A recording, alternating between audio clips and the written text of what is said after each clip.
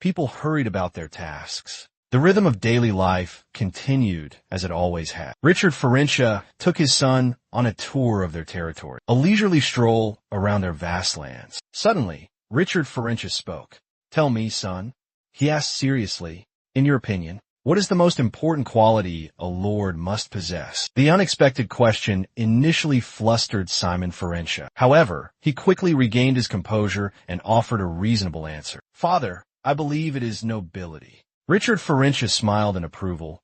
Not bad. But his tone suggested he held a different perspective. Simon asked curiously, "Then what is the correct answer, father?" Under the warm sunlight, Richard Ferencia seemed to radiate a brilliant aura. He replied, "It is a warm heart and compassion. Only those who possess such qualities can ask." It was none other than Richard Ferencia, the young lord of Les Hill. He was still at a playful, innocent age, barely weaned from his mother's milk. So he was completely bewildered and perplexed by the answer he just heard. A heart, an abstract and broad concept like a warm heart, seemed too much for a young boy, untouched by the world, unburdened by the weight of national affairs. His father continued to explain, this time skillfully weaving his answer. With Richard's initial thought about virtue, the virtue required of a lord depends on the specific circumstances. He began to give a series of examples, sometimes a friend, sometimes a family member, and sometimes an enemy. You will have to fulfill all those roles, and no matter the circumstance,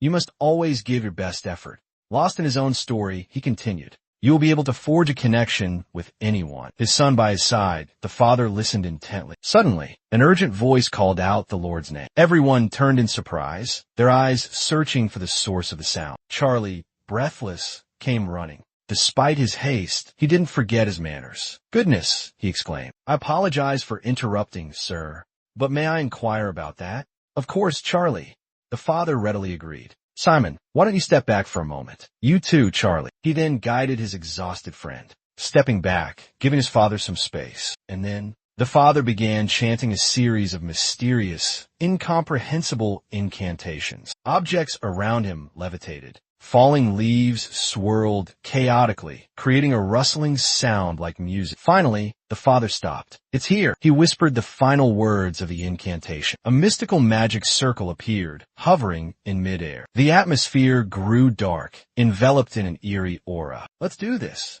From the damp earth, countless grotesque hands suddenly reached out. Lost souls awakened, clawing their way up from the ground. Skeletal figures materialized before their eyes within the magic circle. Simultaneously, strange rattling sounds echoed throughout the space. The prelude seemed truly terrifying. However, after the skeletons fully awakened and turned to stare at the necromancer, the initial fearsome effect gradually dissipated, revealing surprisingly adorable skulls. He grinned, pointing toward the pile of wood behind him. The skeleton's eye sockets glowed brightly, quickly understanding and beginning their carrying duties. Charlie applauded from behind, not forgetting to thank the stunned Simon. "But Dad, this is old hat for me. I'm quite used to bossing around and exploiting the labor of these skeletons." So he simply waved his hand politely and said, "Carry on with the good work." The more he witnessed, the more he admired his deceased father. The thought that he could bolster his forces by commanding the deceased truly made him a necromancer greater than any other. Necromancer, a name spoken with chilling fear, are exceptional sorcerers, possessing the ability to wield dark magic and forbidden arts. Long ago in ancient times, to escape the necromancer's tyrannical rule, the Emperor of the Tanhand Empire dispatched 500,000 elite soldiers to attack Kizan, the stronghold of those who command death. Facing this mighty army, a mere 10 necromancers were sent to meet them in battle. Only 10 necromancers. But the 500,000 mighty soldiers were quickly transformed into soulless corpses. And then they destroyed the Tanhand Empire. That terrifying battle was recorded in history as the Rose Legion. Even Emperor Tanhand, who once claimed to be invincible, was forced to kneel in surrender. The decaying corpse of the former emperor suffered a tragic, humiliating end, placed upon the very throne of his fallen empire. And that is how the necromancers, holding absolute power in this new era, and conquering half of the vast continent. But another force is rising, threatening the absolute dominance of the necromancers. They rule the other half of the continent, the soul shepherds, the only villains in the eyes of the necromancers, those who wield noble divinity to serve the powerful empress goddess, keeping the continent in a fragile, unstable peace. Between these two powerful forces, there's constant and fierce confrontation. But all this turmoil doesn't worry our territory, or in other words, to be more precise, this is an isolated land, completely separated from the outside world, engulfed in a power struggle. Here, humans and souls coexist harmoniously, performing daily tasks together in a rhythmic and effortless way. You can't help but admire their remarkable cooperation. And this lets you, where the skeletons dance, playing together, working in harmony with the villagers, just like Charlie and his skeletal friends are doing now. A tiny town, truly small, unbelievably small. A blurry spot on the map, probably somewhere around here. Even if you had a map in your hand, it would still be hard to pinpoint its exact location. So even neighboring villages are unaware of its existence. And I, Simon Ferencia, am the heir to this hidden estate. He flashes a bright smile, the sunlight seeming to blend with the scenery and the people. That's a brief overview of Simon and his hometown. But playtime is over for now. He returns to his charming house. Welcome home, Simon.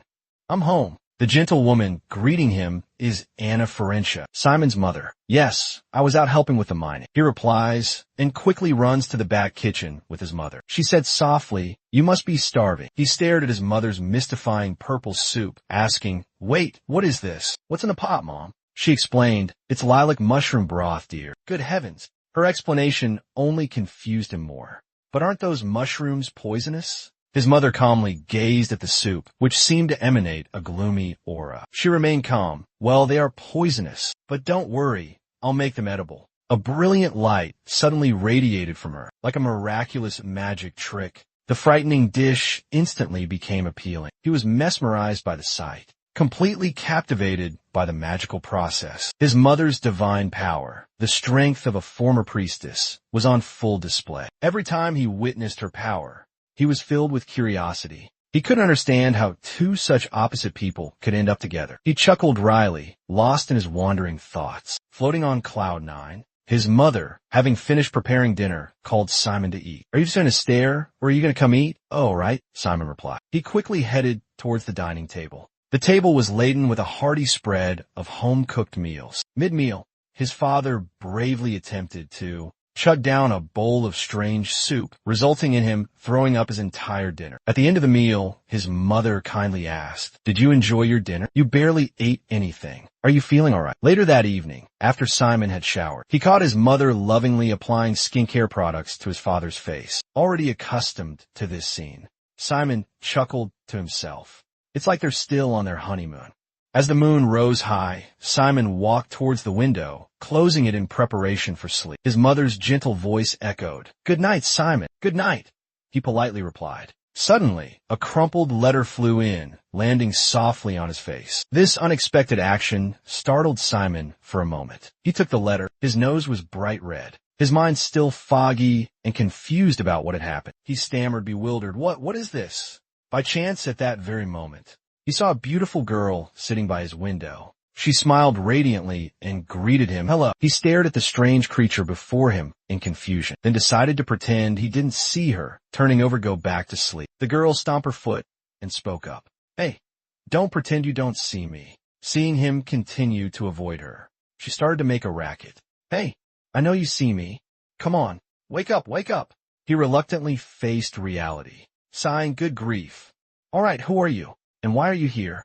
Are you lost? She sighed exasperatedly. I'm not lost, you idiot. Then, she confidently pointed at him, stating her purpose. I'm here to see you. The name Simon Ferencia filled him with unanswered questions. How do you know my name? He blurted out. His voice was hesitant, full of suspicion. The girl remained calm, indifferent, as if nothing had happened. She pointed to the letter that had been face down on a moment ago. The letter that, just seconds before, his parents had rushed into his room after reading. They burst into Simon's room with worried expressions. What's going on? His parents asked urgently. Was there a burglar? Richard and Anna became even more alarmed, their faces etched with suspicion. The girls seemed to find this amusing. Nettie's asked suspiciously, what's happening? To Simon's bewilderment, they had a brief but emotional reunion. Even his father was so overjoyed that he embraced the girl. Oh my, he exclaimed, you haven't changed a bit. I missed you both so much. The girl's voice choked with emotion. We've missed you too. Simon's parents stared at them, speechless. After the surprising greeting,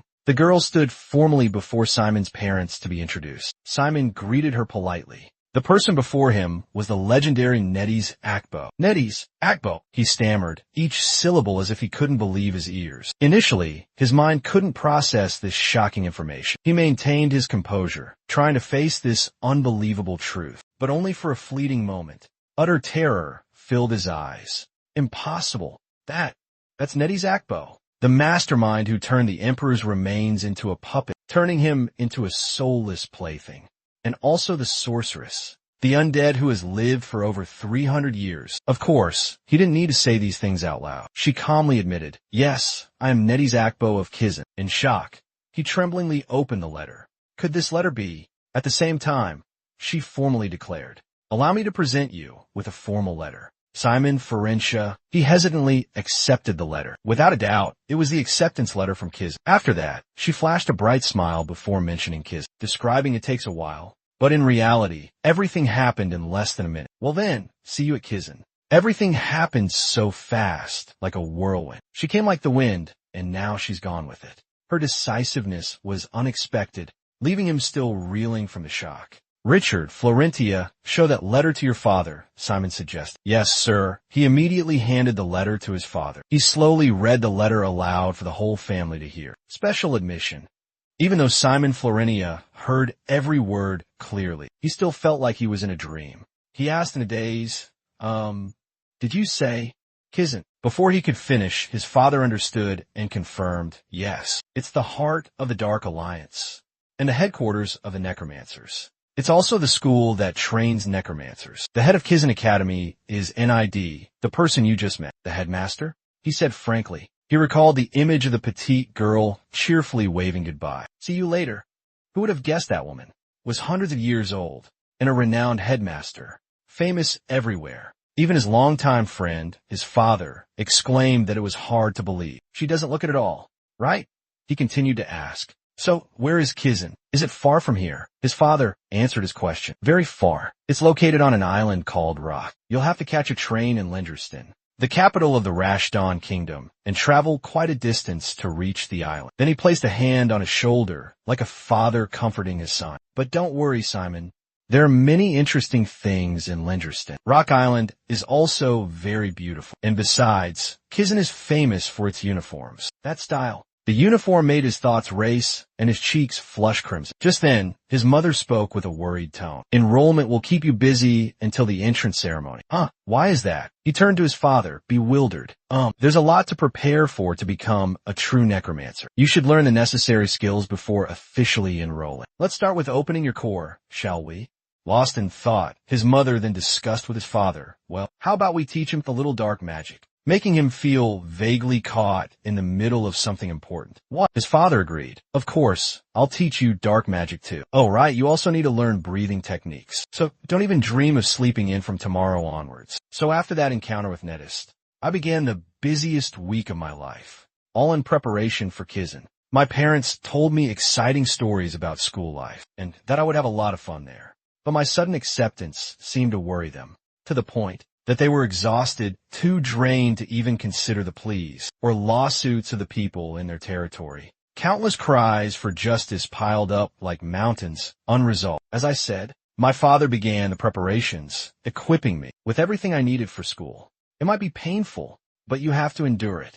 Yes. And then I had to endure the waves of pain caused by the magic. In other words, for 3 days of that week, I didn't sleep a wink while creating the magic core with the help of my father's magic. Now breathe slowly. My father continued to instruct me. So for the remaining days, I learned to control my breathing and learn dark magic from my father. A week later, the young man who had spent his entire life in Les Hill embarked on his first journey away from home. His parents saw him off to the border of the territory. Our journey begins here. His mother, eyes red with tears, watched her son disappear into the morning mist. Be careful, Simon. Familiar villagers, like Charlie, also came to see him off. Young master, please be safe on your journey. And so Simon began his journey to Kizan. Along the way, his father used every moment to teach him. Focus. Gather the magical currents floating around you. Right here in the air. Absorb them into your body. Then slowly transform them into pure mana. And guide the mana into your magic core. Like this, can you feel it?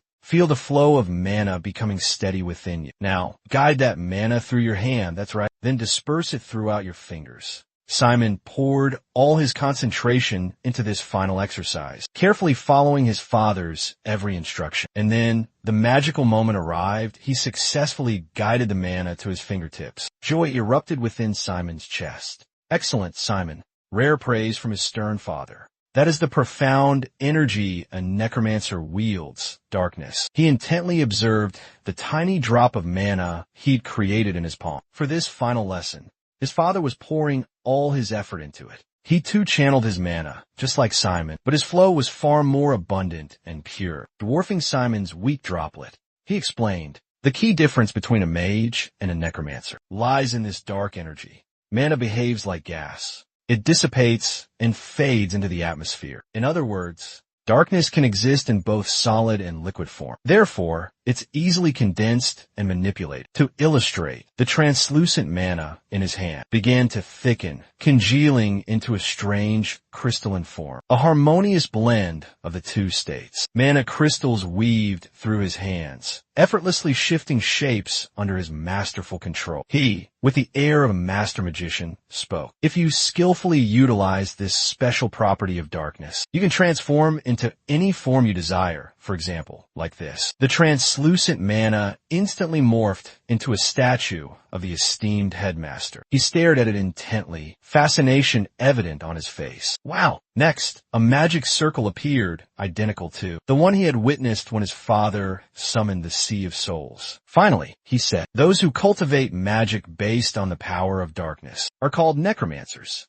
After enthusiastically explaining the principles in detail, he moved on to the final comprehensive exercise. Since time is short, focus on extracting the dark essence, and then infuse it into the core foundation. Yes, Father. He obediently followed the instructions, his 10 fingers radiating fragmented mana. He began practicing little by little. From a semi-liquid state to a solid form with a concrete shape, he meticulously controlled the mana. But at this stage, he was still quite clumsy, unable to solidify the energy successfully. The energy crystals kept dissolving, reverting to their original liquid form. He frantically tried to control the melting energy flow. The old man patiently watched his son practice. He hadn't held high expectations, but something unexpected happened. He stared at his son in astonishment, his face full of disbelief. Normally, it takes 6 months to 2 years for a necromancer to be able to use dark energy to create forms. But Simon succeeded in just 3 days. Moreover, the boy displayed incredible dexterity, creating a myriad of exquisite and diverse shapes. And now, another work of art was taking shape. Simon happily gazed at the shimmering ancient tree, formed from the mana energy in his hands. Meanwhile, the father, filled with pride, thought to himself that he had seen his son's potential. A genius! But such a sudden burst of talent could have unforeseen consequences. I've delayed building his energy core. I need to start immediately. But it's time for your natural talent to shine. He affectionately watched the child engrossed in exploring his newfound ability. He observed in amazement the novel creation his son had produced. He boasted, "Father, look." He played along. "Ah, the color of midnight. I see. Your dark energy has such a beautiful blue hue." Rarely did the boy receive praise from his father, especially during this urgent time. His eyes lit up with a mystical blue glow. "It's midnight blue, so that's good, right? I'm a rare case, which means I'm very talented, right?" He chuckled, seemingly wanting to extinguish the fervent flame in his son's eyes. "It's just a color." He dejectedly withdrew his spiritual energy. "We're here." Finally, after days of travel, the carriage came to a halt. He asked, bewildered, "Have we arrived in Kizan already?" The boy was stunned to hear his father's cold reply. "No, this is just the border of the Rashdon kingdom. I'll leave you here." He asked in a panic, "What do you mean, father?" The father stepped out of the vehicle, slowly saying, "I'm sorry, but I can't tell you beforehand. I also can't set foot in Rashdon territory. It's a long story, son." The young man still had a bewildered look on his face. He explained further, "From here on out, You'll have to think for yourself and decide everything before you act. The father looked at his son with worried, uneasy eyes. He could only offer comfort. Don't worry. I'm sure you can do better than anyone, and I'm truly very proud of you. The vehicle started moving again, taking the young man on his own adventure. From afar, the father stood silently, watching the vehicle disappear from sight, murmuring, "Take care, son." A week later, in the kingdom of Rashdon, we're here, witnessing the majestic sight before them, regardless of their status. Both humans and spirits were left in awe and wonder. Is this the capital of the Rashdon kingdom? The people seemed unfazed by the stranger's presence, diligently continuing with their tasks. Amidst the flow of life, the city's bustling rhythm carried on as usual. This was a crossroads of countless beings, regardless of race. A world any necromancer would dream of. "Lung Girls 10, he exclaimed in amazement. "What a vast city. I need to be careful." He unfolded a piece of paper and examined it. "Number 239, Kamazuri Street. A guide is waiting there," he muttered. "But where is that?" he wondered. Spotting a passerby, he approached and asked for directions. Excuse me, could I ask you something?" The dignified woman turned around. "How can I help you?" Her actions would have been quite elegant if not for the bloody eyeball dangling from its socket. The young man shuddered, but managed to ask calmly, "I'd like to ask for directions to this address." Just kept repeating the mantra, "Fear is impolite," in my head. "I understand." She laughed heartily, trying to keep her eyes from darting around nervously. "Let's see what address this information shows." Golden Camus Street. "You were so scared you froze. You couldn't even see the address clearly. Let me give you directions. Do you see the plaza over there? Go past the plaza and turn right. You'll see a street paved entirely with gold bricks. That's Golden Camus Street, one of Langersha's famous landmarks. Are you finally back to your senses?" "Thank you, miss." He politely bowed to the veiled woman and said gratefully, "What a polite young man. Stay safe and be careful. Good luck at the Lansing." "Thank you. Good luck to you too." He waved goodbye to the woman. Moments later, a strange man approached and called out to her. "Excuse me," she replied softly as the man walked away, seemingly cheerful. A similar conversation began once more. "I need your help." Meanwhile, the young man's mentor started to grow impatient, thinking to himself, "What's taking so long?" She wondered, could he be lost? "I'm sorry, father." The reason for his sudden and seemingly unexplained apology was because he had been attacked by a group of robbers right here. The aggressive robber pointed a knife at him and ordered, "Put everything you have on the ground. Your clothes, your bag, everything." Meanwhile, his accomplices surrounded him, blocking any escape route he could think of. That was the reason for the apology. Initially, he thought to himself, "I guess I'll be arriving in Kizan later than expected," specifically an hour earlier, as he was fumbling with the letter in his hand to reach the meeting point. 239, 239, 239. He looked around, muttering the address to himself, repeating the destination he needed to find. "Hey, you there. Are you looking for 239 Kamazuri Street? Or to be more precise, SL1E6AZ. A strange man approached and started a conversation. Hearing the man rattle off the exact address, Simon Ferencia felt a bit strange, but wasn't yet alarmed. Simon Ferencia comfortably chatted with the stranger. He assumed the man was the guide sent to meet him. "Yes, that's right. You must be the guide House sent." The man quickly replied, "Exactly. I'm Hal, the guide sent here. Since you're late, I figured you were lost, so I came looking for you." Both were happy to meet each other. "Let me briefly introduce myself. What a fortunate coincidence to meet you again. I am Simon Ferencia." He greeted the young man politely. "I'm Jolie, a guide here at Lansing." He then adopted a professional and courteous demeanor, like a seasoned guide. "Follow me. I'll take you to your accommodations first." Along the way, he talked incessantly, filling the air with meaningless chatter that aroused the young man's suspicion. "I'm so glad I found you. Before anything untoward happened, this place is teeming with swindlers who prey on gullible tourists. You know, pickpockets, thieves, merchants who inflate prices, all sorts of tricks." By this time, they had entered a quiet, secluded alleyway, which, according to the man, led to the inn. The young man scoffed, half joking. "So, you're planning to scam me too?" The question caught him off guard, leaving him speechless for a few seconds. However, being a seasoned con man, experienced in his trade, he quickly turned, letting out a forced laugh. "I have absolutely no idea what you're talking about." By now, he was even more certain of his deductions. Simon Ferencia didn't hesitate. to take his time pointing out each of his weaknesses. You have a habit of looking down at the ground and constantly touching the pocket of your vest. You're checking to see if something is still in your pocket, aren't you? Judging by the width and the wrinkles of that pocket, it looks like you're concealing a knife. And indeed you are. Those sharp analyses made him jump. Despite this, he tried to remain calm, explaining, "Don't misunderstand. I only carry it for self-defense." But then his final witty and insightful remarks. The fake smile finally faded from his face, revealing the name Hong. "Is it the name of a goat in Les Hill?" he asked, his voice dripping with sarcasm. He was stunned by the sharpness of the man's deduction. Terror welled up as he realized he'd been exposed from the start, just because he had carelessly chosen a common name, the name of some nameless goat. He trembled, his voice stammering as he questioned, "Even knowing that, you still dare to follow me? Who the hell are you?" he roared, drawing a knife. Suddenly, dozens of hurried footsteps echoed around him. His accomplices had finally arrived, and the scene was unexpected. "Damn it, I don't care who you are," he bellowed menacingly. "You'll be begging us on your knees. Put all your belongings on the ground now. Clothes, bag, everything." Surrounded by a pack of vicious thugs who lived by robbing and stabbing, he courageously refused. One of the thugs, losing patience, warned, "You country bumpkin, I don't think you quite grasp the situation. Do we look like we're joking around?" The thug lunged forward with his knife. He swiftly dodged the sudden attack and simultaneously reached out, grabbing the arm of the stunned attacker, whose stab had missed its mark, as the bandits watched in astonishment, and the thug screamed in pain. He broke the man's wrist without hesitation. Like a hellish messenger delivering punishment to the wicked, he coldly said, "Occasionally, I encounter scum like you in my territory, parasites who infest the common folk, and deceive them with this so-called protection fee. My duty, as the Lord's heir, is to exterminate trash like you." He let go of the thug's broken wrist. The thug was completely incapacitated.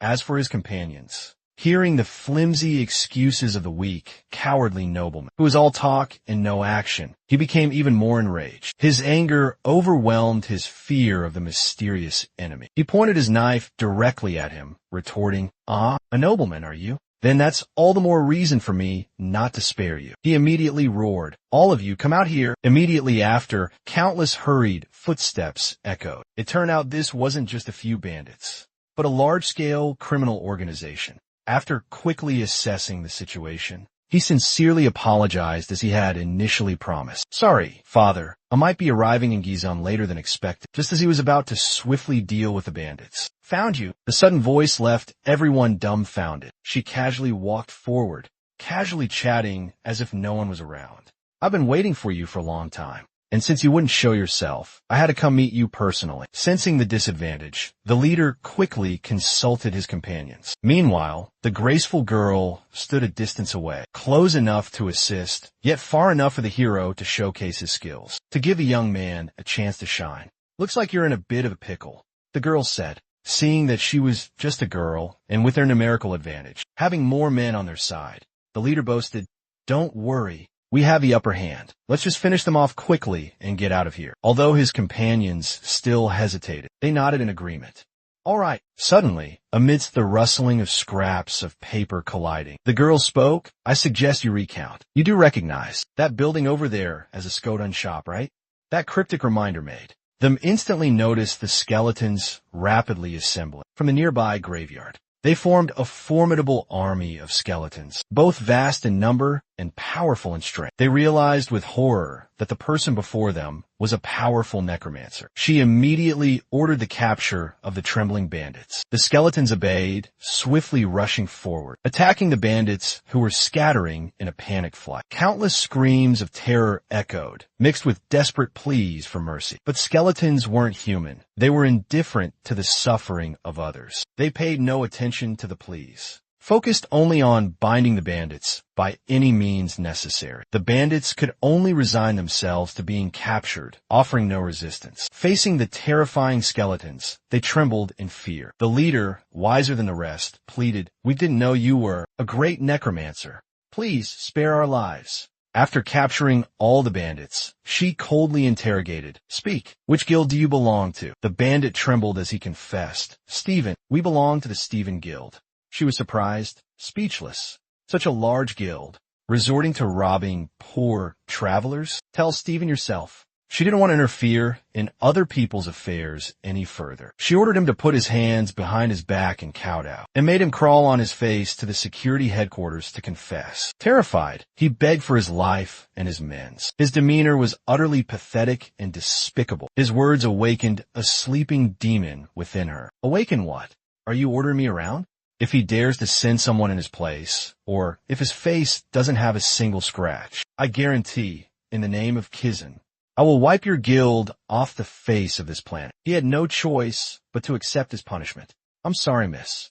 I'll remember your words. She let out an exasperated curse under her breath. The dumbfounded man watched her handle everything with lightning speed. She turned back to him with a smile. You must be Simon Ferencia? He stammered, yes, that's me. Thank you for helping me. But who are you? She looked a little embarrassed.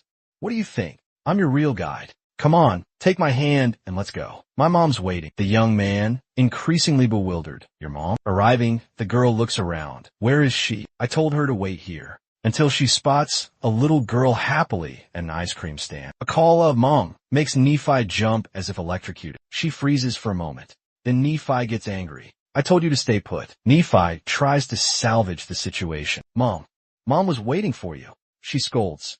You always wander off. Don't go wandering off alone anymore. Their roles as mother and daughter seem reversed. Need whimpers, pointing at the ice cream stand. But the ice cream stand over there is having a free sample. She gently persuades. What if we lose Simon because we're having too much fun? If you lose both me and Simon, what will you do? The question is so difficult that Nephi almost bursts into tears. The conversation slowly drew to a close. Mother, do you understand what you did wrong? I didn't do anything wrong. Nettis remained in denial. Meanwhile, Simon had a mountain of questions, but out of politeness, he tried to suppress them. Wait, what's going on? Nettis is her mother. I thought she was her sister. Finally, Nettis used Simon as an excuse to change the subject, avoiding the tense situation between mother and daughter. Anyway, Simon, you must be tired after such a long journey. I hope you learned something useful from Richard. He hesitantly replied, yes. Then, Simon immediately showcased his newfound skill. I learned this. Nettis gasped in awe. It's been so long since I've seen that mystical blue darkness. Laureen Apple observed carefully, lost in thought. But it still seems to have mana properties. It's still swirling like flames. Meaning it's still in a gaseous state, as my daughter described. Nettis observed more closely and quickly found solution. He can learn to use the energy core more efficiently. He'll learn it at school anyway, right? So there's no problem. Everything's fine. Well then, Lorraine. She responded in surprise when her mother unexpectedly called her name. Nettie's arranged everything. I'm going to let you guide the new student. I trust you, my daughter. She groaned. You always give me the hard tasks. That's settled. Nettie cheerfully ran off, calling Kim, watching her kind mother leave. She resigned herself to the unexpected task that had fallen into her lap. All right, let me formally introduce myself. My name is Lorena Cabo. I'm a student of Kizan, just like you. After the introduction, she took his hand and suggested, shall we go now? He asked curiously. Go where? Shopping for the new semester, of course, she replied enthusiastically. Across the city, Simon's voice could be heard. Do you know what the most exciting moment of the entire school year is? No. Yes. When did that happen? It sounded like it was coming from the bookstore. It must have been when you went shopping for uniforms. Right? Books and other necessary supplies before enrollment. Ori and Arco pointed and winked playfully. This is the most exciting part.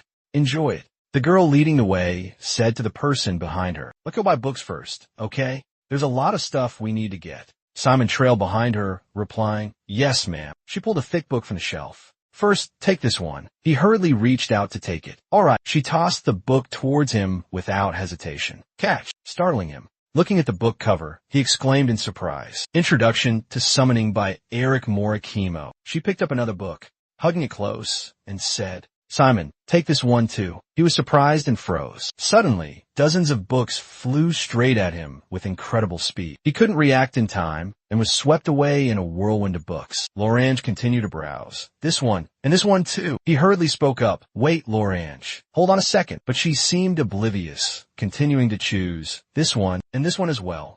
He tried to get Lorange's attention. Glancing at the towering stack of books on top of him, he anxiously scratched his head, asking with a worried expression, do I really have to learn all of this in my first year? Lorange continued to diligently select books, winking playfully at it. Of course not, silly. This is just the beginning. You have to master them in the first semester of your freshman year. She showed no mercy, throwing a blue book directly at his face. Now stop whining, she ordered. Take this Fundamentals of Toxicology. Her face beamed like a flower as she waved at him. The last one is Introduction to Dark Force Studies. I'll go get it. Wait here. Holding his nose, with Fundamentals of Toxicology in hand, he mumbled in reply. All right, let's take a look inside the bookstore. Everyone's excitedly picking out books, running around with such joy. His gaze followed the stacks of books that reached up to his waist. Come to think of it, his face lit up, his eyes looking forward with radiant joy. I've never been around so many people my own age before. It's so exciting to think about experiencing school life. Suddenly, Cindy Vivace came running from behind, exclaiming, over here. She looked so vibrant. Looking around as she dashed past him and stopped right in front. And then, in that moment, their eyes unexpectedly met. He quickly sidestepped. Cindy, with her momentum, crashed into the bookshelf. She clutched her nose, wincing in pain. Ouch, my nose. The bookshelf began to shake violently. The books on the shelf looked like they were about to fall. Before Cindy could react, from above, thick books came tumbling down. He quickly jumped forward, shielding her. Look out. After a moment of terror, the girl dared to open her trembling eyes. The boy above her softly asked, Hey, are you okay?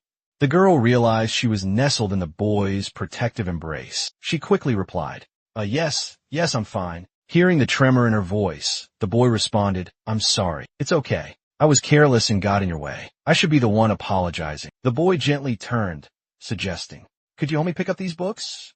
Otherwise, we'll get scolded. Hearing that, the girl shyly replied, Oh, sure. A moment later, she curiously asked, are you a new student at Kizin 2? The boy replied, Yes. Hearing that, the girl cheerfully introduced herself. I'm new here too. I'm Cindy Vivace, and you? The boy turned, offering a gentle smile. I'm Shimon Florentina. The girl happily replied, Nice to meet you. It's a pleasure to meet you, Simon. The shy girl clutched her book tightly and spoke hesitantly. Actually, I come from a faraway place in the north, so I haven't made any friends yet. Hearing this, the boy was slightly surprised. Then he offered a sympathetic smile. Then we're alike. I don't have any friends either. His words delighted the girl, her eyes sparkling like stars. Really? Is that true? She shyly offered the book to Simon.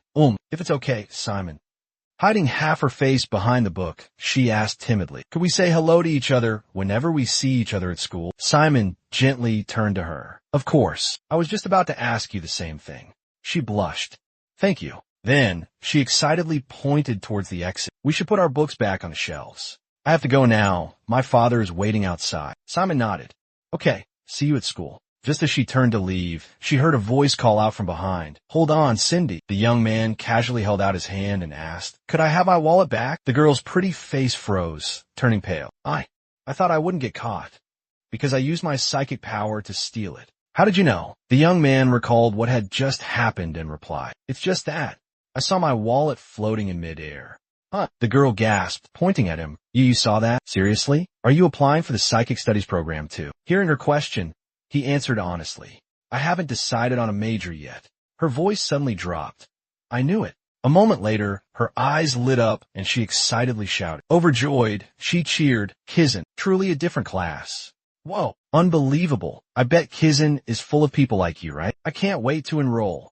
Witnessing this, he couldn't help but think in astonishment. He's a pickpocket, yet he acts so brazenly. The girl excitedly jumped up and down, cheering, If we both major in psionics, we'll have the chance to see each other for 3 whole years. Let's see who comes out on top then. Her excitement filled Simon with a mixture of anxiety and disbelief. She tossed his wallet back to him. Here's your wallet. Using her psionic abilities, she vanished on the spot, waving goodbye. I'm looking forward to it. Don't pretend you don't know me at school, Simon. Loren approached from afar, her voice carrying a gentle warning. They've run out of introductory pamphlets on dark arts. They'll send one to your dorm when they have more. Hearing this, he replied, All right. She playfully patted his shoulder.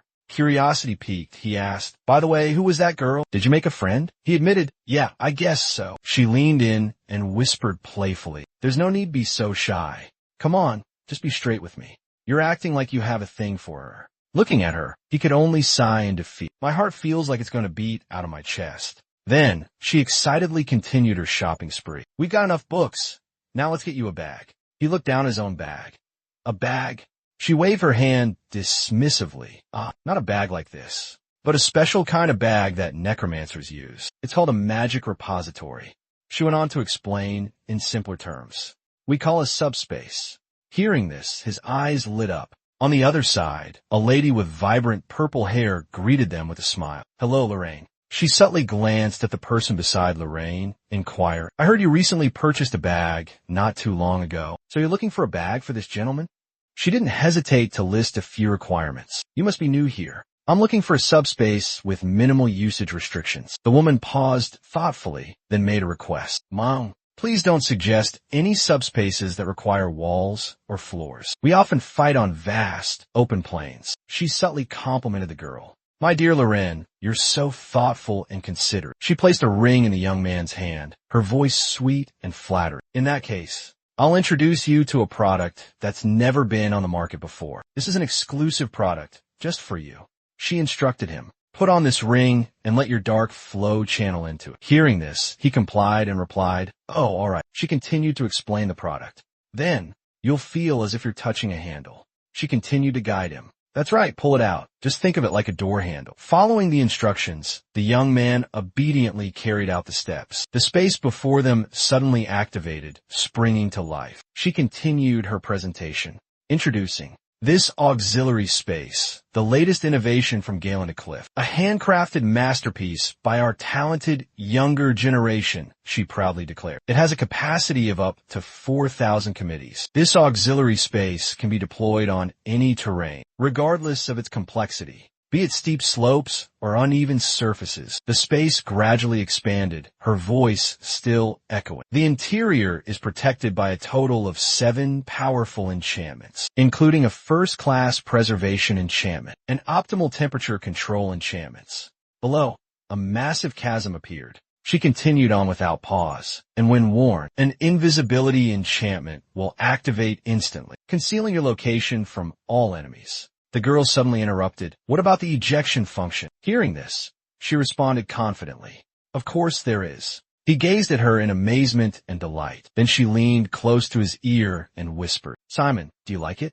He answered honestly, but with a hint of worry in his voice. "Yes, I like it a lot. But a subspace like this must be very expensive, right?" she said, waving her hand to signal an attendant. "Probably. How much is this?" Stephanie, the attendant, casually held up 5 fingers, smiling. 5,000 gold coins. He paled at the price, his soul practically leaving his body. That thing, it cost as much as Les Hill's entire annual operating budget. Across from him, she didn't hesitate, finalizing the deal. "We'll take it.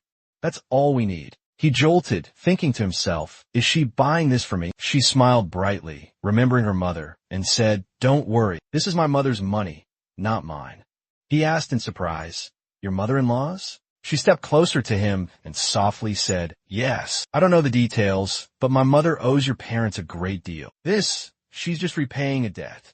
So, please accept it." The young man, sweating and flustered, said, "But this gift is too much. How can I ever repay Nedix?" The girl calmly reminded him, "Don't worry about that. If you want to repay my mother, then do your best at Kizan." Hearing that, he nodded in agreement. "Yes, I will definitely give it my all." The shop door opened, and Stefani smiled as she saw them off. "Thank you both. Take care." Under the sunset falling on the street, the two walked and chatted excitedly. "Now we have everything we need. Want to go relax a bit? Are we allowed to do that?" "Of course. It's part of the plan for today." They continued to stroll at the shooting game area. "Shoot that teddy bear with that gun. Let me try."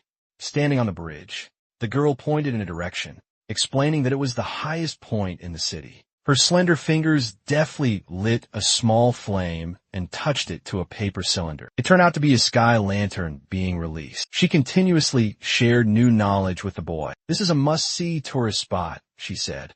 "This place is called the 10,000 Lights. What do you think, Simon?" She looked at Simon, saw him staring at the lantern, and asked. "I was just thinking," Simon replied, "that there are really thousands of foolish people in this world, willing to spend 200 silver coins just to buy a piece of paper that burns this easily. But look at the sky. It's so beautiful with thousands of shimmering lights," she said. They continued their conversation. "You'll do well at Kizan," she affirmed. Yeah, really? Simon chuckled. Thanks, but that's not a compliment, she added. They arrived at a seaside restaurant. She was surprised to see Simon's impeccable table manners and exclaimed, just like a true nobleman. Simon closed his eyes, chuckled awkwardly, and explained, my father placed great importance on etiquette. She continued to share her knowledge as she ate. You've learned your manners well. Well, let me tell you, 30% of the students at Kizan are commoners, and finally offered a warning. So don't even think about abusing your position to bully others. She continued to gesture lightly with her finger, emphasizing, Kizan is built entirely on a foundation of morality. Hearing this, he replied, I'll keep that in mind. Finally, she asked, tomorrow's your first day. Do you have any questions? At this, he didn't hesitate to ask. The girl I just met at the bookstore. Recalling his conversation with Cindy, he asked, did she say anything about the majors? You're just noticing her now? Are you kidding me? You're aiming for the psionics major too, aren't you? Major. Hearing that, she broke into a bright smile. That's a very interesting question. She held up her slender fingers, counting them off as she explained. In your first semester of freshman year, you'll have 9 courses, 7 core subjects, and 2 electives. From the second semester onwards, you can freely register for elective courses based on your interests. She continued, illustrating with a symbolic gesture. And by your second year, you'll need to choose your major. The young man asked curiously, like the girl who asked earlier. She nodded. Exactly. He looked at the list of majors, dark theology, summoning, spirit arts, then paused thoughtfully. So that means I have to quickly discover what field I have an aptitude for. She cheerfully confirmed, absolutely. My advice is to decide on your core subjects first, and then focus all your energy on mastering them. In Simon's imagination, a throng of people jostled, shoving stacks of papers toward him. Please, join our group. She continued her explanation. When do we have any group projects to work on at home? Students who demonstrate exceptional abilities will gain more recognition. He nodded in agreement. I'll definitely keep that in mind. She asked if he had thought about which major to choose. He took a sip of water and replied, I think I'm quite interested in psionics. What you showed me this morning was really impressive. She extended her hand excitedly. Psionics is an amazing field of study. It makes you feel like a real psychic. She gestured as she spoke. One of Kizan's lecturers is Professor Hong Biam. He looked surprised. Really? She affirmed confidently. Yes. Actually, sometimes I'm surprised myself. About Professor Hong Biam and the other professors too. He said excitedly. I'm really looking forward to meeting them. That's awesome. Their story continues. When will you get there? Oh, and when will you be back at the dorm? She clasped her hands, gently advising him. Get some rest, okay? If my mom found out that I was late for class tomorrow because I was out having too much fun today, she'd kill me. He politely replied, thank you so much for today. I really appreciate it. I had a great time. She beamed. Oh, it was nothing. His face softened in response. I'll probably never forget today. She gasped, really? Hearing you say that makes me happy too. Well, I should get going. Dim streetlights cast a faint glow. She glanced back at him, standing in front of the dorm. Suddenly, she mustered her courage. Actually, Simon, there's something I need to tell you. He looked surprised. What is it? She fidgeted with a strand of hair, embarrassed. You know, I didn't mean to deceive you, but unfortunately, I didn't get to tell him in time. She playfully teased me. I'm a new transfer student too. She mimicked Cindy's tone in a witty way. Let's be friends at school this afternoon. Her words left me frozen in place. She turned and walked away, waving goodbye. See you. Goodbye. I was still stunned. Standing at the harbor, I looked around in amazement. Everyone had their own unique look, style, and interests. I thought to myself, everyone is so unique and individual. I must be the most ordinary person here. From afar, a voice boomed, all aboard. We're about to depart for Kizan. I rummaged through my bag and suddenly remembered. Lauren had said she would take a different route. Maybe the next time I see her will be at school. I thought to myself. Someone approached to check my documents. Looking at the bow of the ship pointing towards the dock, I marveled. What a strange way to dock a ship. What the? Are they setting sail towards the vast ocean? On the other side, someone announced that he was allowed to board. Simon Florentia, upon hearing this, politely expressed his gratitude. Suddenly, from afar, a loud shout echoed. Surely there's been some mistake. The commotion piqued the curiosity of everyone around. A fiery red-haired man aggressively grabbed a sailor's shirt and yelled, I'm at the top of the waiting list. Yet no one is willing to give up their enrollment. Is this how Kizan operates? his hands clenched with frightening intensity. "Gimme goo, Edward. There must be a misunderstanding, a grave error." Sighs echoed. This happens every year. He observed the scene, listening to the murmuring whispers. There are always kids like this, those who can't accept the outcome. But he was first on the waiting list. He must have been so hopeful. The purple-haired boy looked incredulous, thumping his chest and shouted, "I am Lucius Caro, the successor count of the Rashdon Kingdom. Quickly contact Jenny's headquarters." "This is an order," the crewman patiently replied. "Please return. Your name is not on the enrollment list." He bit his lip until it bled, his teeth grinding. He grabbed the crewman's hair, pulled him down, and raised his fist, yelling, "How dare you, you lowly servant!" Suddenly, an arm appeared, stopping him. The man smiled gently and advised, "Stop it." But he didn't listen. His face flushed crimson as he shouted, "Who the hell are you? Let go." The man's eyes turned icy. He tightened his grip slightly. Lucius cried out in agony. He collapsed to the ground, his hand still firmly gripped, trembling as he threatened, "You brat, do you want to die early?" Suddenly, a deep voice boomed, asking, "What's going on here?" A gentleman, cane in hand, stepped forward. His gaze remained fixed straight ahead, unwavering. The surrounding crowd erupted in excited cheers. Professor Sility. Hearing this, the young man released the purple-haired boy, turning curiously towards the professor. The professor's face was stern, radiating authority. His commanding voice resonated. "Do you have any last words?" The purple-haired boy remained surprisingly calm. He stood up, arms crossed, pleading desperately, "Please, this isn't a joke.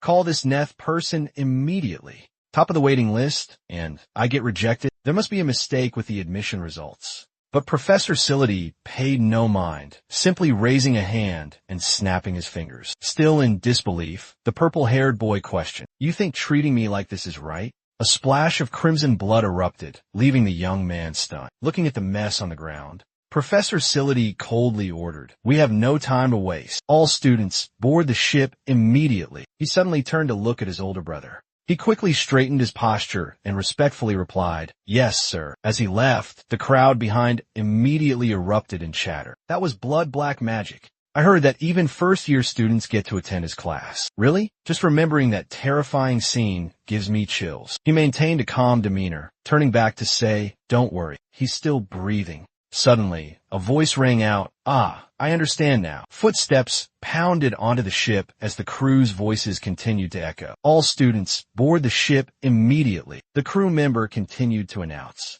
"Everyone, please find your seats." The professor calmly continued to cast his magic. His magic swept over each person, including him, leaving everyone in awe. The crew member's voice echoed again. During the journey, the ship may experience some turbulence. Therefore, please remain seated until further notice. He looked up towards the bow of the ship, his heart filled with curiosity. But how can this ship possibly climb to Kizan? The ship is enveloped in a vibrant crimson magical aura. The young man remained lost in thought. Shouldn't it turn around to sail downstream? Suddenly, a voice called out, asking the professor, "Professor, are we almost there?" He coldly replied, "Ensure the ship stays on course." Suddenly, a resounding splash startled everyone. What was that noise? It was the sound of waves hitting the ship. Just then, the ship faced a colossal column of water. Everyone on board was filled with terror. But how can waves make such a loud sound? A gigantic whale soared over the ship, astonishing all the students on board. "A whale!" a student exclaimed. Both the young man and the others jumped up in fright. "What's happening?" The whale's mouth is wide open, facing us. With a terrifying gulp, the whale devoured the ship and plunged into the water. For those who don't know, the colossal creature was actually an undine, a being that dwells in the deepest trenches of the ocean, and it obeyed Kizan without question. It was known by the moniker the Hell Whale. This terrifying sea monster could devour anything in its path. Yet, it was the fastest mode of transportation across the ocean. It took the ship into its belly and was tasked with protecting it until it reached Kizan. This bizarre method of travel left the new students feeling utterly bewildered and disoriented. Year after year, the gigantic whale, Geode, continued to plunge through the vast ocean, escorting each new group of students to Kizan. With terrifying speed, overcoming their initial bewilderment, the students gradually adjusted to the strange space within the whale. The atmosphere there was quite comfortable. They began to step out of the ship's hold, curiously observing their surroundings. and sharing their strange experience with each other. A few of them noticed something. Inside the belly of this colossal whale, there seemed to be other inhabitants. A young boy approached Simon to strike up a conversation and praised him for his earlier act of bravery. "Back at the harbor, you were truly impressive, but I'm afraid you don't remember." The boy even acted out the scene, making the situation rather awkward. "You stood up and said something, then bam, bam," the boy excitedly exclaimed. Faced with the boy's enthusiasm, Simon could only chuckle and respond with a few humble words. It was nothing really. This humility only increased the new boy's admiration. Simon became even more awesome in his eyes. After the cheerful greeting, the two shook hands. And just like that, Simon made a new friend. "I'm Rovun. Nice to meet you. I'm Simon Florenia." "How did you get into the school, Simon?" Rovun asked curiously. "What entrance exam did you take?" The unexpected question caught Simon completely off guard. This was the first time he'd heard of any entrance exam. "An entrance exam?" Simon quickly asked again, just to make sure that he hadn't misheard. Listening to Rowan describe how he got into the academy. "Yeah, the test. I manipulated shadows." Simon grew even more confused and bewildered. A test? No one had asked him to take any sort of test. All he knew was that Need had arrived and given him an acceptance letter. It was as simple as that. When Rowan pressed Simon again about the entrance exam, "So what was your test?" Simon was forced to lie and say he'd taken a similar test. Rowan, "Well, it was something to do with shadows." It was the best he could come up with, to avoid any misunderstandings and arguments about fairness. Regarding his admission, he didn't want to cause any trouble so soon after arriving. Fortunately, Rowan completely believed his explanation. What a lucky coincidence. A sudden announcement blared, interrupting their conversation. The announcement demanded the attention of all students. "All students, please return to the ship and take your seats. We will be arriving shortly." That was fast. Both Simon and Rowan were astonished by the incredible speed. Almost there. Arriving so soon, it was unbelievable, even though they had just left the dock minutes ago. A strange sound suddenly caught Simon's attention. The water outside the ship was flowing at a frightening pace. The churning, ferocious current was alarming. Professor Sonic was already on deck, ready to command everything. From the raging current to the ship's course, everything was under his control. The ship shuddered violently as it prepared to dock. An announcement echoed, requesting all students, especially new recruits, to pay close attention. The ship may experience some turbulence as we approach our destination, so please remain in your seats, and absolutely do not get up or move around. Firmly grasp the handrail in front of your seat to prepare for any potential impact. Rowan's face was etched with terror. Panicked by the violent shaking of the ship suddenly slammed into massive rocks, causing such a powerful jolt that students who hadn't grasped the handrails as instructed were thrown into the air. They were flung from their seats. Inside the cabin, chaos erupted. Simon gritted his teeth, clinging tightly to the handrail, struggling to stay in his seat.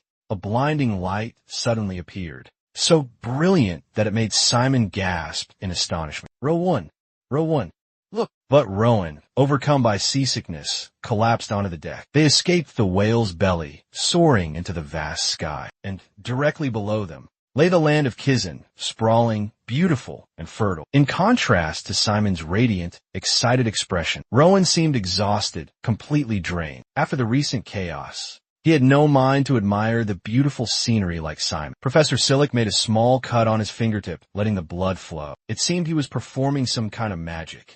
A vibrant crimson energy was unleashed. It shot straight up into the sky. The energy was so intense that a whirlwind swirled around him. The released energy quickly enveloped the entire colossal ship. A brilliant red color filled everyone's vision on board. Under the protection of this red energy, the ship gently landed on the water. It seemed to defy gravity completely. The ship glided down gracefully from the clear blue sky, landing flawlessly on the ground. The ship's hatch slowly opened. The ship has successfully docked. All passengers have arrived in Kizan. The new students looked so small and naive, standing before the grand gates of the academy. They were taking their first steps, full of excitement and anticipation, on the path to becoming necromancers. looking at the youthful faces brimming with enthusiasm. The guards couldn't help but smile a warm welcome. The new students were instructed to line up in an orderly fashion to receive their uniforms. New students, please form lines of 4. After everyone is lined up, we will proceed to distribute the uniforms. Everyone excitedly embraced the crisp new uniforms in their hands. They quickly moved to the changing rooms. The boys' changing room is on the right, and the girls' changing room is on the left. Simon couldn't hide his excitement either. Everything was new and fascinating to him. He hurried to change so he wouldn't be late. 5 minutes is the allotted time for change and gather outside. He began to change his clothes. Looking at himself in the mirror in his new uniform, Simon adjusted his tie and gave a confident smile, just like his father had said. This school's uniform was truly stylish. How could he possibly wear this to a normal party? Meanwhile, in another corner, a few students were excitedly chatting about the new uniform. They were utterly astonished to discover it was enchanted with magic. Look, even the shirt is enchanted. This uniform is truly amazing. It even functions as a suit of battle armor. With this much magic, it's definitely more durable than regular armor, perfectly suited for combat wear. Suddenly, all the boys, including Simon, froze in place when they heard the announcement. All right, everyone, let's gather outside. It's time for us to head out for a meal. The male students were stunned by the sight before them. The girls' uniforms were far more impressive than they had imagined. The girls looked radiant in their uniforms. They were beautiful and graceful. Even Simon was taken aback by the magnificent scene. Simon could only smile at the lively atmosphere around him. If everyone is here, let's move to the auditorium. He joined the flow of people heading towards the auditorium and bumped into row 1. Upon meeting him, he immediately complimented Simon. You look really dashing in that uniform. Rowan seemed very excited. He reached out, laughed, and said to Simon, Hey Simon, even now, I still can't believe I'm at Kizan. Is this real? Is this not a dream? He cheered innocently, oblivious to the fact that everyone around him was looking at him with pity. Exasperated, Simon had to reassure him once more. Don't worry, this isn't a dream. It's all real. The students gathered in small groups, chattering excitedly. I can't believe there are so many of us. And these are just the new students. Wait, are we all freshmen here? That's a lot of people. I wonder how big the Kizan Academy is. Rowan confirmed. Of course, there are 1,000 students in the first class alone. Simon's jaw dropped in astonishment. What, 1,000 people? Simon thought there was only one class with 1,000 students, but there was also a second, smaller class with 300 students, and a third class with less than 150. The more Rowan explained, the more bewildered Simon became. What? I thought we just had to get into one class. So, out of the 1,000 students here, only 30 students are allowed to advance to the next class, a suffocatingly fierce competition. This is brutal. Simon couldn't contain his astonishment, exclaiming, Wow. Rowan reminded Simon to pay special attention to a few individuals, potential rivals who could become major obstacles in their path. Simon's face suddenly paled as he processed this overwhelming information. The first name they needed to be wary of was CNA. She was the official heir to the Ivory Tower, a breathtakingly beautiful young woman with long, shimmering platinum blonde hair. Next, Rowan listed a series of other famous names, each a formidable opponent. All the brightest stars were gathered here. There was Jawin, Karain, Jay Anders, and countless other geniuses. Simon's gaze suddenly landed on a tall, muscular young man sitting in the row above. Oh my God, who is that? Simon wondered. With a physique like that, it's hard to miss him. Look, he's over there. It seemed like almost everyone was staring at him, whispering amongst themselves. You mean, I honestly feel bad for the people in the front row. He's so huge. Did you see the size of his gut? According to Rowan's introduction, he's a half-giant specializing in combat magic. His name is Satalamo. Surely no one can defeat such a massive physique. Rumor has it, he's a strong contender for the top spot in the class. This year, Rowan excitedly introduced Simon to another student. See that girl sitting in the corner over there? She's definitely going to top the freshman class this year. Curious to know who Rowan was referring to, Simon turned to look in the direction Rowan indicated. It was none other than Loren Acorn, the one Rowan considered the top candidate for valedictorian, the only daughter of Neptus, despite rumors that she was admitted through special privileges. And her entrance exam wasn't truly exceptional. Rowan had absolute faith that Loren would be at the top of the class this year. Robin affirmed that. Not only did he believe in Lauren's abilities, but almost everyone shared the same sentiment. She was undoubtedly going to be the most outstanding student of this class. An announcement echoed, signaling the official start of the welcoming ceremony for new students. The announcement interrupted Lauren's wandering thoughts. Attention everyone, we will now begin the welcoming ceremony. For our new students, on the formal stage, the speaker extended a warm welcome to the students who had been accepted into the prestigious Kizun Academy, a school coveted by so many. Congratulations on successfully overcoming the challenging entrance exam. From this moment forward, you are proud members of Kizun. Always be proud of that. The speaker continued the speech, placing great hope in this generation of talented students, and concluded, "We expect the best from you."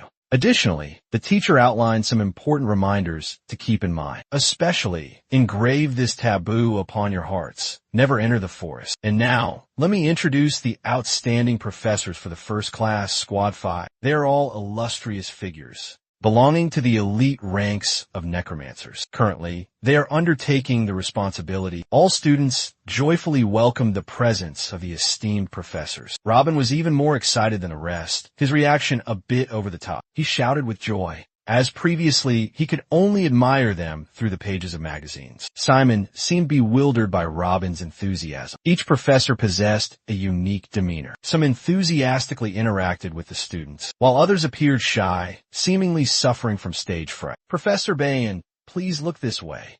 Simon joined the cheering crowd and clapped along, welcoming the presence of the professors. He noticed that Nettie's wasn't present. Rowan spoke up, explaining, "A brilliant headmaster like Nettie's. There won't be a grand welcome for fledgling freshmen like us. Just getting a glimpse of her was a great honor, even if she's only a third-year student." Simon suddenly remembered the playful, childish Nettie's and smiled slightly. It's hard to believe someone so great could seem so young. Actually, it's quite fitting. As everyone stood up, preparing to listen to the student representative's speech, the solemn oath, Simon curiously asked Rowan, "Is this the last part of the ceremony?" Rowan replied, "Yes. 2 top students will give speeches, 1 male and 1 female." Simon wondered, who are they? A voice boomed from the speakers. "Please welcome the following students to the podium." Specially selected student number 2, Cian Adak. The first to take the podium was Cian. Rowan just finished the introduction. She's special trainee number 2. Everyone gave her a round of thunderous applause. And next, let me introduce special trainee number 1, Simeon Florentia. Hearing the name of the top-ranked special trainee, Simeon froze, stunned. He wondered if he had misheard. "Simeon? That's my name. Since when was I at the top?" The entire hall fell silent. Not a sound was made. Seeing Simeon not stepping forward, the announcer called his name. She tried to confirm his presence. "Simeon, are you here?" It took a long moment before Simeon was certain that she was looking for him. He jolted, so astonished that he couldn't believe his ears. Rowan beside him gasped in surprise, her eyes wide as she stared at him. "What? Me?" Simeon thought. "Me? How is that possible?" He cautiously stepped down from the podium, under the curious gaze of the crowd. Murmurs rippled through the audience, whispers filling the air. "Who is that?" someone asked curiously. "I don't know. I've never seen him before," another replied. "Could he be the top-ranked student?" A skeptical voice chimed in. Simon heard the whispers, a look of confusion washing over his face. Beside him, Sun looked even more bewildered than Simon. Florentia and Cian Jean stepped forward. Beads of nervous sweat formed on his forehead. "Calm down. Just read what's written here," Sun reassured him. Simon breathed a sigh of relief. "Okay." Simon, Florentia, and Sun simultaneously raised a hand and spoke in unison. "We solemnly swear." Students were entering the classroom after the opening ceremony. A sign with the class name and a strange logo hung above the door. Simon thought to himself, "The rumors are true. Kizun is a high-pressure learning environment. I can't believe they're starting classes on the very first day." The school boasts 14 classes with over 1,000 students enrolled. This freshman year, all classes are full, without a single vacancy. The students sitting behind Simon were incredibly curious, whispering and gossiping about the mysterious newcomer. One student asked, could he be the one who ranked first in the recent special entrance exam? Another chimed in, "I've never heard of that name before. Which family does he come from? Is it the Flancha family?" Another student wondered. Hearing the whispers, Simon froze, thinking to himself, could they be talking about me? He flipped through the textbook, his mind still adrift. Today's my first day of school. I feel both excited and nervous. I wonder how many classes we'll have today. Suddenly, Simon saw the words in the book and exclaimed in his mind, "Wait, is this summoning studies?" Simon read intently, his heart filled with excitement. This is the magic my father used. Memories of his father using magic flooded back into his mind, creating a mystical circle with a special inscription. The young boy's face lit up with excitement. Simon thought that if he learned this skill, he could become as extraordinary as his father. The mere thought filled Simon with enthusiasm and anticipation. Just then, a blond man strolled into the classroom with an air of nonchalance. One hand tucked in his pocket, he exuded confidence. Many people still, associate soul reapers, with gloomy, dark, and mysterious jobs, always dealing with corpses in the cold night. But all that is a thing of the past. Most modern necromancers are highly skilled, fashionable, and have their own unique style. This is a completely new generation of necromancers. That blond man was Park Jin-A Mega, the first-year theology professor. He smiled gently, captivatingly. With one hand still in his pocket, the other resting on a book, he began to speak. The young professor, a promising necromancer, who had become a member of the prestigious Crow clan, a core member of the Kizan battle squad. During the final years of his passionate 21, a highly admired idol in the eyes of the students at Kizan. Instructor Bayanamaga smiled as he took off his jacket and spoke. "Welcome to my class. This year, I will be teaching theology to the freshmen. I am Bayanamaga." All the students, including Simon, erupted in applause. Some were so excited they jumped to their feet and cheered. Instructor Bayanamaga placed his jacket on the desk and continued. "Now, let's take attendance. I'm sure you're all new faces to each other. So, when I call your name, please stand up and introduce yourselves briefly." He read the first name on the list aloud. James Victoria. A female student sitting in the front row heard her name called, stood up, raised her hand, and replied, "Present. It's an honor to meet you, Professor."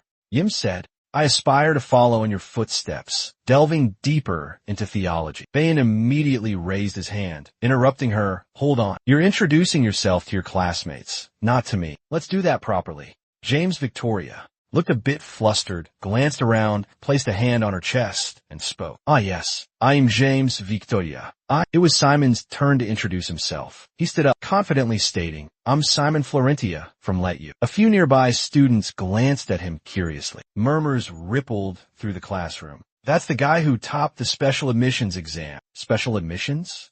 What's that?" Hector stood up, boldly declaring, "My name is Hector Mo." Professor Bayan-Amaga rolled up his sleeves, smiling. "You are all so handsome and beautiful. All right, let's begin our lesson." Professor Bayan wrote on the board, the chalk screeching against the slate. "I'll start with a very fundamental question. Why do we—" The professor suddenly turned around, snapping the chalk in two as he dragged it across the blackboard. He continued, "Why must we study theology?" Professor Bayan asked, "Does anyone know the definition of a curse?" James Victoria, hearing the question, immediately raised his hand and stood up to answer. "Professor," James Victoria began, "my name is James Victoria. A curse is a type of dark magic. It can increase one's own power while weakening an opponent." Professor Bayan smiled approvingly. "Very good, James." He gestured towards the other students and said, "However, some of you still haven't grasped this concept. If we simply say, weakening the opponent." Professor Bayan wrote on the board as he spoke. "Let me give you a concrete example. Suppose we have two knights with equal skill levels. They begin a duel and fight with all their might. They push their opponent to the brink of exhaustion. Waiting for the moment their adversary faltered, making a fatal mistake. They had unleashed a relentless barrage of 20 consecutive attacks. Yet their opponent stubbornly resisted, showing no signs of surrender. Everyone envisioned the scene, painting a mental picture of the battle as described by the teacher. Two valiant knights clashed fiercely, their movements a whirlwind of power. The teacher continued the story, his voice captivated. Suddenly, one of the knights let out a resounding roar, his eyes sharp as daggers, staring intently at his opponent. A chilling killing intent made his opponent flinch, his expression shifting rapidly. Finally, the sharp blade grazed the opponent's shoulder, leaving a deep gash. Blood flowed freely, and his movements students became shaky and unsteady. Teacher Bain quickly wrote on the board, narrating as he went. The other knight seized the opportunity, determined to claim victory. He pressed his attack relentlessly, giving his opponent no chance to counter. His strikes targeted his opponent's legs, aiming to immobilize him. He kicked sand into his opponent's eyes, then slammed the flat of his blade against his helmet, breaking his concentration. The fight became incredibly tense and gripping. Finally, the valiant knight finished his opponent with a fatal blow. His severed head rolled across the ground. Teacher Bain stopped writing on the blackboard. A complex diagram appeared on the board surface. He turned around, flashed a bright smile, and asked the students, "Do you understand the lesson?" Even the most brutal and chaotic wars, with primitive weapons and savage brutality. Everyone gasped in astonishment. The students' faces were filled with absolute admiration. Teacher Bain slowly said, "Are merely a series of actions aimed at weakening the opponent and gradually moving towards the final victory." Now, Teacher Bain continued, "I will give you a practical demonstration, how a modern necromancer fights."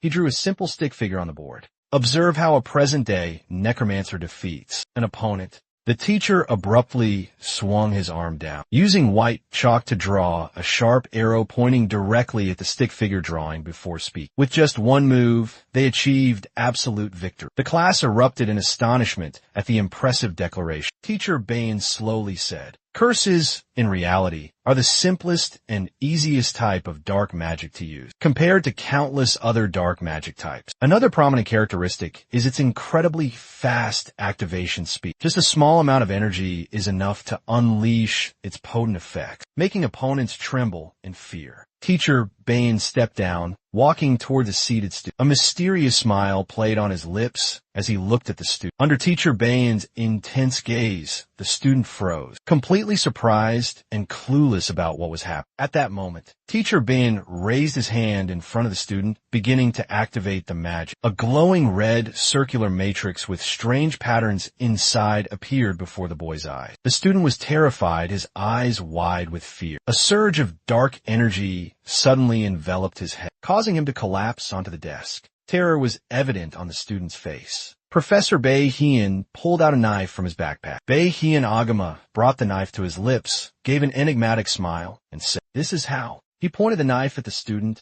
and said, "A modern necromancer fights." All the students were thrilled. They cheered. "Professor, you're amazing. Theology is the best." Professor Bei Hien turned around and snapped his fingers. The magic enveloping the student gradually dissipated. He said, "I don't know which major you will all decide to pursue, but I'm certain that more than 80% of you will continue to choose my class next semester." He continued, "Theology has excellent compatibility with other subjects." Simon, with a radiant face, flashed a bright smile. Professor Bei Hien continued, "I encourage you all to develop your own unique abilities. Still curse your opponent at any given opportunity, right to their face." The students were incredibly enthusiastic listening to the lecture. Teacher Park Hyanai excitedly wrote on the board, emphasizing that this was the most effective method to achieve victory in any battle. The teacher continued writing on the board and said, "Personally, I believe that theology is the core foundation for any modern necromancer. The reason behind this is..." Teacher Park looked down at the students who were listening intently. He suddenly slammed the chalk against the board, creating a loud bang that echoed throughout the classroom. Park Hae-jin, one hand in his pocket, the other holding chalk, turned back to the students and said, "My future priests, because theology is the ultimate tool to confront your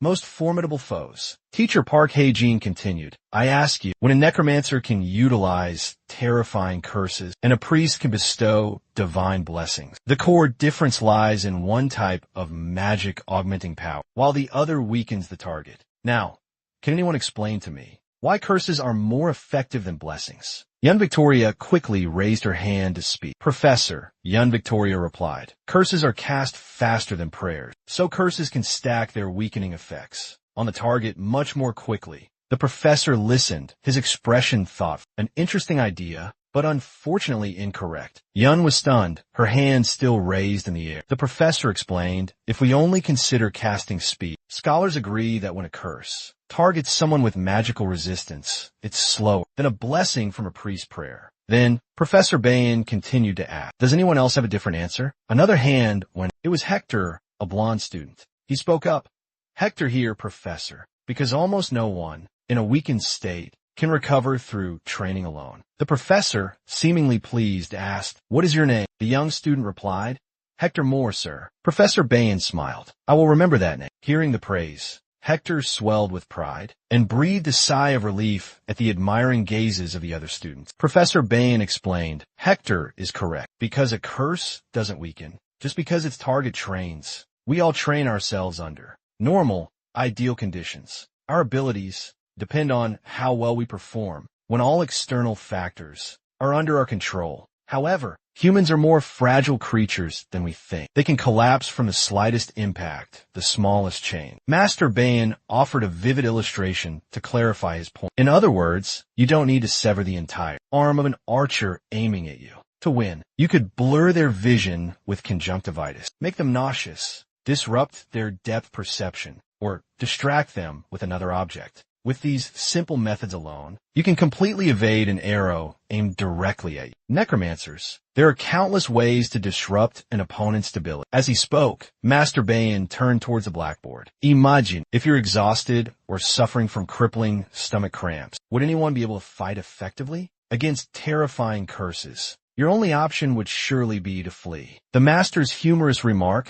made the class erupt in laughter. Then, Master Bain turned serious, emphasizing his next point. So remember, we need to find ways to weaken our enemies, instead of just focusing on strengthening ourselves. Wooden trays bearing the Academy's insignia were brought into the classroom. Instructor Bain spoke. "Today, we will learn how to cast a curse on ourselves." Simon frowned as he saw the tools on the tray. He was bewildered, thinking to himself, "Good heavens, are we learning dark magic on the very first day?" Instructor Bain spoke, his voice hesitant. "It's a bit embarrassing for a Kizan student to use a magical energy regulator, but since this is our first lesson, it can't be helped." Instructor Bain's words felt like a bucket of cold water poured over Simon's head. The instructor continued, "This device can help you solve some problems, but you shouldn't rely on it too much. Be careful." Simon whimpered. "Yes, sir," Instructor Bain declared. "All right, let's begin practicing the exhaustion spell. The curse drains energy." Then, the teacher began to instruct the students. Grasp the handle of the regulator and channel dark energy into the mold. The key to creating a complete magic circle lies in mastering the ancient runes. The success of a spell circle depends on your ability to perfectly inscribe the runes. Simply put, runes are a system of symbols containing unparalleled magical power. Using dark energy to draw runes can amplify the effects of magic. From Teacher Bain's hand, a mystical hourglass appeared with countless symbols swirling around. "Now, if you have completed your magic circles, raise them into the air." Simon concentrated intensely, following Teacher Bain's instructions step by step. His circle lifted, but it looked incredibly distorted and misshapen. "I did it!" Simon exclaimed joyfully. At the same time, cheers erupted from all over the classroom. "Amazing! I did it! Me too! This is incredible! Look at everyone's rings! Isn't it amazing? Many other students have done it too." Suddenly, a boy's ring falls to the ground. Instructor Park Hyen speaks up. "I see that some of your magic rings have fallen to the ground. This happens when you cannot fully control the dark energy, or your connection to the magic ring is weak. Try again, Simon." Instructor Park Hyen says softly. "Yes, sir," Simon replies. Instructor Park Hyen walks between the rows of desks. Explain. "For those of you who can maintain the magic ring in the air, we will move on to the next part. In front of you is a small potted plant, equipped with an adjustment device." Simon lifted his magic ring, but looked at the potted plant with a confused expression. Hector was also intently following the instruction, focused on the small sapling on the desk, and chanted a curse. The sapling, after being subjected to the malicious curse, began to wither, turning a dark black before collapsing, completely dried out. The sapling's appearance now looked truly pale and shriveled. Teacher Bain then continued speaking. "If there's a clear change in the sapling, it means your magic circles have taken effect." A student exclaimed excitedly, "Amazing!" The sapling in front of him had withered exactly as intended. Teacher Bain continued to observe the entire class. "I'm starting to notice differences in ability among you all. If you succeeded in this first step, work diligently to shorten the time it takes to complete the magic circle. Once you're satisfied with your speed, try creating the magic circle without the aid of the device. All the students were incredibly enthusiastic and began experimenting. Simon still couldn't maintain a stable magic circle. It dissipated and fell onto the adjustment table. He sighed worriedly. What's the problem? Why have I failed 7 times? Everyone else can easily place a curse on that tree without any trouble. Simon still hadn't found a solution, silently wondering what he was doing wrong. Suddenly, Simon recalled what Lorraine had said. It still possesses mana properties, still burning faintly like a small ember, meaning it's still in the process of evaporation. Nephi had also remarked he could learn to utilize his mana core more effectively. He'll learn that at school anyway. Everything will be fine. As if finding a glimmer of hope at the end of the tunnel, Simon thought to himself, that's right, if I haven't mastered mana control yet, like Nephi and Lorraine said. Then, he calmed himself down, taking a deep breath. I should start with the basics. He closed his eyes in concentration, thinking to himself, the professor said the mistake lies in insufficient mana refinement or a connection problem. So instead of channeling mana directly into the core, I'll try to absorb as much energy as possible, then channel it all into the core at once. The dark blue halo is spreading. The dark energy seems to have stabilized. Now, the most important thing is, he placed his hand on the device, telling himself he had to try again before the magic circle disappeared. The great tree before him witnessed Simon's circle rise, swaying slightly, but Simon was oblivious. He strained his voice weakly. Lightning origin strike. The great tree instantly withered. It trembled violently, then shriveled up in the blink of an eye. Simon rejoiced. I did it. From above, Hector looked down at Simon with a puzzled expression. Professor Bine Agama clapped his hands, signaling the end of the practice session. Those who haven't been able to cast the spell, he said, go back to the dormitory and practice more. Simon breathed a sigh of relief. Luckily, he had completed the exercise in class. He thought the class was over. Simon froze, stunned by Professor Bayan's announcement. For the remainder of the lesson, we will continue by applying the magic we learned today to practical, everyday situations. Simon was dumbfounded, wondering how he could possibly apply what they'd learned. Had he misheard? Glancing over the class roster, Professor Bayan Agama, a playful glint in his eye, chose Simon. I see we have a student who ranked first in this class's special entrance exam. Simon Florinia, please come forward. Simon still hadn't gotten used to the title of first place. The curious gazes of his classmates fell upon him, accompanied by inquisitive whispers. It's him. Wow, I wonder how talented he really is. I'm so curious. Simon felt the pressure mounting, making him incredibly uneasy. It was difficult, but Simon managed a soft reply. Yes, sir. Professor Bayan quickly selected another student as Simon's opponent. He scrolled and muttered to himself, who is worthy to be the top student's opponent? Let's see. There are a few students with impressive entrance scores. Truly remarkable. Hector Mo, please step forward. Hector, the chosen one to challenge the top student. He possesses fiery red eyes and shimmering golden hair, along with a tall, sturdy physique. Truly striking. Under everyone's watchful gaze, Simon and Hector faced each other on the platform. Professor Bayan immediately explained the rules to everyone. The rules are simple. Both sides will cast the enfeeble spell on each other. The only spell allowed is enfeeble. Complete the incantation and cast it upon your opponent. Whoever's buttocks or knees touch the ground first loses. Professor Bayan was passionately explaining the rules. His 2 assistants quickly brought the adjusting devices for Simon and Hector to use. Suddenly, Hector raised his hand to address the professor. I can complete this exercise without using the adjusting device, sir. The boy's confidence impressed Professor Bayan. Oh, what a commendable attitude.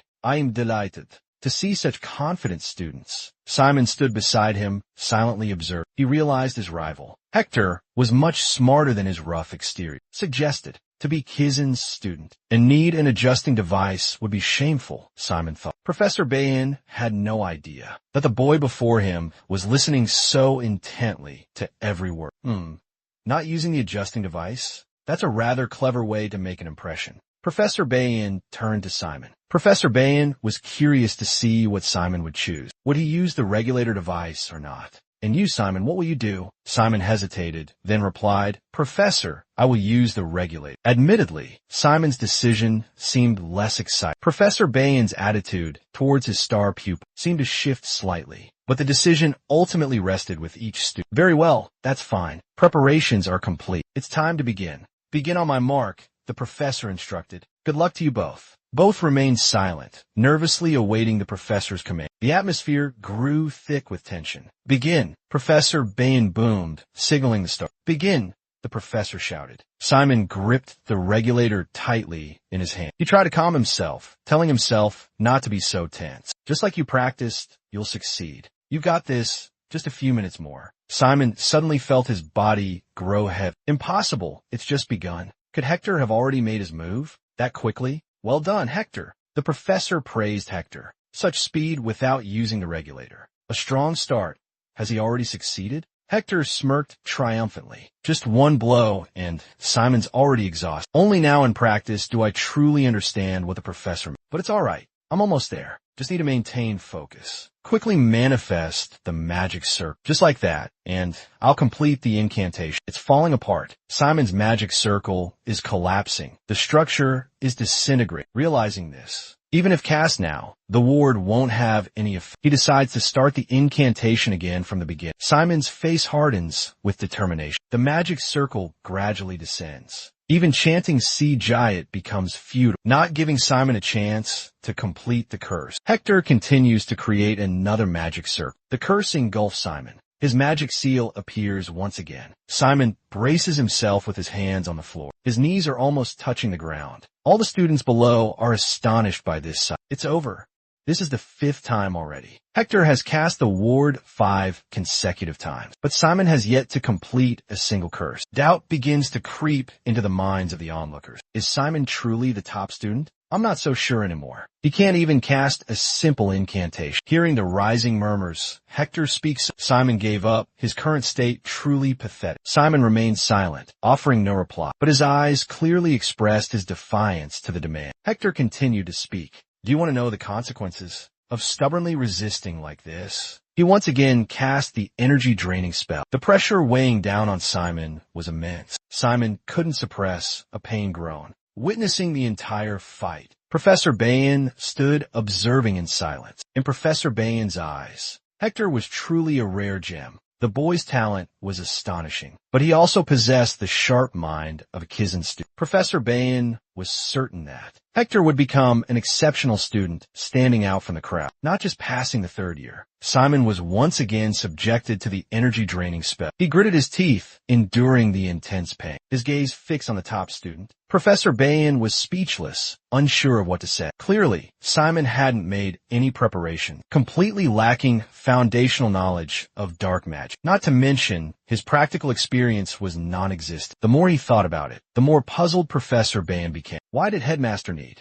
grant him the top spot? According to the rules, the 4 most exceptional students would receive official invitations to join Kiz, exempt from the entrance exam. The entrance exam was notoriously difficult. These 4 were considered geniuses of the century. Simon was one of them. He, too, should have been an exceptional genius. Moreover, Simon topped the special recruit, personally chosen by Headmaster Nephis himself. He was expected to become a prominent figure in this field. Yet, Professor Bain had yet to recognize Simon's true potential. If he had to point out a strength, it would be his extraordinary resilience. According to Professor Bain's assessment, an average student of Simon's age could only endure mana depletion 4 times before completely collapsing. However, up to this point, Simon had withstood 9 depletion spells from Hector's magic, yet he still stood firm. Not just standing, but Simon persistently tried to cast his own spell. This was truly astonishing, demonstrating a rare tenacity. Simon's latent abilities were undoubtedly powerful. However, to an erudite theology professor like Bain, it wasn't anything special. Endurance and willpower were only truly important to professors who specialized in combat magic, completely outside his area of expertise. Professor Bain continued to watch the match intently. Finally, Simon succeeded in activating a magic circle. Mustering all his strength, Simon roared the incantation, witnessing the immense surge of magical energy enveloping Hector. Professor Bain couldn't help but be astonished. He finally managed to cast a curse. Simon was overjoyed, his face beaming. It worked. An immense pressure relentlessly bore down on Hector. He was forced to support himself with one arm. This Pepsi curse Could it actually generate such terrifying pressure? Clearly, in the previous preparation phase, he had never experienced this sensation. Suddenly, magic materialized in Hector's hand. Is that guy kidding? I can't lose just because of a single curse. I have the upper hand. I can deal with this nuisance. Immediately, Hector yelled, "Jik jik." The speed regulator plummeted to the ground. Simon collapsed, his knees hitting the ground hard. That was finally. The duel had come to an end. Amidst the roaring applause and cheers from the audience, Professor Bayan solemnly declared the match over. Hector Maul was the victor. Everyone chanted his name, and a thunderous applause erupted. Only Hector's expression seemed less than thrilled. Both of you performed exceptionally well. It was a truly captivating match, the professor commented, quickly dispelling the spell on both of them. Thank you, Professor. Today's lesson concludes here, Simon said. The professor smiled, clapping as he dismissed the students. A female student approached, hoping to ask the professor a question about today's lesson. Professor, I have a question about today's lesson. But Professor Bayan asked her to wait a moment. He couldn't answer her right away. Just a moment. Professor Bayan said, when you've finished the lesson, come to my office. I'll be sure to answer all your questions. Any question a student has, I'm happy to answer. Hearing this, the female student was overjoyed. Really?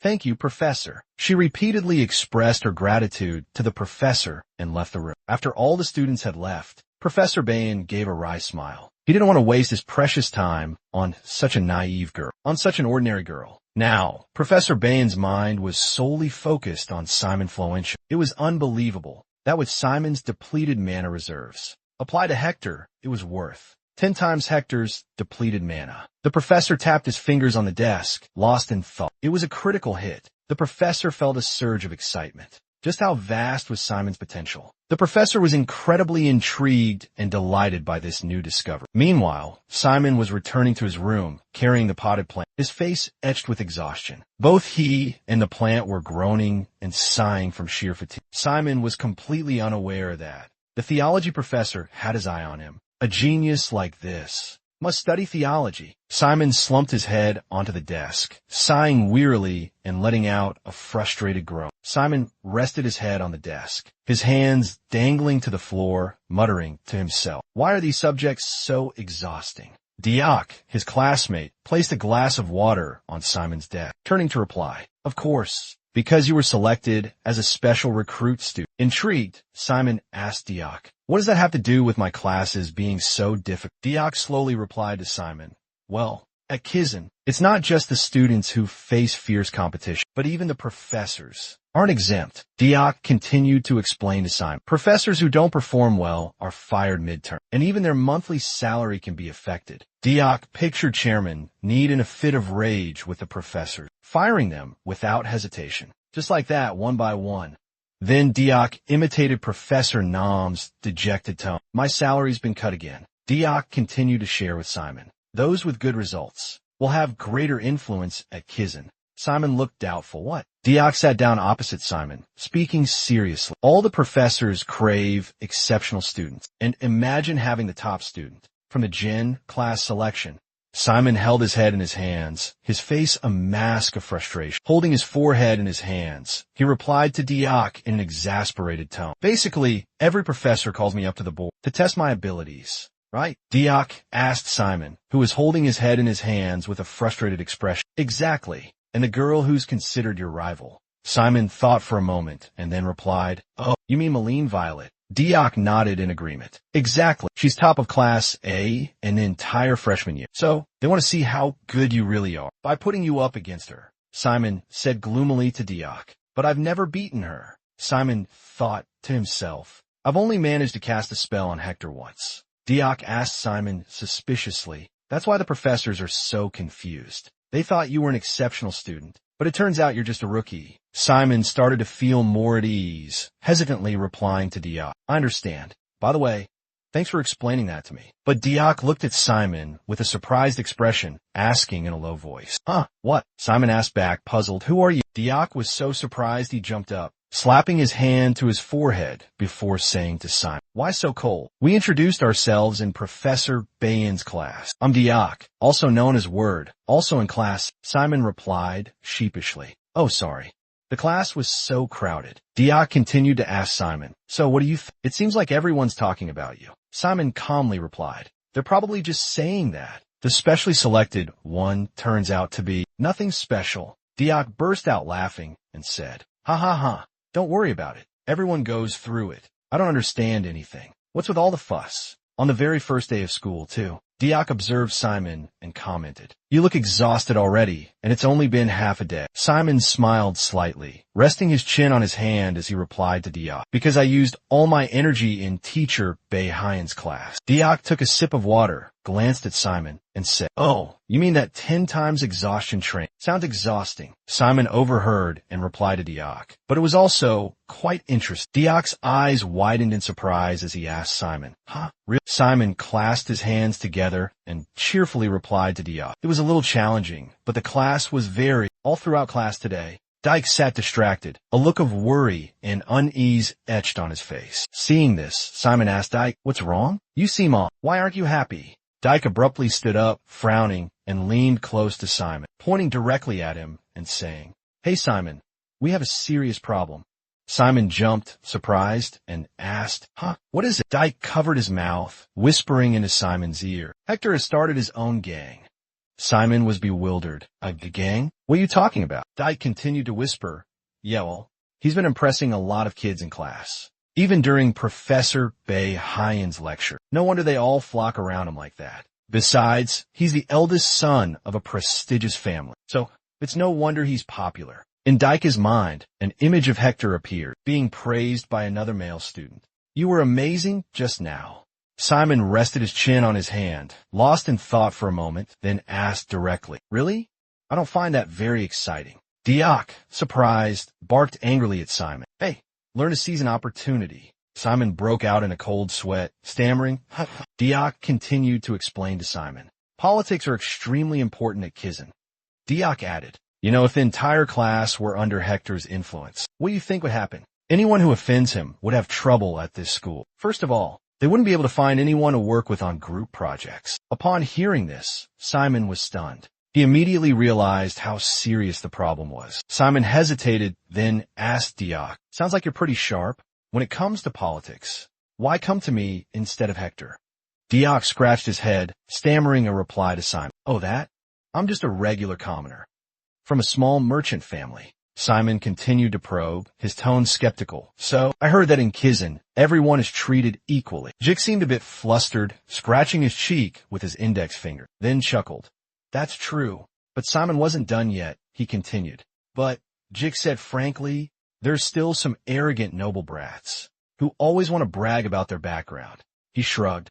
"At least I'm not one of them." Jik feigned surprise, asking Simon again, "Really? Excellent. Then I have a proposition for you." Jik suddenly filled with the charisma of a leader, pointing at himself and declaring to Simon, "Join my side, Simon." Jik continued to persuade Simon, "Even if you lack skills, or you think that's what people say, the truth is you're the top student, special selection."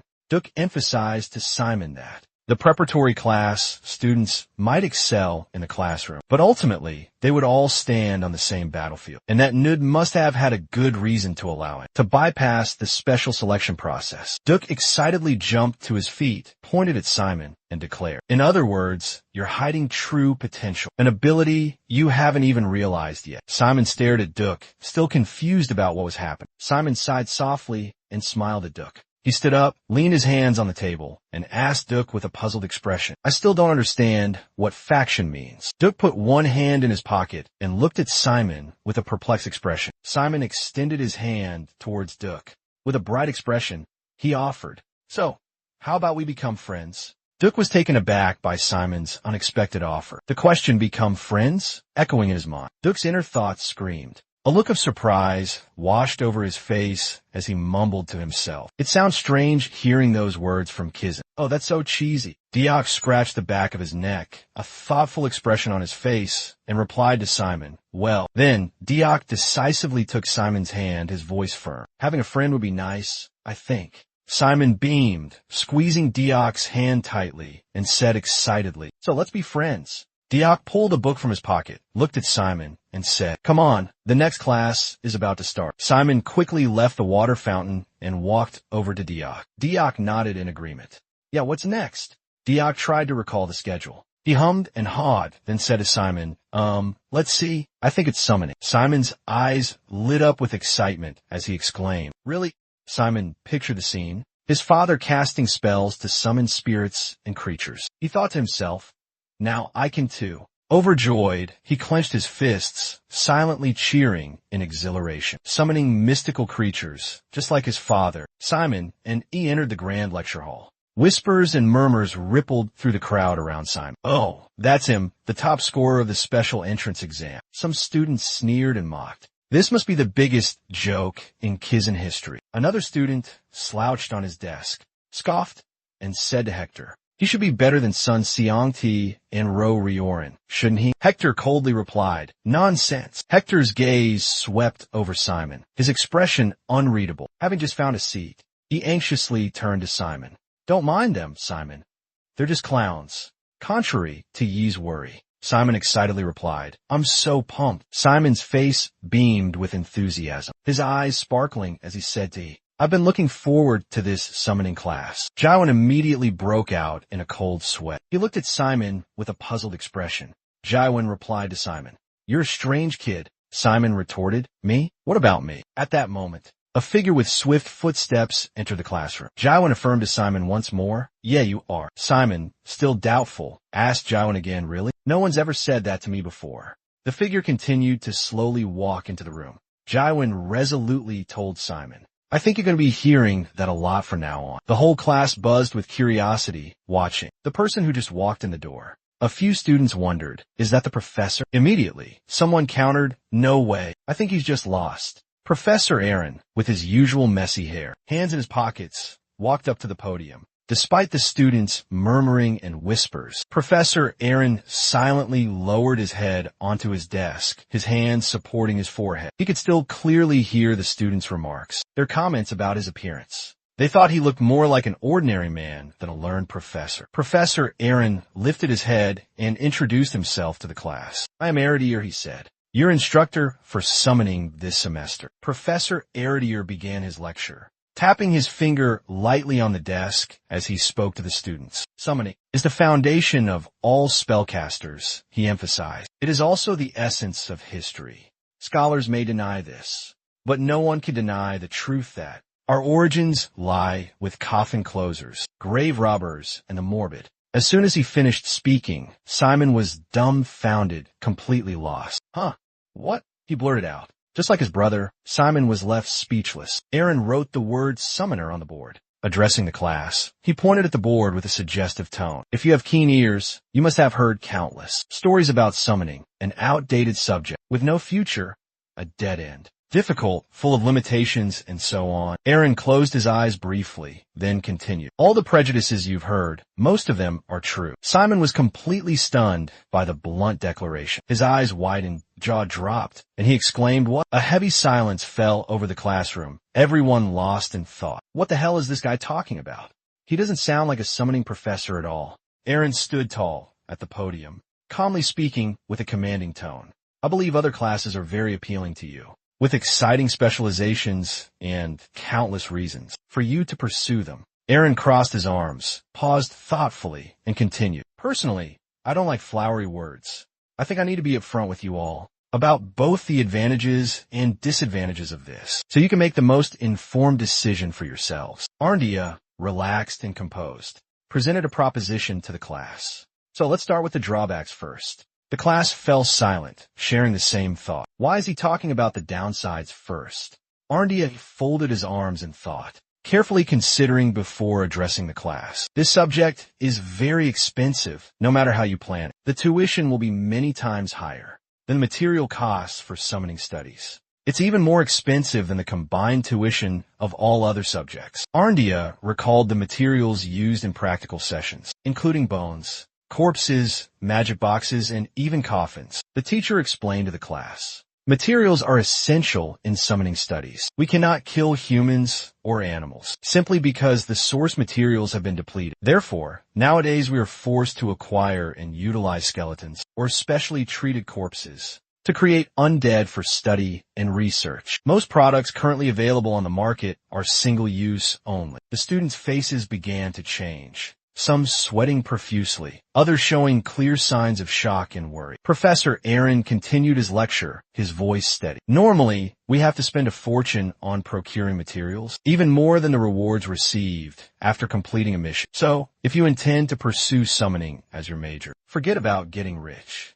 Aaron went on to explain the next disadvantage. The second disadvantage depends heavily on the nature of the summoned creature. Images of skeletons surrounding the summoner with joyous, triumphant expressions appeared on the screen. Professor Aaron continued, if you think carefully, you'll understand this. Because summoning involves fighting through the creatures we summon. Instructor Aaron illustrated with concrete evidence. When summoned creatures are destroyed, the summoner's power drastically diminishes by up to 80%. The image of an enemy pointing at a summoner, giving a curt order, kill him. When the summoned creatures are defeated, the summoner faces imminent danger. Aaron raised his hand, eloquently analyzing. This issue directly relates to the first disadvantage of relying on summoned creatures. For example, summoners nowadays often utilize modified undead capable of semi-permanent existence, nearly immortal, instead of disposable creatures, easily replaceable. Imagine what would happen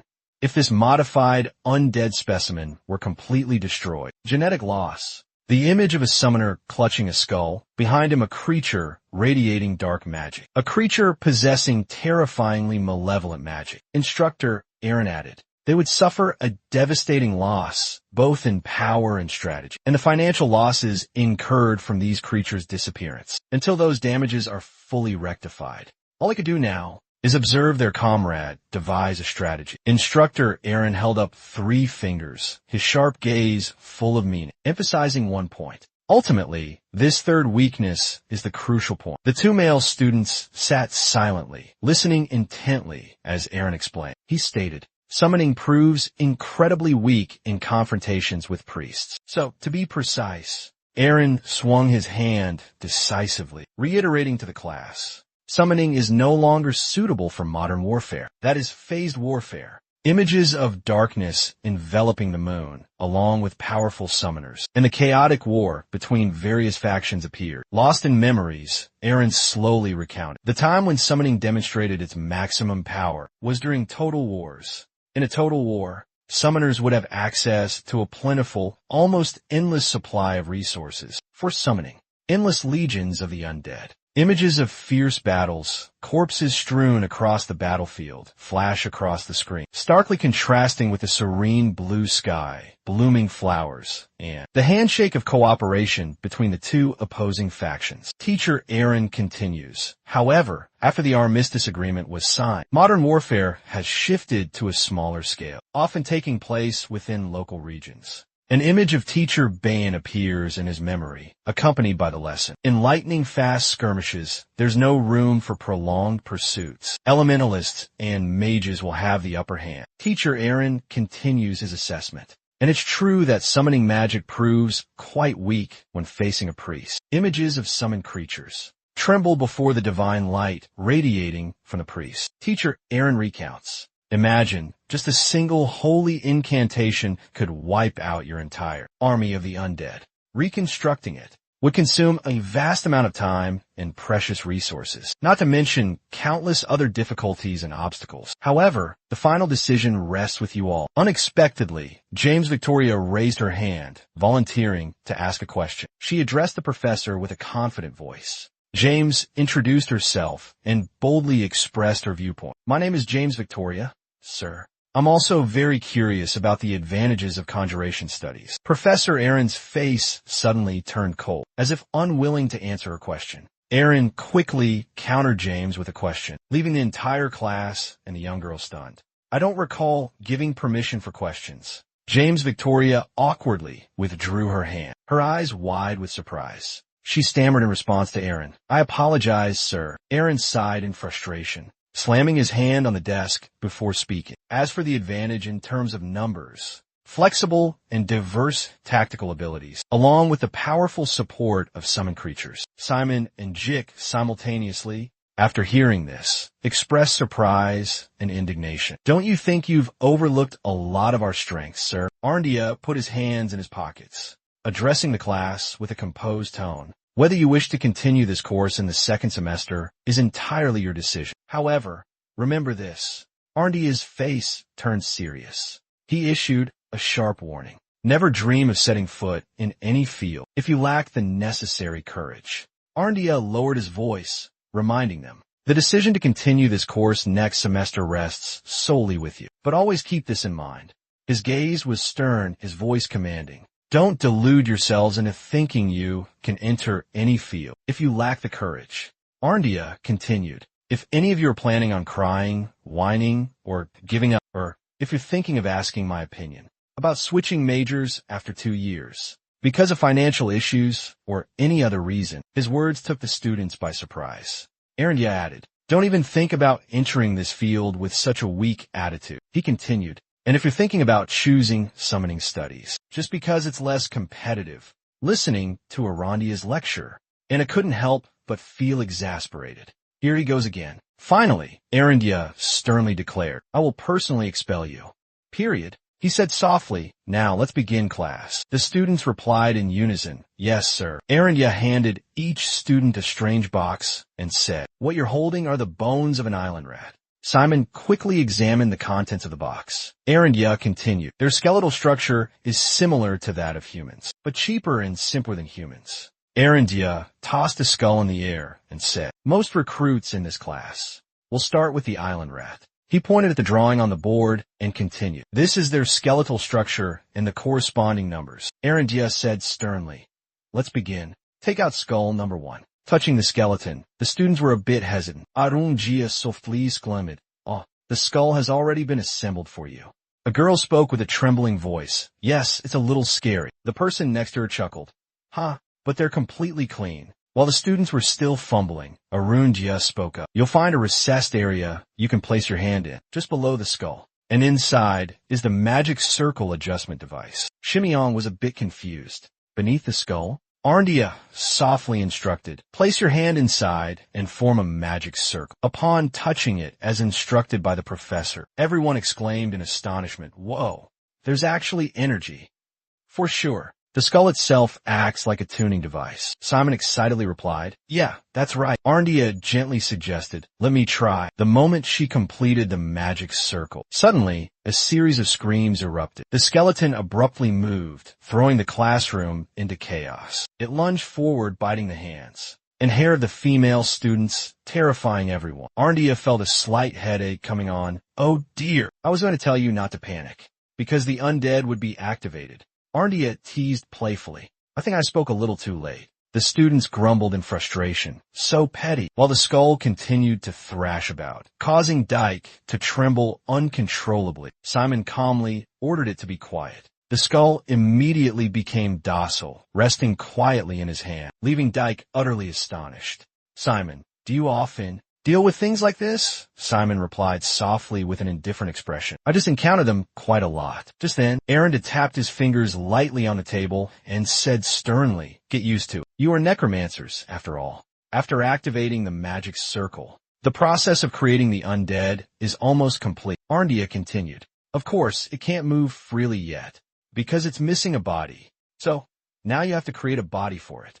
Necromancers need to understand the skeletal structure of the summoned creature. A normal human body has a total of 206 bones, but an island rat man only has 53, so it will be much easier. Arndia tasked the students with a mission. First, locate the second cervical vertebra and connect it to the cranium. The students, trembling, carefully lifted each bone fragment. Suddenly, a bone piece was strangely drawn to the skull, clicking into place. Gasps of astonishment filled the room. Arndia calmly explained, the skeleton has a tendency to restore itself to its original form. Therefore, the assembly will be quite simple, as long as you follow the correct sequence. Simon's eyes lit up in understanding. I've got it, he thought. Behind a pillar, a clumsy student struggled with the bone fragments. Moments late, Arndia instructa. Next, find bones number 3, 4, up to 11. Laureen quickly turned to her friend. Where did you place bone number 9? The girl beside her helpfully pointed. If you look closely at this part, Arndia offered a helpful tip. Be careful not to confuse the thoracic and lumbar vertebrae. It would certainly be quite painful. A wasteland student chimed in, straightening up. Therefore, completing the spinal column. A crucial structure supporting the entire back is paramount. Yom assembled the pieces with a bright smile. Wow, Arundhya gasped softly. If you assemble the parts in the wrong order, the undead won't be able to move smoothly. Arundhya continued, and the bones will make unpleasant creaking sounds, making movement extremely difficult. Worse, at a critical moment, the entire skeleton could fall apart, she emphasized. Witnessing Hector complete the task in the blink of an eye, all the students were astonished. He's a true genius, excelling at everything, someone exclaimed in admiration. A moment later, Arundhya spoke softly. All right, let's continue assembling up to bone number 16. Meanwhile, in another corner, Malene had already finished. She coolly crossed her arms, letting out a slight hum. Arundhya spoke up. We're almost done. Just need to attach bone number 53. If you have any trouble, remember to raise your hand. The classroom suddenly erupted in chaos as everyone rushed to call for the professor. I can't connect the leg parts. Another student chimed in, Professor, its bones ran away. Meanwhile, Simon had completed his creation. This little rat is the first skeleton I created using pure dark energy. Suddenly, a frantic cry rang out. Simon! Simon! Dick on the other side was sobbing. Simon, look at my skeleton. Why are its leg bones stuck to its arm bones? Witnessing the bizarre sight, Simon could only sigh helplessly. Oh, however, Simon quickly realized the problem. I think you mixed up the leg bones with the arm bones. That's why it thinks its legs are its arms. Dick asked in bewilderment. Oh, really? Simon started comparing the two skeletons. Yeah, look, number 21 is a leg bone, not an arm bone. Dick exclaimed joyfully, You're right. But why do they look so similar? A moment later, Arundhya softly announced, Time's up. The professor spoke up. Today's skeleton assembly practice ends here. I will call 2 students to demonstrate the final part. Arundhya called out, Shimon Yancha. Shimon Yancha, please come forward. Simon immediately replied, Yes, sir. Standing beside him, Aaron patted his friend's shoulder reassuringly. Arundhya continued, Next is Hector Moore. You're up. Without hesitation, Hector replied, Yes. As the 2 students faced each other, Arundhya said softly, We have 10 minutes left. The professor explained clearly, You 2 will assemble the skeletons and use them to retrieve this necklace. Whoever gets the necklace before time runs out wins. Arundhya whispered, You cannot touch the necklace yourselves or use dark magic. All other methods are allowed. After explaining, Arundhya signaled, All right, take your positions. Get ready. Seeing Hector move swiftly, Simon was a bit anxious, but tried to maintain a calm composure. Both of them simultaneously placed their hands on the Arandijo skeleton. A voice boomed. Begin. Simon told himself, I can do this. I can win. Simon remembered clearly. The first step was to place the vertebrae at the same time. I'll place bones number 2 through 7. But suddenly, Simon looked up in astonishment. The teaching assistant was folding the model diagram on the board and spoke. Oh, I forgot to mention. She said softly, You're not allowed to cheat in this match. Hearing this, both Hector and Simon were utterly shocked. Looking at the small bone fragments in the box, Simon thought to himself, It's okay. At least the bones are still numbered. I can arrange them in order from number 1. However, as soon as he picked them up, Simon realized something was amiss. Wait a minute. There are no numbers on the bones anymore. Aranyero Iruri explained. Of course not. The skeletons you just used were for practice purposes only. The teaching assistant diligently numbered each bone. The skeletons sold on the market won't have numbers like that. Aranyero Iruri's eyes widened, and he sternly asked, Haven't I mentioned this before? Aranyero Iruri declared, A necromancer must become accustomed to this. Despite some difficulty, Hector patiently assembled each part. Seeing this, Simon thought to himself, Don't give up. I just finished. I will definitely remember the order of the main bones. Simon began to retrace his steps, starting with cervical vertebra number 2. At this moment, Aranyero Iruri was quietly observing. Watching Simon meticulously assemble each bone, Aranyero Iruri thought to himself, the top student of the special entrance exam, never having assembled a skeleton before. On the other side, Hector and that large boy have grasped the sequence and structure. Arundhya recognizes Hector's distinct quality. He relies on understanding rather than rote memorization. Knowledge from the preparatory class has greatly aided him, but it's his sharp intuition that allows him to avoid crucial mistakes. Does Arundhya predict Hector will win? He truly has a knack for this. What about that top-ranking kid? Seeing Simon struggle, Arundhya thinks he's about to crumble. Could it be he never attended the preparatory class? Now, Simon is in a state of confusion. Is this the correct order? A sudden hush falls over the classroom. Arndia believes. Hector seems to be the only one she sees with any potential in this class. From a scattered pile of bones, a complete skeleton gradually takes shape. Hector brimmed with confidence. Certain victory was within his grasp. Witnessing his actions, the other students erupted in cheers and encouragement. Amazing Hector. He's almost got it. Hector patted his rat's head, a smug look on his face. Given a chance, I'll crush you like an ant. You'll never get the chance to face me again. Hector's gaze shifted towards Simon. He vowed to make Simon the laughingstock of the entire class. I'll trample on your confidence and your top-ranking title. Ambition burned in Hector's eyes as he envisioned Simon's downfall. Hector's rat began to move, inching forward. It took each step with unwavering determination. Then suddenly, Hector's rat leaped into the air, nimbly scaling the table. The crowd roared with excitement, the atmosphere electric. Hector saw that his rat had a clear advantage. Everyone loudly declared that Hector had won the previous round. Only 5 minutes left. A voice rang out. If Hector can keep the collar, he wins. Simon struggled, pushing himself to the limit, his hands trembling uncontrollably. Simon told himself to stay calm. His gaze shifted towards Hector. A thought crossed Simon's mind. Maybe he'd been overconfident. Hector had attended preparatory classes, while this was his first time building a skeleton. His chances of winning against Hector were slim. Simon thought to himself, instead of trying to cram knowledge mechanically, maybe he should just forget everything. Simon began to see the path forward. Yes, just keep moving forward.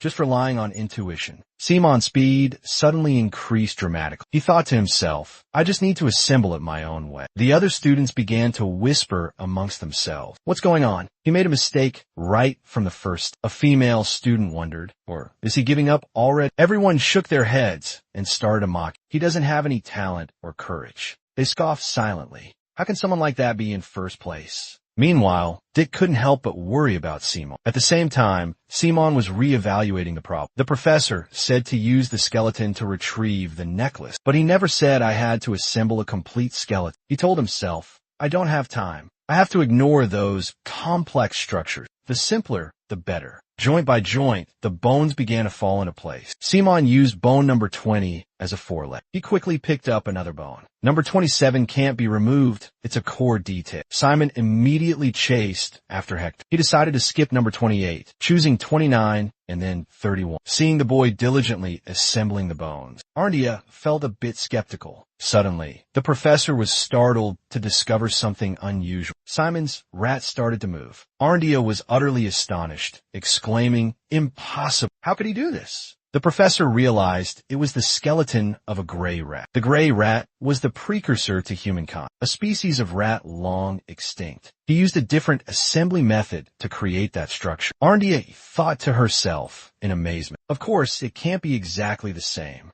but it's still a form of artificial life. It doesn't need to be perfect just as long as it can move. A student who never went through preparatory training yet. Looking at Simon's confident expression, Arndia began to feel suspicious. Did he deduce this on his own without relying on existing knowledge? Cindy and Dyke cheered excitedly. Go, go, Simon, go. The chant echoed throughout the stands. Arndia was still in shock, her eyes wide with disbelief. Something strange was happening below, a perplexing mystery. The students buzzed with chatter, whispers spreading like wildfire. I don't know what it is, Yom exclaimed excitedly. But he did it. A voice filled with astonishment. Hector thought silently, a flicker of worry igniting within it. Am I the only one who can create a complete skeleton? He won. Thanks to Simon, everyone simultaneously realized the truth. Outward appearance isn't everything. What matters lies within. Even someone as cold as Melon couldn't hide. The astonishment etched on her face. I did it in such a short amount of time, Hector thought to himself. And without needing to look at the diagram, he thought bitterly. Unbelievable. Below, the students erupted in cheers. Simon, Simon, Simon. The chants thundered. Witnessing this scene, Hector stood frozen, filled with disappointment. I should be the center of attention. Hector thought enviously. Hector gritted his teeth, rage boiling inside. But despite everything, the envy and jealousy Hector stirred up seemed to no longer empower. Suddenly, Hector's rat lunged forward aggressively. It directly attacked his opponent's skeleton. Witnessing this, Simon was slightly surprised. Seeing Simon's bewildered expression, Hector smirked with delight. Simon Ferencia, I'm about to win, Hector exclaimed confidently. Suddenly, Simon flashed a mysterious smile. He extended his hand, controlling his skeleton. In a split second, Simon's rat snatched the item. With incredible speed, it took down its opponent. Hector's rat turned its head, its fierce eyes blazed. Finally, the item was firmly in the grasp of Simon's rat. Even severed, it stubbornly clung to the item. Hector exclaimed angrily, "That's not fair, Professor Aaron," he yelled. "This is ridiculous." Hector roared, "You said we had to use the skeletons to get the necklace, but this isn't just any ordinary skeleton." Simon wondered, "Just a bone fragment?" Hector was startled by Simon's words. Simon softly said, "I don't think so." The moment he reached out, a surge of immense energy suddenly rushed in. The skeletal joints of Simon's rat rapidly fused together. Witnessing the strange phenomenon, Hector's jaw dropped in astonishment. "What the hell is this?" In the blink of an eye, Simon's rat was fully formed. He asked, "Now what?" The skeleton immediately returned the item to its owner. Simon grinned triumphantly. "Now it's a fair fight, isn't it?" Hector gritted his teeth, furious at the situation. Arundia spoke up. "Enough." The professor sighed and then declared, "The winner is Arundia." The professor announced loudly to Simon and Yangtia. After receiving the results, Simon gently lifted the skeleton. He tossed it high in the air and cheered with delight. "Gwen!" Simon beamed, brimming with pride. "I won." Meanwhile, in the headmaster's office, the professors were chatting. One of them asked, "Professor Bayan, it's good to see you. How was the first day of class?" Bayan replied, "I noticed a lot of promising students in this year's class." Another professor nodded in agreement. "Indeed, especially the specially selected students, and those who scored high on the entrance exam." A female professor also agreed. "That's right. Melai Milan is even more outstanding than I thought. She managed to successfully synthesize the zenith poison on the very first day." A deep voice said, "Like father, like daughter. All 7 children of the Milan family are exceptionally brilliant." He softly asked, "What about the ivory tower successor?" The teacher placed her teacup on the table and gently replied, CNA. Now I understand why the tower boasts so much about her." The professor continued, "Isn't Stella Mayer also exceptionally talented? She has completely shattered all previous prejudices about half-giants. There used to be prejudices that half-giants had no aptitude for magic. As for Stella, I think we should ask if she's interested in specializing in magic." They chuckled, "Have you chosen a student already?" Someone spoke up in reminder. Interacting with students during the protection period is against the rules. At this moment, another professor spoke up. "Hey, Professor Baheen, you're teaching a class today too, right? How is he doing?" Bayan offered a cryptic smile, then countered, "What do you mean?" The professor replied, "You know what I mean, Bayan. The specially selected student number 1. The one Master Need personally chose." Bayan responded casually, "He lost to another student in my class. I'm still not sure if he truly possesses exceptional talent." Hearing this, the professors looked skeptical. That's surprising, but he's still the number 1 student. Doesn't he have any special qualities?" Bayan said calmly, "Well, he has pretty good stamina. He endured 9 exhaustion spells in class." The lead professor was a little surprised. 9 times? Resilience is certainly important, but that isn't very impressive for a specially selected student. The pinnacle of that era. Aaron, with an indifferent expression, walked past the gathering crowd. Bayan spoke up and asked, "All right, you're in charge of Class A today, aren't you?" Aaron leisurely poured a cup of tea, then slowly replied, "Indeed." "What about the top student, the one with special admission?" Bayan curiously inquired. "What do you think of that student?" Aaron frankly commented, "A slow and rather ordinary kid. However, he does have a bit of unique creativity, evident in some rather novel specimens, although still quite flawed." Hearing that, Bayan was slightly surprised. The surrounding professors began to murmur amongst themselves. "I didn't think this year's top student was that mediocre. There's no way Master Netist would have chosen it." Bayan forced a polite smile, but his mind was full of questions. Could Aaron be deliberately downplaying his student? Becken placed his teacup on the table, took a small sip, and fell into deep thought. He was known for being incredibly demanding and strict, and yet Becken personally did something like this. It could only be because he was truly impressed with that student. The top student, Aaron. Becken's gaze shifted towards Aaron. The image of a slow, ordinary boy with nothing remarkable flashed through his mind, yet possessing a unique touch in creating innovative specimens, despite still having many shortcomings. Those were the rarest praises Aaron could receive from Becken. Becken began to ponder.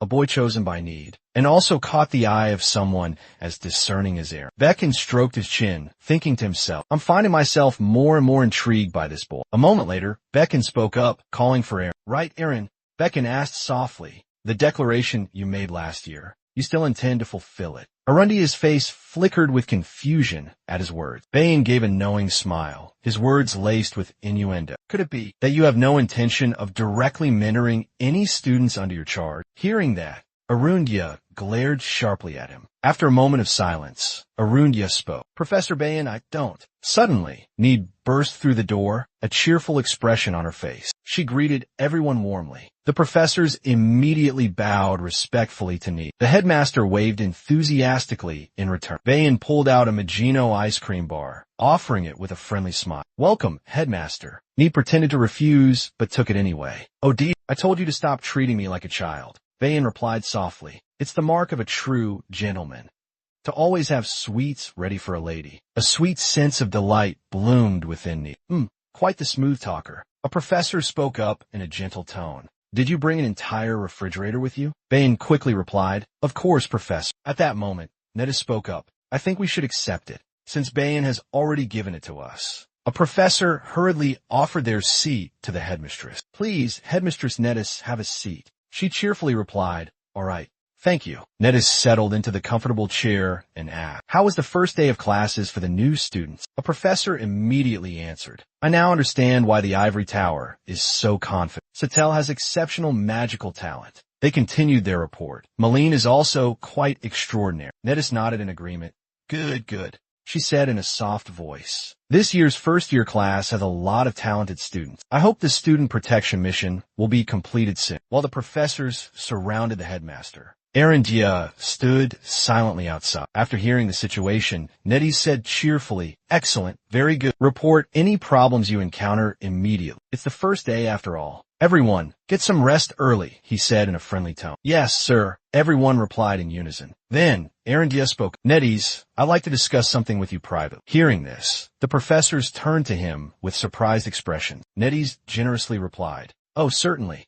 Let's go. She asked softly, What did you want to discuss, Sarandia? Nettie said quietly, I'll tell you when it's just the two of us. Seeing this, Bain thought to himself, he's always so direct. He smirked. However, Netties won't let you find out what you want that easily. Aaron. At the same time, Dyke spoke up, flustered. What do we do now? Each four-person room only has one spot left. Simon's face fell. It seems we arrived at the dormitory too late. The students here are all from our class. Dee spoke softly. The summoning class ended 3 hours ago. Surely the other students have already found their rooms. I think so. Just then, the dormitory manager spoke. She said, I'm sorry. There aren't any rooms with 2 vacancies on the second floor either. Simon and Dee replied in unison. It's okay, it's not your fault. Simon pointed at the paper and asked softly, Are there no rooms on the 3rd or 4th floors with 2 vacancies? The manager answered, flustered, yes. The other floors are in the same situation. Simon suggested, should we go to a few rooms and ask if anyone wants to switch rooms?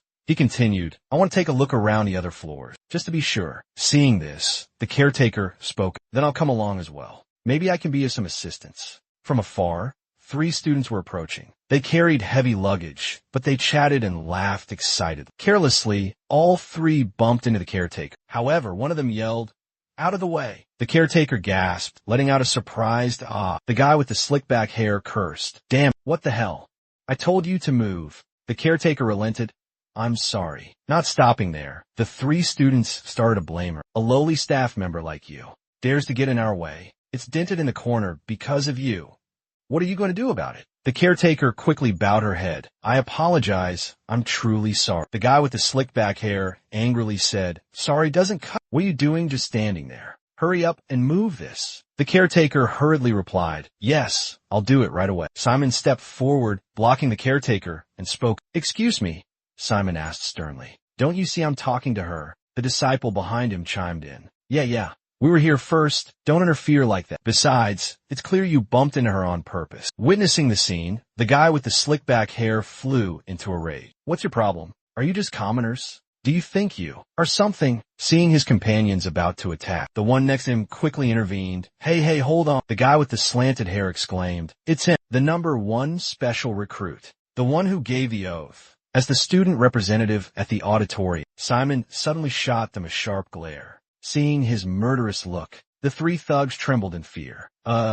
Be more careful next time. Get out of here. Seeing that the situation had been resolved, the manager said gratefully, "Thank you for helping me." Simon replied softly, "You don't have to mention. I just did what I had to do." Dyke, standing behind them, chuckled at the thug's cowardice. The manager spoke up. "All right, let's go then." After checking the list, the manager announced, "Actually, there's a vacant room with 2 beds on the 4th floor. It's room 409, a 4-person room with a great view. And it's close to the main staircase, too." She seemed a bit hesitant. "Let's see, which students are in which rooms?" The manager muttered to herself. "Rooms 412 and 413 each only have 1 vacancy, but it's right next to room 409. How about we check those rooms out?" Simon looked perplexed. "What about room 409? Is there something wrong with?" The caretaker hesitated.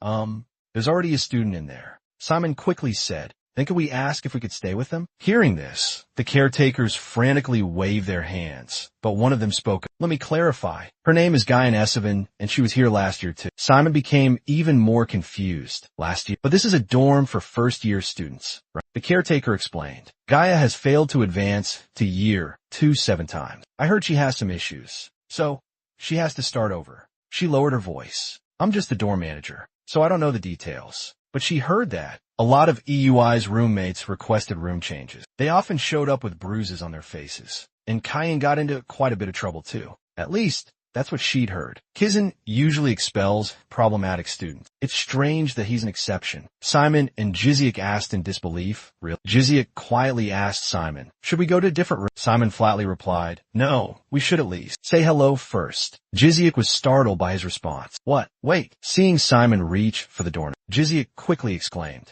"Are you really going in there?" Stepping inside, they were both met with a heavy, oppressive atmosphere. Jiziak fearfully huddled behind his friend. "EUI," Simon called softly. Simon walked towards the blanket and greeted him. "Sorry to disturb your sleep." Hearing a voice coming from the blanket, he was slightly startled. Simon softly said, "We want to stay in this room with you." The boy hesitantly asked, "Would that be allowed?" Just then, a student with a gloomy expression turned, staring. Sharp, murderous eyes. A murderous aura radiated from him, as if it were ablaze. Kazan Isiawan's eyes suddenly glowed crimson red. He shouted, "Hey, new student!" The atmosphere suddenly became suffocating, tense. But then the killing intent vanished as quickly as it appeared. Kazan Isiawan scratched his head and exclaimed, "So that's it. Today's the day the entrance exam scores are announced. Time flies so fast." He turned back to Simon Farentia and said politely, "You don't have to be so formal. After all, I'm just a first-year student." Hearing that, Simon also friendly called his name. Alricht.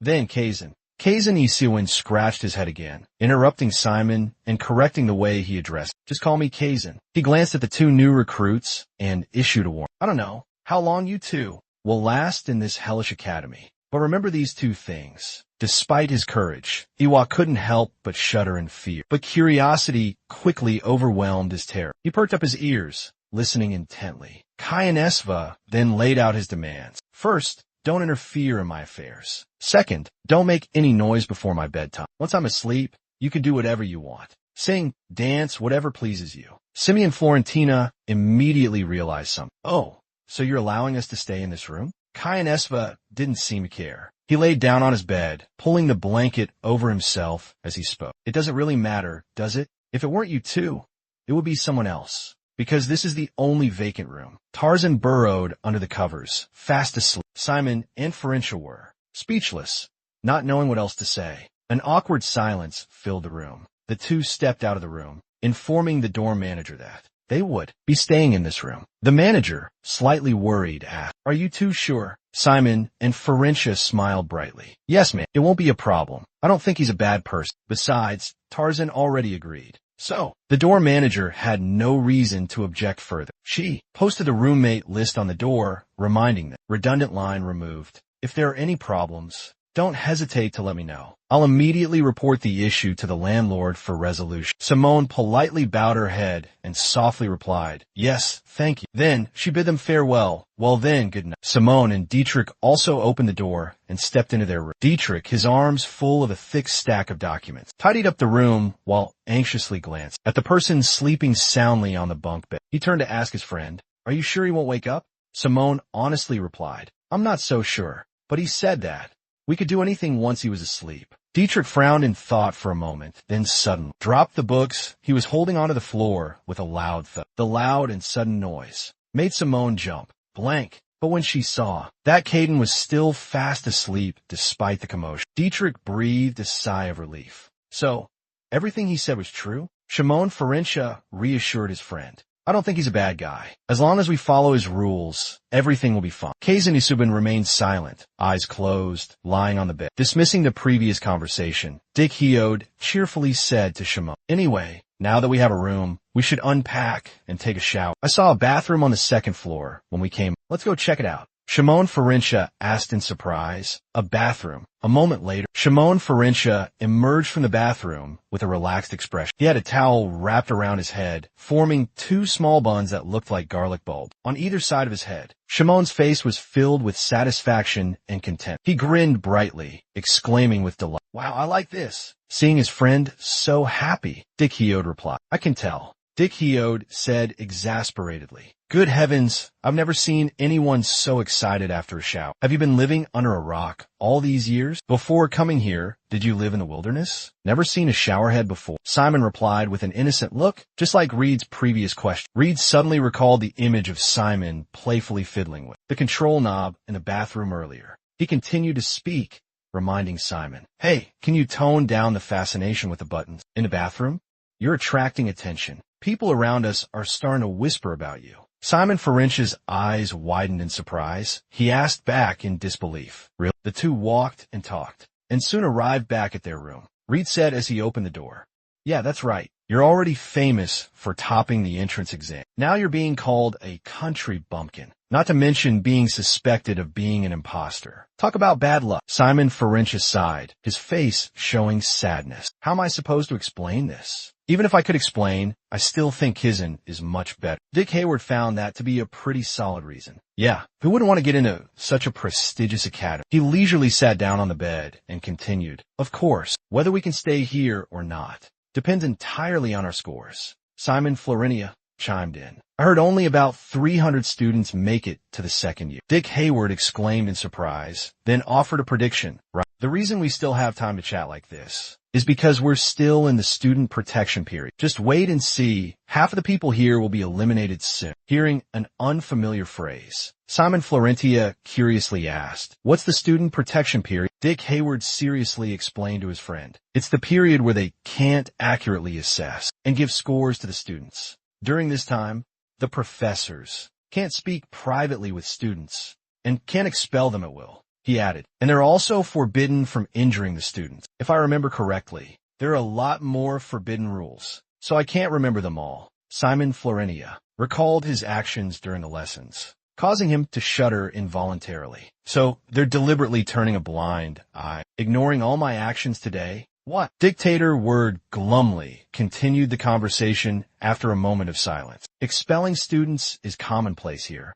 Expelled for lack of ability, for lack of future potential, violating regulations, submitting poor quality assignments, all sorts of reasons. Simon could only exclaim, wow. Suddenly, Dictator Word became excited again. He raised a finger and said, hey, however, if you can persevere until the end of the first year, then you can find work practically anywhere. As long as you can survive this cutthroat competition with its suffocating pressure and actually manage to graduate. Dichter turned to Simon Florentina and began painting a dazzling picture of the future. You be a pioneer, a trailblazer, in an era where all 6 continents are on the cusp of a monumental boom. Simon let out a surprised, oh. Dichter lay back on his bed, his mouth still running, gushing about the glorious possibilities. I reckon you could become anything you want, except maybe a member of the nobility. Although, come to think of it, some small country might just marry their princess off to you if you graduate from Kizan.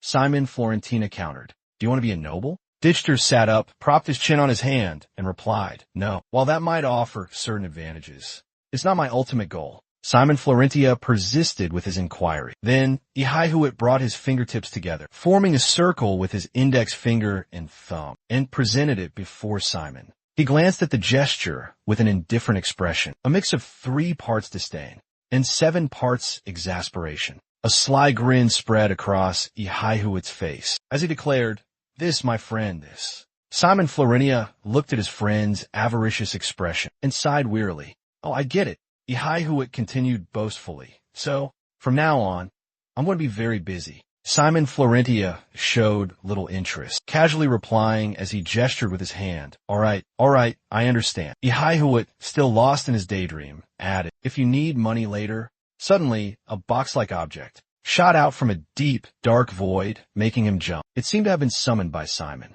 You're still calm in the face of this. Diakwai stammered. Have you forgotten about your bright future? He panicked, firing off questions. Oh my God, what is that thing? What is that?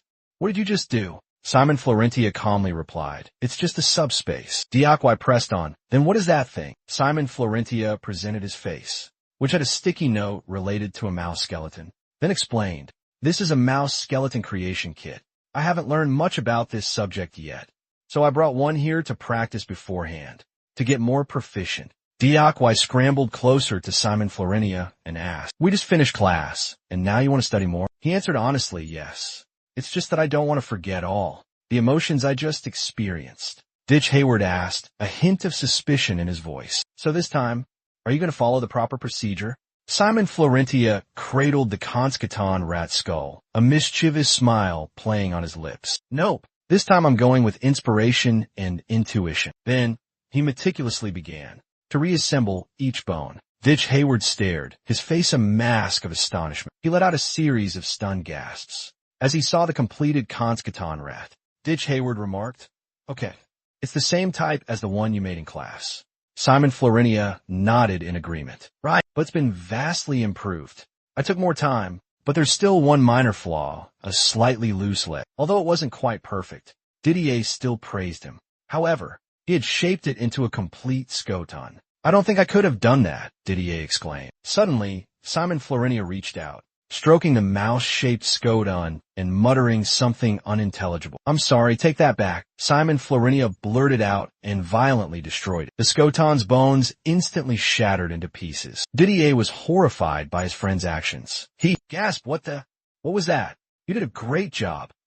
When Simon didn't respond, Didier looked at Simon in confusion and called out, Simon. Actually, Simon Florentia was lost in thought, trying to recall Professor Aronia's lecture from earlier that day. Skoton are formed from summoning magic, and often carry some traits of their previous form. Professor Arndia carefully held the 2 bone fragments, now pieced together, and began his lecture. The correct term for this phenomenon is regenerative force. The professor's explanation of its alternative name remained vivid in Simon Florentia's memory, also known as the force of gravity. Simon Florentia sighed softly, closing his eyes. He began to sense the entire room, even the bone fragments scattered all around. Simultaneously, he murmured the professor's teachings. Cotton usually carries the properties of its original body, so if we can remember the position, following Simon Florentia's every word, the bone fragments began to shift subtly. Reconstructing the original form won't be too difficult. They vibrated with increasing intensity. Cotton's skull began to resonate as well. Sensing the opportune moment, Simon Florentia shouted, restore immediately. From within Cotton's eye sockets, a crimson light flashed, as if the creature had just been resurrected. A bony skull flew past Dick Hayward, making him jump, and let out a startled yelp. Skoton's rat-like body parts reassembled themselves, completely intact, without a single flaw. Dick Hayward bent down for a closer look, then exclaimed in admiration, whoa, that regeneration is seriously impressive. Simon replied sincerely, really? Thanks. Dick Hayward yawned widely mid-sentence, asking, how did you do that? Without any preparation at all. You're making me sleepy. It's late, I'm going to bed. Then Dick Hayward turned to his amazing friend and asked, what about you? Simon watched Skoton approach, slightly surprised. Me? He stroked its fur gently as he spoke. I need to run a few more experiments. Dick Haywood slowly stood up. Is that so? Then I'll excuse myself and go to bed. He suddenly asked Simon Florenia, what's the first class tomorrow? He smiled in response. Tomorrow? Dark Arts Anatomy on a Konskaton rack. Under his gentle strokes, the red light in its eyes suddenly turned dark blue. Sitting in the quiet room with the skeleton, Simon thought to himself, this time I'll follow the chart exactly. After some fiddling and studying, Simon suddenly realized, I have to connect it this way for the ankle joint to rotate. These are the bones of a rat. If I arrange them differently, could it still move normally? Feeling the joints loose and uncertain, Simon muttered, probably not. He meticulously documented his entire experimentation process. Simon experimented with arranging the rat's bones in a different order. But unfortunately, this effort yielded no results, because this bone assembly formula was established based on strict standards, immutable rules that necromancer masters had painstakingly researched since ancient times. To achieve this, they surely had to endure countless failed experiments, fumbling through numerous mistakes. Simon pondered, his face serious, thinking that he himself was retracing that path. He reached out and touched the skeleton, suddenly realizing something profound. Every exercise, every experiment held its own purpose and meaning. After tinkering, assembling, and disassembling the skeleton countless times, Simon truly understood the greatness of the previous generations of necromancers. He softly spoke. Hey, I tried swapping your bone number 25 and bone number 31. How does it feel? Simon asked in a gentle tone. Any discomfort? The skeleton shook its head vigorously. Simon replied, I understand. This combination doesn't seem to be quite right. I'll put them back in their original positions. He thought to himself, although this structure seemed logical, there had to be a more optimal arrangement, allowing it to operate more flexibly. How could he quickly uncover that secret? Finally, Simon closed the book and muttered, all right, I need to study this more thoroughly and meticulously. He fell into deep contemplation. The skeletons his father used to help people in their territory, and the skeletons Loren used to control his criminal gang. Simon wondered, what was he missing compared to them? Suddenly, the skeleton glowed with a mysterious energy. Simon was completely powerless. It seemed his knowledge was still limited. I can't wait for the next lesson. The next day, the stern professor began his lecture. Dark energy plays a crucial role. It's the fundamental foundation for a necromancer. Standing at the lectern was Eric Ora, the dark arts professor for Class A. He said in a deep voice, therefore, I don't know. The crucial importance of shadowmancy cannot be overstated, but how much emphasis is enough? Eric aura posé la challenging question. So, how does shadow energy create magic? To answer this perplexing question, we must understand the flow of shadow energy, the origin of the ancient rune language, and the workings of magic circles. While Simon was still attentively listening to the lecture, Ditch beside him had been nodding knowingly. This whole time, the true origin of the mysterious ancient rune language stems from the eternal flame within the shadowy Black Temple. Initially, no one questioned why the flame never extinguished, because everyone back then believed that doubting God was an act of blasphemy. Until one day, they discovered that the shape of each flame closely resembled letters, and they were astonished to realize that these ordinary letters were the key to creating wondrous magic. To keep the torch's faint light flickering, the professor spoke, his voice a low, warm rumble. That is the mystery behind the origins of the ancient June language. Simon's eyes widened, his face a mixture of awe and astonishment. Wow! E, sitting beside him, suddenly slumped forward onto the desk, as if on instinct. Eric Outra continued his lecture, his tone becoming more enthusiastic. The sorcerers and necromancers, the mystical masters who discovered the ancient June language, faced countless challenges and tireless efforts to develop and perfect modern June,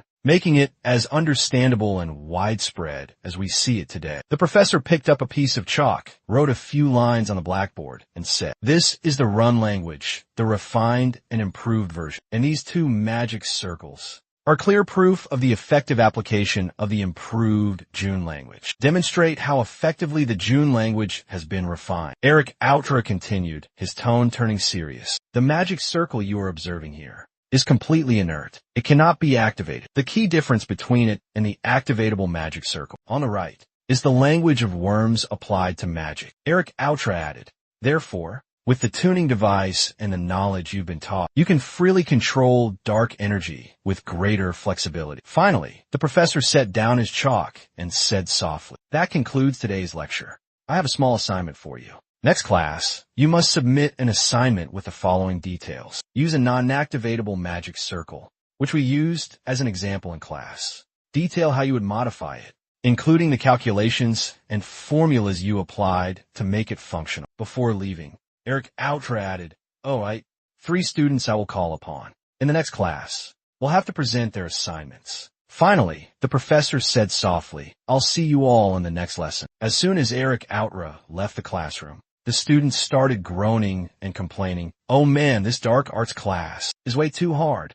Someone nodded in agreement. "Yeah, it's really confusing." He dragged himself across the courtyard, yawning widely with a weary expression. "It feels like when I used to study algebra with my dad. Incredibly boring. Why can't I remember any of those complicated formulas? I really don't get it. Why do we have to learn these complex rules anyway?" Simon, on the other hand, thought, "But I don't think it's that bad." He looked up at the clear blue sky and said softly, "I didn't understand half of what the teacher said, but I liked the way he explained each working principle. It was quite fascinating." He said dejectedly, "Is there anything about Kizin you don't like?" He started to notice Simon's strange behavior. It had been like this all morning. He kept muttering about someone stealing his soap from the bathroom. Simon sudendi nudgedi, making him jump and yelp.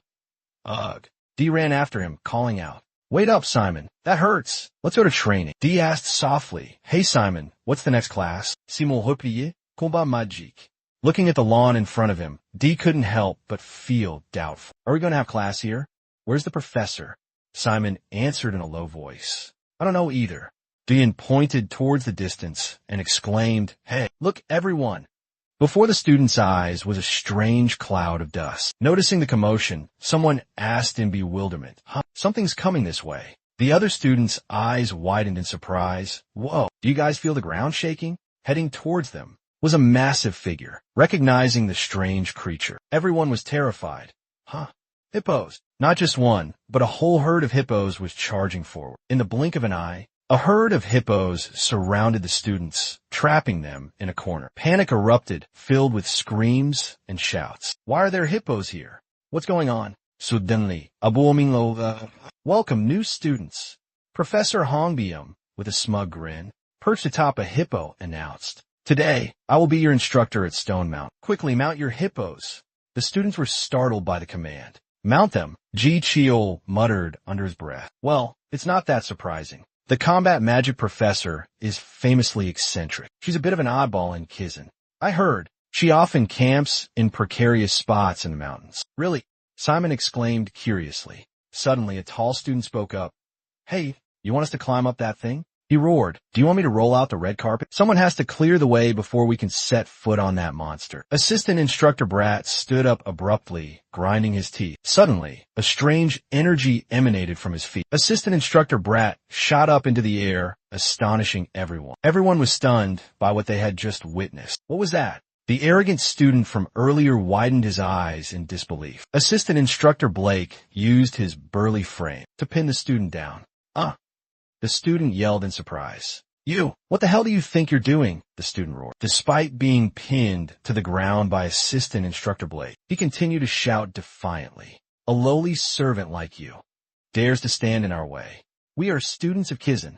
How dare you?" Assistant Instructor Blake felt insulted. He growled, repeating his question to the servant. Assistant Instructor Blake glared furiously, muttering, "How can these students be so incredibly stupid?" Assistant Instructor Blake roared, "You are to address me as assistant instructor, not servant." Seeing this, the other student quickly backpedaled. "I apologize." Assistant Instructor Blake smirked, clearing his throat. "Anything else? Now drop and give me 20, or now get down on ground." The student stammered, "Why, yes, sir. I apologize, Assistant Instructor." Witnessing the scene, Simon spoke softly. "I guess some things never change, huh?" Dick put a hand on his shoulder, comforting him. "Let me tell you something. You're the exception among those nobles." Just then, Assistant Instructor Brett spoke up. "We're a bit behind schedule. Everyone, mount up on the hippogriffs." He explained, one hippogriff can carry 3 students. Hearing that, everyone obediently followed his instructions, grumbling and groaning nonstop. The hippopotamus was so massive that even climbing onto its back proved to be a challenge. Just then, teaching assistant Rez spoke up gently. As everyone climbed on, we're about to depart. However, Simon keenly noticed a pink-haired girl still struggling below. Wait! Simon extended his hand and kindly asked, do you need help? The girl seemed a bit shy. Thank you, she replied. Simon quickly pulled the girl onto the hippopotamus's back. Teaching assistant Black loudly reminded everyone. Hold on tight, he shouted. Let's go. As soon as he finished speaking, the hippopotamuses all opened their mouths wide. Then, they charged forward with dizzying speed. The students were all startled and frightened. At the same time, the pink-haired girl exclaimed, thank you for helping me. Her hair fluttered in the wind, whipping across Simon's face, making him cry out in panic. A student crying their eyes out in fear. The scene dissolved into chaos. The students screamed in terror. Help! I'm going to fall. How can I hold on? Assistant instructor Brat hesitated, stammered. After a moment of silence, he spoke. Use your willpower to overcome this challenge. This is also part of your training. Assistant instructor Black snapped his fingers and said casually, if you fall now, you'll be trampled to death by those hippos, understand? Hearing that, everyone shrieked in fear. What? Assistant instructor Black continued coldly. Every year, there are a few tragic accidents. By now, the students' faces were pale with fright. What? Everyone screamed in horror. I want to get down. Please, someone help me. Assistant instructor Brat said sternly. Hold on tight. Kizan doesn't need weak students. Even hippos can't resist. All right, everyone. 1 aeon dejado each. He handed each student a bottle of water. The students replied, thank you, teacher. You'll feel better after drinking some water. Simon Fulcher replied, yeah. Cammy looked up at the sky and said in a panicked voice. A voice boomed. Welcome to class. All the students below started murmuring amongst themselves. Black is crying. There's a white bird perched on his shoulder. Hong Pyong to Song Makal introduced herself to everyone. Note, this name is difficult to translate directly. It might be a title or a place name combined with a person's name. Please provide more context for a more accurate translation if possible. I am Hong Pyong to Song Makal. She said, this semester, I will be teaching you combat magic. Additional information. A giant undead monster once burned down 4 baronies. Kuda Hydra. She is a legend among necromancers. The one who spent 5 days and 5 nights battling that giant undead monster and single-handedly crushed 100 of its heads. A spectacular victory. The first-year combat magic professor addressed all the students. Everyone please stand. The weary students obeyed, forming 4 vertical lines. A student spoke up. But the people from Aramborand are wondering for what? Assistant Burett explained. You're forming 4 vertical lines. Come on, everyone. Yes, sir, the students replied in unison. They whispered among themselves. Geez, it was 4. Why couldn't she just say so clearly? Very well. We'll depart immediately. Simon Floentia curiously asked. Professor, where are we going? The students were surprised by Hong Bangtong, Songjiang Makla's actions, and exclaimed in unison, oh, she reminded the students. A sharp mind and a healthy body are essential for you all. The foundation of battle magic is built upon a strong physique. Simon Florentia marveled inwardly. She's incredible. How can she run at such a terrifying speed? Another student chimed in, we all have 2 arms and 2 legs just like her, but Professor is on a whole different level. Hong Peng Teo, Sakyoam Makolesiu explained as she ran. Tempering the body with dark energy is the foundation for this entire battle magic system. And we will also learn hand-to-hand combat skills. Teaching assistant Blake and the others running alongside him listened intently to her lecture as they ran. Word masters who specialize in battle magic are called battle word masters. If you reach a certain level like them, dark energy will automatically flow from your bodies as smoothly as silk. That dark energy will condense into the form of an outfit, which we call the dark cloak. She concluded that this was a special ability of talented necromancers. Professor Hong Bang Tun, in a deep voice, reminded his students, this area is densely forested. Be careful. GY, from behind, took a breath and shouted, Gah! I'm so envious of those who are gifted in this area. Simon Florinia thought to himself. Gifted? He watched his friends ahead nimbly leap through the trees and had to admit, you're right, they look like they're having fun. From behind, a tired voice called out, "Hey Simon, are you alright?" Simon Florinia replied, "Yeah, I'm fine." "Ye have inquired." "Really? Are you sure you're okay?" He explained, "My hometown is full of hills, so it's been a while since I've been able to run this freely." GY panted, "You're amazing. I'm so jealous." Meanwhile, the professor running ahead. A subtle smile played on her lips as she listened to their conversation. Hong Bayon Tiol Sogyak Mio Klesu stopped just at the edge of the chasm and spoke. "All right, everyone, we'll use dark energy to cross this deep valley ahead." The students looked apprehensive at the unexpected challenge their teacher had presented. "But do we have to jump across this?" Hong Bayon Tiol Sogyak Mio Klesu smiled, offering guidance. "You can do it. It just takes a little technique, just like when you gather dark energy in the palms of your hands. But this time we'll use our feet." As she spoke, she demonstrated. "Watch closely." The students below gasped in amazement at the display. Hong Bayon Tiol Sogyak Mio Klesu gently landed on her feet. "If you use the technique correctly," she continued. Hong Bayon Tiol Sogyak Mio Klesu leaned back slightly, lowering herself gracefully to the ground before sitting down. Simon Florentia and his friend watched with stunned expressions and listened to her. "Everyone, watch closely. You don't need to fly into the air. Hong Bantun Sogum Gao Etlai. When you jump, release dark energy from the soles of your feet, like a rocket taking off. It'll feel like you're stepping out of the shadows." With that, she takes a running leap and soars across to the other side. The students' eyes widen in amazement. Hong Bantun Sogum Giai lands softly on her feet. From the other side, she waves and calls out, "Come on over." The students shout in unison, "Ah!"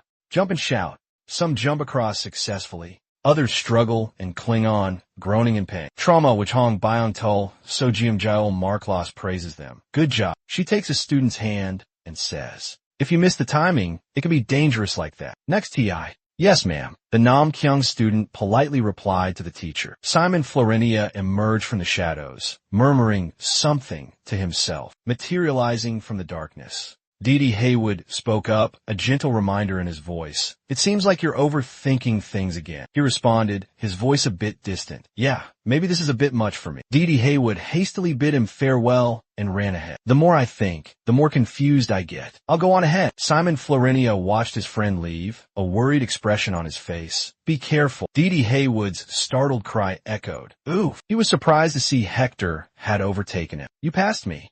Hector landed gracefully on the ground. Meanwhile, Didi Haywood tumbled to the ground, groaning in pain. The two standing watched in awe. The boy beside him, Hector, spoke.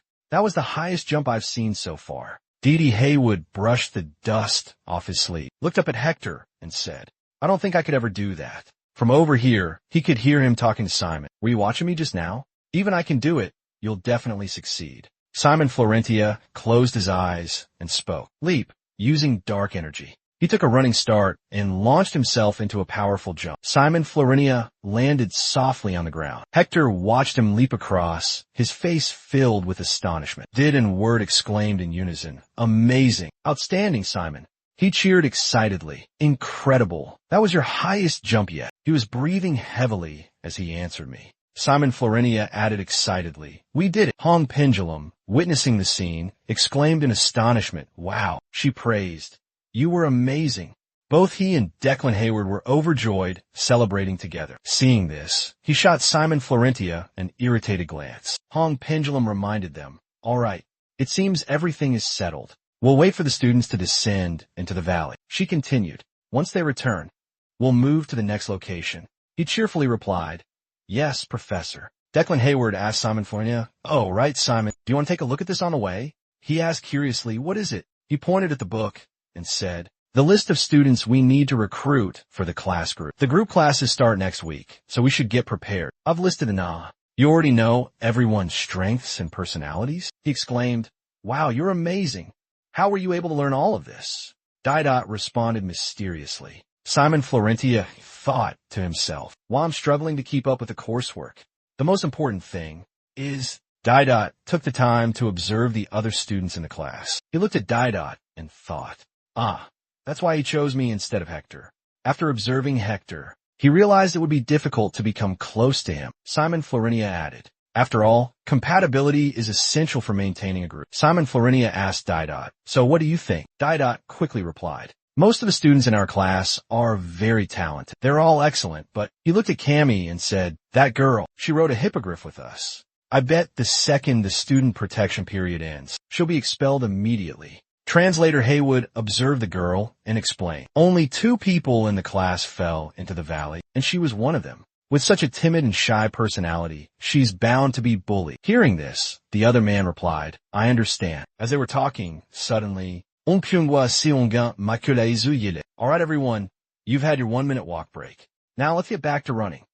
The students replied in unison, "Yes, ma'am." One of them spoke up, "I think we need another short break, ma'am."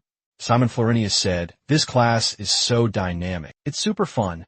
Translator Haywood responded irritably, "You think this is fun?" He couldn't understand why the boy would say such a thing. The students screamed in terror, "Gah, Professor, the hippos, they're charging at us." Seeing the teacher was quite far away, the students immediately suggested the professor ask the teaching assistant for help. But then they suddenly realized in a panic, "Wait a minute, he's not here either." Simon Florentia said gravely with a worried expression, "This is not good." Facing the charging hippos, he thought to himself, "I have to do something." He leaped into the air, continuing his words from the shadows, from the darkness. Simon Florentia wondered silently, "Isn't this supposed to be a safe period for the students? Could this be an accident?" Landing gracefully on the ground, Simon Florentia pondered, "If a confrontation with these hippos is unavoidable, I'm afraid someone will get hurt."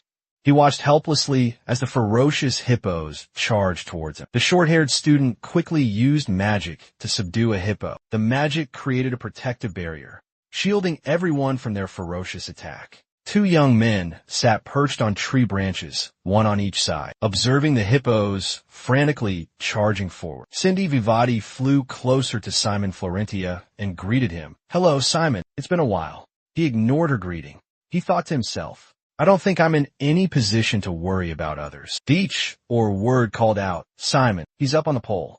Asked if your brother's all right. Simon Florentia replied, "Yeah." He lowered his head, thinking, "I was worried for nothing. I can't believe I have to compete with 1,000 other talented people." Deech, or Word, asked him again, "Are you sure you're okay?" He added, "You must be nervous. Don't worry, all those monsters have been tamed by Professor Hongbang." Simon Florentia asked in surprise, "Huh, really?" He explained, "Yeah, she's a master of battle magic, but she can also use the Chris bloodline power. When I was up there, the hippos are just surrounding those who fell. They're not attacking them." Simon Florentia observed.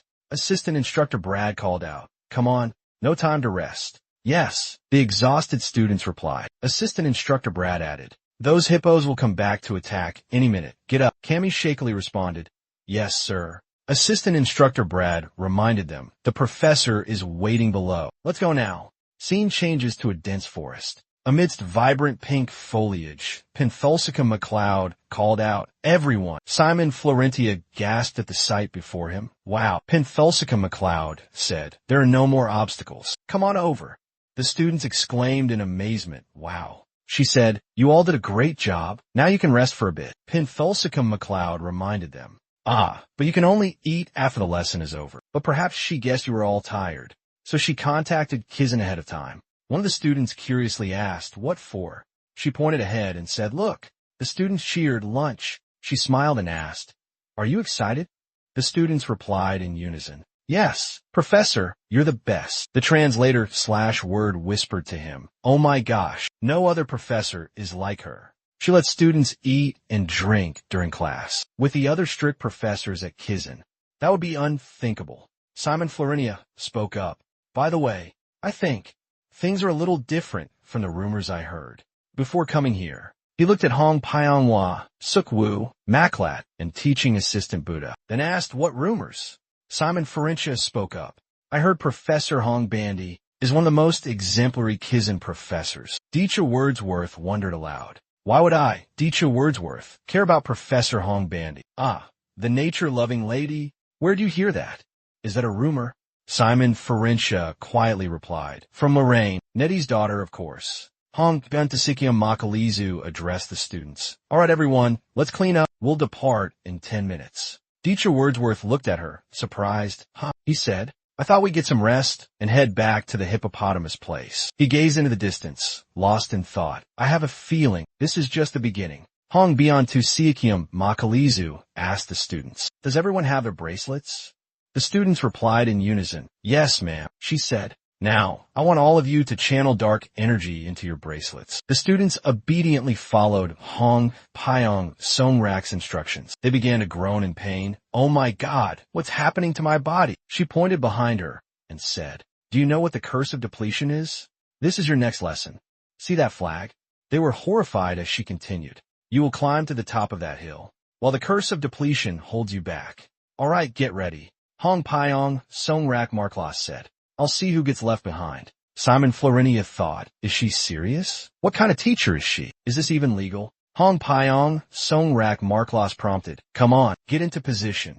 She yelled, all right, ready. Assistant Teacher Black shouted, go. A few students fell behind, struggling to keep up. The student with blue hair. With all his might, he struggled to climb upward. Simon Ferencia strained, clinging to the cliff face, searching for a handhold on the ledge above. Exhausted, he gasped between ragged breaths. So, tired, Simon Ferencia groaned inwardly. Even lifting a foot is a struggle. His head swam, dizziness washing over him. He fought to steady himself. This has nothing to do with prep class. This is a pure test of will and endurance. Simon Ferencia told himself, more determined than ever. If I give up here, I'll never catch up to the others. He resolved to press onward, no matter the cost. Suddenly, he glanced to his left and saw Luca. Damn it, him again, he thought to himself. Hector M.O. sighed, a look of bewilderment on his face. I used my special skill to lessen the curse's effects and pulled ahead, yet he's still right behind me without using any tricks. He thought to himself, this time, I'll show you what I'm made of. Hong BM2 Sukyu, McLeod cheered from above. Come on, you got this. Almost there. Hector Moreau told himself, more determined than ever. Me too.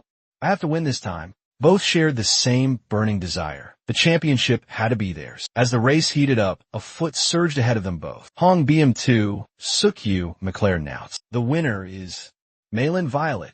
She congratulated Malin Buildland. Congratulations on your outstanding victory, she replied. Thank you, Professor. Hong BM2 Sukyu McLeod asked, curiously. You climb normally, right? How did you manage that? Malin Buildland answered. I found a way to resist the exhaustion curse. She acknowledged to herself, Hong BM2 Sukyu McLeod said, well done. You can rest now. She replied, yes, ma'am. Hector Moreau realized something. I'm not sure I can break this curse on my own. Hong Pengdu's teaching assistant, Suki OM, informed the professor. Professor, we have an injured student. It seems she has a minor scrape on her elbow. She asked me to examine the wound. Hong Pengdu said, go tell my students. They're almost here. We can do this.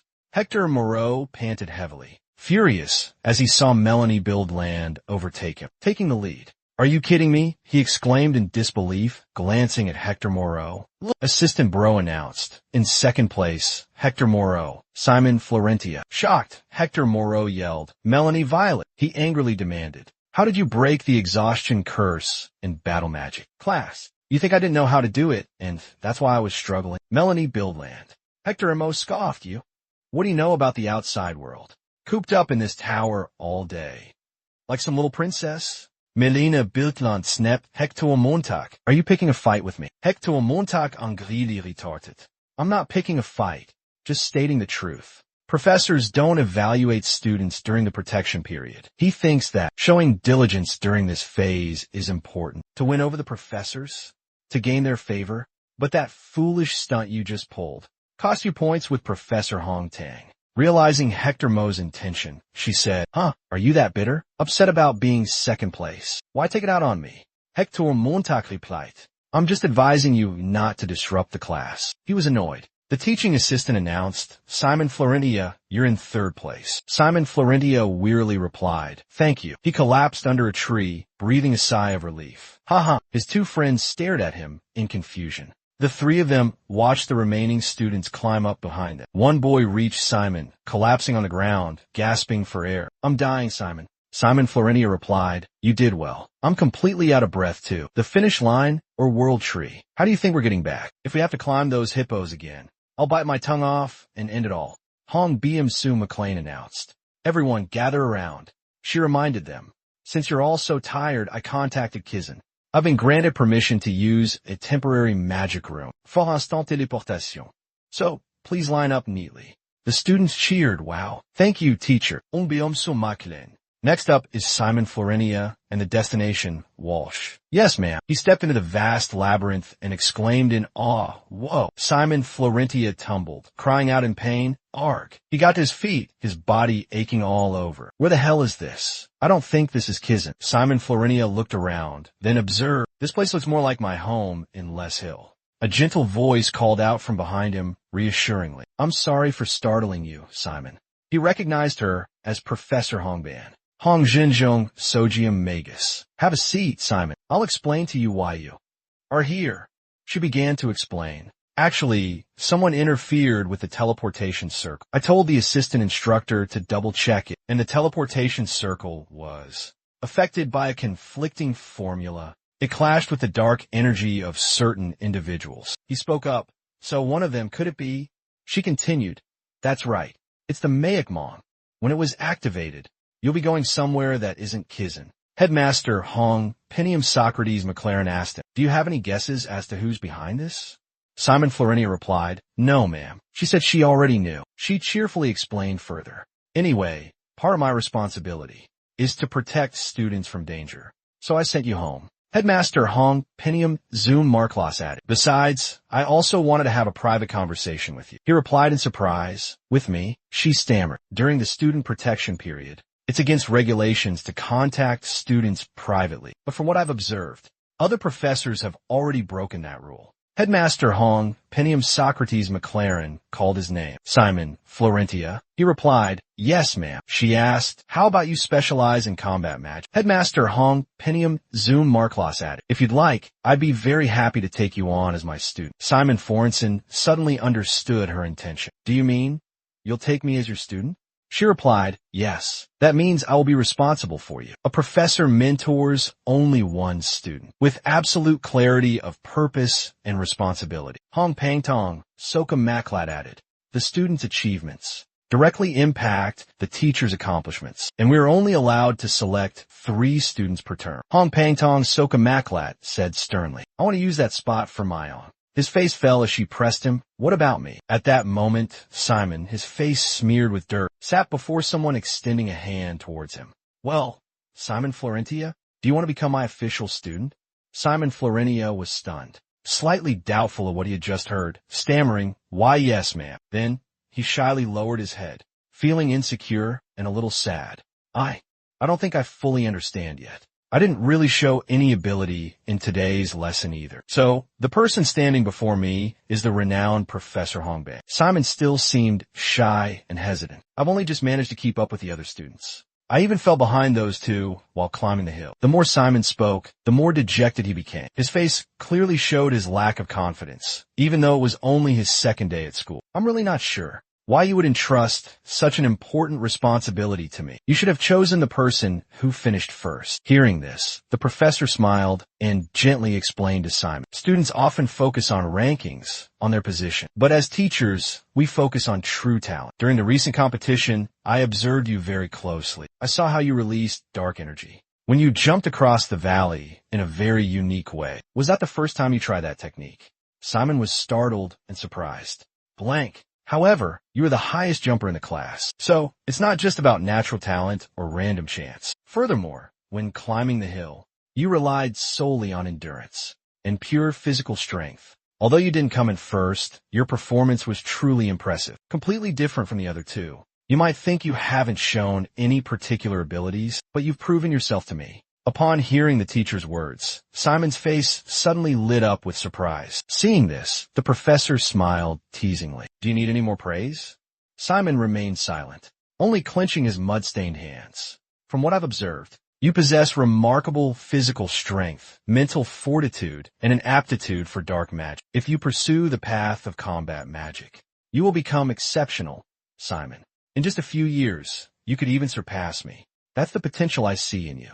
The professor's expression turned serious. Or perhaps, I can help you become stronger than anyone. Until now, Simon had remained silent, listening without responding. He seemed confused, unsure how to react. Then suddenly, he spoke, addressing the professor. He hesitated for a moment before saying, "Thank you for your generous offer." Then, Simon bowed deeply, sincerely apologizing. "But I must decline your offer." The professor simply asked, "May I ask why?" Simon seemed remorseful, unable to fulfill the professor's wishes, so he couldn't look her in the eye. Simon's gaze averted. "Have you perhaps found another field you wish to explore?" Professor Hongbang pondered for a moment. Then she smiled brightly, stretching comfortably. "Very well. Thank you for your honesty. It saves us both time." Everyone thought Professor Hong had given up. But then, she suddenly spoke up.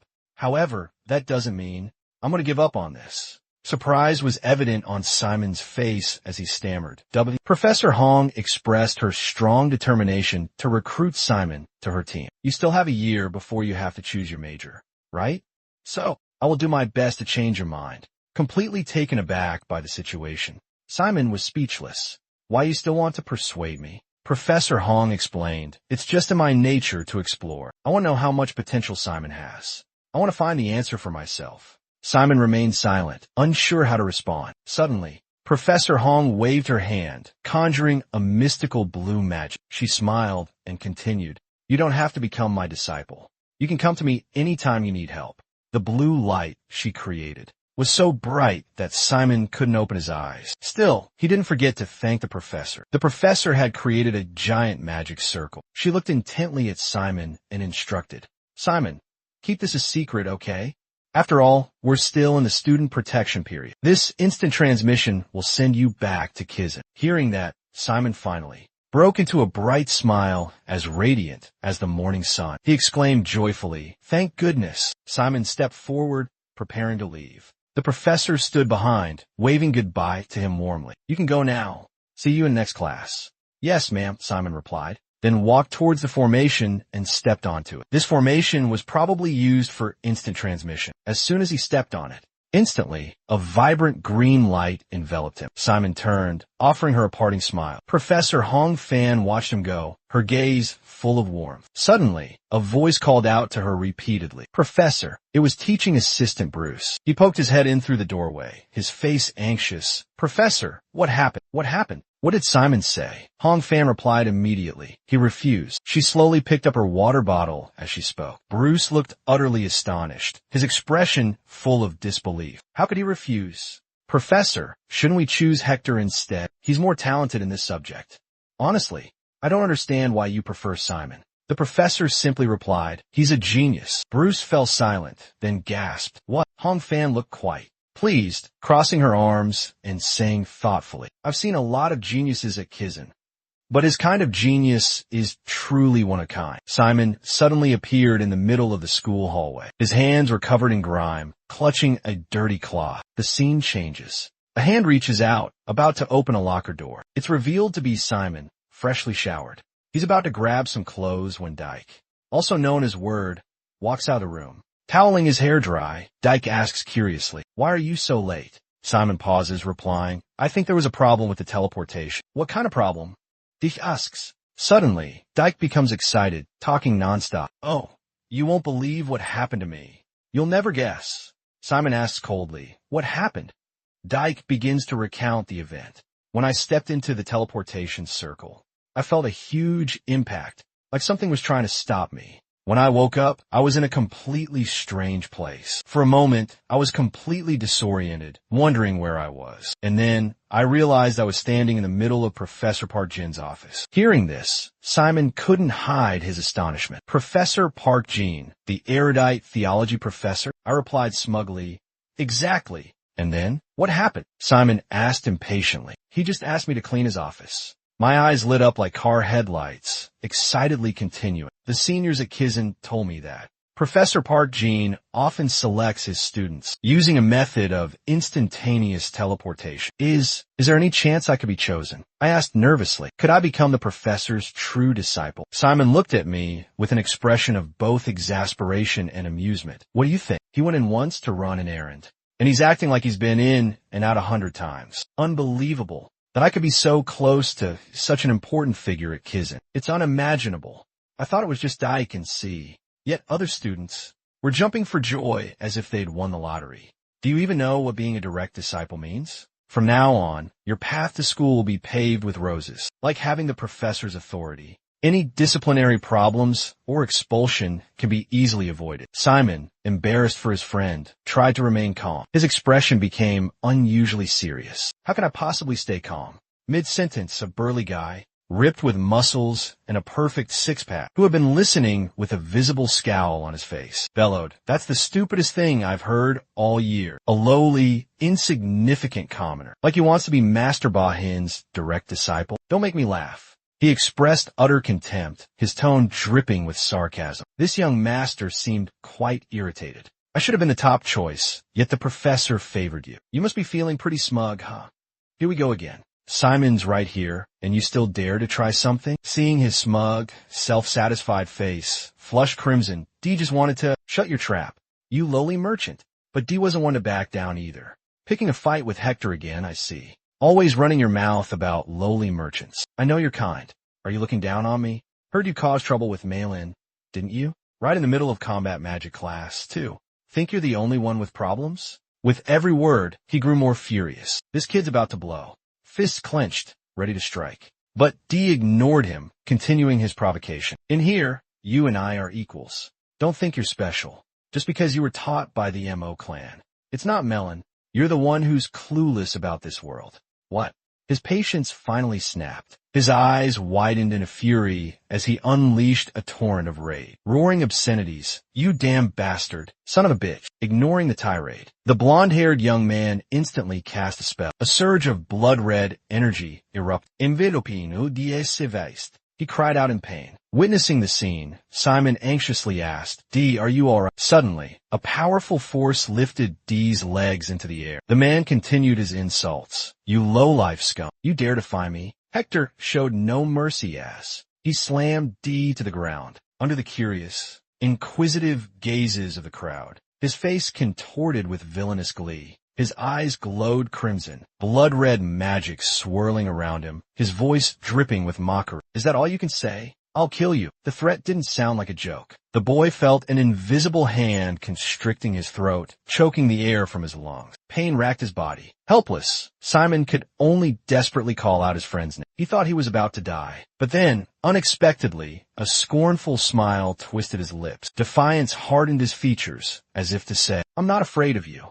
What can you do to me? As soon as he finished speaking, he extended a trembling finger forward. The boy with the crooked hair realized things had gone too far, stopping the other boy and walking away. Hector, you've gone too far. You're not allowed to use magic outside of class. But Hector seemed to have lost all reason. He no longer held back. With a single shove from his lackeys, the two younger boys were sent sprawling to the ground. Shut up. Suddenly, his eyes widened as if he had seen something unbelievable. Terror was etched across his face. It turned out Simon had finally had enough of his behavior. He threw a powerful punch, landing it squarely on the other man's hateful face. Luckily, he managed to block it at the last moment. Otherwise, it would have surely left a nasty bruise. The force of the blow sent Simon stumbling backward, sliding across the floor. Refusing to lose face, Hector sneered, All right, I was wondering when you were finally going to make a move. As he spoke, his face contorted into a ferocious grimace. He gritted his teeth, his hands clenching into fists, ready for a fight. Dichi stood behind him, clutching his neck in pain, desperately calling out Simon's name. Ferentia. Hector continued to grind his teeth, his hand erupting in a mysterious black flame, a declaration of war against Simon. This time we'll settle this once and for all. He had just begun to conjure a magic circle, when suddenly, something hurtled towards him with incredible speed. The strange object crashed to the ground right at his feet. Simultaneously, flashes of red light erupted, shattering everything around. Everyone present, including Hector, was paralyzed, frozen in place by the horrific scene. A muscular figure suddenly emerged from the bathroom, stepping between the two aggressors.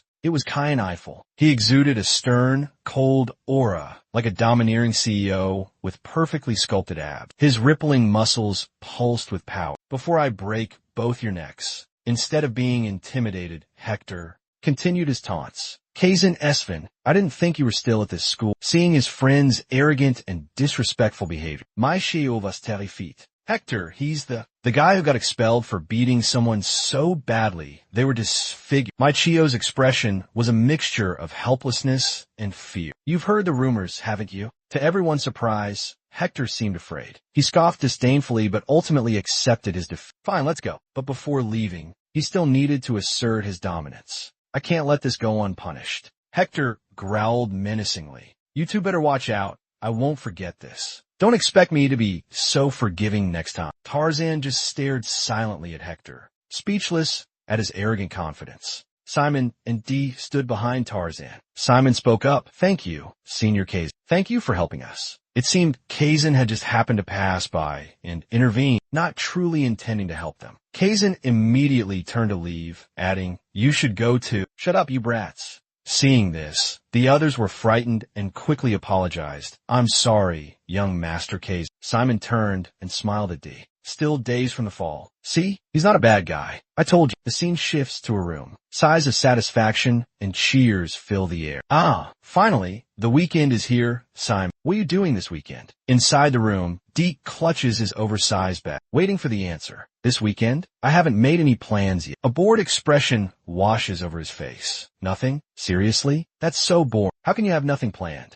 Weekend time is super important. Simon immediately realizes that Deke already has something in mind. Deke smiles smugly, a bright look on his face. Of course, my weekend schedule is even more important than my weekday classes. More important than schoolwork. Simon asks with a sarcastic tone. Cut to the chase, what are you up to? Deke replies, I'm going to Rochester. I wonder where he's going. Simon immediately asked, Rochester? You mean the town down there? What are you planning to do there? Make money, what else? Upon hearing the word money, Simon's eyes lit up like car headlights. That's strange, make money? Why do you need to make money? You seem so clueless. Dee carefully explained it to Simon. Do you know how Kizan pays for student living expenses? The higher the rank, the less the allowance. So, I think I have to get a scholarship to earn more, but I don't think I'm capable of achieving that score. So I plan to utilize my abilities as soon as possible. You should find a way to make money too. When the student protection period ends, the professors won't provide free learning materials anymore. After listening to Dee's long explanation, Simon was shocked and couldn't believe his ears. Really? Dee continued speaking. The living expenses Kizan provides aren't enough to get by. So, upperclassmen all have their own side hustles to earn extra income. You seem interested in summoning,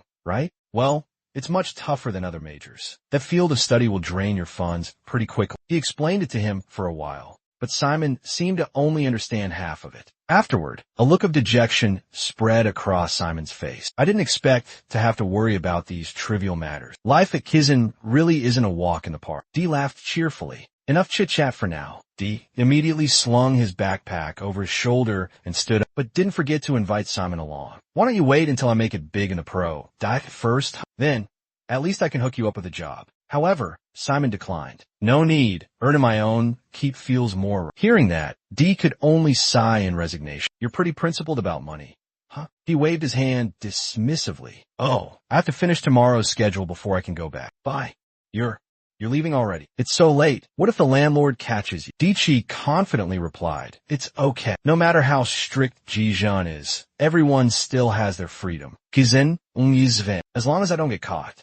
See you. Watching him disappear into the distance, Simon muttered, all right, whatever. He reached into the bag of pastries, thinking, when he gets back, I have to thank Jiashan. Kazan dashed Jiashan. Thank Jiashan. But Kadia isn't here either, and Dichi just left. Jadia, Gadia. He pondered what to do as he brought a pastry to his mouth. What should I do? Suddenly, a head popped out from the window, eyes fixed on him. It made him feel a little uneasy. Simon spun around, startled. It was Nephice. He looked at her in surprise as she beamed at him. Hey, Simon. Nephice greeted him cheerfully. He rushed to the door, surprised. How did you get here? She replied casually, hee, I was just passing by. He exclaimed in confusion. But this is the 4th floor. She nimbly climbed in, sat down, and ate a cake. Delicious. Seeing her enjoying the cake, he said softly, feel free to have it all. She beamed. Really? Then cheered. Yay, I never get to eat sweets at home. Suddenly, she turned serious. Oh, Simon, this is your first day at school, right? How was it? He replied softly, it was great. Then excitedly shared his first impressions. The professor was so cool. Everyone was nice, and the classes were really interesting. I think I fit in here better than I thought. Honestly, I was a bit worried at first, but a friend from Kizan helped me a lot. Jiun laughed heartily and waved her hand. Ah, that's good then. I thought you would have a lot of trouble, since you came here without any prior learning. He chuckled. She's praising me. It's so relaxing chatting with you here at Kizan. It reminds me of when Richard was here. This is quite a surprise. My father? She recounted. Yes, your father, Richard, was also a student at Kizan. You're surprised, aren't you? Need sighed dramatically. Richard was quite the infamous student. You're always so understanding, but he was a real troublemaker. A walking disaster, really. But he was also very bright. Her words only deepened his confusion. Richard was always getting into trouble for teasing the professors, and then he'd try to skip class. There were a few times I had to drag him back myself. He ran a hand through his hair in bewilderment. It's hard to believe.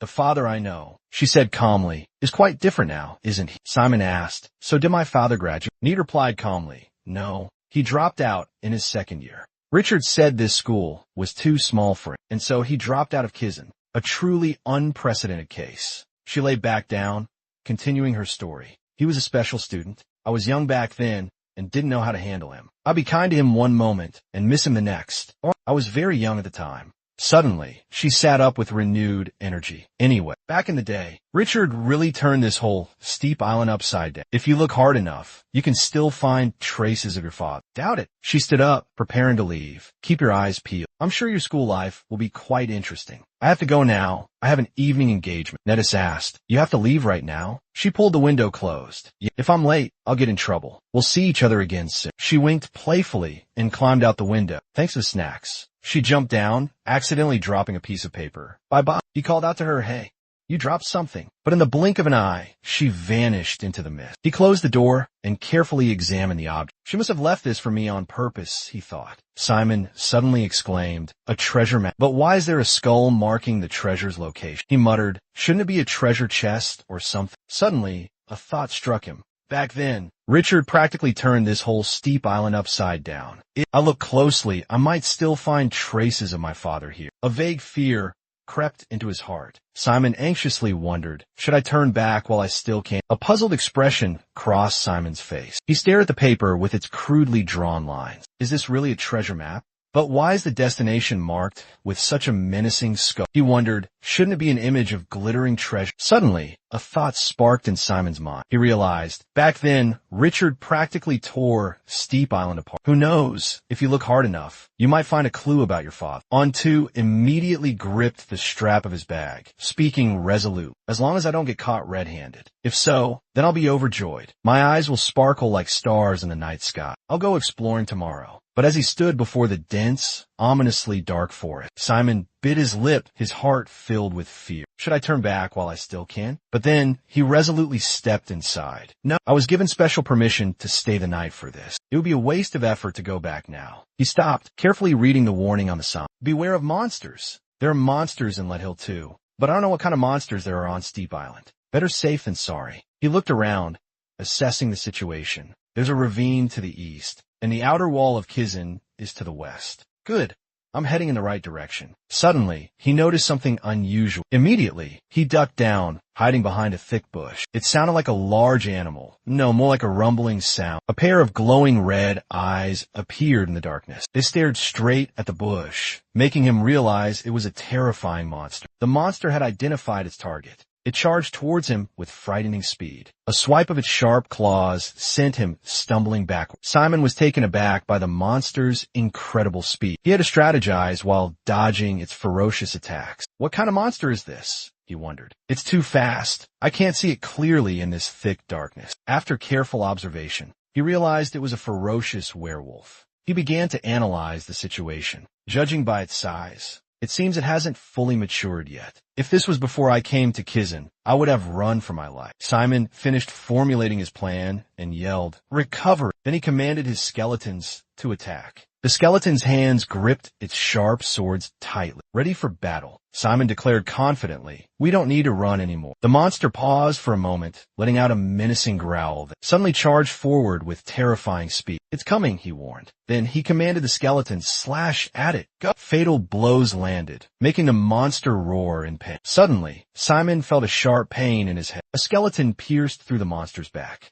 Seeing this, despite the pain, he ordered, "Now." Obeying the command, the skeletons leaped in unison, driving their blades deeper into the monster. "Stab it!" "Regeneration!" Simon yelled. The skeleton had impaled the monster's body. The monster shrieked in agony. Seizing the opportunity, Simon rushed forward. "This is my chance." Simon raised his blade high, finishing off the monster on the spot. With everything done, he breathed a sigh of relief and slumped to the ground. He almost forgot something important. Come to think of it, this was his first real battle at Kiz. Luckily, he'd been practicing his bone grafting technique on rats. He looked at the monster's corpse in front of him, covered in blood and gore. If he had faced a monster like this back in Let Hill, he would have run for his life. But now, he had defeated a werewolf. After only 3 short days at Kizan, a spark of hope ignited within Simon. How strong would he become if he could survive? 3 years of grueling training at Kizan? Suddenly, he realized something. The rat's skull was shattered into pieces. No,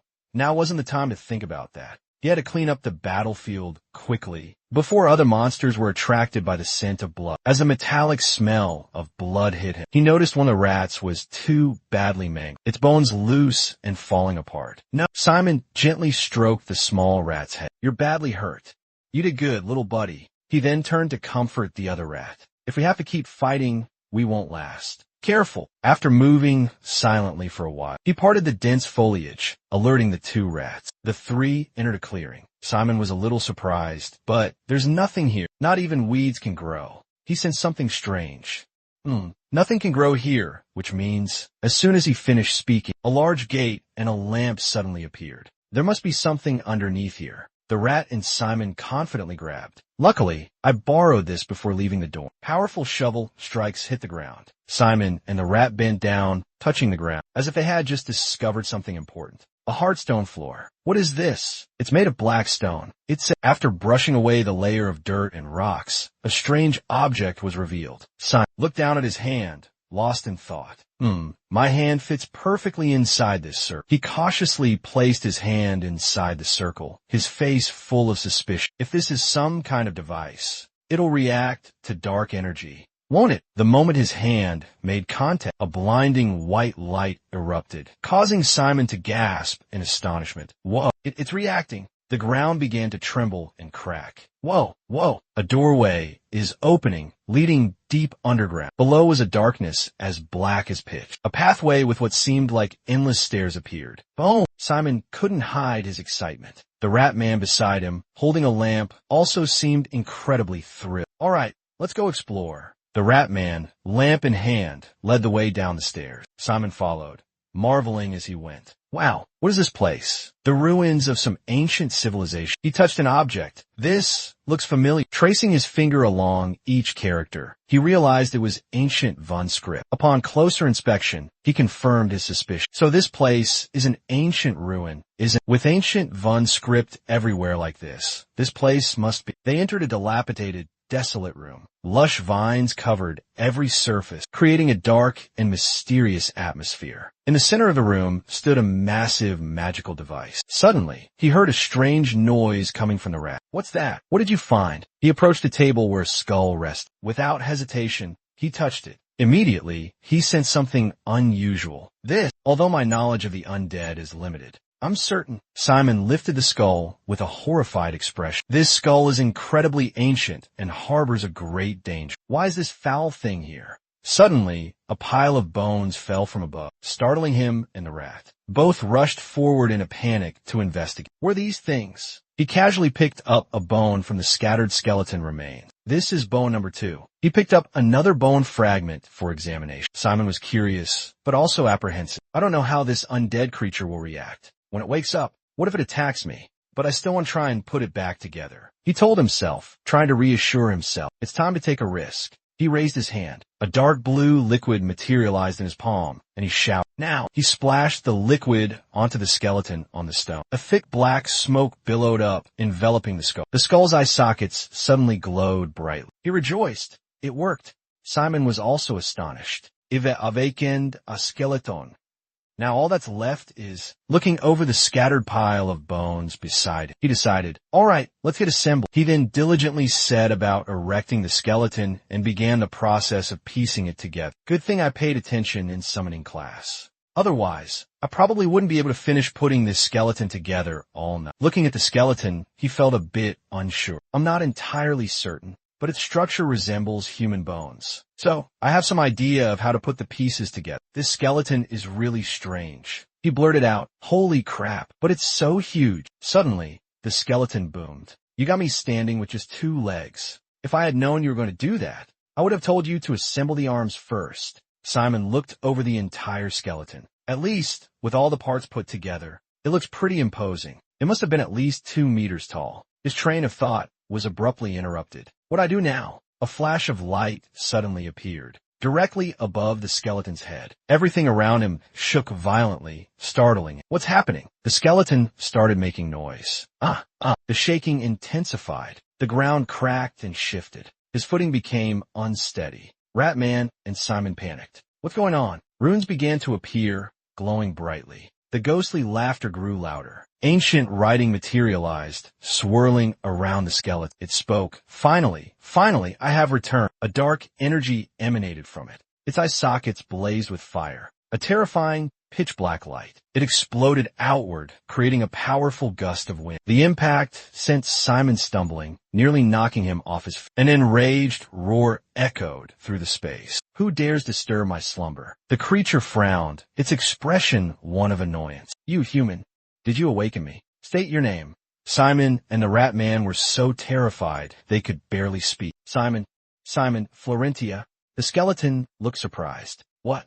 You're Florentia? It crossed its bony arms, as if understanding had dawned. I see. Are you a descendant of Richard? The sheer volume of the voice made Simon clap his hands over his ears. Descendant is a bit of a stretch, but yes. His ears still ringing. Simon struggled to maintain his composure. Richard is my father. I am Richard Florentia's son. The skeletal figure nodded in understanding.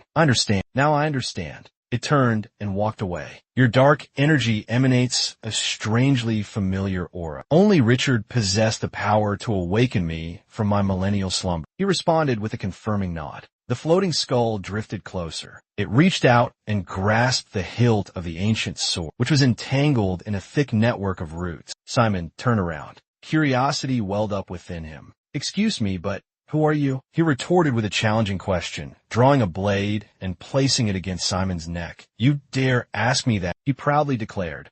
I am Fear, Lord of the Battalion. I once ruled all 6 hells alongside your father, Richard. Simon was utterly stunned. His eyes wide, his jaw dropped. He stammered, Why you? You were my father's subordinate? Fear raised an eyebrow. Now it's my turn to ask. Who led you here? He held out the piece of paper towards Fear. Need Akbo. She told me about this place. Fear scoffed. So it was her? That's not surprising. Suddenly, he slammed his blade into the ground, thumped his chest, and boomed. All right, make a pact with me. Simon Florentia and the battalion as well. He looked dubious, yet the offer presented alluring benefits. The battalion will obey your every command and crush all who dare stand in your way. Every living being in this world will kneel before you, begging for mercy. Suddenly, the voice fell silent. However, the words lingered, forcing Simon into deep contemplation. You will walk a path of destruction, stained with blood and carnage, and it will become a part of your destiny. A chilling dread filled the air. A pact with the devil?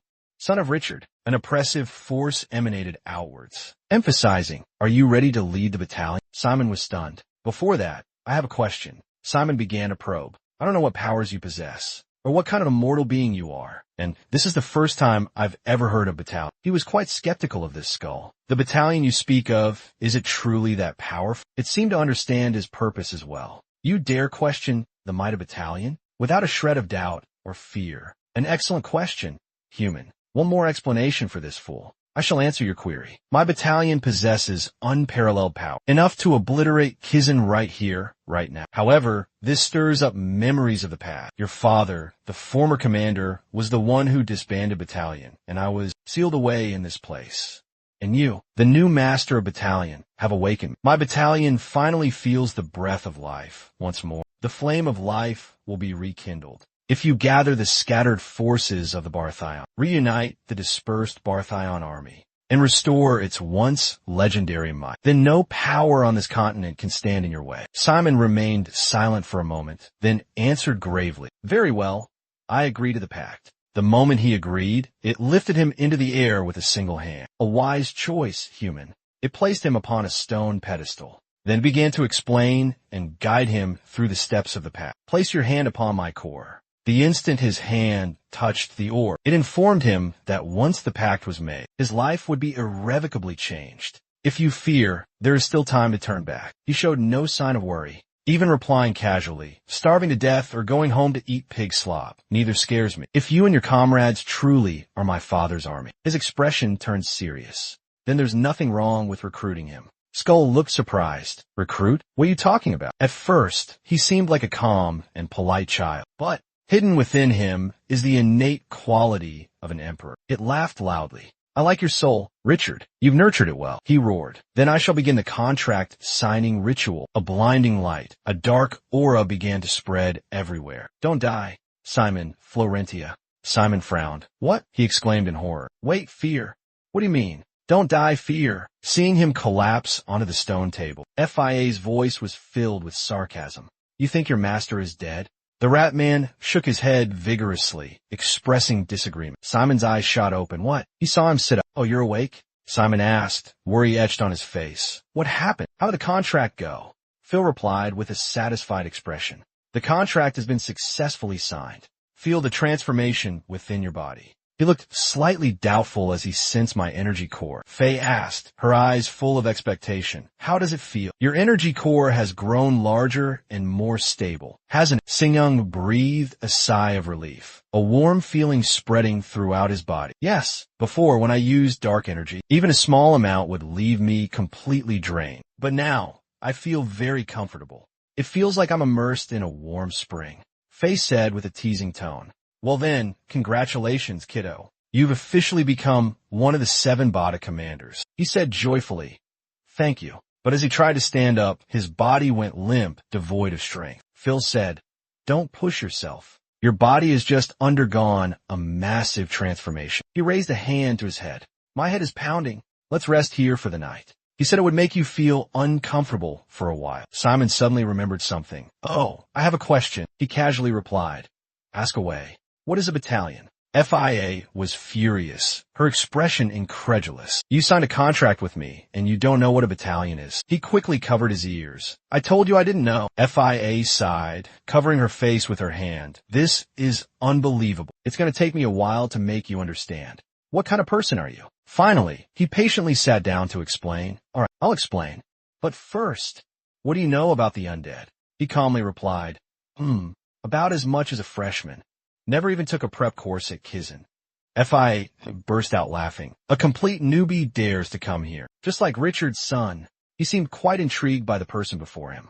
"All right then, I'll explain it to you in the simplest way possible. First of all, the undead in this world are classified into 3 main categories: summoned undead, natural undead, and bathbone." He raised his hand, gesturing to begin his explanation. "All of the undead that necromancers, like you, control, are called summoned undead. They are created from magic and act according to the summoner's commands." Both he and Ratman listen intently. "They will dissipate after a certain period of time, or when a magic sustaining them loses its effect." Images of the undead flashed before their eyes. Natural undead are formed without the intervention of a necromancer or any magic. When people think of the undead, let's consider this species. Because of their blind hatred for the living, along with their violent, bloodthirsty nature, natural undead have been labeled by humans as terrifying monsters. Simon seemed to be starting to understand. Fiend exclaimed, pumping his fist. "And the last, but not least, crucial point. Battalion, you could say that. We are somewhere in between summoned undead and natural undead." He pointed to the center of Battalion's chest. "Like natural undead, we can sustain ourselves thanks to our own energy cores. But we are also like summoned undead, in that we absolutely obey the commands of necromancers, or higher-ranking undead." Simon's face lit up. "I get it." Fiend continued. "There are only 7 battalion legions in this world. In other words, there are only 7 necromancers. capable of controlling battalions. He pointed at Simon, and you are one of those 7. The man gestured with his hand, offering a brief explanation. One necromancer commands a platoon of undead. As their summoning abilities increase, the size of their army grows proportionally. I've witnessed a mighty battalion fleet before, but their numbers are few and far between. That surprises you? Simon inquired. What about the necromancers who graduate from Kizun? Surely there are many high-level necromancers from Kizun. The man replied, adding an explanation.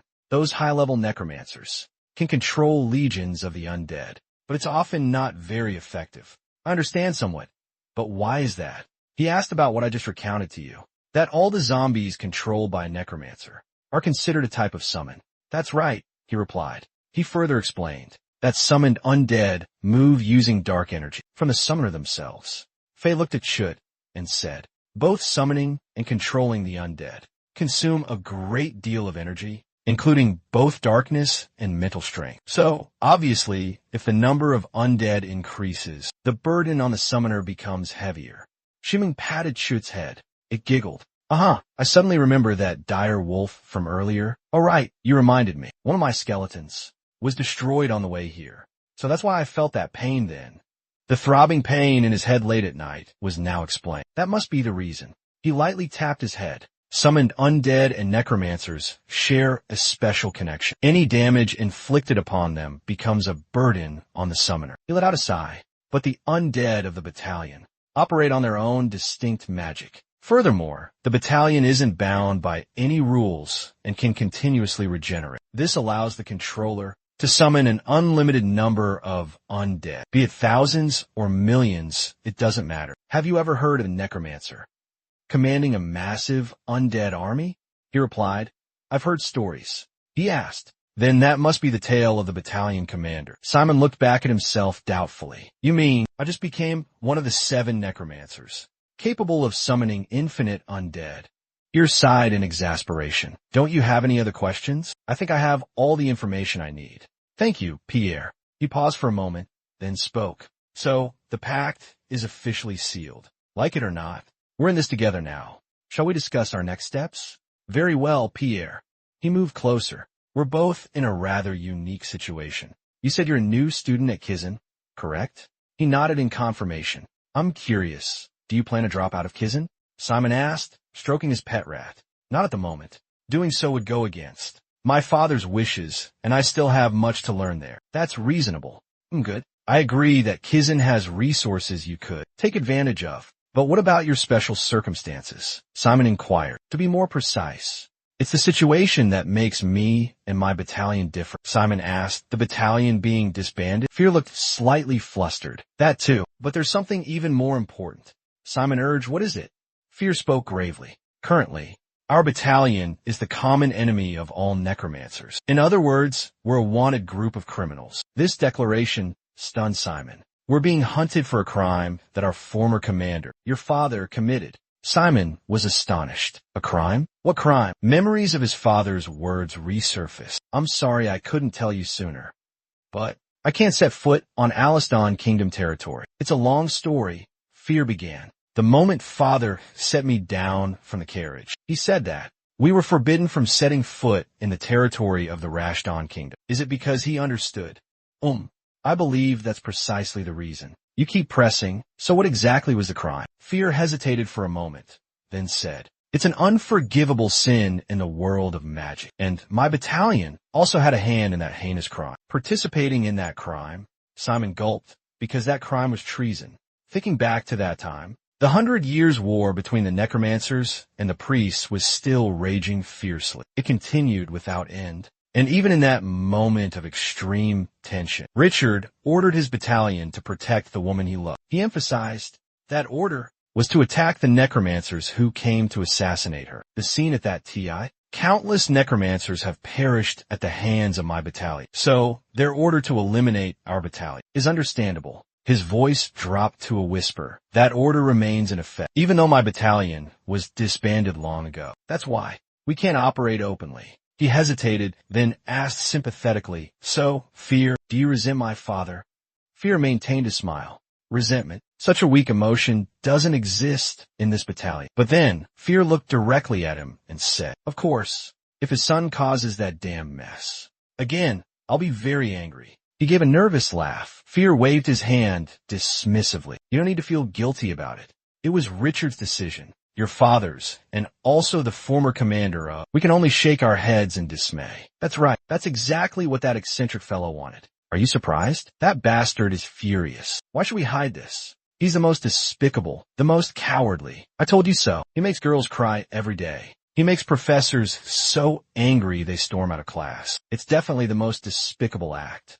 Please sit properly. I understand. That scoundrel now has a son. Not even 5 seconds in, and he's already panicking and pulling his hair out. Wait, his son? Why haven't I thought of this before? Huh, you're saying you're Richard's son? Really? So that means... Simon beamed and introduced himself. Ah, yes. You guessed right. My mother's name is Anna Florentia. Ear cried out in alarm. What did you say? Ear was completely shocked. Disgusting. You're the son of my friend and my enemy? He was tormented, riddled with guilt, unable to believe this was happening. Go, don't be so shy. It's pathetic. Just thinking about it. Darling, dinner is ready. He clutched his head in agony. Or would you like to bathe first? He screamed in despair. Stop it. Stop it. This nightmare. I'll have nightmares. Demon. Get out of my head. FIA thrashed and moaned in pain. In contrast, Simon beamed with delight. I look forward to working with you, FIA. He spat. Don't smile like that, witch, you damn brat. FIA slumped into a corner, defeated. Phoenix, after all, you can't choose your parents. Back to the matter at hand. Yes, he replied obediently. He raised his hand, a display of authority. For now on, absorb the knowledge that I, Kizan, impart to you, and become stronger. Don't let anyone know you possess that army. What? He wondered. He explained clearly. Because you are Richard's son, his sole heir. The adults will be quite surprised by your connection to Richard, he said, tapping a finger against his forehead. How do you think the other necromancers will react when they hear a Kizan freshman command such a powerful undead legion? He understood the implication. Older, more powerful necromancers would come after him. Yes, you'll need the power to protect yourself then, he said. His expression turned serious, resolute in his need to grow stronger. Exactly, he affirmed. Kid, listen to this advice. Learn everything you can at Kizan, and master the Legion. Restore it to its former glory. He nodded, showing he understood. He beckoned the rat-like creature closer. Now, we need to figure out how to control this Legion, adapt it to specific situations. I'm going to show you something. He gestured for him to come closer. Curious now, kid? Well, what is it then? The rat man standing next to Simon saw him point directly at its face. Simon suddenly noticed a faint glow emanating from the rat man. You can control my bone warriors? Piao said smugly. Of course, we currently share the same dark energy source. So all the undead, summoned by your dark energy, belong to this legion. He explained. You are the supreme commander of a legion, and I hold the second in command. However, these undead haven't undergone the Legion Unification ritual yet. Simon asked. Legion Unification? Piao placed his hand on the ratman's head. Instantly, its eyes glowed brightly. Piao said, watch closely. Suddenly, its entire body erupted. A jet-black aura enveloped it and exploded right before Simon's eyes. The ratman's mouth gaped open, black energy spewing out. Piao began to explain. This is a zombie that has undergone the fusion process. The fusion with a fresh rat has been completed. He looked at the rat with a skeptical gaze. Really? It looks no different than before. Look closely at its eyes. You'll see a black flame burning within. Kuya further explained.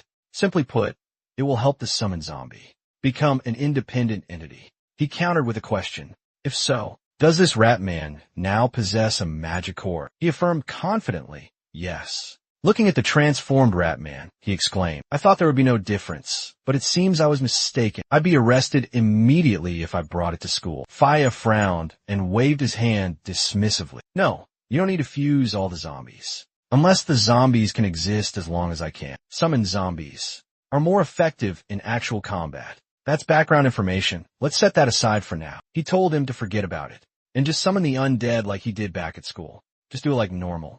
A warning was given. If the undead run out of time or are destroyed, bring them to me. I will incorporate them into the Legion and control them from here, the young man exclaimed. This method will be very effective. FIA really had to give him credit. Now you will gradually become stronger. if you can summon elite undead individuals. The Legion's power will also be enhanced. He shook his hand excitedly and said, "Yes, of course." Glancing at the rat's tail, he added, "By the way." Simon noticed it seemed to be acting more like an animal. He explained that it shared some characteristics with natural undead, but then asked, "But you have control over it, so it will immediately run to you, if summoned. How long have you been at Kizin, kid?" He responded it had only been 3 days, yet the man seemed already knowledgeable. "It will be soon," he said.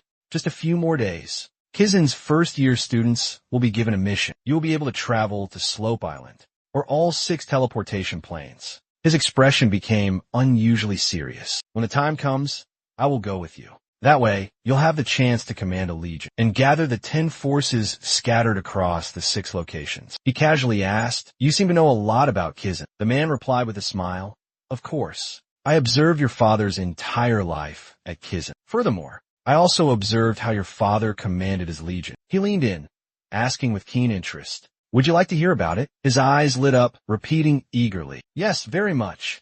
Immediately, he asked his first question, "So why do the undead resist their summoners?"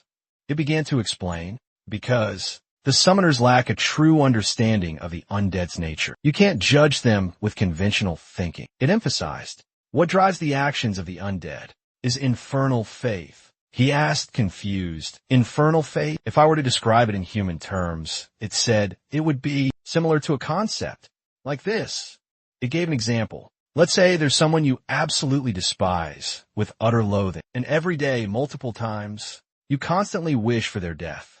Then, the undead will remember that desire. Simon was surprised. "Wait, so that means—" He confirmed, "Right? The undead will kill that person, even if you're not close by." He emphasized that, even if you no longer remember that person, or have completely forgotten them, the undead will retain that hatred and pursue them to the ends of the earth. The man sighed, unable to believe he was hearing this again. "I'll keep reminding you, so don't worry. This will also help you understand things better from the undead's perspective." Looking at the rat man, he said, sweating, "Thanks, Fear. That's actually really helpful." Fear added, "Speaking of which, I'll teach you how to control undead attacks." He stood up and began the lesson. "First, the most important thing is your intent. No matter what the target is, repeat my intent." He explained thoroughly. For example, imagine your enemy standing right behind you. From behind, shouts urged him to rise. "Hate this wall more than anything in the world." Simon got into position as well.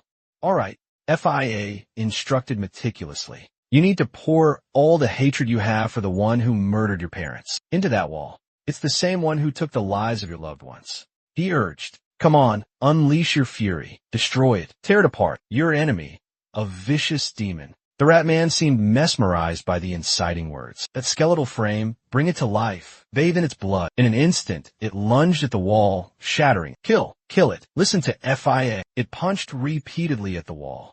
It doesn't deserve to live." Finally, the rat man head-butted the wall, finishing off its opponent. "It's not allowed to exist in this world. Rip it." It shattered into a million pieces, screaming in agonizing pain until the very end. Simon stood beside him, a flicker of genuine horror in his eyes. Fear then explained, "I used somewhat exaggerated language to make it easier for you to grasp. The most crucial element still lies in your intention." Fear finished speaking and glanced towards the rat frantically attacking the wall. A skilled necromancer can convey their intent precisely, even when giving the most minor commands. And above all, focus on rage, hatred, and killing intent. He explained that these negative emotions possessed far greater power. Now, he asked Simon to try and stop the rat. "You're the commander." He hesitantly agreed. "All right." He hastily shouted, "Stop. You can stop right now.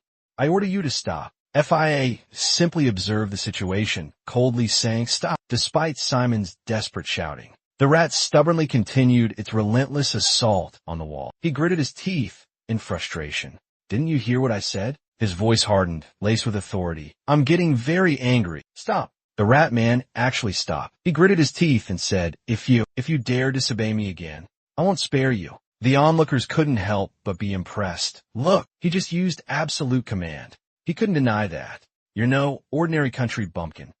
When the world have you created, Richard?" Florentia turned around, a flicker of sadness on her face. She lifted her head slightly, her eyes pleading. Am I Am I that bad? I can't even control my own undead. The skeletal rat was heavily injured. One arm was missing. Half of its rib cage was shattered. Contrary to his own disappointment, he received unexpected praise. You did great, Florentia. The girl's eyes widened in surprise. FIA spoke up. But on the brutal battlefield, there's no room for weakness. So, train yourself to control the undead. With a single command. Florentia nodded in response. As soon as FIA finished speaking, Florentia suddenly collapsed. Fear quickly caught her. You're too tense. Besides, what you just witnessed was horrifying. Florentia gave a weary smile, slumping to the ground. Haha, let me rest for a bit before returning to Kizan. I'm only allowed to be out for a day. Is that so? Fear asked. Then FIA tossed something to Florentia. Here, kid, take this. Florentia reached out and caught it. What is this? Even the skeletal rat looked up curiously. Florentia opened her hand, and it was a small, skull-shaped circle, resting in her palm. You need a way to... Here's a way for us to stay in touch. Keep this. Whenever you need to talk to me, feel free. Don't hesitate to reach out if you run into any trouble. Florentia curiously touched the small skull with her finger. She nodded and replied, Yes, thank you, Fear. Night fell. The two said their goodbyes. I'll come back next week then. Fear replied, All right. I look forward to seeing what you accomplish in a week's time. Florentia bid farewell. Florentia frowned at the skull ring Perez had given her. Perez's voice emanated from the small object. Ha ha ha. It's been a while since I've set foot in Kizan. You're still in the student protection phase, aren't you? I'm quite eager to see how things will play out. Florentia asked, How so? Like what, for instance? Perez asked back, raising an eyebrow. Like the terrifying test that lies ahead of you. Blank. His body trembled uncontrollably, cold sweat pouring down him like rain, as he heard the tiny skull attached to his collar utter those words. The night before, Kazan Eiffel was severely ill, curled up in bed under a thick blanket. He was trying to rest, while Florentia and Diakhai were having a lively discussion nearby. All right, I understand. Diakhai said, pushing his glasses up his nose. His face was serious. Let's start the meeting, Florentia replied. I am listening, Deokshi. The soft scratching sound of writing filled the air, a hand swiftly moving a pen, filling in a brightly colored chart. The initial voice spoke again. Next Monday, both our morning and afternoon classes. Our introduction to dark magic. There's something infamous about it. It's the group assignment. Madik Diakhai said, his tone turning serious. He looked at Florentia and continued. Undefined. This group arrangement will remain in effect for the rest of the semester. So, our survival here at Kizan depends on this. First, and most importantly, a group must consist of 4 members. Like 4 chess pieces forming a square, solid and tightly connected, supporting and protecting each other. It would be even better if each person specialized in a different field. D crossed his arms, looking up at him. As for me, my abilities in all subjects are average. Sue is a bit more talented in Dark Force studies. And you, I think you excel the most in summoning studies, right? Florentia looked at him. Yes, D is absolutely right. Even though there are only 2 of us, the balance is quite stable. Let me explain it more clearly. We study a total of 9 subjects, right? Theology, the study of subduing humans. Dark Force studies, the study of creating magic. Summoning studies, the study of summoning souls and mummies. Spiritual force studies, the study of soul force. Hematology, toxicology, and magical combat. Next is defense, against basic holy power and dark magic. D pointed at the skeleton representing summoning and said, among the theological subjects, dark power studies and summoning studies hold a very high percentage in the final exam. Therefore, these 3 subjects are called the core research trio for spirit masters. So we've already got 2 out of the 3 covered. Florentia and D said excitedly, I specialize in dark power studies. And I'm proficient in summoning, would reply. So, we need to find someone who understands theology. Florentia asked, what about the other subjects? D circled the remaining subjects, spiritual power studies, hematology, toxicology, and combat magic. Let's call them SHDCM for short. Defense against holy power and basic dark magic is just a supplementary subject. We can't major in it, so let's skip it. Most people prefer combat magic. They often focus solely on this subject. Their scores in other subjects are usually very low. Therefore, we're forced to eliminate them. As for those intending to specialize in theology, they often possess a strong defense against holy power. It seems they have a deep understanding of their enemy. Similarly, hematology shares many similarities with toxicology. Therefore, many students will study both subjects concurrently. Hearing these words, Florentina's face paled. You mean we have to master all of the knowledge? Of course, Florentina. All right. He laughed heartily, holding up the paper and pointing to the words on it. So, we need to recruit the students whose names are on this list. If we can't get this one, there will be others. And remember, we must prove our group has the most outstanding students in this special recruitment. Do you understand? Florentina took the paper from Yi's hand. Her eyes were filled with determination. All right, 2 arms shot up in the air, filled with determination. Let's do this. Let's quickly grab this win for our victory. Suddenly, Ditch Hayward hung his head, running his fingers through his hair in frustration. His face paled. He mumbled victory. Then Ditch looked up, helplessly asking, why is she in the freshman class? Florentia turned, asking in a low voice, who is she? He glanced up at the vice principal standing on the podium. Hey, Olympia. She's the vice principal of Kizan, the walking terror, the one who even expelled a year A student. A name was called. Ditch Hayward. The boy speaking abruptly stopped, his lips pressed tightly together in fear. Irene Olympia placed her hands on her hips, stepping down from the podium. Hayward, don't even dream of cheating in my presence. If you say another word, I will consider this cheating and void your exam. She spoke slowly and deliberately. I'm sorry, Mom. A ripple of anxiety went through the other students, glancing towards the girl. She must be just as confused as everyone else. You must all be wondering why I'm here. Professor Olympia stood with one hand on her hip, the other resting lightly on the edge of her desk. As you all know, I previously only taught third-year students. So, some of you might think I'm just a temporary teacher. But this semester, I will officially be the homeroom teacher for Class 1A. I expect you all to put forth your best effort and not disappoint me with any shortcomings in your skills. With that said, she turned and walked towards the door. Now, please focus on completing your tests. The students replied in unison, yes, ma'am. Ihai ran a hand through his hair, massaging his forehead, fidgeting with the pen on his paper. I don't understand a single thing. Florinia was just as bewildered as Ihai. He thought to himself, right, this is the reality, despite a few advantages, having an army of the undead. But that didn't mean fitting in at Kizan would be easy. The young man closed his eyes, telling himself, I can't give up before I even try. And with that, fueled by determination, he opened the exam. I'll get my all, fight until the very last second. The bell signaling the end of the exam rang, followed by the teacher's gentle voice. I hope you all did your very best on the exam. I'll see you all again in 2 hours, during the lunch break. One by one, the students handed in their papers and left the examination hall. The proctors remained, observing the room. You've all worked hard. After collecting all the exams, Olympia picked up a pen and said, let's begin grading. The other teachers replied in unison, yes, Professor. Everyone began grading, a serious atmosphere filling the room. Nettie's, small and quick like a kitten, flitted about, with an excited expression around the teachers' grading tables. David also cautiously approached where Olympia was sitting, and suddenly heard a question. What wind brings you here? Nettie's jumped, startled by the unexpected voice. Then she cheerfully raised her hand in greeting.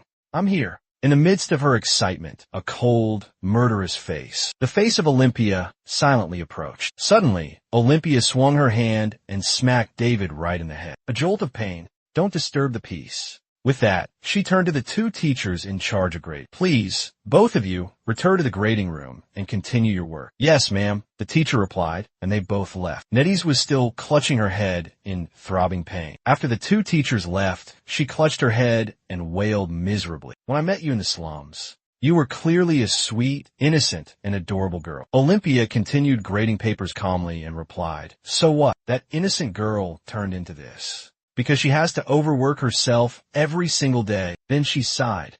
Since you're already here, why don't you help grade papers too? David gritted his teeth and glared at her angrily. Olivia flipped to the next paper. She paused, a flicker of surprise in her eyes as she looked at the test. The student had missed almost all of the basic questions, yet had somehow managed to solve the most difficult one. She glanced over at Nettie's, who was diligently grading papers. Sitting across from Nettie's, Olivia spoke. I have a question. Nettie's, chin resting on her hand, replied with a bright expression, oh. Nettie's Arkeb suddenly noticed the test paper and asked, why are all the names covered up? Irene Olympia continued grading, answering without looking up. It ensures fairness in grading. The vice principal added, because Names might influence me, leading to biased evaluations. Nettie's Arcab watched Irene Olympia diligently grading, her pen constantly moving. She felt a pang of sympathy for the students. It was only the first test of the semester. This seemed a bit much. You're so strict, Irene. Although it was just a simple test, there were still some noteworthy points among the papers. The Olympia proctor remarked sternly. For example, on the test she was currently scribbling on, Nettie's Arco, who had been resting her chin in boredom, also began to widen her eyes in realization. At this moment, the vice principal continued. This student answered question number 2 correctly regarding the toxicity of the ingredients, but got it wrong. On the comparison question below, Nettie's Arco also looked at her with an incredulous expression. 1,000 words seemed to catch in her throat. Waving the test paper in her hand, she exclaimed, "I think so too. It's utterly ridiculous. I'm incredibly curious to know this person's name. But this paper is the complete opposite." Proctor Olympia interrupted her, looking at the test paper in front of the vice principal. The vice principal said, "This student answered almost all the basic questions incorrectly, but dare to answer question number 20. Originally the most perplexing question." Nettie Apple gasped in astonishment. "Really?" Jen Olympia held the paper, examining it closely as she assessed. "The formulas this student applied are completely incorrect. Using ancient runes for dark force dynamics, the exponential equation of skeletons for summoning magic, calculating decay in curse magic. It's all wrong." Nettie Apple hadn't expected this. Jen Olympia handed her the paper and continued. "Based on the formulas used, it seems this student hasn't attended all the previous lectures, but rather combined and deduced answers based on knowledge from last week's sessions." Ned Akbo took the paper, glanced at it, and asked, "What's her deal?" This student used a summoning formula to answer a question about calculating dark flux. Wait, does this student think resistance is directly proportional to damage? The 7 dark stars? Possible. Dean Olympia replied, then continued. "What about this answer? If applying the Tarot theorem, the correct answer should be 1,200,000. Dean Olympia typed the answer on the board as he continued. But this student wrote 1,200,146. On the test in the answer box, this number was filled in. Dean Olympia continued. "This is not the correct answer to this question. However, this student was able to deduce a remarkably close number. Nephice, I want to ask you something." Dean Olympia pulled back the test paper as Nephice looked on in surprise. "Headmaster Arbold," he said as he tore off the sticker covering the student's name, "why did you assign me to a freshman class?" Dean Olympia said sternly, "Not just any freshman class. The name on the paper, Simon Florinia, but the class with this boy." Nettie gave an enigmatic, unreadable smile. She rested her chin in her hands, winked playfully, and stuck out her tongue adorably. I really don't understand what you're talking about." Dylan Olympia cleared his throat, glancing at Nettie, who remained silent. Finally, the vice principal conceded defeat. He sighed deeply, muttering complaints under his breath. "Knew it. She's truly cunning. Just like a 300-year-old fox."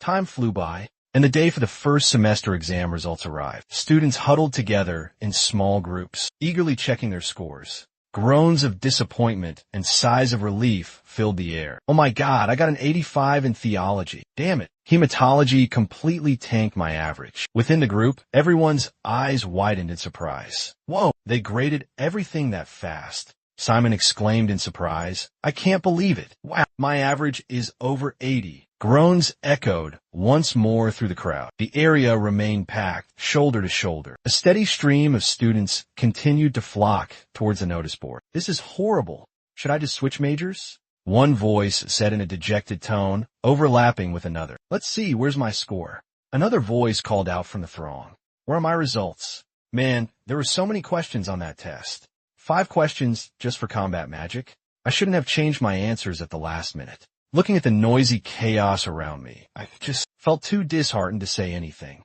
Simon Florinia, Theology 40, Hematology 20, Dark Arts 33, Potions 20, Healing 76, Combat Magique 43, Spiritual Power 25, Holy Power Defense 40. Looking at these scores, 7 out of 8 subjects are below average. Simon's face fell, dark as a moonless night. Even though he had prepared himself mentally Seeing the results still made his heart clench. D stood beside him, offering a comforting pat on his shoulder. He earnestly searched for a glimmer of hope in the transcript, but it felt like a dagger straight to the heart. Hey, your summoning score is really high. To get that without studying the previous lessons, that's really impressive. D clapped Simon hard on the back and continued. I told you yesterday, focusing on one area is better than spreading yourself thin. Being great at one thing is better than being mediocre at everything. Simon mumbled dejectedly. Is that so? He reached behind him, rubbing the spot on his back that was sore from the past. What about you?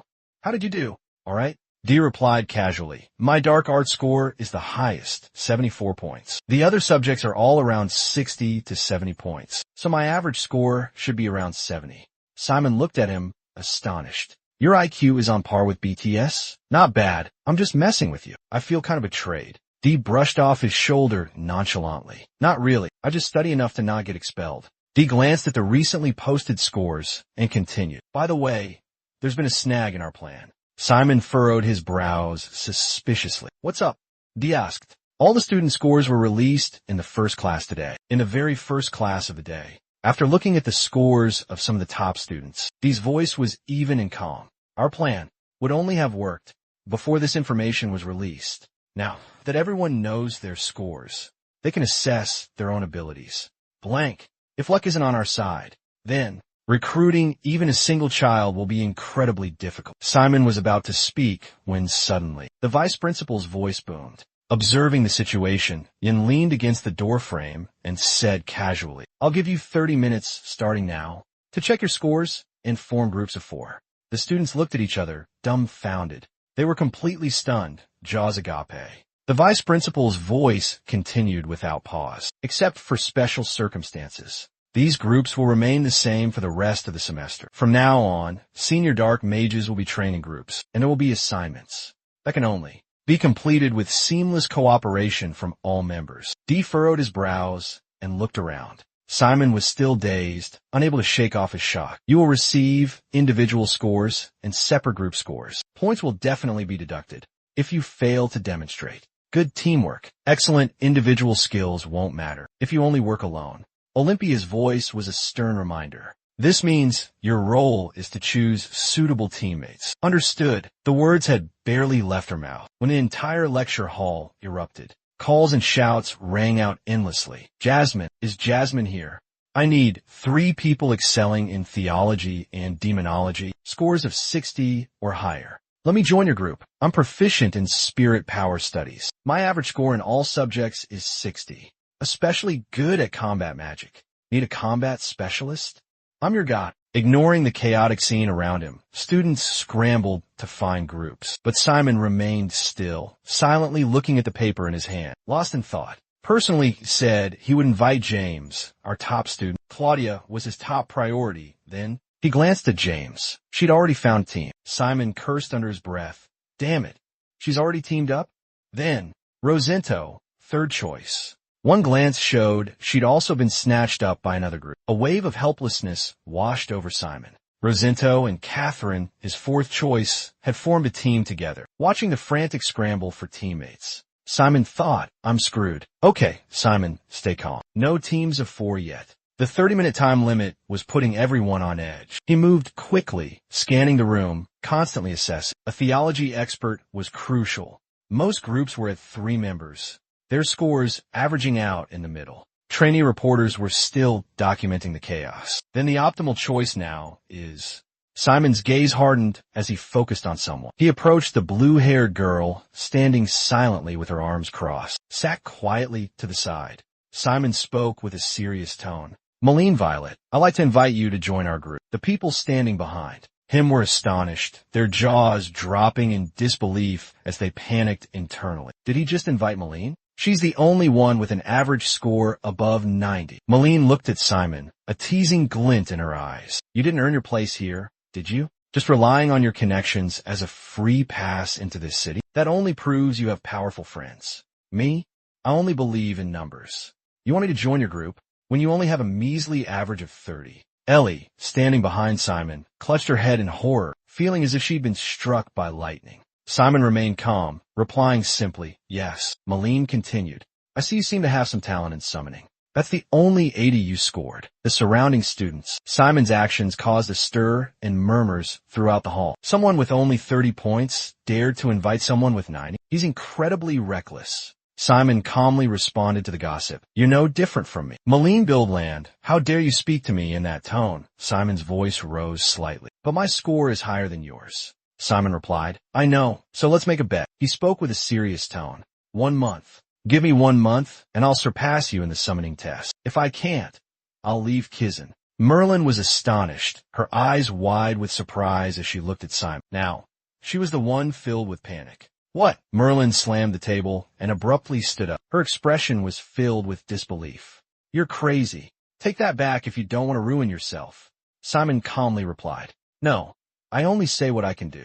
Merlin was S. A heavy silence hung in the air between them. Merlin sat down quietly. Lost in thought, a melancholic shadow fell over her eyes. I have to maintain my top-class ranking this semester, no matter what, even if it means doing whatever it takes. My biggest obstacle is Hector. The image of Hector flashed in her mind, forcing her to compose herself. I can surpass him in the theoretical exams, but practical combat and skill assessment are a different story. To defeat him, I need to win the group assignment. Merlin tapped her fingers lightly on the table, lost in contemplation. That means I need a teammate who excels in summoning magic, the only subject I'm weak in.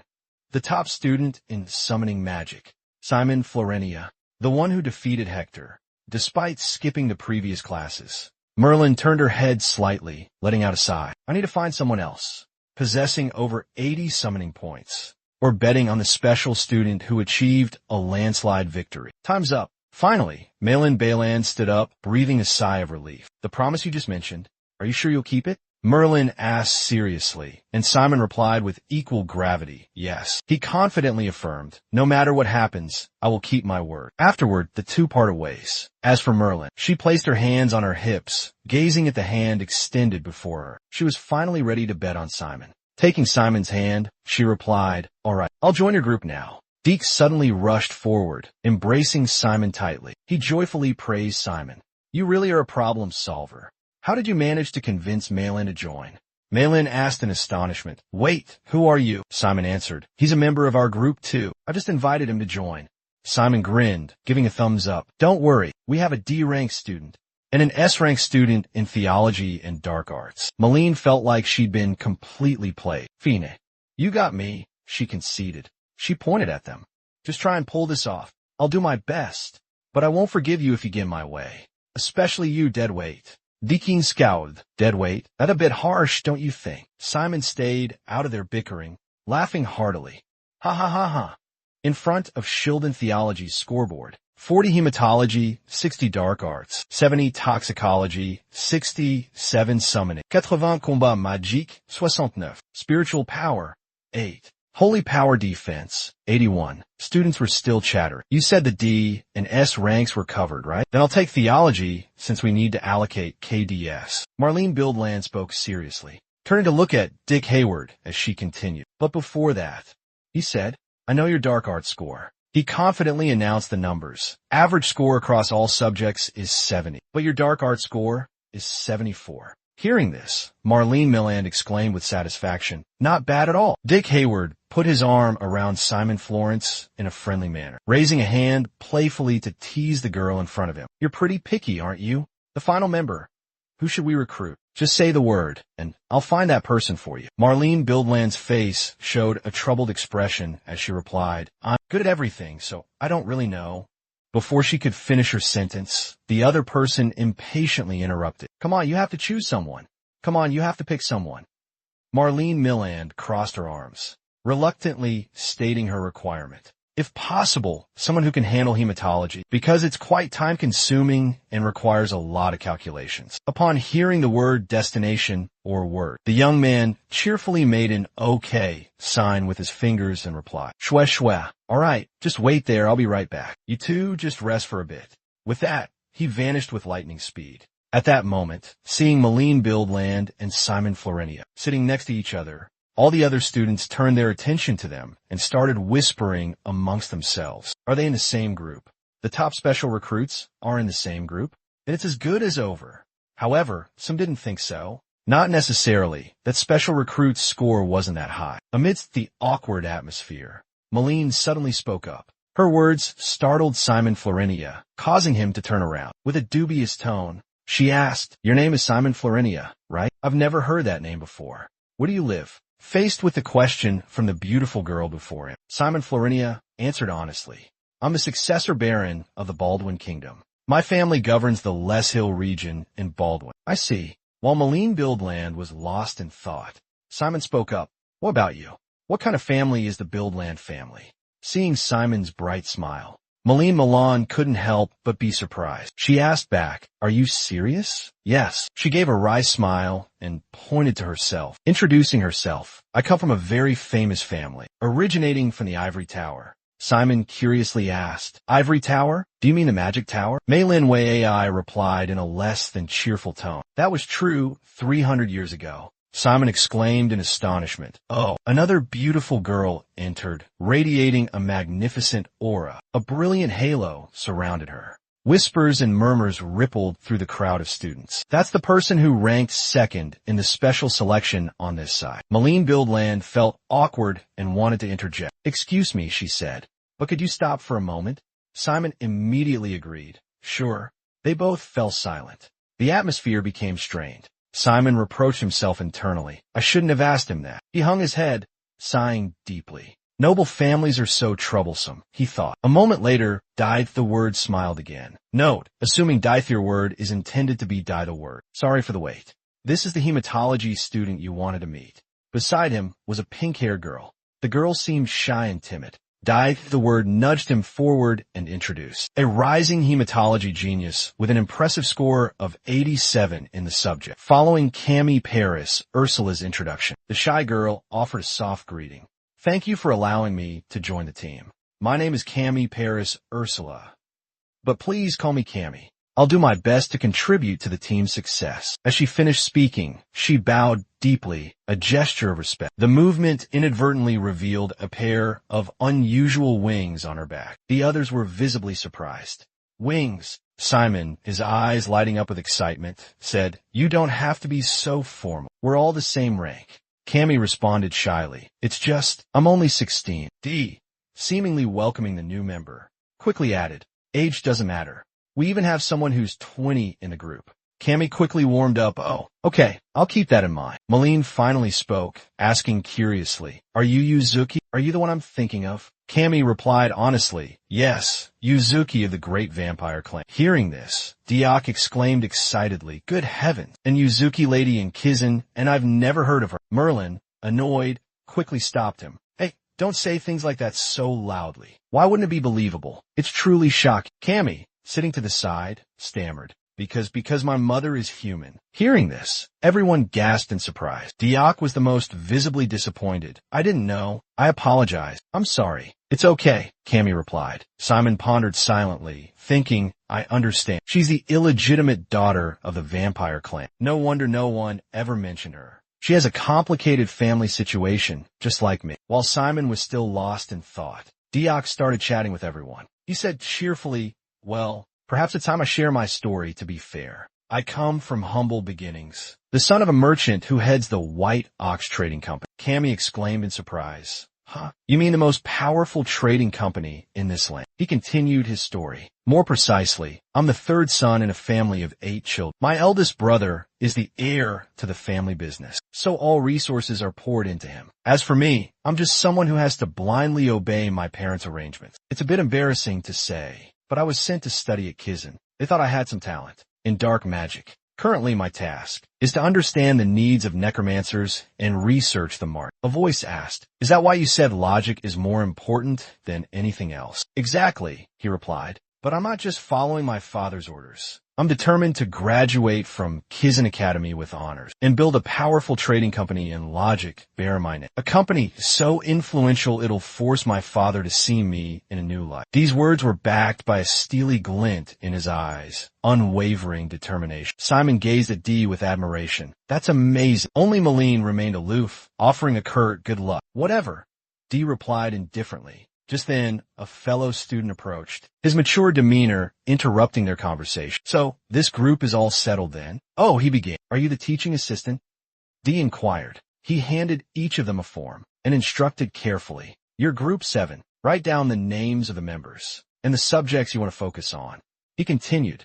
Choose a group leader too. The group name doesn't matter, but a leader is essential. Simon cheerfully accepted the form, replying, Yes, sir, I understand. Merlin quickly grabbed the form and filled in her information first. Simon asked her curiously, So, you're a core member of the group. Would you like to be the leader? Merlin, with a cool and confident air, replied, Of course, who else? The administrator quickly wrote Merlin's name down as team leader. When it came to filling in the team name, she asked, So what will our team name be? After some discussion, they all agreed on Team 7. The member information sheet was also completed. Merlin, Theology. Simon, Summoning, Dark Arts. Cammy, Hematology. After completing the procedures, the group sat observing in a corner. Around them, their peers were engaged in lively debate. Someone said, Man, I want Merlin to carry the whole team. I prefer the Jade Rabbit Girl, though not translated as Jade Rabbit. Why? Since when did you guys come up with that terrifying combination? But both our team and yours only have 2 members. The Platinum Blonde Girl didn't argue. There's only 2 of you studying toxicology. I'm not joining this pathetic group. The blonde-haired boy across from him scowled. What's with that attitude? There's only 3 of you in Dark Force studies? Are they out of their minds? Look, there's 3 of them. Are they seriously trying to form a group like that? The rest of the group silently observed the ongoing argument. That's the specialization I'm aiming for. But my scores in other subjects are high too. Regardless, I'm not joining this. Bunch of weirdos. Di Chi propped his chin on his hand and exclaimed, Things are getting heated. It's not surprising. Dark magic. Sorcerers are evaluated based on all 8 disciplines. So, a group of 4 with different specializations is ideal. That's why, if you're too close to students in the same specialization, it'll be hard to recruit other members. Like them. We should also K. Suddenly, a girl with shimmering golden curls and a haughty expression spoke. I'm going to choose one person from your group. One of the group members reacted angrily. What the hell is this? If you hadn't pulled Lucy away from us, we'd already have 4 people. A platinum blonde-haired girl stepped forward and said softly, Excuse me. The others were stunned by her decision. Their eyes widened in surprise. What's he doing? Why are you? The platinum blonde walked straight towards a group of 3 girls and said, I plan to major in hematology, which doesn't overlap with your majors. Well, then all right. The golden-haired girl happily took her hand and replied, Welcome to the group. You're really smart. Where's the teaching assistant? Let's register. Witnessing this, Simon was sweating bullets. That's brutal. Suddenly, someone reminded him. There's no time to... It's so different, Simon. Dyke calmly replied. How so? This happens often during the student protection period. If we don't compete fiercely with them, we'll be left behind. And falling behind at Kizin means being eliminated. Why are you thinking of the worst-case scenario first? Cammy listened silently. Then Malene spoke. This is the consequence of a lack of preparation and effort. What have they been doing for the 4 days since the opening ceremony? If their scores were poor, they should have found other ways to recruit members. Simon remained silent, saying nothing more. Vice Principal Olympia appeared on the podium, declaring coldly, The 30 minutes are up. Those of you without a group, please come forward. The students below began to murmur amongst themselves. So we won't be seeing them at Kizin next week. Were all 3 of them really eliminated? Just one spell, and they're done for. Everyone slowly stepped onto the platform, their faces etched with discontent. The Olympia vice principal spoke. It seems you all have some grievances. A rocky start doesn't guarantee a tragic end. Remember this feeling of frustration and strive to do better. There's still hope for you. If you learn to delegate tasks and support each other in your studies, your average scores will improve. You may return to your seats. The students who hadn't found groups reluctantly responded in unison, their voices filled with dejection. Yes, Professor. Vice Principal Olympia began the official announcement. Now that you've been assigned to your groups, I will announce an important event for next week. When the student protection period ends, we will hold a group competency test. In the first lesson of basic dark magic, you will face a monster. And that is, Simon's group below waited with bated breath, filled with anticipation. Behind the vice principal, a monstrous beast, terrifying in its immensity, suddenly appeared. Jean Olympia's voice boomed, announcing, That's a cyclops. His words were met with a wave of murmurs and excited chat. A cyclops? One student exclaimed nervously. With our current abilities, can we even defeat it? Vice Principal Jean Olympia commanded. Silence. I will explain the rules. You will descend into the dungeon beneath Kizin with your teammates to defeat a cyclops. However, only one student is permitted to directly engage the Cyclops in combat. The remaining 3 members must maintain their position and support that student in the fight against the monster, whether by weakening the monster or any other support method. Naturally, hindering skills such as weakening or blinding are permitted, including hematology's blood-draining skills, or the use of poisons specializing in toxicology is also permissible. Combat through summoning mystical creatures is also on the permitted list. However, the direct use of offensive magic, including curses, by necromancers is strictly prohibited. You can refer to the distributed materials for more thorough understanding of the detailed guideline. Hearing this, Isshin anxiously rubbed his chin, a thoughtful expression on his face. Meanwhile, Cammy listened innocently with wide, curious eyes. Each combat participant will be equipped with a special protective suit, enchanted with powerful defensive spells. The voice of Vice Principal Diana Olympia rang out with authority and finality. We will evaluate based on whether you successfully hunt a Kansai club, combined with the mission completion time, team stability, coordination among members, creativity, and a level of dark magic proficiency will also be considered. Malene appeared incredibly enthusiastic, meticulously noting down each regulation. Blank on purpose as line and original is incomplete. She continued, to successfully conquer the Cyclops, you all need to maximize your potential strength until the official exam begins. This concludes the explanation. Are there any questions? A female student excitedly stood up to speak. I'm James Victoria. Will we be fighting a real Cyclops? Or will this evaluation use Kizen's simulation system to create virtual battles? Vice Principal Diana Olympia replied, expressionless. They're all real Cyclops, still alive and recently captured from the West. Your question reminds me of something. Before the exam begins, you all must sign a waiver relinquishing your right to live. A terrifying silence fell over the room. She quickly changed the subject. Any other questions? Another male student excitedly raised his hand. Schneider, if we fail to defeat the Cyclops. Vice Principal Olympia, what happens if we lose? If you receive 7 losses, you will be given the lowest possible score, and all other evaluation criteria will be disregarded. There are 3 scenarios that result in 7 losses. She began to list them meticulously and in detail. First, a combatant loses the ability to continue fighting. They no longer have the strength to battle. Second, when a professor or the proctor deems that the fight cannot continue safely. In the third scenario, one of the members actively declares their withdrawal from the test, refusing to continue fighting. If we want to face Side Club again, we need to devise a truly thorough and careful strategy. Simon, sitting below, looked incredibly excited and enthusiastic. This is exhilarating. My heart's pounding. But Cammy was trembling with anxiety. A faint voice spoke up. I'm a little scared. Dee asked worriedly. So who will fight? Malene chimed in enthusiastically, brimming with energy. I'm the strongest here, so it's definitely gotta be me. Simon nodded in agreement, but then furrowed his brow in thought. But if only one student participates in the battle, wouldn't that make this test unfairly biased towards those who specialize in battle magic? Cammy agreed.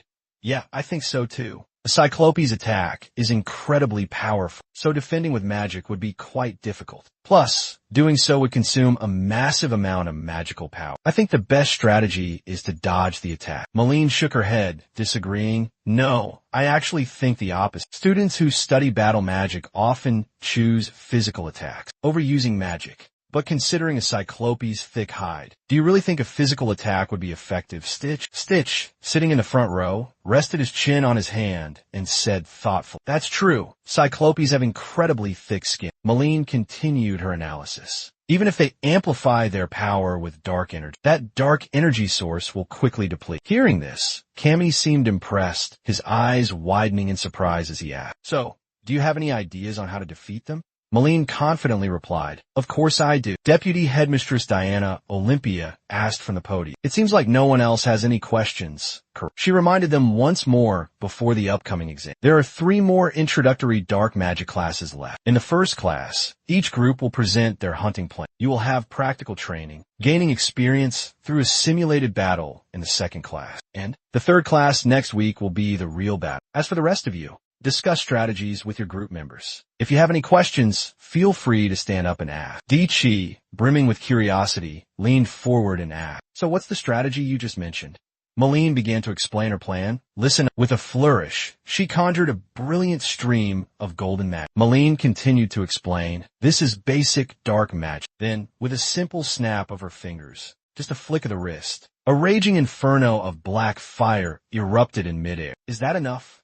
Malene asked. Witnessing this, Ditch was incredibly excited and asked, do you know how to use this spell already? Simon, his eyes shining brightly, exclaimed in admiration, amazing. You're truly Lehigh awesome. Malene smiled. Lowering her hand, the flames instantly vanished. Malene enthusiastically continued. Now, let me explain my plan. First, I will directly confront the Cyclops and incinerate it with black fire. The three of you will support me with weakening spells, exhaustion spells on the Cyclops to slow it down. During that time, I will burn it to ashes. Suddenly, Ditch voiced his objection. Wait, did you forget something important? Teamwork is also an evaluation criteria. You have the potential to excel, but we would be completely helpless in that situation. If so, we'll get a 0 on the teamwork portion. Merlin whirled around, coldly retorting. Do you have a better suggestion? Simon spoke up. Well, Marlene, can you cast Blackfire and dodge Cyclops' attacks at the same time? Marlene confidently affirmed. Of course I can. Why would you ask such a silly question? A sarcastic, suggestive tone followed. Because we're afraid you're not capable enough. Not capable enough? You fell behind and couldn't even make it across the valley. In combat magic class. Anything else? Forgotten already. The words left Marlene flustered. Well, yeah, but if my spell works, if I'd known it would be like this, I wouldn't have bothered dodging. Dee stood up abruptly, bristling with indignation. Hey, our expertise isn't in magic. You're the only one in our group who studied theology. The two were on the verge of a brawl. Cammy, sitting beside them, frantically intervened. Oh no, stop, both of you, stop right now. Suddenly, everyone froze. Simon, the calmest among them, spoke. All right, let's do this. Since we're allowed to summon creatures, I'll try to draw the Scylla's attention as much as possible. If Cammy and Dee can utilize your expertise, then please support me with everything you've got. Your plan is clear. First, Cammy, what do you think? Can you do anything with your hematology skills? Cammy responded with a gentle smile. Hematology is the study of offensive methods and the ability to transform. So, I think it's best if I provide magical support. Simon turned to ask his classmate. Dee, sprawled on the desk, sighed dejectedly in response. I can't do anything. I'll have to practice my skills to exhaustion all week. Vice Principal Diana Olympia on the podium finally spoke up. Prepare a presentation on the strategy for attacking the Sly Club within 10 minutes. For the next lesson, the role of each member and the magical creatures you will use must be clearly presented in the presentation. Class dismissed. The class responded in unison. Thank you, man. Dee rested his chin in his hand, looked towards Simon, and thought to himself. Simon is actually quite clever sometimes. He handles things pretty well. He leads the group so naturally, too, and offering his own perspective. I have to admit, I'm a little envious myself. Maybe that's why. He was given special admission. Suddenly, a figure rushed up from behind, throwing an arm around Simon and Cammy. Simon had heard a rumor that today's special at the cafeteria was hamburgers in limited quantities. Really? Then let's hurry.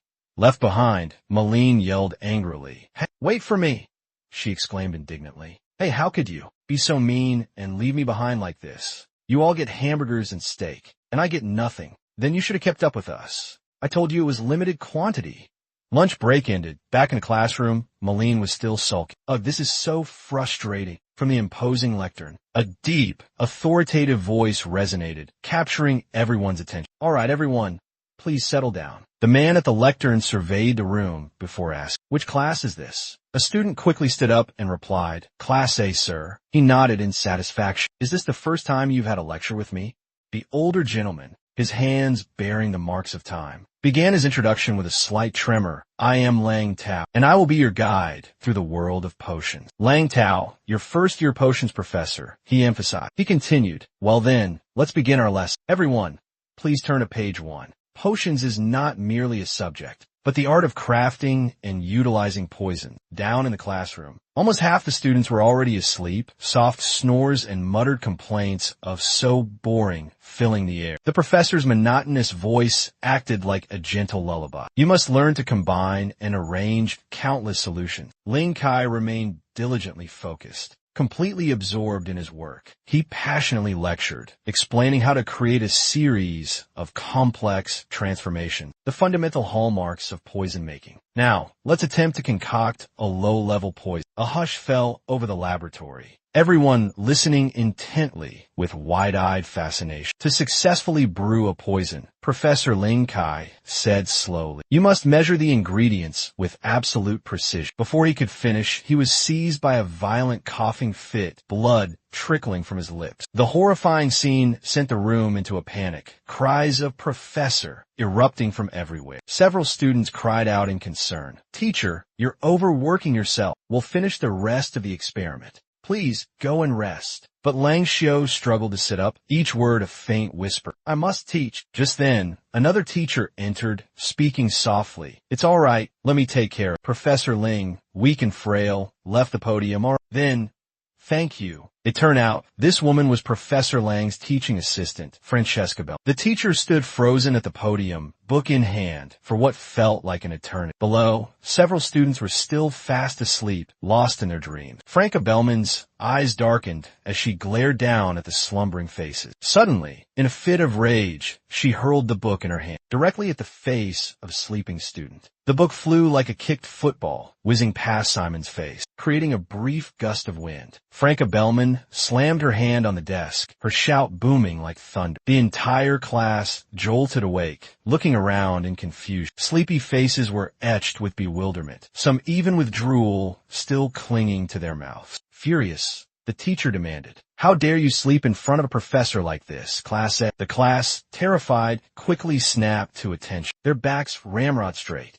Franca Bellman continued her scolding. "How could you slouch over your desks, sleeping so soundly during class? You call yourselves students of Kizan, yet you behave with such indiscipline." Franca Bellman's face was stern, her disappointment evident. "A reminder should still be delivered with a modicum of respect. Understood?" The class responded in unison. "Yes, ma'am. Please introduce yourself again." "I am Francesca Bellman, Professor Lang's teaching assistant. Today, I will be taking over this class for the professor. We will be practicing low-level potion brewing. You can put your books and notes aside." As soon as she finished speaking, all the necessary equipment appeared on each student's desk. Chemicals. Simon and Dee were both incredibly curious, picking up several tools to examine. The teaching assistant continued. "The key to crafting low-level potions isn't about precise measurements of ingredients or the order in which they are added, but in the brewer's flexibility, their ability to adapt throughout the process. Light the candle beneath the cauldron. When the water boils, add the key in, add the ingredients to the container." Suddenly, Mellon raised her hand. "Professor, how much should I add?" Francesca Bellman calmly replied, "The precise amount doesn't matter. Just keep adding until it feels right." As soon as she finished speaking, everyone began pouring chemicals into the water. In the blink of an eye, a pungent, foul odor arose, assaulting Simon's nose and making him dizzy. That smells awful." Ditch, on the other hand, exclaimed excitedly, "Yours turned green. Mine is blue." Francesca Bellman remarked, "If your solution has blue smoke rising from it, raise your hand." Ditch immediately raised his hand. The teaching assistant explained, "Those of you with blue smoke have created a poison that paralyzes the nervous system." She continued, "Now who has green smoke?" Many hands shot. "You've created a poison that causes intense headaches and hallucination. This will be very useful for you when facing experienced wizards or cunning necromancers." Simon's face was etched with surprise. Francesca Bellman continued, her voice warm and steady. "This knowledge isn't written in any textbook. Even I never learned such a practical method. In preparatory class, those of you with green smoke, please remove your cloaks and place them on your chairs. The teaching assistants will replenish your ingredients." Francesca Bellman approached a student, then spoke in clear, instructive tone. "Now, everyone, observe carefully. You'll see a thin layer of oil on the surface of the solution. Use your spoons to skim it off. Vegetable fatty acids will weaken the potency of the poison, so remove as much as you can. Once the oil is removed, stir the solution constantly. You must keep stirring until the solution thickens. The solution can solidify if the flame is too strong, so be careful to adjust the intensity of the flame beneath." A student, looking anxious, raised their hand to speak. "Professor, my poison has turned yellow. Is there a problem with that?" Francesca Bellman smiled, offering praise. "Excellent. Yellow indicates a poison of the highest quality. Among all poisons, You could sell such high-quality poison in Logi. The surrounding students gasped and applauded. That's amazing. So cool. Another student spoke up.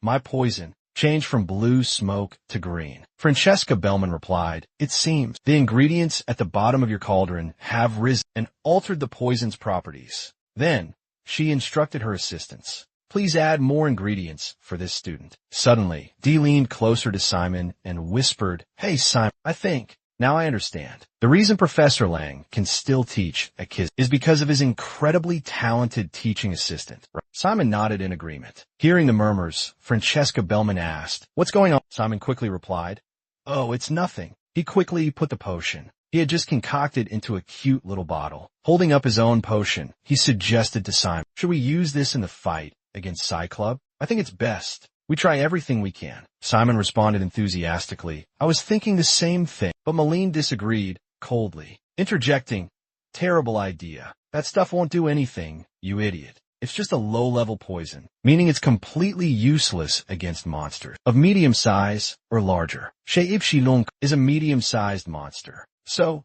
this poison won't work. Hearing this, Diwu suddenly understood the truth, and he ruffled his hair in frustration. Gosh, this is useless. Suddenly, Simon seemed to discover something, his eyes widening in surprise. His gaze landed on a specific page in the book. He realized this poison was made from liact mushrooms. Liact chicken mushrooms. Suddenly, Simon recalled something seemingly unbelievable. A dish his mother had cooked a few times. Simon hurriedly called out, Hey Malene. She turned around and asked, What's wrong? Look at this, Simon exclaimed with a look of astonishment. Malene, her face brightening, quickly asked Simon, Which page? He calmly replied, Page 254. The other two in the group still didn't understand what was going on, their heads filled with question marks. When Cammy saw what was written on that page, his expression also changed. It's this, Malene said to Simon. I think it will be, absolutely, as long as we're able to synthesize it. Simon and Ditch exclaimed in unison. Really? She extended her hand, pointing to a line of text filled with complex characters, and began to explain. Look, this poison has the effect of temporarily paralyzing the tendon system and causing muscle contractions. Nivea Malene excitedly continued. It's called Nivea Malene. It's a neurotoxin that weakens the muscles. It also says here that it's effective against small to medium-sized monsters, level 3 and above. If we use this against the side club, we could at least slow it down. Ditch exclaimed in admiration. It could be useful in amplifying the power of spells. Brilliant, Malene. Take a closer look at the page and tell me. How do we use it? It can be administered orally or applied to an open wound. We can injure the side club. Everyone in the group agreed. Yeah, that's a great idea. We can use a summoned creature to wound it, one person suggested. Then, we throw a vial of poison at it. That'll do the trick, another chimed in. Exactly. A perfect plan. Alright then, let's get started on making the poison. We can reserve the lab to use some cauldrons, so we can start brewing. The problem is the ingredients, Camry softly spoke, breaking the excitement. We can find some simple ingredients in Kian, she continued, like leek mushrooms, for example, slime blood, and silk grapes. The last three will be hard to find. D clicked his tongue a few times. Tis. If I go to Logic and ask around, he said thoughtfully, I'm sure I can find all of those things. Simon exclaimed in surprise. Really? D confidently replied, Of course. So why don't we go right now? I'll go to Logic after class. Simon excitedly said, I'm in. Great. I can get this, that. The boy pointed to a drawing of a mushroom in the book and replied, These are leek mushrooms. I used to see them a lot back in my hometown.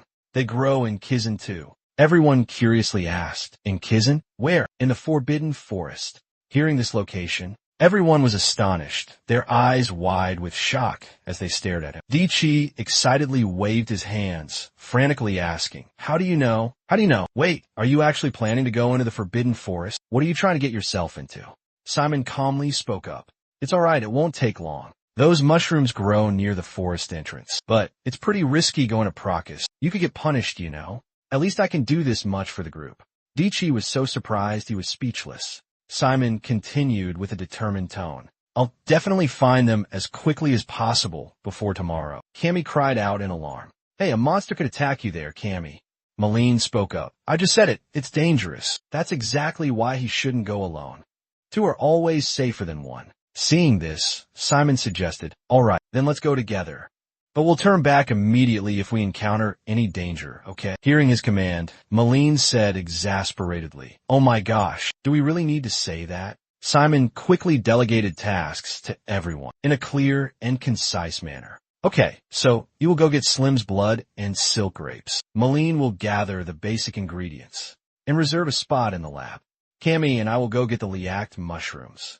We'll meet back at the lab in the evening with the ingredients." A perfect plan had been laid out. Everyone agreed. "Got it. Understood." But in the highest row of seats, a mysterious figure in a concealing outfit was watching Simon's group. His face was hidden behind the fabric, only half visible with a sinister smile as if plotting something. Suddenly, the school bell rang, and students poured out of the classrooms. The mysterious man quietly followed behind. A blond boy called out, "Hey, Hector." Hearing his name, the blond boy turned around. The mysterious figure spoke. "I have some useful information for you."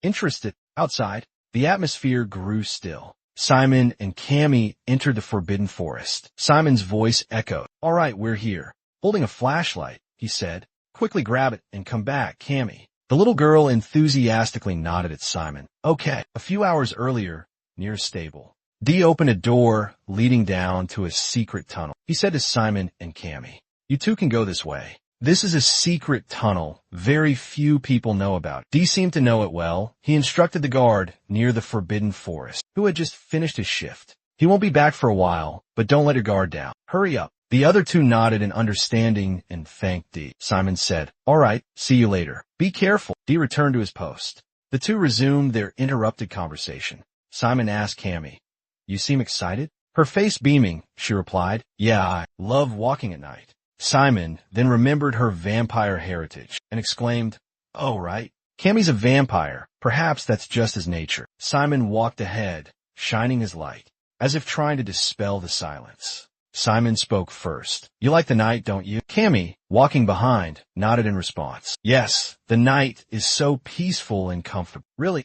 Cammy stopped suddenly. "Oh, Simon, I'm sorry for saying this so late, but thank you for helping me in combat magic class today." She recalled the incident that afternoon. "I couldn't climb up by myself. I looked around for help, but everyone ignored me. I thought to myself, Kizan is always this harsh, so this is to be expected. But then you appeared, the only one who—" Simon's warm hand extended, along with the offer. "Do you need my help?" She vividly remembered Simon in that moment, reaching out his hand. "I kept the word Zuko, as I don't understand its meaning in this context. It could be a proper noun or a local term." Simon humbly replied, "I just did what I should have done." Cammy approached Simon, her face flushed, believing that it was thanks to him doing what needed to be done that everything turned out so wonderfully. Simon felt quite proud of himself as well. "Really? I knew it." As Simon raised the lantern high, he suddenly spotted what he was looking for and exclaimed, "Oh, look, Cammy, little AK mushrooms. That's them. So many." Simon excitedly suggested, "We don't know how many we need, so let's just pick all of these, okay?" The two busily gathered mushrooms for a while, filling a whole basket. Simon was very satisfied. "That was quicker than I thought, huh?" Cammy suddenly asked, "By the way, I have something I wanted to ask you. Why did you come to Kizan, Simon?" Simon looked up, a slightly embarrassed expression on his face. "Oh." Then he confessed, "I guess it was because of my parents at first. They always encouraged and supported me. Come home whenever you're too tired, son. You can do it, Simon."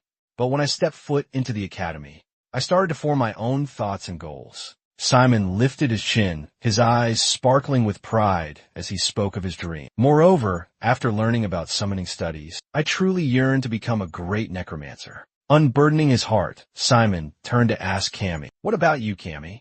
Before she could answer, the sound of approaching footsteps echoed from the distance. "They're close." Simon reacted swiftly, grabbing Cammy's hand and pulling her into a run. "Run.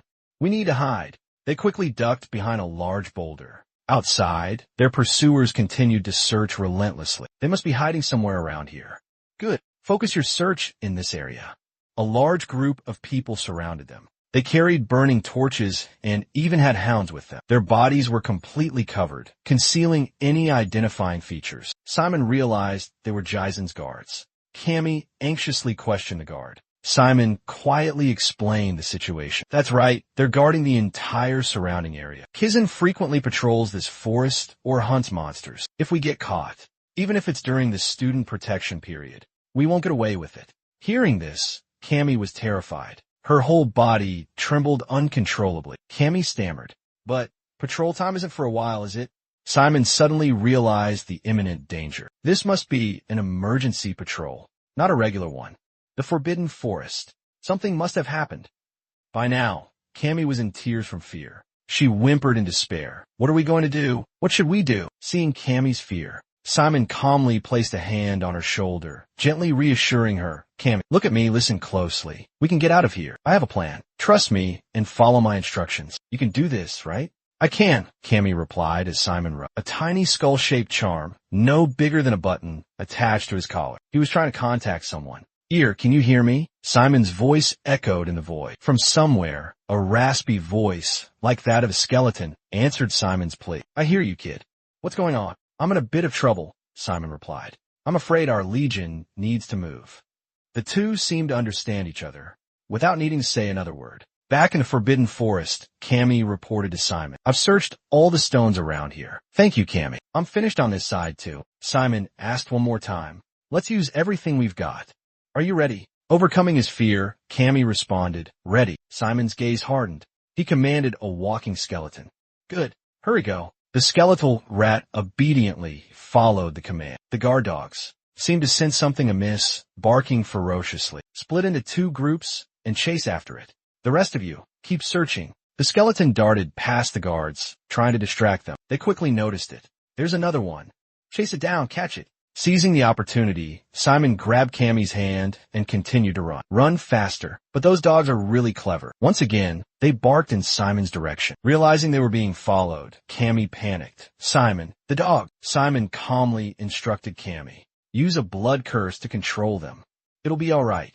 Cammy quickly cast a spell. A tiny pink magic circle appeared on her hand. Leave it to me. Cammy quickly turned around, directing the talisman-bearing hand towards the hounds. With lightning speed, the talisman's power spread, forming an invisible barrier, halting their advance. The hounds collapsed, falling into a deep slumber. However, their actions had alerted the nearby guards. Found them. Seize them. A guard roared in command. Another guard, with a sharp gaze and a cruel expression, spoke up. They've run into the forest.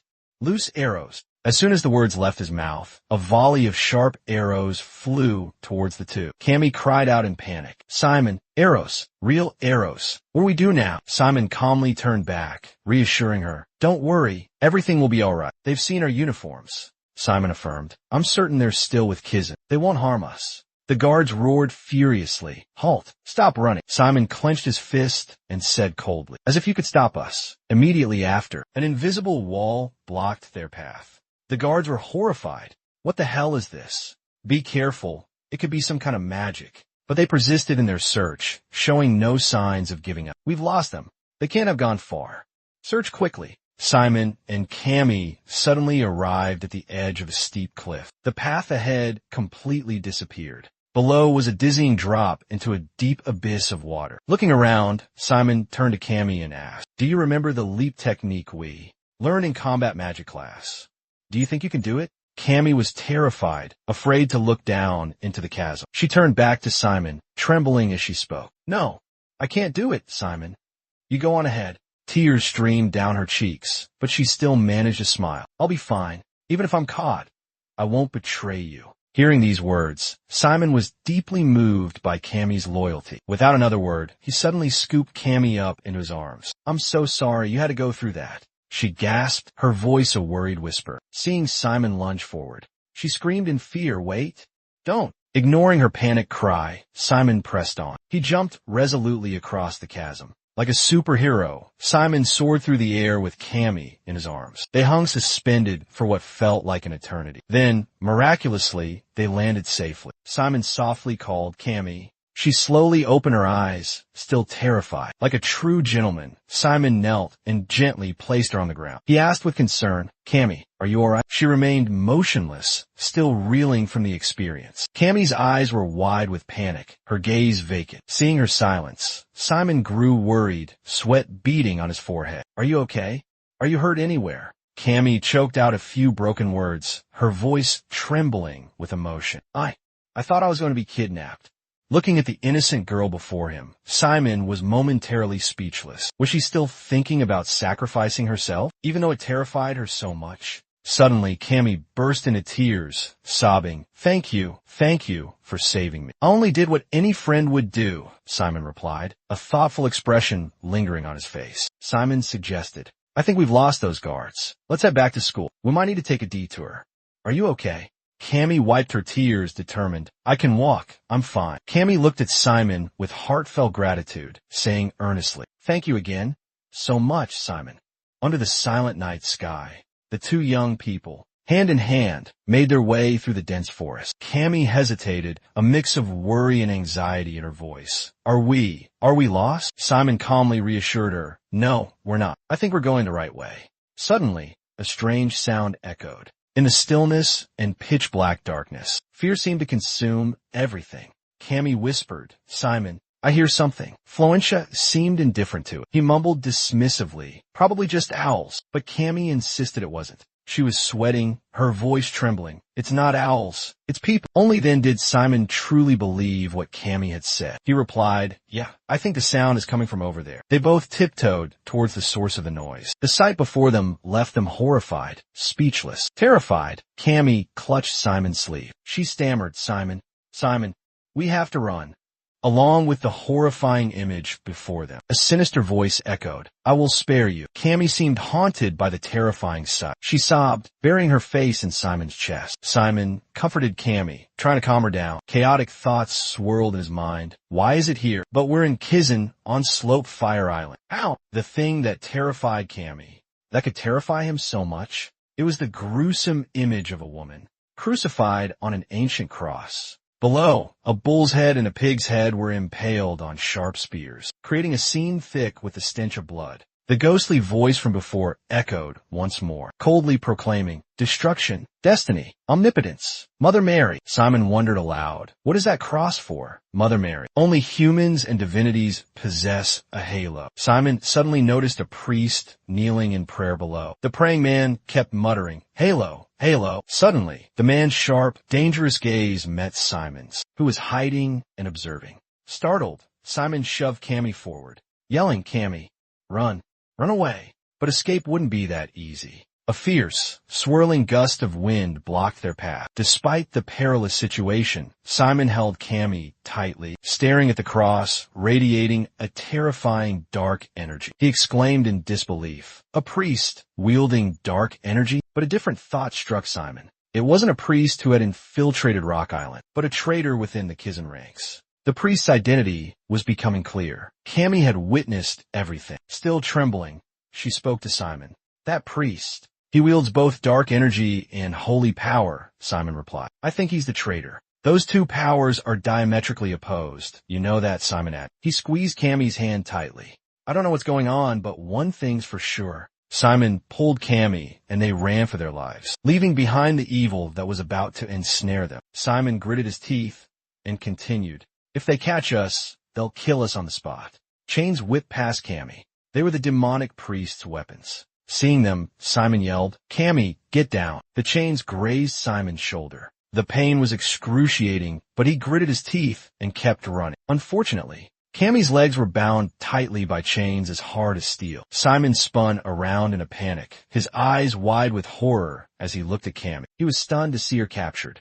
Terror was etched on her face. Bound by the chains, Cammy was dragged ruthlessly towards him. The man yanked on the chains, pulling Cammy along like a lifeless object. He tied Cammy to an ancient tree. His actions were brutal, devoid of pity or hesitation. He remained terrifyingly silent, not uttering a single word. His entire body remained concealed beneath a mysterious black cloak, his identity a complete enigma. He continued to swing the chains, relentlessly pursuing Simon. Simon ran for his life, each step feeling like 1,000 pounds. In a flash, the sharp chains descended like a tempest. He stared at them in terror, his eyes wide with fear. Simon knew running was no longer an option. He decided to unleash his ultimate move, A gleaming sword materialized in his hand, solid as rock. Simon swung the sword, deflecting the chains that were hurtling towards him at breakneck speed. He unleashed a slash of terrifying power, creating a swirling vortex of energy. He thought he could at least put up a fight, but unexpectedly, his sword snapped in two. The chain, though momentarily severed, instantly reconnected itself. The situation became extremely critical. Just as the chain was about to finish Simon off, he quickly ducked, narrowly avoiding the deadly blow, his hand clenched behind his back, as if chanting some secret incantation. I bestow upon you the power of darkness. A pitch-black sphere materialized. Take hold of it. With that, he swung his arm, launching the dark energy in his hand. Before that, Simon had shouted, "Reveal yourself!" But the power he gave to his enemy was completely useless. He easily dodged the attack, as effortlessly as brushing off dust. And in response to Simon, he launched his own attack. Sharp chains rose and hovered in midair. By now, Simon was starting to feel exhausted. He stood up, looking at his opponent with a puzzled expression. Clearly, this guy was much stronger than Simon. His moves looked incredibly formidable. Tens of thousands of holy crosses suddenly materialized, surrounding him. Faced with this overwhelming power, Simon could only stand rooted to the spot. Then he suddenly spoke, as if talking to someone invisible. "I don't think I can handle him on my own." As soon as he finished speaking, Simon twisted the button on his chest. This strange action made his opponent stare at him in confusion. And it seemed that inside that skull-shaped button, a mysterious soul was residing. Indeed, the soul suddenly emerged amidst a violent whirlwind. It was a dark entity with a terrifying appearance. The soul, looking like a skeleton, spoke. "You all right, kid? You're no match for this one right now. Step aside." Simon gasped for breath, replying, "I understand, Fear." As soon as the words left his mouth, Fear let out a cruel laugh. He roared with excitement. "It's been too long since I've had a real fight." An earth-shattering explosion echoed through the air. Amidst the chaos, Simon darted towards Cammy with lightning speed, catching her as she fell. He frantically called her name. "Cammy. Cammy, wake up. Are you okay?" Cammy was unconscious, completely unresponsive. Simon breathed a sigh of relief. Thank goodness, she's not seriously injured. Carrying Cammy on his back, he maintained contact with the dark spirit. "Hey, Fear, that darkness. What's the situation?" Fear responded in a grave tone. "It's tough. He's incredibly powerful, even using only dark energy. He's probably reached the master level." He spoke with a hint of manic glee. "If my power wasn't sealed, ha ha ha." While the dark spirit was engaged in a fierce battle, Simon spoke up, suggesting, "Kuya, I have an idea. Listen to me." After listening to Simon's plan, Phil burst out laughing. "Ha ha, I see, kid. You're Richard's son. You're bound to have clever ideas." As soon as he finished speaking, Phil unleashed his power, creating a violent tremor. Even from a distance, Simon could feel it, and was significantly affected. "That way. After them. Release the hounds." The sound of barking dogs echoed through the forest. Simon carried Cammy on his back, both of them covered in wounds, escaping the pursuit of Kaizen's guards, and the priest with a look of triumph. "We did it. Hey, don't chase the priest anymore. Come back." Fear appeared from behind. "You tricked the guards? I'm proud of you, kid." Simon looked back and asked, "Kuya, are you all right?" "Don't worry. This is nothing. But it seems that girl needs our help more urgently." Simon sighed. Cammy was being carried on his back.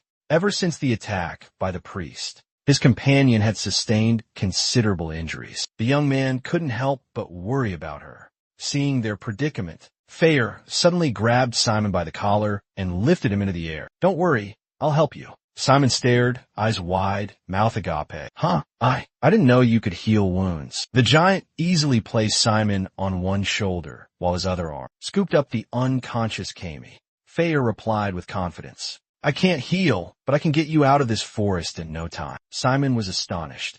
"How?" Before he could finish his question, Fear stunned Simon with his incredible speed. Fear, using his fastest speed, rushed out of the forest, laughing heartily as he ran. "Wahaha! Hold on tight. We're going lightning speed." A thick cloud of white smoke was left behind. Simon was both terrified and screaming his lungs out. Nearing their destination, Faye gently dropped Simon and Cammy. "All right, from here, you two walk." Faye seemed to sense something unusual, rubbing his chin and muttering with a suspicious look. "That's odd. There seems to be a lot of detection magic around here. I don't think I should go any deeper." Simon stood frozen, his hair standing on end, covered in injuries. He held Cammy close, forcing a wry smile. Thank you, Faye. You just saved our lives. You really don't know what you've got till it's gone. Mission accomplished. Faye turned, waved goodbye to Simon, and walked away. I just made a pact with you, so I wouldn't want to lose a valuable ally like you. Now, take care of yourselves. Simon watched Faye's back disappear into the distance. You too. Simon looked down at Cammy nestled in his arms. His face battered and bruised. Simon wondered aloud. What am I going to do now? He agonized. Was there any way to go back to the way things were? But where can I take Cammy to get her treated? They're going to ask how she got hurt like this. If I take her to the infirmary, we'll be in serious trouble. If what happened today gets out, that priest might have seen our faces. He'll know why we became traitors. Simon was completely lost. Then he looked at Cammy, a new resolve in his eyes. She needs to be treated by someone we can trust. A sign on the door read, "Night duty, please knock." A voice called out from inside. The door opened to reveal a busy female assistant. "What are you doing here at this hour?" she asked, then paused. Her expression shifted from questioning to concern. Simon's pale and frantic face unsettled her. It turned out she was the very assistant Simon I'd like to ask for your help with. A small issue that came up during the dorm assignments meeting. Standing before her were two students, covered in blood and injuries, one of them unconscious. Simon pleaded, his voice urgent. "Please, you have to help us." She shot up, startled. What happened? "Female students aren't allowed near the male dormitories." "I know, but this is an emergency," Simon replied. Her assistant approached cautiously, a confused look on her face. "Wait, is he injured? Shouldn't you take him to the infirmary? Why bring him here?" "I can't," Simon answered helplessly. "It's complicated. I can't explain everything right now. But please, I need your help." Simon's plea caught her off guard, filling her with surprise and a touch of curiosity. Simon bowed his head, pleading with the assistant. "Please help him here." The boy's earnest voice and pleading manner flustered her slightly. Confusion was evident on her face. She silently observed the two pitiful students before her, her heart filled with sympathy. Although she knew it was against regulations, the nurse sighed, seemingly acquiescing to the boy's request. Refusing him would leave her conscience burdened with guilt. She drew back the curtain and gently laid Cammy down on the bed. "You should tend to her first." "Simon, thank you." While caring for Cammy, the nurse asked Simon, who was sitting in the waiting area, "What happened, Simon?" "Most of her injuries are just scrapes and minor bruises. But this one, she was cut by something sharp." A deep gash ran down the middle of Cammy's thigh. The teacher had to use a cotton ball soaked in antiseptic to gently clean the wound. The nurse assumed that they had a run-in with other students and offered some advice. "If you have any disagreements with other students, try to resolve them within the student protection period. I've learned one thing from this job. Students here will do anything to survive, even if it means resorting to despicable acts or endangering themselves and those around them." Upon hearing this, his hands clenched into fists. "No, I didn't fight." He quickly defended himself. "I'm sorry, but I can't reveal the details." Inside the partitioned room, the teacher remained silent, but her expression softened, as if a weight had been lifted from her shoulders. She drew back the curtain and stepped out. "If you say so, I won't pry any further. But I need to examine your injuries. Please roll up your sleeves." "Yes, ma'am," Simon replied. She opened the medical kit. Inside were only a few basic first aid supplies. She didn't know what had happened, but his well-being was her priority. "You need to take care of your health. Worry about yourself before thinking about surviving in Kiz." As she deftly bandaged Simon's wounds, she gently reminded him. "Do you understand?" she asked softly. Simon nodded slightly, replying with a quiet yes. She continued her instructions, her voice full of concern. "The injured girl's wounds aren't too serious, so I'll ask a student I trust to look after her. Thank you very much." Simon bowed his head in sincere gratitude. "We'll never forget what you've done. You're acting quite different today." The assistant seemed a little surprised, holding her kit in one hand as she replied, "I'm happy to help. You should go get some rest," Simon said, standing up and politely bidding her farewell. "Sorry for bothering you at this hour." The assistant watched as Simon disappeared into the night. As the door closed, she put her hands on her hips and sighed deeply. "I wonder," she murmured, "how long he can last in this harsh place. Someone like her is a rare talent in Kizan." The door bursts open. "Simon, I'm back."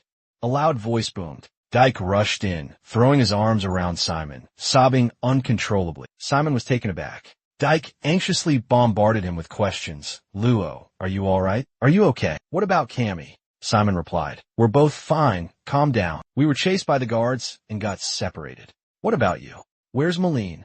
Dyke collapsed to the ground, tears welling up as he began to explain. The guards were after us too. It was really hard to sneak in. They don't usually patrol at this hour. I spoke to Malene. I told her about the guards, and she suggested we postpone making the medicine until tomorrow. Postpone until tomorrow? Simon's face fell at the news, a pang of guilt washing over him. Are you seriously asking that? She must have stayed up late waiting for us. Dyke already went to see Malene and told her about it. She rubbed her chin, a worried expression on her face. She seemed a bit upset, but she was understanding when I mentioned the guards. Tell me everything. While they were talking, Simon changed out of his dirty clothes, hung them on a hook, and then asked another question. So, Cammy went back to her room, right? We should go to bed. Dyke quickly flipped the light switch. Simon's already in bed. I'm turning off the lights, okay? The room was finally plunged into silence and darkness. But our protagonist was still troubled by what had happened in the forest. He worried about Cammy, about what she had just experienced. I'm used to seeing people pray many times because my mother is a nun. But Cammy seemed really shaken up. Before drifting off to sleep, he made an important decision. Tomorrow, I need to have a serious talk with Cammy, he thought to himself. Suddenly, a puff of rosy pink air appeared before him. Cammy beamed a bright smile, radiant as the morning sun. Good morning, Simon. Her dainty little wings gently brushed against her adorable face, making him break out in a cold sweat.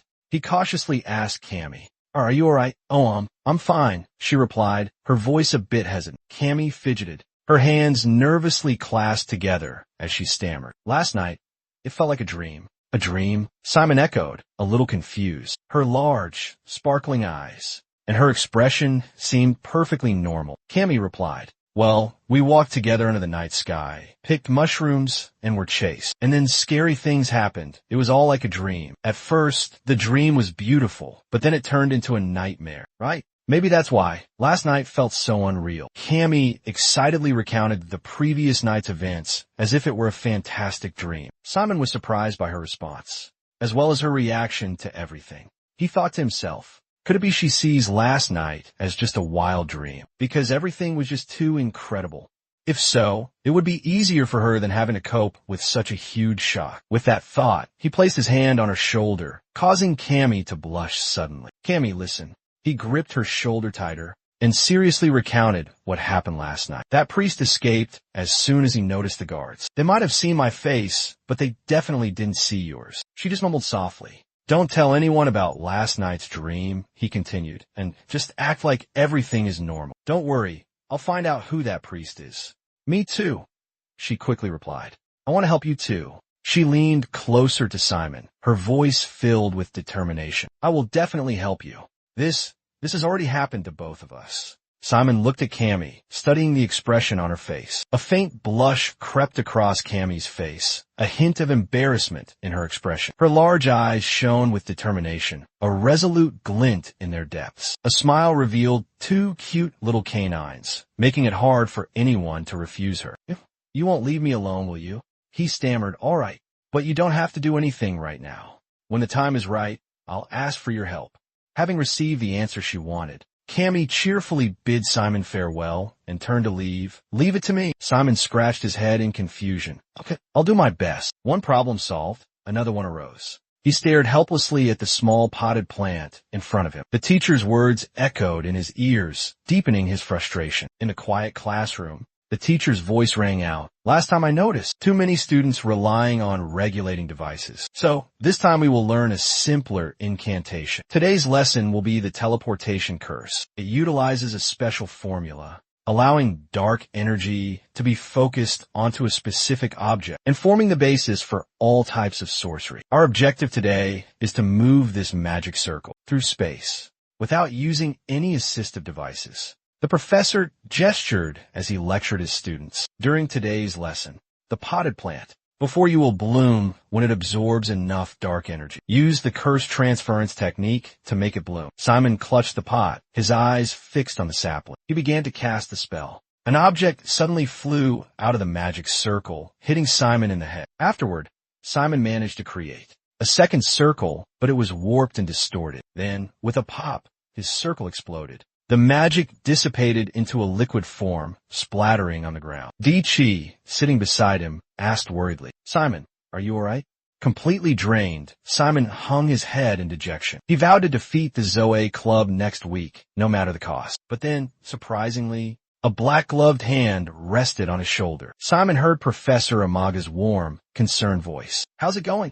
He looked up. Professor Amaga smiled brightly, asking Simon, "Have you tried practicing it?" Simon politely replied, "Yes, Professor. I've tried, but I haven't succeeded yet." Seeing Simon struggle, Professor Amaga encouraged, "Try using your core." "But I don't have any experience controlling a core, sir. That's why your dark energy isn't stable enough, and the spell's circle can't fully form." Professor Amaga chuckled, his eyes both affectionate and encouraging. He patted Simon's shoulder gently.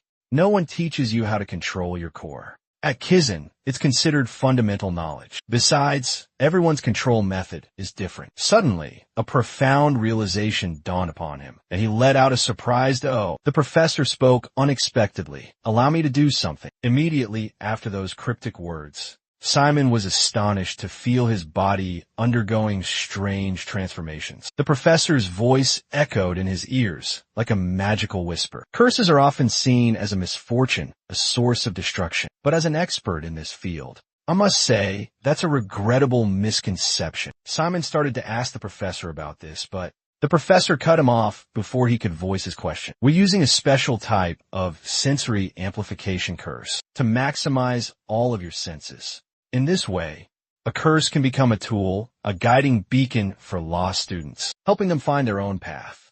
Now focus intently. Take a deep breath and hold the mana from the outside air within your body. We will activate the mana using your magic core." Simon closed his eyes, focusing his senses. "Oh, there's only one point with an unusual mana flow." The professor's voice was gentle and warm. "Do you feel any difference? Your dark energy is different from others. If you simply think about releasing it, that's not enough. What you need to do is develop your mana channels. Forget about the concepts of changing, transforming, or modulating. Imagine your energy core as a living being. You have to soothe it, calm it, before you can control it. Patiently wait until the dark energy naturally emanates." Simon seemed to have grasped a crucial truth. His eyes widened, jaw dropping in astonishment. He stared at the deep blue-violet energy core before him. With everything explained, the professor gave a bright smile. "Now it's your turn. Don't try to control it with force. Let everything happen naturally." Simon politely replied, "Yes, Professor." Then Simon closed his eyes. He tried to sense his own deep blue-violet energy core. The professor encouraged, "Good. You're doing great. If you perform exceptionally well, I'll reduce the backlash to 50%. There's one more secret. Dark energy tends to remember its own flow, just like how our hands operate. If that flow is repeated hundreds, thousands of times, the dark energy will automatically recreate that action without relying on your conscious mind anymore.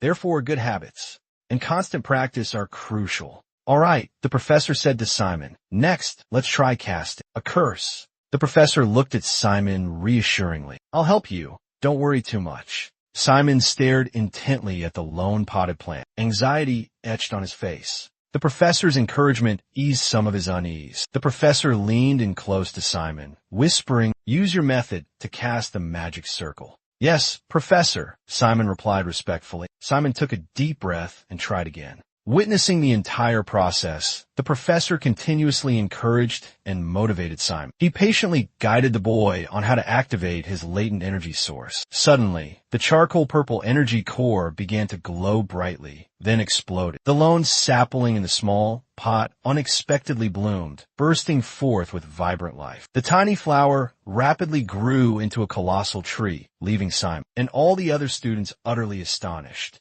Everyone was stunned and awestruck by the miraculous sight. The professor smiled with satisfaction, as if everything had gone according to plan. The students, still in disbelief, turned to the professor in unison. "What just happened?" they asked, bewildered. The professor wanted his students to witness firsthand and experience this wonder. "Isn't it magnificent?" he remarked. Then, turning to Simon, he solemnly declared, "This is your special ability." Simon, confused and unsure of what was happening, stammered, "Special ability?" The professor continued to explain. "Precisely. I merely helped you safely unlock your dormant power. You just witnessed your own unique capability, an immense potential in the near future. Your dark energy is truly extraordinary. Simon Florinia, I want you to think about this carefully. What's the best way to showcase your talent? And which path should you follow to best harness this unique dark energy? Simon, amazed by his own power, immediately wondered and called out to the professor. Professor, could you advise me on the curse I just cast? The professor listened intently, lost in thought, then smiled a gentle, spring-like smile. You have a commendable mindset, Simon, the professor said. You're able to self-reflect without being arrogant or complacent. That's excellent, but the professor's expression turned serious. I think your curse needs more emotion. Simon looked confused. What do you mean by emotion? Like when you commanded that undead creature. Suddenly, the professor's face became frightening, just for a moment. Then he smiled again, as usual, and said to Simon, yes, something like that. Then the professor patted Simon's head. Emotion is the key, the deciding factor between success and failure in black magic. Simon looked like he'd lost his soul, completely dazed, after witnessing his teacher's terrifying, haunting expression. Outwardly, he forced a smile, thanking his teacher. Thank you, teacher. But inside, Simon was filled with unease, anxiously wondering what was that. Teacher's expression just now was horrifying. The professor sternly warned. Remember what I just said? This is the last time I'll repeat it. Suddenly, a student raised their hand, calling out to Professor Bayan. The professor turned, asking, yes? The student replied, Professor, could you assist me for a moment? Making these trees bloom is proving to be quite difficult. The professor simply smiled and replied, ah, I see. Expecting everything to be handed to you is the mindset of the lazy. Just keep trying. The student sat down, embarrassed, stammering, why yes, I'm sorry. Simon, now filled with joy, looked at his hands and smiled. I've finally managed to control my ability. I need to master this skill before time runs out. During extracurricular hours, a student's earnest request for private tutoring was flatly refused by the teacher. D turned to Cammy, calling out his name repeatedly. Hey Cammy, have you noticed lately that the professor seemed to be unusually biased towards Simon? Really? Professor Bayan just now seemed to really favor him. Probably thanks to that henna. No, Simon has already mastered the curse transfer spell. Cammy looked at Simon, a hint of suspicion and worry in his eyes. Now look at Professor Hong Pong. Suck in your stomach. Don't forget this time. Why, yes. I'm sorry, Professor. Wrong. Professor Hong Pong is truly dedicated to Simon. It's like she's giving him private lessons, constantly correcting his posture, making Simon feel embarrassed. Hong Pong meticulously adjusts his posture, even carefully positioning his feet. The two boys watched with bewildered expressions. Now, use your toes as a firm base. Yes, ma'am. Whoosh. Simon held his stance and executed a high kick. That kick was incredibly powerful, truly destructive force. Well done. Really?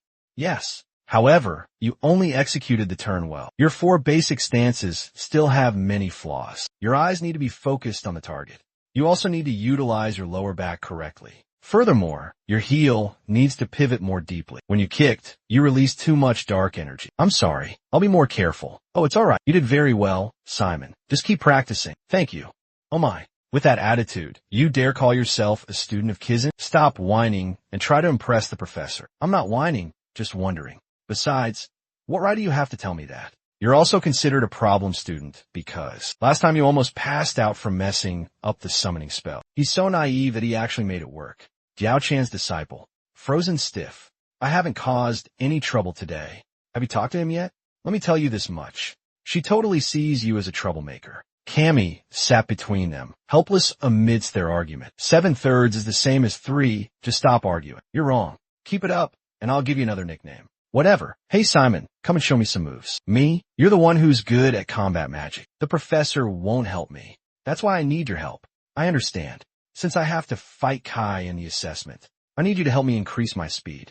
That way we'll both get a higher score. You don't have to explain so much. I'll teach you. Don't worry. Let's start practicing the stances then. Thank you. Hearing that, Simon sat down to observe. Malene threw a few punches, but her body was stiff. His limbs were stiff, making him look like a wooden puppet. She left everyone stunned by his clumsiness. I see. First of all, you're too rigid. You're clearly lacking confidence. Try to relax your body and strike a natural pose. Left foot back slightly, not too much. Just a little with the left foot. That's a bit too far. Lightly clench your fist and punch straight forward. Hold that position. Don't move your feet. Wrong position again. Exactly. Focus the dark energy in your waist and hold it there. How can you be so clumsy? Everyone watching was left speechless. I can't believe someone could be so unskilled. Then shift your weight to the balls of your feet and pivot. This is just painful to watch. Such a pretty face, but so incredibly clumsy. No, that's not right. It's like when you use your core strength to rotate your body. As you turn, imagine the dark energy at the back of your thighs. Why can't you get any higher? Oh no, that's too high. A little lower. How about here? That's my knee. You damn old woman. I'm not naked, am I? I'm wearing sweatpants. Touch me, go on, touch me. A terrifying silence suddenly filled the air. The words, touch me, echoed through the mountains. Why isn't anyone answering? What's going on? Are they secretly dating or something? She told him to touch her. That's so weird. Focus your dark energy on this spot. When you turn, shift it over here. Simon was patiently instructing the young girl. When you turn, shift it to this side, Malene. If you want to clear up a misunderstanding, it's best to appear indifferent instead of getting defensive. Silence is golden. Try doing what I just showed you. Let's see. Malene throws a kick. Definitely a huge improvement. But before she could savor the moment, she falls flat on her face. Huh? Are you okay? Even though you fell, you've improved so much, huh? There's still a long way to go, but overall it's pretty good. Whoa, you just showing Malene some moves, Simon. That kick you just did was amazing. Could you teach me? One hit and that ditzy, messy-haired girl would be knocked out cold. What's wrong with that guy? Today's lesson is about regenerative abilities. The Skotan's greatest advantage is its extraordinary self-healing ability. Artia waved his hand slightly. Swirling gusts of wind rushed in, leaving the students wide-eyed in amazement. The principle of regeneration isn't complicated. The fractured skeleton suddenly became whole again, even if the Skotan's body is fragmented. Due to an extremely powerful force, its bones still retain residual dark energy. While explaining, the teacher demonstrated by breaking the Skotan's bones. You just need to activate that point and maximize the attraction. The force that will pull the bone fragments back into their original structure. Alright, now let's begin practicing. Chaos immediately erupted. A group was flung into the air by Konskatan, while the others struggled to hold their ground. Amidst the perilous situation, the bony beast still trembled, but Simon remained remarkably calm, unfazed. Malene spoke first, breaking the silence. You think you can get through this with that lazy attitude? 90 seconds, and it's all over. You're really good at this. But don't get cocky just because of your resilience. Haven't you forgotten our promise? How could I forget? Don't worry. No matter what, my score will be higher than yours, just as long as you remember. If I can do question 20, I'll get a 90 on this subject. Question 20 of Summoning Studies. You mean the test in Professor Yunha's class? On the last page, right? That one's easy, definitely. Even without the prep class, you can solve it. So what was your score? 1,200,146? How in the world did you come up with that number? Simon, Florentia, what are you two doing? Oh no, he caught us. Both of their faces paled with fear. I've already restored the skeleton. So I'm reviewing the material to prepare for the next lesson. The teacher's face darkened as he stared at his two students. See me after class. Simon and Florentia's faces fell even further. I'm sorry. The classroom is now empty, not a soul in sight. The teacher and the two students sat facing each other in the silent room. The teacher crossed his legs, closed his book, and spoke coldly. Follow me. There are a few things I absolutely detest, and one of them is students who pretend to be diligent and willing, but fail to absorb anything from my lectures. Do you mean I have to bring out my Ms. Tongue? Yes. Snaps his fingers with a Thanos-like flourish. Ms. Tongue appears, shattered into pieces. Restore her right here, right now. Click, click. Ms. Tongue is gradually reassembled, piece by piece. You seem to have a real knack for this healing spell. In that case, I'll teach you a more advanced technique. Weren't you going to scold me for spacing out? What? What are you talking about? Aaron, a cigarette dangling from his lips, pointed at Simon and said coldly, "This is extra tutoring. Let me be clear to avoid any misunderstanding. A professor's responsibility is to provide additional training, to nurture students, to achieve excellence, to surpass what's learned in ordinary classes." Simon, eyes sparkling, clasped his hands in gratitude, exclaiming, "Professor Aaron is truly both handsome and kind." Witnessing Simon's cheesy display, a blatant disregard for shame, Aaron sighed and said, "Just get to work. Don't make me stay late." Simon enthusiastically replied, "Yes, sir." Before him was a skeletal figure with a massive horn protruding from its skull, clad in cold, iron armor, a majestic greatsword strapped to its back, a vibrant red scarf wrapped around its neck, accompanied by a mysterious green energy emanating from its spine like a smoldering, eerie flame. Simon, witnessing the spectacle, was thrilled beyond words, exclaiming, "Magnificent!"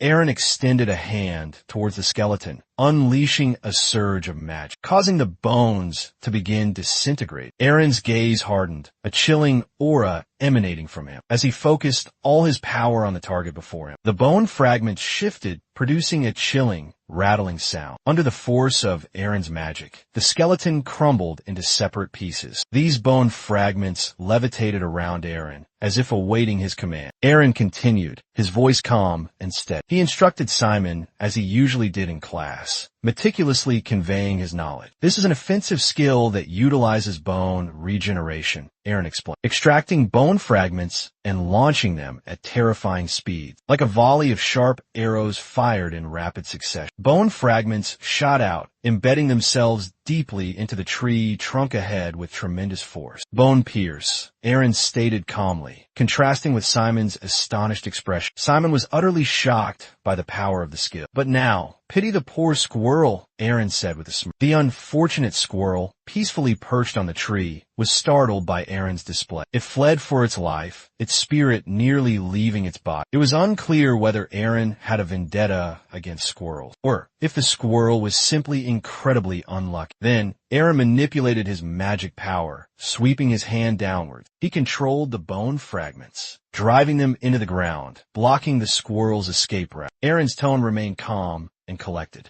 as he continued his lesson. A binding skill, also utilizing bone regeneration, called bone prison. The bone fragments, under Aaron's control, formed a sturdy cage, trapping the small squirrel inside. And the moment Aaron finished his chant, a terrifying wave of killing intent suddenly appeared, spreading throughout the surrounding space. Aaron stretched out his hand, and bone fragments continued to fly towards him under his control. The scene was like a superhero transforming their hand. Aaron's body was covered by a layer of solid bone armor, rapidly changing. It was identical to the skeleton that Simon had seen the professor show him earlier. Now, Aaron had completely transformed into that form. Simon was as excited as a kid who'd just gotten canned, repeatedly exclaiming, "That's so cool. This is bone armor."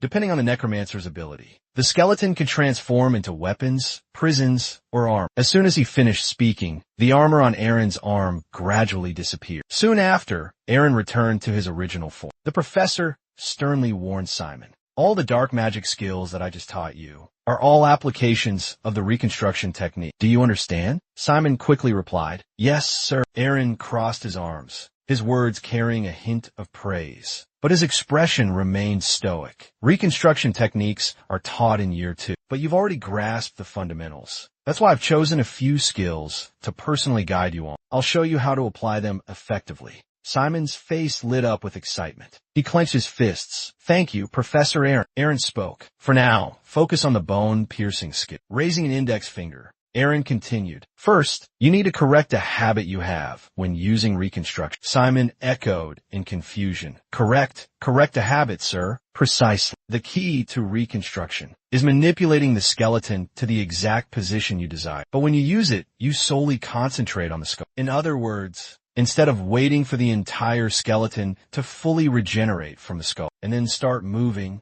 from the very beginning, you must use your will to have the skeleton regenerate directly at the desired location." Simon lowered his head, gazing intently at his hand. There, a mystical magical source flickered, as if beckoning. He remembered Kia's words, exactly the same, and he was certain he could apply the same method as when controlling. Simon closed his eyes, clenching his palm tightly. He felt like he was on the table, and sensed the magical energy emanating from his body, enveloping each shattered bone fragment. The bone fragments seemed to be infused with life again, automatically merging back into the original form of a rat. Simon opened his eyes, amazed to see the rat move. "Not bad.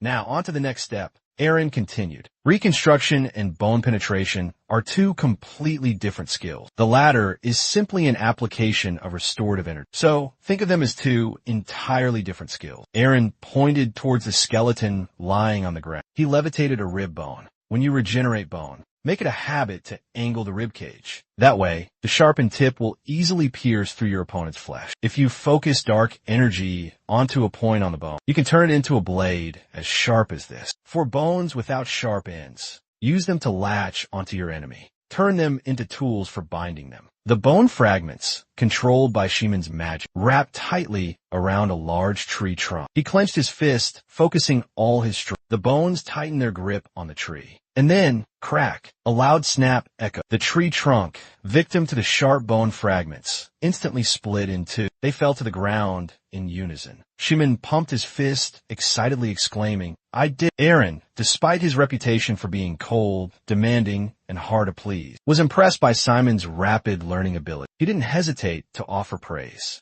Aaron looked at Simon and said, "Currently, you're relying on brute strength to overwhelm your opponents. But thanks to your unique regeneration ability, you can turn shattered bone fragments into deadly weapons. This will be your new special move. Keep practicing to utilize it in actual combat." Simon beamed, replying, "Thank you for your guidance, Professor." Errol suddenly spoke up, asking, "I heard that Professor Jean chose the Sunshine Club for the upcoming ability assessment. Are you planning to participate in the fight?" Simon answered, "No. My teammate, Melon, will handle them." Inwardly, Aaron approved of Simon's decision. He said, "Smart. Supporting your teammates is crucial. More importantly, there's a lot to learn from this. Give it your all." Before concluding the training session, Aaron gave Simon some careful instruction. It was just a supplementary lesson. "Yes, thank you, Professor. Goodbye," Simon replied eagerly. Aaron didn't seem to pay much attention to his farewell. He just walked straight ahead. Back in the classroom, Simon cheerfully pushed open the door and entered. "Sorry I'm late." Upon seeing Simon, the whole class immediately erupted like a disturbed beehive. "Simon, what happened? Did he hit you?" Cammy was so worried about you. Cammy's wings fluttered rapidly as she spoke excitedly. "We're still in the student protection period.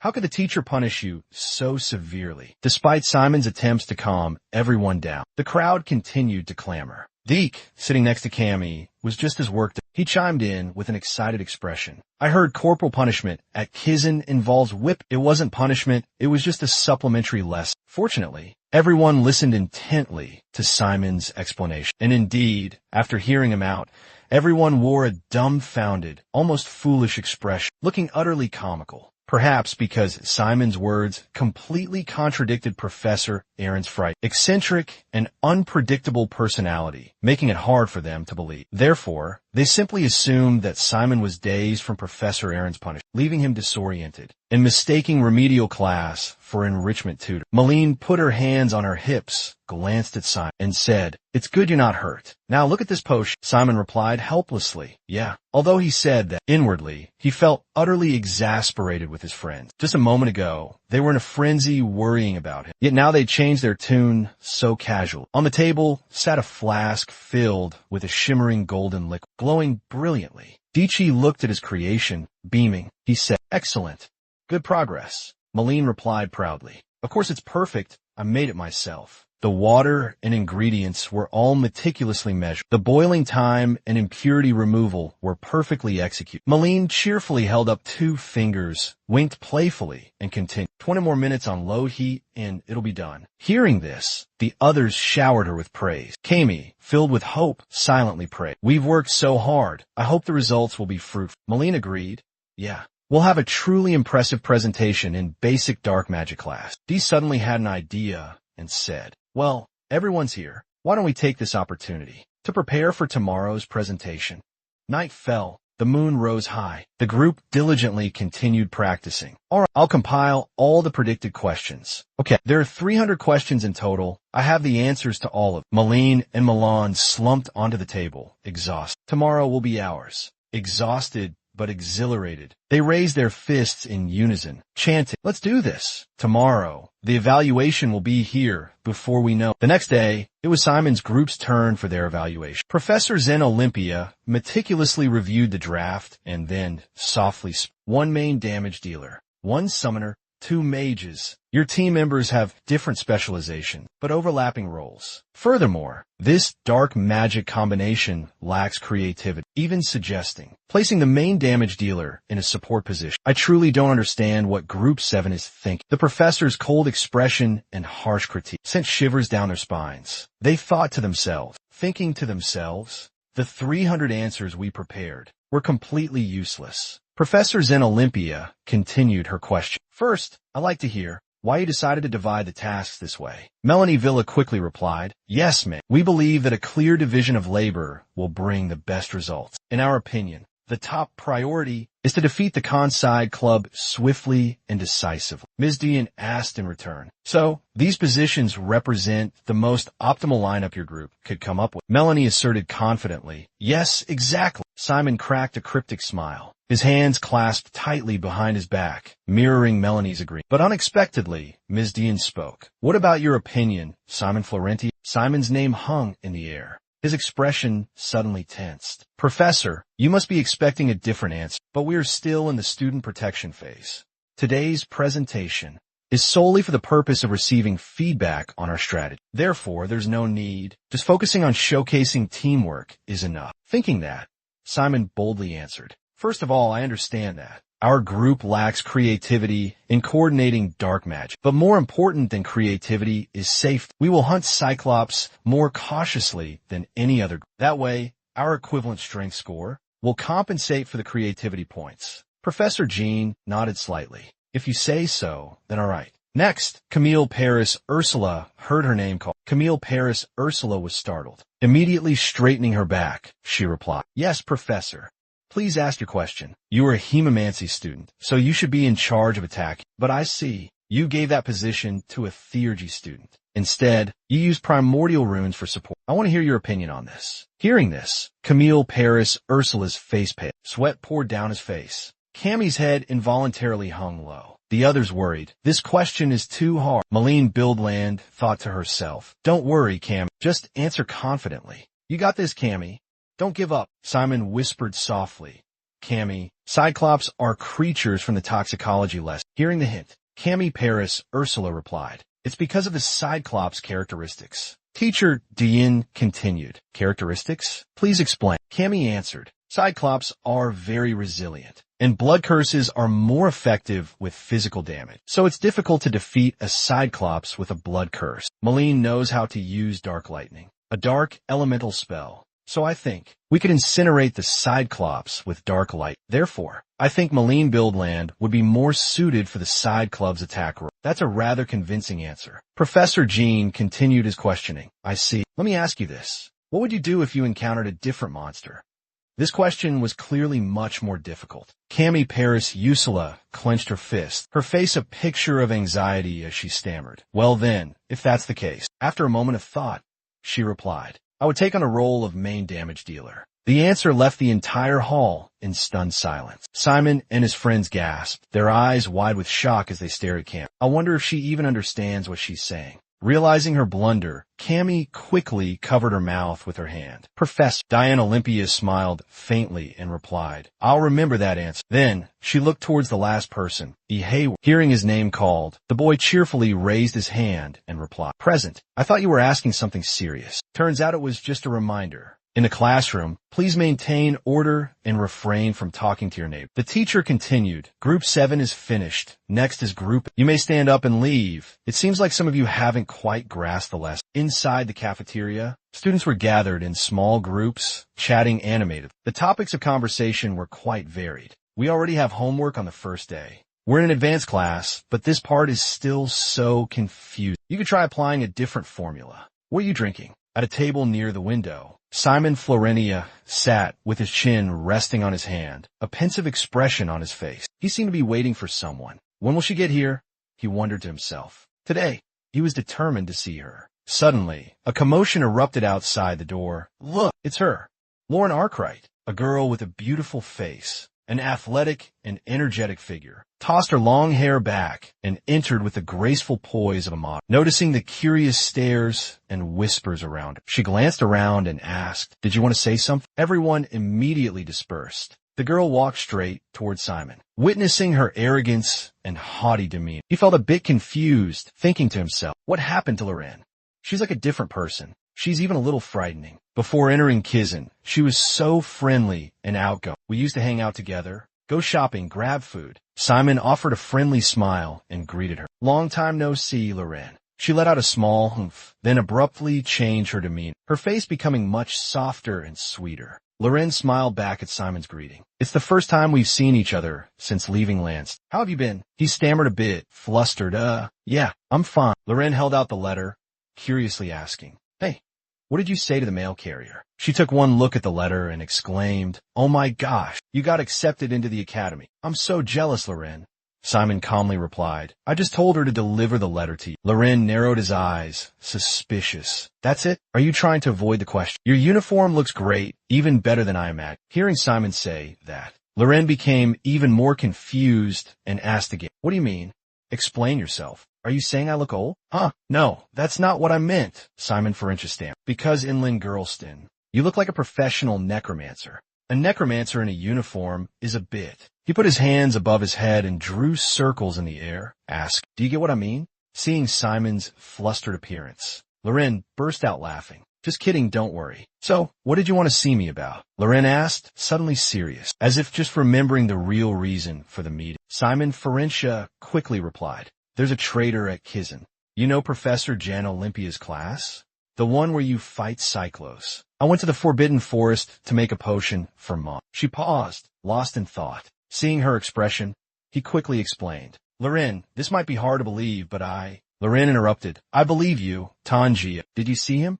Can you describe him to me? What did he look like? Simon nodded. Sure. If I remember correctly, the largest cross is in the center, and there's a statue of a woman on it. She's covered in vines. Loren immediately confirmed. Then it's clear. That woman is the goddess Dua, the sole goddess worshipped by the priests of Bel. He muttered to himself, wondering, what about Edna? She explained, that's the holy abbey, directly controlled by the Pope. Just like Kizan trains necromancers, Ednail trains priests. More specifically, the Saintess is considered the most powerful among the Holy Spirits. The Saintess's disciples are all members of IF and hold all the power within the organization. Loren slammed his mug down on the table, the sound echoing with a sharp clang as he gritted his teeth, his voice filled with rage. Why would a damned priest dare set foot in Kizan?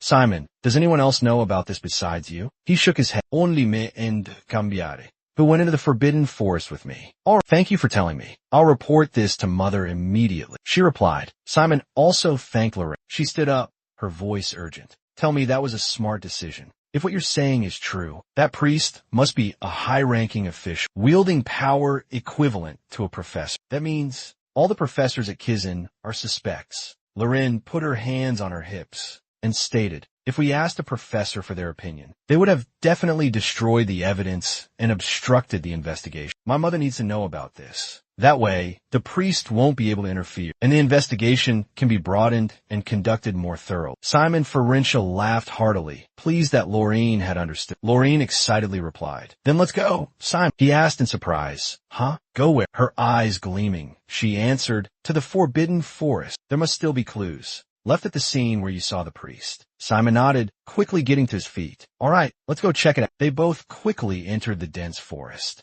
Arriving at the location, Simon Farincha observed the empty clearing amidst the trees, his gaze fixed on the bare tree trunks before him, surprise evident on his face. Impossible.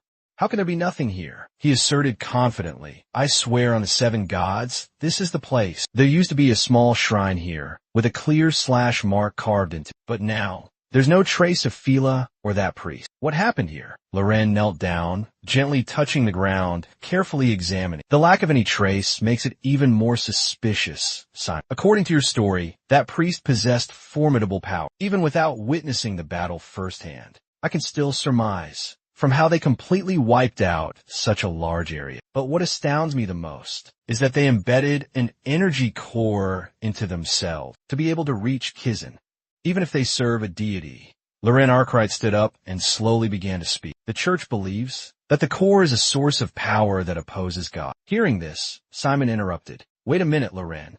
I have a question. She turned back, listening intently. What is it? Go on. If the core is opened, Then using divine power like a priest will become impossible, right? That's correct, Loren replied. I don't fully understand the principles behind it, but that's the price to pay. Simon grew more curious. The price to pay. She rested her chin on her hand and began to explain. Divine power is a strength derived from faith in the divine, while dark energy is said to be the power of a cursed demon, or so they say. Regardless of their doctrines, the opposition between these two forces remains an undeniable truth. That's undeniable. She patted Simon's shoulder, her voice serious. Thank you for helping Kizan. But the thing is, that priest is a dangerous opponent, so you're facing a serious threat. We don't know when they'll come after you, so lay low for a while, okay? Simon flatly refused. No, I'm fine. I'll continue living as usual. I'm not sure that priest even saw my face, and if he does come looking for me, he'll definitely leave a trail. What? Loren cried out in alarm. Don't be foolish, Simon. If that proof comes at the cost of your life, then it won't mean anything. This girl is so hot-headed. Simon placed his hands on her shoulders, comforting her. Calm down and listen to me. Look, Loren, if I skip school or do anything out of the ordinary, that priest will become suspicious of me. She stood her ground, but at least let the bodyguards persuade her. Having bodyguards won't make a difference. Having a guard follow me around will only make me stand out more. And if I do that, then it's obvious. I've reported everything I witnessed that day to the authorities at Kizan. Kizan assigning me protection only proves that I feel threatened, or I am still worried. She started to say more, but Simon interrupted. We are dealing with a priest who infiltrated Kizan. As you said, they decided to come here and even open the court, an act considered a heinous crime for priests. Loren began to ponder. Simon's argument was indeed worth considering. He continued, you also understand that those fanatics, capable of actions beyond our comprehension. Loren nodded in agreement. All right, I agree, but you have to promise me one thing, she said quietly. If I detect any unusual signs from you, I will immediately put you under surveillance, even if it means restricting your freedom. Understood. Lorraine's finger wagged gently in front of Simon's face. Her eyes seemed to say that refusal wasn't an option. Simon Ferencia smiled wryly to himself and replied, yes, I promise. She added, and remember, you don't need to sacrifice yourself for anyone. He agreed. Yes, I'll keep that in mind. Loren looked around and said, all right, inspection complete. Let's head back to Kiz. Night had fallen by the time they returned to the academy. Lorraine waved goodbye. See you later, Simon. She then turned and headed to her room. He watched her go, thinking to himself, I'm really sorry, but I can't drop out of school just because of this. If I quit school, I'll fall behind. He gave a small wave goodbye, promising to see them later. In truth, Simon harbored a constant worry. He feared being expelled due to his poor grades and lack of skills. Simon shook his head repeatedly, trying to dispel the negative thoughts. No way. If both choices carry risks, then I'd rather keep going to school. Simon stood before the grand school building, his heart filled with emotion. Just like Fear had said, Kizan was a fertile ground with countless things to learn. The next day, all the students gathered in the main hall. Di-Chi and Word excitedly exclaimed, it really is Professor Jean. I heard students only get to experience this in the second semester, but we're getting to participate before then, even before the student protection period ends. Cammy bit her lip, her expression grim. I'm so worried. I tossed and turned all night, unable to sleep a wink. Suddenly, an announcement rang out, interrupting her thoughts. Greetings, everyone. This is Kizan's combat simulation system. A blinding light erupted, forcing everyone to squint. The surrounding space began to warp and distort. Right before their eyes, a massive pillar materialized, pulsating with an ethereal, shimmering light. Amazon is a system implemented in 6 Kizan branches worldwide. It can generate any creature, simulate all types of magic, and realistically recreate virtual battles. This is the result of relocating Hallucina, an illusory fortress, to Kizan for refinement and enhancement. Zen Olympia, standing in the center of the room, declared, that concludes the explanation. I will briefly summarize the simulation test. All the rules are identical to the actual test. You will experience a maximum of 3 virtual battles before engaging in actual combat. Consider this a crucial rehearsal, only targeting the combat students for attack. Combat students will wear vests equipped with protective talisman. For defense, Instructor Zen presented a sleek black vest and continued. When the vest's protective energy drops to 0, the training session will conclude. You can await your next turn in the waiting room. In this simulated battle, you must evaluate the effectiveness of your team's strategies, see how they play out, and visualize how a real battle would unfold. Afterwards, proceed to the designated waiting area. A wave of apprehension washed over the students. As they were leaving, Simon suddenly heard an announcement from the system. Group 5. We will now highlight the locations of the group supporters. Everyone, please look at the screen. Cindy is in Group 5. Dark Theology, Potions Spiritualism, a combat member specializing in psionics. This is quite a balanced and well-rounded team. Alright, let's begin the simulated battle. For team number 5, Cindy and her teammates entered the simulated battlefield. They were all astonished, jaws dropping at the majestic scenery unfolding before them. This is incredible, and everything's happening so fast. Right in front of Cindy, a gigantic beast suddenly appeared. The realistic movements made the students incredibly excited. Here it comes. Here it comes. Alright, let's do this. She swung her scythe with a flourish, excitedly exclaimed, "Let's take it down." But with a single, earth-shattering slap, the Cyclops knocked Cindy out cold. Team 5, Simulation 7, failed. Time, 1 minute and 16 seconds. Damage inflicted, 22%. Defense rating, 0%. Commendations or bonus points, none.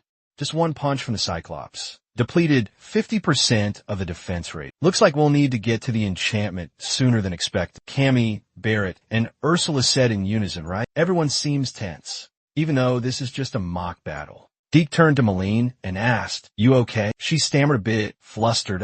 "I'm fine." A voice from the system announced, "Next up, Group 3 and Group 7. Please enter the arena." Simon and Hector Moore stood up. Hector Moore asked Simon Florinia, "You'll be representing Group 7 in battle, right?" He calmly replied, "No, Melon Buildland will." Hector Moore looked surprised. That naive little miss from the ivory tower. You're giving up your spot to protect her honor?" Simon shrugged. "Of course not. She's simply the strongest in our group." Hector Moore frowned, his displeasure evident. The group entered the arena. The system announced, "Group 7. We will now designate positions for the support members. Students, please observe. Magical circles will appear beneath you shortly. Support members, quickly move to your designated positions. The Conside Club won't be able to see you, so relax. However, if you step outside the circle, you'll be immediately eliminated. Cammy, Simon, please step into the 3 designated circles." The professor turned to Malene, the team's warrior, and asked, "Are you ready?"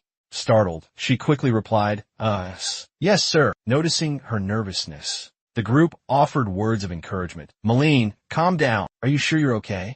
"Don't worry too much, Malene. It's just a simulation. You got this." Taking a deep breath, she responded, "Yeah, thanks. I'm all right." The system announced, Team 7's first mock battle officially begins. The virtual battlefield quickly materialized. The Conside Club had, before them, the monster stood, its growl a menacing rumble. Merlin yelled, his voice ringing with authority, "Everyone, get ready." "Does everyone remember the plan?" he asked one last time. The group responded in unison. "Crystal clear." Simon thought to himself, "Malin seems calm. I don't need to worry about her anymore." He surveyed the situation, confidence etched on his face. "I'll stick to the plan. Just need to focus completely on my task." The 2 Skodons are in position, and Cammy is ready to cast his magic. But in the blink of an eye, Balond had fallen to Cyclo's first lightning-fast attack. The group was stunned, frozen in place. They stare at their comrade, lying motionless on the ground, speechless for a moment. Then, cries of horror erupted. "Malin, are you okay?" A heavy, somber silence fell over them.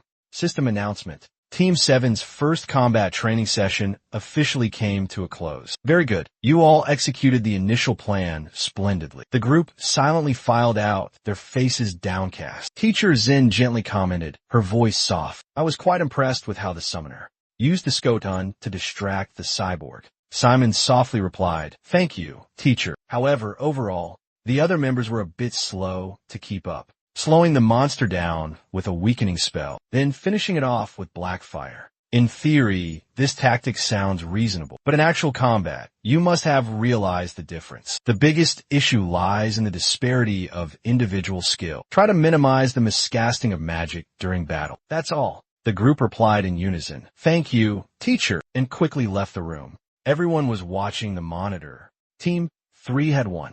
Hector is amazing. I can't believe he actually won. He beat on the first try. No way. Simon read the scoreboard aloud. Group 3 simulation successful. Time, for minutes 2 seconds. Damage level, 100%. Protection index, 98%. A total score of A. That's incredible. 98% protection means he barely got hit at all. Are we supposed to be that good? That's insane. Is that even possible? So jealous. I wish I could do that. Hector walked out, brushing past Simon. A satisfied smirk played on his lips. Malene suddenly spoke up. Hey everyone, we have to make sure we win the real battle. The second match began. The Kansai Club's power is formidable. Simon was outlining the strategy to everyone. It looked like he was planning to use 2 talismans. Even the exhaustion curse can't slow it down, Merlin. I think you should dodge she asked back skeptical. Yeah, he replied. Remember to use the dark energy we learned in combat magic. Merlin quickly backed away to avoid the attack, muttering, oh yeah, I'll try. Cammy, forget about the curse's stability for now. The important thing is to layer on multiple spells. Simon reminded them both. Cammy and Dee focused all their energy, channeling their inner strength to cast their magic. When they felt ready, Dee launched a coordinated attack with Cammy, striking directly at Simon's face. Malene collapsed at its feet. Immediately, it recognized its opponent and raised its wooden staff. Malene couldn't dodge in time and screamed in agony. System announcement. Simulation 7 failed. Time 3 minutes and 45 seconds. Damage level 42%. Protection index 0%. Total score E. Cammy exclaimed in regret. Almost there. We have one last shot. Malene billed landside in frustration. I know. Simon stroked his chin, lost in thought, then spoke. Listen up. I've got a plan that will guarantee our victory. First, the original plan remains the same. I'll cast 2 spells, and Malene Buildland will use Blackfire. But double casting the Drain spell has proven ineffective. So Cammy and E, you 2 will use 4 layers of Drain with multicasting. Don't worry, I've never performed multicasting before, and neither has Cammy. It's not impossible, but do we have enough time to pull it off? Simon reassured everyone. Relax, I'll buy us as much time as possible. With Skoton. Got it. Alright then, let's see. Third round, begin. Skoton immediately climbed onto the enormous Cyclops. Simon said softly, good. And we'll use this treacherous mountainous terrain to our advantage. D, your task is to use your mesmerizing ability. D immediately replied. Understood. Cammy skillfully and continuously cast magic spells. In just a moment, she announced. I've completed the first weakening enchantment. Dee quickly reported.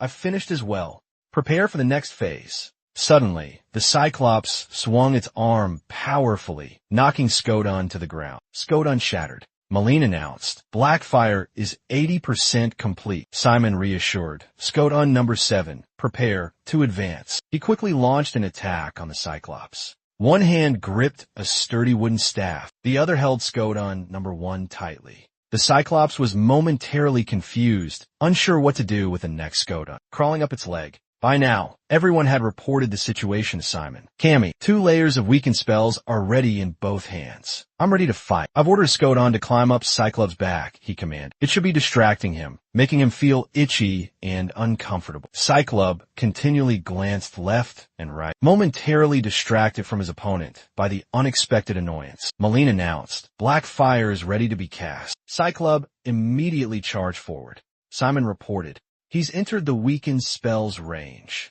Cammy immediately launched a double-layered weakened spell attack from the other side. Simultaneously, Malene unleashed Black Fire. A deafening explosion rocked the earth. Simon encouraged Malene, protected by 4 layers of weakened spells. You can dodge Cyclops' attacks. Malene exclaimed, You want me to dodge that myself? Simon replied, No, just follow my instructions. I'm going to try something. Malene had just risen up on her toes when Simon suddenly yelled, Malene, watch out in front. A thunderous blow crashed down from above. With agility, she leaped aside, narrowly dodging the surprise attack. Simon roared, charging forward with incredible speed. The Cyclops pursued relentlessly, its eyes locked onto its target. From the other side, Cammy unleashed a debilitating attack, aiming to weaken the beast. Simon shouted a warning to Cammy, urgency lacing his voice. Use the blood veil, spell to blind it. Instantly, a drop of crimson blood welled up on her fingertip. Bloody mist rose from the droplet, forming a vibrant red ribbon. The ribbon swiftly wrapped around the Cyclops' head, obscuring its vision. Hurry, Simon,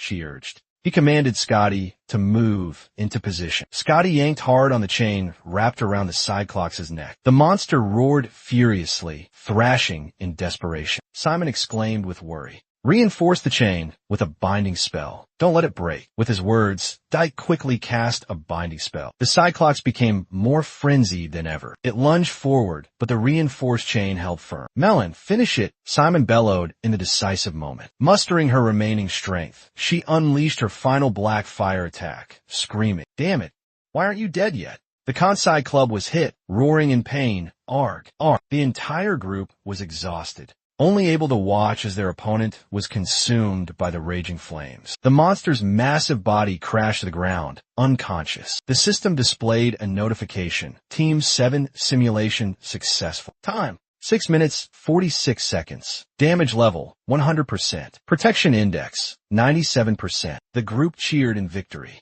We did it, a girl groaned softly. Congratulations to Team 7 for defeating the Cyclos. Excellent work.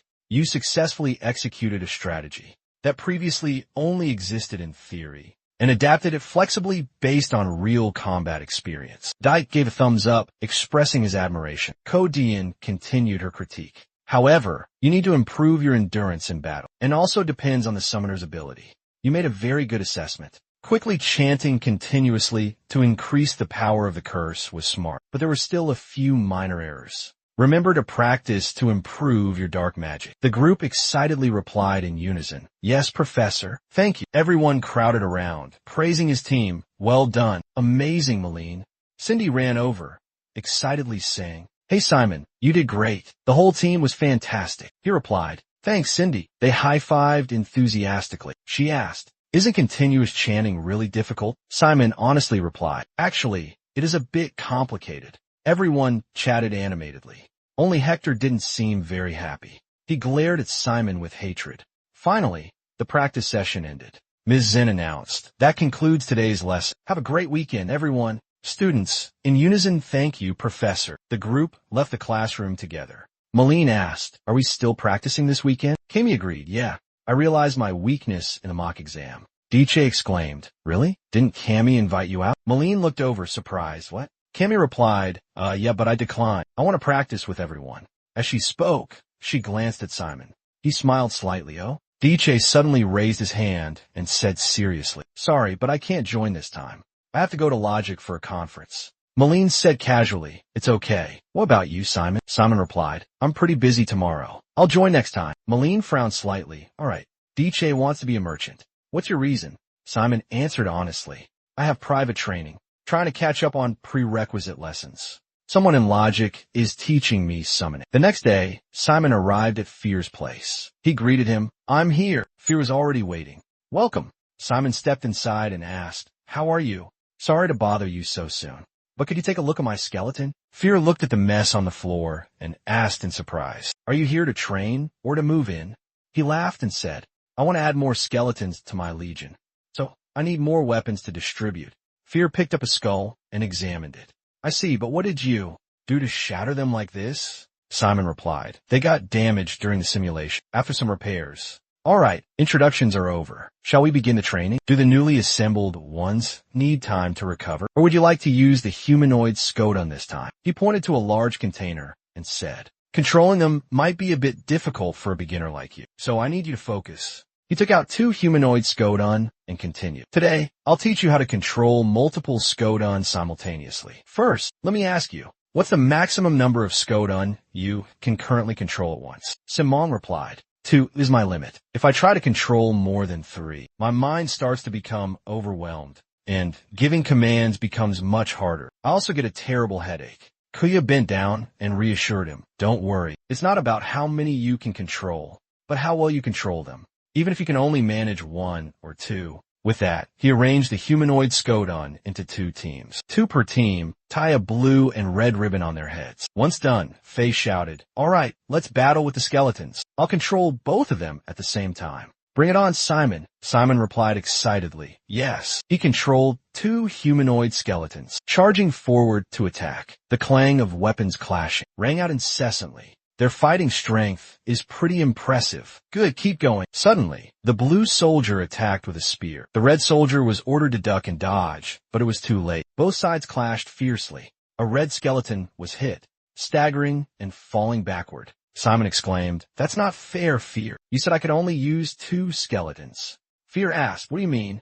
I'm only controlling 2, just like you." He said in surprise, "What?" He moved the skeleton with the sword first, and then gave the order to the skeleton with the spear. Seeing Simon's pensive expression, FIA chuckled with amusement. At this rate, seeing Simon's thoughtful expression, FIA let out a delighted laugh. "I bet you figured it out. This technique is called cross-maneuver. You have to rapidly give alternating commands to the constructs to expand your boundaries' range of control. If you can't control multiple constructs at once, you'll command them by activating 2 at the same time. This is the crucial key to this tactic." He stroked his chin, muttering quickly to himself. 2 constructs high-fived each other and then amicably put their arms around one another's shoulders. So that's how it is.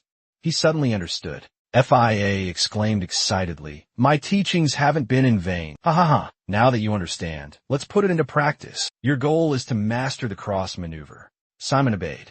Understood. The following week, the group sprawled out on the grass, stretching languidly and groaning. "I'm exhausted," Malene said cheerfully, "but everyone has made significant progress, especially you, Simon.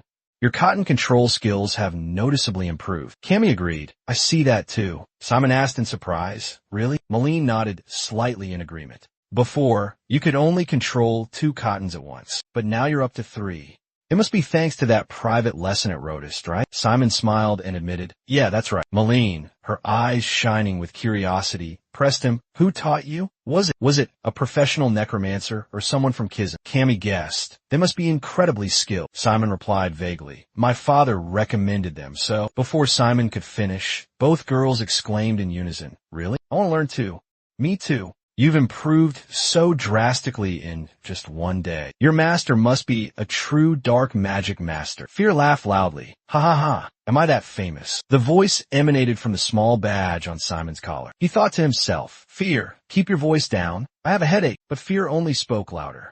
"Tell them I'm more than happy to teach. What if they die and become soldiers in the Legion?" "Well, ha ha ha ha." He snorted. "In Kizan, that's taboo." Simon deftly avoided answering. "Sorry.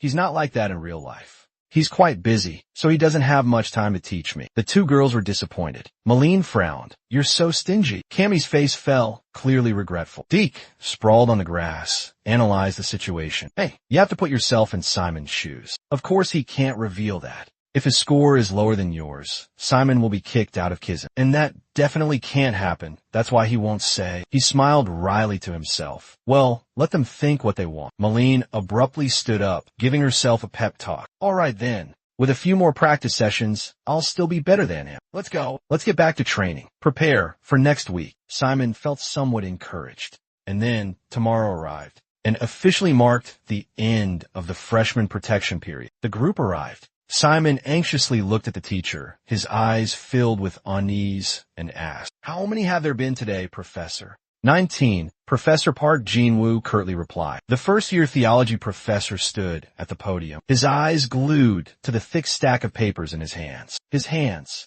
continuously tossed unsatisfactory assignments onto the floor. His voice boomed with anger. "You call this garbage homework? You're not worthy of setting foot in Kizan. Get out. Don't let me see your faces again." The students below, their faces grim, whispered anxiously, "That's 20. In just one day, 20 students have been expelled from Kizan." Outside on the athletic field, a group of students ran, panting and complaining. "Professor Park Jin-woo, what? What do you mean? How could you deduct 10 points from me?" Deke, breathless from exhaustion, continued to grumble incessantly. "I'd rather run all day and not lose any points than face that grumpy professor. Combat magic is amazing. I love it so much," Simon teased. "Maybe you shouldn't have dozed off in class." Gradually, Malene left him far behind. "Every morning, you're always going to fall behind." Seeing Malene still running, Simon said worriedly, "Don't push yourself too hard. You could." Before he could finish, Malene sped up, sprinting ahead. Reaching the finish line last, breathless, he muttered, "All right, tomorrow's the ability assessment." "Mom, save me," Simon replied. I know. He suddenly recalled their conversation the day before, while they were stacking logs. He had asked Cammy, "Were you training with Malene yesterday too?" Cammy replied, "Yeah, I practiced curses until I was exhausted, and Malene trained physically all day." He asked again, "Physical training?" Malene remembered Simon's words. "I told her I could easily perform blackening, but she said it was impossible. Just based on my words alone, how could I possibly dodge Cyclos' attacks?" After that, we studied in a group until it was pitch black outside. As soon as practice was over, he'd bury his head in his books. He pulled an all-nighter studying. Simon, hearing this, asked, "He didn't sleep at all?" Cammy replied, "Exactly. I asked him if he was tired, and he said he was fine because he drank an awakening potion." Simon thought to himself, "Come to think of it, every time I see Milne build land, he's always studying incredibly hard. But why does he have to push himself so much?" Just then, Milne stood in front, waving Simon over. "Come and watch me emerge from the shadows. Look." With that, she leaped high into the air, causing everyone around to gasp in awe. Someone exclaimed in astonishment, "Oh my God." Milne asked, "So, how was that? Anything I need to fix?" Simon replied sincerely, "Not at all. You did great." She giggled with delight. "Really? Really? All that practice for tomorrow finally paid off." Cammy clapped in applause, and Malene cheered excitedly. "You were amazing, Malene. That was impressive. You improved so much in just a few days." Malene responded confidently, "Of course. I've been practicing extra hard, Simon." Worried she was overdoing it, Simon gently reminded her, "Don't push yourself too hard, Malene. We already passed the simulation test. We'll definitely do well on the real thing, too." She understood what he meant, but replied casually, "I know, but I don't want to just pass. First place is the goal. I have to give it my all to get the top spot. So that's why you've been studying and training so hard." Simon was about to say more, but an announcement rang out in the distance. "Break time's over. All right, everyone, on your feet. We'll continue moving to the next point without rest." The group quickly set off. By the time they reached their destination, Simon was completely exhausted. Professor Hong Peng approached and called out to Simon. He looked up and politely replied, "Professor." Professor Hong Peng possessed the toned physique of a true athlete. Her body was healthy and energetic, with characteristically tan skin. Her auburn hair was tied up in a neat bun. Her friendly and approachable demeanor made her beloved by her students. She placed her hands on her hips and asked with a smile, "Have you been practicing the dark combat skills I taught you?" Simon quickly replied, "Of course, Professor. Compared to our first lesson, you've improved tremendously." She observed Simon carefully and remarked, "Just as you said, your dark energy flow has significantly improved. Your overall power has also been enhanced. You're much stronger than before." Simon responded with delight. "Really?" "Of course. Like I said, you have a natural talent for this." Amidst the lively chatter, a voice suddenly called out, "Professor, we have an injured student. It seems she sprained her ankle," Assistant Black hurriedly reported. Hong Pen replied, "Let me go take a look." She turned to Simon and advised, "Remember to practice regularly to improve your skills." "Yes, ma'am. Thank you," Simon politely replied. He then turned back to Dyke and Cammy, curiously asking, "Where's Amelie?" Cammy quickly answered, "I don't know. I was always at the back of the group," he added. Hearing this, Dyke sat up and chimed in, "Me too. I just asked Cammy about Amelie. So, none of us have seen her. That's strange. Where could she have gone?" Simon looked to his left, then to his right, searching for Amelie. "No, I haven't seen her either," Simon replied. Just then, Hong Pen appeared. Her expression was quite serious. "There's been an injury." Simon's group looked towards the person being carried by Bra. It was Amelie Bulliant. Her leg had been bandaged. Malene was immediately rushed to the hospital. The group was shocked to hear the doctor's announcement. Malene Buildland has a sprained ankle, a rather serious injury. She'll need to wear a cast for a while. She can still attend classes, but she's absolutely forbidden from participating in combat training or any physical activity for a week. A heavy silence fell over the room. Malene pushed herself up, trying to get closer to the doctor, exclaiming, "What? No, I'm fine. It's not that serious. I can still walk. I can still participate in combat training." But before she could finish, a sudden surge of pain made her face pale and wince. Cammy and Barrett rushed to support Malene, their faces etched with worry. Seeing her agitation, the doctor sighed and said sternly, "Malene, this isn't advice, it's an order. A student's top priority at Key-In is survival. And as a doctor, the patient's recovery is always my top priority. I'll remove your name from the list of classes that need to be relocated." Hearing this, Malene slumped down, a look of sadness washing over her face as her voice dropped. "I'm sorry, everyone. Could you all give me a moment alone? Understanding that this was a huge blow to Malene, everyone quietly filed out of the room. But after taking a few steps, Simon suddenly turned back and said, Malene, beating yourself up like this isn't going to make things any better. Merlin hung her head low, her voice choked with emotion. Then what do you want me to do? The match against the Cyclopes tomorrow. What are we going to do now? Simon replied. We'll figure something else out. Merlin almost yelled. Something else? What else is there? We've been racking our brains strategizing and brewing potions all week. You know that. Seeing her teammate so distraught, Kami felt a pang of sympathy, but she didn't know how to comfort her. Malene continued her relentless tirade. We've only been practicing this formation for a week, and that fight with Mike was just a minor skirmish with a second-rate side club. Are you trying to provoke me? It's my fault. You can be as sarcastic as you want. It's all my fault. But don't forget you had the lowest score on the aptitude test. Eventually, Kizan will cut you, and that'll be my fault too, I suppose. I got injured trying to secure the top spot for us. Simon noticed her losing control. Lean furrowed his brows and shouted, Enough. If everyone agrees, then tomorrow I will be the one to fight for our group. The students were led to a mysterious, gloomy dungeon. Upon arrival, everyone was filled with a mix of awe, admiration, and a touch of fear before the mystical and magical atmosphere. Faint, flickering yellow lights, combined with the eerie green of vines clinging to the walls, created a haunting scene. Students whispered to each other, Whoa. You have to admit, Netflix is amazing. This is unbelievable. How could they possibly collect so many dungeons and ruins? Gammy marveled. Rock is a small island. But Ditch continued, because Netflix is a great collector, it seems like she has explored and brought back these ancient ruins from all over the world to Rock Island. Kiyomori asked in surprise. All of them. Diak affirmed confidently. Exactly. She's collected all of them. Malene still had to use crutches to get to school. Each step labored and difficult, with Simon always by her side. Gammy looked at them, a hint of worry on his face, and said to Diak, I feel so bad for them. Diak comforted him. Why worry? This is only to our advantage. With her mind in a whirlwind of anxiety, Merlin overheard the whispers of her classmates. If one member is injured, the whole group is doomed. The words made her even more restless and worried. Gammy anxiously asked Diak, Do you think our group can make it through? Diak asserted, Absolutely. Trust in Simon. Group SIXS evaluation quickly concluded. The teacher announced, Next, Group 7 to the front. Everyone saw Malene and began murmuring amongst themselves. What's going on? Malene's leg is injured, but she's still participating in the battle. How is that allowed?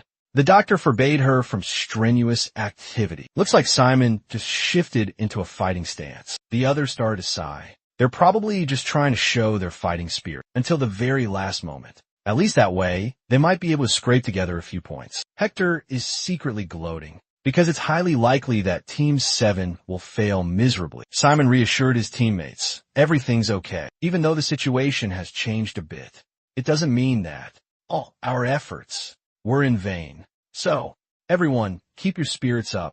Fight your best until the very end. The instructor announced the next Consider Club to enter the arena. It entered with a massive, muscular body and terrifying blood-red eyes. A truly horrifying creature. Team 7's test officially begins. The instructor gently reminded them, there's no need to push yourselves too hard. If you feel like you can't continue, ask to stop the test. The students replied in unison, Yes, Professor. The side club's footsteps approached, carrying an aura that shook the very ground. The students suddenly seemed incredibly small and fragile. The test officially began.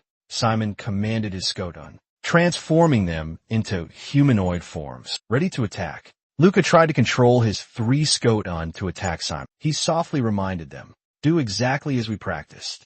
Our positions might change, but the plan is still to distract it. The Skodan relentlessly attacked Simon, but surprisingly, the side club targeted Simon himself, not the smaller Skodan. Just like in the simulation, the situation seems to have changed. What's happening? In the test, it attacked the Skodans first, but Malene said simulations and reality are very different. It'll attack anything it sees first. It looks like it was aiming for Simon from the start. Exactly. Its crimson eyes locked onto Simon and attacked him head-on. Simon couldn't dodge. He hastily used a regeneration command. Oh no, reality is much tougher than the simulation. It's entered the range of the depletion spell.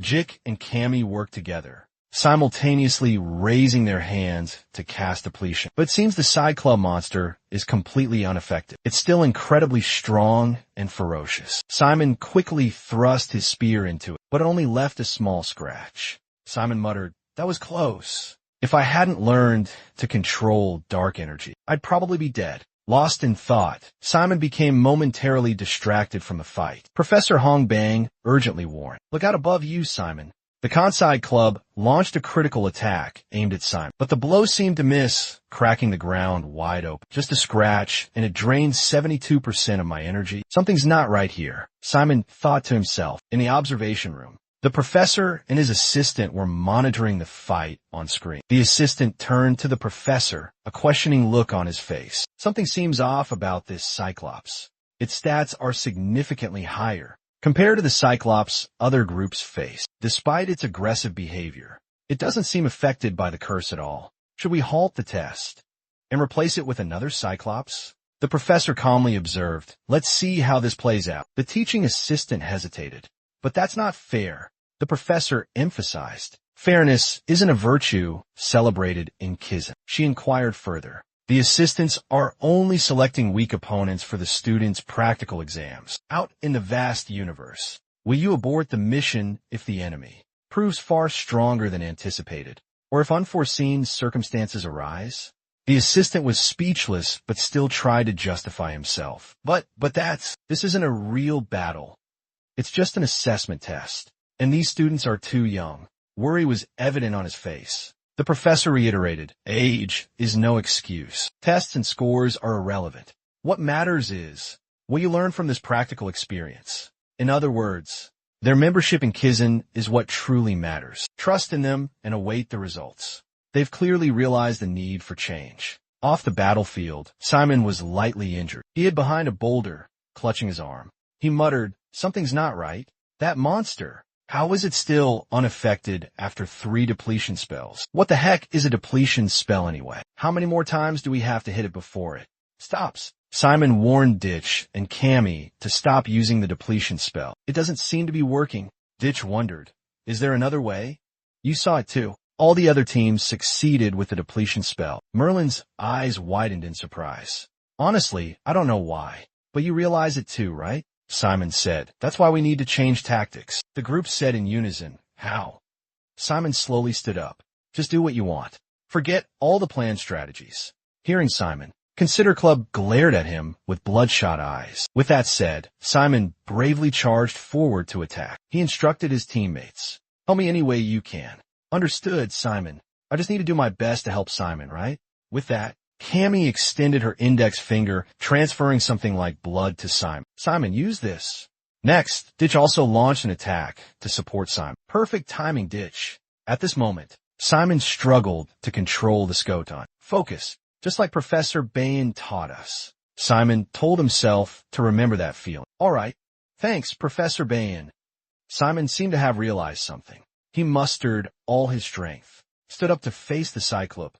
"Come on." At the same time, a horde of Skoton attacked simultaneously. Simon silently thanked fear. Next, he shouted, "All-out attack." The entire Skoton horde charged, surrounding Considercrop.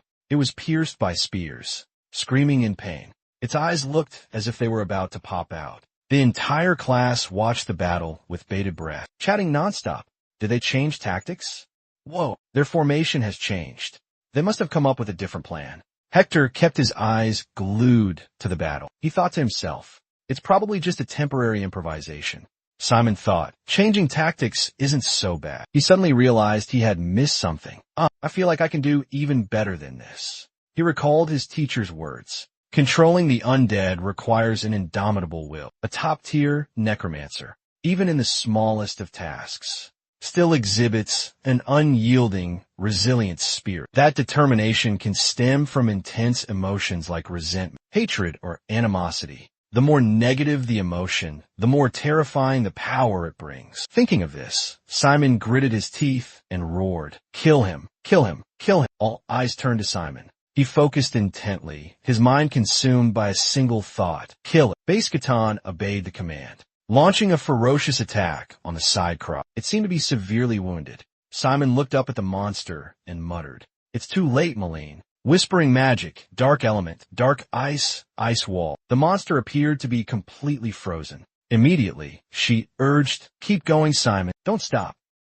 Almost there. Simon yelled, "Thanks, Maline." Camp, everything was in place. At that moment, the side crop was completely frozen, and now it was Cammie's turn. Cammie declared resolutely, "Understood, Simon. Blood magic. Use a blood release." Cammie's face looked like a blood doll, a terrifying crimson red. Deke rushed to support Cammie. As she seemed to have collapsed from exhaustion, Cammie cried out, "I'm leaving the rest to you, Simon." Simon confidently replied, "Leave it to me." As Cammie cast her magic, Simon thought to himself, "Thank you, Professor Aaron, for teaching me this invaluable knowledge." He used the command to recreate the special move Bone Spike. Cindy and her friends outside marveled. "Wow, amazing. Incredible." Simon shouted, "Everyone, use the Invity potion." The group responded in unison, "Understood." Immediately, a bright yellow poison was created to attack the side crop. "It's working. Please go down. Please." Simon prayed, "Please go down." "Oh no. What? It's still standing?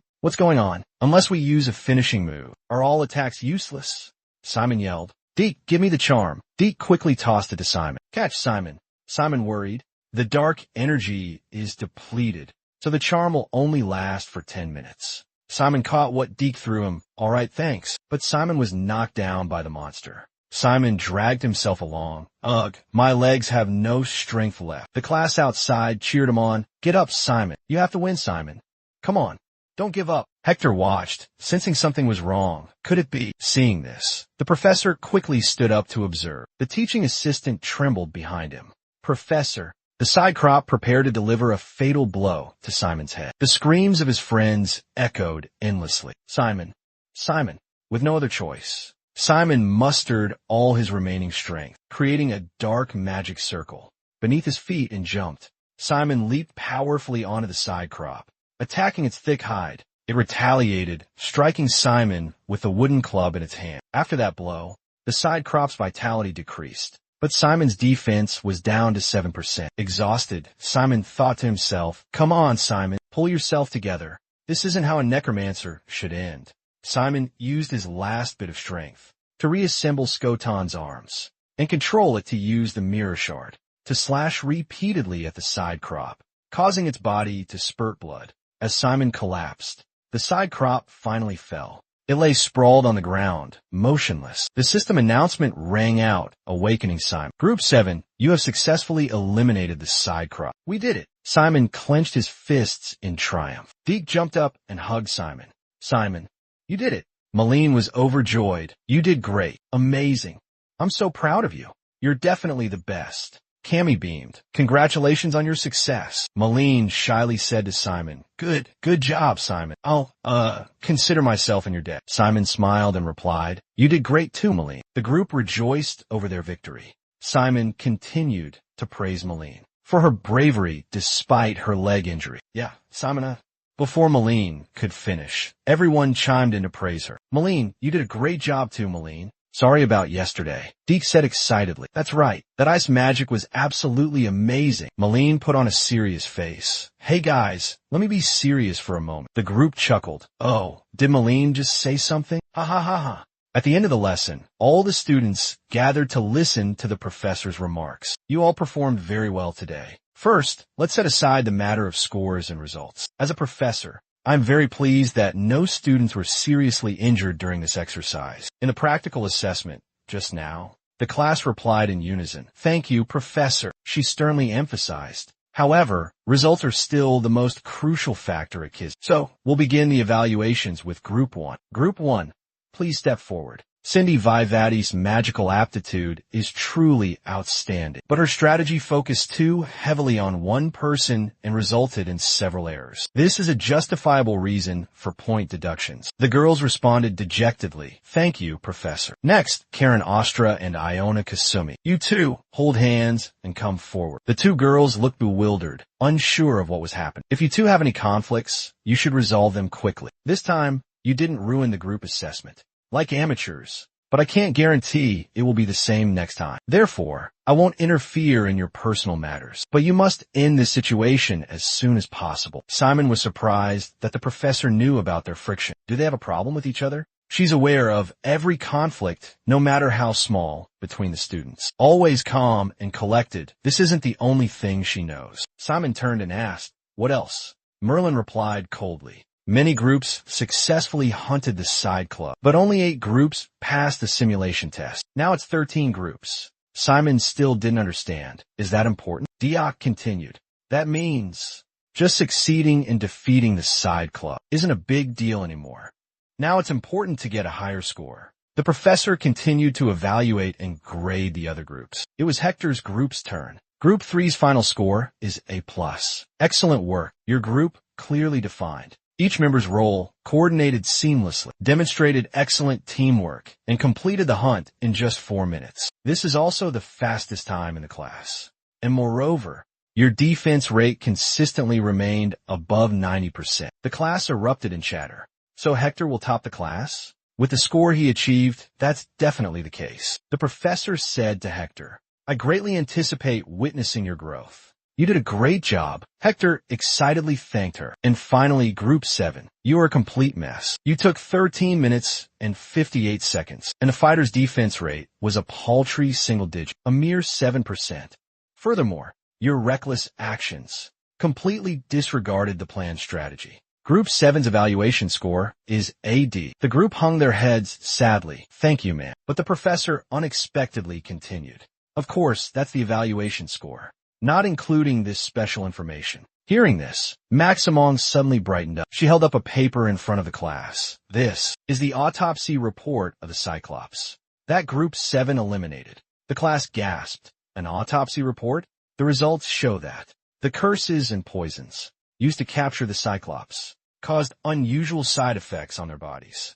The side club that Group 7 faced became extremely aggressive and out of control. Once the curse was broken, their physical strength increased significantly. In other words, they exhibited abnormal behavior due to side effects. Therefore, they exhibited abnormal behavior due to the side effects of the poison. The Kizan board has determined that the difficulty level of Group 7's assessment was completely different from the other groups. The difficulty level of Group 7's test was entirely different. The class buzzed with chatter again. The Kizan board?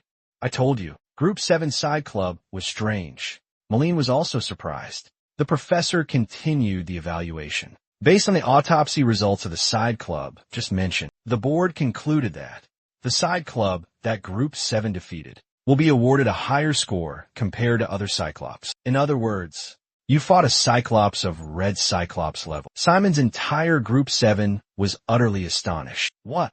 The professor continued. Therefore, we will apply a new evaluation criteria to your group to ensure fairness. Isn't that right? Hector gritted his teeth, his face filled with anger. I thought he was the top, unrivaled.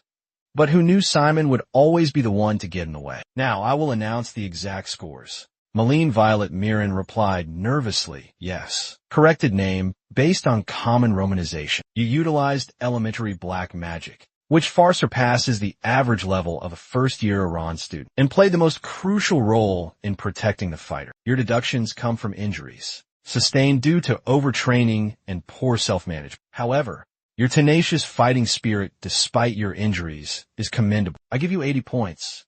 Malene was moved to tears. Her eyes glistened with tears. Next is Dok Hyawan. Corrected name to a more accurate romanization. You used the dark curse precisely and at the right moment. Very good. It contributed significantly to the smooth defeat of the Cyclops. I also give you 80 points. Dok laughed heartily, sincerely thanking the teacher. Next up, Cami Paris Ursula. You performed exceptionally well as the main attacker, utilizing your blood art to inflict damage. Such bleeding proficiency is quite rare, even among necromancers specializing in this field. You receive 85 points. Cami cheerfully expressed her gratitude. Finally, Simon Florentia. You flawlessly fulfilled the role of a fighter. You've demonstrated excellent adaptability in unexpected situations and strong leadership skills, caring for your teammates. You also demonstrated incredible endurance and dark combat abilities, while dodging attacks and prolonging the fight against the Cyclops. You controlled your summoned creature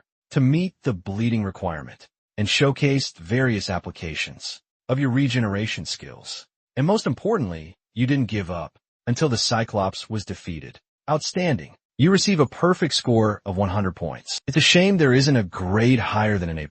The class erupted in astonishment. A perfect score. Unbelievable.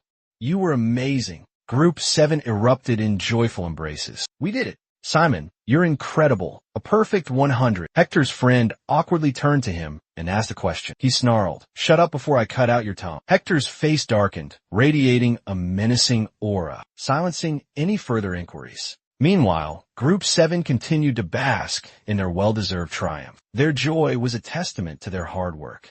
The 5 of them gathered around a bonfire, raising their glasses with enthusiastic cheers. "To our A+. Cami Paris Ursula exclaimed in surprise. "Oh, is this real alcohol?" Simon furrowed his brow. "Huh, really?" Cami quickly confirmed. "It is." Hong Pengdiok Songgong Markla smiled, raised her glass, and said, "But don't worry, I'll be your guardian tonight." Kizin gave special permission to celebrate your outstanding performance in your evaluations. She continued, "The student protection period is over, so I'm sure things have been challenging. But you should know that the professors don't hate you." Diok, Hayward and Malene Buildland listened attentively. Hong Pengdiok Songgong Marklas said loudly, "So keep up the good work." "All right." Malene Buildland and Cami Paris Ursula replied in unison. "Yes, Professor." Diok approached Professor Hong and jokingly said, Professor, it's rare to have a chance to have a drink with you like this. Can I ask you something? I'm really curious." She cheerfully agreed. "Of course. Ask away." Diok asked frankly, "This is just a guess, but do you worry about Simon more than the other students?" Malene Buildland panicked and interjected, "Hey Diok, why would you ask that?" Professor Hong Peng candidly admitted, "It's true. Professors are human too. We have students we favor and students we don't." Diok scratched his head, flustered. "Well, of course." He raised his glass, speaking loudly to dispel the awkwardness. "I guess I shouldn't have asked that. How about we forget that and just enjoy another drink?" Professor Hong Peng replied cheerfully, "It's all right. I was just joking." She patted Diok's shoulder and ruffled Simon's hair, smiling gently as she said, "I cherish all of my students." Hongbin changed the subject. "Sorry for teasing you all.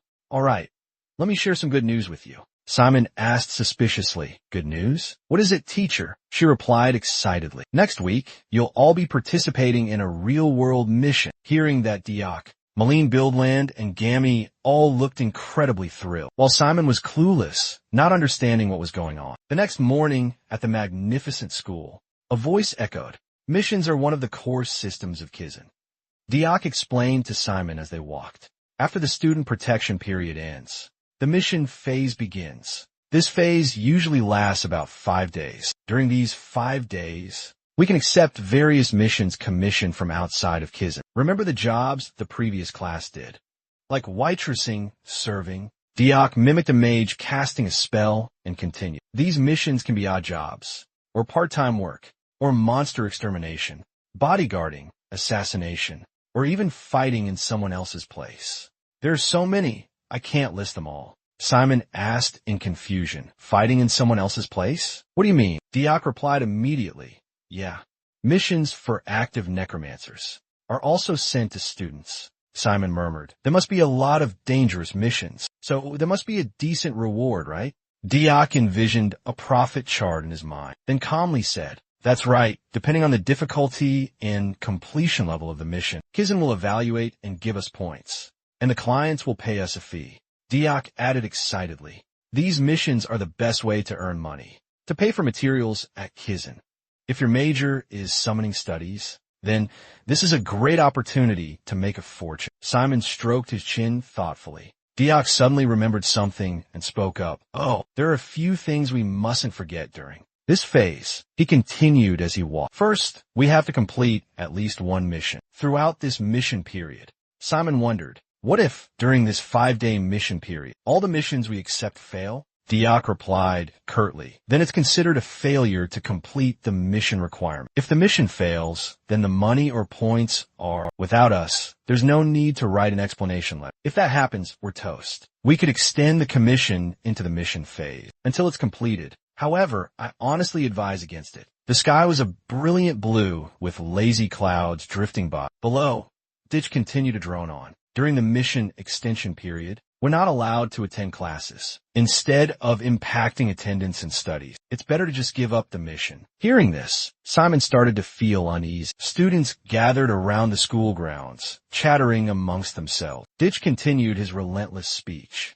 You're all free to plan accordingly. Some students will accept commissions within their capabilities, finish them quickly, and then focus on their studies. Others will leave the island and undertake a major mission to accumulate points and money. Simon immediately wondered, so that means we can freely make our own plans? Dichi smiled brightly and replied, yeah, you know the rules at KISS. As long as you achieve results, the method doesn't matter. Suddenly, he clapped Simon on the shoulder and exclaimed in surprise, whoa, look, Simon, look. A large paper was currently posted on the bulletin board. Task allocation by group. White envelope. Mission inside Slope Island. Possibility of conflict with a spirit master. 0. Blue envelope. Mission inside the Black Federation. Possibility of conflict with a spirit master. Extremely low. Red envelope. Mission inside the neutral zone. Possibility of conflict with a spirit master. High. Black envelope. Mission inside the Holy Federation. Conflict with a spirit master. Guaranteed. Dichi explained, the color of the envelope represents the danger level of the commission. Quickly take a look and choose the commission that best suits your plan. Dichi reminded Simon,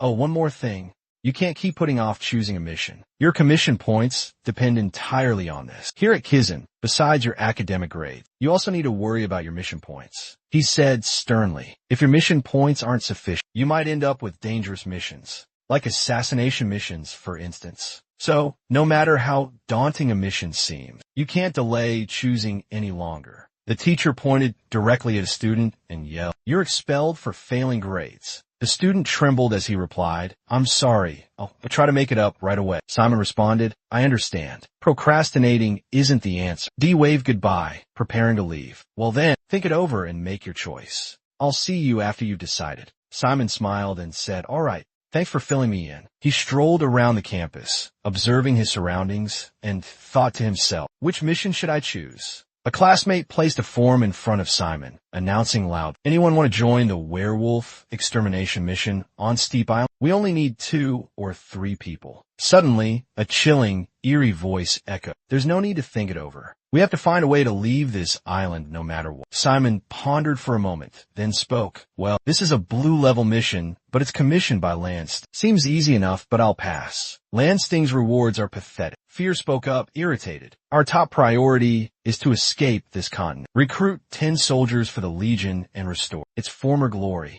Simon muttered.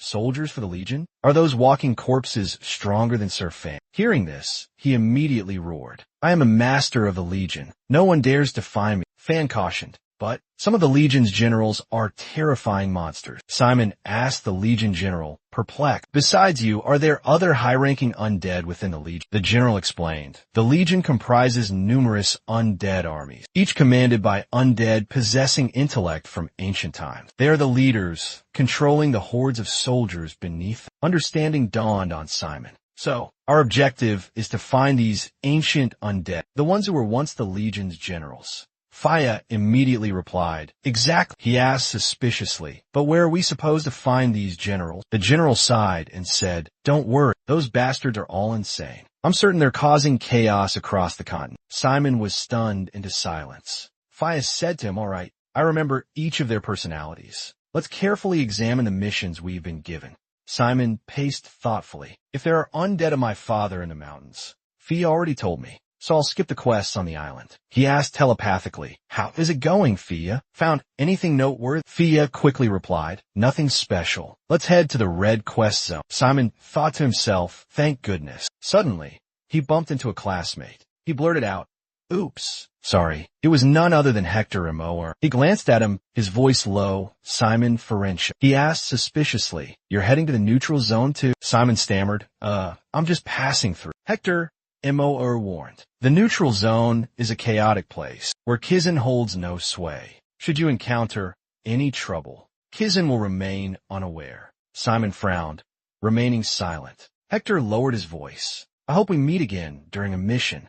Simon hesitated, then spoke. Hector. He spun around, a puzzled expression on his face. He smiled and said softly, Be careful. Hector's eyes widened in surprise. Simon said nothing more, walking straight ahead, leaving Hector standing there with a confused frown. Phil asked curiously, What's wrong with that kid? Simon replied as he walked, I don't know. But hey, what does it matter? The village was in ruins, ravaged by infected zombies. Simon stood silently, his gaze fixed on the bright red quest board. Phil began to comment, Plagues are everywhere these days. Even a necromancer can create one.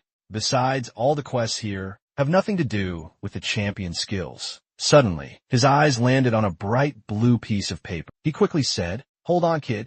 What's that? That blue envelope over there. Simon replied in surprise. Oh, someone must have left it here. He approached the paper, his voice a soft murmur. So it's not that one then. The mission level has changed. The blue paper contained information about a new mission. This mission required solving a mysterious disappearance case. The commission level had been raised from D to B with a generous reward of 50 gold coins. The mission location was in the Anise fiefdom. The case details were as follows. Numerous young women had vanished without a trace, and when found, they were nothing but withered corpses. Additional note, the previous mission recipient had also mysteriously disappeared. Kuya pondered deeply. When found, many young women were left as withered husks like this kid. Show me the mission details. Simon took the envelope and carefully pulled out a photograph. The moment he saw the photo, he gasped in horror. Oh my God, truly a withered corpse. FIA let out a delighted laugh.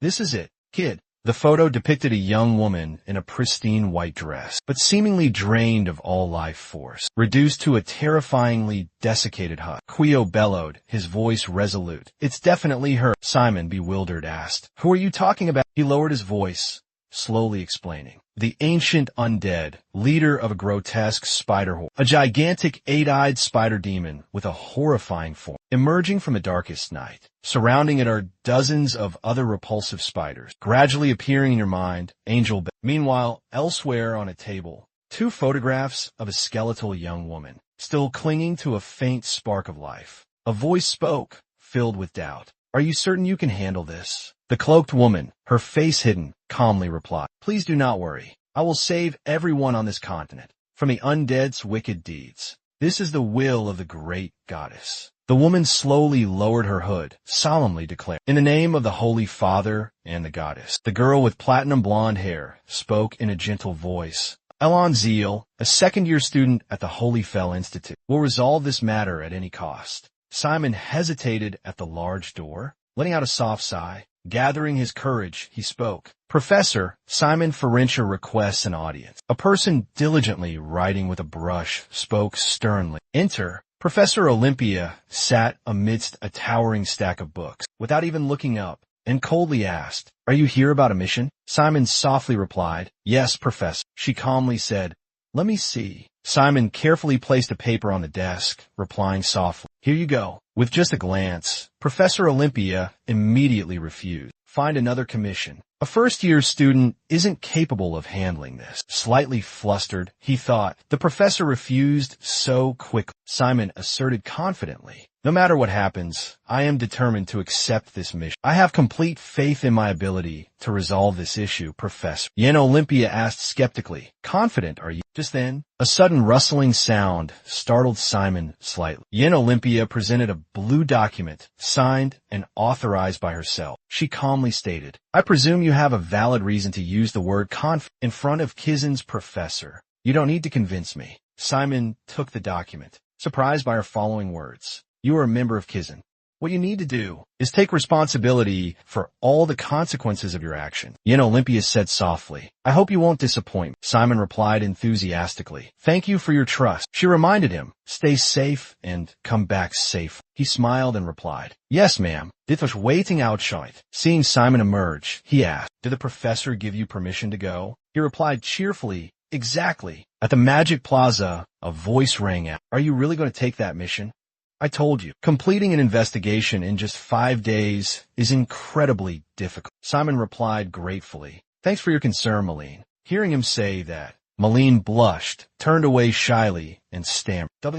Who said I was worried about you? Simon asked with a bright smile. Well, where are you headed then? She winked playfully and replied, a personal protection mission near Lansing. Easy as pie, and the reward points are high. Simon looked doubtful. But what if you run into bandits? What will you do? Malene then opened her cloak, revealing the Kizin school badge, and puffed out her chest proudly. Then I'll show them this. If they're smart, they won't dare touch a Kizin student. Kizin Academy isn't a place they can mess around. Simon hesitated. That sounds kind of cowardly. Does Malene immediately retorted. Cowardly? What do you mean? That's the reason everyone sends commission requests to Kizin. Simon reluctantly nodded. I understand. She turned and ran, waving goodbye. Well then, I'm off. See you next week. He waved back, adding, all right, take care. Don't get hurt. After seeing Malene off, Simon leisurely strolled around the school. He walked alone, enjoying the peaceful atmosphere on campus. Suddenly, a clear voice rang out. Oh, a beautiful girl with shimmering blonde hair was sitting relaxedly on a white stone bench. Seeing Simon approach, she greeted him. Hello. Since the entrance ceremony, it seems we haven't had a chance to see each other again, have we? He replied a bit awkwardly. Oh, right. Hello. The girl smiled, her voice as gentle as a breeze. Let me formally introduce myself. I'm Cian Dog, the official heir to the prestigious Ivory Tower, and also the second special admission student. Simon sat down in the opposite seat. She hesitated, speaking with a hint of shyness. I'm Simon Farentia, from Les Hill. Hearing that, Cian smiled faintly. Son Alex softly spoke. I hear you're taking care of our Malene. Simon was slightly surprised by son Alex's words. She smiled, continuing the conversation. Sometimes she might get angry with you. But actually, Malene is a very gentle and kind person. Please stay by her side. Simon asked suspiciously. Why would you say that to me? Cian asked back in surprise. What? He spoke seriously. Malene is also a Kizin student, just like you. Simon continued resolutely. He doesn't need your protection or to be treated like a junior. Don't worry about him. He's doing just fine. Cian remained silent, not responding to his words. Suddenly, an announcement rang out. The instantaneous teleportation device will activate shortly. Please do not remove your hand from the device during operation. Simon pursed his lips, his face etched with work. Cian stroked his chin, smiled gently, and said, Understand. I'll see you later then. As soon as he finished speaking, a white light enveloped. Cian's figure gradually faded, shrinking until it vanished completely. A moment later, in a small town where the name sign was covered in moss, Simon, who completely lacked any sense of style, sighed wearily. She's so intimidating, like a queen or a high-ranking noble. He scratched his head, muttering to himself. Malene is also from the Ivory Tower, so I understand her worries. But she treats Malene like a subordinate. This is so frustrating. I can't believe just saying a few words could tire me out this much. Suddenly, a suit of armor clanged its way towards him, looking quite bizarre. Fear, inside the armor, bellowed uncomfortably. Hey kid, why did you give me such a tiny suit of armor? Damn it, it's so cramped. Simmong hastily explained. There was no other choice. This was the last one left. Besides, how could I take you around? Without a disguise, people will be terrified. Hearing Simmong's words, fear imagined his massive form, lumbering behind Simmong with a ferocious expression, terrifying everyone. He froze unconsciously. Simmong pulled out a piece of paper from a blue envelope and asked, We've arrived at the designated location. What should we do now? Phil calmly spoke up. The most fundamental thing when handling a commission task is to gather information. And the best way to gather information is to meet directly with the client. Faye trudged along in his bulky armor, running after Simon as he spoke. The one who gave us this mission is the head of this town. So if we just say we're Kenzin's students, we can easily gather all the necessary information. But if by now, the client still hasn't resolved this issue, there must be a reason. So let's skip this step. He stepped beside him and continued. The next method is to investigate ourselves, to seek out information. Back when I was on missions with Richard, we did this a lot. FIA, proving to be experienced, offered her advice. In my experience, this is usually the fastest way. All right, but we only have 5 days. What if we run out of time? Fear's deep voice cut through the quiet town. Then there's one last resort. We buy information from the Bandits Guild, also known as the Information Guild. Simon pondered for a moment, then replied, not bad. He made a decisive decision. We need to find out if there's a branch of the Information Guild here. An idea struck Fear. You could try asking the innkeeper or the tavern owner. He asked in surprise. Really? Simon smiled excitedly and spoke. Let's hurry. We're running out of time. Soon, they entered an inn. in the town. The server greeted them warmly. Welcome. Simon flashed a gold coin generously and said, guess a clean and spacious room. And prepare breakfast for tomorrow as well. Ah, a loaf of bread and 5 glasses of milk will be enough. The waiter quickly replied, would you like your change? Simon calmly spoke. Keep it. Instead, tell me where the bandit's hideout is. The waiter pocketed the coin, offering a forced smile. He asked suspiciously, may I ask what business you have here? Simon crossed his arms, feigning innocence. He retorted with a barrage of questions. Is that how you talk to a customer? He began to bargain. Come on, 1 gold coin for information. Faye's eyes, behind his armor, flashed with an angry blue light. He scoffed. A mere child, still wet behind the ears, trying to play grown. The waiter, now trembling, stammered. You want to know about the bandit hideout? FIA reached behind her, slowly grasping the hilt of her sword. Simon slammed his hand on the table, his voice as sharp as steel. Yes, and everything you know about the disappearances. Phil suddenly drew his sword, pointing it directly at the waiter's face. He and Simon spoke in unison, their voices menacing. Tell us everything. Moments later, the sky was ablaze with the fiery hues of sunset. A voice rang out. Good thing we finished him off. Phil hurried after Simon, praising him. That was a clever move. Well done, kid. Now we can move on. Simon intently read the notes scribbled in the book. Most of the missing are young men, but only women are turned into mummies. There's no sign of assault. Kuya explained. She kidnaps and toys with the men, but the women are drained of their blood because she has no interest in them. They entered another tavern. Fear stated with unwavering certainty. That's just the sort of thing Elizabeth would do. I bet she's somewhere in this town. They quickly went inside. A man greeted them warmly. Welcome. He turned to Simon and asked, what can I get for you? Simon rummaged in his coat and replied, well, heard you have a special menu. Simon placed a silver coin on the table, his voice laced with meaning. Can you help me out with that?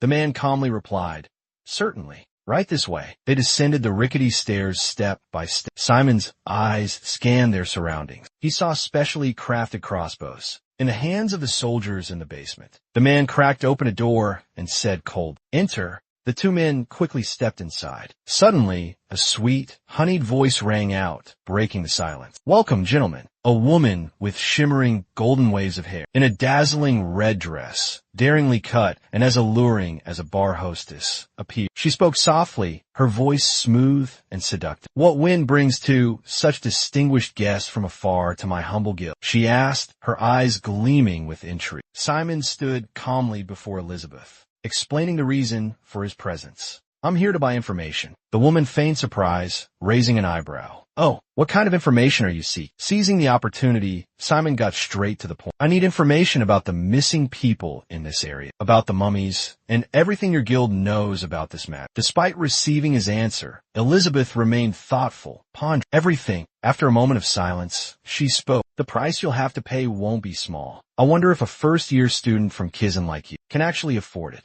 Elizabeth's words took Simon by surprise. Seeing his bewildered expression, she smiled, her eyes filled with knowing amusement. Elizabeth offered a gentle smile. Don't be so surprised. It was just a guess. The lord of this region is eager to have this matter resolved quickly. She continued, providing more information. He's tasked various individuals and organizations with this, hoping to solve this troublesome incident. So, I'm fairly certain Kizan is among them. At this, Simon's expression turned serious. Elizabeth continued speaking. You must have noticed on your way here, right? This area isn't very large. Our lord doesn't have the budget to hire a soul reaper from headquarters. So, the only option is to rely on students. Elizabeth sighed despondently. E.G. approached him, continuing where Elizabeth left off. And this time of year, the students at Kizan are all rookies. Elizabeth leaned in close, her words laced with insinuation. Her statement left Simon speechless, unable to refute her. A moment later,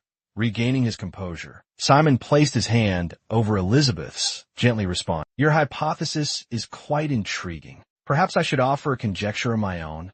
Simon took her hand, drawing her closer, his gaze meeting hers directly as he began his reason. A grave incident has occurred, shaking the entire region. As you said, the Lord must have summoned numerous individuals for assistance to resolve this matter. Pausing briefly, Simon added, and the majority of those tasked with this mission have come to this guild. At his words, Elizabeth simply offered a cryptic smile, remaining silent. Seeing her smile, Simon continued. But unfortunately, no one has been able to solve the problem. With that, Simon pulled out a sheet of paper with detailed notes about the mission. And so, the case landed in my lap. He paused, then turned his gaze towards the man standing frozen nearby. Even the locals were in the dark about this mysterious incident. Simon suddenly recalled a moment when he'd stumbled upon two young men whispering to each other about something. For years, similar incidents had occurred, but strangely, no one could offer even a single theory about the perpetrator's identity, let alone solve the case. Explain yourself clearly. Simon looked directly at Elizabeth, his voice demanded. Don't you find this lack of information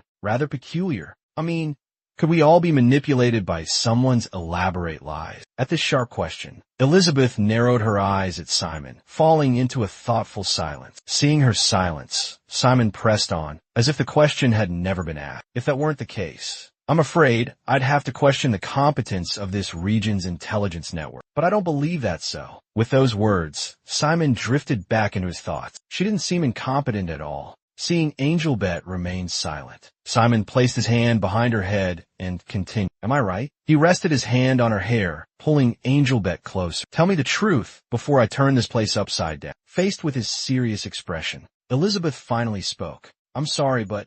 Elizabeth smiled, her other hand gesturing to her wrist held firmly in his grasp. Could you please let go of my hand first? Hearing this, he immediately released her. Freed, Elizabeth asked him with a serious look. Are you that desperate to know the truth? Then I have no other choice. But you must take full responsibility for the risks that come with this information. Do you still wish to know? Hearing this, Simon responded without hesitation, of course. Seeing his determination, Elizabeth looked at him meaningfully. Then please wait here for a moment. She then drew the curtain and disappeared behind the fabric. Once she was gone, Simon clutched his chest, breathing a sigh of relief. It's not a sure thing, but from her tone, it seems there's still more to investigate. If we can figure out where Elizabeth currently is. Before he could finish his sentence, the soldier beside him burst into hearty laughter. Starting as a chuckle, his laughter grew louder and louder. This reaction left Simon completely baffled. What is it? He asked. The knight replied cryptically. I wasn't sure at first, but now it's all clear. Open your eyes and look. These words stunned Simon into silence. What are you talking about? From behind, a figure with a stiff gait slowly approached. Not only did he appear stiff as a stone statue, but his body was also in a state of gruesome decomposition. The knight finally spoke, his voice strangely calm. That woman is Elizabeth. As soon as he finished speaking, a swarm of giant black spiders suddenly appeared from everywhere. Watching the terrifying spiders crawl towards him, Simon couldn't help but feel terrified. Spiders? Why are there spiders? The knight observed them, then calmly replied, those are Elizabeth's children, the corpse spiders. As the two men were surrounded by a thick mass of black spiders, Elizabeth slowly emerged from the shadows. Your determination is quite impressive. 'Tis an angel beat. Unlike her previous beautiful appearance, her face now began to decompose, becoming repulsive. It's a shame I won't have the chance to see you again. Seeing the precarious situation, Simon, a loud shout echoed. Fear. The man called Fear drew his sword, his voice calming as he said, Don't worry, lad. With that, Fear swung his sword, a flash of light arcing through the air, drawing the attention of all the spiders. After dealing with the spiders, he yelled, Angel. Hearing the call, Angel covered her face and exclaimed, Oh my God, so it's you. Seeing that Angel was no longer hiding her identity, Fear pointed at Elizabeth and questioned, Were you plotting in a small town like this? He didn't stop there, but continued to urge, Battalion, stop this and go back. Don't cause any more trouble. Hearing this plea, Elizabeth covered her face and sighed. Oh dear. A heavy sigh escaped her lips. Then, she regained her composure and calmly refused. With her final words, a thick smoke suddenly enveloped her body. Elizabeth's voice rang out, cold and powerful. Fear, you know better, are you? As if unleashing all the pent-up rage inside her. She screamed like she'd never screamed before. Richard used us, and then discarded us like trash. As soon as Angelabeth finished speaking, the spiders swarmed. In the face of danger, FIA yelled for everyone to get down. As the dust settled, Diabeth angrily questioned Fear. After being humiliated like that, you still stubbornly cling to Bathory? Faced with this question, Fear struck down a spider and retorted, That's ridiculous. You associate with despicable people, so your thoughts have become poisoned. fighting off the spiders with her fists and feet. Fia slammed her sword into the ground and countered. Bathory embodies strength and unwavering will. How can a general like you be swayed by such trivial emotions? Hearing this, Elizabeth retorted, her voice dripping with sarcasm. How could not be affected? She glanced toward Simon, who was standing behind her, and continued slowly. Because of one insignificant woman, Richard sent 15 comrades, brothers in arms, to their deaths. Elizabeth spat out the words, each syllable laced with venom. And that's why I hate Richard with every fiber of my being. A chilling silence fell over the room, the air thick with tension. Phil seemed defeated, knowing he couldn't persuade her. He sighed heavily, a mixture of disappointment and resignation on his face. Suddenly, Phil lunged forward, swinging his sword at Elizabeth. But Angelbeth swiftly intercepted the attack with her spider legs. Seeing his sword attack fail, Fia immediately attacked with his bare hands. Enough! I can't tolerate your arrogance any longer. With a flick of Fia's wrist, the sword flew back towards its owner. A cold, menacing voice echoed through the room. You dare challenge the master of battalion?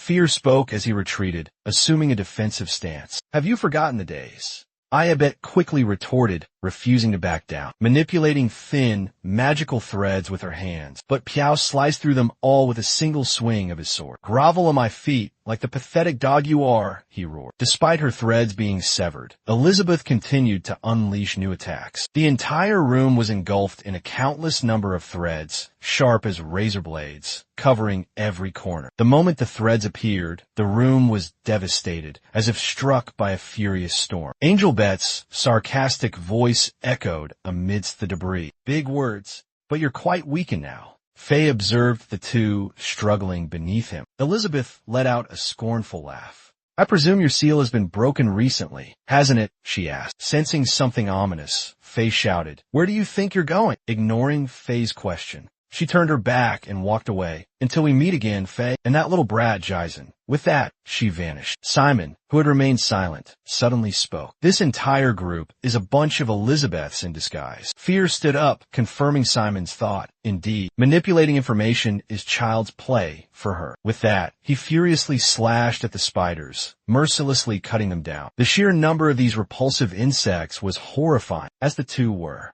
Engrossed in battle, a strange voice suddenly called out, Oh, what a useless bunch. Simon, puzzled, looked up. He saw a young woman standing there, looking down at them with disdain. I was hoping to witness these two monsters destroy each other. Well, it seems I'm not that lucky. With that said, the girl raised her staff high. Should I go after her? After I finish you two off here. As soon as she finished speaking, the stone on the staff began to glow. Just seeing that, Simon immediately understood everything. The girl raised her staff, gave a bright smile, and said, Farewell, everyone. Immediately after, Simon and Fear were engulfed in a blinding light. Seeing the two disappear, the girl raised her hand to her forehead, squinting as if searching for something. Oh, I miss that soldier and the little boys so much. But the feeling didn't last long. The girl quickly regained her composure and returned to her mission. Now, let's go after that goblin spider. In another corner, covered in spider webs, Pia's cold voice echoed. Oh dear, a priest dares to interfere in this matter? What a mess. Hearing this, Simon sighed in exasperation. Knew it. Why did we get involved in this mess? After his complaint, Simon expressed his inner doubt. How are we supposed to find Elizabeth now? To that question, Pia reassured him, Don't worry. She's around here somewhere. Seeing Simon still confused, Pia explained, Just now, when I used my power, I could sense a dark energy emanating from her. I'm currently tracking that dark energy. Just keep following it, and we'll find her. Hearing that, he breathed a sigh of relief. That's good then. While searching for their target, Simon suddenly voiced a lingering question. That fear priestess from earlier, she seemed pretty strong, right? Hearing this question, Fia pondered for a moment before answering. At least stronger than you. This information made Simon dejected, letting out a sigh. Seeing his despondent look, Fia further explained. Judging by the white uniform and the robe she was wearing, she's probably from Fel. She must be carrying out a mission, equivalent to Kizen's black rank mission. Hearing this, Simon's eyes widened in understanding. So that means she's a second-year student or higher, not a first year, because black rank missions are the hardest. Simon finished, then frustratedly ran his hand through his hair. I should have complained to the landlord about assigning overlapping missions. In the first place, This seems tougher than a regular green rank mission. How can I possibly solve this predicament in just 5 short days? Seeing Simon's despondent expression, FIA suddenly dropped a bombshell. There's something you need to know, she said, but please try not to panic. Hesitating for a moment, FIA blurted out, Iseth is in love with Richard. The news stunned Simon into silence, leaving him frozen in place. Observing his shocked reaction, FIA slowly explained. The undead belong to a unique race, she said. They always yearned for a human leader. From the moment she joined, Iseth harbored special feelings for Richard. FIA didn't stop there, she continued, but I never expected that. She still loved and hated Richard so much. This information sent Simon spiraling into despair. I understand, he said. That's why she's been acting so violently. Seeing that Simon finally understood, FIA stepped forward. Now you understand. Let's hurry up and find Elizabeth. Simon replied. All right. Just then, his eyes caught sight of a web cocoon. Someone's there. The person trapped inside the cocoon cried out for help. Please, help us. There's a monster. A giant spider is trying to eat us. Help. Hearing the desperate cries, Simon rushed over. I'll get you out. Relieved to be rescued, the trapped person exclaimed, Thank you. Thank you so much. Simon approached and carefully tore at the web. Fear watched with an expression that was 3 parts exasperation, 7 parts reproach. So naive, far too sentimental for a necromancer. Simon brushed off Fear's complaint. Oh, really? Then what's a necromancer supposed to do? Fear answered Simon's question frankly. You send everyone to the afterlife, even those who catch your eye, and turn them into skeletons. Become a part of his army. Simon listened intently as he continued his rescue efforts. Use this sword to cut her loose. The man accepted the sword with gratitude in his voice. Yes, thank you. Simon finally responded. You know this is forbidden in Kizan, right? Fear was taken aback by Simon's reply. No one saw us. Why be so stubborn? Besides, you're not the type to be bound by rules. If you were, you wouldn't have dared to come to the forbidden forest. Rebuked so directly, Simon fell silent. That's true, but... Simon looked around before continuing. I'm just doing what my father taught me. Fear seemed to understand. What did that bastard teach you? Faced with this question, Simon answered honestly. He taught me not to become a monster. Hearing this, Phil paused, his hand frozen on his helmet. Simon, oblivious to Phil's sudden stillness, continued his story. I asked him the secret to achieving that, and his answer was, setting limits for yourself is crucial. For some reason, after hearing that, Kuya burst into laughter like never before. After he finished laughing, he continued. That's exactly what he would say. Simon was stunned into silence. Seeing his reaction, Fear turned and spoke politely. It's all right, if that's your decision. As the commander of Bathion, I will respect it. They walked a bit further and encountered Elizabeth sitting with a relaxed composure. It seems you've given up on running away. Elizabeth responded immediately. Angel Bed slowly pushed himself up from his chair and spoke. Because you've sensed the dark energy emanating from me. You'll follow me wherever I go, won't you? So I've decided to finish you off right here. Before the two could clash, Simon spoke up. Angel, the former general of the battalion, was suddenly called out. She raised an eyebrow in question. Seeing that Elizabeth was paying attention, Simon made a straightforward offer. I have a proposition for you. Join my battalion. Elizabeth let out a scornful laugh.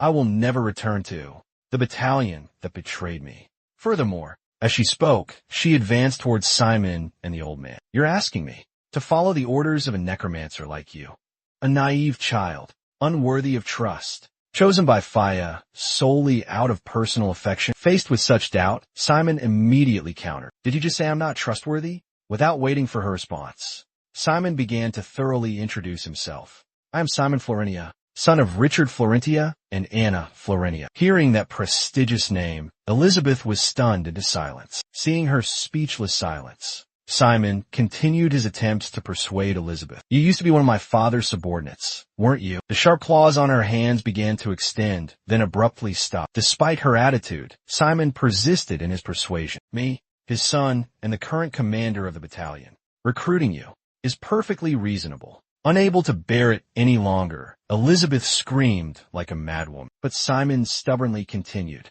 This is perfectly natural.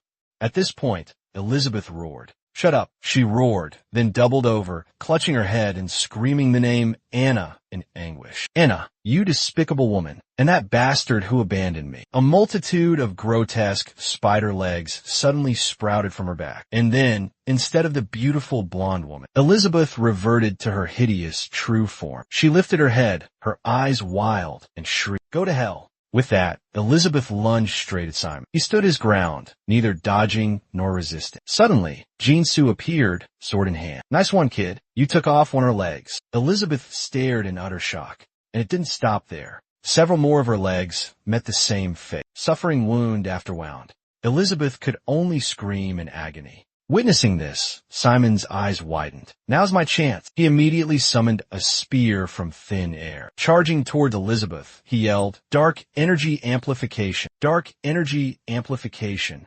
The sharp spear pierced Angelbert's shoulder, causing her to cry out in pain. Fi quickly retreated, leaving Simon to face Angelbert alone. Due to the shoulder wound, Simon easily pinned her to the ground. Simon pulled the spear from Angelbert's shoulder, stood up, and pressed his foot against her face, forcing it into the dirt. "This is your last chance." Gone was his initial friendliness, replaced by a murderous look. "Join the battalion or die.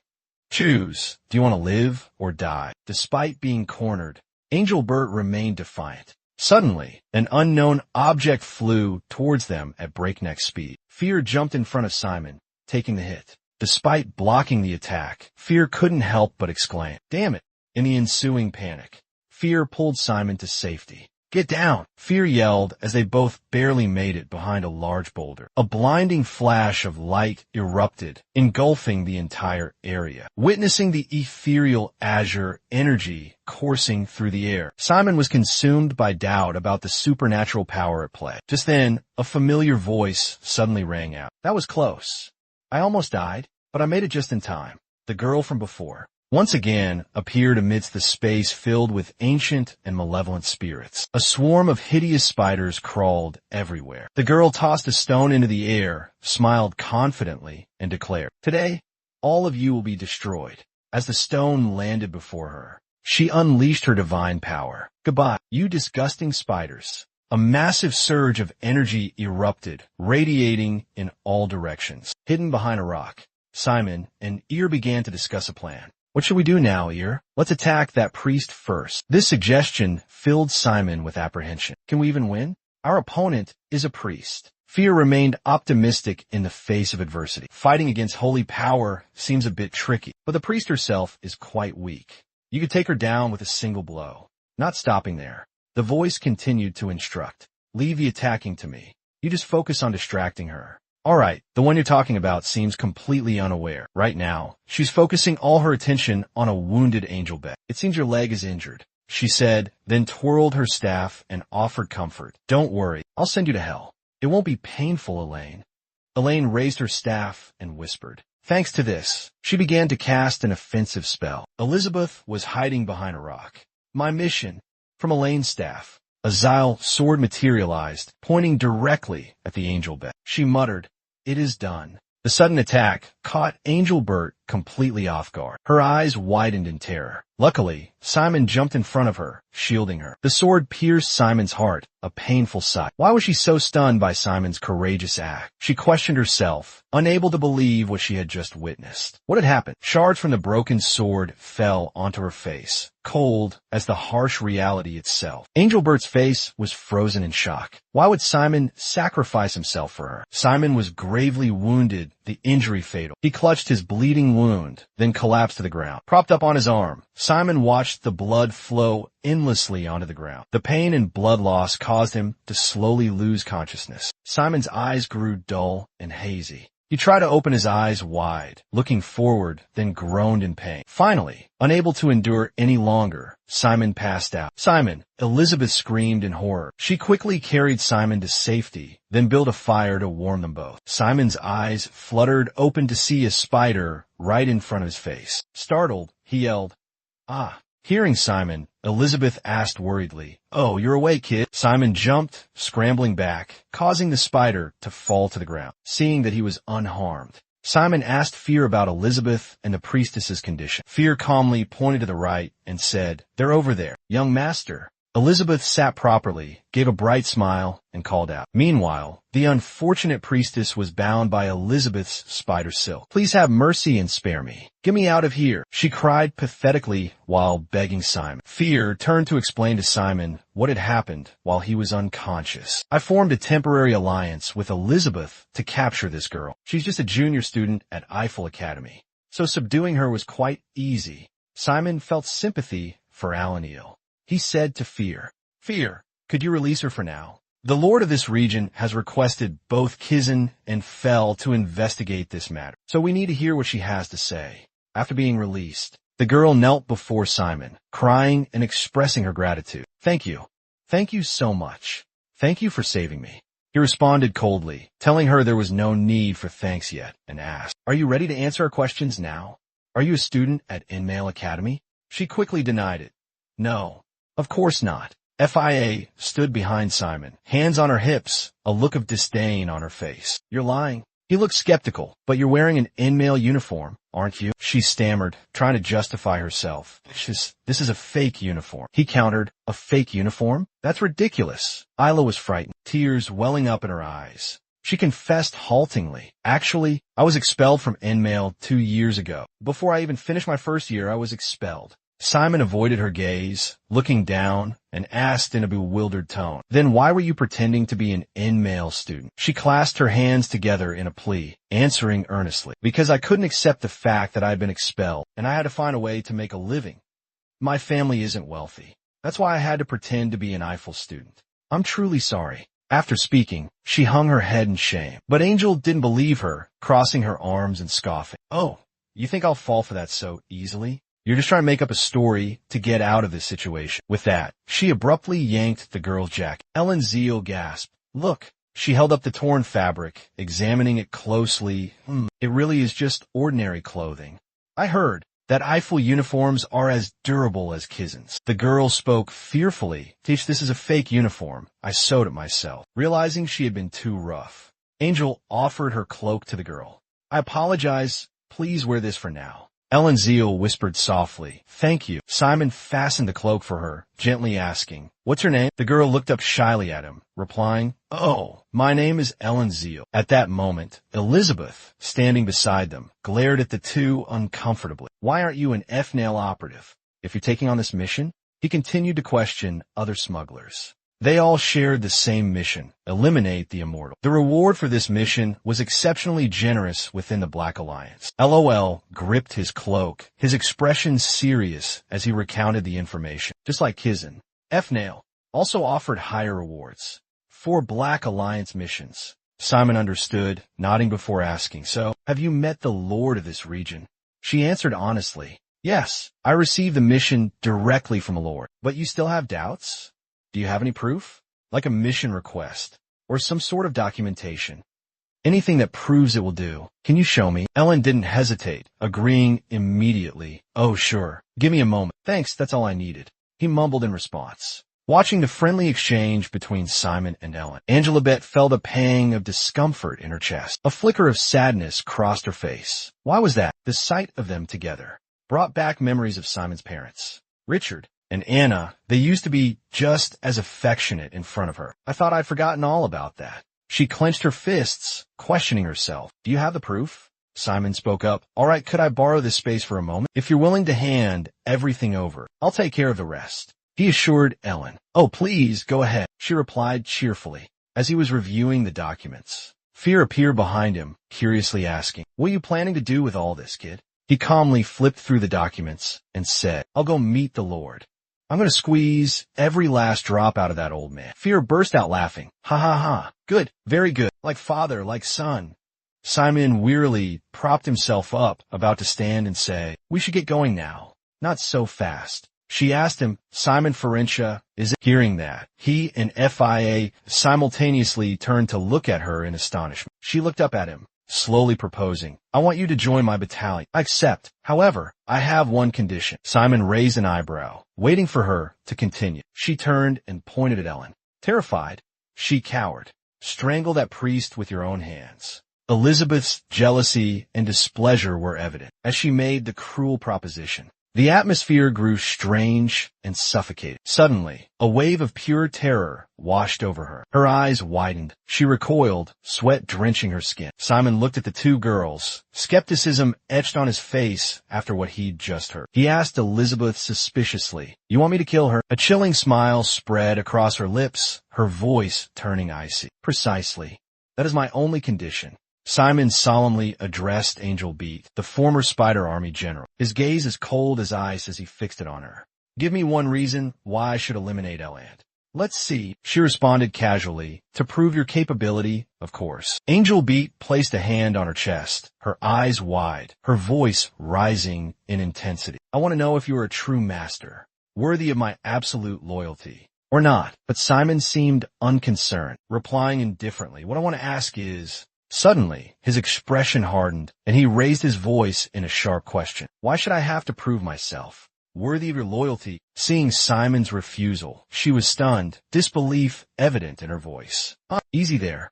I think you've misunderstood. It's true you served in my father's battalion, but I'm not my father. I will lead the battalion my own way, based on my own decisions and standards, but based on what I've seen with my own eyes." His voice hardened, strong enough to make Filter shake his head in exasperation and glance at Elizabeth. Simon flatly refused. "You're not fit to lead." The words left her speechless in despair, staring at him. "You're immortal, but your mind is consumed by darkness." Simon said in a low voice, "You're ruled by your emotions, and you disregard what truly matters." He challenged Angelbert. "What does killing Elon prove?" FIA leaned forward, her gaze fixed on Elon. Elon, flustered, looked back and forth between Simon and FIA. "In the end, this request of yours is nothing but a flimsy excuse. You're just acting on your own selfish desires." Simon bluntly exposed the dark thoughts hidden deep within Angelbert. "You only want to manipulate me, to force me to obey your impulsive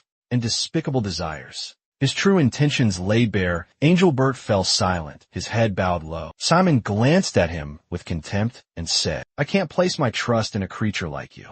He stepped closer and said sarcastically to his new Bathio, "I don't need someone as unstable as you." With that, he turned his back and walked away, ordering a return. Fear and Elon followed closely behind. As they walked, Elon looked back at Elizabeth, who was still kneeling there. Elon started to say something, but stopped midway, turning sharply back to look at Elizabeth with disgust, and said, "I'm afraid we've wasted precious time here. Everyone's gone. Only Elizabeth remains, alone and desolate under the moonlight." FIA walked away, glancing back at Simon Florentina. "Are you really going to submit to Elizabeth?" she asked. "Are you really planning to submit to Elizabeth?"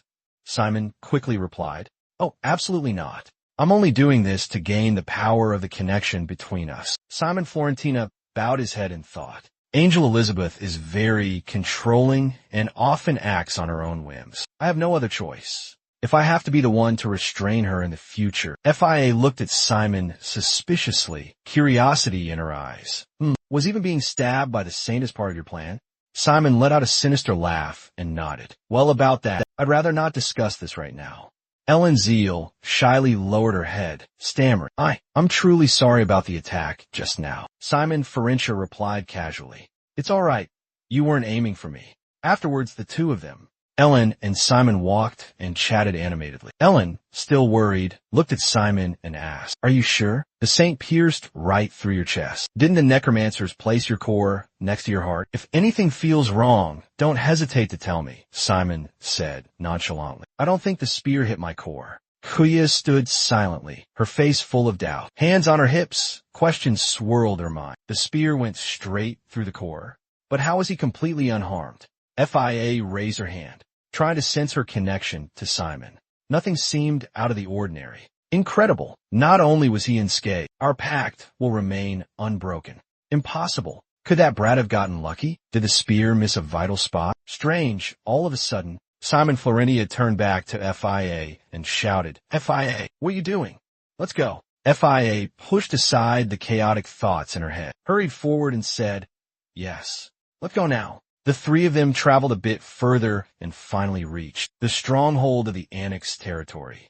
The Lord of Annex, upon seeing Simon Florentia arrive, rushed out to greet him. "Oh my, what an honor to welcome such a distinguished guest. I am Count Damon, Lord of Annex." Simon quickly returned the greeting and introduced himself. I am Simon Florinia, a first-year student at Kizan Academy. After the brief introductions, Count Damon quickly guided Simon. You must be exhausted after your long journey, traveling such a great distance at my invitation. I don't know how to properly repay you. Please, make yourself at home. Rest and recover. I'll do my best to make you feel comfortable. Simon smiled brightly, replying to the Count. I'm not tired at all, because I came here using a teleportation circle. Hearing this, Count Damon was momentarily stunned, stammering. Ah, well, I see. As expected of Gizan, then allow me to offer you dinner. Please have a seat. Simon quickly and politely declined. Thank you, but I'd like to discuss your proposal first. Count Damon wasn't fazed by Simon's words, only laughing heartily in response. Haha, yes, that is indeed important, but it's late. I hear life at Kizan is incredibly harsh. Why don't you get some rest and regain your strength? Count Raymond smiled, gesturing with his hand. Bring some refreshments. But before he could finish, Simon spoke up. That won't be necessary. Simon Florinia looked directly at Count Raymond, firmly stating, I have an important matter to discuss with you. Raymond. Count Raymond knew he couldn't avoid it any longer. He sighed, rubbing his bald head. Good heavens. I apologize for making you travel all this way, but the matter has been resolved. To show my gratitude for your concern and time, I'll compensate you. Rest, and then be on your way. Simon rested his chin in his hand, a suspicious look on his face. Strange. According to the guild's information, an unexpected incident concerning the mission occurred this morning, and I'm afraid I won't receive payment if I don't complete the assigned task. We'll both be in serious trouble if Kizan investigates this later. These words darkened Count Simon's face. He gritted his teeth, his fists clenching in fury. But Simon seemed unconcerned by his outburst. He calmly continued. Then state your request clearly, and we'll find a solution together. Count Damon couldn't contain himself any longer. He slammed his fist on the table, his eyes blazing as he glared at Simon and roared. I told you to stay, so stay. You dare defy me? You're just Kizan's servant. A first-year student defying me, a count, the lord of this land? You got guts. What's the big deal? I'm still paying you. What more do you want?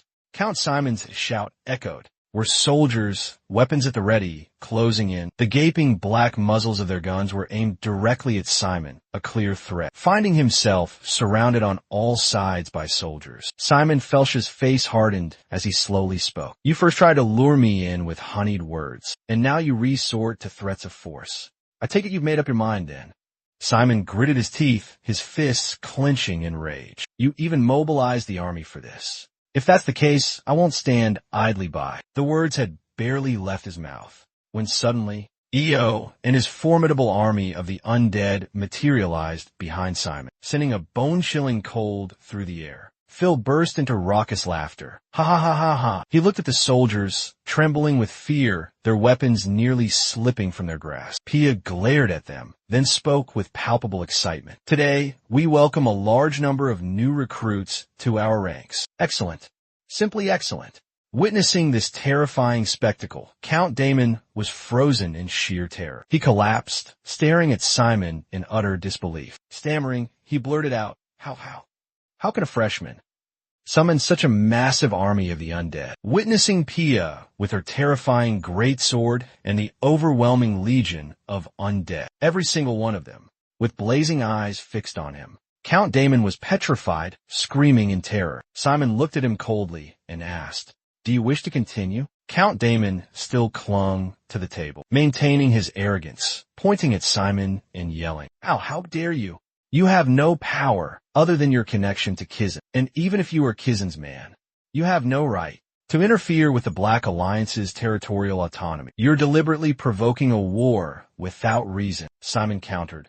Without reason? Then he gestured for Ear to extend his arm, seeing the girl cradled in Phil's arms. Count Damon gasped in horror. At this moment, Ellen's zeal was completely restrained, about to make a move when Phil swiftly bound her. Simon turned to Count Damon, calmly stating, During our investigation of this incident, we apprehended a priestess from Fel. Currently, due to the effects of a curse, she is in a comatose state. If we hand her over to Kizan for interrogation, we are sure to obtain a significant amount of crucial information. Simon's sharp words caused Count Damon to tremble, drenched in a cold sweat. Sweat poured off him like rain. Simon slowly looked at the Count, his gaze sharp as a knife, and issued a challenge. For harboring a priestess of Kizan, this territory will be eradicated for treason. Am I wrong? Count Damon was horrified, collapsing to the ground, trembling as he cried out, "Oh no!" Then, he hastily kowtowed before Simon and said, "I apologize, but I must resolve this at any cost. Therefore, not only Count Damon,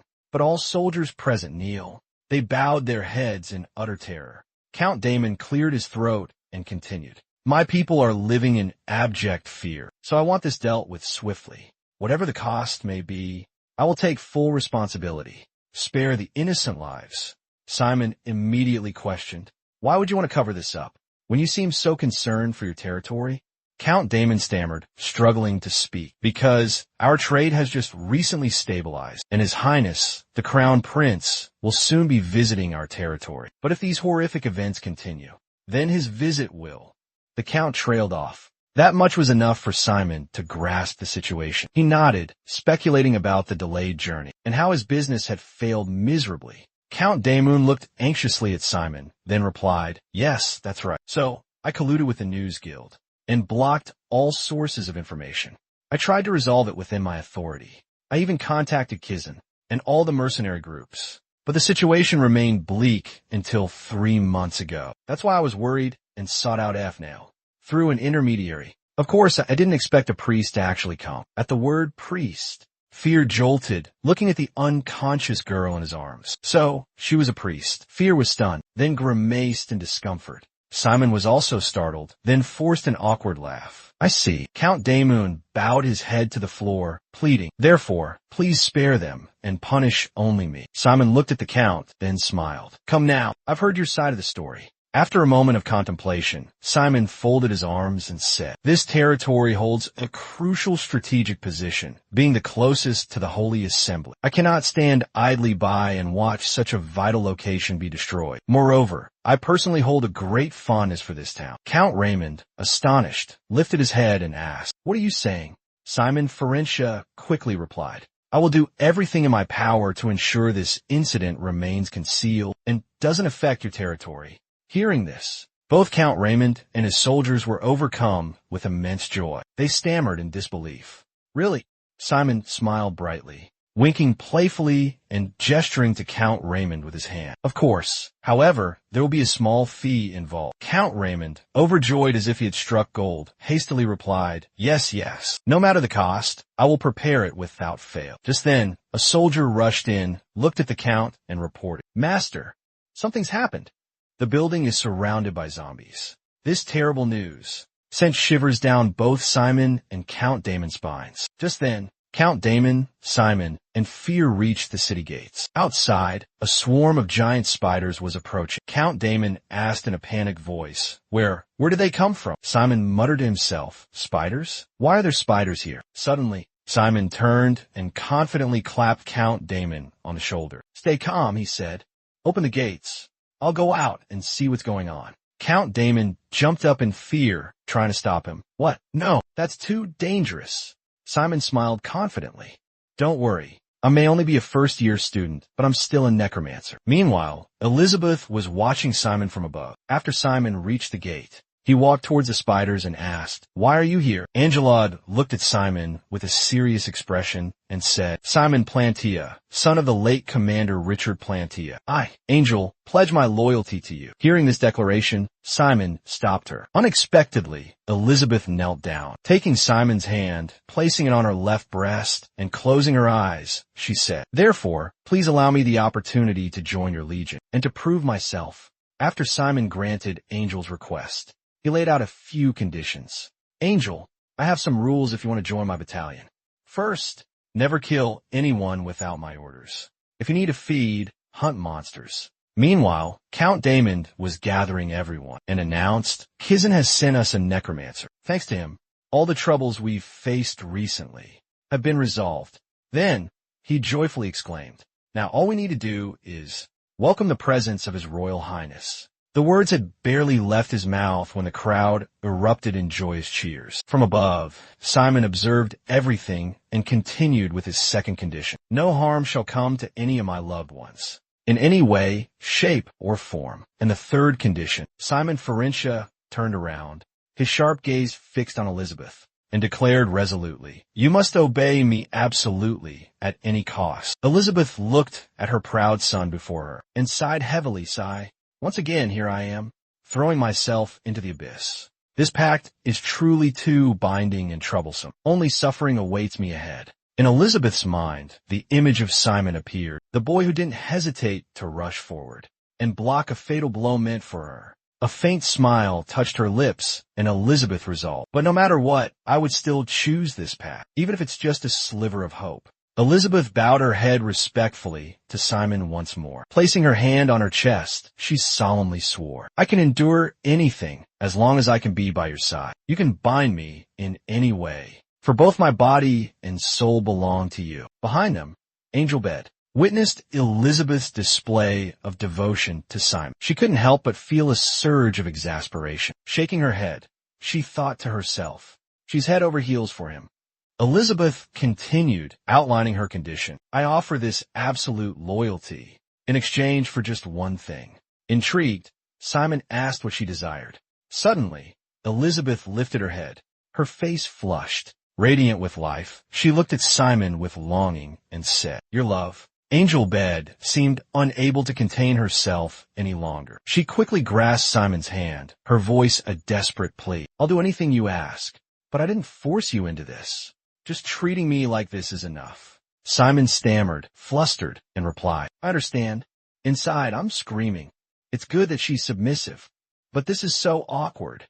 Angel Bed, overjoyed at his words, without hesitation, pulled Simon's hand to her ample bosom, then asked with a bright smile, "Shall we make a pact then?" Simon, caught off guard by her closeness, feeling her softness, stammered, "Wait, you're too close."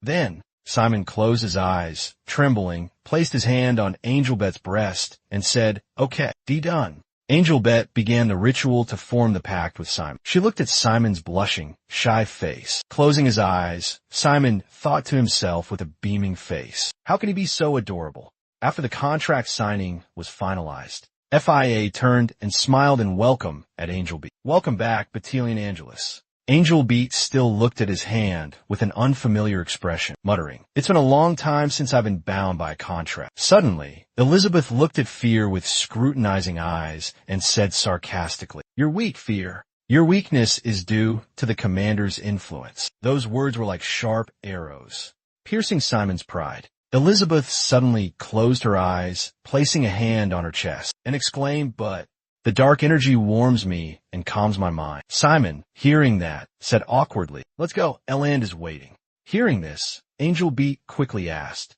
"Commander, did I upset you?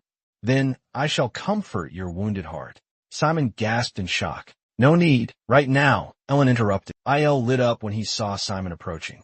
"Oh, are you done discussing things?" Simon smiled back. "Yes, thank you, Ellen." Ellen beamed at the thanks, a bright smile on her face as she asked, How was my acting?" It seems everyone was completely fooled. Simon nodded in agreement. "Excellent. Look at this." He then tapped the storage ring on his finger. A large wooden chest appeared. Inside were heavy sacks of gold. Simon gasped in astonishment. "Whoa, you got this much from?" Fia scoffed, looking at the gold with disdain. "What do you mean, this much? This is less than I expected." Ellen clicked her tongue in exasperation at his words. "No way. 500 gold coins is 10 times the original reward." Simon pulled out a small pouch of gold, handed it to Ellen, and said, "Here, this is your share." Ellen heard the clinking of metal. Her eyes flew open, and she pointed at herself in disbelief. For me?" Simon looked at Ellen, smiled reassuringly, and handed her the pouch. "Yes, you need to take care of your family, right? Take this and look after them." Ellen took the pouch, her hands trembling with emotion, tears welling up in her eyes as she looked at Simon. Thank you so much," she choked out. "I will never forget this kindness." Simon chuckled softly in response. "It's nothing. So, are you going back to the Holy Order?" Ellen blushed, then replied with determination, I'm going back to Lorne. If you ever visit the Holy Order, come find me. I'll show you the way." "Really? Thank you," Simon replied instantly. Then, Simon looked at Ellen with a wry smile. "Just kidding. I hope next time we won't meet on the battlefield." Ellen was truly disgusted. She pouted and said, "You're so cold. Simon watched Ellen cheerfully bid FIA farewell, then turned and asked Simon, "You didn't just let a priest go. You gave her money too." "Why?" Simon casually replied, "Well, when we advance higher at Kizan, we'll definitely have to carry out dark missions, right? So, building connections to exploit later isn't a bad idea." Fear propped himself up on his hands, exclaiming in surprise. Simon continued, "And if I give her a little money, she'll become a perfect ally, won't she?" FIA replied, "So you bought her loyalty with money?" Simon nodded, then asked with a slightly surprised expression, "That's right. I thought you would understand." FIA. Angel looked at Simon with a mixture of admiration and awe and exclaimed, "Commander, you are truly brilliant. But at this hour, good heavens, the irony. Look at what you've done. I don't know whether to consider you a hero or a villain." Simon lowered his head, his eyes filled with 1,000 unspoken thoughts. Was it truly necessary? He pondered aloud. I have the blood of a priest flowing through my veins. I don't want to hate anyone just because they are a priest, and I have no reason to. So, such calculations are utterly meaningless. All I need to do is achieve my goal. Hearing these philosophical words, both Fear and Angel Bet stared at Simon, wide-eyed. Fear, with a hint of astonishment, spoke, "Understand, I need more time to comprehend the true nature of your being." In response, Simon simply offered a gentle smile, a smile filled with hidden meaning. Phil asked, "Now that the mission's complete, shouldn't we head back?" Simon shook his head. "We still have some time. I think I'll train a bit before we return. It's hard to use Bathion's full power in Kizan." Fear nodded in agreement. "Good idea. How about learning from Angel Beat this time?" This surprised both Angel Beat and Simon. Simon asked again, "From Angel Beat?" Suddenly understanding, Angel Beat said, "Oh, you mean my little ones?" Looking at the spiders silently crawling closer, Angel Beat agreed. "Not a bad idea. Now that you're my new master and commander, you should know how to control them." Angel Beat stood up straight, speaking confidently. "Then I will teach you the basics of the undead spiders." Hearing that, Simon immediately turned around. His eyes lit up with excitement as he exclaimed, "A new skill. Great." Angel, start explaining. The main ability of these undead spiders is web spinning. Webbing is a skill used to control opponents, and at the same time, it's a skill for agile movement. Angel points at the spiders crawling on the ground, then orders, "Now, Commander, have these spiders shoot webs at a tree." Simon closes his eyes, focusing his will to control the spiders. Immediately, 2 spiders shoot out pearly white webs, sticking firmly to the tree trunk. Elizabeth smiles with satisfaction. "Good." Then, Elizabeth continues to instruct. Use the webs to bind your opponents, preventing them from moving, or to move faster than them. Then use their venom to finish them off. These 2 skills are the most basic in controlling undead spiders. Simon nods excitedly. "Understand." Elizabeth was about to continue, but before she could finish, a sudden rustling sound from behind caught his attention. Angel Bert turned around and, spotting 2 lurking orcs, exclaimed with delight, "Targets have appeared. Would you like to test these new skills on those orcs, sir?" Simon quickly replied, "All right." Tiny spiders silently crawled onto the branches, concealing themselves in the shadows. Then Simon yelled, "Fire!" Instantly, the 2 spiders simultaneously shot out their webs. The silken threads zipped through the air, piercing the orcs. They howled in agony. Seizing the opportunity, Simon shouted, "Jump!" The spiders obeyed, leaping towards the orcs. Simon commanded, "Fire again." The spiders rapidly sprayed their silk, completely enveloping the orcs. They were bound tightly, unable to resist. At that moment, the tiny spiders nimbly jumped onto the orcs, raining punches and kicks upon their faces and bodies. Then they bared their fangs, sinking them deep into the orcs' flesh. Screams of anguish echoed as the orcs collapsed one by one. Simon cheered excitedly. Success! Beside him, Elizabeth clapped enthusiastically, her praise flowing like a river. "Simon, you are truly extraordinary. Your control is simply astounding."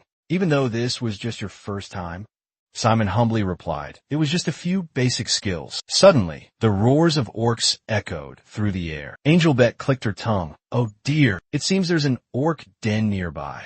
Angel Bet approached Simon, playfully winking at him before saying, "I think this is an ideal location to showcase the might of your Spider Legion. Would you like to show them the power of the Spider Legion?" Simon pondered for a moment, then responded with a bright smile. "With such a wonderful opportunity, We should do something worthy of 500 gold coins, shouldn't we? After finalizing their attack plan, Simon and Farintia charged forward, issuing sharp commands. Fear, eliminate the orc chieftain at Angel Bet's 1 o'clock. Angel Bet, block off their escape route with your undead spiders. Under Simon's brilliant command, Fear charged into the fray, slashing through the ferocious orcs and attacking their leader head-on. Spiders spun thick webs, cutting off the orcs' escape route and hindering their advance. Leading the legion required the ability to read the battlefield, anticipate the enemy's movements, and launch surprise attacks, all to achieve the ultimate victory. Simon clenched his fist excitedly, a smug grin spreading across his lips. He thought to himself, this is what it feels like to be a true leader. This is the true meaning of becoming a necromancer. Elizabeth beamed, applauding Simon's victory. We won thanks to your brilliant leadership, she exclaimed. Simon humbly replied to the praise. Commander, I didn't do much. I didn't do anything significant. Most of the credit goes to us and Fear. They were the ones who did it all. Angel Bet, upon hearing this, was stunned as if struck by lightning. She jumped up, her face etched with astonishment. Angel Bet's eyes widened, sparkling with excitement. She clutched Simon's hand, her voice trembling. You, what did you just call me? Simon reluctantly replied, yeah, it's US, right? Elizabeth immediately squealed with delight. Trembling with excitement, she gasped, oh, you just gave me such a cute nickname. I feel like the happiest person in the world. Simon stood beside her, his face darkening as he sighed inwardly. I just shortened her name because it was too long, but she seems really happy. I guess I don't need to tell her the truth. Suddenly, FIA spoke up. Now it's your turn to show off. FIA pointed to the scattered corpses of the orcs and said, turn them all into skeletons, heir. Imagining the prospect of possessing a powerful orc undead legion, a feeling of exhilaration surged within him. For exclaimed, with this many orcs, our legion will become much more powerful. But wait a minute. Simon obediently stood in the corner, raising his hand to speak. Hold on, heir. You've forgotten something important. I haven't learned the dark magic to resurrect the dead yet. That magic is only taught at higher levels. This truth deeply disappointed Effie, her small heart shattering into pieces. FIA cried out in agony, collapsing to the ground, clutching her head in despair. Good heavens! You mean you're still only level 1? Angel Bert rushed to comfort her. Don't be so despondent. We can still make money by selling their bodies. That gives me an idea, Commander. Simon laughed heartily.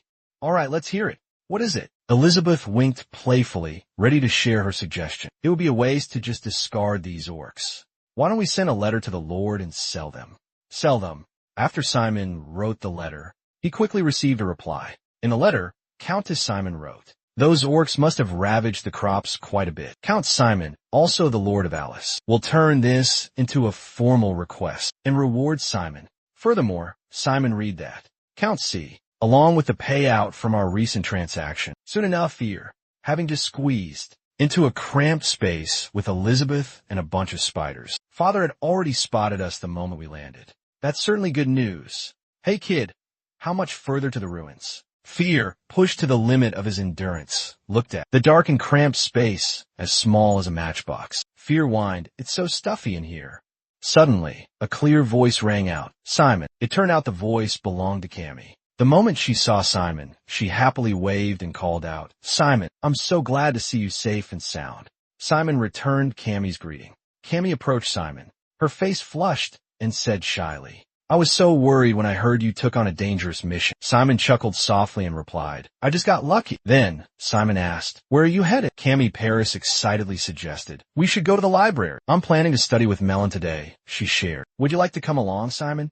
In private, I bet. Suddenly revealed a look of utter boredom. Her mouth was twisted in a grimace of displeasure. Outside, Simon and Cammy Paris were still engrossed in their conversation. Simon declined Cammy's invitation, saying, I'll join you next time. I have something I need to take care of. Cammy Paris cheerfully replied, okay, see you tomorrow. Simon waved goodbye. See you tomorrow. Suddenly, Angel Bet appeared, with a sharp, cold gaze. In a voice that seemed to come from the depths of hell, she asked, Commander, who was that girl? Simon was frightened out of his wits. He stammered in terror. You scared me. Simon hastily explained. She's just a classmate. Obviously, the indifferent reply made Elizabeth bristle. Her face flushed crimson, veins throbbing visibly, eyes sharp as daggers. She continued to press him about the girl Simon claimed was just a classmate. She dared to look at you with such blatant provocation. Of course, I still remember my oath, so I won't lay a finger on her. I'll wait patiently at the ruins with However, I'm still incredibly irritated by that girl. Simon shifted uncomfortably, fidgeting but not daring to say anything more. Good.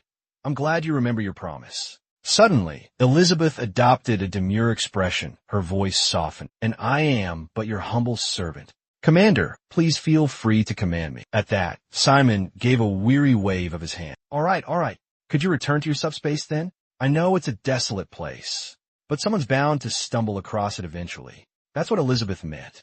If that's the problem, why don't we do this? Elizabeth turned around. Poof. Every trace of the Spider Queen vanished, replaced by a smart Kizzen uniform. She looked absolutely stunning and graceful. Elizabeth smiled brightly, full of excitement, twirling for Simon's admiration before asking, how do I look? Just like a real Kizzen student, right? Simon could only sigh in exasperation. You're wearing spider silk, not clothes.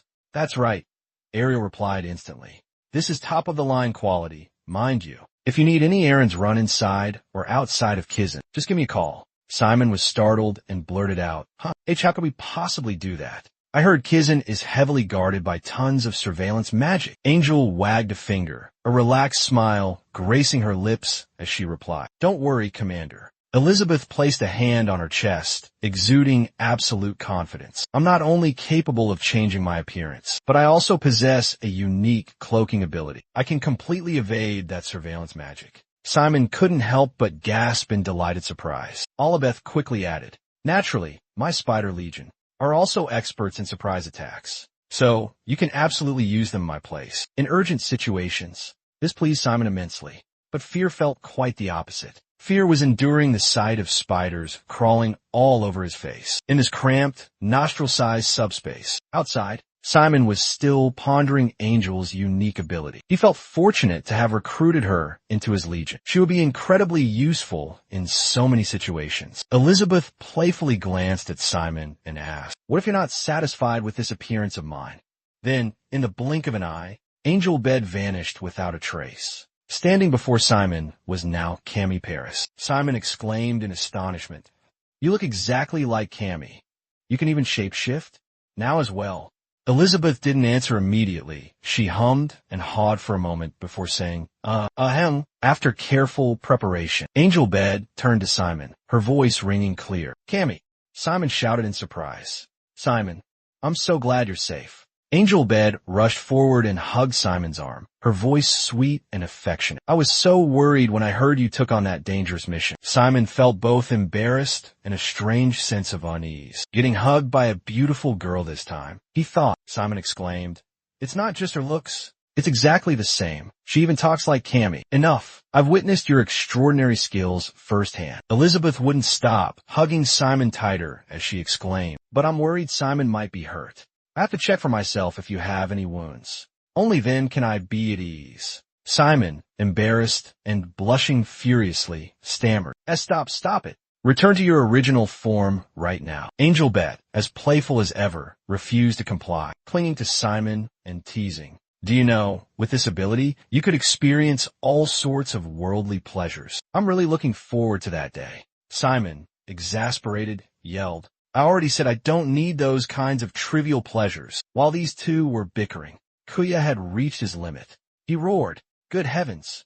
Stop the chit-chat, and get us to the ruins already. You fools! The sound of those spiders is driving me insane. Simon's eyes widened in realization. Oh, right, I almost forgot about him. Fei Liming turned to Angel Bet urgently. Come on, we're running out of time. Her playful demeanor vanished. Yes, sir. The three continued their journey a bit further, finally reaching the ruins. Fear stretched, his joints cracking like firecrackers. Well, we're finally here. Simon surveyed the area. So, shall we start cleaning up the place a bit? He turned to Angel Bet. We have around 30 undead spiders currently, correct? Yes, that's right, Angel Bet confirmed. Just then, the skeletal undead and the spider undead began exchanging awkward greetings. They quickly became acquainted. Faya pointed at Simon accusingly. So now we only have two ways to reinforce our forces. 1. Increase the number of undead spiders. Or 2. You need to learn the skill of necromancy immediately. Either one of these tasks alone would be enough to give Simon a splitting headache. Simon turned to Elizabeth, a desperate plea in his eyes. First, how can you summon more spiders? Do we need to leave this continent to find them? Elizabeth listened, her expression remaining calm, and replied, There's no need. I am the Spider Queen. I just need to lay more eggs. Simon's jaw dropped, his face blank with shock. He stammered, What? He quickly looked at Elizabeth, asking again. Elizabeth smiled radiantly, like a blooming flower, and replied, I just need to lay more eggs. Then, with a shy expression, Elizabeth slowly lifted her skirt and said, If you're curious, you're always welcome to watch. Mortified and horrified, Simon quickly turned his head away and yelled in a panic, No, I don't need to see that. Elizabeth continued to try and persuade him, lifting her skirt further, saying, But it truly is a rare opportunity. Simon screamed, It's baffling. Who want to witness such a bizarre scene? Looking at the two of them exchanging glances, it's just fear stood outside, letting out a sigh along with a comment. Angel Bet is truly captivating. For young lads like us, don't you think? Immediately, Skeleton and Spider Zombie nodded vigorously in agreement. After regaining his composure, Simon spoke. Anyway, URG will give birth to more spiders. At this point, Simon suddenly felt a sharp pain in his head. And what else do we need? Suddenly remembering something, Simon turned to ask Angel Bet. Hey, I have a question. Angel Bet innocently replied, Yes, Commander. Simon looked at Angel Bet with a serious expression, then hesitantly asked, I'm wondering, do you also have the ability to transform into a monk? Angel Bet, upon hearing the question, replied with a surprised expression. You mean a priest? Simon confirmed with a nod. This happened not too long ago in this dense forest. Elizabeth nodded in understanding. So that's why you want me to disguise myself as a priest? Simon asked, Can you do it? Elizabeth paused in thought for a moment, then replied, I can, but I think we should let the spider undead go first. No matter how perfect my disguise, it will be useless if the opponent is a real priest. Simon looked puzzled upon hearing this. Why? What's the problem? Elizabeth explained. Those who wield holy power possess a special skill and can easily detect the undead. Even if I can conceal the fact that I don't wield holy power, I can't stop them from discovering me. Simon reassured her, You don't need to worry about that. That priest has already infiltrated the inside, while carrying the core within his body. Elizabeth gasped, stunned by what she had just heard. Questioning the star core once more, Elizabeth immediately offered her assessment. I don't know what that person's true objective is, but I can sense his unwavering determination. Fear also spoke up. Not only that, his ability to control dark energy is nearly on par with a seasoned professor. Angel Bet pondered thoughtfully. Oh, with a core inside his body like that, he definitely can't use holy power. I suspect he's also lost the ability to detect the undead. In that case, I think I might have a plan. I'll release my spider swarm to monitor the entire forest and investigate the high priest's appearance and whereabouts myself. If the undead spiders find the priest, they will report back to you immediately. Commander, Simon praised. Well done, Angel. Angel looked at Simon, firmly committed. Please entrust this task to me. Simon smiled and replied, All right, I'm counting on you. Simon observed everyone in the class chatting excitedly and noticed everyone seems more enthusiastic than before. Is it because of the recent mission? It's been almost a week since we last saw each other. Suddenly, Simon called out, Meline, startling Meline and Violet. The girls around them giggled and teased. Good luck, causing Meline to yell. Hey, shut up. Simon was still clueless about what was going on. After Meline approached, Simon greeted her. Long time no see, Meline. Meline sighed and replied, You're so thick-skinned, leaving Simon dumbfounded. Meline said to Mary, Mary, look at Simon's clueless face. Then after a moment of thought, she added, Actually, maybe he's just slow, which made Simon stammered. What's going on? Meline clicked her tongue, then presented a pretty pink box of pastries to Simon, saying, Here, take it. Don't ask questions. Simon exclaimed joyfully, Whoa, for me? Really? Meline sat down as she spoke. It's just because we're in the same group. Don't get any ideas. Simon nodded and asked, Okay, but why are you giving me pastries all of a sudden? Simon turned to Meline curiously, wondering, It's not my birthday, is it? Meline replied immediately, It's White Day today. Didn't you know? Simon looked blank. White day? What's that? Malene sighed, too exasperated to speak. It's the day girls give chocolates to boys, obviously. Simon stammered, oh, thank you. You're so thoughtful. Hearing that, Malene's cheeks flushed, but she maintained her haughty demeanor, crossing her arms and saying, it's nothing. Just a little pity. If it weren't for me, and he wouldn't have gotten a single piece of cake. As soon as Malene finished speaking, a group of girls surrounded Simon, their hands full of pastries. They beamed, greeting him in unison. Hello, Simon. This is a cake I made. Please accept it. I brought this black tea cake. Thank you for helping me in combat magic class. Yeah, thanks for the combat magic help. Simon replied cheerfully. Thank you all so much. I'm happy to be of help. These cakes look delicious later. I'll enjoy them. The girls responded shyly. Oh, of course. After everyone dispersed, Malene sat down next to Simon, gave him a sidelong glance, and teased. I thought you were quite popular.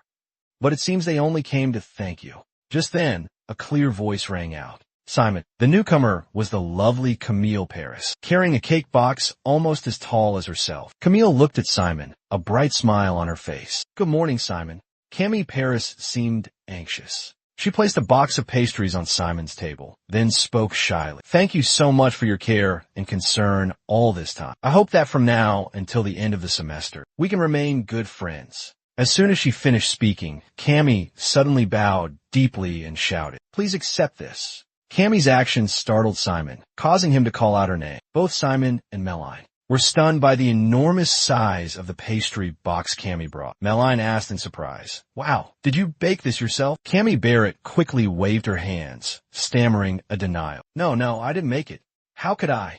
I bought it Procust. Camille lowered her head, hastily adding, I just added a little decoration. Looking at Camille, Simon felt deeply touched. He thought today was just an ordinary day like any other, yet she had put so much effort into this for him. Simon stood up and called out to Camille. He then pulled out a handkerchief and walked towards her. Gently, he wiped the remaining cake frosting from her cheek. Camille softly said, You have something here. Such a small gesture was enough to make Camille's face flush crimson. Flustered, she stammered, unable to speak coherently. A moment later, overcome with embarrassment, Camille accidentally smashed the cake box into Simon's face, then shouted, Thank you, Simon. The next day, Camille rushed out of the classroom as Simon called after her, to the astonishment of Dee, who just walked in. Simon, confused by Camille's strange behavior, Simon asked. His cheek was now red and swollen from the impact of the cake box. Simon said in pain, What's wrong with her all of a sudden?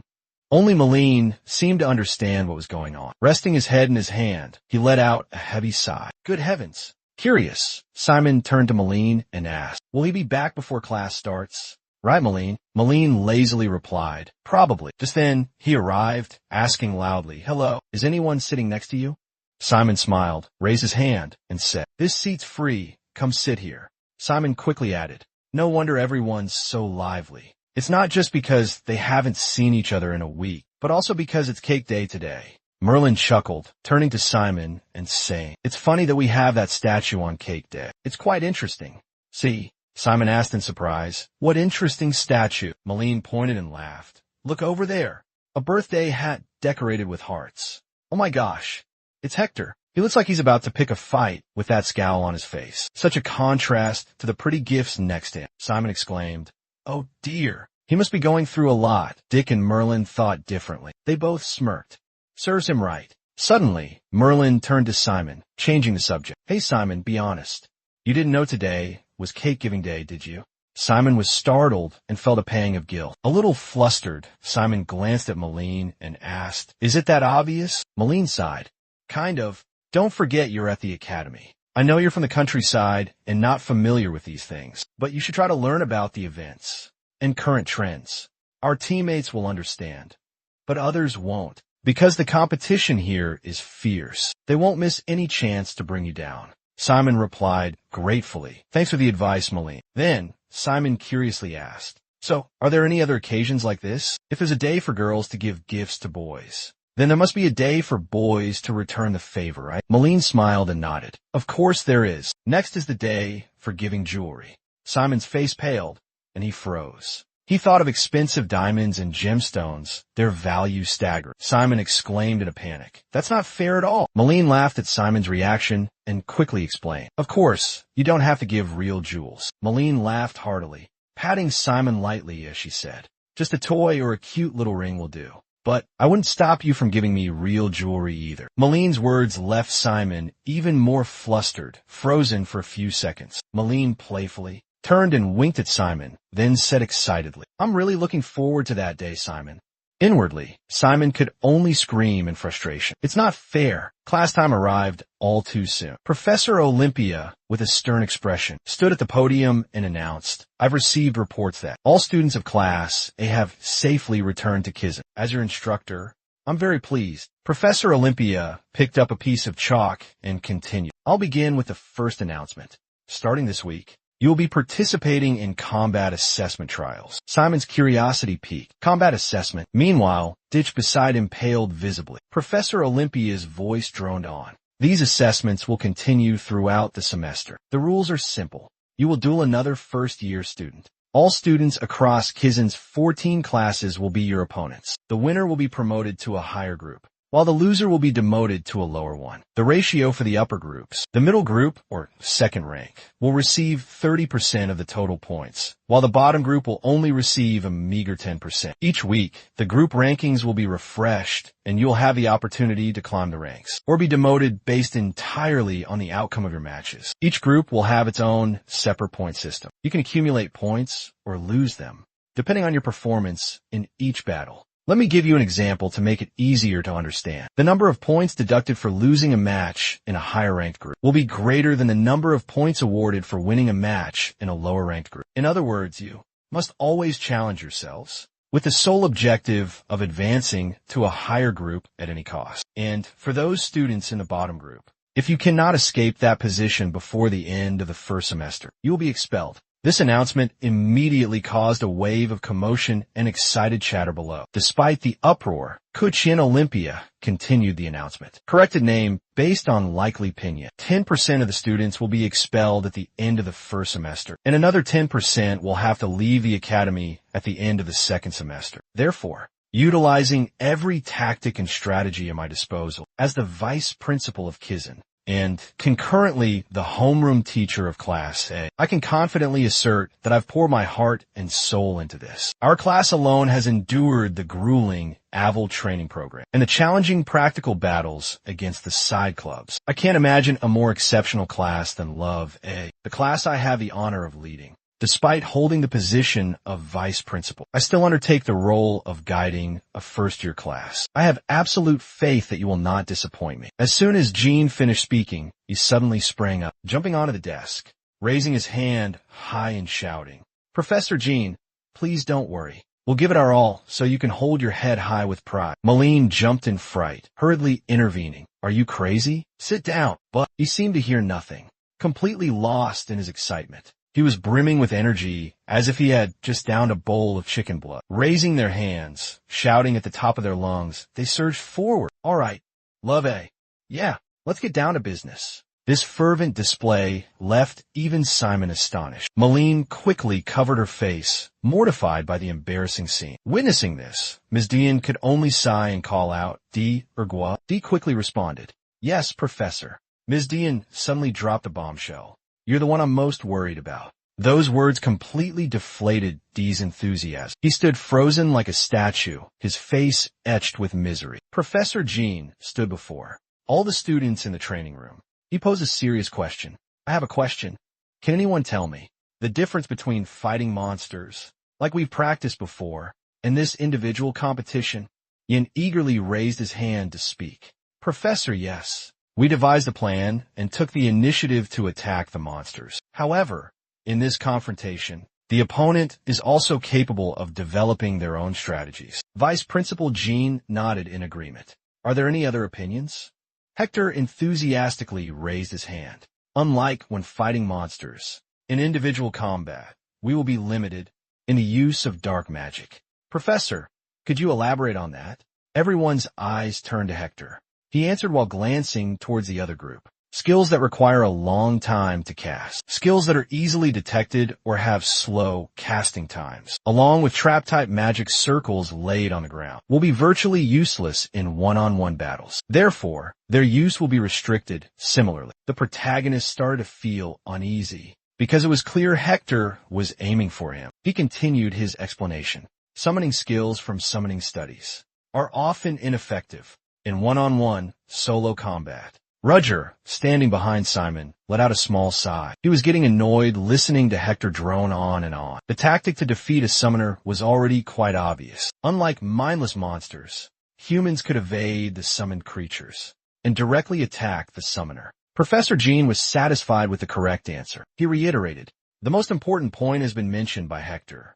As he just said, some specializations are very difficult to effectively apply in actual combat. However, there are skills that might not be optimal in individual battles, but can still become incredibly powerful weapons. It all depends on how each person utilizes it. The spells that D frequently uses are a clear example." D looked surprised, reflexively pointing at himself. When the professor mentioned his name, all eyes in the class turned towards him. The professor then offered a detailed explanation. If you approach your opponent directly using only common spells, that will be the simplest fighting method, the easiest to predict. When facing a student specializing in combat magic, because they need to get close to their target to be able to, their innate combat abilities allow them to easily unleash lightning-fast attacks against their opponents. However, when faced with Hemomancy's students, masters of ranged attacks, defeat is swift and certain. Imagine a battle magic student relying on simple close combat techniques, forced to hide behind a rock, dodging the relentless ranged assaults of a Hemomancer, thinking, "I can't even get close to her." The professor suggests success favors those who understand their own strengths and weaknesses and find ways to overcome their limitations. Everyone understands this. So Hemomancy students need to be prepared to deal with close-range fighters. Instructor Dean declares, "Now let's begin individual training and reassess your strengths. When practicing combat, remember to wear full protective gear. During training, consider which type of dark magic will be most effective in single combat. You can seek assistance from the teaching assistant, a young woman with long auburn hair, a jet black headband, and emerald green eyes." The professor declared, "Well then, let's begin." Merlin and Cammy, fully equipped in their protective gear, discussed their strategy. Merlin spoke up. "So, I'll fire the dark arrow first." Agreed. The other groups were also engaged in lively discussions. On a piece of parchment, a magic circle was meticulously drawn. "Adjust this part," one person said. The other person, holding a quill, carefully continued drawing. While everyone was engrossed in discussion and teamwork, Simon sat quietly in a corner, hugging his knees, his gaze fixed on the others. He crossed his arms, lost in thought. As Hector had pointed out, summoning magic was a significant disadvantage in one-on-one battles. So, how could he possibly achieve a high score using summoning magic? It was a real dilemma. The protagonist pondered deeply. He could easily win if he used Battalion, but he couldn't do that in class. So all he could utilize were the 3 Skotten he could summon. But Skotten were too slow. Therefore, they would struggle to keep up with the speed of his opponents, especially humans. He pictured the fear and Baskedin he could summon. Simon leaned his head back against the wood, sighing deeply. The more he thought, the more frustrated he became. Suddenly, a voice broke through his thoughts. "Oh, it seems you're brewing some interesting ideas." Was a beautiful teaching assistant. Simon was startled, realizing she'd been standing beside him for a while. A bright smile bloomed on her lips, and she said cheerfully, "If you have any questions, feel free to ask. I've been working at Kizan for almost 2 years now, so I can definitely help you." Simon excitedly jumped up. "Oh, I've been racking my brain trying to figure out how to fight in a one-on-one match. My specialty is summoning." The teaching assistant raised her hand and said softly, "In my experience, practice is always more effective than just thinking." Simon replied in surprise, "Yes." A protective jacket was tossed toward Simon. The teaching assistant encouraged, "Try it on." Simon reached out to catch the jacket. The teaching assistant winked at him. "I'll be your opponent. Do you know about the barrier gauge?" Simon put on the jacket as he walked towards the teaching assistant. Yes, last time, Professor Jean explained it clearly, didn't he? If the teaching assistant praises you that much, you shouldn't worry. I'll only use level 1 dark magic. Are you ready? The teaching assistant asked kindly. The protagonist clenched his fists, his palms drenched in sweat. You've been summoned before, haven't you? I'm ready. The teaching assistant smiled gently and held out her hand. Tiny, sparkling green magic particles gradually appeared, forming mystical magic circles. Well then, let's begin. A Baskedin charged straight towards the teaching assistant with incredible speed. Fire! She shouted, jet black particles being drawn towards her like a magnet. From the magic circles, pitch black arrows gradually materialized. That spell is Dark Arrow. Simon recognized it immediately, right? It's a skill that almost all first-level magic students use in range combat. You must have been very attentive in dark magic class this semester. The teaching assistant said with a satisfied voice, her eyes sparkling. Meanwhile, the dark arrow continued to materialize, its power steadily growing. Simon thought to himself, worry etched on his face. Could it be she's planning to use a simple magic skill, one that even a first-level magic student could cast? At the same time, she commanded her cottons. Quickly, both of you, protect the other one. The brave girl shielded the other, her small body, intercepting the dark arrow hurtling towards them with terrifying speed. A sickening crunch of breaking bones echoed through the air. The remaining cotton rushed towards the teaching assistant, who momentarily registered surprise.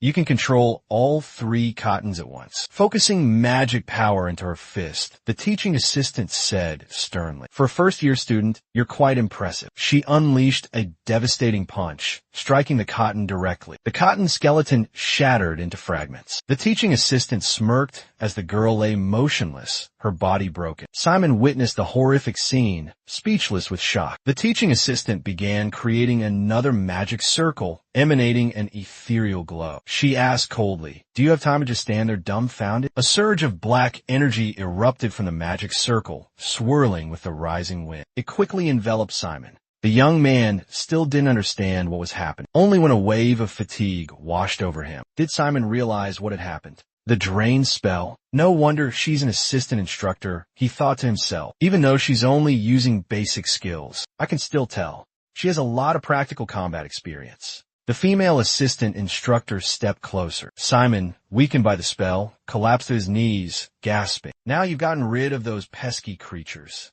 and even managed to cast Drain on the summoner too. She laughed triumphantly. Focusing magic in her hand, she prepared to deliver a fatal blow. This is the perfect opportunity to finish you off, kid. In that critical moment, Simon saw a chance to practice. He focused magic in his legs, launching a high kick aimed directly at the teaching assistant. She quickly anticipated the incoming attack, but to her surprise, the boy made no attempt to defend himself. A loud bang echoed through the training room, sending a powerful shockwave toward the other students. Everyone was startled. Why such a sudden attack? The teaching assistant was stunned. Simon wondered in amazement. I remember kicking, but it feels like I didn't even throw a punch. Dust and smoke are everywhere. It turned out the teaching assistant had teleported away from Simon's initial position without him noticing. I'm sorry, she said. Simon still didn't understand what had just happened. I said I would only use basic dark magic, but I accidentally used spiritual power. Let's stop the match here. The magic circle still lingered on her hand. She gave an embarrassed laugh, scratching her head. Simon was equally flustered.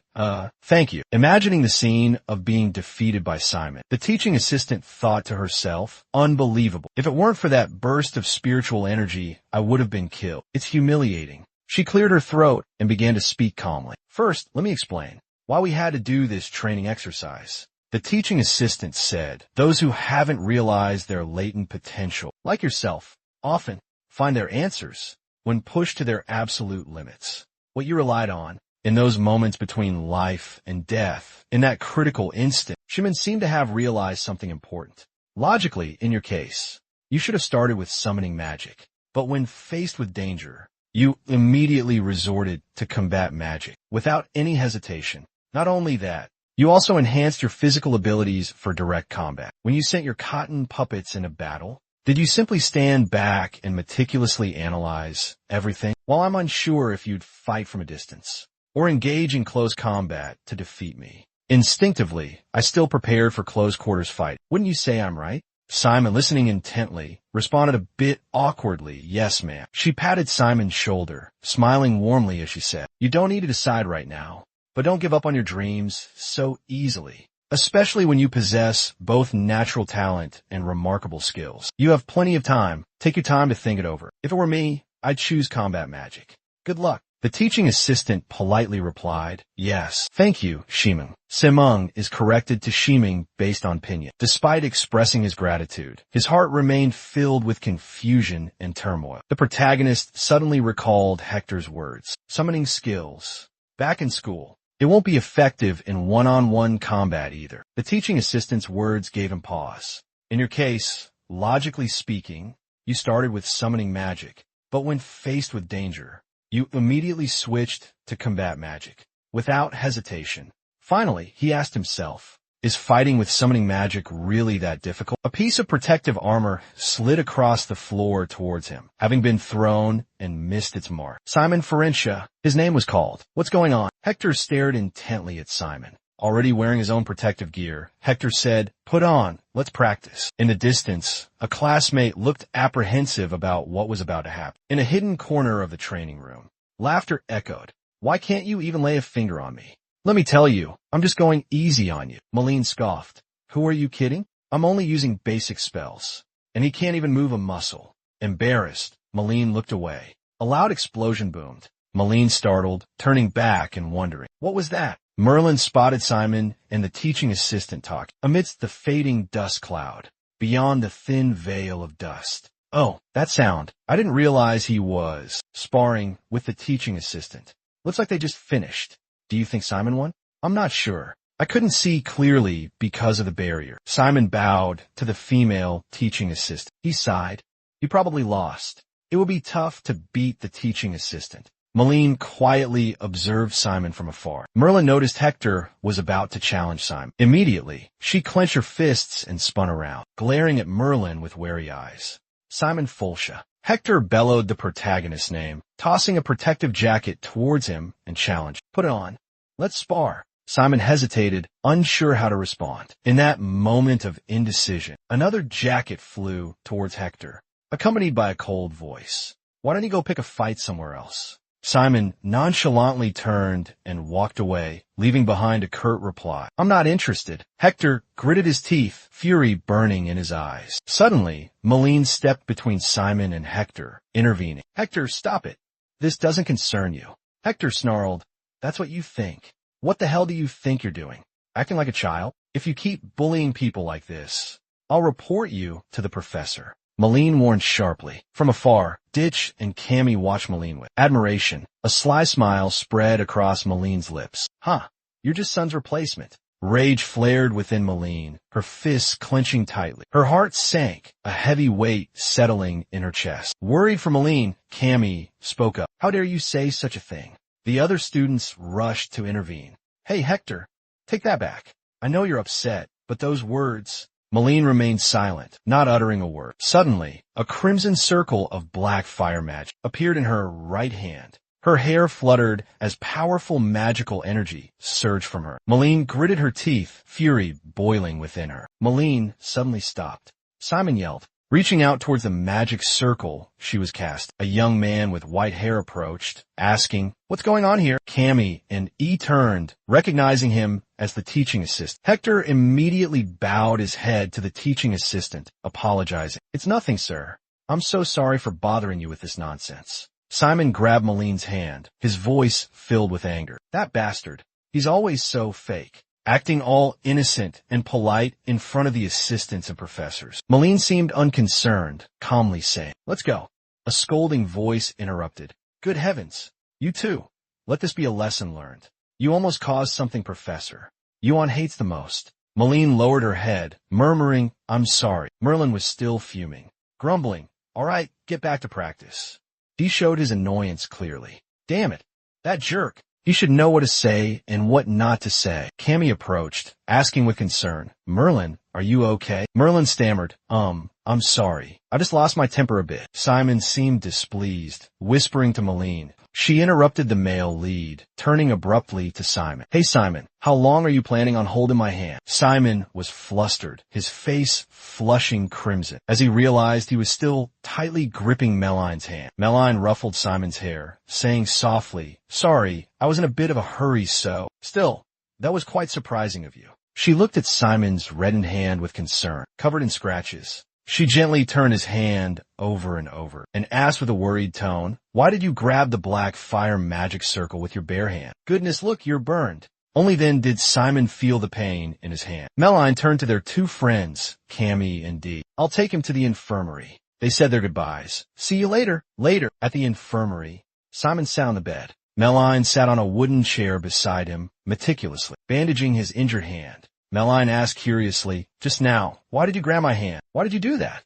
Simon calmly and slowly replied, You would have been in big trouble if the teaching assistant had found out. Were you going to use magic? Even though Hector was wearing protective gear, he wasn't even wearing it properly. As Simon finished speaking, Merlin lowered his head in contemplation. His hands were still gently bandaging Simon's wound. Merlin recalled Hector's words, and the anger that was evident on Merlin's face when he heard them. You're just Son's replacement. Simon confessed. I don't understand.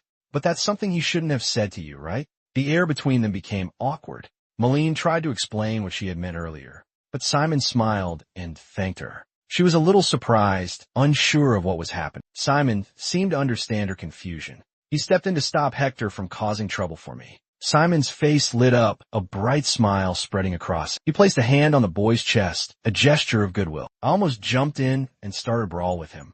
Good thing I stopped you just in time. So, shall we call it even? Meline was embarrassed, her hands clasped demurely between her thighs, toes shyly touching. Good heavens, is that your biggest concern? Simon was surprised too, his eyes wide. What? Meline shot up, her face as red as a ripe tomato. Taken aback by her reaction, Simon leaned back. You're incredibly kind. You're almost unbearably kind. You know, you're so nice it's annoying. But she placed a hand on Simon's shoulder, who still looked a little apprehensive. That trick doesn't work on me this time. Simon stammered, confused. What do you mean? Merlin leaned in close, a shy blush coloring her cheeks. She placed both hands on Simon's shoulders, her gaze locked on his. I'm only going to say this once, so listen carefully. Simon still looked bewildered, unsure of what was happening. Merlin enunciated each word clearly. Thank you, Simon. The surrounding space suddenly burst into a brilliant light, as radiant as 1,000 blooming Merlin flowers. In an instant, Merlin darted out of the room, leaving Simon utterly astonished. He only managed to raise his hand, unable to fully utter her name, before the door slammed shut with a resounding bang. A sudden voice emanating from his collar startled Simon. Good heavens, listening to you two talk is utterly exhausting. Like father, like son.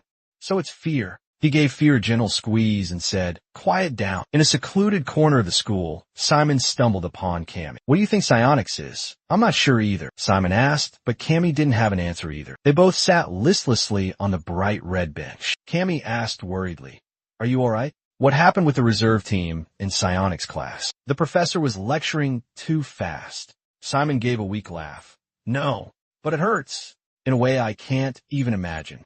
Hearing that, Juan's face also showed a look of confusion. This is unbelievable, Simon added. The spiritual power professor only teaches us when we're able to sense souls, right?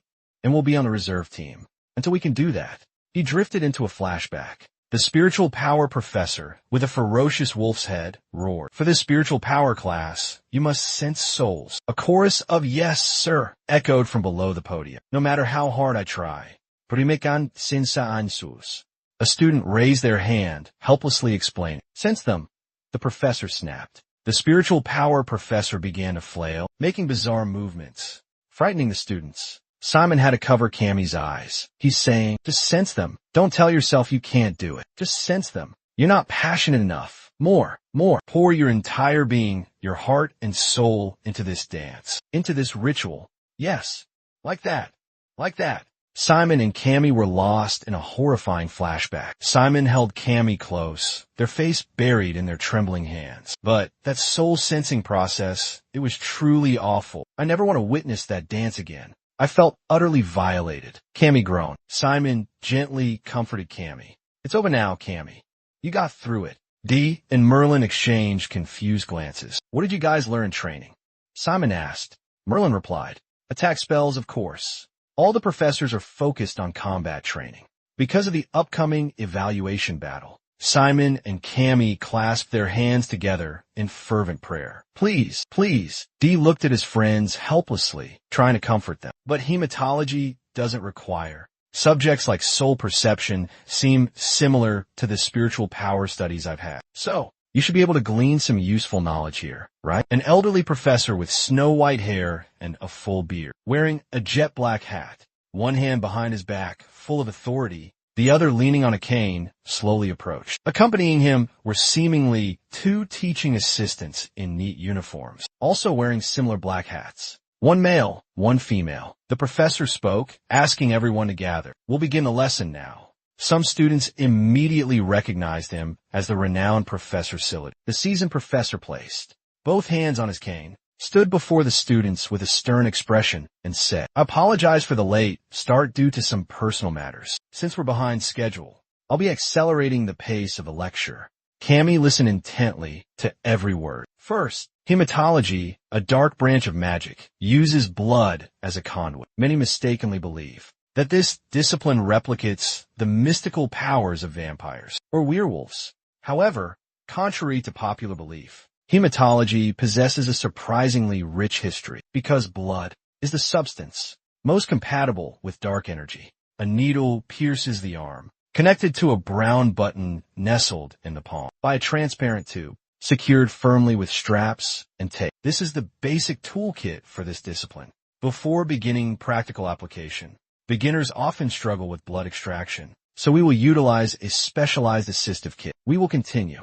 Once you've all properly equipped yourselves, Professor Seelish conjures an orb of energy in her hand, a blend of 2 shades of deep blue, a vibrant crimson, distinctly separate yet strangely intertwined. The instructor guided. Dark energy and blood share a striking resemblance, and necromancers possess the ability to intricately weave dark energy and blood together, creating a myriad of potent magical reactions. In other words, for a necromancer to not utilize the power of blood would be a grave waste. It would only needlessly drain your energy. But blood can become your swiftest, most powerful weapon, the one you inherently possess. Cammy's excitement was palpable at his words, her eyes gleaming brightly, her hands clenching tightly together. Simon suddenly realized, "Oh right, Cammy is a vampire," the professor declared. "Today, we will explore the unique properties and characteristics of blood and practice utilizing blood bullets in live combat." Cammy's initial enthusiasm vanished completely, a look of confusion washing over her at the phrase live combat. After a while, it was Cammy's turn. She joined the line, preparing to step into the practical exercise. The professor remarked that Gammy seemed a bit anxious, her hands trembling slightly. Startled by the comment, Gammy's feathers ruffled, and she quickly replied, "Oh yes, Simon is down there cheering me on. You got this, Gammy," Simon shouted. Though still worried, Simon's encouragement gave Gammy strength. From afar, Diak and Melon were cheering wildly. Gammy breathed a sigh of relief. Her hands were still clenched tightly together. Gammy's face, though still a bit tense, was much calmer. She was ready. At the shooting range, a voice rang out, signaling the decisive moment. Sixth row fire. Bang! Blood transformed into a bullet, flying swiftly toward the target. The bullet lodged directly in the center of the target. Blood type, AB negative. Penetration diameter, 45 millimeters. 3 targets penetrated. The target was completely deformed after the powerful shot. Professor Sillett carefully held the vial containing a small amount of blood, slowly dripping a few drops onto a strangely shaped liquid in his hand. This is AP5 blood. It has the property of contracting when exposed to dark energy. It can condense dark energy to its limit, creating incredible piercing power. However, its true nature leans towards creation, rather than destruction like Athen. He added a few more drops. The strange liquid began to transform, its initial round shape gradually dissolved. Therefore, it's very useful in supporting dark energy, as well as in forming magic circles. Professor Sillett looked at the person standing before him and said, "Get an AP5 name tag from the teaching assistant. Then come here, Jick." Jick looked at Professor Sillett. "Yes, Professor." From now on, you all must wear these name tags before entering class. Professor Sillip held up a blue name tag. In the center of the name tag was the Academy's logo along with the words AP5. Next group, line up single file. Gammy, Paris, Ursula, hands clasped tightly in front of her chest, eyes fixed straight ahead. Is Gammy, Paris, Ursula ready? Behind her, Art, D'Artagnan, Ward, and Melon. The training ground buzzes with enthusiastic cheers and shouts. Simon looks at her and smiles. As a member of the Ursula clan, she carries the blood of a vampire. Gammy raises her left hand, assuming a ready stance, her gaze focused forward. Professor Solis looks at Gammy and commands, fire. Gammy uses her right hand to steady her left, raises it high, and executes the firing motion without a sound. A drop of blood, shaped like a bullet, shoots forward. A loud explosion est chaud. Around Gammy, the scene is engulfed in flames. D'Artagnan, Ward, and Melon. Melon is stunned, jaw agape at the sight before her. Blood type KP1. Possesses immeasurable destructive power. Florentia, witnessing the scene, gasps in astonishment. 4 targets completely obliterated in that devastating blast. Truly the terrifying power of a vampire. Someone standing nearby observing Florentia commented, unstoppable, a member of the renowned Uzula clan. I truly envy her unique bloodline. Florentia possesses the rare KP1 blood type, capable of unleashing devastating power when combined with dark energy. In terms of offensive capabilities, it's the most potent blood type known to exist, and it only flows through the veins of vampires. Everyone around looked at Cammy with surprised and astonished gazes. Overwhelmed with admiration, Cammy blushed shyly at the praise. Her hands touched lightly, placed demurely in front of her chest. Professor Sillip looked at Cammy with clear satisfaction. We'll have many more opportunities to meet from now on. Hearing that, Cammy Byers felt an indescribable surge of joy. Cammy smiled brightly, her face filled with eagerness. Yes, thank you, Professor. Cammy cheered happily, her face beaming with contentment as she looked towards her destination. Hayward and Melon Buildland. See Malene?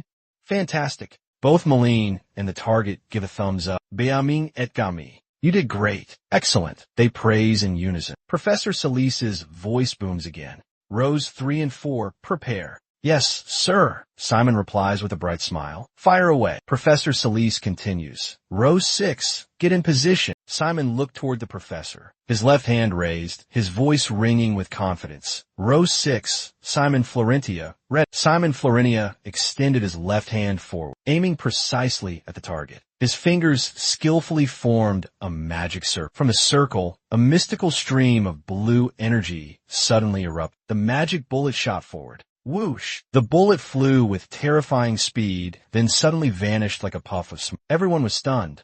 Surprised. Frank exclaimed, the bullet! Where did it go? It was as if Simon had just shot into thin air. This caused the other students who were watching to be curious and bewildered. What's going on? What dark magic made the bullet disappear? Simon, with a helpless expression, suddenly heard everyone shout, look, in front of the target.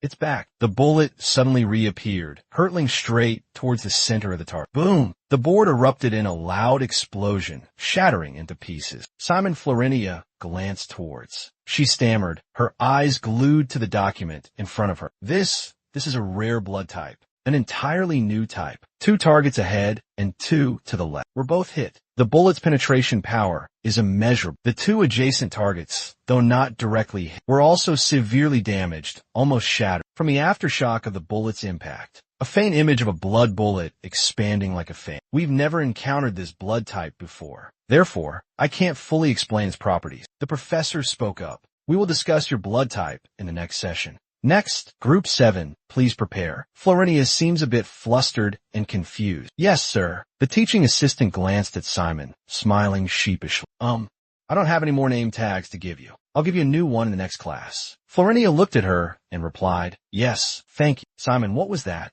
This is a truly unique type of magic. Simon Cammy looked at him with admiration. Simon scratched his head, a confused look on his face. I don't really know. I've never heard of this type of magic before. Dick Hayward wondered aloud, voicing his thoughts. It looks truly impressive. It makes you really special. But doesn't that also mean that there won't be any guidance for your specific case?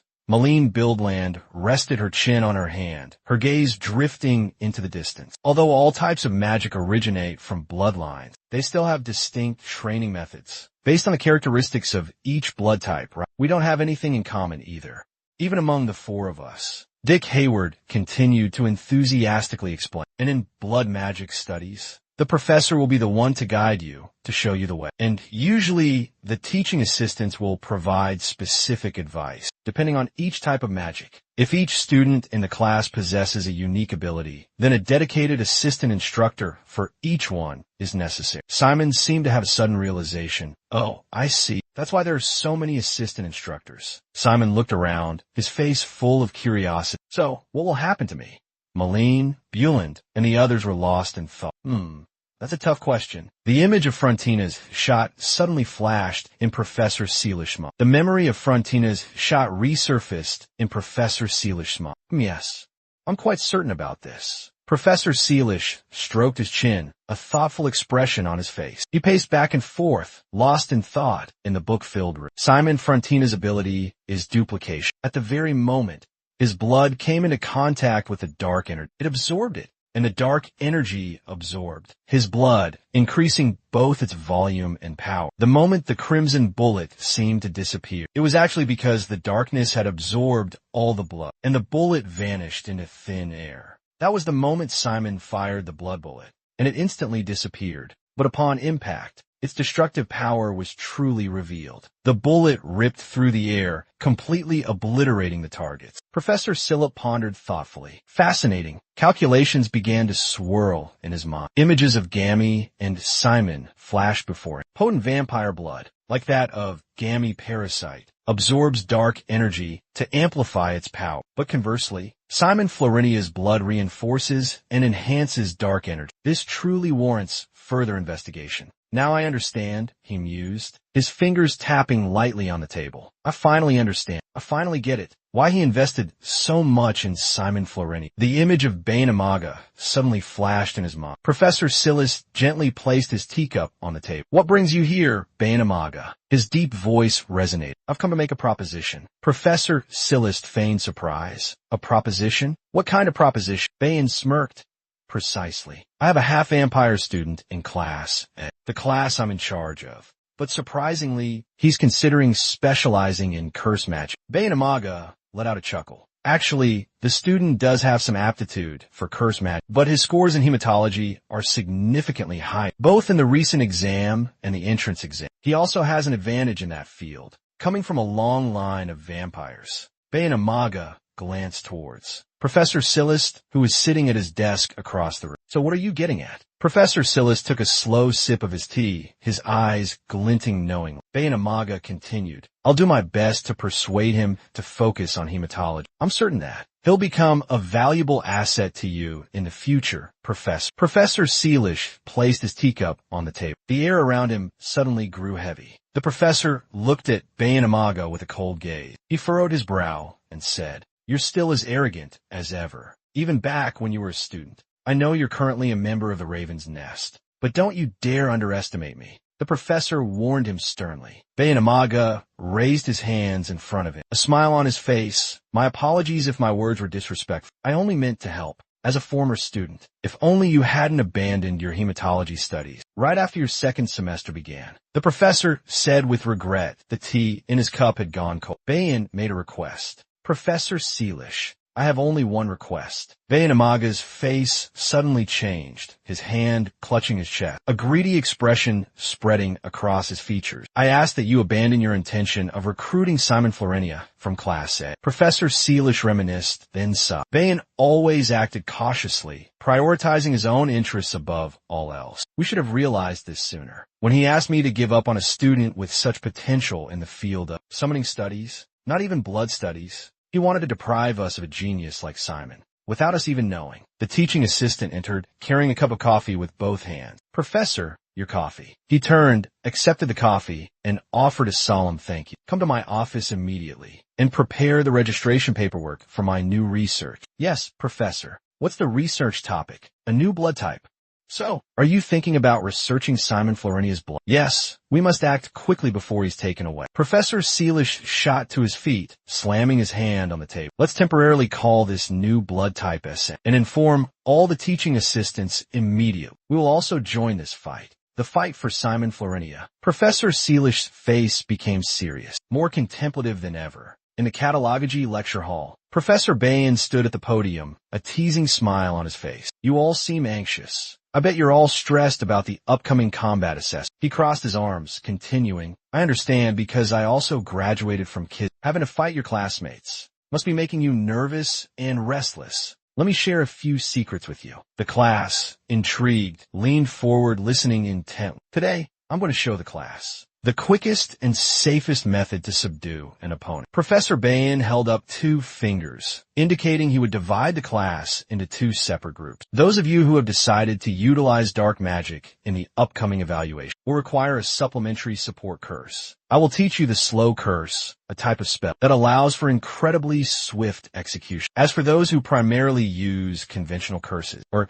those who haven't decided on using dark magic in the evaluation, I will instruct you on an improved version of the paralysis curse. I myself have personally developed and restructured both of these curses, so you won't be able to learn them anywhere else. This declaration left everyone astonished. Professor Bayan spread his arms, smiling as he meticulously explained each detail. The slow curse drains all strength from a specific location on the opponent's body, such as their legs, to restrict their movement. You can cast curses quickly and easily, rather than exhausting yourself. This new paralysis version is less effective than the existing paralysis spell. However, I've improved it for practical combat applications. Therefore, the casting speed is faster than the original version. Come on, what are you waiting for? Quickly line up to learn the skill you desire. In his mind, he's focused on Simon, thinking, now, then, Simon Florentia, a genius like you, which subject is best suited for you?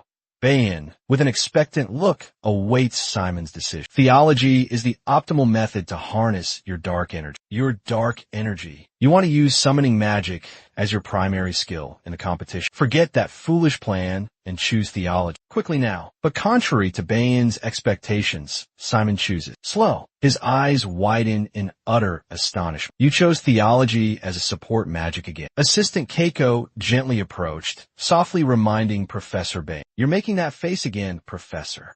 Bayan's eyes flashed with indignation. He quickly regained his composure, gently saying, oh dear, it seems I lost my temper. He rubbed his head, letting out a long sigh. Thank you, Keiko. She replied calmly. It's nothing, Professor. It's my duty. Besides, you should start the lecture. Bayan spoke, his tone serious. Call all the assistants to the new paralysis technique. I will personally instruct slowing. This sudden decision left Keiko bewildered. What? But last week, you said you would personally teach paralysis. Bayan replied casually. I changed my mind. Keiko exclaimed, breaking into a sweat. Professor, all the assistants have prepared materials for Sloan. They even stayed up all night. Becken seemed completely unconcerned. Is that all he said? Kihiko clenched his fists in frustration, thinking to himself, he won't change his mind no matter what we say. She nodded slightly. Yes, sir. Kihiko turned to the other teaching assistants. Everyone gather around. Put away all the materials. The lecture on the slowing curse is postponed. Prepare to teach the paralysis curse. Everyone looked stunned and bewildered. Someone spoke up in annoyance. But Kihiko, all week, we've only been preparing materials for the slowing curse. Kihiko, she tried to mediate the situation. It's not the first time he's changed his mind. Don't dawdle. Come on, let's get to work. Kihiko hung his head in defeat. No matter how hard we try to convince him, he's not one for listening, no matter what you say, right? I'll be taking over the instruction, so be prepared to assist me. With that, Kihiko glanced in a direction, his gaze so sharp that Sia exclaimed, the professor definitely changed his mind because of that kid. Kihiko sighed wearily. This is going to be troublesome for both of us. Bayan maintained his composure in front of everyone and spoke, that's enough. Yes, Professor. Bayan began his lecture. Very well. Since you've chosen theology as a supplementary skill, diligent study will greatly benefit you. Curses are the most optimal dark magic to buy you time and complete your main incantation. A student raised their hand to speak. Professor, may I ask, which type of magic requires the longest casting time? So you want to know your enemy, do you? Bayan praised. That's a good attitude. If dark magic takes longer to cast than before, it must be referring to summoning spells in general. Simon quietly walked to a secluded corner and sat down on a bench. He looked up at the sky, lost in deep thought. After a moment of contemplation, he contacted Fila through the badge on his chest. Simon's voice was hesitant, as if confessing a secret. The Legion commander this time, he began. Does it have to be someone who specializes in summoning? The voice on the other end replied, You seem to be thinking a lot about this, but now I understand why. There's no such rule. Fila added, If the chosen one specializes in something else, they can still control the Legion themselves. How you control the Legion is entirely up to you. We will always respect your decision. The voice on the other end continued to pray. What's wrong? Are you hoping I'll stop you? Simon scratched his head, a sheepish look on his face. Well, actually, kind of. He wrung his hands together, anxious and flustered. Everyone ridiculed summoning magic as a weak and outdated form of magic. Even Professor Aaron, who taught summoning magic, agreed with that sentence. Fear materialized before him, a colossal and imposing figure. So, do you intend to give up on summoning magic? Faced with such a blunt question, Simon remained silent, unable to utter a word. He clenched his fists, then declared resolutely, No. Hearing that, Fear burst into hearty laughter, seemingly very pleased. Precisely. The emotions surging within you right now are exactly what your heart desires. But your current concern seems to lie elsewhere. Simon furrowed his brow, asking, Elsewhere? Fear elaborated. Indeed. Instead of hesitating, wavering between abandoning or pursuing summoning magic, you desire victory. In the upcoming combat assessment, using only summoning magic, isn't that what truly troubles you? It seemed his words had touched upon his deepest insecurities, causing Simon to exclaim in surprise. Well, it seems I can't hide anything from you, Am I being foolish when there are so many better ways to win? I insist on using summoning magic. FIA asked, Why do you think that? Simon leaned back against the bench, continuing to open. I just feel frustrated. All my friends, and even my professors, everyone says that summoning magic is time-consuming, requires a lot of support, and is inherently weak. I'm tired of hearing it. It's not even my specialization anymore. But seeing summoning magic looked down upon like that makes me feel incredibly annoyed. FIA, understanding his thoughts, said, But your choices always prioritize efficiency. That belief and your feelings are conflicting, which is why you're struggling, right? Understood by another. Simon looked up and responded happily. FIA had indeed posed a challenging question. After a moment of deep thought, what conclusion did you reach? In that moment, a gentle breeze rustled through Simon's hair, softly stirring, revealing his radiant face, shining with determination. This time, I'll follow my heart. He closed his eyes, surrendering to his emotions, relishing his accomplishment. Just imagine here, when everyone turns their back on it, I'll be the only one using summoning magic to achieve victory right before their eyes. Simon's thoughts gradually returned to the present, and he asked, Doesn't that feel amazing? FIA let out a hearty laugh, praising, Exactly, that's the spirit, to dare to tread a path others fear. That choice alone demonstrates extraordinary courage and is worthy of respect. Remember this, kid. He looked at Simon, reminding him, You are the commander I have chosen. Don't let the limitations set by fools bind you. Do as you please. Simon stood up with a proud look, replying to Peer, Yes. His face radiated confidence as he said, In the upcoming combat test, I will only use invocation magic to compete. The scene shifted to another room. The furious roar of a man echoed relentlessly. Why? Why don't you understand that? All of this is for you. Everything in the room was now in disarray, destroyed. The indignant voice continued to boom. Why is he letting his talent go to waste? With just invocation magic? It turned out to be Professor Bayan. He was incredibly angry. Still frustrated, he continued. Why like this? Why now? Kyoko calmly entered, asking, Have you calmed down? Professor Bayan. With vacant eyes, he looked up. Bayan seemed to transform into a different person entirely, no longer maintaining the elegant composure he had in the lecture hall. He craned his neck and continued speaking irritably. I honestly can't understand it. Doesn't he realize he'll become another Aaron if he keeps pursuing such mediocre, outdated magic like summoning? Bayan slammed his fist on the table in frustration. No matter how skilled he becomes in that field, he'll end up just like Aaron. He was once the most elite member of the Kizan Academy, a promising student with natural talent. Bayan stared intently at the picture on the table, a captured moment of camaraderie between the two of them. His expression hardened as he recalled how he treated Kizan. As he finished speaking, Bayan's eyes turned cold, radiating an indescribable cruelty. He slammed the picture face down on the table. Resentment surged within him. Despicable. I can't tolerate this any longer. Exceptional talents bury themselves at the bottom of society. I won't stand idly by and watch any longer. Only I can put Simon in his rightful place. Only I can polish this rough gem, transform it into the world's most brilliant diamond. Keiko stood beside him, sighing in exasperation. Professor, why can't you just be honest? Bayan let out a maniacal laugh. Honest? Very well. Bayan turned, a cunning glint in his eye. I want him. I want him to belong to me. I want Simon Florinia to be mine at any cost. I'm willing to offer my very soul to him. I will help his talent blossom and bear fruit by any means necessary. Seeing the deranged madman before her, Keiko sighed internally. Here we go again. He started rambling again about creating another Nettis. I will dedicate all my talent, intellect, even my life, to elevate him to the pinnacle of God in exchange for just one thing. His absolute and unwavering devotion to me. Then, if anyone asks him how he achieved such extraordinary feats, he will reply that it was all thanks to his master, Professor Bayan. Bayan reveled in his delusion of power, his face radiating with utter satisfaction at the thought. The mere fantasy intoxicated him. Euphoria flooded his every thought. Keiko walked away, disheartened, leaving him in silence. But Professor Bayan quickly grabbed her arm. He lifted Keiko's chin, his eyes gleaming with arrogant confidence. I'm the kind of man who wants to possess everything. Keiko's face now showed clear discomfort. Unfazed, Bayan leaned close to her ear and whispered, just like how I have you. Keiko stomped on Bayan's foot and retorted sharp. That's sexual harassment, Professor Bayan. He cried out in pain.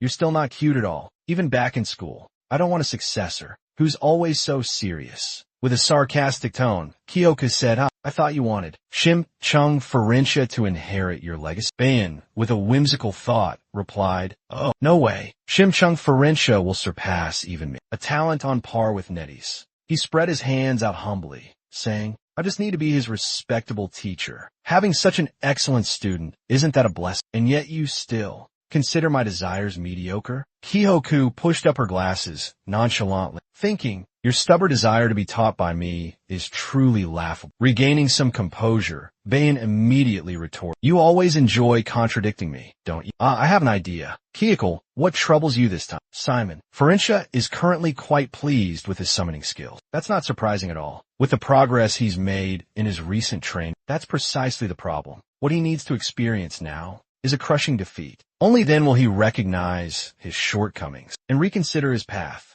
Keiko nodded in agreement. That's the most sensible thing you've said all day. So you want a genius to taste the bitterness of failure? Indeed. Bayan grinned wickedly and said, and that's child's play for me. The next day, Bayan personally spoke to Simon. We don't have any summoning classes this week. I heard Professor Aaron is on a long-term leave. Professor Kizan is busy honing his summoning techniques, so the schedule might change quite a bit. Simon was engrossed in an ancient book, then suddenly looked up with a dejected sigh. This is so boring. I wanted to learn a few more things before the evaluation. Rich agreed, yeah, you're a talented summoner, so you really need Professor Aaron's guidance. As they walked past the bulletin board, someone was posting new information. With sharp eyes, Rich exclaimed, hey Simon, the matchups for the combat evaluation are posted. Rich prayed silently. Just don't let it be those monsters. Meanwhile, Simon anxiously searched for his class. Class A.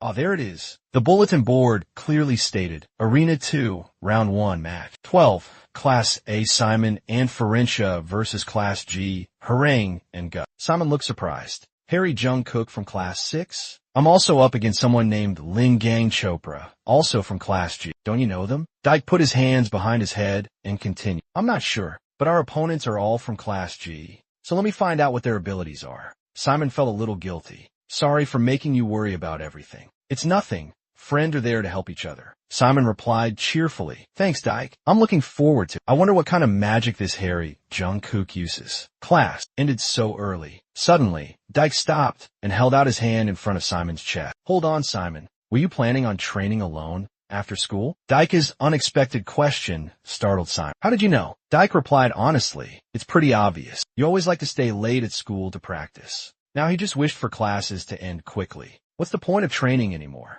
when the number of people who can resist his magic can be counted on one hand? Simon humbly replied, don't say that. This time, I won't use much battle magic. Then what will you use? Simon calmly answered, summoning magic, of course. Dyke looked dumbfounded. Then, Dyke requested, pick a finger. Dyke held out 2 fingers, asking Simon to choose. This one, seeing his hesitation, Dyke's face contorted in annoyance, pointing and saying, don't forget what I told you. You have to fight using battle magic. Dyke mocked, see how I imitate Meline? As soon as he finished speaking, Meline appeared from behind and smacked him on the head with a brick. He clutched his head in pain and yelled, ouch, Meline, damn it, you idiot. Very quickly, the sky grew dim. Simon, cloaked in a hooded garment that concealed his face, observed his surroundings and exclaimed, his expression filled with wonder. Logic at night is so peaceful. It's been a while since I've been back here. Perhaps I should stop by the soul summoning shop. I think Ditch mentioned it to me once, didn't he? It certainly has nothing to do with the professor's lecture, he mused, but maybe it'll be useful for the upcoming evaluation. Thanks, Ditch. Simon entered a small shop, its exterior displaying bizarre skeletons, creating a chilling atmosphere. The man at the reception desk politely asked, welcome. What are you looking for? I'm looking for the skeleton archer. Hearing this, the man's face was filled with surprise. Skoton? Really? You're a freshman and you're already studying that? It's quite difficult to summon. Skoton is a very difficult summon. Simon calmly replied, yes, I like to try. Hearing this, he turned and left. That's the spirit. You know that Skoton has more than just archers, right? There are other classes. Simon answered enthusiastically. Yes, there are mages and knights too. You seem pretty knowledgeable. He pulled out a few books and continued. They're named after their roles. So the simplest name is the best. So why did you choose archer? Simon chuckled. Well, just personal experience. I tried giving my Skoton a bow, and it was a disaster. Haha, each Skoton excels in its own role. He pulled out a Skoton with a flourish and advised the boy. This is a Shapiro Skoton, a safe choice for apprentice archers. And my advice is to go with a Skoton for vanilla.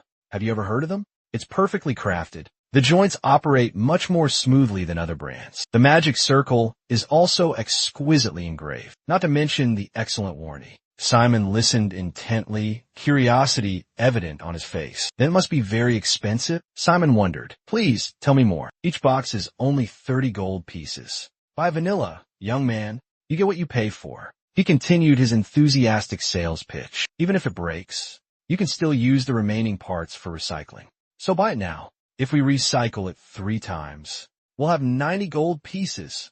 Then, the price will be only 27 gold coins. 22 gold coins. But this item was crafted by an unknown soul summoner, so it should be around 20 gold coins. Its true value depends on whether you know how to use it effectively. He was so convincing that you bought it immediately. Give me 3 sets of vanilla. Thank you for your patronage. Oh, I'm also looking for something else. Yes, anything you need. When Pia found out, she scolded him for being wasteful. Spending that kind of money. Simon tried to explain, but I really need them. Pia gave in. If that's what you want, I won't argue. Don't waste them and use them wisely. All right? Simon obediently agreed. Okay. At that moment, he seemed to notice someone and froze. Pia wondered, what's wrong? Is that your friend? Simon was worried about the person he just saw, but he replied, no, it's more than just a friend. It's Professor Park Jean. Elsewhere, a man with a body covered in tattoos suddenly hears a voice ask, you're awake? It turns out to be Professor Park Jean. He gives a satisfied smile, declaring, the surgery was a complete success. The man slowly sits up. Park Jean continues, how do you feel, Jungkook? Jungkook clenches his fist, replying, I feel a surge of energy coursing through me. He responds with a knowing smile. Park Jean calmly says, good. Now you can return to Kigen and resume your normal life. But remember, don't let anyone see those tattoos. When the competition begins, the tattoos will disappear automatically. So, just be careful until then. And don't worry, they won't be detected during the drug test. This curse will remain in effect for approximately 2 months. Hearing this, he became incredibly elated. He flipped his arm over, intently staring at the tattoo. Harry Jungkook curiously asked the professor, why are you helping me? Bain smiled and replied, the reason isn't important. What you need to do is complete the task I've entrusted to you. He asked again, do you mean defeat Simon Florenia?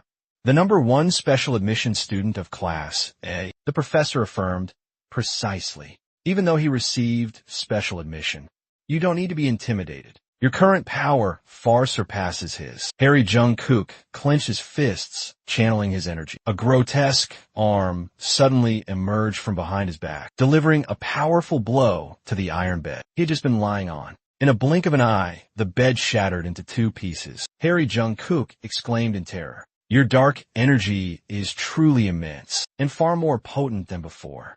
I am eternally grateful, Master. Professor Park Jin, I will never forget your kindness. If you consider Simon Florenia a thorn in your side, then should I eliminate him and make it look like an accident? Park Jin stood up straight, patted his shoulder lightly, and replied in a calm voice. Kill him. Don't waste your time on such trivial matters. Just do as I say. If any mistakes are made, both you and your family will suffer dire consequences. No, even in death, I will make sure your lives are a living hell. Park Jin stepped closer to Harry Jonguk, looked him straight in the eyes, and issued a chilling threat. Terrified, Harry Jonguk collapsed onto the floor, stammered. I understand. Park Jin thought to himself, how dare he? Meanwhile, he's not even worthy of being a backup plan anymore. I feel terrible resorting to this, but I have no other choice. I'll apologize to Mangmong later. But Simon, if you ever find out about this, you'll understand and be grateful for my decision. I'm sure of it. Baekhyun quietly stepped outside. It was late. The moon hung high, shining brightly. A hushed silence blanketed everything. Pushing the door open, Baekhyun saw Simon, fiddling with a wooden crate. Oh, you're back, he asked. Didn't the guards catch you? Simon replied.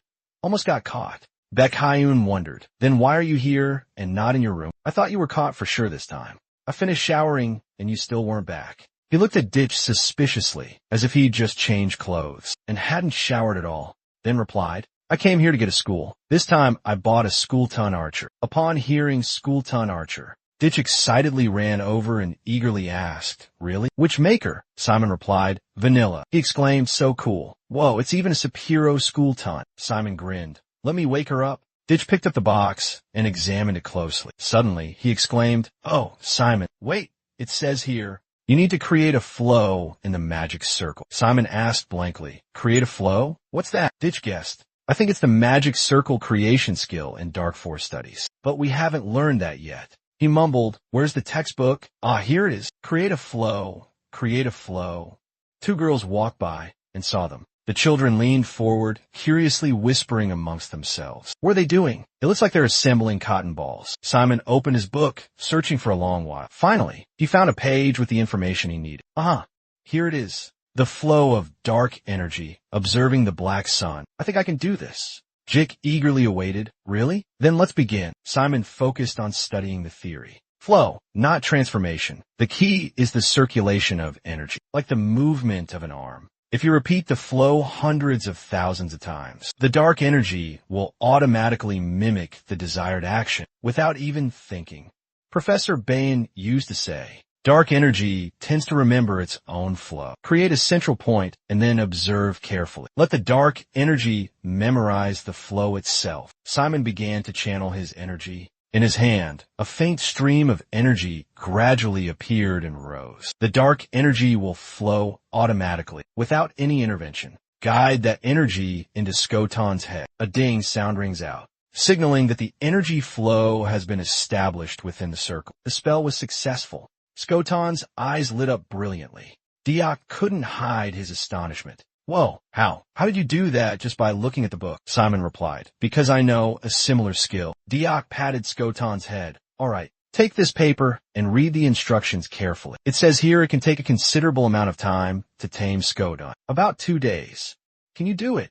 Simon sighed. No, I don't have time to wait. I'll assemble it right now. He looked at the 2-horned skull on the table and said cheerfully, hold on. I'll get your body put together as quickly as possible. Exhausted, his destination would have to wait. He pulled a blanket over himself, sprawled out on the sofa, and fell into a deep sleep. After a long night of tinkering, Simon finally completed his creation. He breathed a sigh of relief. Finally finished. Konskatan spun left and right, then danced excitedly around Simon. Simon smiled and asked, what do you think? Comfortable to move in? All right, I get it.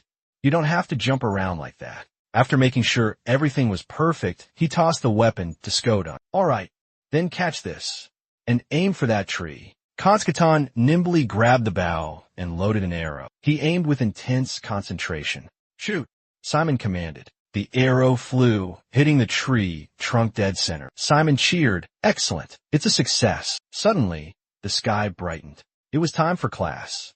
Having stayed up all night, Simon, his face gloomy, slumped onto his desk the moment he entered the classroom. Cammy and Melon, worried, asked, "Hey, are you all right?" He mumbled in response, "I'm just a little sleep-deprived." Diak rushed over, his voice frantic. "Simon, you're in big trouble.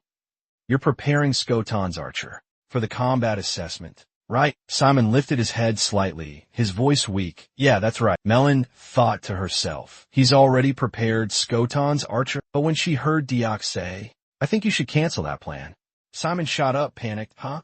What?" Diak replied gravely, "It's going to be a disastrous match. Harry Jungkook is the son of the infamous Necromancer clan from the Baldwin Kingdom, and the dark magic he uses is called Black Hand." Hearing Diak's words, Melon fell into deep thought. A member of the Necromancer clan, using a type of dark magic we've never even heard of. It must be some kind of secret clan spell. The sorcery makes it look like a hand made up. Dark energy is sprouting from his back, and it seems to be able to counter ranged attacks incredibly effectively, so much so that it can easily deflect arrows made of dark energy effortlessly. This suggests a high probability that Skaten Archer's arrows won't be able to inflict any damage on it, because the arrows the Skaten use are just ordinary arrows. Hearing her say that, Simon felt truly uneasy and worried. Will all their efforts be in vain? Merlin continued. However, that doesn't mean he's invincible. I heard that, when maintaining the Black Hand, he can't use any other dark magic spells. Cammy exclaimed. Then the tactic you should use is pretty obvious. Maline Theology agreed. Exactly. Honestly, just by using the depletion curse, you'd be strong enough to win. You just need to maintain a safe distance and continuously stack multiple layers of the curse. Then victory will be within your grasp. She then turned to Simon and asked, "But I remember you decided to use summoning magic, right?" He softly replied, "Yeah." Simon rested his hand on his forehead, lost in thought. What should I do now? What can I do? Suddenly, an idea flashed in Simon's mind. He exclaimed, "Oh, I just thought of a great idea." Simon threw himself back into his work for several days straight. Maline, witnessing this, worriedly said to Ditch, "Hey, is he all right? You're his roommate. Stop him." Cammy anxiously said, "Ditch, he's been like this for days. If he keeps this up, he'll die from exhaustion." Ditch yelled out in frustration, "Just think, I've only been observing all this time, haven't lifted a finger. He just keeps this attitude, completely ignoring everything I say." Simeon diligently pores over documents, muttering to himself like he's chanting in a dark corner, exhausted to the point of collapse, his whole body trembling. "I'm scared to death too, you know." Gammy worries. "Are we just going to leave him like this?" Merlin suddenly shouts, "Of course not. The important evaluation is just a few days away. He can't keep torturing himself like this." Merlin's shout echoes through the cafeteria, startling everyone, making everyone jump in their seats. She strides over to Simeon, calling out, "Hey, Simeon." Simeon stops writing, lifts his haggard, deathly pale face and replies, Merlin, is that you?" Seeing Simeon's face, Merlin exclaims worriedly, "Good heavens, you're going to make yourself sick." The combat evaluation is important, of course, but you have to take care of yourself too. Simon quickly replied, "Oh, thank you, but can we talk about that later?" Suddenly, Mealy grabbed Simon's chin and ordered, "Open your mouth." Simon looked bewildered, unsure of what was happening. She held out a pill, explaining, "This is an energy supplement. I take it too. Don't chew it. Just swallow it with water. You have to hold on until the test starts, understand? Of course, this isn't a miracle cure-all, so don't overuse it." Simon immediately swallowed the pill. "Okay, thank you. But can I have 2 more? He had just finished swallowing one and was already holding out his hand for more. Mealy was annoyed. "I just said not to overuse it." She pinched Simon's cheeks until they were red. She asked Simon gently, "Hey, why don't you try talking to Professor Aaron? I know you're researching a new type of dark magic, but if you're having this much trouble, wouldn't it be more efficient to ask for help?" Simon, holding his pinched cheek, grimaced and replied, "You said Professor Aaron wasn't in his office, right?" YK, suddenly remembering something, smacked his forehead. "Oh right, I did say that, but he'll be back this afternoon." YK held up a piece of paper with a schedule on it, grinning smugly. Professor Aaron, still quite young, stepped into the hallway and found Simon Florinia waiting outside his door. Simon quickly approached and politely greeted Professor Aaron. "I have something I really want to ask you, Professor." Aaron calmly replied, "But it's past my working hours now." Simon froze, pouting. But I've been waiting here for a long time. Looking at his student's expression, the professor smiled. I'm just kidding. Come in. Simon entered the professor's office. He was overwhelmed by the massive number of books piled up in the room. Beside them was a huge skeleton model. Simon looked around, murmuring softly, "Is this Professor Aaron's office?"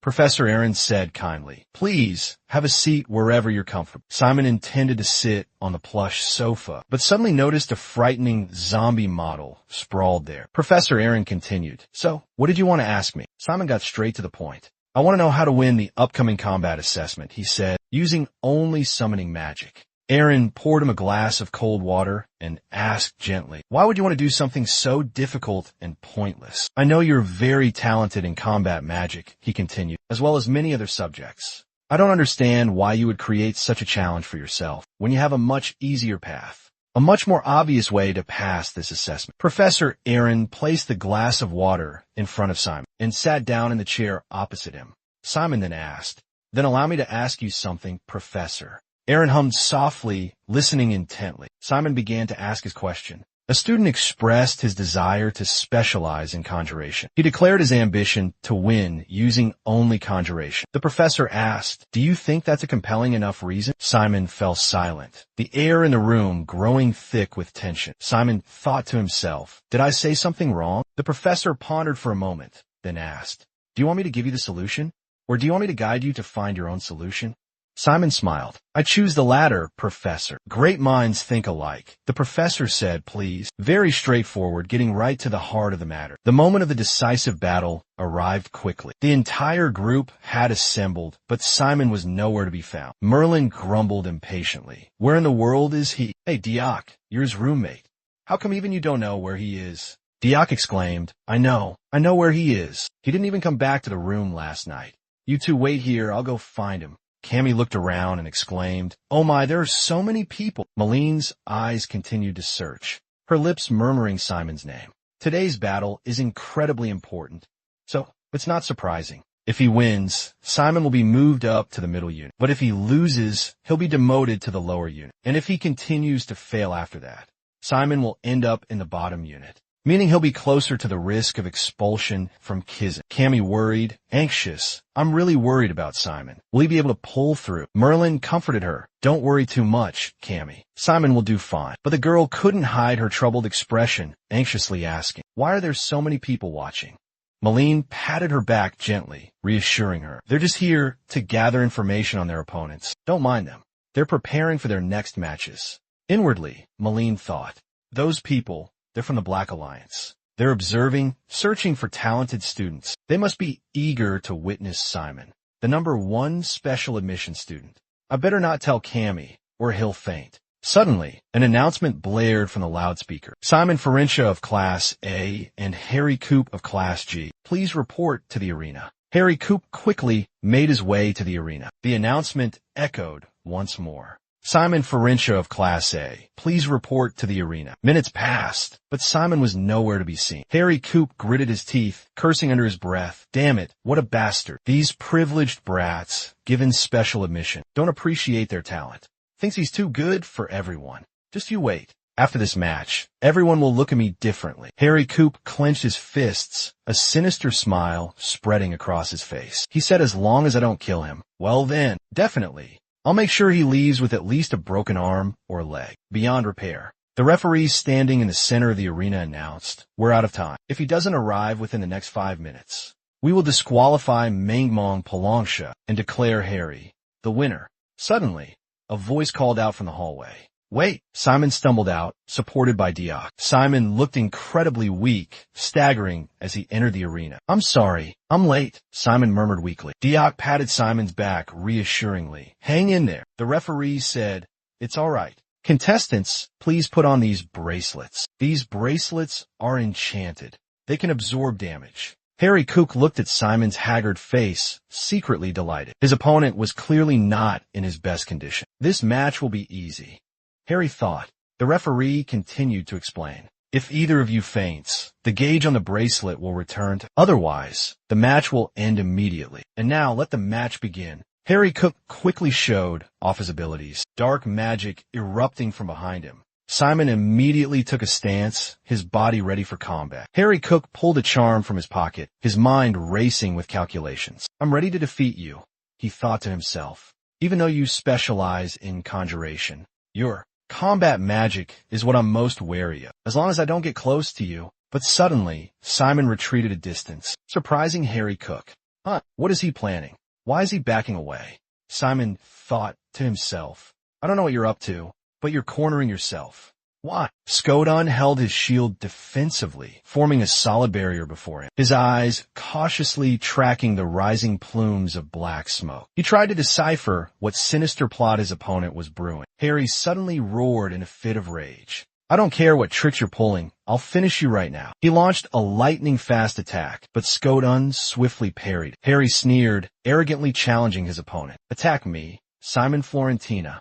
He unleashed a barrage of powerful spells toward Simon. Simon quickly recognized them as a vicious curse of disease. Suddenly, Harry's arm shot out from behind his back with terrifying speed, obliterating Skodon. The balance of power seemed to be tipping in Harry's favor. Malene witnessed the scene and screamed in alarm. Your information was completely wrong.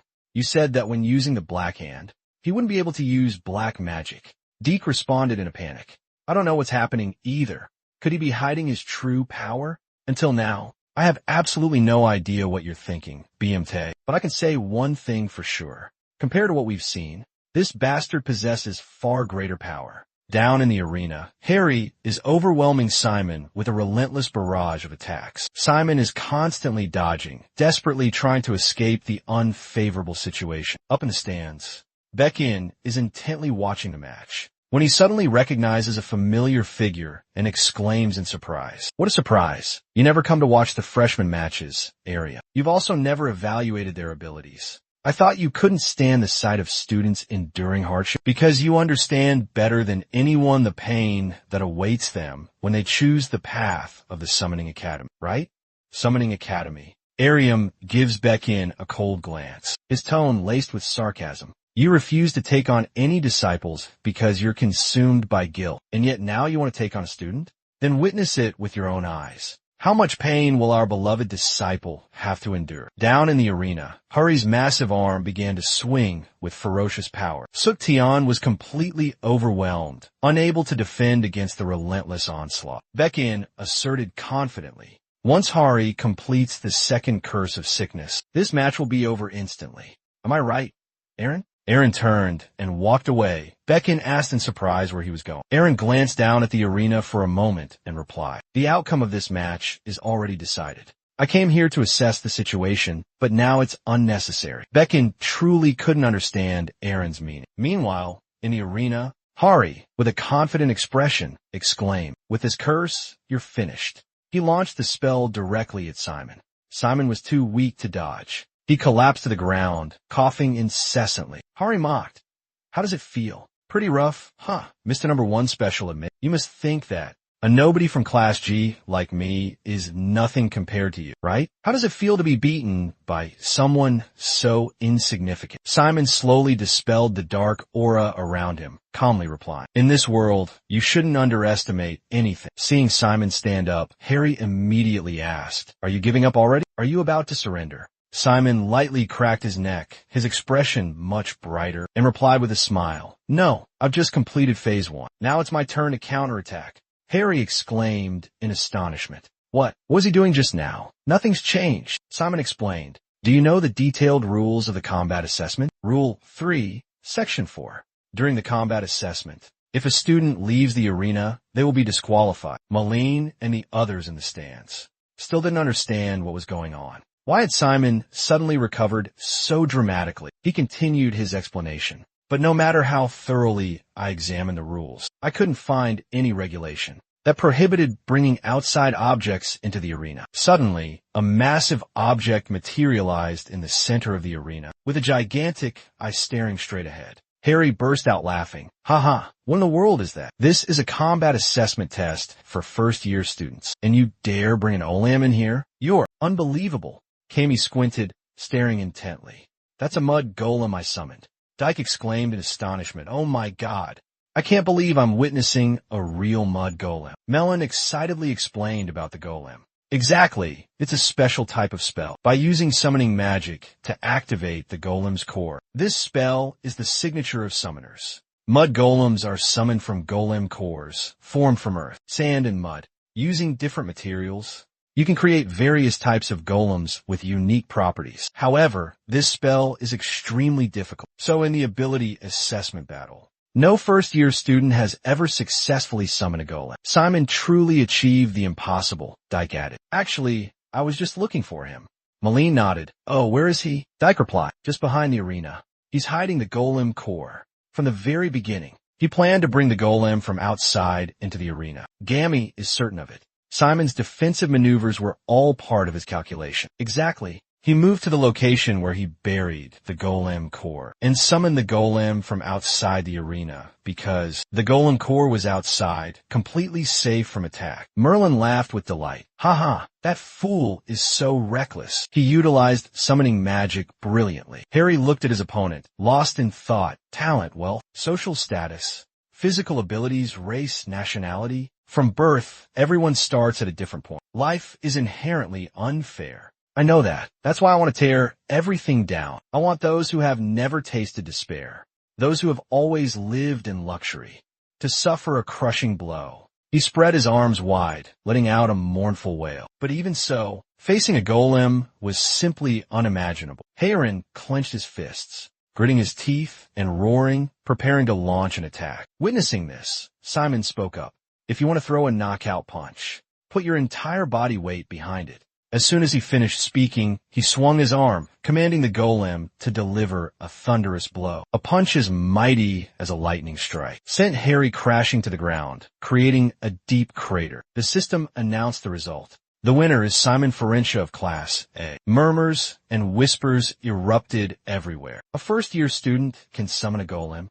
Besides summoning, he doesn't seem to use any other dark magic. Camille Mellon exclaimed excitedly. Simon, your strategy was brilliant. Well done. The cheers were so loud, they startled those standing in the front. Good heavens, they scare me to death. Countless praises poured down on Simon like a waterfall. He truly deserves to be specially admitted. Simon is truly exceptional. Harry was escorted out of the arena by the medical staff. As he passed by Simon, Simon looked at him and said, I don't understand why you have so much animosity towards me, but you'll never defeat me with borrowed power. That's not your true strength. Harry was startled. Could he have known about his trick? Simon turned back, smiled at Joel, and gently patted the golem's leg. Now Gammy wouldn't stop praising Simon. It was quite a spectacle. Malene questioned, why didn't you tell us anything? He smiled. Sorry for making you worry. Malene retorted, what? Who said I was worried? As if. Gammy seemed quite fond of the golem. She approached it, touched its leg, and said, hello there, you're Simon's golem, right? Simon, can I ride on this golem? But he replied, Gammy, let's save that for later. Malene smiled and said, to maintain that golem's existence, it requires an enormous amount of dark energy. Simeon will be exhausted if he tries to sustain it any longer. Seeing Simeon's pale face, Cammy quickly exclaimed, Okay, I'm so sorry. That was really insensitive of me. Simeon softly replied, it's all right, I had to try to find out. Boom! A loud explosion echoed as the golem vanished, leaving behind a massive pile of rubble. Beneath the debris, a core glimmered brightly. Simeon quickly picked it up, contemplatively examining the eye-like object, then exclaimed, a golem core. Aren't these incredibly expensive? How did you get it? Simeon replied, oh, this? He quickly asked in a rush. You still had 610 gold left. After buying 3 vanilla skeletons, Simon suddenly recalled the moment he bought the Olam core. Seeing he only had 610 gold coins, the merchant hesitated. The starting price for an Olam core is at least 700 gold coins. What should we do now? The kind merchant decided to lower the price to 650 gold coins. Give me 600 gold coins now, and you can owe me the remaining 50. Would that be all right? Keep 10 gold coins for emergencies. What a kind person. Simon shared with everyone. I used the reward money from the mission and borrowed a little more to buy. By the way, when is the next mission phase? Everyone was surprised. Why do you ask? Simon looked at the golem core with a serious expression. This time I will study hard. Study what? Becoming a necromancer is also a way to make money. Simon replied with a smile. A system notification suddenly rang out. The highly anticipated match between Dick Hayward and Lee Kongjo is about to begin. Get ready. Dick glanced at his opponent, a cryptic smile playing on his lips, thinking to himself, based on the clues I've gathered, Lee Kongjo is also a mage, just like me. She has the ability to control weapons at will by using dark energy to create invisible threads. If I have to face a mage who's hard to approach, the best tactic is to use psychological warfare first. Dick suddenly spoke.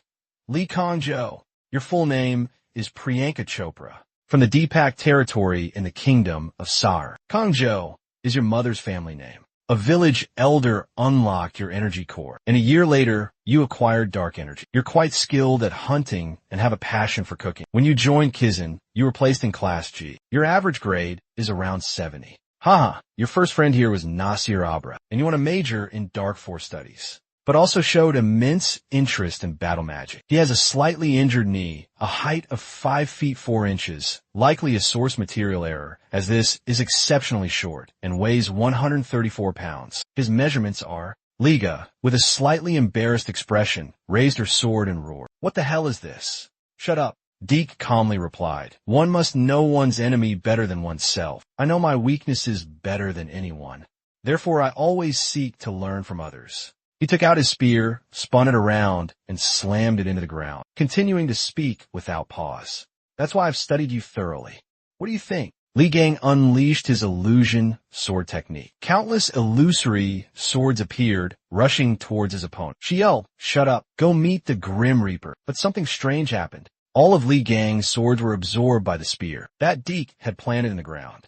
He smiled and explained, this is a type of electromagnetic field that attracts metals of the same element. Your sword, forged from carbon steel and an amerium alloy, correct? Furthermore, I know you've acquired at least 20 swords, yet you haven't purchased a single piece of armor. I presume you're quite overconfident, assuming I'm just a mediocre mage. Dick channeled his energy, unleashing a devastating attack. With incredible power, he declared loudly, however, based on the information I've gathered, I need a specific strategy to defeat you. Your weakness is your vulnerability to high-speed, long-range attacks. As he finished speaking, he chanted a spell with one hand, while the other surreptitiously flicked a small, round object resembling a coin. Leon was caught completely off guard as the coin embedded itself in his forehead. He collapsed to the ground, unconscious. The system immediately announced the end of the match. Leon Joe is unconscious. Dick wins. Dick stood in the arena,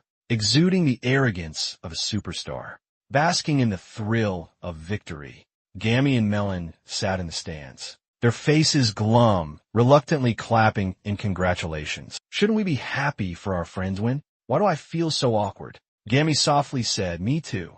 System announcement. Malene Buildland from Class A and Evan Barceloni from Class C12. Please enter the arena. Malene stood up and strode confidently forward. I'll make this quick. Gammy cheered, go Malene. Good luck. Dyke stood at the entrance, waving Malene over, but she walked straight past, shaking her head and sighing, oh dear. Dyke went over and sat next to Simon, asking, what's wrong with her? What's going on? Gammy replied, oh, it's nothing, Dyke. I have a question for you. Malene's opponent wants to specialize in combat magic. Dyke looked at Evan Barceloni and replied, crystal clear. The key factor that will decide this match is whether she can get close to Merlin, or whether Merlin can keep her distance at a safe range. Seeing his opponent enter the arena, Evan exclaimed, I can't believe in my first match I have to face someone so formidable. Merlin lightly tossed her hair, replying, oh really? Consider it an honor for your family, commoner. Not to be outdone, Evan immediately retorted, I'm afraid you'll be learning a harsh lesson today, being defeated by a commoner like me. Merlin silently channeled energy into her fist behind her back. Waiting for the moment, Evan got close. She would unleash a sudden and powerful attack. How naive. Merlin scoffed confidently. You're going to rush me, aren't you? A reckless attack to gain the initial advantage. Simon gasped in astonishment. She's using black fire so quickly. It's unavoidable. That's just a small amount of dark element. Much simpler than black fire. This incantation uses dark energy to cast a pure mage's elemental magic, but in a more modern way. Do you notice that the flame is actually darkness? That's its defining characteristic. The casting time is also shorter, so you can be faster than other mages. I hear this technique is not only powerful, but also easier to control. Simon was impressed after hearing the explanation. Amazing. Down below, Meline is attacking fiercely. Just dodging is hard enough, Eva exclaimed. Ivory Tower is on a whole different level. She thought to herself, but I still have an advantage. If I can just distract him and prevent him from using black fire, I'll have a single opportunity. I just need to seize it. Evan dodged the attacks while calculating his next move. Meline quickly realized her opponent's plan. I told you so, she said triumphantly. You're so naive. But Evan remained confident, his expression unwavering. No matter how powerful a spell is, he asserted, it's useless if it doesn't hit its target. Each time Aline got close, Ellen swiftly changed direction, moving like the wind. Do you think you can catch me? Ellen taunted. Suddenly, Ellen unleashed a powerful punch. You're finished. But Meline reacted swiftly, dodging the punch by a hair's breadth. Oh my, she exclaimed. Do you think I'm that bad at magic combat? That I can't even dodge a simple punch? In that instant, Meline's other hand unleashed a surge of black fire. A deafening explosion rocked the arena. Evan couldn't withstand the terrifying power of the attack. System announcement. Match concluded. Meline Milan is the victor. Meline laughed. A triumphant laugh. Folding her arms, she declared smugly, He's so annoying, but he's so incredibly skilled, I don't even know what to say. Simon replied to Kizan. Talent is what truly matters in the end. But I really don't want to face Meline on the battlefield someday. Jaiwu scratched his head. I get it. I'd rather face you. Suddenly, a low mumbling sound came from beside them, startling them both. Jaiwu asked, What was that? Simon replied, I was about to ask you the same thing. They both turned to look. Gammy was trembling, her lips murmuring incessantly. Simon, Jaiwu said, Well, Meline won hers. Now it's just me left to do my best. Jaiwu called out to Gammy, but she seemed not to hear, continuing to sit there, murmuring encouragements to herself. It's just me. I can definitely do this. Simon offered words of encouragement. Don't put too much pressure on yourself, Gammy. Jaiwu agreed. Yeah. Look, Professor Silice is here too, just in time for your match. Cammy froze, letting out a gasp of surprise. The professor announced through the system, his voice steady. Cammy, Byers Ursula from Class A and Iger Atelier from Class C. Please come to the waiting room. Simon exclaimed, Oh my, Iger, right? What kind of person is he? Pretty average, nothing special. He doesn't really excel in any particular area, but he has a very solid foundation of basic skills. I guess. He'll fight by combining basic spells. Since Cammy is an offensive-type blood sorcerer, the question is, how can he break through a solid defense with just basic skills? How indeed, Meline confidently asserted. Anyway, our Cammy possesses far superior foundational strength, so there's nothing to worry about. But Cammy is a vampire from the Uzula clan. He himself approved it. Exactly, but that's only true if she can keep her composure. Iger Atelier looked at his opponent and greeted, It's a pleasure to meet you. Cammy replied softly, The pleasure is all mine. Iger looked at the innocent-faced, pink-haired girl before him and wondered to himself, No way. Is she really in Uzula? I thought all vampires of the Uzula clan were ferocious and bloodthirsty. The system announcement rang out. The evaluation match between Cammy Paris Uzula and Iger Atelier will now officially begin. The match commenced. Iger Atelier summoned Escoton, a figure equipped with state-of-the-art weaponry. Cammy channeled her energy, preparing to cast an offensive spell. Merlin exclaimed worriedly, Wait, if Cammy focuses on offense, won't her defenses be weakened? No matter how strong his basic skills are, I'm afraid. How can he possibly withstand Gammy's blood bullets? On the arena floor, Gammy made his move. He fired a barrage of blood bullets at his opponent. Simon responded to the comment. That's only true if you only consider their skill level. There's just one small problem. The Iger Atelier family is incredibly wealthy. Therefore, all the equipment and items he possesses are incredibly expensive and of the highest quality, enough to easily deflect Gammy's blood bullets. Indeed, top-notch gear capable of withstanding even heavy firepower. Simon watched with a look of astonishment. Expensive equipment can block almost every blood bullet.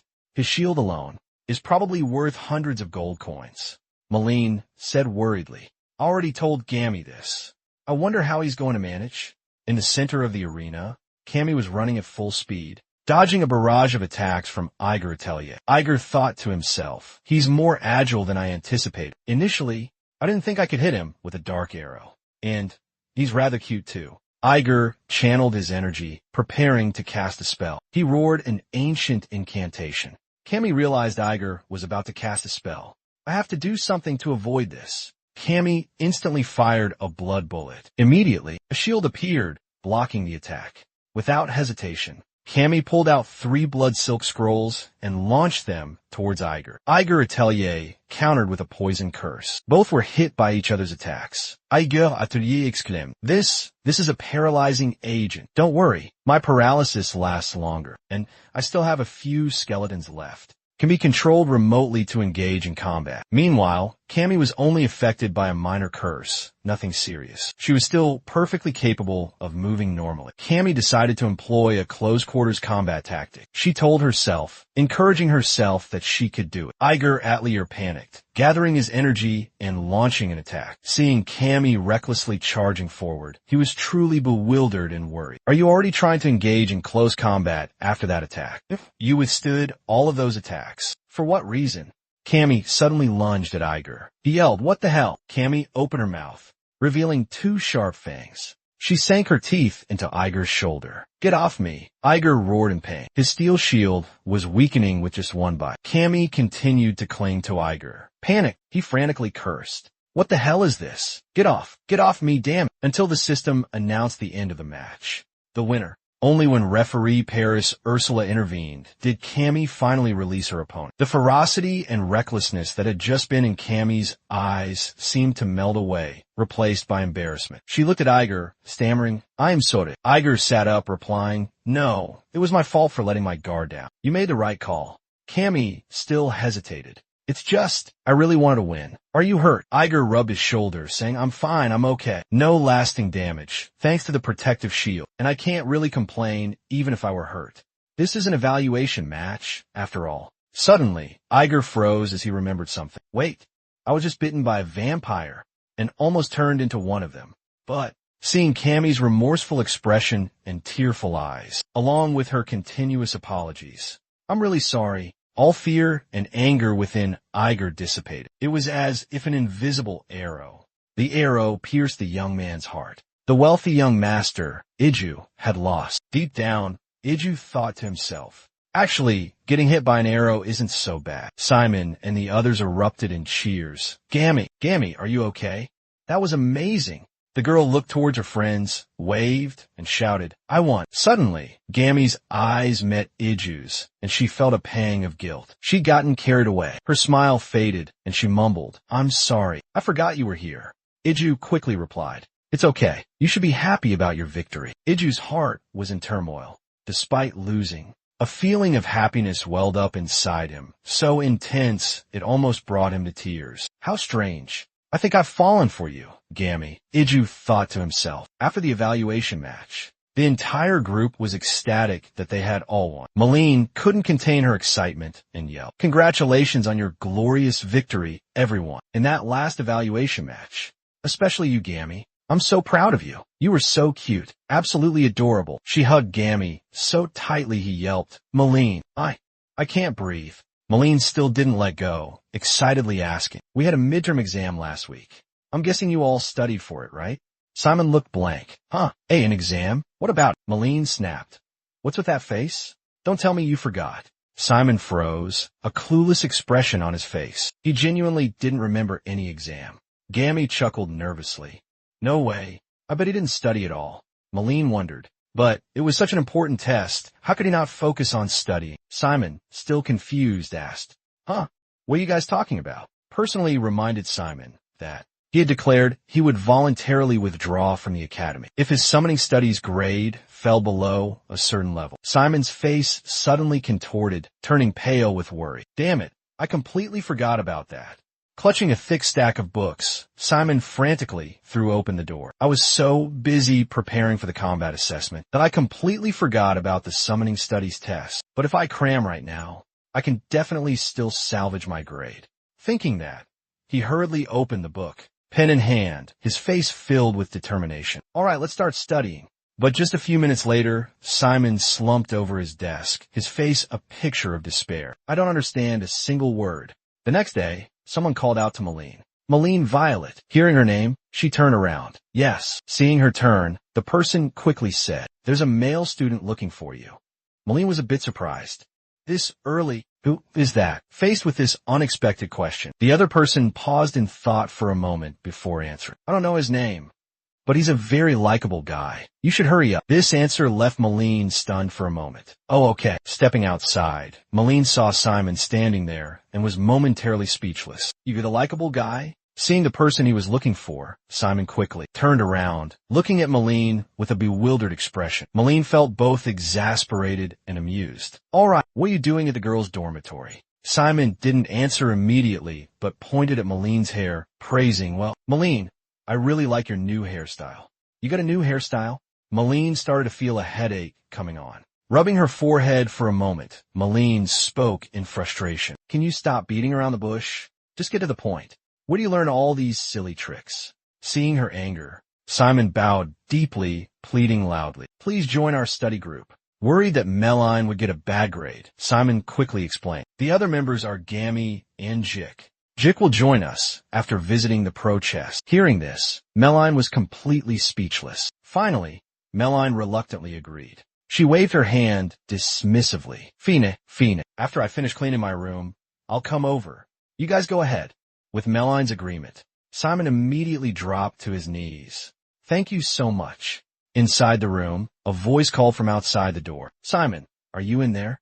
Simon quickly replied, yeah, come in, Gammy. Given permission, Gammy, wearing a backpack, entered with a bright, blooming smile and walked in. It's the weekend, and we still get to study together. I'm so happy. Looking at Gammy's joyful expression, Simon couldn't help but express his admiration. You really enjoy studying, don't you? Seeing the book in Simon's hands, Nami was momentarily stunned. Oh, are you studying hematology?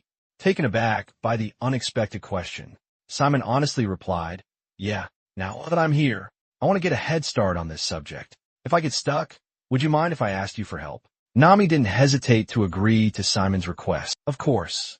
That's great. Actually, I've been looking into hematology too. She then pulled out a book and handed it to Simon. I'm a little embarrassed to ask you right after arriving, but could you take a look at this question for me?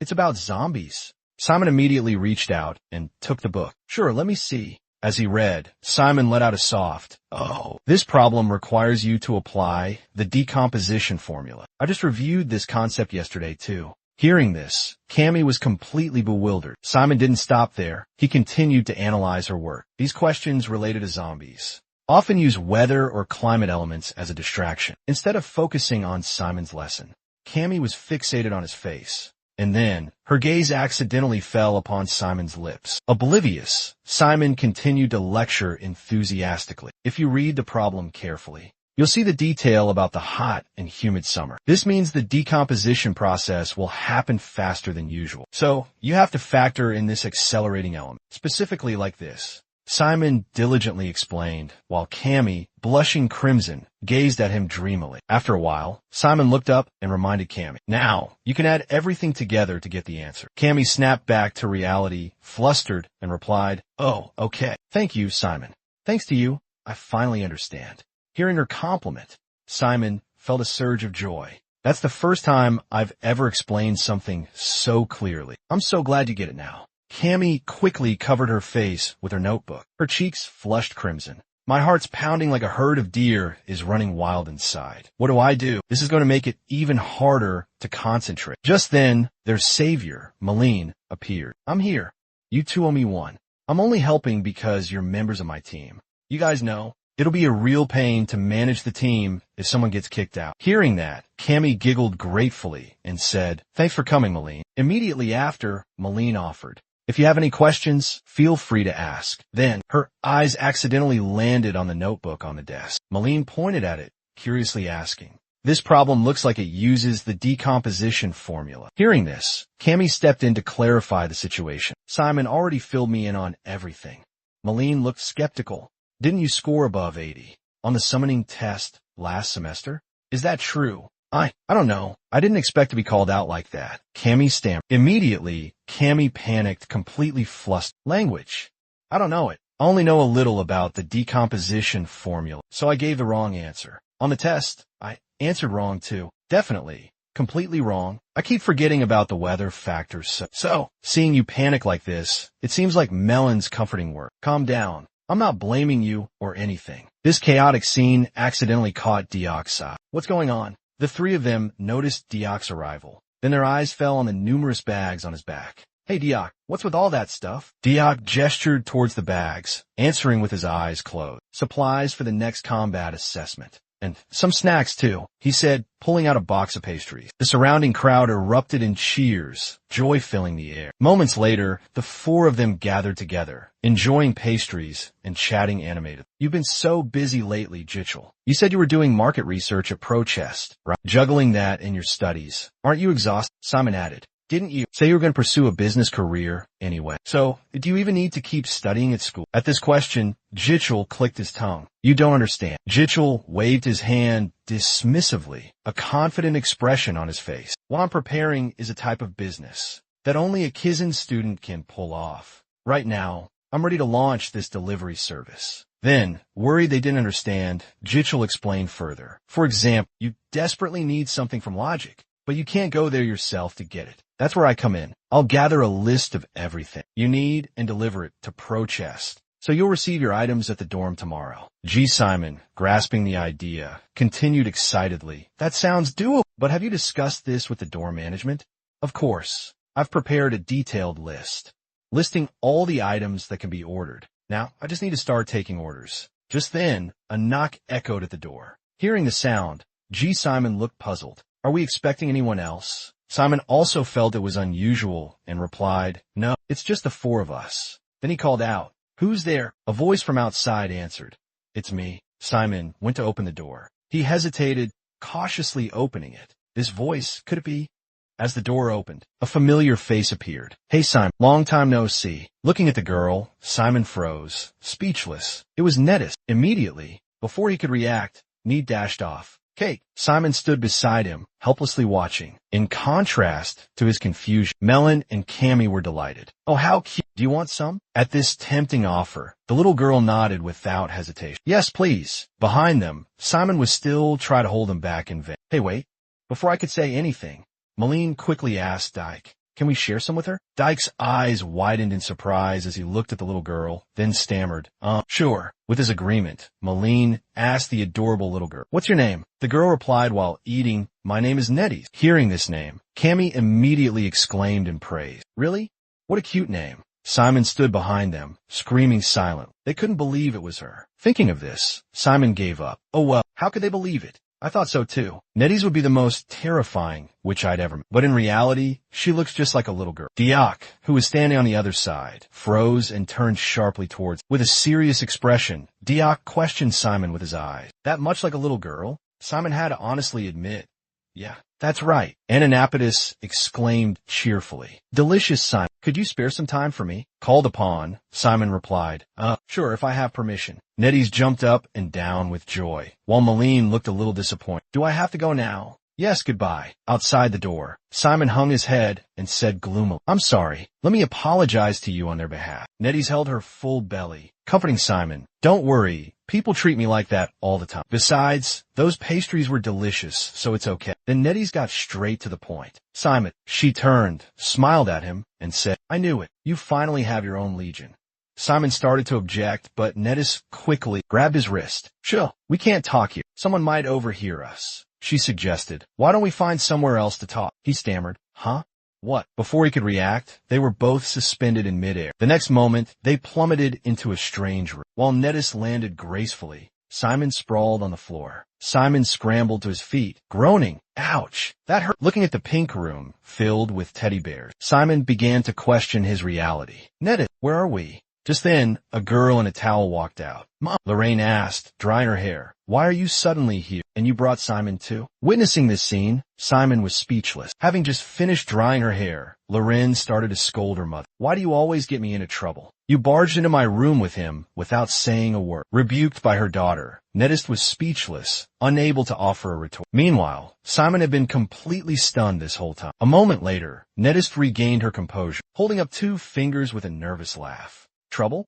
What trouble? I brought him here so he could talk to both of you. Hearing this, Loren could only sigh in exasperation, thinking to herself, oh, good grief. Immediately after, she bent down and started scolding Simon. You're always like this. Nettist, not to be outdone, retorted with a pout. She's the one who's always. I bet you overslept while you were supposed to be preparing for the test. Simon was caught between the two women, unsure of what to do. Nettist continued. Simon is here for a study session. At this point, Loren just mumbled, yeah, I know. This attitude angered Nettist. Do you know how much the professors complain about you to me? Lorraine, not one to back down, immediately retorted, memorizing those formulas. What does that have to do with my actual abilities? Hearing his daughter's argument, Neff, refusing to be outdone, yelled back. Of course it matters. Everyone else is learning. Lorraine, exasperated, didn't bother arguing anymore. I told you I know. It's so awkward being in the middle. Simon could only cry silently to himself. I miss my friends so much. The argument over, Lorraine asked pointedly, so what are you doing here? I told you to go outside. Neff plopped down on the ground, patting it a few times and sobbed. Sometimes I don't know who she takes after. All right, both of you sit down. Simon sat down awkwardly. Yes, ma'am. Once they were settled,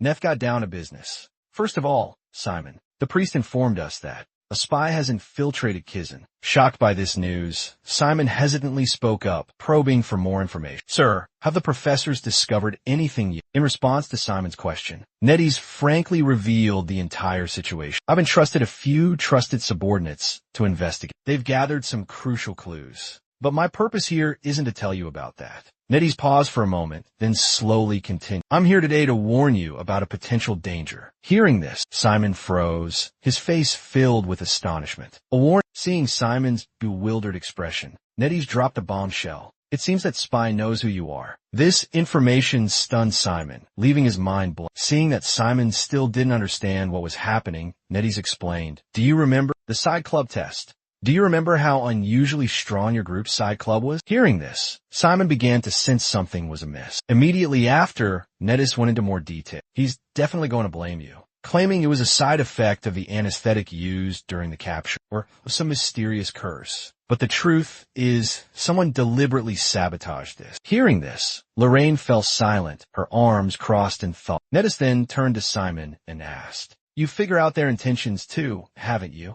Simon replied gravely. They plan to eliminate me and make it look like an accident. Seeing that Simon understood, Nettist continued his analysis. If they can control the Cyclops themselves, it's highly likely it's someone within the school, not from headquarters. Kizan finished speaking, and Nettist immediately asked for confirmation. Are you sure you don't need Kizan's protection? Loren was very worried about you. These words made Lorraine flinch. Ignoring that, Nettist seriously proposed a solution. If you're worried about being expelled, just like your roommate, Jihan, we can allow you to defer your studies for a year, to buy you some more time. Afraid he didn't understand, she explained everything thoroughly. You should go home and rest until the matter is cleared. Come back to school next year. Faced with this offer, Simon clenched his fists, unwilling to accept. Thank you for your concern, but I've made up my mind. Simon lifted his head, looked directly into NID's eyes, and declared solemnly, even if I face danger, I still cherish the opportunity to live here.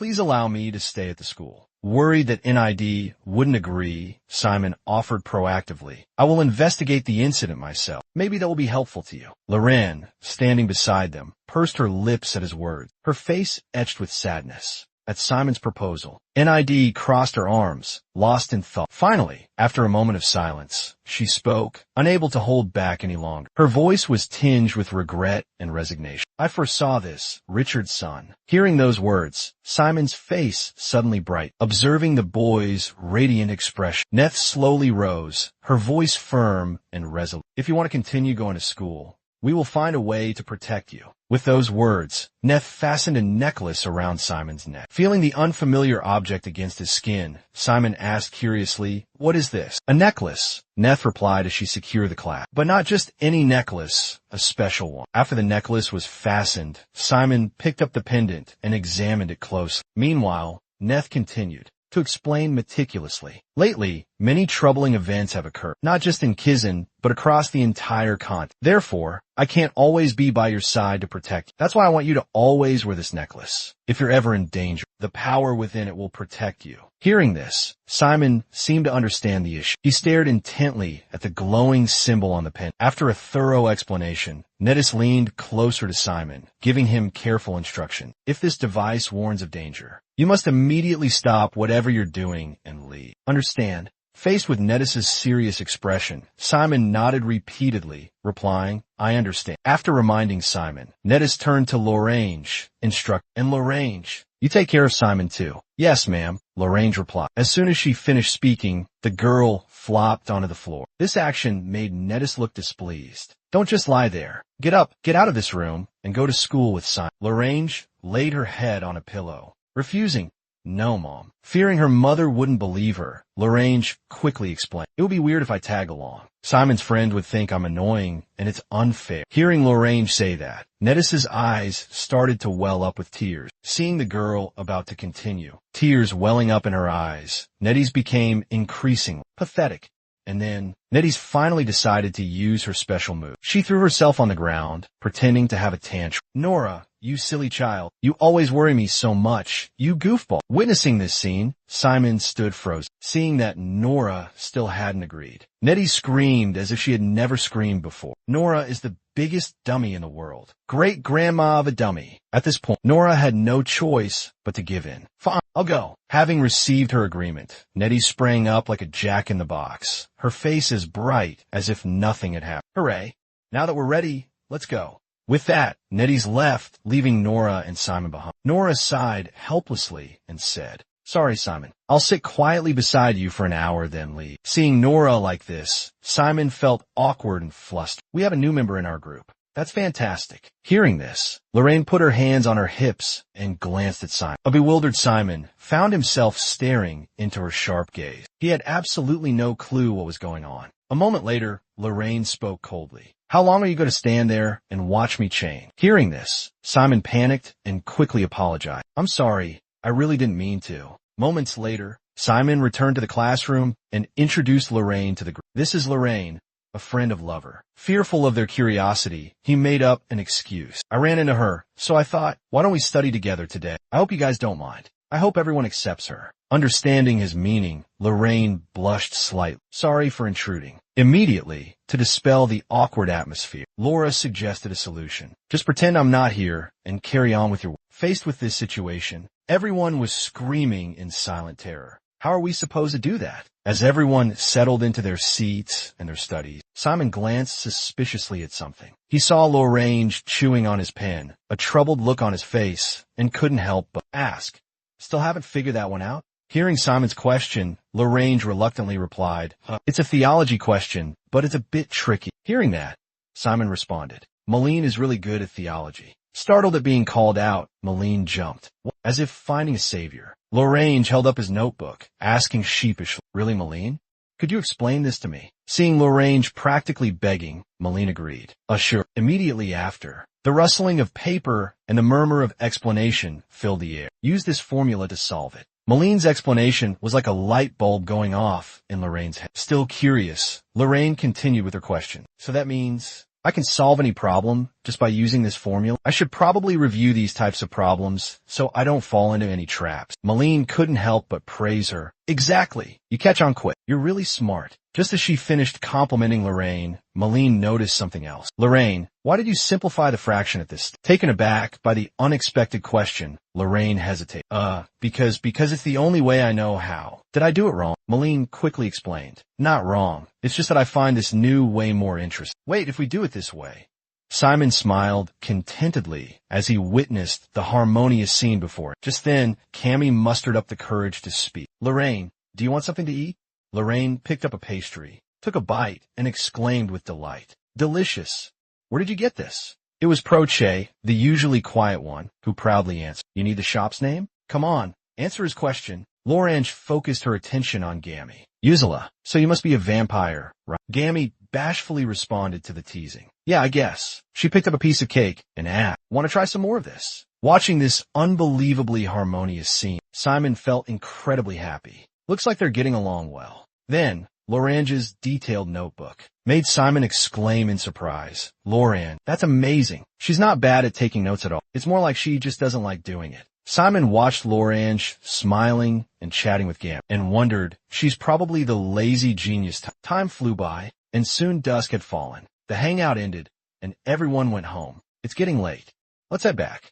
Yeah, alright. Use the remaining time to review on your own. Studying with everyone is really effective. Malene and Cammy wave a final goodbye before leaving. Well then, I had a lot of fun today, Lorraine. After the three of them were out of sight, Simon and Lorraine walked back to the dormitory together. A month had passed since the start of the semester. Lorraine crossed her arms and asked, "Give me your honest opinion. What do you think of the school?" Simon replied immediately without hesitation, "It's amazing." Lorraine continued to ask, "Amazing enough that you would risk your life for it? Is that right?" Seeing Simon's serious expression, Lorraine didn't press further, but instead thanked him for walking her back. She also thanked him for helping make the study session so productive. At the same time, Lorraine apologized if she had bothered Simon's friends. Before they parted ways, Lorraine said one last thing. "But don't forget this, Simon. Don't trust anyone." The next day arrived. Professor Rin stood at the podium, addressing the class. "All right, students, let's begin the aptitude test. This is a valuable opportunity for you to assess your skills and best prepare for the upcoming midterm exam. So, I expect you all to be serious and focused." The teacher held up a sheet of paper and explained the details of the test to the class. The test will last for 1 hour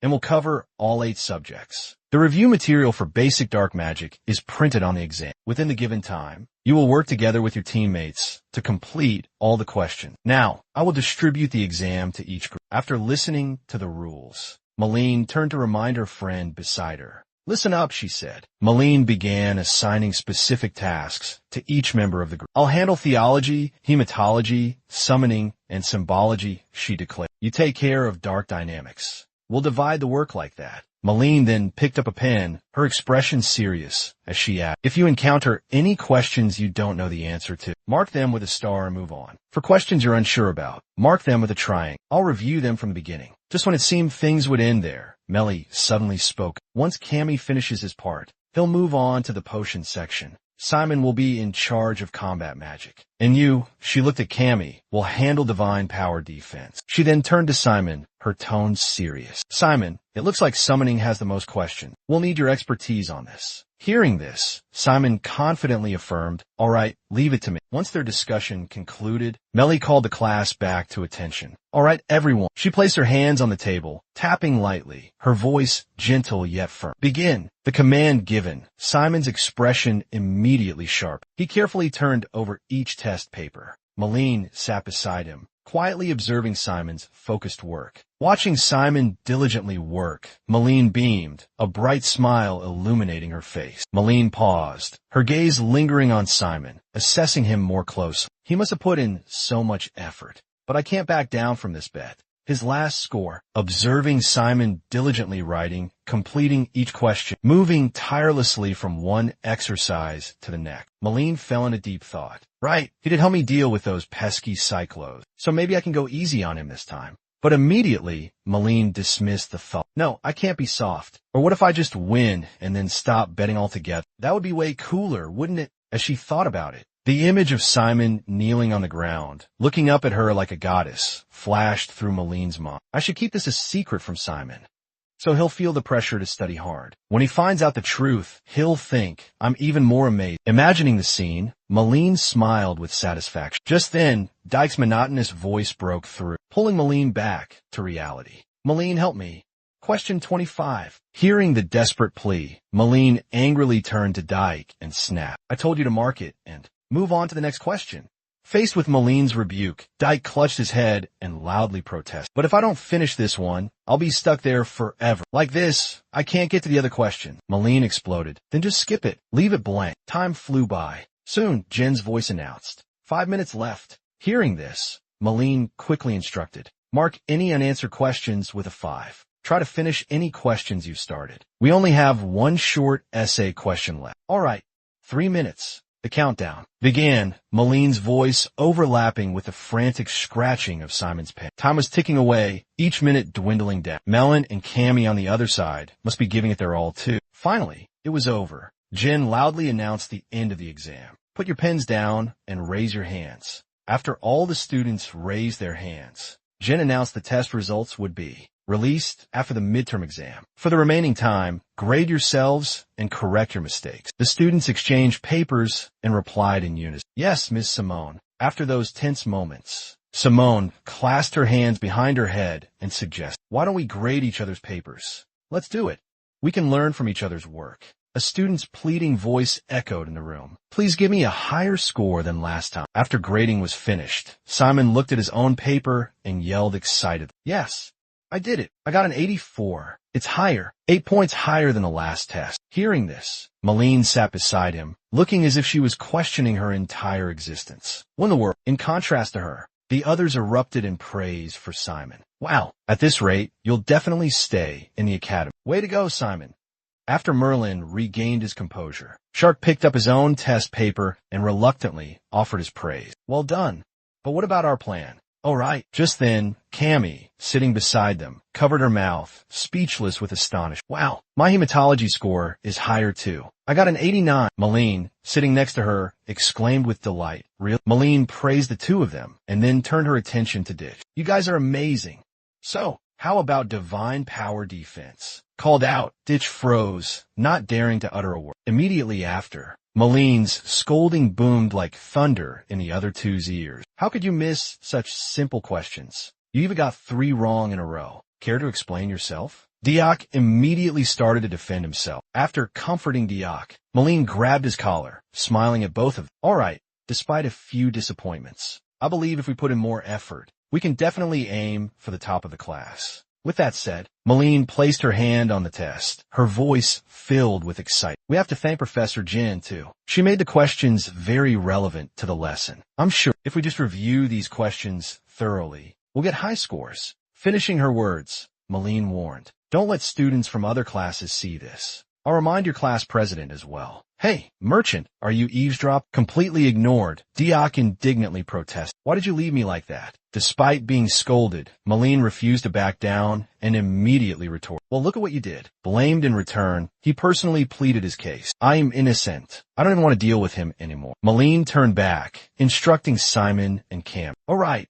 there's a sparring test tomorrow. Make sure you all get a good rest tonight. Amidst the general instructions, Malene specifically addressed Simon. Especially you, Simon. You need to be more careful this time. Everyone knows you can use Olam now. At this reminder, Simon immediately responded. I know.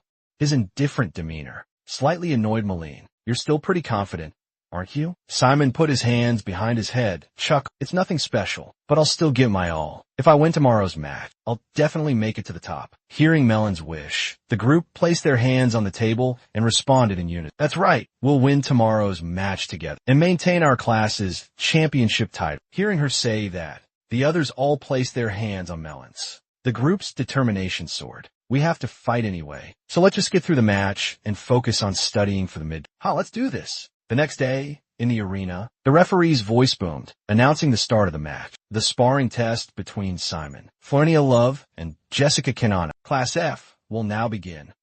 Jessica was dumbfounded when her name was called. Florentia looked at Simon suspiciously, because instead of preparing to attack, he was buried in a book. Are you planning to study right in front of me? Simon didn't answer, completely focused on the book in front of him. Ignored by Simon, the other person flared with anger. You think I'll let this slide? With those words, he raised his hand, summoning a magic circle. Poison mist. Seeing the ethereal blue poison mist hanging in the air, Simon finally put down his book. Is toxicology your specialty? He scoffed. Simon opened his status screen to check something before speaking. With this poison mist, you did manage to lower my stamina a bit. Suddenly, a thought struck Simon, and he was amused. Lucky me, I get to experience firsthand the most common question on the toxicology exam. Having decided, Simon began reading the information in the book to learn more. Poison mist. The caster combines poisonous substances. Each word, every word from Simon, further infuriated his opponent. Boom. Her eyes flashed. The girl raised her hand, summoning a thick cloud of poisonous smoke. I'm not your tutor, she said coldly. With that, the girl launched a deadly blow towards the standing young man. The poison-tipped whip lashed out, striking 2 soldiers, shattering their bones into fragments. Witnessing this horrific scene, Simon immediately recognized it as the poison whip. But instead of fighting, Simon continued to read. He was engrossed in the knowledge within the book. Key characteristics to remember about the poison whip right now are, he muttered. A vein throbbed in the girl's forehead, showing her anger. What? The girl asked through gritted teeth. Are you talking to me? He replied. The poison whip uses a fixed type magic circle, Simon explained. So, if the coordinates of the magic circle are skewed by the poison, it becomes ineffective. The most basic counterattack is to launch a dark arrow to destroy that fixed coordinates circle. Hearing this, the girl couldn't help but be astonished. Without pausing, Simon continued to share his knowledge. This type of poison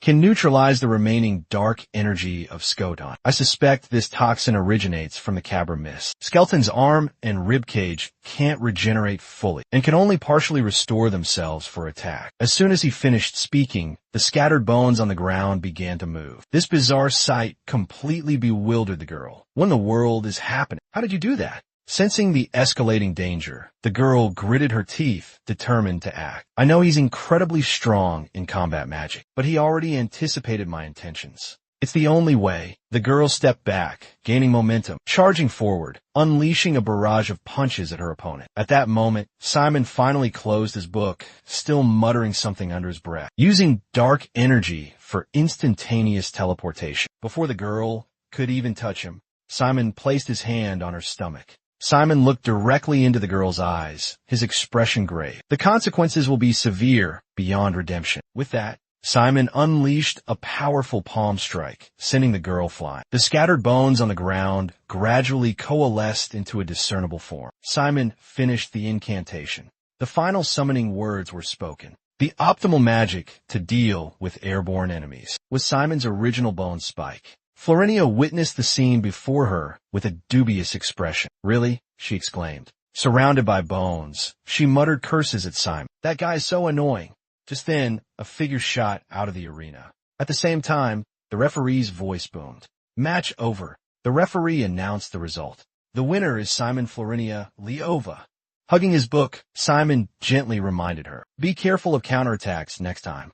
Amidst the tense atmosphere of the exam, the sound of students chattering filled the air. Like a never-ending auction, a student excitedly yelled, Question 8, answer number 2. Hearing that, another friend cheered, Yes, I got them all right. But nearby, a skeptical voice muttered through gritted teeth, Hey, I think the answer should be 4. Before he could finish, another guy jumped in, bluntly berating the one who had just spoken. You idiot, you useless fool. You have to directly apply the property value to the formula. Somewhere, the agonizing wail of a miserable soul echoed. Damn it, my calculator died. Meanwhile, our friend Simon and Jik were slumped over, completely flattened like soggy rice paper. After completing this enjoyable test, with haggard faces and goofy grins, Simon managed to declare, Finally, the midterm exam is over. Jik, with no energy left, only responded with a weary. Suddenly, Simon sat up, stammering to Jik. Since everything's over, there's something I wanted to tell you. Jik sat up straight too, replying, Go ahead. Simon reminisced about the time they all spent together, studying and cramming. Continue to learn and grow, he said, his voice serious. That is the ultimate goal, as we compete fairly and with integrity in this crucial midterm exam. Then, with a beaming smile and eyes sparkling with admiration, he enthusiastically shook his hand, declaring, I really appreciate that. Sitting beside him, watching his friend's face light up like a desert after a downpour, he could only remain helplessly silent. From afar, Malene and Gammy approached with smiles. Malene waved, asking, Hey, Gloomy Gus, what's wrong? How was the exam? Simon greeted them, Hey, Malene. Seeing his exhausted expression, Malene felt the urge to tease him. She chuckled sarcastically. Did your summoning ritual go smoothly? I hope to see you in the next round, Kieran. Hearing that, he slumped onto the desk, sighing deeply. Simon rubbed his head, a melancholic expression on his face. He said, if I could turn back time a month, I'd slap myself. Malene seemed not to hear Simon's lament. She hesitantly asked, Simon sighed, full of regret as he continued. I just realized I was way too confident counting my chickens before they hatched. He put on a dejected expression and said in a despairing tone, I thought getting 10 points would be a piece of cake, but theory is always a far cry from practice. Seeing Simon's weary face, Malene furrowed her brows in worry and asked, "Hey, don't tell me you failed summoning class?" It seemed she had misunderstood the issue. Simon quickly corrected her. No, that's not what I meant. He gave a forced smile and explained, "I still passed. It just wasn't as smooth as I thought it would be." Simon's beating around the bush clearly annoyed Malene. She yelled in frustration, "God, you scared me half to death." Then Malene looked at all three of them and asked excitedly, "So what are we going to do now? It's finally the weekend." Jik placed his hands behind his head, leaning back comfortably in his chair, and slowly replied, "I think I'll go enjoy a monster steak." Malene exclaimed in surprise, "Huh? Why?" Simon also looked puzzled by his friend's answer. But Jik just smiled, a mysterious glint in his eyes. He didn't answer the question directly, instead changing the subject. "You guys have to see it to believe it. There's going to be a big announcement." The information he gave was so unexpected that the group had to ask, "What big announcement?" Jik cheerfully announced, "Next week, all first-year students will be going to an island." Everyone was surprised. "An island?" He gave a smug grin, knowing he was the first one with the news. "Yes, we'll be participating in a survival battle on the island." He then explained further. "This project will send all first-year students to an island teeming with monsters, and we have to survive for 4 consecutive days. This will be the true test of our survival skills on the deserted island." Cammy gasped in shock. "For days? No way." But that wasn't all. YK continued to lay out the details of the harsh survival mission on the island. He raised a hand, counting off his fingers as he explained. "Once we set foot on the island, we'll have to fend for ourselves, finding food, building shelter, and taking care of everything ourselves. And we'll have to hunt monsters, or even fight other students for points." He concluded with a menacing tone, "Because this is Kizin. It goes without saying that those at the bottom of the rankings will be expelled without mercy." Cammy broke out in a cold sweat, anxiously saying, "Oh no, I don't think I can survive this." She turned to Simon. "Simon, will you come with me?" He lowered his head, mumbling, "That doesn't sound good." "What did you say, Sioyan?" "Huh?" Suddenly, Simon sat bolt upright, his head held high. His eyes lit up with excitement. He exclaimed enthusiastically, "That sounds amazing." Looking at Simon's beaming face, unable to hide his joy, Merlin could only roll his eyes and blurt out, "Good heavens, Simon's probably conjuring up all sorts of scenarios in his head right now. Simple huts made of leaves, fearsome, ferocious monsters, and so on and so forth." Simon eagerly replied, "Camping on a deserted island, hunting wild animals, fighting monsters to survive for 4 straight days. Awesome. I love it. I used to do that with my dad when I was a kid," Simon recounted excitedly. The other friend looked at Simon with a puzzled expression, as if he were a creature from another planet. "You're one of a kind, man," the friend said, shaking his head in disbelief. Merlin turned to Dick, his face full of suspicion. "Hey, are you absolutely certain this information is accurate? How do you know Kizen's plan?" Dick didn't seem very confident. He held up a finger, hesitantly saying, I'm about 90% sure, roughly around 60 to 70%. Malene didn't seem satisfied with that vague number. She wondered why Ji-hyuk gave such an uncertain percentage. He proceeded to thoroughly explain the origin of that number. "Listen, Malene, I overheard the servants at Kizen secretly talking about removing the insoles." Malene quickly jumped in to explain. Insoles are devices used to measure and evaluate operational productivity. Ji-hyuk continued his analysis. "Exactly. And in the past 2 days, within just 48 hours, the transfer team from Kizen headquarters has been deploying a project on a massive scale. They're also transporting a huge amount of materials used for magic circles." As if suddenly remembering something important, he added, "Oh, I almost forgot. One more thing. Professors from other classes have next week off. They wouldn't have time off if there weren't any makeup lessons scheduled next week." From Ji-hyuk's sharp information and analysis, Malene pondered for a moment, then admitted, "That makes sense." Immediately, Malene began a serious discussion with everyone. She declared firmly, "Then we need to be ready." Then, she posed the question, "What should we prepare?" Ditch seemed to have anticipated this. He stretched, loosening his muscles, then slowly offered his opinion. "Well, the most important thing is to improve our combat abilities and survival skills." Cammy was completely clueless about this, so she furrowed her brow slightly, asking Ditch for clarification. "Survival skills? What do you mean?" Ditch immediately listed a few essential skills for his friend: building shelter, starting a fire, preparing monster meat, and identifying edible plants, for example. This didn't stop there, continuing, "The island is full of monsters. so we'll have to hunt and eat them, or find plants to eat. Hearing this, both Cammy and Malene paled. Their faces fell as they considered Ditch's words. Malene exclaimed in horror, right? We'll have to eat them? She turned, her voice tinged with sadness as she asked Cammy. This week, will we have to go to that restaurant that serves monster dishes? Cammy, would you want to go with me? Cammy immediately burst into tears, turning back to tightly grasp Malene's hand. Malene choked back a sob, tears welling up in her eyes as she replied, yes, I'll go with you, Meline. Amidst the emotional scene, a voice suddenly rang out. There's no need. Simon reminded everyone of a shared memory. Does everyone remember the dish we ate with Professor Hongbang the other day? Upon hearing this, Cammy smiled and replied, oh, right. It was delicious. Malene also reminisced. Yes, sometimes I crave it too. With just a single sentence. Simon had evoked in everyone the memory of that cozy evening. They sat around the bonfire, raising their glasses, laughing and chatting merrily. Simon continued, causing Meline and Cammy to simultaneously turn and look at him in surprise. She said it was made from the meat of that monster. Simon added, I'll write to Professor Hong about the recipe. Immediately after, the girls' excited cheers rang out. Simon, you're the best.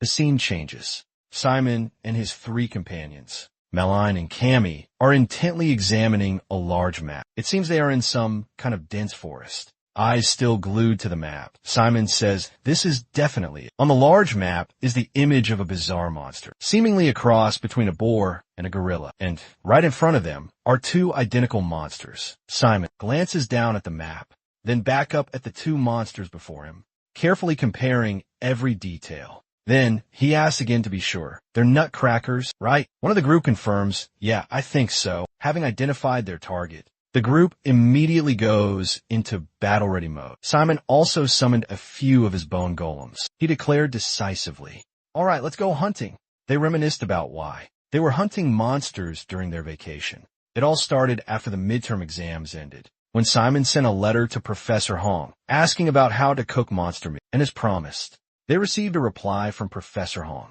Inside the letter, the professor wrote that she was willing to share her secret recipe, but in return, they needed to acquire a special kind of monster meat, and that was why they had to embark on this hunting trip. The monster they needed to hunt was called a neotrat. An illustration of the creature was included with the letter. According to Professor Hong, neotrats were harmful to the ecosystem. They were omnivorous and reproduced at an alarming rate, causing severe damage to the ecosystem on Slope Island. These nasty neotrats were everywhere in the forest. So, at the end of the letter, the professor wrote, the task the professor entrusted to us is to hunt down the alpha nutcracker. It's much larger and more ferocious than ordinary nutcrackers. Malene frowned slightly as she recalled the professor's request, saying, and the alpha nutcracker must be captured alive without sustaining serious injuries, because we'll need it for cooking. That's right, Simon affirmed resolutely. We have to catch it alive. Malene grew more worried, saying, this is going to be difficult. Let's deal with the smaller ones first.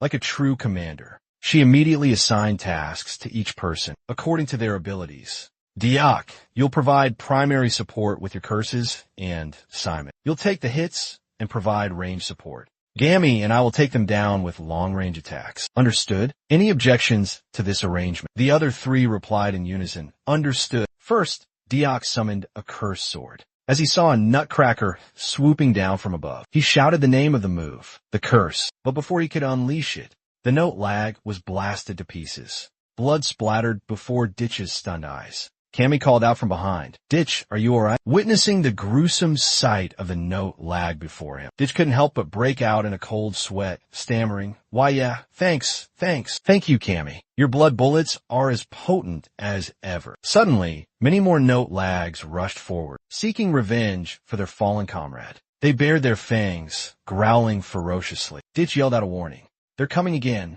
Despite having two bone Olam-wielding shields in front, the enemy numbers were overwhelming. So Ditch still had to call out to Simon for help. I need backup. Simon was ready. He drew his bowstring taut. While instructing, draw and aim, wait for the opportune moment, Simon commanded, fire. Instantly, a volley of arrows were launched from the golems, mimicking his every move. They flew swiftly forward, taking down the ferocious lacerators. However, the lacerators kept attacking relentlessly, their numbers seemingly endless. As one fell, another would immediately take its place. Simon glanced at his friend, who was focused on chanting, creating a magic circle. Almost done, Malene, he urged. Just then, the magic circle was complete. Malene raised her hands high. A flame gradually emerged from within the formation. All right, everyone back away, she signaled. Then, she launched the fireball at the lacerators. Boom! The flames erupted fiercely. Intense heat radiated outwards. Malene panted, asking, is the spell almost ready? Let the fire burn a little longer. Let's go. They cautiously approached, checking to see if the Notlac were completely incinerated. While everyone was focused on the charred corpses, Gammy quickly noticed a potential danger. She turned and spotted a Notlac lurking in the branches of a large tree. Just as it snarled and suddenly lunged, targeting her oblivious friend, Malene. Gammy yelled, Malene, look out behind you. A shot rang out. A blood bullet was fired with lightning speed, swiftly taking down the cunning Notlac. Malene narrowly escaped death. Seeing Gammy still in a firing stance, Malene anxiously asked, are you alright? Malene beamed, hugging Gammy tightly. She said emotionally, thank you, Gammy. You just saved my life. Simon, standing nearby, just chuckled. Malene didn't forget to check on everyone else. Is everyone okay? Then, she warned, we'll definitely have to come back here, so be careful. Watching the ferocious flames, showing no signs of abatement, Jaiwu spoke up anxiously, a hint of unease in his voice. But what should we do about this fire now? Shouldn't we try to put it out? Malene quickly replied, don't worry, the black fire origin is an ancient artifact. It will extinguish itself. Then she added sarcastically, Jaiwu, don't you always think you know everything? Why don't you know something this simple? These two bickering with each other had become a common occurrence, a daily routine. So Simon didn't bother intervening, just watching the show. Jaiwu retorted to Malene's words. I'm not a genius like you. How could I know everything? While Simon was intently watching their heated argument, Gammy was staring at him, or more accurately, at his neck with a knowing look. The bickering continued. Malene scolded Jaiwu. You don't even know this? It's in every book. Cammy stood there, suddenly parting her lips for some unknown reason, revealing two sharp fangs, characteristic of a vampire. Perhaps noticing his friend's unusual expression, Simon worriedly asked Cammy in a concerned tone, are you alright? Cammy's heart pounded like a drum in her chest. The sound was so clear that it startled Cammy, causing her to stammer. Cammy lowered her head, her eyes avoiding direct contact. Her face flushed. She mumbled an explanation. It's just, I used too many blood bullets, so I feel a little dizzy. Cammy tried to add, I'm fine. But before she could finish, she collapsed into Simon's arms. He asked anxiously, are you sure you're okay? You look so pale. But Simon was completely unaware of Cammy's delicate neck being the target of those sharp fangs. Just then, a loud shout rang out. Hey, you guys! Look. Hearing the call, Simon immediately turned his head. Cammy was startled by the sudden voice. The little girl looked up with an innocent expression. Nobody did anything. I didn't touch anyone's head. Deke bent down, examined the newly discovered tracks, and said, these are the footprints of a Notlac. But this one seems a bit bigger than usual, doesn't it? Melon guessed. It must be the boss Notlac. Maybe he was just here a moment ago. Simon also seemed excited by this discovery. He suggested, how about we follow its tracks? But Cammy paid no attention to the suggestion. The little girl just held her face, which was as red as a ripe persimmon, and whispered. Embarrassment and confusion welled up, and Cammy wondered, what's wrong with me? She frowned and thought, I've been perfectly fine for the past 5 years. I thought I could control it. Then, Cammy glanced at the boy who was engrossed in conversation in the distance, and thought to herself, why do I always feel this way around Simon? In another corner of the log cabin, adorned with hanging sausages, a voice broke the silence. The professor is looking for you. Professor Hongbin, upon seeing the newcomer, immediately asked for a favor. I'm sorry to call you in on the weekend like this, Buzz. Simon and his friend are coming here today. Could you guide them here? Buzz asked in surprise, what? Then, he said in frustration, I already assigned them the mission to catch the Netlag boss. They should be near the Netlag's territory by now. Then he corrected himself. Well then, Professor, how can they be here today? Professor Hongbin smiled brightly, wrinkles crinkling at the corners of his eyes. He cheerfully replied to Buzz's question. They won't learn more survival skills to prepare for the upcoming island trip. That survival trip hasn't been officially announced yet, but I'm incredibly proud of them. Look at those beaming faces.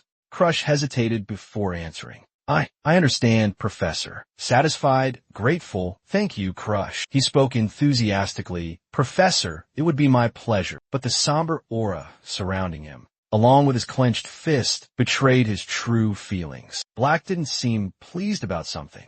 Back with Simon's group, they were still following the trail. The footprints they had discovered minutes earlier. Careful. Simon crouched down, examining the tracks meticulously. There are more footprints. They must be close. Hearing the news, Simon raised his hand, pulling out a strange, oval-shaped sphere, and said, "Is that so?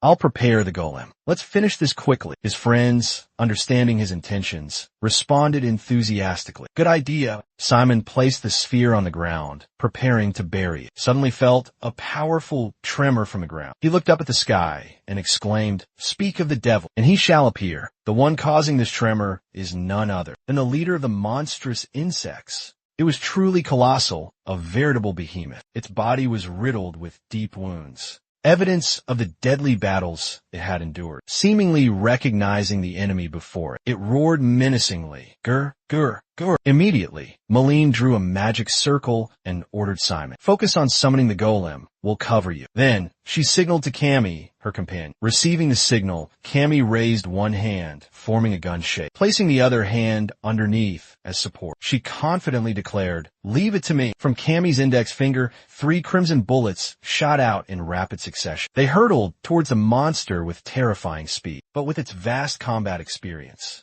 it dodged them all. The bullets crashed into the ground, exploding with resounding booms. A gasp of surprise suddenly echoed. With just a glance at the scene before him, Diak let out a cry of astonishment. Its reflexes are quicker than I imagined.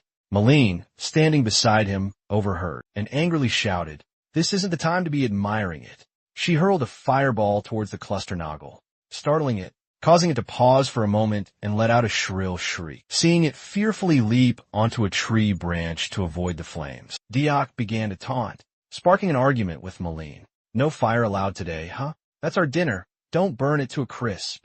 She wasn't one to back down, retorting, "Don't be so stingy." Merlin spoke up, ending the quarrel. "We're going to roast it anyway, sooner or later." Hearing this, Diak indignantly protested. "Damn, you're right about that." Cammy, from behind, could only helplessly try to intervene. "Hey, you two, stop arguing." But Dyke wasn't done yet, he added. "I bet searing it a little wouldn't hurt, right?" Just then, the cluster shambler suddenly leaped from the tree branch. Malene saw the cluster shambler plummeting from the sky. She yelled in frustration, reminding Dyke, "God, stop messing around." Dyke, the focus of her outburst, felt annoyed by her words. He turned around and retorted, "Oh." In the next moment, he opened a cursed space beneath him, pulling out a net as he continued. "Always." Dyke gripped one end of the net and prepared to throw, building momentum. He angrily yelled to finish his sentence. "Focus. Al. Kata." A perfectly aimed throw was executed. The net enveloped the cluster shambler's massive body, trapped by the cursed magic net. It roared in frustration. Graw. Boom. The massive body of the Niatu Raksham crashed to the ground, sending a thick cloud of dust and debris billowing into the air. He excitedly gazed at his newly captured prize and declared in a triumphant voice, "Yes, I've got it." The Niatu Raksham felt utterly humiliated at being trapped in this tiny net. It tried to suppress the rising wave of frustration. Yearning for freedom, it recklessly reached out, defying the curse that held it captive. Its emaciated fingers gripped the cold iron bars. Immediately after, it mustered all its strength, ripping the sturdy net in two. A furious roar echoed, filled with hatred. Witnessing this, everyone was utterly astonished. Dyke scratched his head, chuckling nervously as he searched for an excuse. Perhaps the magic wasn't strong enough, he stammered. Malene angrily shouted, "You idiot!" Perhaps only then did he realize the power of those imprisoned was not to be underestimated. The Chum Noddlebug, terrified, frantically turned and fled. Seeing this, Dyke panicked and yelled in alarm. "Look, it's escaping." Suddenly, a strange object appeared before the Chum Noddlebug. It froze, terrified, before it could understand what was happening. Instantly, the strange object sent the Chum Noddlebug flying backward. The impact was so powerful that it created a fierce gust of wind, forcing everyone to shield their faces. The sound of the Chum Noddlebug crashing into a tree trunk echoed sharply, echoed throughout the forest. The owner of that powerful blow was standing right behind Simon. A giant earth golem was perfectly mimicking his movements. It turned out that the strange sphere from before was its shape-shifting eyeball. Simon smiled and said, "Sorry to keep you all waiting." No one minded, only praising perfect timing. Malene gestured, telling Simon, "You take care of it." After that, he controlled the earth golem as it slowly advanced toward the fallen headshaker. The boss monster was completely exhausted. Simon confidently asserted, "Don't worry, it'll be done in no time." Looking at the massive body of the headshaker, several times larger than the golem, Olam suddenly remembered something and hurriedly called out, "Hey Simon, hey Simon."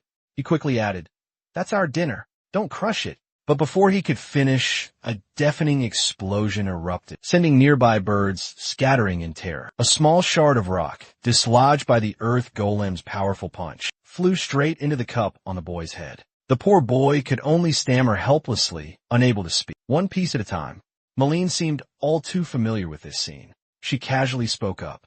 "Do we always have to eat ground meat like this?" From the nearby bushes, a sudden voice rang out. "I came here because I heard a loud explosion." "They're close." Everyone recognized the familiar voice. Melon spoke up. "It's our assistant instructor." Seeing the massive trophy lying unconscious, Raz nodded in satisfaction. "You have completed the mission excellently." "Excellent. I've set a teleportation circle nearby. Let's go." They all replied in unison, "Yes, sir," and stepped into the teleportation circle one by one. But when it was Simon's turn, Raz held out his hand to stop him. "Hold on, Simon, Florentia." He stepped in front of Simon and said, "We need to talk." Simon looked surprised, asking right now, "Can't we talk after the transfer?"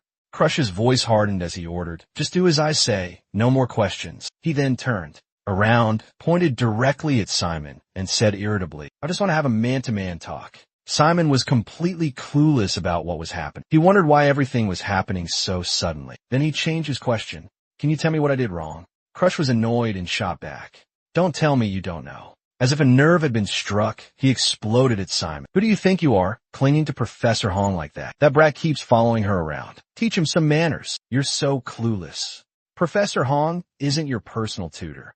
Simon looked remorseful, trying to calm the other man's fury. He spoke up. "I sincerely apologize for making you work on the weekend. It's all because we—" But suddenly, Brat slammed his fist into a nearby tree trunk. He roared, "Shut up." Instantly, the tree trunk split in two, crashing to the ground. Seeing Simon's dumbfounded expression, Brat became even more enraged. He continued, "I'm not here to argue about that."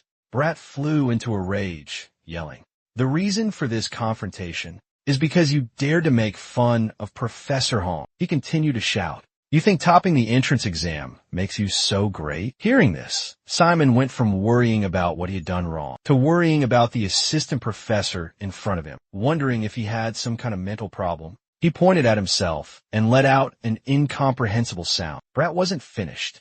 He continued to badmouth Simon. "Do you know what an honor it is? To be personally chosen by the professor as a private student. It's a rare privilege, and yet you took advantage of her kindness? You're just exploiting the professor's trust and good nature." This teaching assistant seemed to hold Professor Hong in high regard. He looked down on Simon. "A punk like you, how could you understand the professor's delicate heart? Toying with her feelings like that. Do you think you deserve to be her personal student?" The more Simon listened, the more absurd it sounded. He interrupted Beck to clarify. "Excuse me, but I think you've got it all wrong." Pausing for a moment, he continued, "I declined the professor's offer to be her student." Beck looked as if he couldn't believe his ears. "What?" he asked again. Simon scratched his head in embarrassment, explaining, "I didn't bother her at all. I turned her down. She respected my decision and said that I could come to her for help anytime." He shared honestly, and that was her suggestion too. "When I was choosing team members that day, even now, I still ask her for the secret to writing." Cutting him off mid-sentence, the girl he secretly admired interjected, "Do you think I'd fall for such nonsense? I've worked under the professor for 5 years. He continued with a smug expression. "I understand the professor's thinking better than anyone. And you've only been here a month, and you act like you know everything." Simon glanced at him with disdain, thinking to himself, he clearly isn't a good listener. Suddenly, the girl tossed Simon a black bracelet. He quickly caught it. Examining the object in his hand, Simon recognized the familiar bracelet. He wondered, Isn't this the bracelet used for the combat assessment? Brat spoke up impatiently, unable to hide his restlessness. Cut the crap. Just get this over with. Crush cracked his knuckles, declaring with fiery intensity, "If you can defeat us before this spell wears off, then I'll believe what you're saying." He continued, laying out his conditions in a challenging tone. "Then, I'll apologize, compensate you, resign, anything you want. It all depends on you." Simon held the bracelet, his eyes sharp as he countered. "And what if I can't?" Brad immediately made a demand that stunned Simon. "You have to become Professor Hong Ban's disciple." After listening to all of Crush's conditions and demands, Simon put the bracelet on, slowly saying, "I know you're worried about the professor." He immediately changed his demeanor, frowning in displeasure as he continued. "But forcing someone to do your bidding is wrong. Anyway," he looked up, his eyes filled with determination, his voice ringing with strength. "I never back down from challenge." After Simon Farintia accepted the teaching assistant's sparring offer, Brat stood ready to break Jack's wrist. Jack smirked, taunting his opponent. "At least you've got some guts." With those words, Brat lowered his center of gravity, channeling all his power into his feet, like a tightly coiled spring. He launched himself forward with a declaration. "I'll show you what real power is." Meanwhile, Simon Farintia observed Brat's movements and made a prediction. He's definitely going for a straight left. Immediately, Simon Farintia braced for the counterattack, but life had other plans. A surprise right hook came out of nowhere. Simon Farintia turned his head in astonishment, and the powerful punch landed squarely on his cheek. Brat roared triumphantly. "What are you waiting for? Where's all that confidence gone?" A relentless barrage of attacks rained down. Simon Farintia endured the pain, struggling to stay on his feet. Gritting his teeth, enduring and dodging in silence was enough. Simon Farintia lowered his center of gravity, stepping back, ready in a defensive stance. Brat was stunned, looking at the boy before him with a puzzled expression, wondering what was happening. His eyes widened, questioning if his punk was actually going to punch him. His cheek still stung from the previous blow. Simon Farintia now glared, looking at Brat with contempt. Both quickly regained their composure, focusing their minds. Brat hastily returned to an offensive stance filled with doubt. A newcomer, daring to think he could defeat a Kizan teaching assistant with 5 years of experience? It was absurd, but it was happening right before his eyes. Simon Farintia unleashed a powerful punch, aimed directly at his opponent's stomach. Brat was not to be outdone. Raising his hands, fists clenched, his eyes full of defiance. "If you truly desire to become my disciple, then prepare yourself for an attack aimed squarely at your backside." He was like a rag doll, completely at the mercy of the blow, sent crashing face first into the ground. Showing no intention of stopping, Braz raised his leg higher, poised to deliver a finishing blow. He roared furiously as he launched his kick.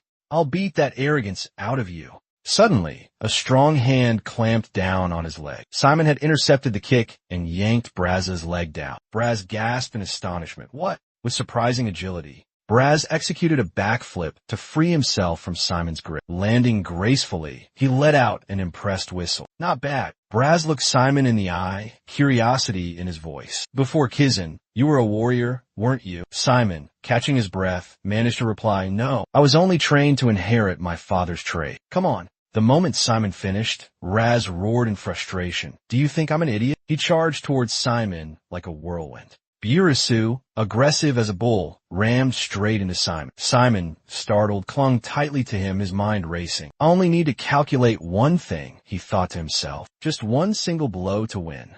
Suddenly, Burisu abruptly jumped back and embraced Simon tightly. In the midst of the fierce battle, this scene looked romantic, like a scene from a romance movie. Burisu quickly locked Simon's legs together, lifting him into the air. Both of them fell backwards. Simon crashed hard onto the ground, his body colliding with the cold, hard surface. Lying amidst the thick dust cloud, Burisu challenged, "Get up, kid." Burisu maintained a defensive stance, anticipating Simon's counterattack. Suddenly, Simon vanished from Burisu's sight. It was truly a case of following the scent of flowers, only to find oneself lost in the fog. A lightning-fast attack appeared. He decisively charged straight towards Burit. Burit nimbly dodged to the side, narrowly escaping the attack. Burit immediately went on high alert, anxiously scanning his surroundings and wondering in amazement. Where did this monster come from? Now I understand why. Professor Hong Band took notice of him. Black calmly ventured deeper into the dense forest, lost in thought as he walked. I understand she wants him as her disciple. But suddenly, a strange sound echoed from behind. Beerut sensed something amiss and quickly turned around. A sharp object sliced past an ancient tree trunk, causing it to unexpectedly come crashing down. Beerut thought to himself, what a freak. How can he control those school-ton and fight me at the same time? Just then, a nearby skeleton lifted the fallen tree trunk, pointing it directly at Ratter, ready to attack. Witnessing this, he was filled with rage. He gritted his teeth and growled, I'll end this. With that, Raz leaped into the air, charging straight towards Simon. His boots seemed to be equipped with jet engines, propelling him towards his opponent. A powerful attack was launched. Raz blurred past Simon with blinding speed. Suddenly, a sharp object pierced his calf. Simon stood still, his eyes fixed on his opponent with a chilling gaze. A sharp pain shot through Raz's thigh. He looked down. A gaping wound was bleeding on his right leg. Raz was stunned, letting out a cry of pain. What was this? Brat was once again utterly astonished. He looked up, surveying the scene before him. 2 rows of trees had fallen, forming an X that blocked the path. The monsters stood isolated on one side. The fog had vanished without a trace. Brat exclaimed in utter astonishment. All of this, was it all planned from the beginning? The Skotan's bones were intricately arranged, impaled on the very trees he had just passed. Brat stood frozen in place, his face a mask of shock and disbelief, his eyes wide as he stared at the boy before him. Simon coldly advanced, raising his leg, preparing to deliver a fatal blow. The blow landed squarely on Brat's cheek, knocking him unconscious, sending him crashing to the ground. Simon looked down at Brat with a cold stare, and then declared, You have nothing left to deny. A gentle breeze swept through, carrying Simon's declaration. I win. The voice echoed throughout the forest. Brat lay sprawled on the ground. Suddenly he burst into a fit of maniacal laughter. Ha ha ha ha ha. Brat, seemingly driven mad, scrambled to his feet, laughing wildly. Brat let out a boisterous laugh, then staggered to his feet, his voice raspy. All right, I admit it. I lost. I'll keep my promise.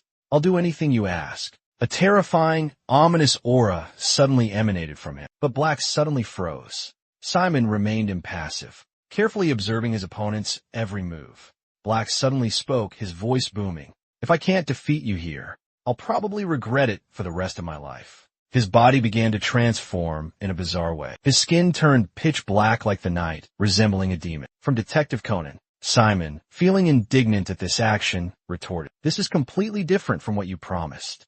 You're transforming to fight a freshman? Is there anything more shameful you can do? Black roared furiously, yelling directly at Simon. I don't care what you say. Simon sighed. Exhaustion and frustration etched on his face. Just then, a scorched crush, eager to test his strength, hurriedly urged him on. What are you waiting for? Simon dejectedly accepted his unreasonable demand. Fine, get into position.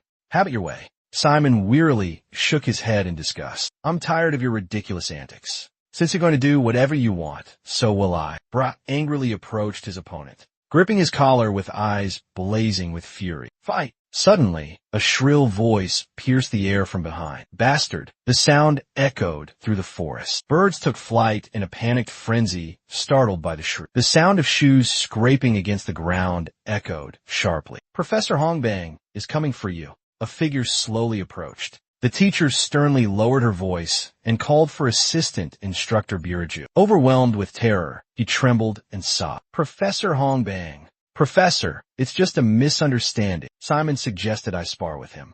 He stammered in response to the teacher from Haifeng, afraid to beat around the bush. A decisive punch landed squarely on Biraju, sending him flying back several meters. Simon stared at the professor in astonishment. She remained calm, her voice cold as she spoke. I believe I asked you to bring the student to me. Hongbang, furious, widened her eyes, turning to glare directly at her crush, before lowering her voice to demand, Explain yourself. Her eyes blazed with fury as she glared at him. Murderous intent radiating from her, Hongbang sternly called his name. Biraj, he responded fearfully. Why yes? Hongbang immediately ordered, Turn around, assume the position that hurts the most. Brat stammered, his face contorted in pain. Is it the worst it gets? Without hesitation, Hongpian roared. Instantly, he, in the guise of a murderer, continued to devour his food, sweat pouring off him. He was in agony, unable to speak. Simon, standing beside him, was astonished by the scene unfolding before his eyes. Master Brat is supporting himself with one hand on the ground. His legs pointed straight up. His entire body weight was held up by a single finger. Simon was stunned.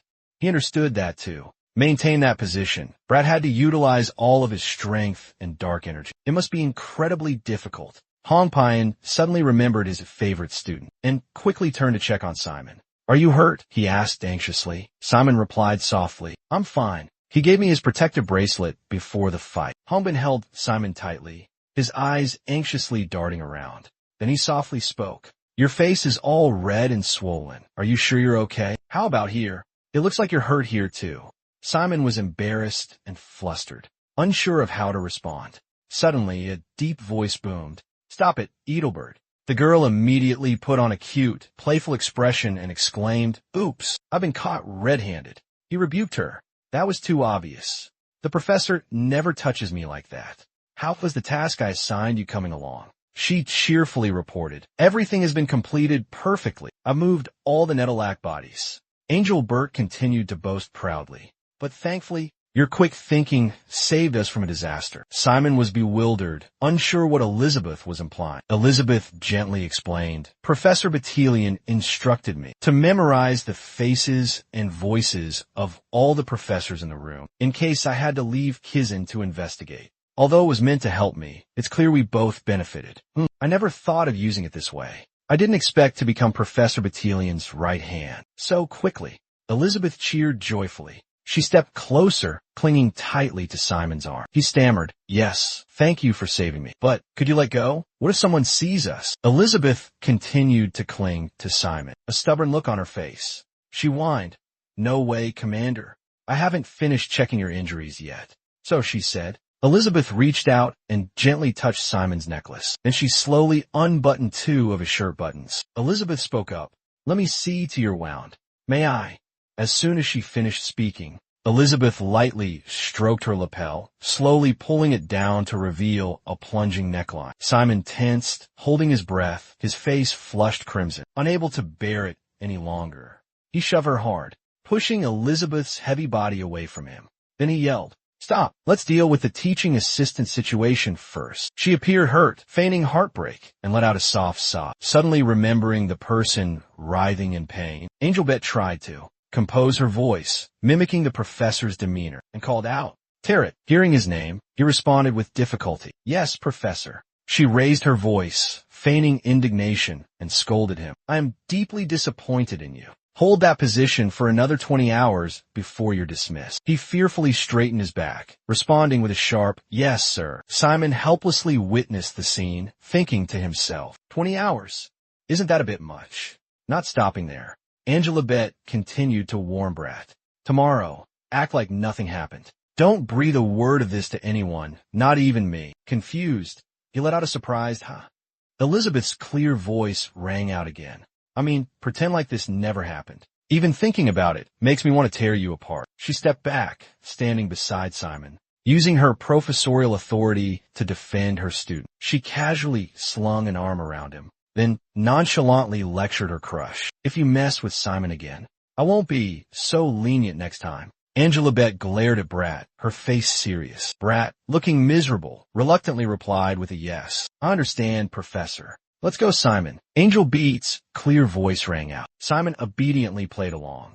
The diligent student politely replied, "Yes, ma'am." Night gradually fell, blanketing the landscape. From afar, Simon stumbled out from the edge of the forest. Gammy rushed towards him, calling out worriedly, "Simon." Seeing her, he spoke softly, "Sorry I'm late.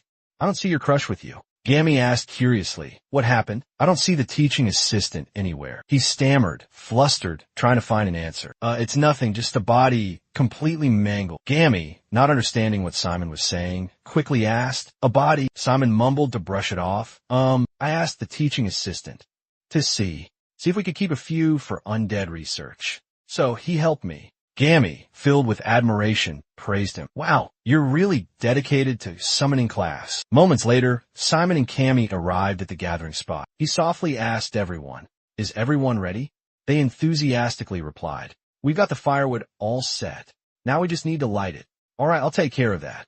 We'll take turns. Amidst the stillness of the night, the fire was lit, blazing brightly. The warm glow spread, chasing away the night's chill, bringing a sense of comfort to Merlin. Violet gazed thoughtfully at the burning flames, suddenly wondering, do we have to stack the wood in a square like this?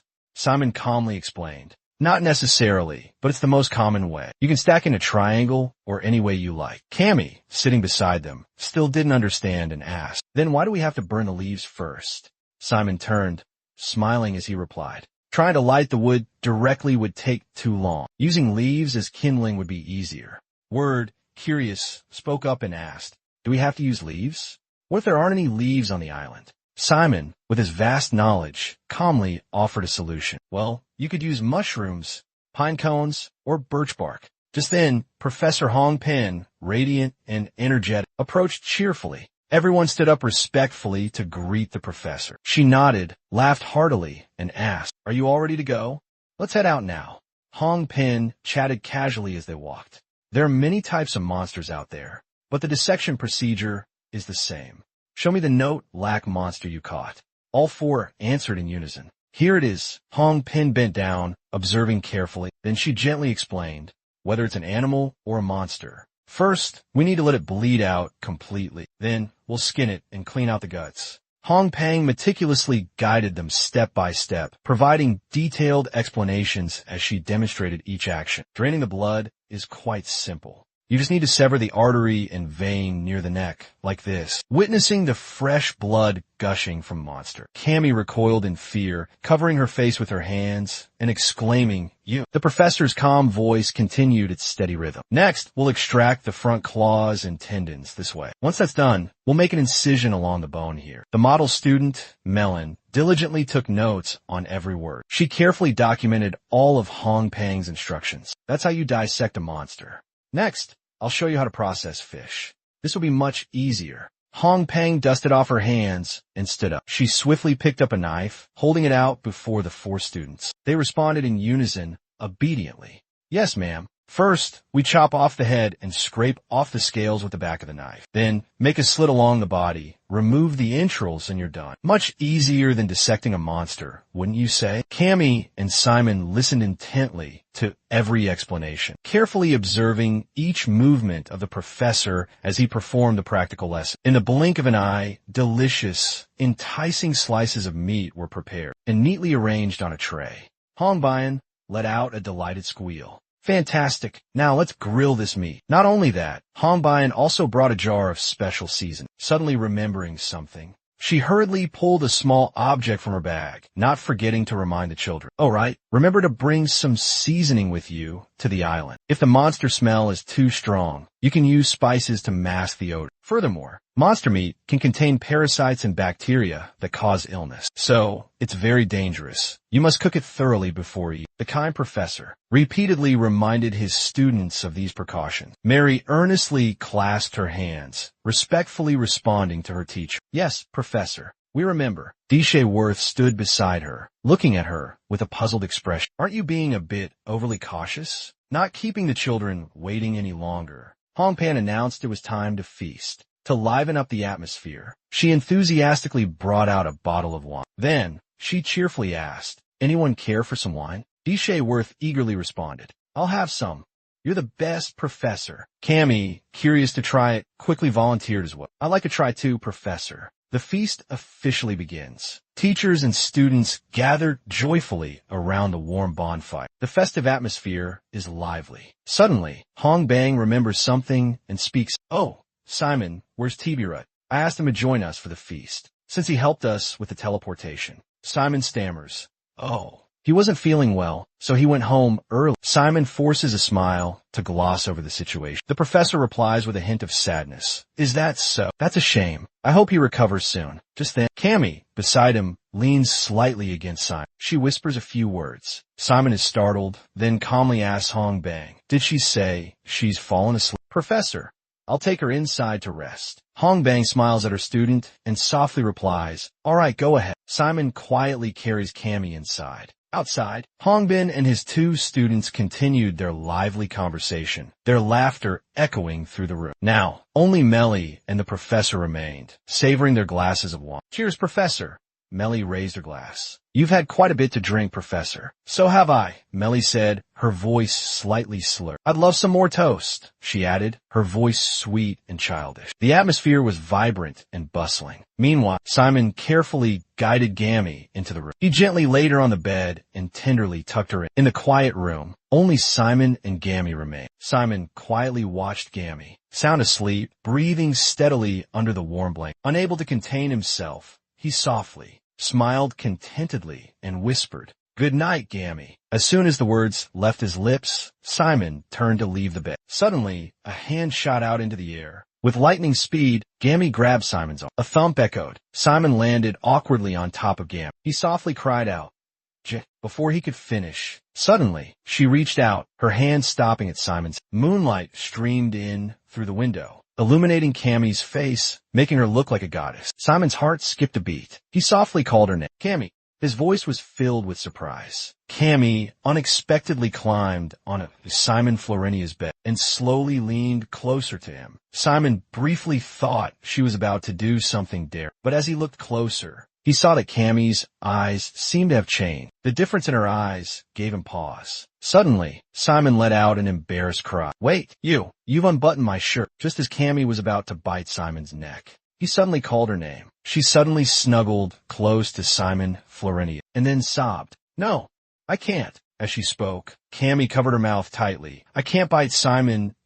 Witnessing her unexpected action, he couldn't help but feel flustered and embarrassed. Hesitating for a moment, he softly asked Gam, "Did you just hold back your anger for me?" The little girl softly replied with a quiet "Machan," then immediately fell into a deep sleep. Seeing this, he smiled affectionately, gazing at Gammy for a long moment. Then he gently whispered, "Good night, Gammy." The next morning, in a noisy classroom, Teacher Olympia was lecturing with a commanding voice. "Today, I have a very important announcement," she declared. "In 2 days, you will participate in a survival assessment on a deserted island." Simon Ferencia, upon hearing the announcement, couldn't hide his excitement. He thought to himself, "Finally, it's time for the island's survival challenge." Teacher Olympia continued the lecture in a clear voice. "While the teaching assistants are handing out the guide sheets, I will briefly explain the content of the test." While writing on the board, she sternly explained, "All 961 first-year students, from Class A to Class N, will participate in this crucial evaluation. The moment the trial begins, you will be instantly transported to random locations, scattered across the island's outskirts, at the island's desolate edges. Throughout this challenging phase, your primary objective is to survive as long as possible and find your way to the island's mysterious central zone. However, that alone isn't sufficient to fully assess your abilities. Therefore, we've implemented a complex point system, allowing you to earn points by hunting monsters on the island. Monsters are ranked from level 1 to level 4, and points will vary depending on their type. Each monster eliminated will award at least 20 points or more. After the evaluation concludes, your scores and rankings will be determined based on your accumulated points. Your performance depends entirely on the points you earn. Holding what resembled a bracelet, young Olympia solemnly delivered the final instruction. "We'll use a tool called a tongue pad to measure your scores. It's incredibly simple to use. You just need to bring this device close to the monster's remains." Just as she finished speaking, the monster head on her bracelet suddenly opened its mouth. Immediately after, it stuck out its tongue. Instantly, the tongue sucked up the object that General Olympia had just placed on the table. General Olympia picked up the object and began to explain. She spoke clearly, her voice echoing throughout the room. "As you can see, it will automatically absorb magic power from a body and display the score in the mana language. Afterward, the monster's remains will be converted into mana particles." Seeing the confused looks on the students' faces, General Olympia continued, "You are required to hunt monsters. If not for the points, then for survival." A student suddenly spoke up. Can we eat the monsters?" The question startled the student next to him. A student, puzzled, immediately spoke up. "Eat the monsters." Immediately after, Overseer Olympia quickly addressed the question for all the students. According to the exam rules, confronting other students is also a way to accumulate points. When the countdown reaches 0, your evaluation period will officially end. everyone will be transported to a safe zone. At that time, the measuring device will release all the absorbed mana energy. In other words, winning a confrontation against other students will allow you to obtain your opponent's mana. Finally, Overseer Olympia revealed a mansion built by Kizan at the center of the island. This building is the only no-combat zone. All forms of attack will be completely neutralized. Anyone who sets foot inside the mansion, even just once, Overseer Olympia added, will automatically receive 200 points, thereby completing the dual exam. Hearing this, a student exclaimed in astonishment, 200 points? The other students, overhearing this, began to murmur and chatter amongst themselves. As Olympia finished speaking, everyone was stunned by the shocking information. That score was equivalent to hunting at least 12 dangerous monsters. Olympia continued sternly, her voice filled with authority. The rules of the competition are quite simple and easy to understand. However, there are still many intricate details to keep in mind. Please read the guidebook carefully to fully grasp the regulations. For the remainder of this lesson, we will have the privilege of hearing from a special guest lecturer. He will provide us with crucial knowledge about the island's ecosystem and environment. Just as she finished speaking, a middle-aged man entered the classroom. He scratched his head, a slightly embarrassed expression on his face as he introduced himself. "Hello, I'm Edward." Park Beck recognized the man who had just appeared, his eyes flashing with surprise. Wood clutched his head, exclaiming in astonishment, "I can't believe it. That's the legendary Edward." Professor Jean knows all the remarkable people. Simon Florentia asked curiously, "Is he famous?" The boy eagerly explained with an excited expression, "Oh my gosh. How could you not know Edward? He's a living legend. He's discovered over 10 ancient ruins. He's the greatest treasure hunter." Merlin Violet rested her chin on her hand and said indifferently, "Is that so?" Hearing the students excitedly talking about it, Edward scratched his head bashfully. "I never thought I'd be teaching a class at Kizan. This is truly a great honor for me. Actually, all my success is thanks to my father. I was born into a poor family." Dying Olympia feigned a cough to interrupt. "Don't stray from the topic." Stray from the topic?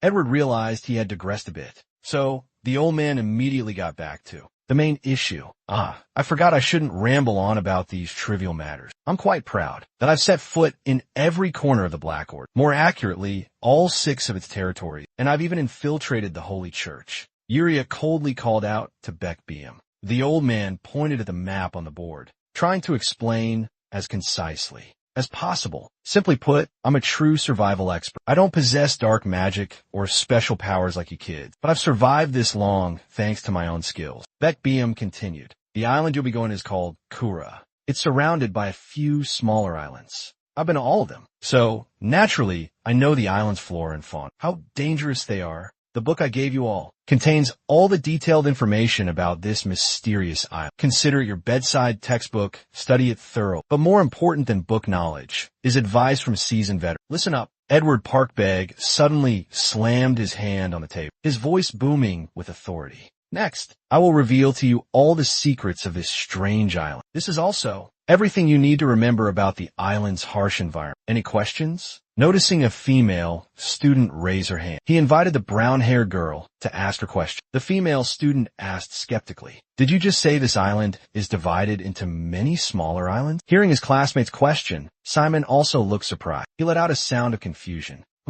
Right now, Simon Florentia is carefully flipping through the pages of the book. He suddenly stumbled upon the image of a mummy wrapped in bandages from head to toe. However, there was no information about him whatsoever. This piqued his curiosity, and he couldn't help but ask, "This guy doesn't have a name?" Just then, a voice called out, "Hold on, kid." Seeing FIA emerge from the book, he was startled, thinking to himself, "Fear? What are you doing here?" Fear suddenly commanded, "The picture you just saw, let me see it." After examining it carefully, he let out a gasp of horror. "Good heavens! What's he doing here, Simon?" He wondered aloud, his face filled with doubt. "Could it be he's not a monster?" Fear replied sternly, "He's not. He's an ancient undead, once a commander of my legion." Fear's words sent a chill down Simon Florentia's spine. He placed a hand on Simon's head, then asked, "Kid, do you remember your father's sins?" Elizabeth appeared immediately, taking his hand. Her face flushed as she replied, "Of course, Father. Father fought against the necromancers to protect Mother and me, a priestess." Hearing the young girl, Fear's voice turned serious as he confirmed, "Yes, it was during the Black Alliance's relentless pursuit of our legion. When we were forced to retreat, completely overwhelmed by the Alliance, that an undead carved a path of escape for us. The man in the picture is him, a zombie, wrapped in bandages like an Egyptian mummy, his upper body drenched in blood. Fear added solemnly, his name is Victor Room. As soon as he finished speaking, Fear recalled the heroic and imposing image from years past of him, the commander of our mighty battalion. In Fear's memories, Victor Room appeared majestic, radiating overwhelming power, with razor-sharp teeth, eyes burning with the crimson fire of hatred. A low voice softly uttered, "Big Room." Pion spoke with a solemn voice, tinged with distant nostalgia. Unlike the mindless undead, he was utterly devoted and loyal to the Legion. So, he chose to sacrifice himself for everyone, regardless of the danger, risking his own life. We thought he was dead, never imagined he could have survived. On this deserted island, owned by Kenzie, Simon Florentia furrowed his brow, his gaze fixed on the distance, lost in thought, as if trying to unravel a perplexing mystery. Sensing something amiss, Pion asked with concern, "What's wrong, kid?" Simon Florentia stroked his chin, a look of suspicion on his face. Then, he quickly replied, "It's not just something wrong." After a moment of silence, he spoke. "My father's revenant appeared at the location of my aptitude assessment. Isn't that strange?" Pia raised an eyebrow, seemingly agreeing with Simon, "But it's also quite logical." Pia added, "If you follow the chain of islands connected to Kuara Island, you'll reach the port city. Vincom vanished during the battle at that harbor, so it's possible that it was him." Hearing this, Simon thought to himself, it was indeed quite plausible. It was as if Simon had grasped the lifeline. He closed the book, lost in thought. "That's my father's revenant, so I want to recruit him. Is that all right?" Pia burst out laughing. "Of course," she replied. "He was once the Legion's strength. If you can recruit him successfully, he'll be a valuable asset." Simon decided immediately. "All right, let's try. There's nothing to lose anyway. I'll contact him." Fear warned Simon, but it's been quite a while, so his personality, or thinking, might have changed a bit. Like Abeth said, Fear cut to the chase, pleading, "Let me go with you. I'll convince him myself." Simon Florinia immediately dismissed the idea. He coldly replied, "Absolutely not." Fear couldn't accept that, asking angrily, "Why not?" Simon Florentia calmly opened the instruction manual and slowly read, "Note, before teleporting to the island, luggage and subspace will be thoroughly inspected. Prohibited items, non-essential survival gear, food." Fiend clicked his tongue, his face clearly showing his frustration. "TSK, what a hassle." Malene Milan gently approached, joining the conversation. Her sparkling eyes filled with curiosity as she looked at Simon Ferreni. She asked Simon, "Are you going to bring any seasonings?" Simon Ferreni replied in a monotone voice, a slightly embarrassed expression on his face. "I'm thinking about it," Simon thought to himself, then murmured softly, "I'll find another way. I'll go to the ruins tonight and talk to Elizabeth." Fiend interrupted, his voice urgent. Holding Angelbet tightly, he said, "Please hurry. Angelbet is going crazy." Simon reluctantly nodded.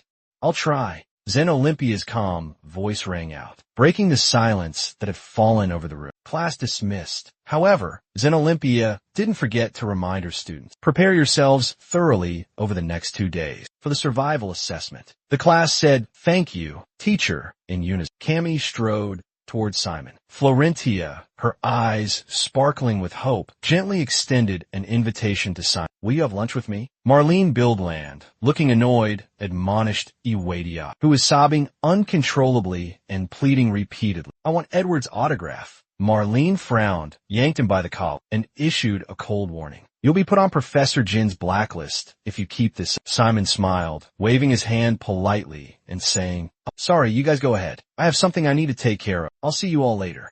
Enjoy your lunch." Hearing this, Cammy looked at Simon with disappointment, hesitantly saying, "Oh, all right." Under the bright sun in the courtyard, a pleading voice rang out. Vice Principal Edward, with a desperate look, pleaded with Professor Jen Olympia, "Please, just give me 5 hours. Even 2 hours would be enough. As a seasoned professional treasure hunter, I can't leave without exploring the enigmatic mythical slope island." Dion Olympia didn't even glance at Edward, but immediately started the timer on her antique pocket watch. She spoke coldly after 40 seconds of silence. Dion Olympia declares unequivocally, Rock Island is strictly off limits to anyone without express permission from Kiz to set foot on the island. Therefore, your permitted time here is 6 minutes and 24 seconds. Starting now. She counted down each second and urged Edward after 23 seconds passed. Hurry up. Edward was stunned, looking up at Dion Olympia with a surprised expression. He cursed under his breath. Why is she so rigid? Then Edward started to plead with Dion Olympia. If we're talking about how long I'm allowed to stay, could you extend it to class 01? Professor Bayan also just requested to teach class B. Could I perhaps? Before he could finish, he met the razor-sharp gaze of Professor Zen Olympia. Understanding the gravity of the situation, Edward resignedly replied, I'm afraid not, sir. The professor turned and strode away. Calling over his shoulder, tell Professor Bayan to come to my office immediately. Edward stammered, immediately, sir. How should I tell him? Zen Olympia didn't bother to turn around. She commanded sharply, tell him to shut his mouth and see me in 10 minutes, or I will come find him myself. Zen's overwhelming presence sent a chill through the air, making the students shudder in fear and silence. Witnessing this terrifying scene, Edward dared not argue further. Speak clearly. Another voice echoed. Vice Principal Jen Olympia, your subordinate report. There's a problem. She turned, her gaze indifferently sweeping past Edward. Pierced by that icy stare, Edward nearly wet himself. Edward's heart pounded.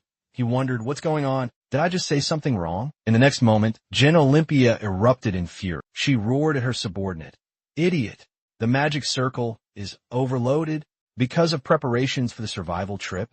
You dare report such a ridiculous excuse. Do you want this to happen again on the day of the survival test? Seeing Jen Olympia like a caged wolf about to break free, Edward ran like the wind, internally screaming, terrified. Jen Olympia's subordinates replied in unison. We'll fix it immediately. Jen Olympia immediately began coordinating the work. Summon the entire teleportation team to my office immediately. Before 6 o'clock, she finished, glancing at Edward and the person opposite. Zen Olympia placed her hand over her left breast, bowing her head respectfully. It seems you'll be about 10 minutes late due to an internal issue. I apologize on behalf of Kizin for this delay. Edward recoiled in alarm, hastily replying, no worries, it's quite all right. A sudden thought flashed through his mind. Was she going to make him suffer just for being 10 minutes late? The thought sent a chill down his spine. Zen Olympia continued, I'll go check on the situation, so please remain here while you wait. Edward nodded repeatedly. Yes, of course, ma'am. After Zen Olympia left, Edward felt a weight lift from his shoulders, slumping down with a sigh of relief. Good heavens, the people at Kizin are so demanding. Suddenly, a voice interrupted Edward's wandering thoughts.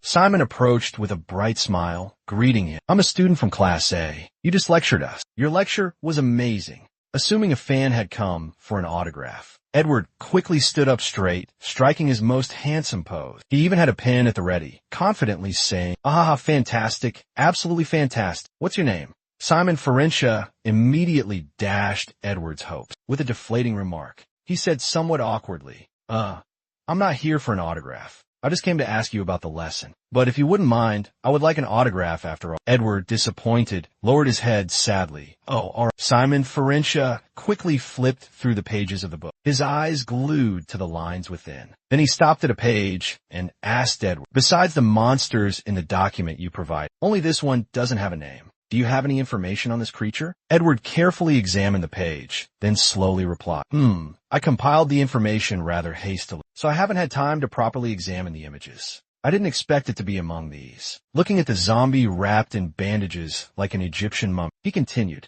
unfortunately, I don't have much data on it. Edward paused for a moment, then continued. I took this picture because it looked quite strange, but afterward, I never encountered another one like it. Simon Ferencia, surprised, asked Edward in return, what do you mean by strange? Edward recalled the moment, then recounted, that day the fog was very thick. I went into the forest to explore and witnessed a mysterious sight.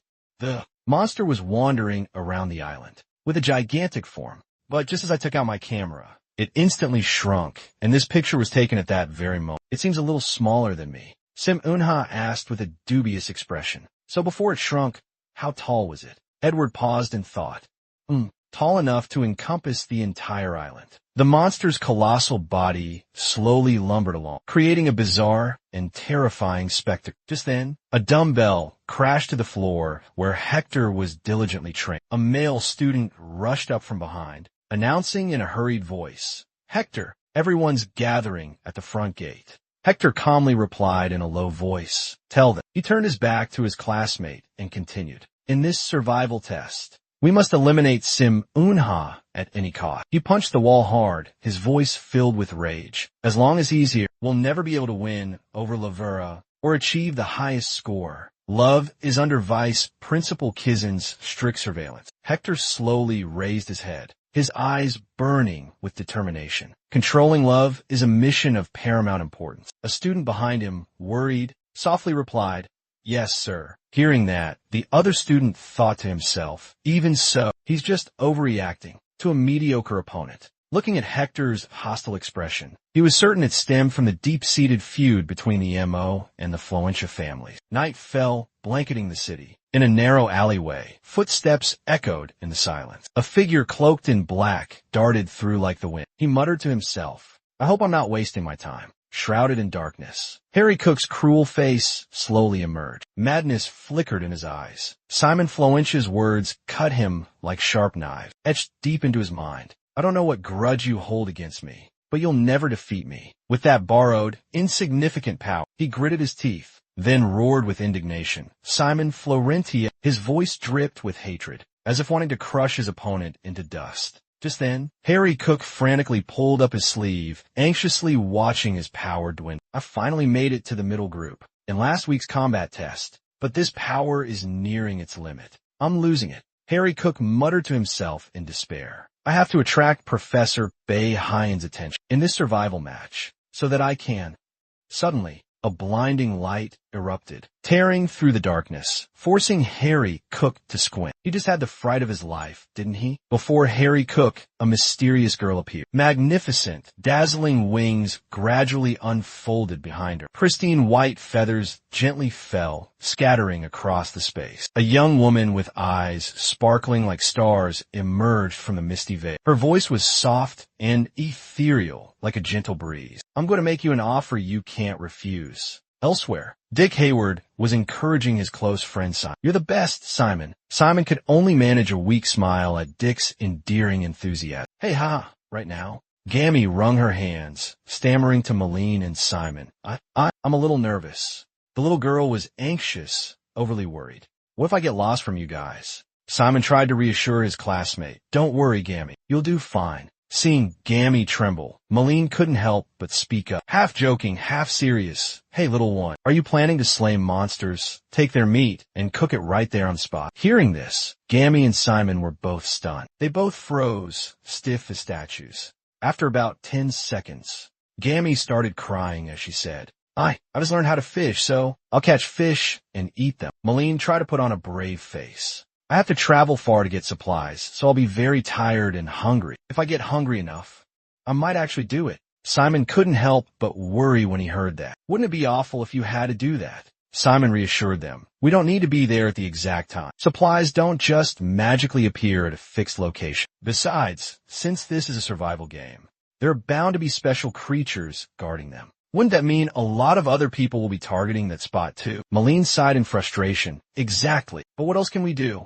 She firmly stated, "Getting those supplies will give us a huge advantage." Cammy agreed, "Exactly." Diak, still bitter, quipped, "Just go. Malene will probably burn everything down anyway, including the supplies." Malene's face flushed with anger as she yelled, "Do you two want to die?" Simon and Cammy watched their bickering, chuckling to themselves. They were used to this familiar argument. Just then, the loudspeaker announced, "Commence teleportation. Please do not leave the magic circle." Diak nudged Simon, looked to the left, and said, "Hey, Simon, look." Simon immediately followed his friend's gaze. It turned out Hector was secretly watching, his eyes filled with envy and resentment toward Simon. Diak whispered, "This is definitely going to be intense." Diak looked at Simon with worry, softly encouraging him. "Good luck." Simon sighed, lamenting, "Why me?" Just then, the loudspeaker crackled to life with an important announcement. "All warriors, the magic portal has opened." Melly quickly said her goodbyes. All right, everyone, take care, and see you all at Kaizen. Malene playfully put on a stern face, warning Simon. Don't just rush straight into the center and die foolishly. If it's too dangerous, just avoid it, all right? Simon smiled back. I know. I don't know if you're my friend or my mom. Before teleporting, he flashed Malene a parting smile. See you later. A moment later, Simon was teleported to a dense tropical forest. Looking at the scene before him, he exclaimed in awe, wow, what a dense forest. Simon paused for a moment, taking in the natural beauty surrounding him. Excitement bubbled up inside him. A wide grin spread across Simon's face. Then he shouted with enthusiasm, this trip is going to be amazing. A flock of birds, startled by Simon's sudden outburst, took flight in unison. Seeing this, FIA spoke up. Hey kid, you seem more energetic than usual today. A little too excited. So eager. Have you forgotten our main objective? Simon cheerfully replied to FIA, of course not. He grinned, speaking to FIA. Our goal in this survival game is to find a Vic room to exchange for points. I remember every detail. As he spoke, Simon stepped on something crawling towards him. Blood splattered. FIA exclaimed in horror. Oh my God, that's disgusting. What was that? Simon calmly picked up the snake and replied, right as rain. Here's today's side dish. Simon's eyes gleamed with joy, brimming with excitement. He eagerly anticipated a bright future ahead. Say, this survival game seems pretty interesting, doesn't it, Beer? He raised the snake high in his hand, imagining he was hoisting a prestigious championship trophy. Bright stage lights shone directly on him. Then he raised his voice and shouted, this forest is my stage. Phil, annoyed by the display, sarcastically remarked, what a goofball. Elsewhere, a sudden wave of panic and fear arose. They said to prepare mentally, but that's easier said than done. When below, a swarm of centipedes wriggled, lurking beneath the dense foliage. Giant hornets, the size of rats, crawled ominously on the trees. Screams of terror echoed from the weaker ones in the ground zone, while more fortunate ones in the air zone, meaning around the tree trunks, joined in the chorus of screams. They screamed so loud, even a passing earthworm would feel embarrassed for them. I haven't even done anything yet. No one lifted a finger. There hadn't been any physical contact. It turned out the thought came from Malene, her friend. Sweat poured down her face like rain. Her face was now as pale as her own hair. Malene helplessly told herself, when it was time to act, I couldn't even move. A loud sound echoed. Malene wasn't sure what just happened. She walked towards the source of the noise and saw Hector and Minjam in a stance, ready to brawl at any moment. Malene thought to herself, Hector and Macam Ronaldo, were they special cases directly admitted into Group 10? It must be. She sighed in frustration, already fighting over supplies. Malene let out a heavy sigh. She felt this battle was truly too fierce. Pulling herself together, Malene encouraged herself. Calm down, I will fight. At a hidden location, a crowd surged in one direction, everyone silent, their faces etched with speechless astonishment. A single, terrifying question echoed in their minds. What's happening? How long has this person been living here? The center of attention was Simon, covered in dirt, a crude, homemade knife held loosely in his hand, its handle fashioned from an animal bone.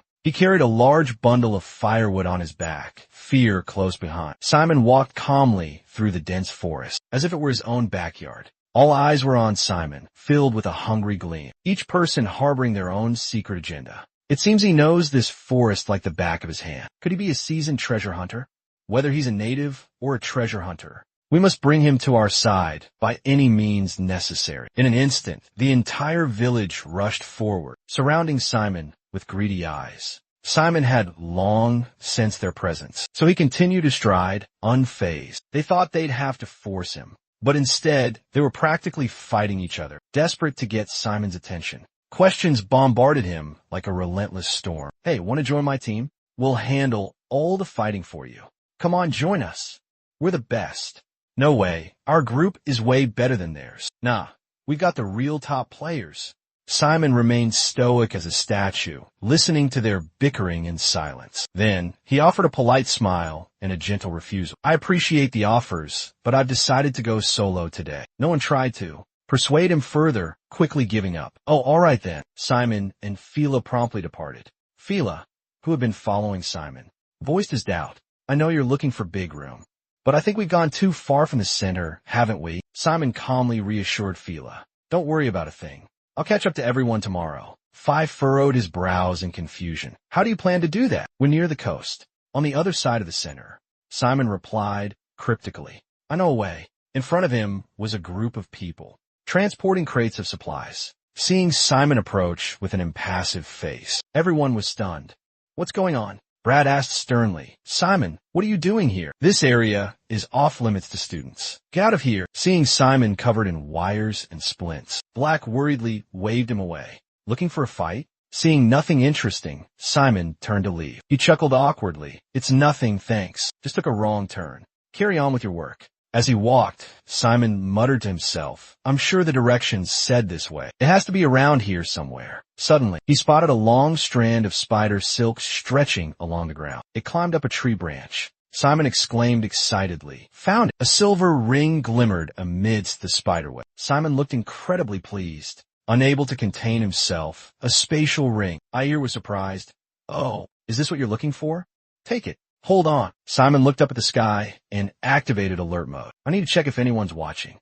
Above him, a flycam buzzed past. Ayer suddenly understood. Ah, those magic surveillance devices. Seeing the flycam fly away, Simon said with relief, All right, no one's following us. He put the ring on his finger and gestured to Ayer. It's time, Pierre. Pierre laughed with delight. Ha ha ha. This is oddly funny, isn't it?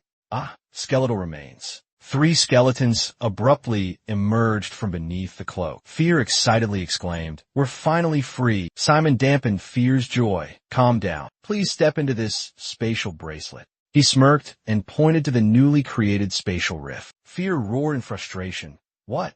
We just got out. And you want to put me back in again? What's the meaning of this? Hearing the commotion, the flycam quickly turned back. Simon urged Fear, We have to leave immediately before the surveillance team arrives. An indignant voice boomed. Enough. Raz strode forward with a stern face, reprimanding Simon. You dare to act clandestinely, evading the supervision of the instructors and the professors. Stealing another spatial bracelet, I see. Black glared at Simon with fury in his eyes. This is enough evidence to expel you. Plus, there's that too. He gestured towards Ear. Both of you? Just one. Simon and Pia froze, stiff as boards. Suddenly, Black's voice shifted, becoming crystal clear. Such a reaction is natural for an ordinary student, but also quite shy. Not something you'd expect from the leader of the Alliance. Finishing his sentence, he playfully winked and blew a kiss at Simon. The atmosphere became strangely lively. So what do you think? That girl's transformation abilities are top-notch, right? It turned out Elizabeth had transformed and followed Simon. Pia felt a wave of nausea wash over her. She broke out in a cold sweat and exclaimed, Good heavens! I've never in my life felt so horrified. Simon could only hide in embarrassment. Sorry, there's nothing I can do. Honestly, if you're not embarrassed, the viewers should be blushing. One day before the survival game on the deserted island, Simon sought out the person of his dreams. Finding them lost in thought, head bowed in exhaustion, Simon softly called out their name. Simon reminded his secret crush. Last week, you said you'd do anything I wanted. If I beat you, remember? Without waiting for a reply, Simon resolutely declared, From now on, I need you to be my stand-in. Stunned, the other person jumped to their feet and asked, What? A masculine guy like you dares to speak to the teaching assistant in that tone? Simon coldly retorted, If you don't agree, I have no other choice. Professor Hongbin still doesn't know why. I dueled with you that day. Simon looked directly into their eyes and asked, I wonder what she would say if she knew. Burett, upon hearing this, was stunned into silence. I'm afraid this time, she won't just stop at punishing you. Simon added sternly. Brat gritted his teeth, a growl rumbling in his throat. Intimidated, he reluctantly agreed. Fine, what do you want me to do? Simon was waiting for just that, and immediately requested, Lend me your subspace bracelet. Then, don't draw any attention to yourself. Just stay hidden. Blake asked suspiciously, Are you planning to impersonate me? Simon feigned surprise. How did you know? Crush replied calmly. Being a teaching assistant for this long, I've seen all sorts of tricks. Using a stand-in, disguising oneself as someone else. It's nothing new in this school. He tossed Simon the subspace bracelet and said, I'll do as you say, but if I get caught, you're on your own. Simon calmly reassured him, Don't worry. Then, Simon continued, I've got it all figured out. Present tense, rapping in a high-pitched voice. Speaking to Simon in a cutesy voice. Commander, I missed you so much. Black fire covers her face, shyly saying, I completed the mission you gave me. Praise me now, it's late and cold. He yells, stop it. Angel Beat trembles all over. Simon buries his face in his hands in exasperation, asking Angel Beat, why are you here? There are other teaching assistants around. Angel Dust strikes a big sister pose and replies casually, it's fine. I told them to go check if all the students had returned, so they let me go. She twirls, placing a hand on her chest proudly. The perfect acting of yours truly fooled them all. Pia had actually drawn her sword, ready to duel with her beast. Witnessing the horrifying sight before him, he sternly warned, would you please stop making that expression with that face? Simon truly wanted to gouge his own eyes out to avoid witnessing the grotesque and twisted spectacle before him. Angel Bet continued to ignore FIA's deadly threat, her life or death warning. She continued in her shrill voice, asking, oh, are you going to see Vincom? I want to go too. Elizabeth, in Buzz's form, was utterly ecstatic, jumping up and down like an 18-year-old girl. Simon flatly refused. Absolutely not. You're impersonating Brock. If you disappear, the school will suspect Fear and me enough as it is. His words were like buckets of cold water, doused over the flames of happiness burning in Elizabeth's heart. Her face fell, a mask of sadness. FIA agreed, adding, yeah, he's right. Go away, you're annoying. You're an eyesore. Elizabeth huffed, her voice shrill and sour. How petty. She turned and walked away, her face a mask of disappointment. The commander gave the order, I have no choice. I'm leaving. The romantic atmosphere is completely gone. The mood is as gloomy and depressing as Sister Dow's face. Simon and Phil watched Elizabeth's retreating figure, feeling exasperated. Angel Bet said irritably, I want to see Petaru too. Pichu Patila Dash, Petaru. I want to see Petaru too. Simon felt guilty, but remained silent. The shrill voice returned, full of resentment. But I have to obey the commander. I must follow the commander's orders. I'm a grown-up zombie now. She then sniffled and wiped her nose pathetically. Stop crying, Huck. Simon felt both immense pressure, and his skin crawl at the sound of her crying. FIA couldn't stand the whiny, sniveling voice any longer. If you truly care, consider rewarding her. Rewarding subordinates is the duty of a commander. Without Angela Bet, this plan would have failed miserably. I think she deserves a reward. Simon broke out in a cold sweat. FIA intentionally spoke loudly so Elizabeth, standing nearby, could hear. Surely you know what she likes? Simon quickly replied, I know. Simon softly called out to Angela Bet, can you return to your normal form for a bit? Angela Bet's heart felt warmed like spring sunshine after a harsh winter. Tears welled up in her eyes as she responded, yes, sir. Angela Bet immediately transformed, excitedly asking, what is it? Simon, like a malfunctioning robot, stammered, oh, nothing. It's just, I got sprayed with some super glue. He slowly approached and took Elizabeth's hand, surprising her. She didn't understand what was happening. Simon reached out towards Elizabeth, then suddenly embraced her. Elizabeth was both surprised and felt her heart flutter with indescribable joy. Simon stammered, yes, you've worked hard, Angel Bet. It's a good thing if I could only say that much. Simon blushed, gently pushing Angel Bet away, and said, now transform back into black and return to your position. It's best if no one suspects you. Angel Bet responded, dumbfounded. Oh. Simon immediately turned away, his face still flushed. When I return, I'll tell you everything. Elizabeth softly replied. She brought her hand to her flushed face, unable to help but exclaim, oh, he's so adorable. Simon walked away, embarrassed. Night gradually fell, leaving only the rustling of leaves in the wind. Simon cheered happily. Finished. He and Phil both looked at the simple tent made of wood in front of them. But what made it special was its foundation, designed like a raft. Simon took a deep breath. Let's sleep. He scrambled inside the tent. Fear exclaimed in shock, what? You're actually going to sleep? Phil spoke up anxiously, it's still early. Why don't we scout around first? Simon calmly lay down in the tent, quickly, loosening his tie, and said, I plan to sleep early, so we can leave early tomorrow. Would you mind keeping watch over this tie for me? He placed a FIA badge on the dangling tie. FIA asked in bewilderment, what are you doing? What does this kid want? Why are you? Simon hung the tie in front of the tent entrance and added, could you stand guard for me tonight? Fear yelled in frustration. No way. You can't do that. Fear trembled with rage. Sweat poured out in fear. I'm a master of Bathion. How dare you use me like this? This is humiliating. Simon casually remarked that. The undead don't need sleep. When dawn breaks, wake me up. It's late, and you're making a racket. Are you treating me like an alarm clock? The next morning, Simon stood before the river, stretching and greeting the sunrise. He greeted the morning. Kuya, filled with indignation, declared he would never forget this humiliation. Simon chuckled apologetically. I promise when I have money, I'll donate to the Legion. Hearing that, Simon calmly considered, then said, not bad. He asked what you were doing so early in the morning. Simon clenched his fist, released Fila, and replied, I'm going down to the Central District now.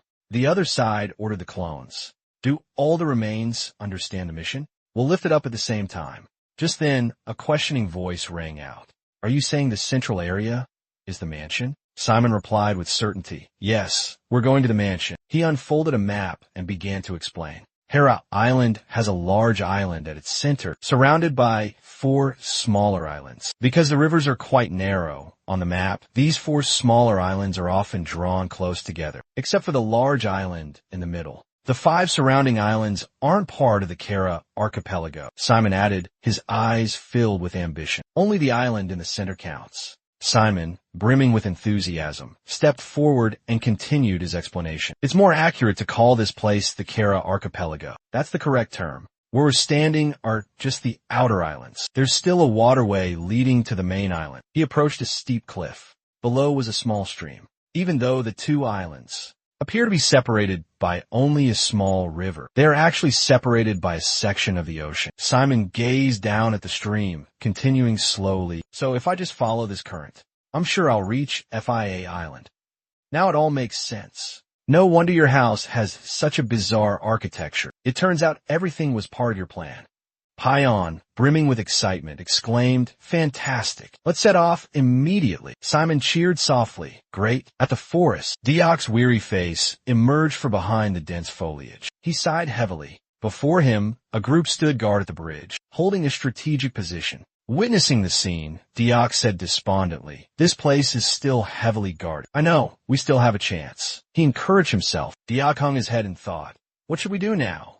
Behind him were 2 other classmates. One of them called out softly, Diok, wait, look, something's rising to the surface of the river. On the water, a figure on a small raft was approaching. Diok and his friend squinted, trying to get a better look. What the heck is that? When he got a clear look at the other person's face, the boy burst out laughing, delighted at the other's pale expression. Haha, I knew it. Simeon, it's you. The boy exclaimed excitedly. Simeon was standing on a makeshift raft, gliding across the still water like a small wave. Simeon Florentia glided effortlessly across the turquoise water. On a surfboard he had made himself. Although a bit crude and bulky, it worked perfectly. Waves lapped against each other, creating white foam. The sky was clear blue, and the warm sun shone gently on the water. It was so pleasant moving in this weather that he had to laugh out loud. Unable to contain himself, he exclaimed, it's so refreshing out here. Simeon's expression showed that he was extremely pleased with his daring decision. Looking ahead, he said, just keep going this way. After traveling a short distance,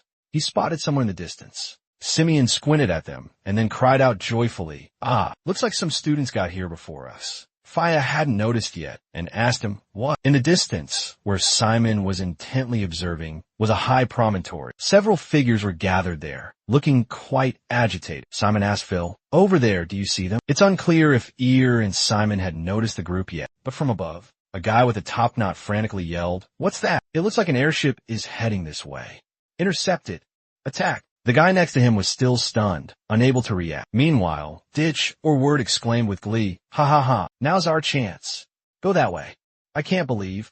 The guy beside him asked, what? A group of people hesitated at the edge of the bridge. 3 of them stepped forward. One of them noticed Simon still speeding across the water. He said, because of that guy driving the boat down there, they haven't noticed us. We have to get across there now. Deep down, Dicaf or Word was scheming. Their attention would be diverted elsewhere, and Simon would be able to cross safely. With that thought, he volunteered to lead the charge, eagerly urging the hesitant crowd forward.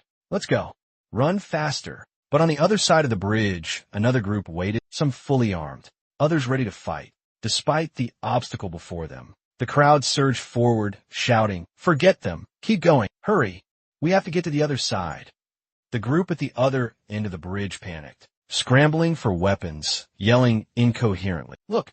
They're crossing the bridge. Get them. They're moving fast across the water. But suddenly, something happened directly above Simon, forcing him to stop and look up at the clear blue sky. In a flash, fire and smoke erupted, engulfing everything. Before Simon's eyes, a colossal pillar of fire raged intensely, making his eyes widen in astonishment and awe. I don't know who unleashed that inferno, but they must possess incredible power. Suddenly, Simon commanded an attack. A surge of purple energy erupted beside his raft, and from the explosion, a multitude of skeletal arms materialized. Each hand clutched a strange, green object. The bony arms flailed wildly in the air. Then with terrifying force, smashed. The massive surfboard Simon had crafted himself. With a flawless leap, Simon launched himself high above the water. The green object began to swell, rising and gradually forming a bizarre flower. Everyone around was stunned, utterly astonished, only able to stammer,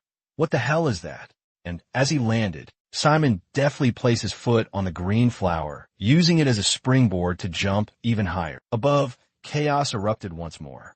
What the hell is he doing? Simon, with an air of ease, glided as if walking on flowers floating atop the water surface. The sight left the others stunned and bewildered. One of them exclaimed in astonishment, He's running on water." While leaping across the bridge, Simon casually replied, "No, he's dancing on the flowers." His gaze never left Simon, intently observing his every move. Someone asked, "Dancing on the flowers down there?" Simon was still exerting all his strength, nimbly moving across the blue blossoms. On the bridge, Word continued to describe the strange plants floating on the water, then exclaimed in astonishment, "He always has the most ingenious ideas." Reaching his destination, Simon leaped high into the air, performing a somersault in midair. A column of water surged upwards, surpassing even the headland, leaving everyone around stunned, their eyes wide with disbelief. They couldn't comprehend what extraordinary feats this young man was capable of. Suspended in midair in that fleeting moment, Simon gestured with his hand and shouted, "Retreat!" Immediately,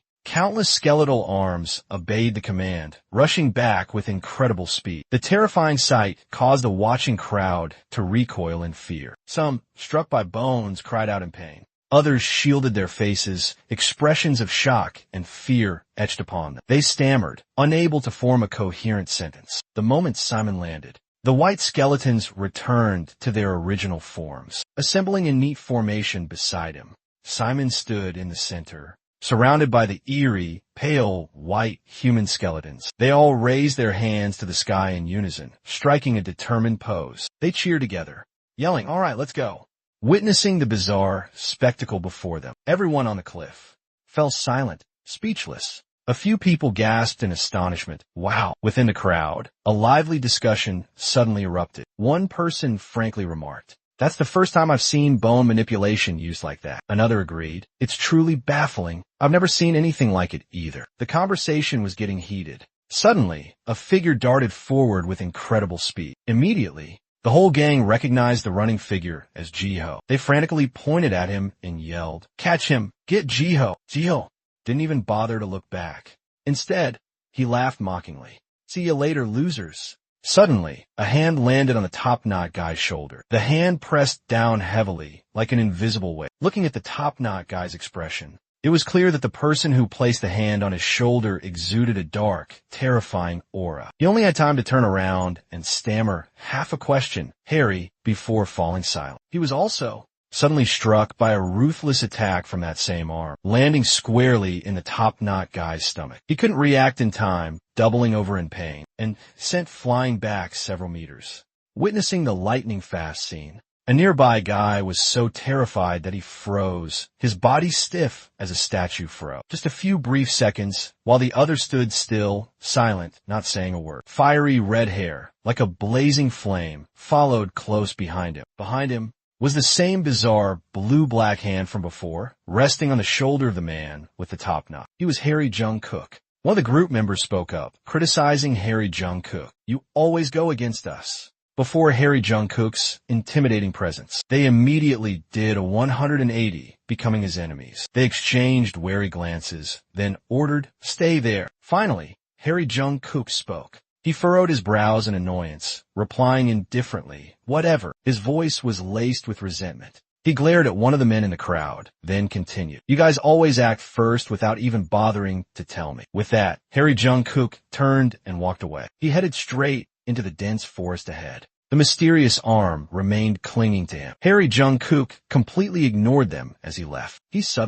Certain events transpired, forcing me to join this side. Meanwhile, Simon is in the dense forest. He's accompanied by a few skeletons armed with wooden clubs. They're surrounded by the constant sounds of snapping branches. Simon speaks, and Piaggio agrees. "Exactly. Your assessment is spot on. Since the bridge is the only entrance, it's bound to lead to a fierce struggle to advance deeper into the forest." Simon walks with a steady gait, each step pressing down on the grass. The sound of friction is distinct beneath his shoes. Simon says, "Thanks to that, I can now search freely.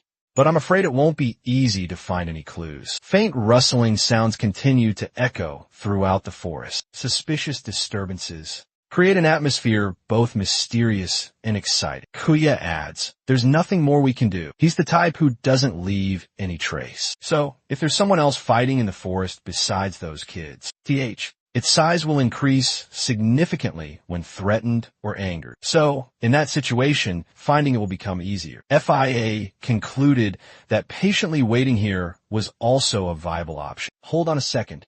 Simon looked up slightly to the side. He nodded slightly, agreeing with his companion. "You're right. Because the students are fighting here, that creature is bound to feel threatened." Their current location was beside a sheer, towering cliff face that stretched endlessly upwards. It was so high that it soared above even the dense canopy of the forest. Simon observed carefully and then stated, "If we want to reach the top, we have to go this way. But it's quite high up, isn't it?" He scanned his surroundings, a questioning look on his face. "There must be another way around here, right?"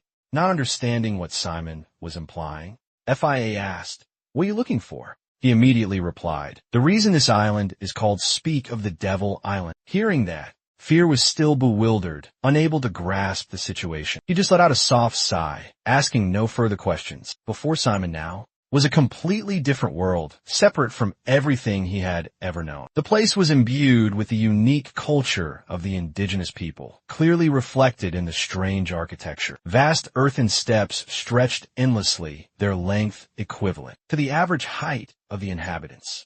Step after step ascended toward the sky. Each step was so wide that tents large enough for people to live in could be erected. These tents were just the right size for the locals. Thus, the steps continued to the very top, where the most huts were clustered.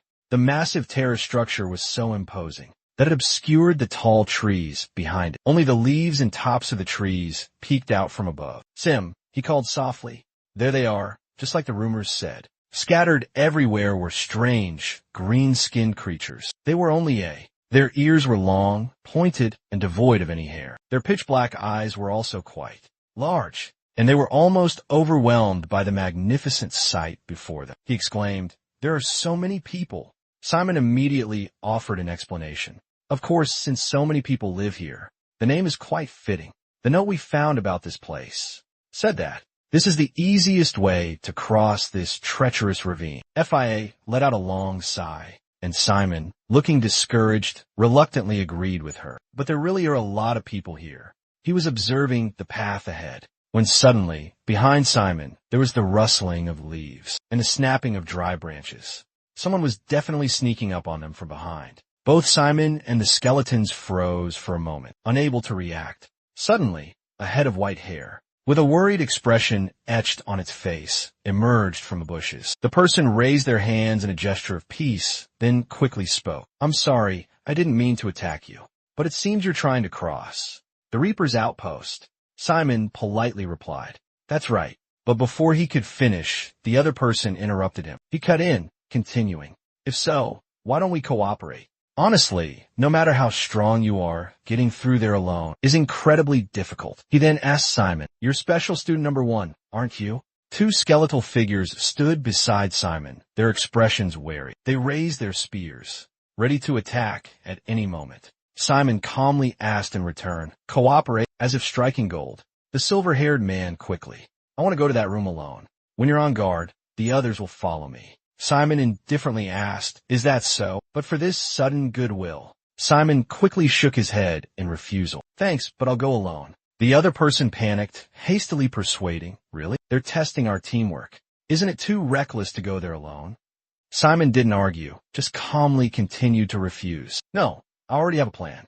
"Sorry." Simon turned around and walked away resolutely. Kuya immediately asked, "Teamwork isn't a bad idea. Use them, and then ditch them later." Simon simply replied, "I thought so too at first."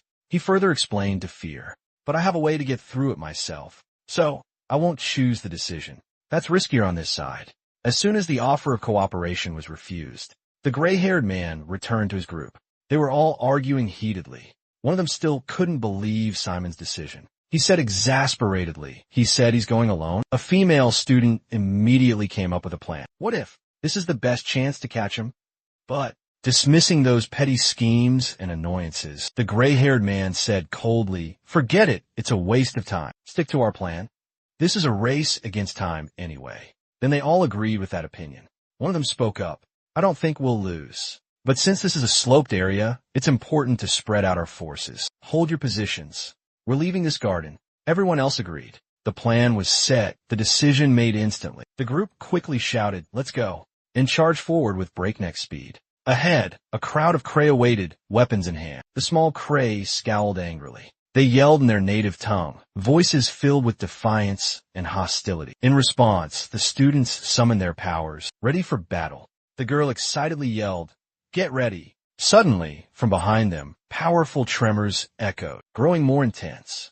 The ground shook violently. They all spun around, faces bewildered. "What was that? What's that sound?" All the students were frozen in place, as were the Cray. Everyone's eyes widened, mouths agape in astonishment. From the distance, a colossal creature was charging towards them. A terrified scream echoed. "What in the world is that?" "That monster is completely brown. Right in the middle of its body, there's only one giant eye with a pupil. That's also brown. It looks like Among Us. It's running like crazy straight ahead." Atop the monster's head, a young man was beaming, a smile as bright as a flower. It was none other than Simon Florenia.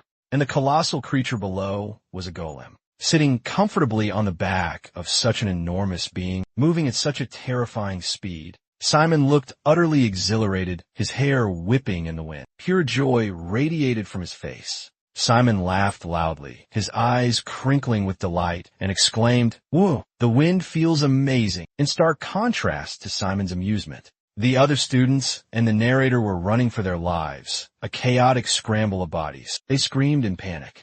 "Why is there a golem here? How can we possibly fight against the golem's strength? In just a few steps, it'll catch up with us." The panicked crowd desperately searched for an escape route from the golem's advance. Even from the sheer force of the run, the chieftain of the Naraka tribe emerged. He was adorned with ornate talismans, gleaming earrings, an intricately carved necklace and bracelets, a crown of leaves upon his head, and a crude, yet imposing staff in his grip. He stood tall amidst the chaos and swirling dust, raising his staff high above his head, emitting a light that shimmered like 1,000 tiny stars. Simultaneously, the chieftain's booming voice resonated, clearly displaying his defiance and determination to repel the golem. Ignoring the threat, the golem didn't even bother to glance down. It continued its relentless run without hesitation. A devastating kick landed squarely on the chieftain, a mere graze from the size of its toe. That horrifying kick from the golem sent the Naraka chieftain flying, soaring through the air, becoming a tiny speck against the vast sky. Unfazed, the golem and Simon continued their charge forward, to the astonishment of everyone present. On the wasteland scarred by the colossal footprints of the golem, the few survivors were screaming in agony. Some writhed on the ground, others clutched their heads in anguish, while others glared at Simon with resentment. They had succeeded in getting his attention. Simon turned around with a look of innocent bewilderment. He wondered what was happening. Simon swiftly finished off the golem. Clutching the monster's eye in his hand, he began to calculate. Over the past 2 days, he had accumulated 27 experience points from hunting monsters. Simon prepared to enter a new area, Ahead lay massive ancient trees covered in thick vines. Lost in his thoughts, Simon continued onward. He muttered, just focusing on hunting monsters. I've earned quite a few points, haven't I?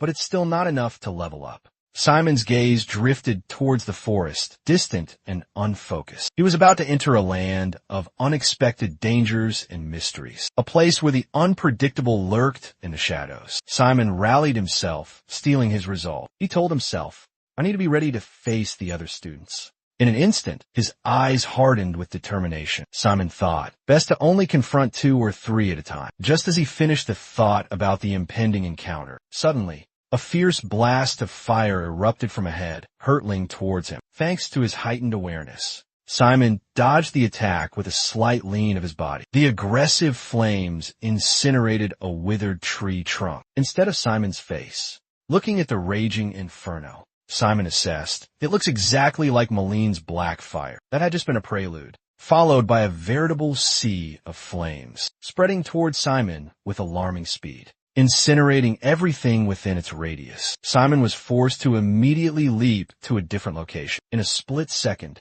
he glanced back, witnessing the inferno raging behind him. The wind howled as ashes swirled in the sea of flames, still burning fiercely, making him exclaim, that was close.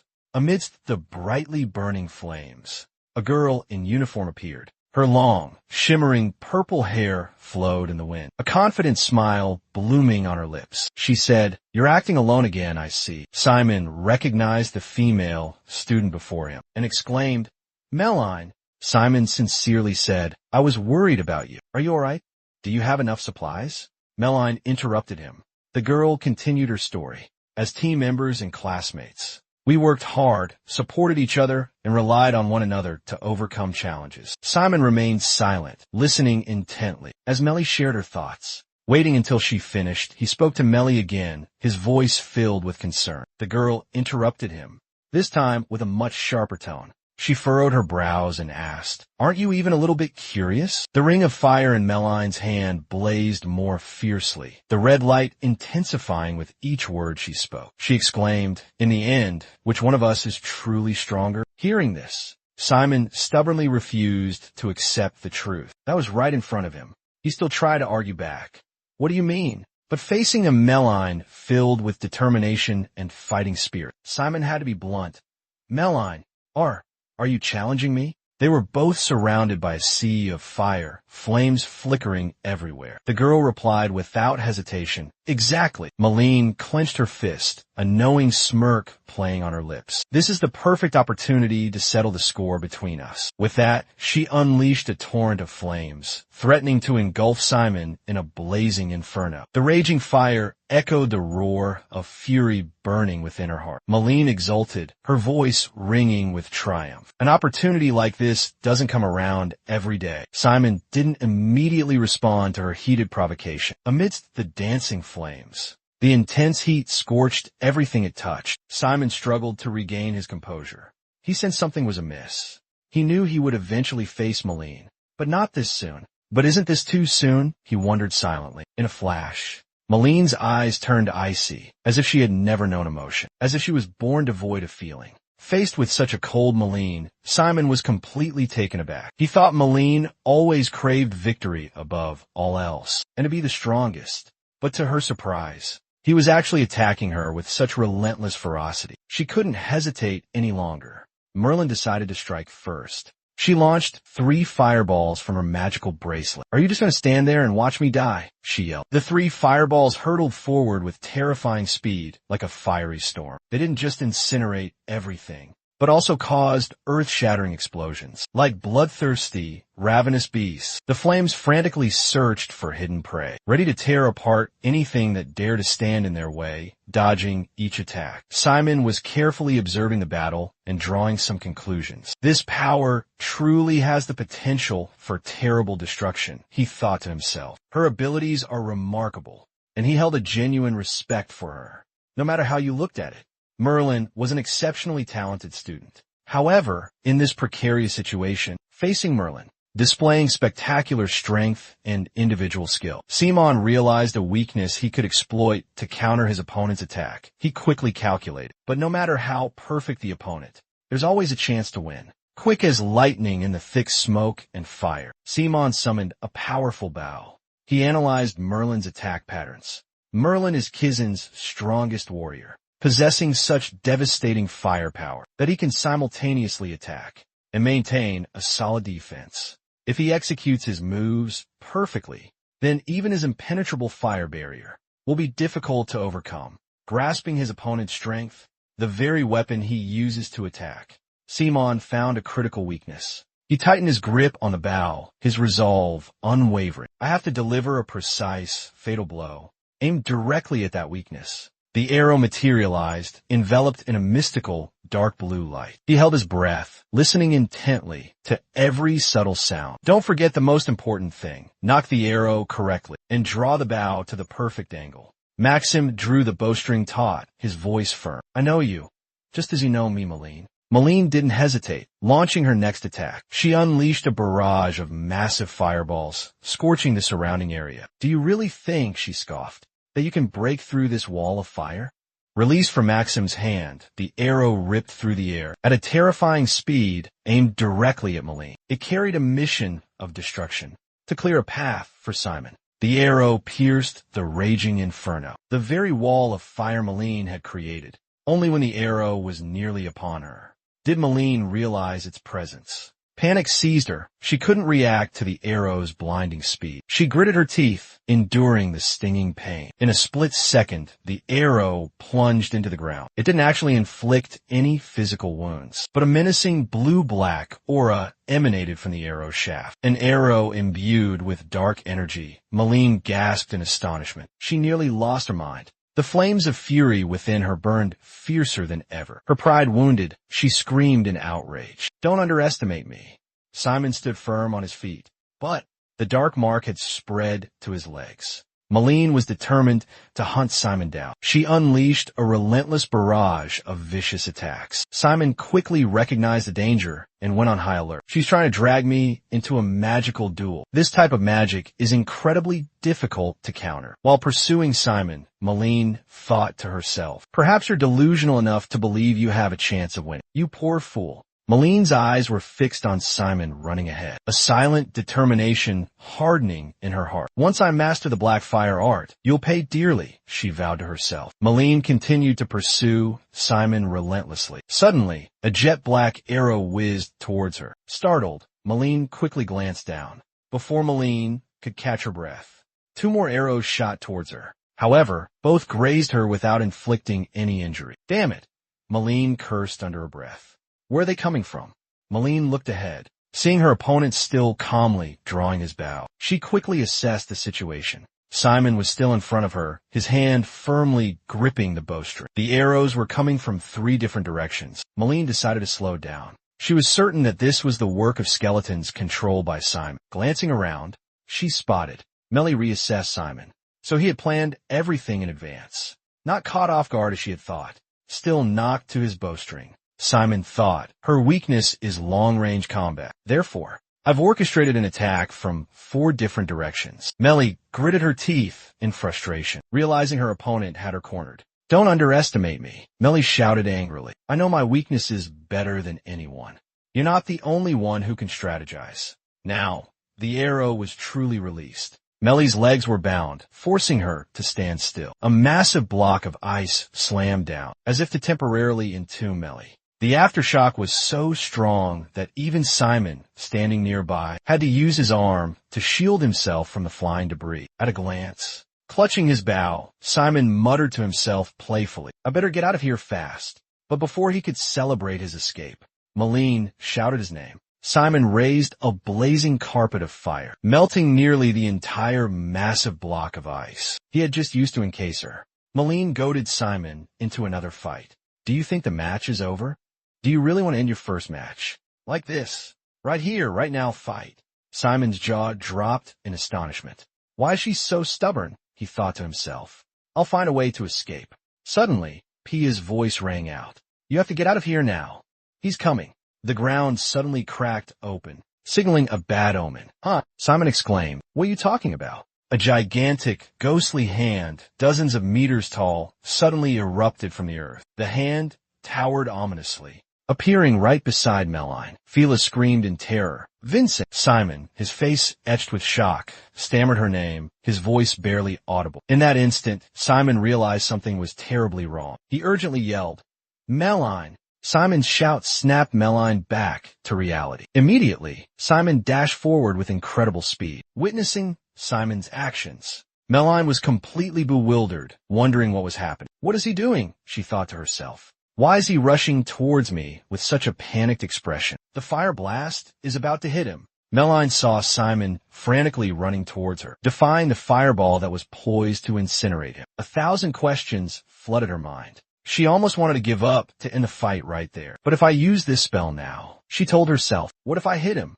Gradually, Meline regained. But the coalescing fireball couldn't be easily dispelled. Her gaze locked onto Simon, filled with certainty. Simon was sure to fail. Suddenly, Simon rushed forward, embracing her tightly, pulling her out of the monster's attack range. The action jolted her awake. The magic circle was gradually dissipating. She awoke as if from a dream. Why was she fighting Simon?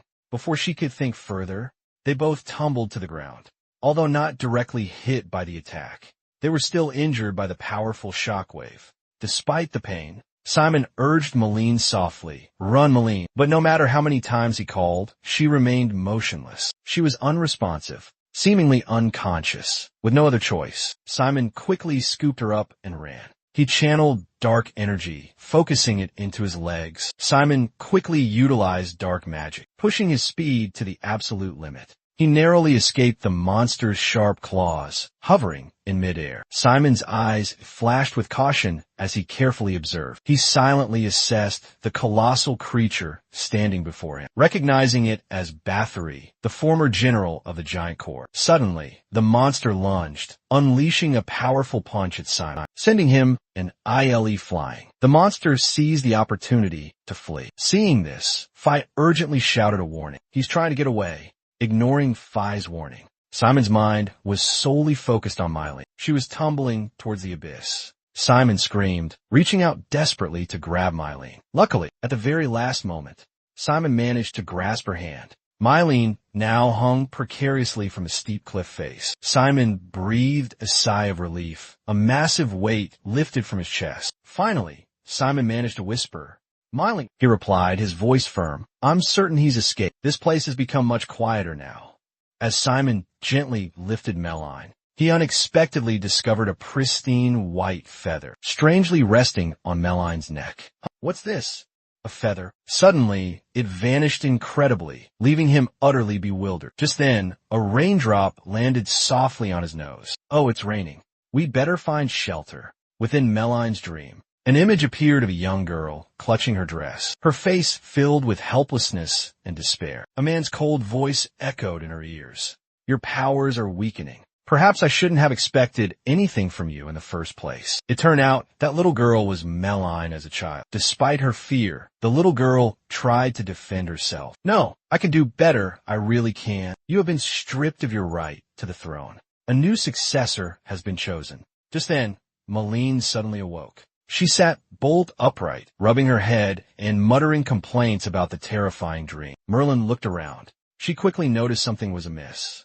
"These are my clothes," she exclaimed. Meline turned to Simon, asking with a bewildered expression, "Hey, where are we?" "The cave," Simon replied. Hearing Meline's voice, Simon, bare-chested, turned around and gently asked after her, "You're awake? Why aren't you wearing a shirt?" Simon wondered. Meline jumped up, stammering, "Where are your clothes?" Then she instinctively touched herself. A horrifying realization struck her like a bolt of lightning. Meline roared in outrage. "Where are my clothes?" Her eyes glared at Simon as if she wanted to devour him. The atmosphere suddenly became suffocating, heavy. Frightened, Simon hastily explained himself. "Sorry." Simon pointed to a pile of clothes drying nearby and said, "I'm worried you'll catch a cold with your clothes soaking wet." But Meline still seemed furious. She loudly interrogated Simon. "Don't tell me you're some kind of pervert, worried something bad would happen." Simon quickly reminded Meline to lower her voice. "There are monsters in this cave. It's not safe to shout like that." She roared in indignation. Simon could only frantically try to explain himself. "Calm down. I swear I didn't do anything to you. I had my eyes closed the entire time. I swear." Meline grew even angrier. What are you even saying? I didn't even. Suddenly, a steaming hot pot of food was brought out. Malene, still fuming, gripped Simon's arm, making him flinch. She suddenly covered her face, asking in shock. Then what actually happened? Blank. Quickly. Tell me everything that just happened. Well, you see. After that, she completely calmed down. So that's how it was? Suddenly, she stood up and said, "Hey, alright, turn around." Hearing that, he was dumbfounded, not understanding what was going on. He asked, puzzled, Why? Did you see something? She angrily shouted, "Turn around so I can change." I get it. This is embarrassing. Simon thought to himself, if she's asking, I should wait outside. Finished, Malene plopped down on the ground. Simon sat down beside her, his heart pounding. Seeing his extreme worry, Malene asked, a little exasperated, "What is it? Why do you look more worried than I am? I'm the one who's naked." Simon stammered, feeling guilty. I'm not worried, quickly changing the subject. "Are you hungry? Want something to eat?" Malene nodded, replying, "Yes, thank you." Holding 8 steaming hot meals, Merlin quietly called Simon over, then earnestly said, "Thank you for saving me." Simon brushed it off, replying, "It was nothing." Merlin was truly puzzled, looking at Simon with suspicion and asking, "But why did you do it? I never thought you would save me. After all, I was the one who attacked you first. Actually, I didn't completely want to do that." Hearing that, he gently looked up at the sky and slowly explained, "You were about to complete the black fire technique. I couldn't disturb you." She sighed in exasperation. Ugh, this is unbearable. Saying that, Malene placed all the points she had earned in this competition on the table. "Take all my points. Consider it as my way of saying thank you." Simon was incredibly surprised. "Malene, what are you doing? You worked so hard." Malene gently took his hand, a bright smile blooming on her face, and replied, "Yes, but there are still 2 more days. You just need to leave 1 point for me." Merlin grinned brightly, replying, 2 days? That's too much." Simon was still astonished, rubbing his bracelet and muttering, 260 points. Merlin returned to his meal. As she ate, Simon spoke up, "Hey Merlin, can I ask you something?" She turned to him, a playful and teasing look on her face. Her tone laced with teasing. She told Simon, "Yeah, go ahead. You can ask me anything, as long as it's not something perverted or anything like that." Simon flustered, beads of sweat forming on his brow, quickly defended himself. "No, it's not like that." He turned serious, looking up at the starry sky and asking, "Why do you try so hard to be at the top?" A group of people were venturing deep into a dense forest. They grumbled incessantly. A voice urged from the other side, "Macon, hurry up. Search carefully." Macon cheerfully replied, all right, I'm working on it, Harry." The others exchanged skeptical glances. "It's strange. Macon was a specially admitted student. Why does he keep listening to that guy?" Macon Randolph, specially admitted student number 10. Emily, worried, spoke up and asked Harry, "Hey Harry, it's already the 3rd day." Harry shoved his hands in his pockets and responded irritably, "We should head back to the rendezvous point. Stop whining and keep moving. If you don't want to come with me, then leave the team." Faced with Harry's arrogance, Emily angrily retorted, "What did you say? This isn't your team. Macon is the leader here." Hearing that, Harry quickly shifted his gaze to Macon and asked, "Is that so? What do you think, Macon?" Macon said softly, "Of course you should be the captain.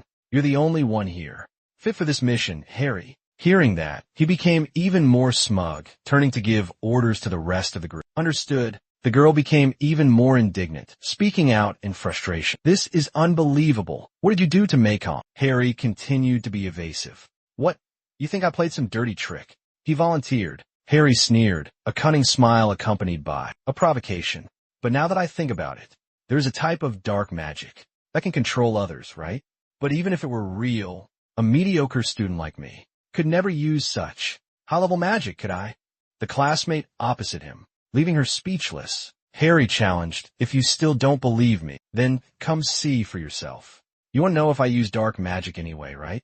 The girl from before immediately nodded in agreement. Emily fearfully stepped forward, stammering, "Me, Miss Gogong." Harry quickly pulled his classmate's hand behind him, whispering, "Emily." Then, Harry whispered something to Emily. Harry let go of her hand, then excitedly boasted, "See, I told you. No one here can use dark magic. Now tell everyone again who the leader is." Emily seemed hypnotized. Her attitude completely changed. "Our leader is of course you, Harry." The other girl exclaimed in astonishment. "What?"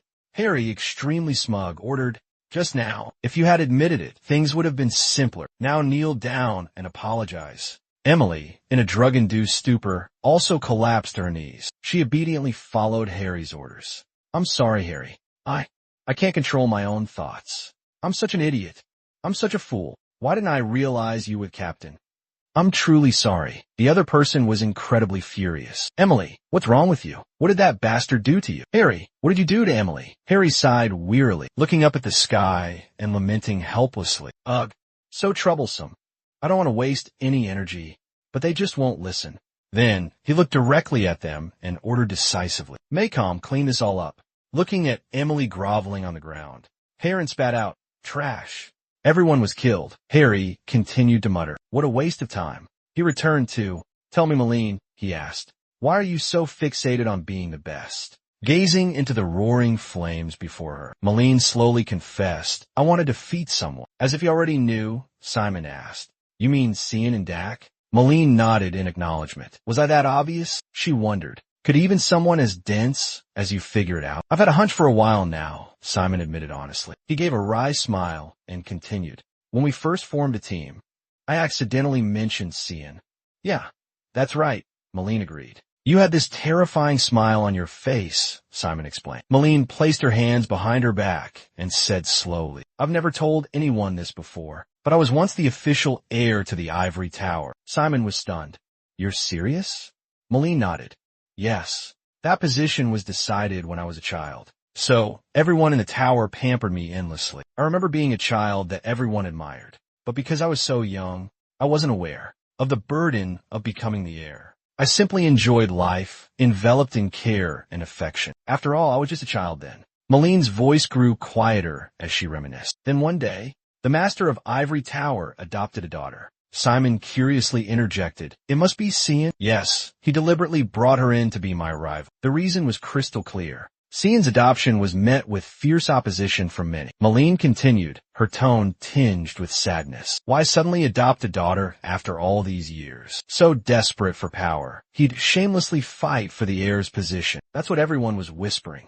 Because Cian was... At first glance, my position as heir seemed securely guaranteed. But as she reached this point, Malene's expression flickered with hesitation and a lack of confidence. She stumbled, pausing before continuing her story. Finally, Malene admitted that Cian was an exceptional genius. Perhaps, calling her a monster would be more accurate. Completely different from me. It took Cian only a week to master dark magic conversion. No matter how challenging the problem, Cian could solve it with ease. Whether she had prior knowledge seemed irrelevant, although the Ivory Tower always valued pure bloodlines. Cian's exceptional talent made all those rules meaningless. Malene continued, her eyes filled with sadness. Gradually, everyone began to accept that Cian would be the future master of the tower. When she came of age, the Ivory Tower would regain its former glory. And just like that, I slowly faded into oblivion. I grew up in constant comparison. And obviously, compared to her radiant brilliance, I was nothing but an invisible speck of dust. The elders even considered breaking the immutable laws of the tower to officially choose Cian as the successor. From then on, the adults in my family, the servants, friends, even my parents, stopped having any expectations of me. Simon listened intently as Malene confided, her voice soft and gentle as a breeze. When Cian was 17, she received special admission to the academy, thanks to a partnership agreement between Kizin and the Ivory Tower. Simon, intrigued, asked, what about you? She looked up, masking her sadness with a forced smile. I studied on my own and took the entrance exam. Simon softly replied, I see. Confused by his response, Malene blurted out, huh? Simon paused, then asked directly, Malene, do you want to challenge me? Because of course, my abilities are far inferior to hers, but you must think that you'll get closer to Cian's level if you defeat me, right? Malene clenched her fists, no longer hiding her true feelings as she answered frankly. That's right. I've never given up. Everyone thinks I'm not capable enough, but I will definitely take back what she stole from me. With a determined look, Malene continued.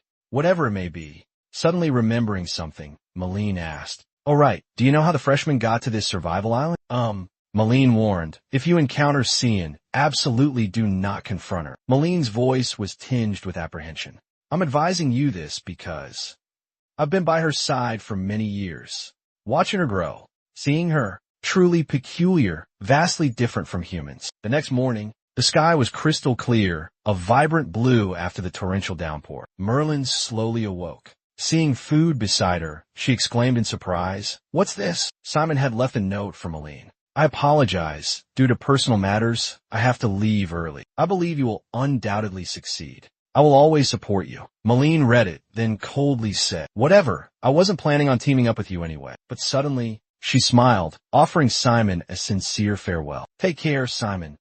By now, Simon had reached another forest. Standing before a dark cave, Simon asked Fear as he walked. Yesterday, during the fight with Merlin, why did Vincom suddenly disappear? Do you think he was agitated by the commotion? Or was he sensitive to fire? What do you think? Fear remained silent for a long while, not answering Simon. Simon asked Fear, "What's going on?" Fear slowly responded after a moment of silence. "Nothing," he added. "Vincom will become even more powerful." Angrily, Simon looked down into the deep abyss and continued, "Does he mean he has a grudge against me?" Fear nodded in agreement, his expression serious. "But the thing is, Vincom, he seemed different yesterday compared to the Vincom we knew. I have a bad feeling." Simon suddenly fell silent. Perhaps he had noticed something unusual. Behind a large tree, a figure lurked. This puzzled Simon. Unafraid, Simon approached. The figure ahead gradually became clearer. The person's entire body came into view. Simon quickly recognized it was Ellen. She hurriedly ran away. Simon panicked and chased after her. "Wait, Ellen!" But Ellen ignored his call. She continued on, unfazed, venturing deeper into the dense forest ahead. Just like that, Simon persistently followed, refusing to give up. He watched the radiant smile on her face. Simon suddenly stopped, a sense of unease washing over him. Ellen should be at the sanctuary. What in the world is going on? Suddenly, a blinding light erupted. Simon instinctively raised his arm to shield his eyes. In an instant, the light vanished, and Ellen was gone without a trace. Just then, a blood-curdling scream from behind startled Simon. He spun around, seeing a fellow student lying on the ground, a gruesome sight. His mouth opened and closed in a silent scream. "Help me! Help!" Before Simon could comprehend what was happening, a terrifying slash flashed before his eyes. His fellow student was killed instantly. Shaken by the horrific scene, his eyes darted around in terror. The bodies of his classmates lay scattered everywhere, each bearing a fatal wound. A cold, sharp sword piercing through their chests. Amidst the carnage, there was one survivor. A young man, trembling in utter fear, was cornered against a tree, stammering, "Please, stop. Please stop. Why? Why are you doing this to us? What did we do wrong?" His desperate question was cut short, as a jet-black chain suddenly appeared, wrapping tightly around the poor young man's neck. Some unseen force yanked the chain, dragging him upwards. Before Simon's horrified eyes, the young man was suspended in the air, his body constricted. A blood-curdling scream of agony echoing. "No, no." Simon's eyes widened. He gasped in terror. The cross. The young man's faint voice still echoed in the air. "Please, I beg you, spare me." Countless swords materialized out of thin air, like a deadly rain of steel. And then, the young man was brutally stabbed to death. His body was once again flung down in front of Simon. His eyes remained wide open, unable to close. At that moment, a single feather gently drifted down. A low, melodious voice, belonging to a young woman, echoed with a mocking, feline purr. Perched on a tree branch with a triumphant smirk, she said, "They're not really dead, anyway. Just painful memories being wiped clean, that's all." Simon, in that moment, saw the girl, speechless. 1,000 questions flooded Simon's mind. Why would she do this? Why was Cian's face devoid of any emotion? She casually replied, "For fun." The answer stunned Simon into silence. "For fun," Simon repeated. "For fun." Cian sat on the branch, completely at ease. Simon roared in anger. "You brought me here for fun?" Cian replied. Stunningly beautiful, she landed on the ground, like an angel descending from heaven. Cian slowly spoke. "This is the third time we've run into each other, isn't it? Perhaps this is fate." Seeing her feigned innocence, Simon, out of patience, retorted, "Cut the crap." But Cian stopped him. "Why so hasty? I've always wanted to have a proper chat with you." Simon Farentia, or rather, Cian, as if to add a bit of drama, paused for a moment and then said, "I've always wanted to have a chat with you." Simon Florinia, or rather, Cian seemed to deliberately build suspense, pausing for a moment before continuing. Should I call you commander of the 7th Legion instead? Simon froze at those words, sweat pouring down his face. Seeing Simon's astonishment, Cian continued to tease him. How's Pia? It seems Elizabeth isn't with you, is she? Cian brought a hand to her chin, continuing, or could it be she's disguised as someone else on this island? Simon gritted his teeth in fury at her words. You, he started to say, but was interrupted by Cian once again. Don't worry, we're within my barrier, so no one can see or eavesdrop on us. Simon asked suspiciously, how did you know I'm the commander of the 7th Legion? Cian remained calm, provoking him. I'll give you a riddle. Where do we meet the second time? Exactly, among the first-year students. Only the two of us use that magic circle. Simon asked sternly. So you've been watching me since then? You've been tracking me ever since? Cian revealed the truth. Actually, it was even earlier, even before then. The Ivory Tower has always kept a close watch on the ruins that NID sealed. We placed a warning spell there to know when the ruins were opened. Not long after, the alarm bells rang. When I rushed to the scene, my goodness, you've become a Legion commander already? Simon inquired. What about Elizabeth? Sun smirked slightly. What's there to ask? You mean Anise, right? I went to Anice's territory, where Elizabeth was tasked with monitoring you, and I've been keeping tabs on you as well. After you left, I read the memories of those there, the lord, the guards, the guild members, even the dancers, all of them. Sun clapped his hands together, as if remembering something important. All right, there was one more person. She mentioned Elon Zyle, the one you let go. With a sarcastic tone, Sun asked, have you realized your sin yet? You let a priest live. Simon clenched his fist, retorting, Elon came there on her own. She didn't have any support. Since we're in a truce period, I'd rather resolve things peacefully than cause trouble by killing someone from the sanctuary. Sun, with a sarcastic tone, continued, smooth talker, this must be nothing to you, since you can easily contact fear. A triumphant look spread across Sun's face. You should know that you've committed first-degree treason. He then stood there, laughing heartily. Simon remained unfazed, retorting, ha, don't make me laugh. Go ahead and report me to Kizan or take me to court. Why bring me here and say these things? He wondered. But Sun seemed to have other plans, saying, I believe this is the perfect time to negotiate. Surprised, Simon thought, negotiate? Sun raised a hand to his lips, flashing a friendly smile. Why don't you join our ivory tower? Simon looked at the man before him, thinking, me? Go to Ivory Tower, a very tempting offer. I think I should talk to you more. After a moment of thought, Simon replied, if you want to recruit me, send a formal offer after I graduate. Make me a formal offer after I graduate. With the tower's wealth and power, you have enough leverage to persuade me. Cian closed her eyes and spoke slowly. I don't want a Kizan student to graduate from Kizan. Simon was completely baffled, asking, what do you mean? Cian sternly explained. After all, Kizan is just a school. Have you ever wondered why an ordinary school can hold power over half a continent? Consider the neighboring kingdom of Rashton. 4 of Rashton's 5 generals are from Kizan, and 17 of the 20 royal knights are also from Kizan. The Minister of Internal Affairs, the Minister of Foreign Affairs, the Ministry of Defense, even the Prime Minister, the second most powerful person in the country, are all Kizan graduates. Having said that, she picked up a game piece and continued the match. Then, Cian clasped his hands together and placed them on the board. Her gentle voice echoed again, carrying a myriad of hidden questions. If Rashton were in danger, where do you think her loyalty would lie? With Rashton or Kizan? Looking at the pieces before him, Cian couldn't help but ponder. Do you understand now? Simon seemed to grasp her meaning, replying, so you're saying I need someone completely loyal to Ivory Tower. Cian smiled brightly. You're quite perceptive. I like how quickly you catch on. She continued, her tone laced with a threat. Be executed for treason or join Ivory Tower with us. I don't think you have much of a choice. Cian continued, relishing Simon's attention. We're known to be Kizan affiliated, and you're in the same class as Malene, a classmate of ours. We're prepared to offer you any support necessary, be it financial or political power.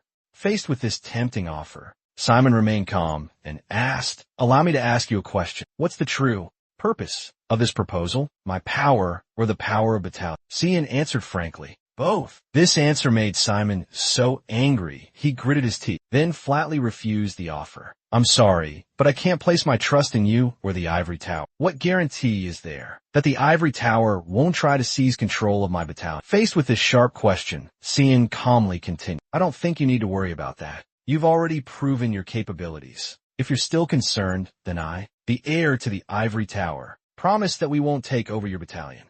You have nothing to fear now, do you? Why are you avoiding my question? With that, Cian gestured toward Simon. Simon sank in a deep thought. I've let her control this conversation for too long. Calm down. Simon tried to slow the pace of the conversation. After a moment of silence, he spoke. Cian, he countered with a wry smile. You're pretty terrible at self-awareness, aren't you? The sharp remark made Cian's expression change. She asked, what are you talking about? Simon confidently continued. You shouldn't threaten others when you're so full of openings. So full of openings. Because you're strong, you think you don't need to think too much, do you? Everyone says, obey or defy her orders. I bet no one would dare utter a word besides those two choices. Simon, with sharp and piercing words, exposed his opponent's cover because concealing one's identity is the act of a coward. You would never let Kizan reveal my true identity, Commander Bathia. Do you know why? Cian remained silent, listening intently to the conversation. Simon, displaying his knowledge, analyzed the situation. The ivory tower is divided into two opposing factions, the Kizan faction and the Gates faction. Kizan, she, and the current master of the tower lead the Gates faction. Kizan Merlin isn't foolish enough to reveal everything like that. You're quite perceptive.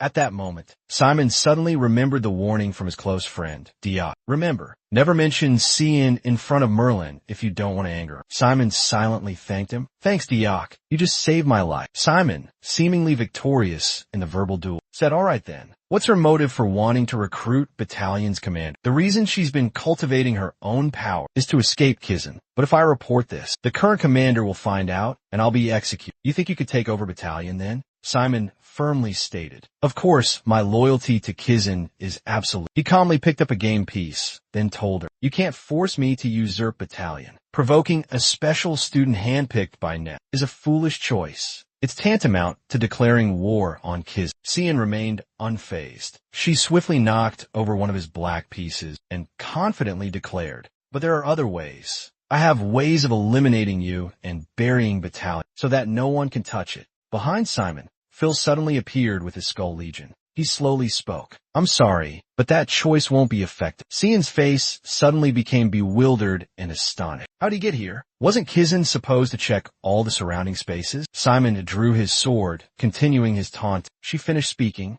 No one can detect us within my barrier. Right? Simon kept emphasizing that it was yet another mistake. Cian wasn't an opponent to be easily subdued either. She scoffed, amusement dancing in her eyes. He's here. Countless feathers appeared, causing Phil to gasp. Feathers. She began to move her hands and feet. A flurry of feathers materialized, and Cian laughed triumphantly. Let's just play a little, shall we? Commander Shimbong seemed to recognize the feathers. It was Cian's special skill. Special skill. Only a select few across the entire continent can possess this unique energy source. It's not dark energy, not holy power, nor is it pure magic. Simon thought to himself, I have to avoid this at all costs. I still don't know what kind of damage it could do to my body. Before he could finish his thought, Sun suddenly lashed out, a sharp feather projectile hurtling towards him. With lightning-fast reflexes, Simon instantly blocked with his sword. But the feather's power was terrifying. It effortlessly snapped Simon's sword in two, grazing his face and leaving a wound. The immense force sent Simon reeling, his vision blurred. He stumbled and collapsed, his broken sword clattering to the ground. Simon clutched his neck in agony. His eyes widened in terror as he gasped. What the hell was that? Fear also cried out his name in panic. Cian casually remarked, did you think these were just ordinary feathers? Admiring the feather she had created, a smug smile spread across her face. This is my power. These feathers can hold emotions. Simon suddenly frowned, detecting a strange scent. Cian chuckled.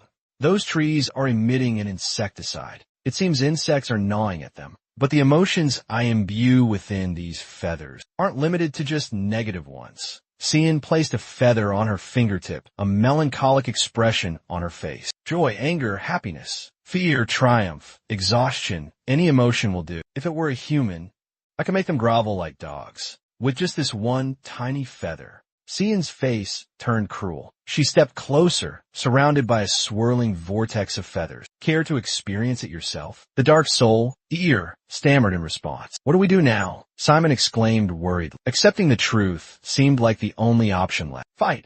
A resolute voice rang out. Immediately, EO and his bony henchman aggressively advanced. Without a moment's hesitation, with a massive and sturdy blade in his hand, EO channeled all his strength, delivering a fatal blow towards Cian. But with a strange technique, using soft feathers, objects seemingly delicate and fragile, she easily neutralized the opponent's giant blade. Cian scoffed. To think that I would have to fight an ancient undead here. Suddenly, the bony figures behind rushed forward, attempting to attack her from behind. But Cian had already anticipated their intention. Swift as lightning, she leaped into the air, like feathers floating in the air. Despite the overwhelming number of bony figures, they were completely powerless against her. Cian was ready to unleash her attack. From her hands, feathers flew out, appearing delicate and fragile, yet easily taking down the fearsome skeletal horde. Suddenly, a swarm of flying spiders attacked Ciona. Once again, Ciona was overwhelmed by the sheer number of enemies. Countless flying spiders surrounded her. She exclaimed, as expected of a commander, "Your army is quite impressive." But that's not enough to deal with Ciona.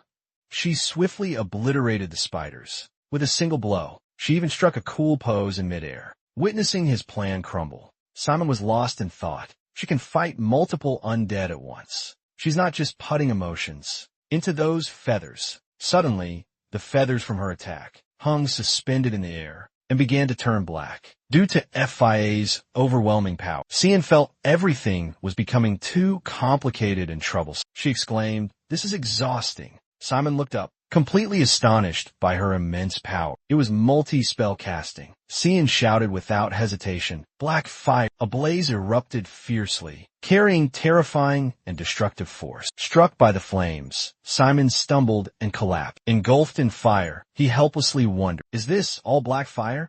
How could she create such a powerful flame? As just a first-year student, impossible. FIA suddenly appeared behind Cian, her voice dripping with sarcasm. How laughable, making Cian jump in fright. Fortunately, Cian realized in time. She swiftly dodged Pia's attack, her eyes sharp as daggers, locked onto her opponent. Her power erupted, unleashing a storm of razor-sharp feathers. Pia boasted, "I'll show you what true power really is." His face contorted in a ferocious snarl as he lunged towards Cian, his voice a low growl. "Your skills are far superior to those other students." Pio's eyes blazed with an eerie green fire. He continued, "But you're still just a naive student." Without hesitation, Pio launched an attack at Cian. A terrifying blow, carrying destructive force, aimed directly at her. He thought he had his target captured. Pio breathed a sigh of relief. "Got you.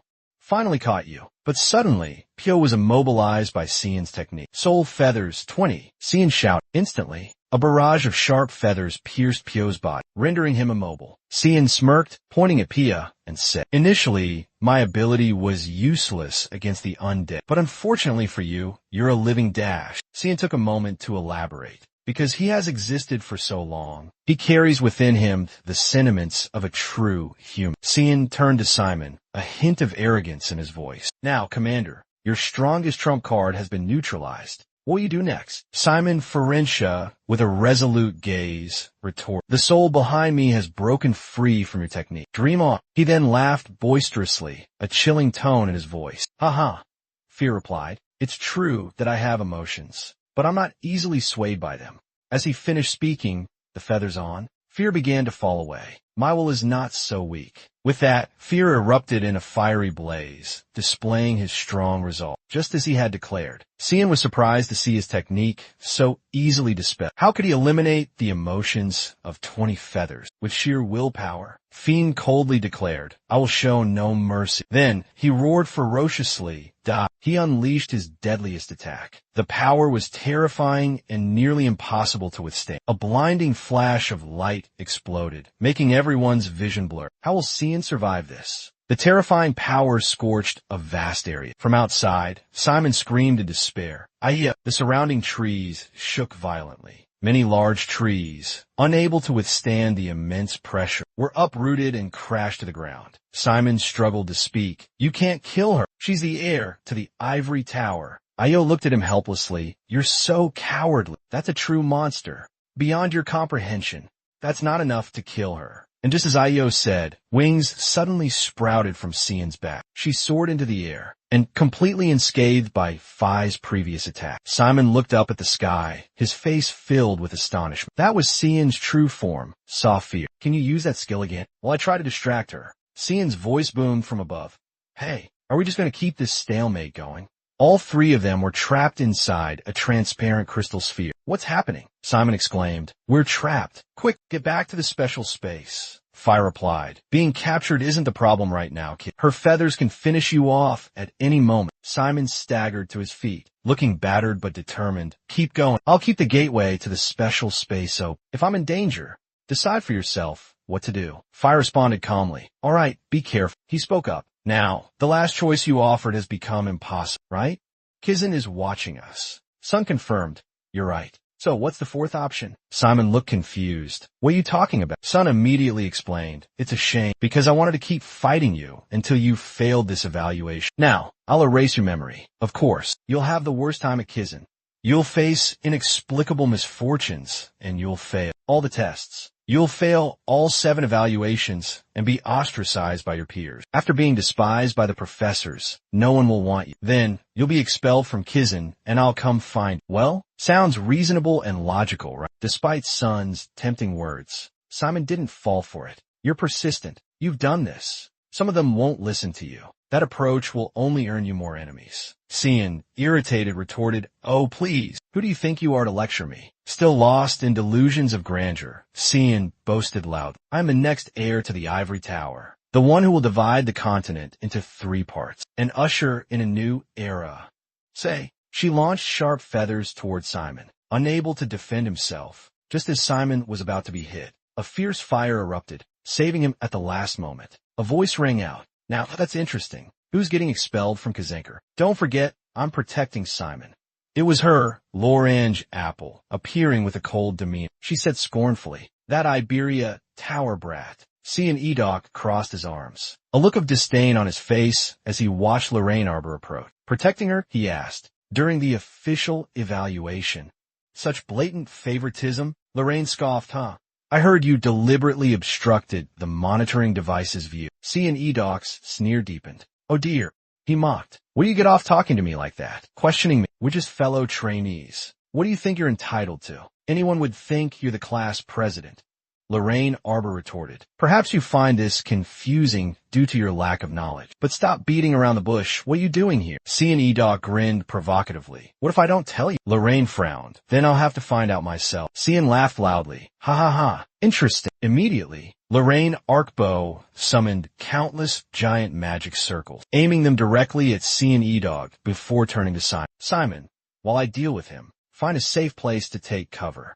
Seeing Lorraine recklessly challenge Cian Edok, Simon couldn't help but worry. She anxiously said, "But Lorraine." Lorraine proudly turned back, looked directly at Simon, and said, "Go if you don't want to get caught in the crossfire." Lorraine's words left Simon speechless, able only to utter, "Yes." Immediately after, from Lorraine's magic circles, a volley of dark arrows shot out, flying straight towards Cian. Cian just scoffed, his face full of contempt. "Just these pathetic dark arrows? Cian Anda, you're so naive. There's no need for such formalities between us." Sun, with a steely gaze and clenched fists, was ready to fight. Lorraine spun around, delivering a devastating punch straight into Sun's chest. The powerful blow sent her flying, crashing hard onto the ground ahead. Dust and debris exploded into the air. Simon huddled in a corner, witnessing the destructive scene before him, his heart pounding in his chest. Terrified, he exclaimed, "Damn, that's terrifying." Simon thought to himself, "If I were still there, I would have been killed 5 times over." By now, Sun had soared into the air, looking down at the deep crater created by Lorraine's punch. Sun clicked her tongue. "Oh, we're going to play it this rough?" Lorraine lifted a massive boulder, her voice low and menacing. With that, the enormous rock hurtled straight towards Sun, but clearly Sun was no easy opponent. She carved sharp, glowing lines across the boulder. Feathers rained down from the sky. And just like that, the massive boulder exploded into tiny fragments, scattering and mingling with the feathers. Cian remained calmly suspended in midair and asked, "What if I refuse?" Lorraine, irritated by her opponent's continuous stalling and provocation, roared in frustration, "Stop playing games. Today we settle this here and now." Cian looked at Lorraine with a mixture of mockery and contempt and said, "You're quite rude for someone from a noble family." Then, she looked at Lorraine with a puzzled expression and asked, "Why did you send Simon away? I think he would have enjoyed your spectacular performance. Or are you trying to hide your uncouth behavior from a boy you have your eye on?" This comment struck a nerve with Lorraine, causing her to. Lorraine swung her arm forcefully. A blood-red lightning bolt instantly crashed down behind her. The space behind Lorraine suddenly cracked, splitting apart, revealing a sinister crimson, engulfing everything. A multitude of bloodshot, demonic eyes appeared, staring intensely at Cian with a terrifying bloodlust. Cian Index chuckled, a look of surprise and amusement on his face. "Oh, wielding the power to open the demon realm? I'm curious to know just how chaotic this world will become when they learn of the insane plot that you and your mother are brewing." Immediately after, a sharp demonic arrow zipped past Cian with incredible speed. Cian heard the buzzing of thousands, tens of thousands of demonic eyes fixated on him, and calmly said, "Ah, are you serious about fighting like this?" Cian leaped into the air, unleashing a series of slashes at the demonic eyes, causing everything around to explode violently. Blank. Lauren's eyes were fixed on Cian, who was relentlessly attacking the devil eye matrix she had created. Immediately, she summoned a nightmare steed and declared, "Our destinies were predetermined to clash one day." Lorraine swiftly mounted the nightmare steed and shouted, "For I will become the ruler of Kiz, and you, the heir of the falling tower." Lorraine expertly maneuvered the nightmare steed, dodging Cian's relentless attacks, while skillfully commanding a multitude of devil eyes to counterattack. Lorraine stated, "If we engage now, millions of innocent lives will be destroyed. It's best to end this while we're still students." Meanwhile, Simon stood frozen, witnessing the explosive confrontation between the two girls in midair. He stammered in bewilderment. "How are they?" FIA immediately interrupted. "Don't be impressed by such nonsense." FIA raised an eyebrow, reminding him, "You're a Legion commander too. That's all there is to it. Maybe even less than that." Simon's face fell, and he said in a dejected tone, "That sounds so discouraging." Kuya laughed heartily, then encouraged Simon. "Ha ha ha, that's because you think that way. If you keep improving yourself little by little, you'll still have a chance to catch up." Simon glanced at the battle raging in the sky, then turned and hurried away, saying, "I understand. Let's just let them deal with each other. In the meantime, we'll take care of our own business." Fear nodded in agreement, asking, "You mean go find Vincom?" "That's a good idea." Simon could feel the ground and the air around him violently shake from a terrifying battle. He thought to himself, with all this chaos, Vincom must be making a move, right? A gold-bandaged arm suddenly emerged from the ground. Simon cheered. "I knew it." Vincom roared ferociously, then gradually materialized from beneath the earth. Simon quickly grabbed the fear badge. "Fear, come here," Simon shouted. Fear immediately replied, "Understood." Simon pointed the fear badge directly at Vincom. Fear declared in a booming voice, "Vincom, I am Fear, leader of the Fear Legion." Vincom reacted instantly. His eyes glowed brightly, and he roared, "Fear? What did you say?" Seeing that, Simon quickly opened a subdimension for Fear to step out. Then Simon instructed Fear, "I'll open the subdimension. We don't have much time." Fear hastily replied, "All right." As soon as he was released, Fear immediately approached Vincom and yelled, "Vincom, what are you doing? The Legion is reborn. Return to the ranks once more." FIA looked down at the hawk insignia lying on the ground. A hollow voice repeated mechanically, "The Legion." Suddenly, Vincom transformed, his voice becoming agitated. "The Legion." Vincom gasped in astonishment. "The Legion." Vincom roared again with fervor. Toxic fluids erupted from the ice, encasing Vincom's body. The poisonous fluids seemed to have a will of their own. They coalesced, forming a horrifying The Legion. The Legion. The Legion. The Legion.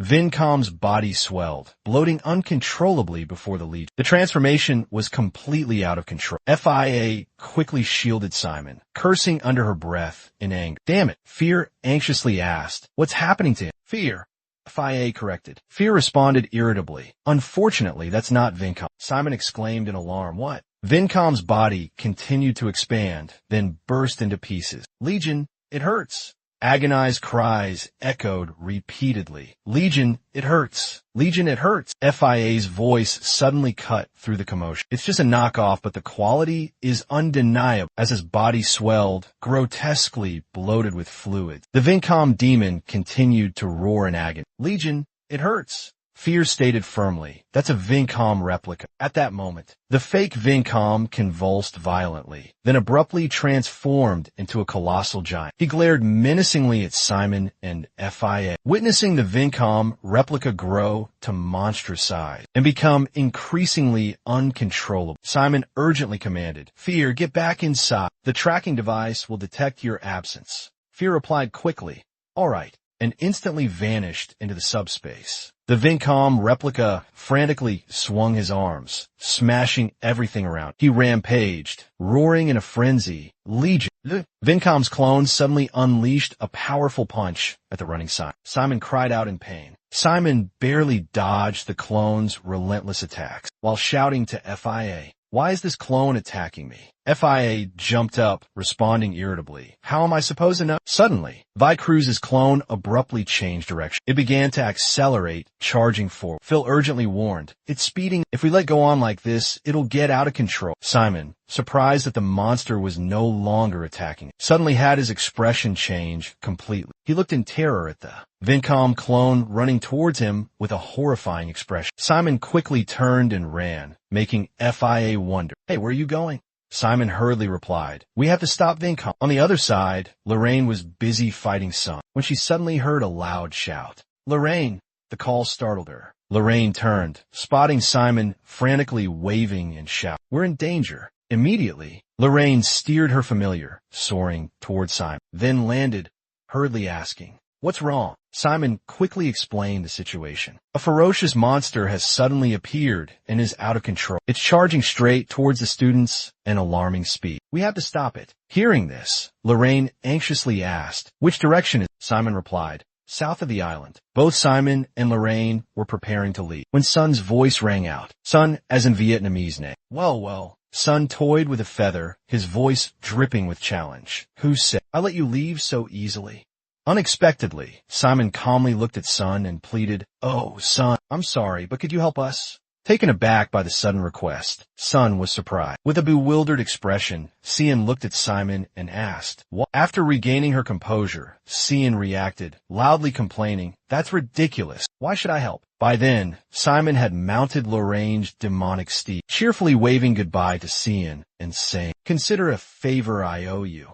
Thanks in advance. Cian didn't reply. She immediately summoned a magic circle and yelled, Never! But at that moment, Cian suddenly froze, remembering what Simon had once told her. You're pretty bad at political maneuvering. No, he's dancing on the flowers. His gaze never left Simon, intently observing his every move. Someone asked, Dancing on the flowers down there? Simon was still exerting all his strength, nimbly moving across the blue blossoms. On the bridge, Word continued to describe the strange plants floating on the water, then exclaimed in astonishment, He always has the most ingenious ideas. Reaching his destination, Simon leaped high into the air, performing a somersault in midair. A column of water surged upwards, surpassing even the headland, leaving everyone around stunned, their eyes wide with disbelief. They couldn't comprehend what extraordinary feats this young man was capable of. Suspended in midair in that fleeting moment, Simon gestured with his hand and shouted, Retreat! Immediately,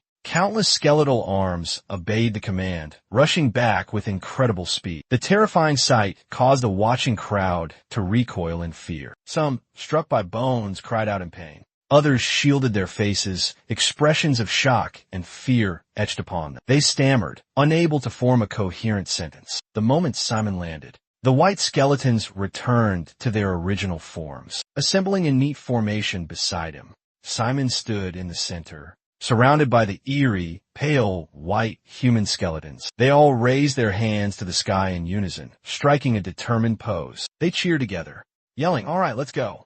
Witnessing the bizarre spectacle before them, everyone on the cliff fell silent, speechless. A few people gasped in astonishment. Wow. Within the crowd, a lively discussion suddenly erupted. One person frankly remarked, "That's the first time I've seen bone manipulation used like that." Another agreed, "It's truly baffling. I've never seen anything like it either." The conversation was getting heated. Suddenly, a figure darted forward with incredible speed. Immediately, the whole gang recognized the running figure as Jiho. They frantically pointed at him and yelled, "Catch him! Get Jiho!" Jiho didn't even bother to look back.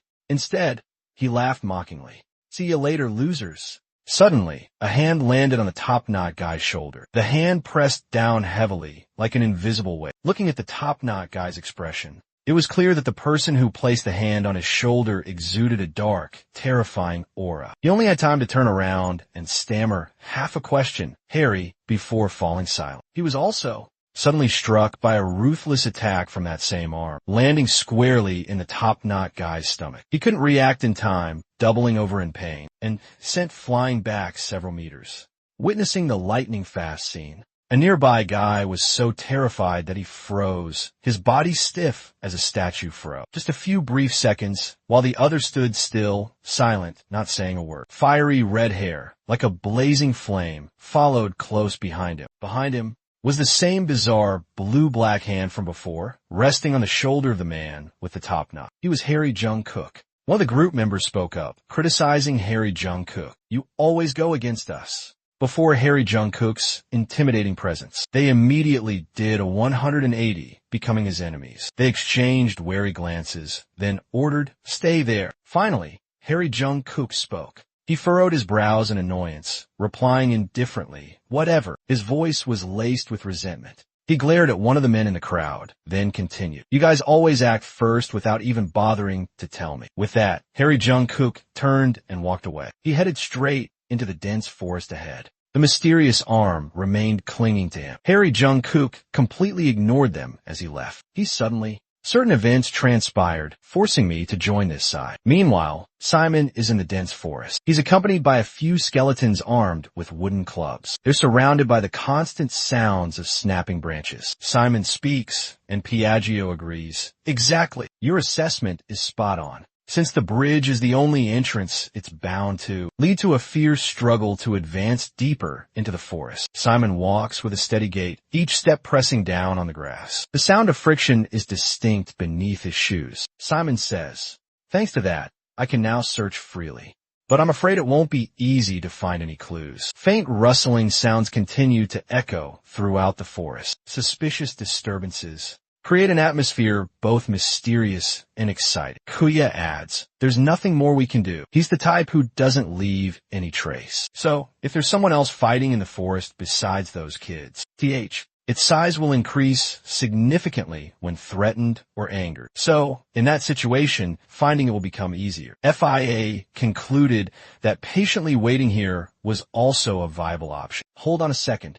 Simon looked up slightly to the side. He nodded slightly, agreeing with his companion. "You're right. Because the students are fighting here, that creature is bound to feel threatened." Their current location was beside a sheer, towering cliff face that stretched endlessly upwards. It was so high that it soared above even the dense canopy of the forest. Simon observed carefully and then stated, "If we want to reach the top, we have to go this way.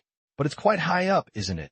He scanned his surroundings, a questioning look on his face. "There must be another way around here, right?"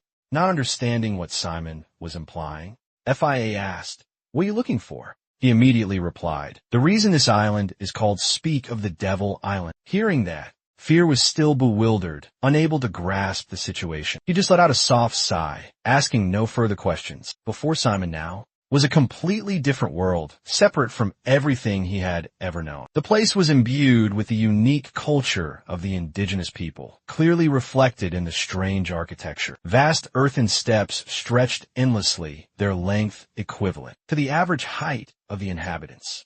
Step after step ascended toward the sky. Each step was so wide that tents large enough for people to live in could be erected. These tents were just the right size for the locals. Thus, the steps continued to the very top, where the most huts were clustered.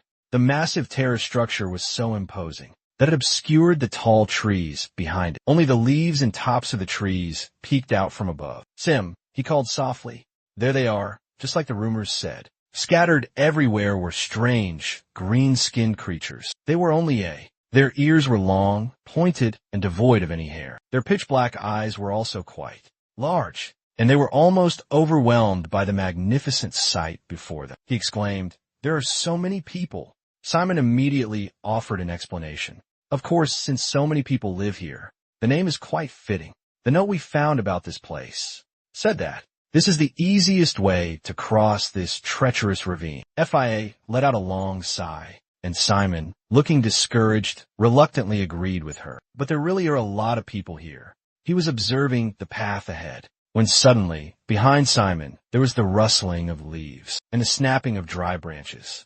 Someone was definitely sneaking up on them from behind. Both Simon and the skeletons froze for a moment, unable to react. Suddenly, a head of white hair, with a worried expression etched on its face, emerged from the bushes. The person raised their hands in a gesture of peace, then quickly spoke. "I'm sorry, I didn't mean to attack you, but it seems you're trying to cross the Reaper's outpost." Simon politely replied, "That's right."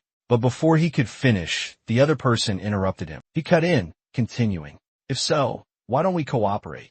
Honestly, no matter how strong you are, getting through there alone is incredibly difficult." He then asked Simon, "You're special student number 1, aren't you?" Two skeletal figures stood beside Simon, their expressions wary. They raised their spears, ready to attack at any moment. Simon calmly asked in return, "Cooperate?" As if striking gold. The silver-haired man quickly, "I want to go to that room alone. When you're on guard, the others will follow me." Simon indifferently asked, "Is that so?" But for this sudden goodwill, Simon quickly shook his head in refusal. "Thanks, but I'll go alone." The other person panicked, hastily persuading, "Really? They're testing our teamwork. Isn't it too reckless to go there alone?" Simon didn't argue, just calmly continued to refuse. "No, I already have a plan." "Sorry." Simon turned around and walked away resolutely. Kuya immediately asked, "Teamwork isn't a bad idea. Use them, and then ditch them later." Simon simply replied, "I thought so too at first." He further explained to Fear, "But I have a way to get through it myself, so I won't choose the decision. That's riskier on this side." As soon as the offer of cooperation was refused, the gray-haired man returned to his group. They were all arguing heatedly. One of them still couldn't believe Simon's decision. He said exasperatedly, he's going alone. A female student immediately came up with a plan. What if this is the best chance to catch him? But, dismissing those petty schemes and annoyances, the gray-haired man said coldly, "Forget it, it's a waste of time. Stick to our plan. This is a race against time anyway." Then they all agreed with that opinion. One of them spoke up, "I don't think we'll lose. But since this is a sloped area, it's important to spread out our forces. Hold your positions. We're leaving this garden." Everyone else agreed. The plan was set, the decision made instantly. The group quickly shouted, "Let's go," and charged forward with breakneck speed. Ahead, a crowd of Cray awaited, weapons in hand. The small Cray scowled angrily. They yelled in their native tongue, voices filled with defiance and hostility. In response, the students summoned their powers, ready for battle. The girl excitedly yelled, "Get ready." Suddenly, from behind them, powerful tremors echoed, growing more intense. The ground shook violently. They all spun around, faces bewildered. What was that? What's that sound? All the students were frozen in place, as were the Cray. Everyone's eyes widened, mouths agape in astonishment. From the distance, a colossal creature was charging towards them. A terrified scream echoed. "What in the world is that?" That monster is completely brown. Right in the middle of its body, there's only one giant eye with a pupil. That's also brown. It looks like Among Us. It's running like crazy straight ahead. Atop the monster's head, a young man was beaming, a smile as bright as a flower. It was none other than Simon Florenia. And the colossal creature below was a golem, sitting comfortably on the back of such an enormous being, moving at such a terrifying speed. Simon looked utterly exhilarated, his hair whipping in the wind. Pure joy radiated from his face. Simon laughed loudly, his eyes crinkling with delight, and exclaimed, "Whoa, the wind feels amazing," in stark contrast to Simon's amusement. The other students and the narrator were running for their lives, a chaotic scramble of bodies. They screamed in panic. Why is there a golem here? How can we possibly fight against the golem's strength? In just a few steps, it'll catch up with us. The panicked crowd desperately searched for an escape route from the golem's advance. Even from the sheer force of the run, the chieftain of the Naraka tribe emerged. He was adorned with ornate talismans, gleaming earrings, an intricately carved necklace and bracelets, a crown of leaves upon his head, and a crude, yet imposing staff in his grip. He stood tall amidst the chaos and swirling dust, raising his staff high above his head, emitting a light that shimmered like 1,000 tiny stars. Simultaneously, the chieftain's booming voice resonated, clearly displaying his defiance and determination to repel the golem. Ignoring the threat, the golem didn't even bother to glance down. It continued its relentless run without hesitation. A devastating kick landed squarely on the chieftain, a mere graze from the size of its toe. That horrifying kick from the golem sent the Naraka chieftain flying, soaring through the air, becoming a tiny speck against the vast sky. Unfazed, the golem and Simon continued their charge forward, to the astonishment of everyone present. On the wasteland scarred by the colossal footprints of the golem, the few survivors were screaming in agony. Some writhed on the ground, others clutched their heads in anguish, while others glared at Simon with resentment. They had succeeded in getting his attention. Simon turned around with a look of innocent bewilderment. He wondered what was happening. Simon swiftly finished off the golem. Clutching the monster's eye in his hand, he began to calculate.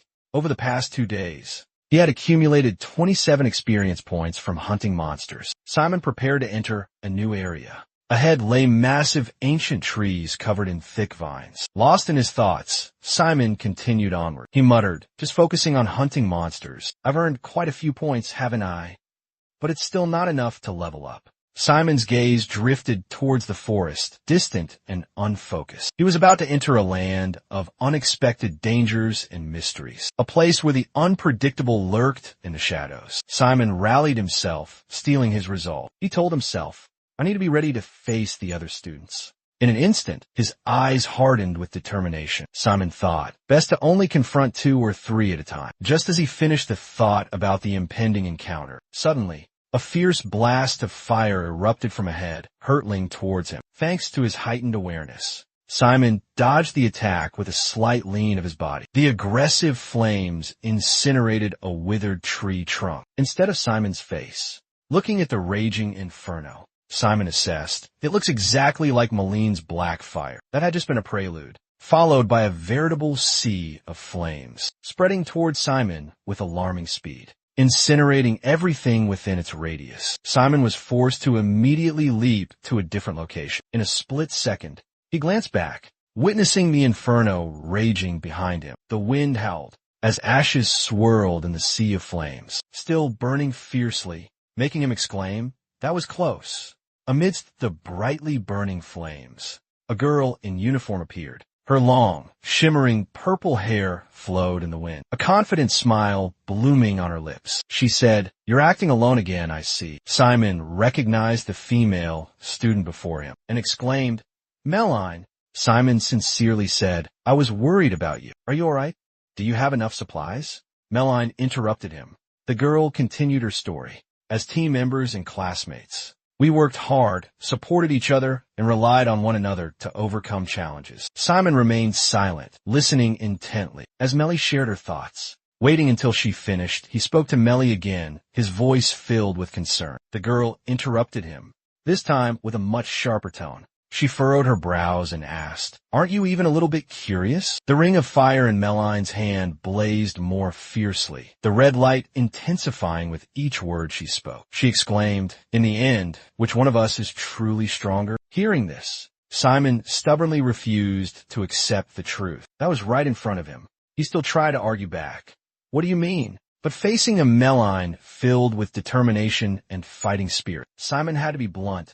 Meline, Are you challenging me? They were both surrounded by a sea of fire, flames flickering everywhere. The girl replied without hesitation, Exactly. Maline clenched her fist, a knowing smirk playing on her lips. This is the perfect opportunity to settle the score between us. With that, she unleashed a torrent of flames, threatening to engulf Simon in a blazing inferno. The raging fire echoed the roar of fury burning within her heart. Maline exulted, her voice ringing with triumph. An opportunity like this doesn't come around every day. Simon didn't immediately respond to her heated provocation. Amidst the dancing flames, the intense heat scorched everything it touched. Simon struggled to regain his composure.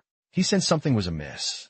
He knew he would eventually face Malene, but not this soon. But isn't this too soon? He wondered silently. In a flash, Malene's eyes turned icy, as if she had never known emotion, as if she was born devoid of feeling. Faced with such a cold Malene, Simon was completely taken aback. He thought Malene always craved victory above all else, and to be the strongest. But to her surprise, he was actually attacking her with such relentless ferocity. She couldn't hesitate any longer. Merlin decided to strike first. She launched 3 fireballs from her magical bracelet. "Are you just going to stand there and watch me die?" she yelled. The 3 fireballs hurtled forward with terrifying speed, like a fiery storm. They didn't just incinerate everything, but also caused earth-shattering explosions. Like bloodthirsty, ravenous beasts, the flames frantically searched for hidden prey, ready to tear apart anything that dared to stand in their way, dodging each attack. Simon was carefully observing the battle and drawing some conclusions. This power truly has the potential for terrible destruction, he thought to himself. Her abilities are remarkable, and he held a genuine respect for her, no matter how you looked at it. Merlin was an exceptionally talented student. However, in this precarious situation, facing Merlin, displaying spectacular strength and individual skill, Simon realized a weakness he could exploit to counter his opponent's attack. He quickly calculated, but no matter how perfect the opponent, there's always a chance to win. Quick as lightning in the thick smoke and fire, Simon summoned a powerful bow. He analyzed Merlin's attack patterns. Merlin is Kizen's strongest warrior, possessing such devastating firepower that he can simultaneously attack and maintain a solid defense. If he executes his moves perfectly, then even his impenetrable fire barrier will be difficult to overcome. Grasping his opponent's strength, the very weapon he uses to attack, Simon found a critical weakness. He tightened his grip on the bow, his resolve unwavering. "I have to deliver a precise, fatal blow, aimed directly at that weakness." The arrow materialized, enveloped in a mystical, dark blue light. He held his breath, listening intently to every subtle sound. "Don't forget the most important thing. Knock the arrow correctly, and draw the bow to the perfect angle." Maxim drew the bowstring taut, his voice firm. "I know you, just as you know me, Malene." Malene didn't hesitate, launching her next attack. She unleashed a barrage of massive fireballs, scorching the surrounding area. "Do you really think," she scoffed, "that you can break through this wall of fire?" Released from Maxim's hand, the arrow ripped through the air at a terrifying speed, aimed directly at Malene. It carried a mission of destruction, to clear a path for Simon. The arrow pierced the raging inferno, the very wall of fire Malene had created. Only when the arrow was nearly upon her did Malene realize its presence. Panic seized her. She couldn't react to the arrow's blinding speed. She gritted her teeth, enduring the stinging pain. In a split second, the arrow plunged into the ground. It didn't actually inflict any physical wounds, but a menacing blue-black aura emanated from the arrow shaft. An arrow imbued with dark energy. Malene gasped in astonishment. She nearly lost her mind. The flames of fury within her burned fiercer than ever. Her pride wounded, she screamed in outrage. "Don't underestimate me." Simon stood firm on his feet, but the dark mark had spread to his legs. Malene was determined to hunt Simon down. She unleashed a relentless barrage of vicious attacks. Simon quickly recognized the danger and went on high alert. "She's trying to drag me into a magical duel. This type of magic is incredibly difficult to counter." While pursuing Simon, Malene thought to herself, "Perhaps you're delusional enough to believe you have a chance of winning. You poor fool." Malene's eyes were fixed on Simon running ahead, a silent determination hardening in her heart. "Once I master the black fire art, you'll pay dearly," she vowed to herself. Malene continued to pursue Simon relentlessly. Suddenly, a jet-black arrow whizzed towards her. Startled, Malene quickly glanced down. Before Malene could catch her breath, 2 more arrows shot towards her. However, both grazed her without inflicting any injury. "Damn it!" Malene cursed under her breath. "Where are they coming from?"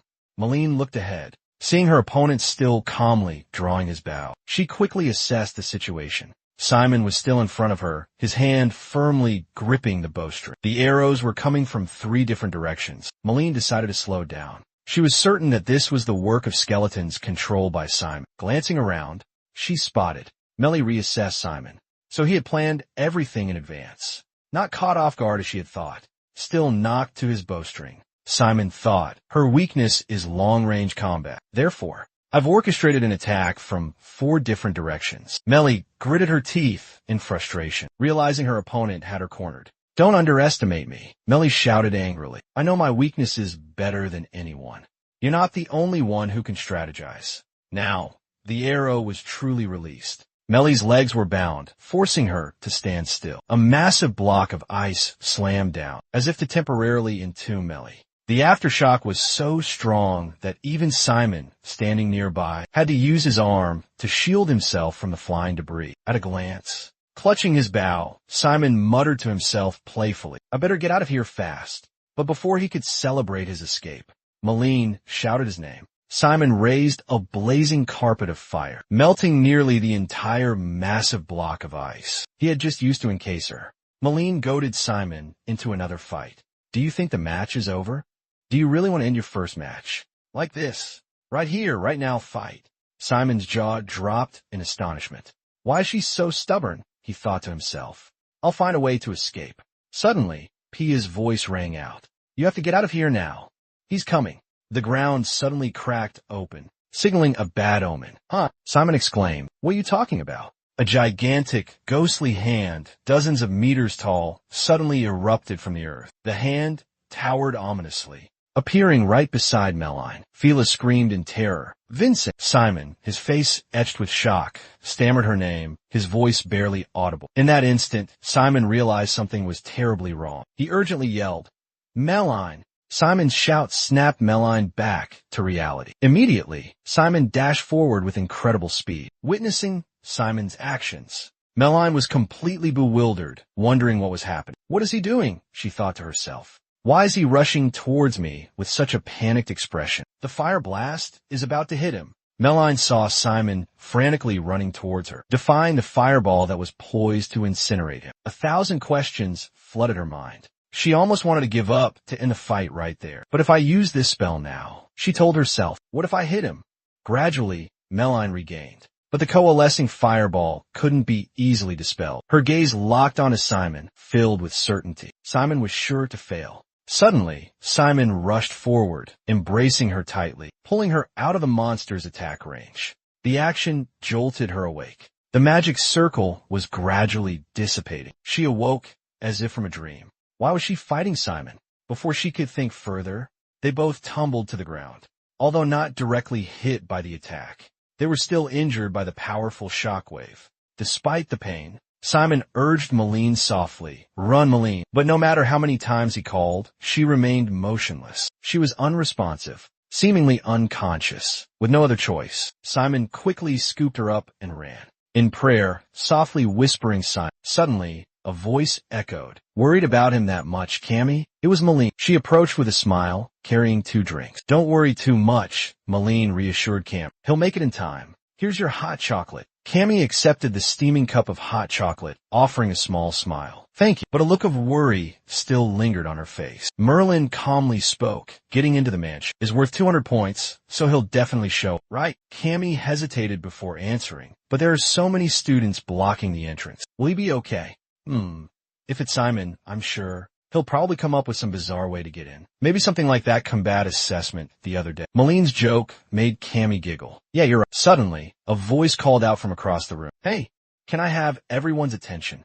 Standing in the hall was Elisa Celine, a student from Special Class 7. That person, is that Elisa from Special Class 7? It is. Elisa spoke up. Currently, the survival assessment has only 1 hour left. So, I'd like to ask that we all cooperate. Mansion's outer defenses. By now, the outside force has accumulated a significant number of points. If they all manage to break into the mansion, we'll definitely be left in the dust, score-wise. That's why I'm asking for everyone's cooperation. Malene gave a cold glance and replied, impressive. As expected of the daughter of the Rashdon Kingdom's prime minister, her political prowess is truly formidable. I heard she single-handedly captured a bridge in the early stages of the match and racked up a huge number of points. Cammy fidgeted nervously, worried her friend was painting a target on her back. But Elisa was striding towards the 2 of them. Malene, stop it. Elisa stood in front of Malene, hands on her hips, and said, if you join the defense team, you'd be a significant addition to our forces. Top-ranked student love. Malene curtly replied, I'm not interested. She smirked a sly.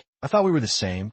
Don't you think so? Elisa brought up the past. Last time, when I begged you to show me the vice principal's exam, you yelled at me that it was against the rules or something. Malene refused to back down, immediately retorted, still holding a grudge over that? How petty. Elisa tilted her head, a smug look on her face. It's understandable, because you see, you acted selfishly, prioritizing your own interests. Elisa's arrogance and haughtiness enraged Malene. What did you say? Actually, you're the one who thinks you're the center of the universe. Do you think everyone else is just a pawn in your game? Malene fiercely retorted, looking Elisa straight in the eye. Don't think everyone will blindly follow your orders. Elisa maintained her disdainful attitude. Really? Cammy stood beside her, looking incredibly awkward. Only after Elisa left did she dare to speak to Malene. Are you alright, Malene? Elisa is in a special class. Was it really necessary to provoke her like that? Malene replied calmly. It's fine. People like that only understand when you're blunt with them. Suddenly looking out the window, Cammy exclaimed, Malene, Simon's here. Simon wasn't alone. He was with Serene and Lorraine. Malene, anxious and impatient, blurted out, why is he with Serene?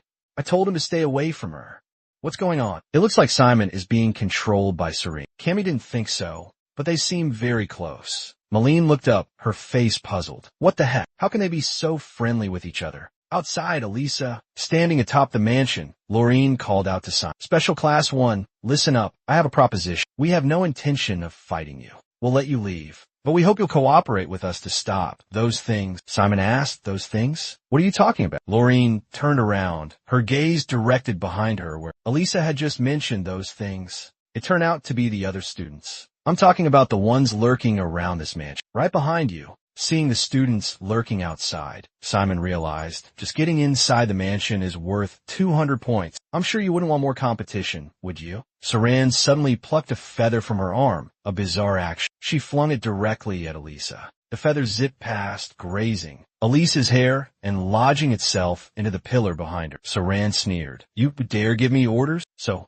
this is your answer? A colossal ship suddenly appears behind Elisa. Everyone murmurs, look, it's a ghost ship. Elisa and Simon gasp in awe. Whoa, that ship, is it flying in the air?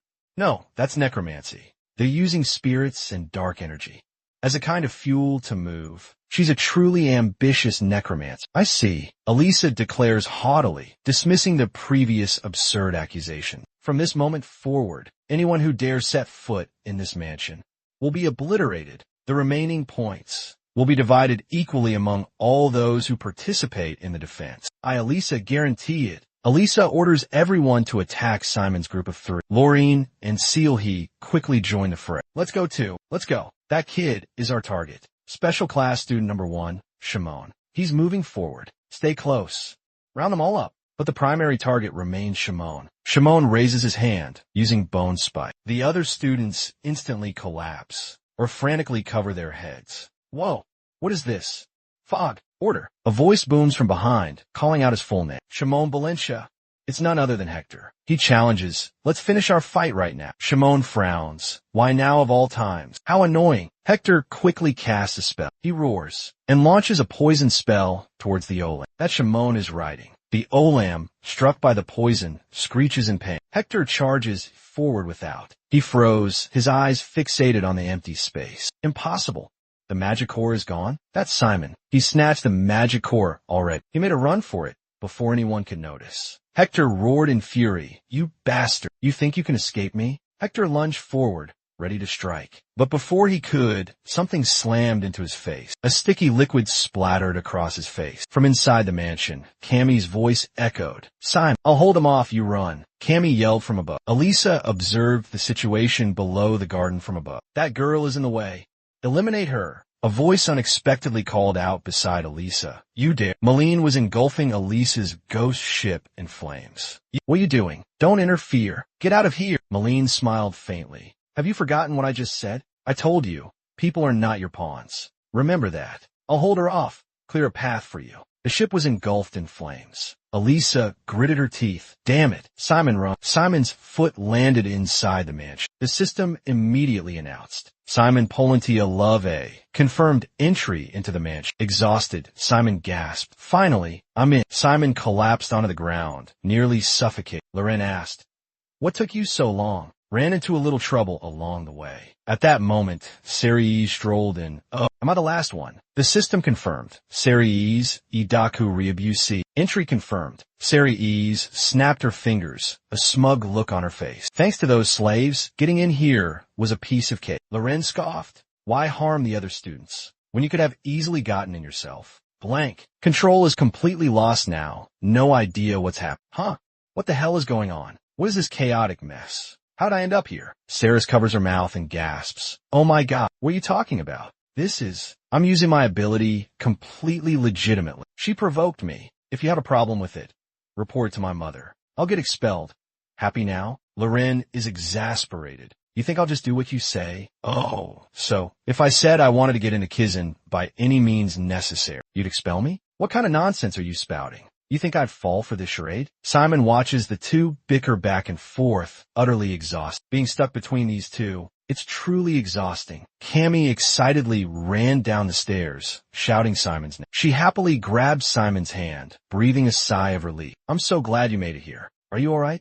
Are you hurt anywhere else? Simon smiled at Cammy. He thought to himself, I recovered thanks to you. Then he said, I'm okay, thanks to you. I'm so grateful for what you did back there. Ceres, witnessing the joyful atmosphere, suddenly felt annoyed. She smirked and stepped between them. Excuse me, did you forget something important? Like telling me about the huge debt you owe me, perhaps? Simon said helplessly, Oh, I didn't forget. He slowly stood up. I wasn't going to grant you a wish, or anything like that. Ceres shrugged in response. I know. Of course, with your current abilities, granting wishes would be much easier now. Malene erupted in fury, striding towards Simon and yelled. Serena immediately looked amused. Well, this is interesting. Malene, without hesitation, shoved Serena aside and scolded Simon. I warned you about this. Serena, on the contrary, grew even more excited. She taunted, she's feisty. Malene pointed at Serena and told Simon, if you see her, stay away from her, understand? So why are you two together?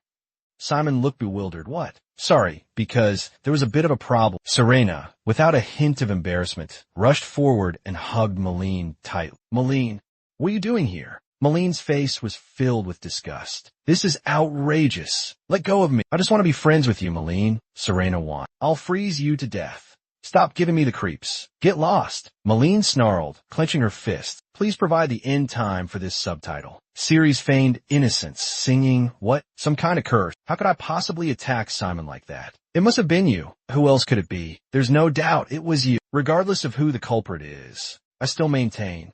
It was you. Cammy asked worriedly. Did you two fight? Simon waved his hand dismissively. No, it was just a sparring match. Ceres explained, but I don't know anything about that. Do I? Besides, my ability can't create things that don't exist. It can only amplify existing emotions. The reason Malene is angry with Simon is actually because of the secret he's hiding. Malene scolded Simon even worse than this. She told him to get lost. They wrestled in the hall, punching and kicking, a noisy and chaotic mess. Brutal. So brutal. Malene, you've become so cold. Could it be that little bit of ice magic? No. Silence. Begone. Vanish into oblivion and be eternally reincarnated. The door bursts open. Maycom storms in, furiously roaring Ceres' name. How dare you manipulate me? Make me act like that. He unleashes a string of curses. Because of you, I had to face those people. I don't even know what class I'm in anymore. Ceres, unfazed, casually replies, Oh my, what's the matter? She dusts off her skirt, stands up, and mocks Maycom. I don't understand what you're talking about. And that person wasn't beneath you, were they? You two were clearly on equal footing. Maycom grits his teeth. In a fit of rage, he slaps Ceres hard across the face. A resounding slap. Shut up. Who else would provoke someone like that besides you? Ivory Tower or whatever, I don't care. Today, you will be dragged down from your high and mighty position. Irene clutched her swollen cheek, blood trickling from the corner of her mouth, glaring at Maycom with pure hatred. Simon stepped forward, placing a hand on Maycom's shoulder, his voice stern. Stop. This is a no-conflict zone. Maycom felt the warning weight of Simon's hand on his shoulder. He grimaced. but still try to argue. So what? I can consider this an exception. Just this once. Maycom's eyes accidentally met Lorraine's gaze from behind. Her eyes narrowed. Her voice as cold as ice rang out. Looking at what? Continue, will you? Maycom, frightened, gulped, and stormed out the door, muttering, "Damn." Simon breathed a sigh of relief, turning to ask, "Are you two all right?" He offered a hand to help Serena up. She smiled in response. "Thanks to you, I'm fine." Simon sighed. "That's good." Before Simon could finish, Serena quickly asked, "You're not going to say we're even now, are you?" "Of course not. Simon is a very calculating person, right?" "That's not true, is it?" Simon was speechless, sweat pouring down his face. Even with 10 more mouths, he couldn't argue with her. Ceres patted Simon's shoulder consolingly. "If you need compensation for damages, I'll ask Special Class 10 to cover it first. Thanks to you, my lifespan has definitely been extended." Before leaving, Ceres couldn't resist teasing Malene a bit. She winked and playfully blew a kiss at Malene. "See you later, Malene." Malene waved goodbye to Lorraine with a bright smile. Lorraine cheerfully returned their farewells. "I have to go too. See you guys at school. Thank you so much for your help." "Lorraine, see you later." Lorraine waved goodbye. The three of them waved back. Simon held up his hand as if calculating. "So now we're even. What about Jick?" Cammy hesitated.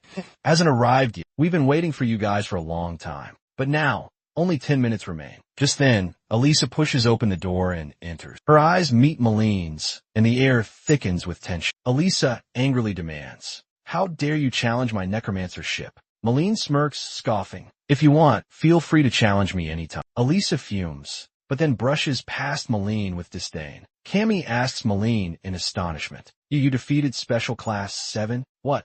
Really?" Malene replies proudly, "I just had a slight advantage in that match." The mansion's system suddenly announces, "In 10 seconds, the survival island will close." Cammy panics. "Oh no, that idiot is still missing." Serious. The clock begins its countdown. 5, 4, 3, 2. As the two girls' hearts pound with anxiety, suddenly jumped out from a thick bush and strolled into the mansion with a triumphant look. Destination or keyword, love confirmed. Successfully infiltrated the mansion. Dyke stretched comfortably. Phew, finally done. The announcement continued to echo throughout the space. Survival Island has officially ended. All students are required to cease combat and gather at the safe zone. Malene grumbled, "Where have you been loitering all this time? You just now decided to show." Dyke replied nonchalantly, "Shells are dropping everywhere. What's the rush?" A loud announcement boomed. Instantaneous teleportation. Students outside the mansion will be teleported in sequence. Once the teleportation magic circle is complete, please do not step outside. Dyke winked playfully. "I was just hiding nearby, waiting for the right moment." Malene sighed.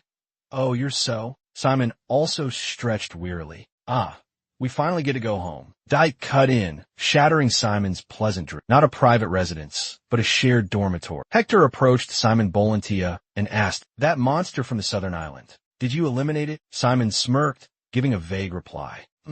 What do you think?" Hector frowned in annoyance and turned away. The scene shifted to a different location. A voice echoed, asking probingly, "How did persuading Simon Bolantia go?" Ceres stood by the window, replying curtly, "That? It was a failure. 7 times now. Turns out, threats or coercion have no effect on it." The communication orb on the table emitted a voice from afar. "He's not ordinary. There's no way he'd be in the special class number 1 without possessing real skill. Then we'll commence with Plan B next week." Ceres smirked, running a hand through his hair, and said, "You seem rather impatient. It seems you're quite interested in the commander position, Uncle." The other man startled.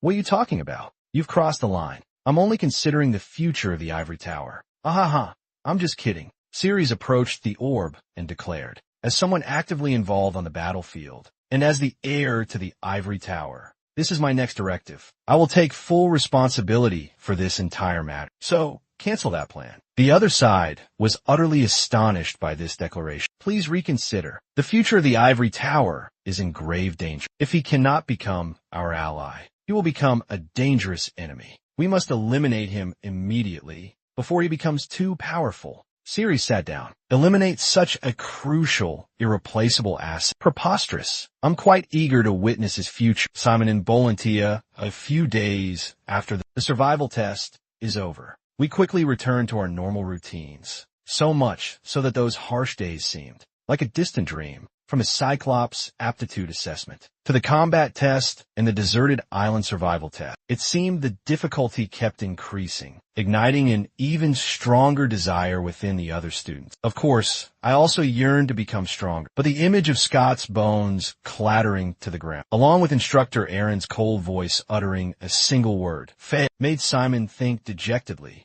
Things didn't go as planned. Instructor Aaron comforted him. You did well. Don't worry too much. Simon looked up and asked, Really? Yes, I'll teach you from the beginning. Be prepared. Yes, Professor. Simon resolved to try again. The bones on the ground began to float into the air. Simon yelled, Bone armor, forming a solid layer of armor protecting his hand. Instructor Aaron began to explain. Bone armor is a special armor creation technique using the bones of a scrotum to protect the user's body. Its nature is primarily defensive. However, depending on the shape and application, it can be used in various ways. Even the hand armor you just created can be very useful in combat. Simon asked in surprise, Really? Does that mean it also has offensive capabilities? Instructor Aaron replied, Of course. Try it out. Simon, excited, immediately tested his new bone armor. He looked at the wooden target the Scoton was holding and threw a powerful punch at the bullseye. The Scoton braced for the impact, its whole body trembling. Whoa! Even without channeling dark energy, its power is incredible. That's because the bone armor amplifies the Scoton's inherent strength, resonating with dark energy, with pure, raw physical strength. Imagine it as a significantly enhanced exoskeleton. Instructor Aaron asked, So, what are the characteristics of bone armor? Samun raised his hand to speak. The effectiveness of bone armor can vary significantly, depending on the initialization method and the type of Scoton used. And because each necromancer utilizes bone armor differently, we need to explore and research the type of bone armor that's compatible with ourselves. Instructor Aaron nodded in agreement. Exactly.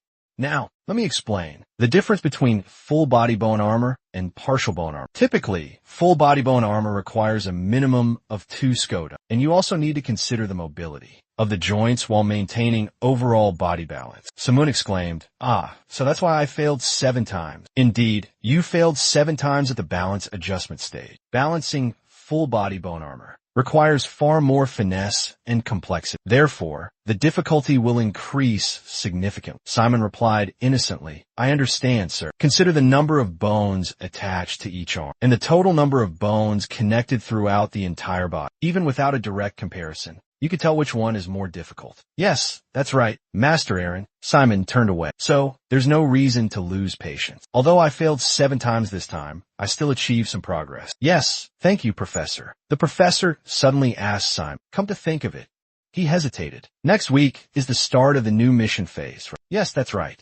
Have you thought of any missions yet? Simon scratched his face, stammering. Deep down, you already had the answer. Money. Make a lot of money. Because Simon's wallet had become flat, it cried out pathetically, Brother, I'm so hungry. The main mission is to earn a lot of money to buy materials. Deep down, but outwardly, Simon maintained a smile, replying gently, Not yet, sir. I'll decide after the mission list is released. Instructor Aaron paused in thought for a moment, then said, Let me give you some advice. If you haven't found a suitable mission yet, be patient. I don't think.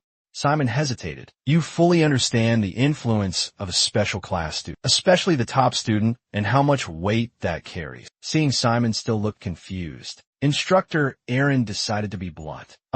You should take full advantage of your current position. You can go now. Oh yes, sir. Simon quickly replied. The next day, when the mission list was publicly posted, the students immediately crowded around the bulletin board, jockeying for position to find a mission that suited them. Simon strolled leisurely with his hands in his pockets.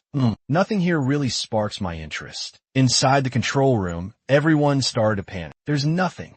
Nothing at all. There's none. Absolutely nothing. Shouts erupt, looking left and right, searching everywhere, and the boss had another accident. Why is District 6 so unusually peaceful? It's baffling. Simon sighed in frustration. Peaceful is good, isn't it? The only 2 things that make me suspicious are that black commission. It says, a body was discovered near the Federation. The victim was torn apart like prey by a wild beast. Yes, but it's too dangerous. Anyway, the professor probably wouldn't allow. This time we should focus on missions that offer a generous reward. After searching for a while, there aren't any missions that pay well. Disappointed, Simon slumped onto the bench, causing passersby to turn and stare. Simon's really down in the dumps. No, it's not that there aren't any. It's that there are absolutely no missions with a decent reward. Kuya chimed in. Aren't your expectations a little too high? Please provide the missing dialogue for this line. Could it be someone's pet? Hiring a professional for 500 gold is still better than giving that money to a student. Earning too much money only invites trouble. Perhaps I should listen to Professor Aaron and wait a little longer. That's right. Just wait. I'll find an opportunity later, maybe during Professor Lanchos's lecture. He's as frail as ever, even coughing up blood mid-lecture. He quickly turned to apologize to the teaching assistant. I'm sorry to trouble you again today. Teaching assistant Francisca quickly replied, It's all right, Professor. Please go inside and rest. I'll give Class A 15-minute break. The students were all dumbfounded as they watched her help Professor Lanchos out of the classroom. The classroom immediately erupted in chatter. It seems the professor's condition is worsening. Indeed, Malene coldly rested her chin on her hand, speaking frankly to Simon. Actually, this might be a bit harsh to say, but I prefer the teaching assistant's lectures. But Kizan is famous for its incredibly rigorous elite training program, isn't it? If you look at it that way, then Professor Lanchester seems to lack competitiveness. Malene appeared dissatisfied, wondering, while students are forced to compete so fiercely, is it fair for professors to rely solely on their past reputations, to become complacent and rest on their laurels? Getting into that position isn't as simple as you think. If a professor is replaced, then their entire team of assistants would also have to leave. How could they possibly resolve that issue? This isn't just about replacing a professor. It's about changing the entire management system of the academy. Malene was still unyielding. That's true, but what? How long has it been since Professor Lance Torrance taught a class? It seems like Dioc still won't budge. I know Ms. Francesca is fully capable. I also really enjoy Ms. Francesca's classes. But if Professor Lance Tracy leaves, then all the assistant professors will have to leave too. Malene remained silent, saying nothing more. She held her head, frowning in confusion. Oh, this is complicated, Cammy innocently asked. What if an assistant professor was promoted to professor? Well then, Professor Lance Torrance will be able to take care of his health, and we would also receive a better education. Right, Dioc spoke up again in his previous tone. Well, it's not that simple. Assistant professors at Kizan are more like teaching assistants than actual teachers. Hearing this, Malene loudly reminded him, hey, they're all our seniors. There's no way they just wave their hand around. It's just a perspective, a different way of understanding. Of course, if you become a professor, things might be different, but to change to that extent, you'd need Professor Nettie's intervention. Before he could finish his sentence, a chill ran down their spines. The teaching assistant was standing right behind them, her expression stern. Her voice sent shivers down their spines. Finished gossiping? The four of them froze, as if rooted to the spot. Deke turned around, stammering. Teaching assistant. The teaching assistant sternly reminded all four of them. I'll make a big deal out of this private conversation, since you're on break. But your voices echoed throughout the hallway. So be careful. Everyone nodded nervously. She then quietly stepped down from the podium. But Simon quickly noticed a fleeting look of disappointment on her face. A hint of sadness clouded her beautiful features. He raised his hand to speak. She placed the book on the table and softly said, Let's continue the lesson. There's a famous saying about poison. All things are poison, and nothing is without poison. Only the dose makes the poison present or absent. If a substance harms the human body, it can be considered a poison. So the question is, if everything is poison, then can the spices we consume daily also be considered poison? However, humans don't die from consuming these spices. Why is that? Yom eagerly raised his hand. Professor, that's because the amount of toxin absorbed is not enough to be fatal. The teaching assistant replied, Exactly. With any kind of toxic substance, for it to take full effect, it needs a dosage equivalent to a lethal dose. So if it doesn't exceed the lethal threshold, it can often be used to make medicine. She then continued to ask, Then why don't herbs have toxicity, James? James hesitated, looking unsure. Because they only contain a small amount of harmful substances? The teaching assistant explained. That's because a lethal dose is a dose that can make your stomach explode and lead to death. For example, if you eat 4 tons of tomatoes in 4 days, you'll die from tomato toxicity. But if you consume 4 tons of anything, no matter what it is, you'll die, right? So, the basic principle of handling is closely related to accurately determining the lethal dose, and analyzing the intended use of the poison. Because the dosage will vary depending on the monster, calculating the correct amount is crucial. Today, we will explore 3 essential principles for calculating the aforementioned dosage. Malene listened intently, completely captivated by Ms. Franzica's lecture. This is amazing. Ms. Franzica's lecture is truly top-notch. So easy to understand. Right, Simon? Simon remained silent, not responding to Malene. She called again, Simon? Simon jolted awake, flustered. Oh, I'm sorry. What did you say? You've been quiet the entire toxicology lesson. Is it because you were just scolded by the teacher? Simon lowered his head, murmuring, No, it's nothing. Really? After toxicology class ended, as the group chatted animatedly in the hallway, a teaching assistant approached, calling out, Student Simon. Simon turned around and met the teaching assistant's gaze. He politely bowed his head. Hello, Mississippi. Is there something I can help you with? The teaching assistant smiled warmly and asked, Have you decided which mission you'll take for this weekend? Simon answered honestly, Not yet, Mississippi. I'm still considering my options. The teaching assistant's face suddenly lit up. Well, that's perfect. Professor Jean has a commission mission that would be ideal for you. The scene shifted to Professor Jin's office. She placed a pale yellow envelope in front of Simon. This is a designated mission, specifically assigned to Cadet Simon. Simon was surprised. Designated mission? Indeed. The client specifically requested you for this task. They insisted on Simon. May I review the mission details now?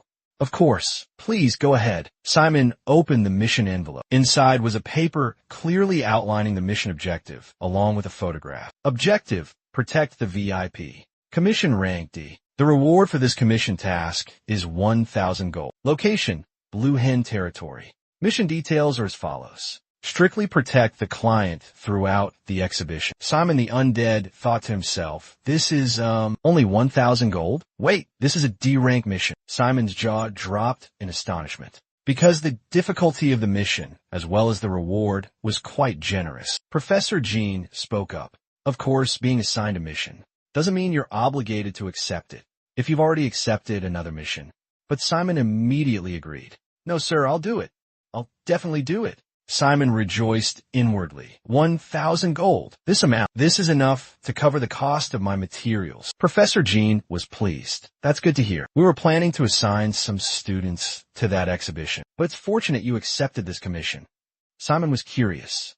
Why is that? Professor Jean advised the young necromancers that observation, documentation, and analysis were of paramount importance. Throughout the mission, you must meticulously observe every single detail, and I expect a detailed report upon your return. Simon stared at the mountain of documents on the table, his face pale, light-headed, nearly collapsing. Professor, all of this? He stammered, sweat pouring down his face. Simon anxiously asked Professor Jean. This seems like an in-depth report, Simon said hesitantly. Professor Jean maintained his stoic expression. A Kizan student is no amateur. Get to work. Ha! Simon had clearly fallen into the professor's trap. Professor Goat suddenly remembered something important and spoke up. You are Kizan's sole representative at this exhibition. Participate with a sense of responsibility. Remember, you represent all of Kizan. Do not cause any trouble whatsoever. Simon replied seriously. Yes, I will keep that in mind. Afterwards, Simon and 2 others,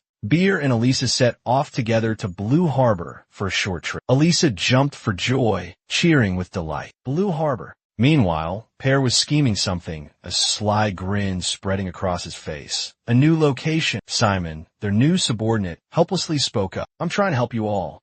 So please keep it down, Elisa. Don't cause any trouble. As I said, you can enjoy a short vacation, Simon sighed. Elisa excitedly raised her hand. Yes, but you're a zombie. Can you even swim? Doesn't seawater harm zombies? It's a little uncomfortable, but it's fine. Elisa's eyes sparkled with joy. We can't just leave a beautiful beach like this without swimming a little, can we? Sim smiled. I understand. Have fun. If I have time, I'll visit you. You too, Beer. I'll go to the mission location first. Understood. Simon walked towards the location marked on the photo. As he walked, he thought to himself, the more he looked, the more breathtakingly beautiful he found the place. Moments later, he stopped before a magnificent, imposing mansion. Ah, here we are, Simon called out, knocking on the door. Is anyone home? A young boy with shimmering golden hair emerged from inside and opened the door. Are you from Kizan?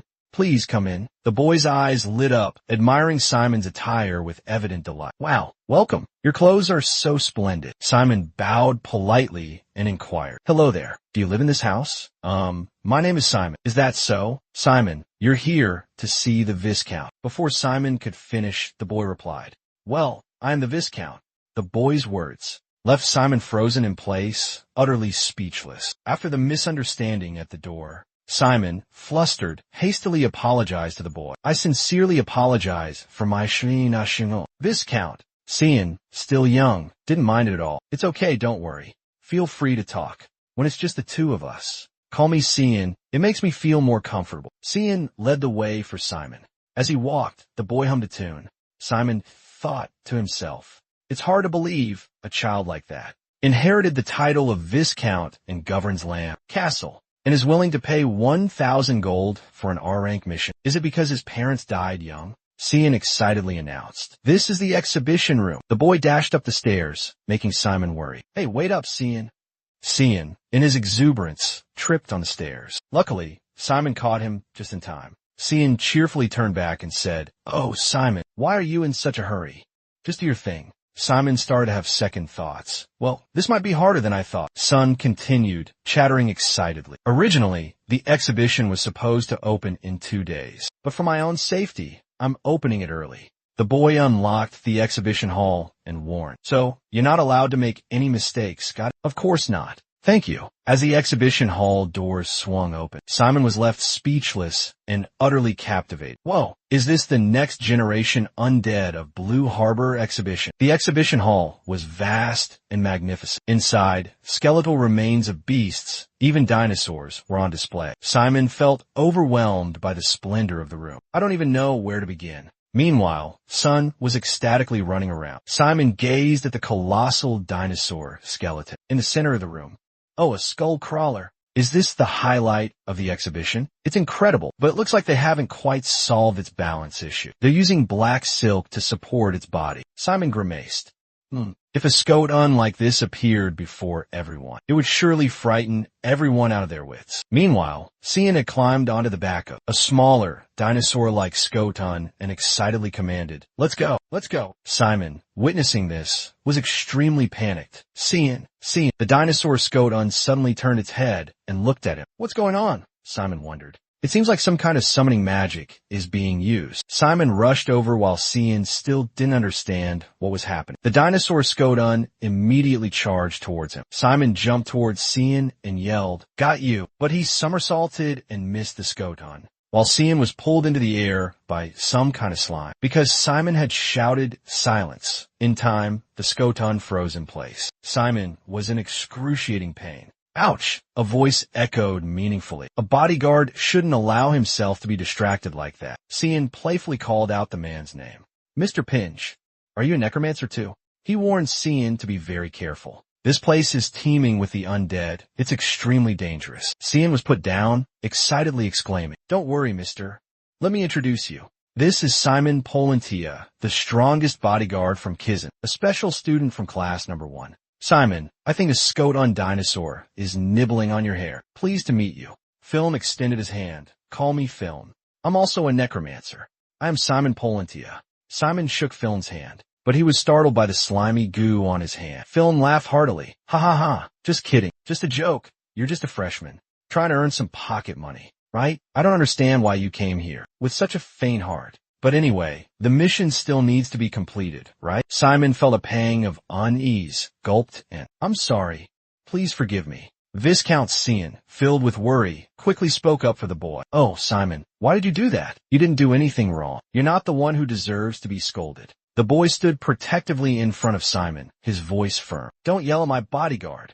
Pion crossed his arms and laughed loudly. Yahello, who's yelling? I'm just giving my junior some advice. So, you're the special first-year student from Kizan? Yes, I'm sure everyone has high expectations of you. If I may offer a bit of advice, as your senior, don't take everything you learned at Kizan as absolute truth. Actually, Kizan has run into a lot of trouble lately. While they were once legendary, their teaching methods are now outdated, and it's been a long time. They've become quite antiquated. Witnessing the old man's condescending remarks and incessant chatter, Simon interjected, "Forgive me, Master Finns. Did you happen to graduate from Kizan?" Though phrased as a question, the sarcastic smirk on Simon's lips made one want to punch him. Finn struck a nerve, could only stammer, "I studied at the Allen Master Spirit Academy." "Oh, I see." Thought. After Simon's initial jab, Finn should have kept quiet, but he continued, "You'll meet them soon enough at Allen. Sierra, Morian, the top students from those 3 academies sometimes come for exchanges at Kizan through the exchange program. These students possess superior abilities in many aspects. Kizan's student body is quite large now, so interacting with them would be beneficial." Simon, annoyed, feigned interest, asking, "Oh, how impressive. Are they more capable than even Kizan?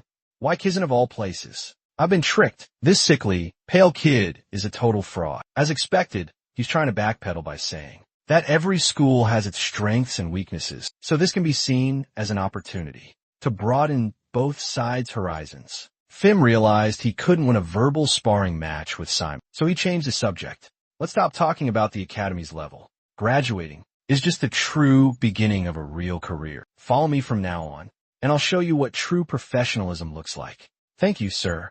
I'm looking forward to it." Simon gently placed his hand on Cian's shoulder. The boy looked up at Simon and met his knowing smile. His eyes seemed to say, "If you linger around any longer, you'll get scolded." Fim explained that thanks to the unique natural conditions of Blue Harbor has formed a unique ecosystem, completely separate from the rest. It's significantly different from the ecosystems of the other 6 special locations. The origin of this exhibition lies in the groundbreaking creation of living art, utilizing the bizarre creatures found only here. A total of 100 living artworks are on display in the exhibition hall, 20 of which were created by me. Although focused on novel creations, there's still some living artworks that have limitations in practical application. Son marvels, sharing with Simon. He's quite famous for his research. At Blue Harbor, Simon strokes his chin, pondering. The tail of this rock scorpion doesn't seem to need any joints. What? Explain that a bit more. If you forcefully fix it with bone, the joints would likely be under immense pressure. Wouldn't it be better to coat it with protein or chitin? Finn suddenly flew into a rage, pointing his finger directly at Simon's face. "What does a freshman like you even understand? Everything I do has a reason." Simon flinched. "Why are you so talkative?"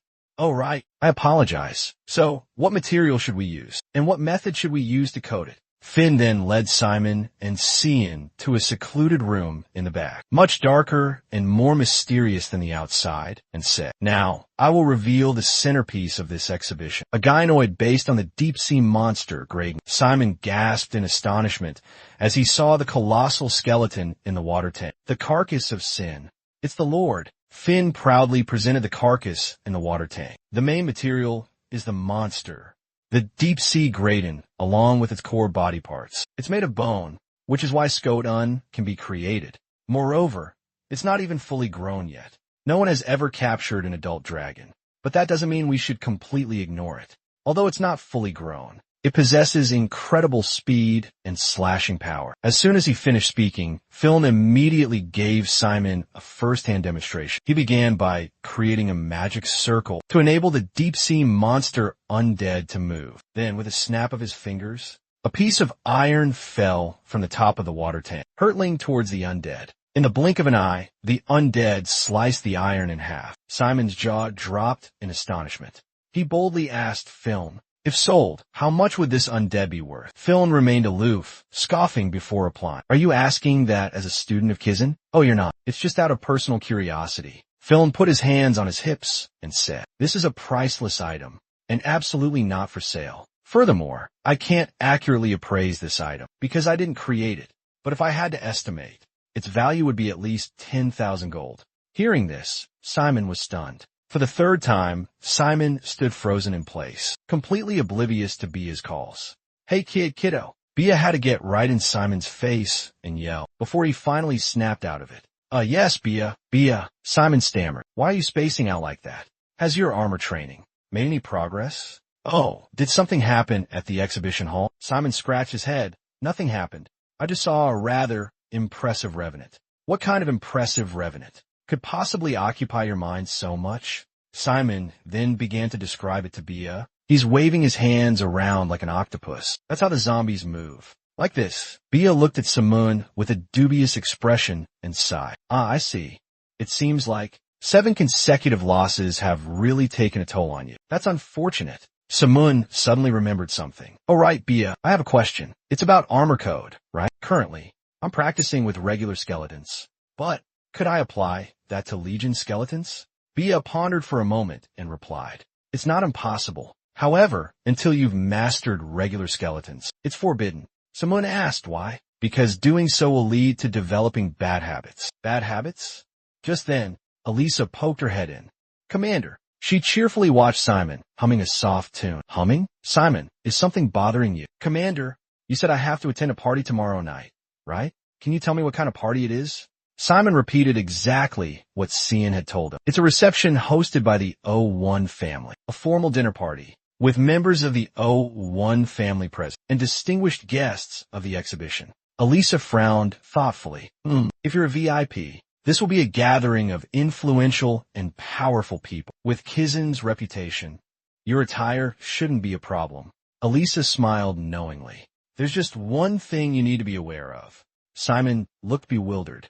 What is it? The evening of the exhibition arrived. Simon's hair was styled slicked back by Elisa, looking quite dashing on the arm of Viscount Giant. It's been a while, Count. Sun's aunt smiled, greeting Simon. Sun's aunt covered her mouth, chuckling softly to Simon. Our family is deeply grateful that such a distinguished student from Kizen has graced us with his presence at this exhibition. Simon politely replied, you're too kind. It is I who am honored to be bestowed with this privilege, Count. Truly, I'm the one who feels honored to be here. She turned to Simon and asked, in student Simon's opinion, what has been particularly impressive about this exhibition? Simon maintained his courteous demeanor, responding, Count Cian would certainly be a far better judge than I, as he is the curator of this exhibition. He turned, smiling at Cian. Isn't that right, Count Cian? Indeed, this exhibition is a momentous occasion, showcasing the latest undead, especially in this instance. The butler stood inside, observing Simon, and soon he said to the maid beside him, it seems the young man is lost in deep thought, quite unusual for someone his age. Yes, I notice the young Count always takes the lead, while he humbly stays in the background. I'll adjust the protocol slightly to accommodate the customs of our esteemed guests from afar. He understands his place well. It seems introducing a Kizen student wasn't a bad idea. They overheard. Especially, Lady Penelope won't be pleased with this. The butler silently observed them. He felt a sense of reassurance. I'm glad the Count found such an excellent escort. After the tense exchanges with the nobles, Simon breathed a sigh of relief. Soon expressed his admiration. You did an excellent job. Where did you learn such impeccable manners? You are truly amazing. Simon smiled happily. My father taught me meticulously from a young age. It was difficult, but I'm glad I learned it. You were really impressive today. Cian waved goodbye to Simon after he finished greeting the guests. You should join the party too.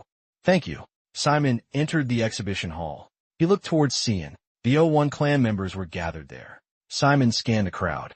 Where's Mr. Finn? Finn is over here. He was quietly slipping away to a secluded corner outside and using a communication orb to connect with someone. It's me. Do you read?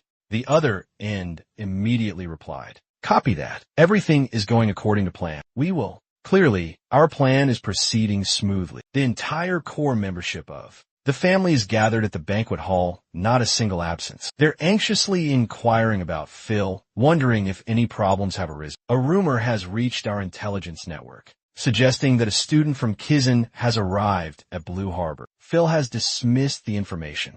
Just go ahead, don't worry about a thing. Even if it's Kizen, a first-year student isn't worth much. If any trouble arises, I'll handle it personally. It's laughable to still be dwelling on that now. The other person immediately yelled, Shut up, Necromancer. No matter who the opponent is, we'll wipe out those insignificant ants. Of course, as long as the deposit is confirmed. Don't worry, Philin has taken care of everything for us. Everything on this island belongs to you. Philin flashed a cunning smile. Who knows what he's plotting? At this very moment, Simon gazed out the window, lost in thought. Today's skeleton armor training ended with another 7 losses, although both the professor and Bia reassured him. Not to worry, The gloomy sky, filled with dark gray clouds, made him uneasy. Suddenly a sound rang out. The opening ceremony officially concludes here. Simon is lost in a melancholic train of thought, just staying stagnant like this. How can I not worry? Suddenly, young Cian calls out his name, his innocent eyes asking what he's thinking about, and gently tugs at Simon's sleeve. Cian coldly reproaches him. You're always like this. Simon stoops down slightly and replies gently, No, there's nothing to worry about. It's just a little something at school. Inside the crowded room, everyone is chatting animatedly, enjoying each other's company. Do all the students at Kizan study so hard? Is this normal? Yes. And I'm trying my best to keep up with everyone. Holding hands, they stand before the window, gazing at the sky outside. It's raining, a torrential downpour. Dark clouds gather, blanketing the sky in a cold night. Under the pouring rain, a light rain began to fall, softly touching the girl's fiery red hair. Slowly, she reached out her hand, catching the crystal-clear raindrops. After such a thick fog, now rain, she murmured. Suddenly, a voice called out from the distance. Miss, it's dangerous. Come back inside. Swimming is prohibited today due to the dense sea fog. The red-haired girl replied, Yes, sir. Then she exclaimed, Hey, look, what is that? The boys around her all looked out towards the sea, asking, What is it? Isn't that just a rock? No way. Those things, they're moving. The red-haired girl squinted, shielding her eyes from the rain, and stared intently towards the sea. Moving. Everyone yelled in unison, as they clearly saw a ship approaching the shore. Wait, that's a ship. It must be a pirate ship. The captain, with a sword at his hip, stood swaggering on the deck. Let's cause some chaos on this island. 2 pirates on the ship replied, If we succeed in this mission, this entire island will be ours. Capture every member of the Ald clan. The ferocious Captain Man roared, Kill the rest. Everyone on shore stood frozen in terror. Oh God, they were all stunned by the horrific scene. They dare attack the Blue Harbor Coast Guard station. Savage pirates swarmed the shore, sowing death and destruction. Smoke and fire billowed, blanketing the sky. The crowd behind a large gate cried out in fear. How could the pirates breach the defenses and land on the shore? Young Cian, panicked, grabbed Simon's shirt. Commander, what do we do? Brother, behind you. The commander, clutching a blue orb, shouted into it, as if trying to contact someone. Station, respond. This is the commander. On the other end, despite blood splattered on the orb, the commander's voice rang out. Answer me. The commander on this side raged, his hand clenching the communication orb. Damn it. Has the connection been lost? From afar, Simon spoke coldly. I'm afraid we won't be receiving a response. The commander, bewildered, asked the young man, What do you mean? Simon sighed and replied, They've been killed. Indeed, on the ground on the other side, the men lay motionless, slain. Their bodies lay beside pools of crimson blood, cold and lifeless. A soldier approached and reported to the commander. Commander, communication with Flynn's squad has been lost. It seems they encountered pirates or a serious incident occurred. The commander exclaimed in astonishment. Even the top necromancer of Blue Harbor, as well as Cadet Gizon, it seems something terrible has happened to the base. Simon pondered, gazing towards the distant horizon. Thick black plumes of smoke billowed upwards. The old butler added, We will establish a strong defensive line with all remaining forces on this island. Then, we will escort you and the Count safely off the island by boat. Please remain calm. The old butler spoke up. Leaving the island by sea at this time, I'm afraid, is even more dangerous. Because they are pirates. They are extremely powerful in naval combat, and obviously, they have already blockaded all waterways. Is that correct, Commander? The commander worriedly lowered his head and replied, Yes, that's correct. The old butler announced. Commander, communication with the outposts and barracks has been completely cut off. Delta, the naval forces offshore, are not responding either. Trembling with fear, the little girl clutched at Simon's coat, her eyes wide with terror. Simon pondered. Blue Harbor's defenses have completely collapsed. Everyone is in a panic. How could the pirates have acted with such sophistication? Simon calmly replied, They're not just ordinary pirates. From the Sea Watch and the Navy to Blue Harbor's top necromancer, all forces were neutralized simultaneously. This indicates a meticulously planned conspiracy, or a high probability of betrayal. Was it the Navy or one of the guests who came to the island? We can't be certain at this point. Trembling, his face pale, Run fearfully asked, Betrayal? Simon answered, Unfortunately, the possibility of betrayal is very high. The positions of the naval forces are constantly changing, yet they were able to attack everyone at the same time. There must be an inside informant leaking information. Suddenly, a shout rang out. "It's over. Everyone gather. I don't want to die." Those who witnessed the horrific fire were terrified. The commander roared, "Prepare for departure in 3 minutes." The students simultaneously straightened their ranks, shouting, "Yes, sir." Trembling with fear, Cian buried her face in Simon's chest. The commander called out. Cadet Gizon turned back, and the commander addressed him. "Can you assist us? In this critical situation, every warrior is invaluable." Simon held Cian close, replying, "Of course I would love to help, but I came to Blue Harbor to protect the Earl." Cian anxiously said to Simon, "I'll be all right. As the administrator of Blue Harbor and the one who entrusted you with this task, I have a request. Don't worry about my safety. Focus on saving lives. Save the people of Blue Harbor." Simon knelt down, whispering to the Earl, "Cian, I have a bad feeling. Those targeting you might be hiding among those monsters." Cian continued, "I know, but right now, rescuing the citizens is more urgent. I'm willing to pay more if necessary, sir. Please help us. This is a critical mission that's been entrusted to us." Cian pleaded with Simon, desperation in his eyes. "Please, save the people of Blue Harbor and protect this land." Simon solemnly accepted the Count's order, his gaze resolute, determined to protect everyone. The commander spoke with authority. "We will divide our forces into 3 separate naval units. Gather all personnel scattered throughout the area and commence the rescue operation." Philin stood at attention, listening intently to the orders. "In that case, I will escort the Count and his guests to my estate." The commander addressed Philin with concern. "Will that be all right? Even for you, Philin?" Philin responded with assurance, "Yes, everything will be fine. The estate is equipped with its own defense systems, and we also have several experienced former knights amongst our staff. So, we need a meticulous plan." The helmeted man, his face tense, said, "That's fortunate." Cadet Gizon spoke, his voice filled with determination. "I'll head straight for the sea. All we have to do is capture the captain. Dealing with the remaining crew will be child's play." Amidst the blazing inferno of the city, Simon shouted out in worry, "Pio, can you hear me?" He called out hoarsely, but there was no response. Simon thought to himself, anxiety gnawing at him. No response. Could they have been taken down before me? Lost in his fear, Simon suddenly heard a booming laugh, a mocking laugh filled with contempt. "The Marines are nothing special." He stepped on the young boy, his tone aggressive. "You fools can't even tell the difference between war and local missionary work. No matter how many prisoners there are, you should resist. Your cushy lives have softened your minds. Weaklings, you have defiled this place. Do you hear that, Simon?" Simon thinking, beer?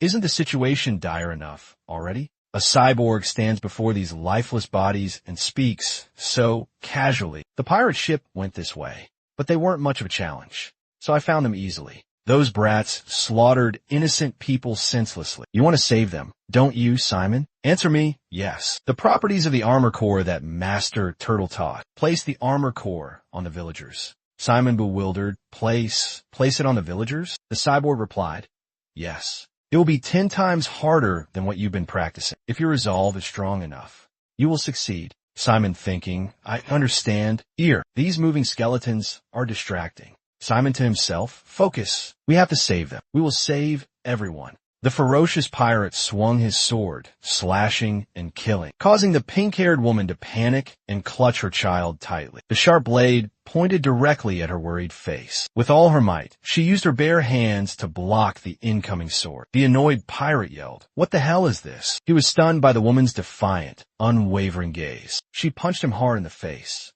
With a triumphant look, she thought to herself, "I don't know what's happening, but it seems to be helping me, right?" A voice boomed, "You dare touch our child? Pay for what you've done."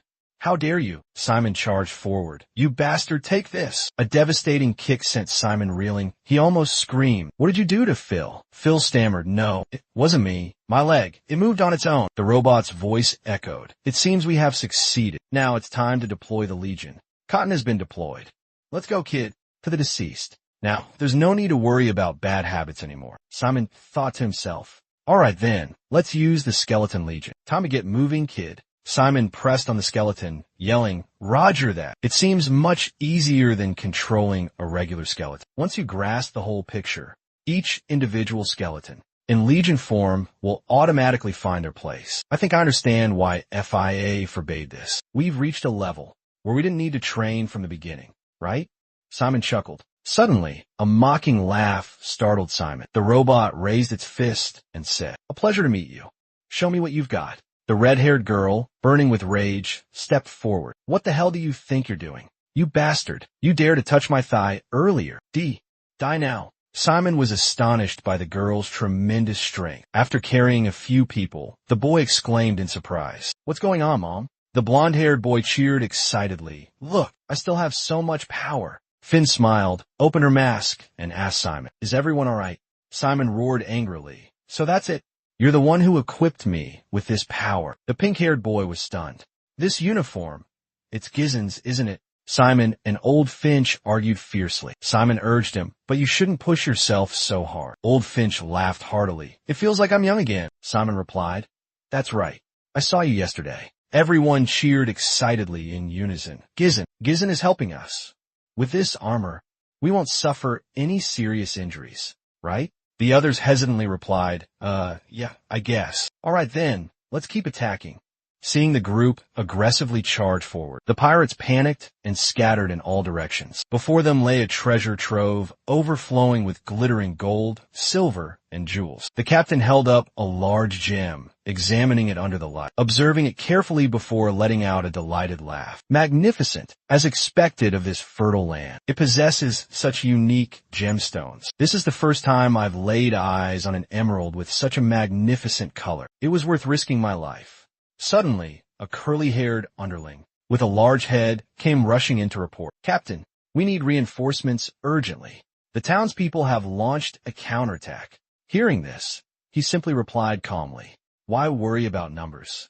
They're just the remaining defeated soldiers." The man exclaimed in panic, "No, it's not the Marines." "Then why are you so frantic?" The man lowered his head slightly. "Why, yes, sir, they are civilians, merchants, florists, travelers, chefs."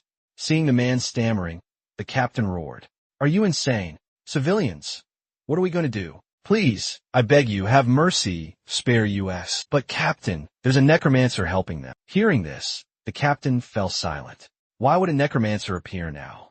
Meanwhile, out on the streets, a fierce battle raged. Simon aided the civilians, eliminating the enemy. Reaching a street corner, Simon said to his sister, "There are 2 pirates ahead, they're yours. And that purple-haired guy coming out of the alley, I'll take care of him." Suddenly, from behind, more enemies appeared. There were only 3 of them. Simon's group seemed to underestimate their opponents. "Just a bunch of kids. Get that brat first."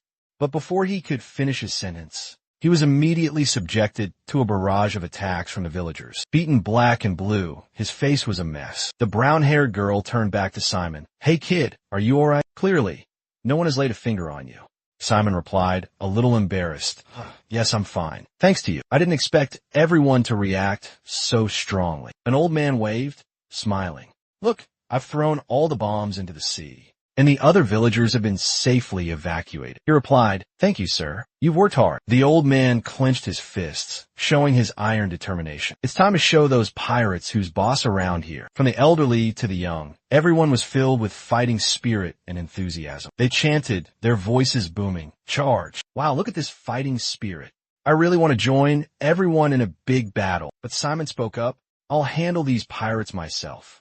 Everyone, evacuate immediately." The brown-haired girl asked worriedly, "There's so many of them. What are you going to do? Even if you were a Kizen student, this is too reckless." Everyone said in unison, "That's right. Let's go together." Simon retracted his bone armor, firmly replying, "I'm here to protect everyone." The old man felt his strength almost completely drain away as the bone armor left his body, involuntarily exclaiming, "Oh, my youth, my springtime." Quickly, they reassembled into the form of a scooter. Simon calmly said, "If something were to happen to you all, how could I face the Viscount?" The young man replied, "All right, I understand. Be careful." Simon smiled gratefully and bid everyone farewell, then set off to find the leader. Upon catching a glimpse of him, the captain slowly rose and spoke. Kizen mentioned addressing this issue, but never intended to ally with those people. Simon, realizing the information had been leaked, retorted, "There's a traitor among us." "Who is it?" The captain's face hardened as he swiftly, drew his sword, declaring in a booming voice, "How naive. Do you think we'll tell you?" He slashed his sword through the air, unleashing a blinding, terrifying force, sending coins scattering with a jingle. Simon raised his arms in defense, then asked, "You said you couldn't. Sense the black aura?" "This is the first time I've met someone who uses aura." The captain didn't answer, a hint of suspicion in his voice. "You seem quite familiar with aura, don't you? Well, you're a necromancer." He smirked. Necromancers are a rare breed these days. He curled his lip. "Rare." The captain suddenly flew into a rage, roaring, "You necromancers are the problem, dividing us into orthodox and unorthodox, with no proof whatsoever. And then you scorn aura, as well as pure magic, calling them outdated, just because they're different."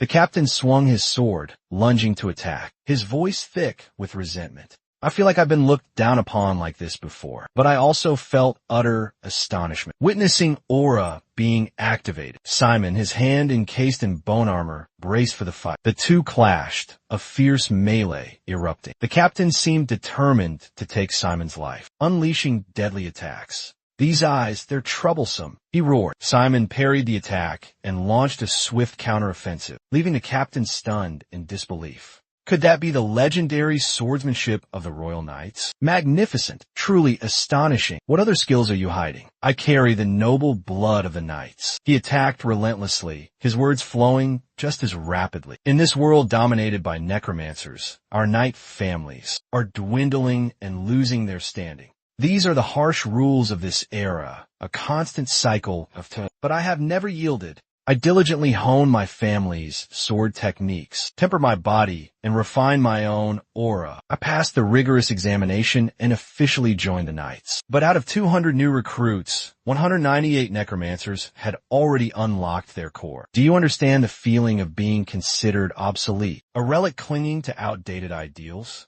They chase only practicality, forgetting true virtue. Have you ever heard their deceitful words, their meaningless rhetoric? It was in that suffering and despair that I began to doubt. We abandoned everything and chose the open sea." Simon thought to himself, committing the 7 sins and then resorting to evil. What a tragic tale. He muttered the golem, summoning incantation and yelled. But that doesn't mean the sins will disappear. A colossal golem suddenly materialized, completely catching the captain off guard. While he struggled against the golem, Simon stealthily moved behind him, grabbed the back of his neck, and yanked him down. He shouted, "This guy's a nuisance. Over here." Seizing the opportunity, Skodun poured a large amount of poison onto the captain. He blocked with his sword and roared, "A knight never retreats." Simon kicked him in the head and replied, "I suppose so. As you said, a knight needs to train in swordsmanship, physical strength, and aura, regardless of whether they make mistakes or not. I consider those to be fundamental. So I never thought a knight. Aura and swordsmanship are outdated. They only come with a sense of arrogance. Your way of thinking is the one that's outdated. The captain is the biggest fool in the world. Found treasure but died before he could enjoy it. After the battle, the townspeople captured most of the pirates and tied them up. Simon approached the group and said, "I have a few questions for you. With your leader captured, you have no hope left. You know piracy is a serious crime, right? Answer my questions truthfully, and I'll consider leniency. Tell me, which official in Blue Harbor are you colluding with?" The pirate turned his head away, defiant. Seeing this, Simon exclaimed, "It seems you're not going to cooperate." He and his comrades roared in response. "If I had known I'd have to report every little detail like this, I wouldn't have been foolish enough to become a pirate." "You fool, you haven't learned your lesson until you're in the grave." Simon didn't say much. He immediately ordered Skodun, "Give him a drink." 2 humanoid Skoduns appeared, each holding a small vial, one hand covering the pirate's mouth, the other pouring the liquid down his throat. Simon's voice was a low growl. "I'm just a student, but I'm also a necromancer." The pirate coughed violently and yelled, What the hell did you give me?" Simon smiled and replied, "What do you think? Poison, of course. A poison that will spread throughout your body in 15 seconds and grant you a painful death within 5 minutes. Simon pulled out a vial of green liquid, shaking it in front of the pirate. "If you tell me who betrayed us, I'll give you the antidote." The pirate's face paled. He hung his head in thought. Simon calmly spoke. "If you're going to be this stubborn, there's nothing more I can do. The final decision rests with you, pirate, but your defiance won't last much longer. He thought for a moment, then blurted out, Nicky Future, that necromancer, is in league with the captain. Simon asked in astonishment. Really? Are you sure? He screamed in desperation. Damn it. My life hangs by a thread. I wouldn't dare lie to you. Give me the antidote. Simon pondered deeply. If he truly is a key figure in Blue Harbor, he could easily know the location of the Navy's outposts and their troop deployments as well. But why would he betray Blue Harbor? Why would he turn his back on his own territory? Impossible. The pirate was thunderstruck when Simon threw the vial to the ground, shattering it into 100 pieces. He screamed in agony. You bastard! I confessed everything. Why are you still? Simon said coldly. Actually, that wasn't poison, just seasickness medication. He was stunned. What the hell? He's quite the prankster, isn't he? Simon added. You'll recover in 2 hours.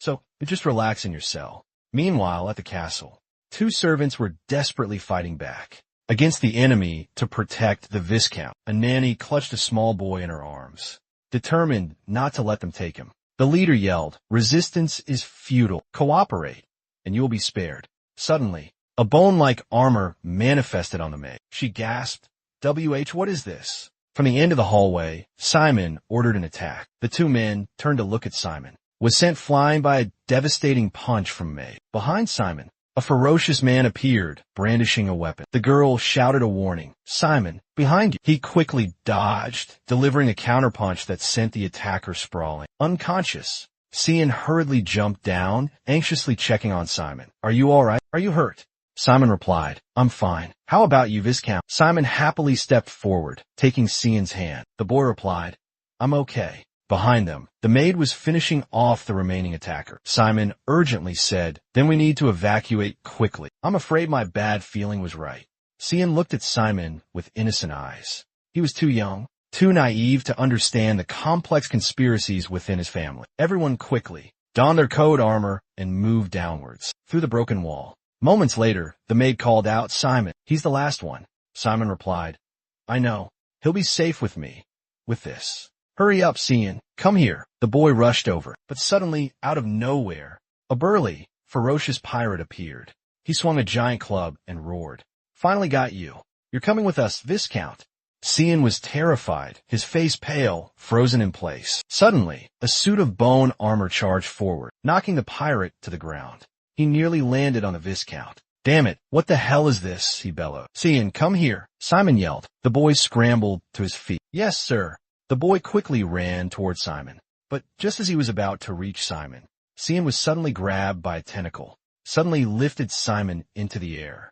This unexpected action startled Simon. The person who just appeared was Nicky. He muttered, dragon body. Suddenly, the floor beneath them was ripped open, leaving a gaping hole. The monstrous tentacles also vanished without a trace. Simon looked up at the slimy mass above, his face filled with terror. No, they've been melted, Simon exclaimed. Sun saw Nicky, her face beaming with joy. His eyes flashed with a cold, sharp glint. He spoke with chilling indifference. I warned you, didn't I? How could a bodyguard be so careless? Everyone cheered in unison. Sir, Jean, we're safe. Nicky suddenly appeared before Simon. One of his arms was still morphing into a giant tentacle. He reassured everyone loudly. Everyone, calm down. I'm here. Simon questioned, calm down? Release the Viscount. Nicky replied, his tone uncompromising. I'm afraid I can't. I can't trust you. Trembling, Simon stood frozen. Nicky continued, his voice calm but firm. Why would a bodyguard dare leave the Viscount, abandoning his assigned post? I cannot ignore the Viscount's safety. This matter will be reported to Gizion. Simon couldn't hold back any longer. He yelled, why did you betray the Viscount? Sun was utterly shocked. Betray? Impossible. Upon hearing Kizin's words, Nicky Pin's face instantly changed. He burst into laughter. Everyone in the courtyard was utterly shocked. Lord Pin, has he betrayed us? Impossible. Maybe Kizin misunderstood him. Simon declared resolutely. The pirates have confessed everything. The Navy and the people of Green Harbor already know. Nicky Pin calmly asked, do you have any proof? Sun looked at him, pleading softly. Uncle Pin, please let me go. He scoffed, a sneer twisting his lips. I'm afraid I can't. 5 blue stones rested in his left hand. Suddenly, he flung them toward Simon. A thick layer of blue energy instantly materialized, shielding Simon. He escaped, taking Sun with him. Simon said to the butler, I will pursue them. Please report this traitor to the Navy and the authorities. The butler watched as Simon disappeared behind the wall and hurriedly called out, Master Simon, please save the Count. Nikki dragged Cian out onto the deck and threw him into a dark corner. The boy struggled desperately. He snapped his fingers, and a confining magic formation instantly appeared, trapping Cian. Several others appeared beside him. Nikki ordered them to weigh anchor and leave the port. Cian looked at Nikki's subordinates, then turned to Pink and asked, Why are you treating me like this? Nikki scoffed, replying, You dare call me uncle? Cian was still confused. If I did something wrong to displease you, he cut him off. It's not you. The cause of all this evil is your father. Cian was stunned. Huh? My father. Nikki Pin looked out at the vast ocean and began to tell the story. Your mother, my sister, died at the hands of your father. Despite coming from a fallen family, I was a rare genius. People called me the most promising candidate for the Kizun position. Many prestigious families wanted to recruit me. Among them, the most enthusiastic was the oldest family in Green Harbor. They arranged for my sister to marry the eldest son of their family, and I signed a pact, becoming their exclusive necromancer, receiving the family's unwavering support. But a year later, I failed miserably 7 times in the special selection. Not only that, but I also failed in the first round of the Kizun entrance exam. This turned the prestigious, long-standing family into a laughingstock. They poured a fortune into a failure who flunked 7 times. Because they had taken me in, because my sister was their daughter-in-law, I studied desperately. I got accepted into Allen and planned to transfer to Kizun. But one day, I received a letter from my sister. I'm so tired, Pin. Please take me home. I want to leave this place. That was the last letter she ever sent me. When I returned home, she was nothing but a cold corpse, covered in wounds, lying silently in a coffin. I knew that every time I failed, my sister would be tortured by them. I knew she had endured unimaginable suffering throughout her life. In my own powerlessness, I could only pray that she would hold on a little longer until Kizun accepted me. But all I could do then was watch my beloved sister's body turn into a cold skeleton, confined within a cramped coffin.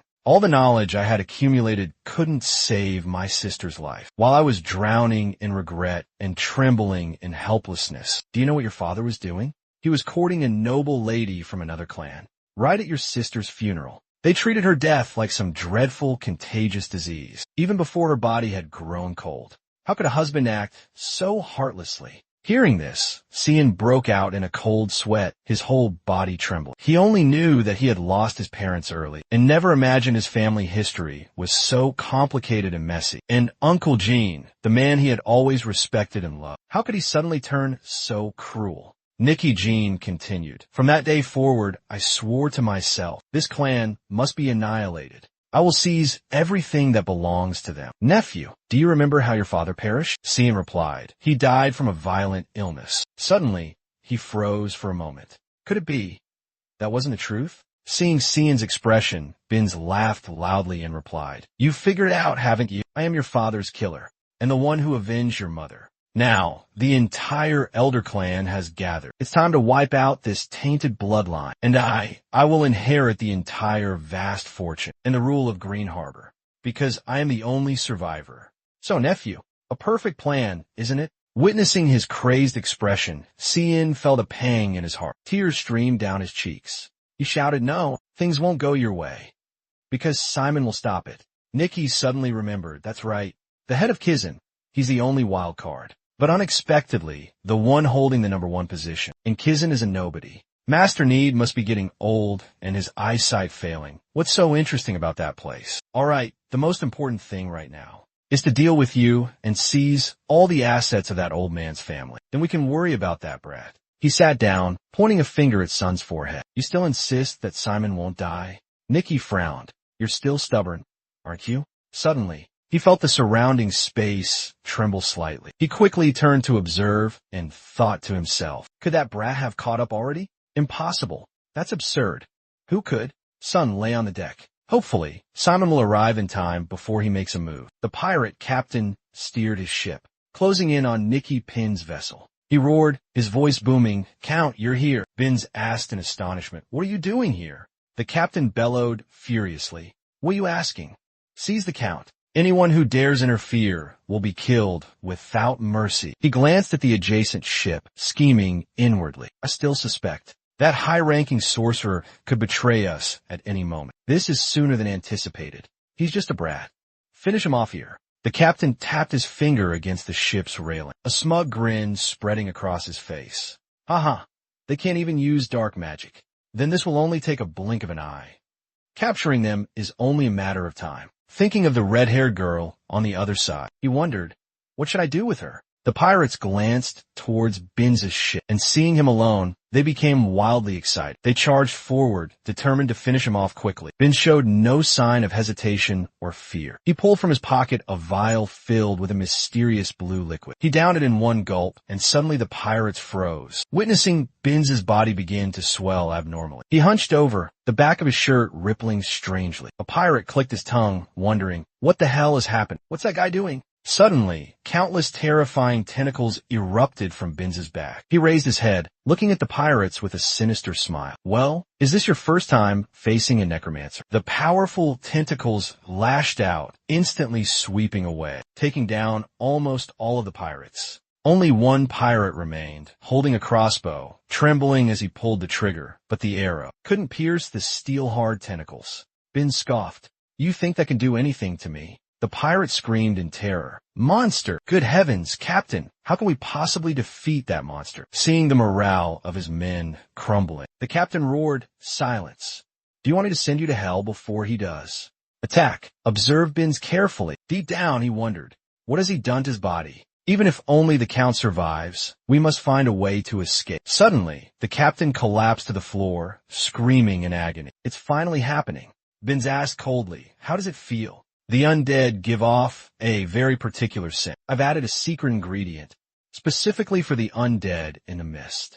It's colorless, odorless. But the longer it sits, the stronger the effect. Now, it seems you're even stronger than good. The captain's face was now horribly contorted, his entire body radiating a dark, terrifyingly eerie aura. Binz continued calmly. A dose of 4,760 ppm, the standard amount for the undead, is enough to paralyze any living organism, regardless of species. The captain's body began to transform, to mutate, revealing her true form as a girl with vibrant red hair. He witnessed this, his face filled with glee, excitedly exclaiming, an unexpected variable, right before my eyes. To complete this momentous research, you must die. Then, your unique body will become my dissection subject. As soon as he finished speaking, he extended grotesque tentacles towards the red-haired girl, attempting to bind her. But suddenly, the ship violently shook. Binz was startled and yelled, what's happening now? A pirate ship slammed into the side of Binz's vessel. Simon leaped onto the deck.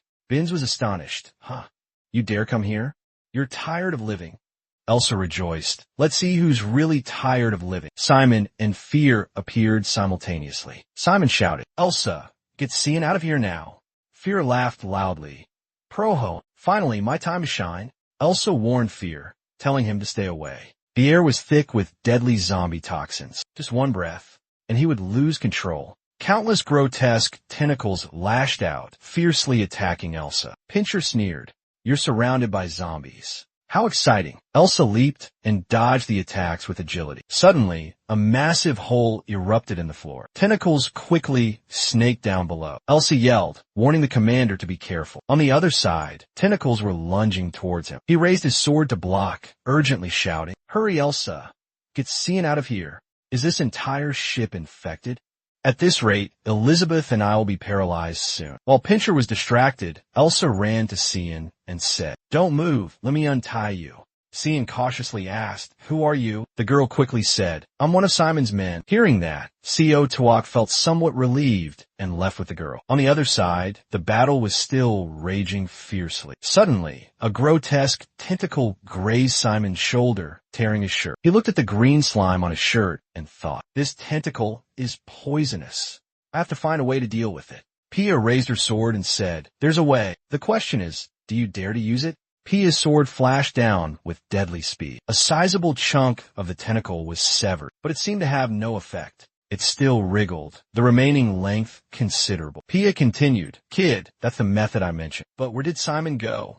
Pia looked around and spotted him down in the hole he had just created. Simon yelled from the pit, Good heavens, I am all right. Quickly, the tentacles lunged to attack him. Before Simon could recover from a fall, A relentless barrage of attacks rained down on him. Simon was forced to flee for his life. FIA, while guiding Simon to an escape route, fiercely countered the attacks. Bin, watching the tentacles severed by FA, exclaimed, "This is the first time I've seen a revenant with such intelligence, such astonishing strength. Moreover, she possesses the ability to inhibit regeneration. Incredible! A revenant like you. Why serve that weakling?" FIA coldly retorted, "Your mind is filled with nothing but lowly thoughts." Suddenly, Ben heard Simon calling out to FIA, "Is this your plan, FIA? Seriously? You must listen to me. Right now, neither I nor Elizabeth can protect you any longer. Merge with me. Use my power and defeat him. But I am an ancient revenant. Linking with my spiritual domain isn't as easy as you think. One wrong move, and you'll lose consciousness completely, sink into oblivion, and become a living vegetable.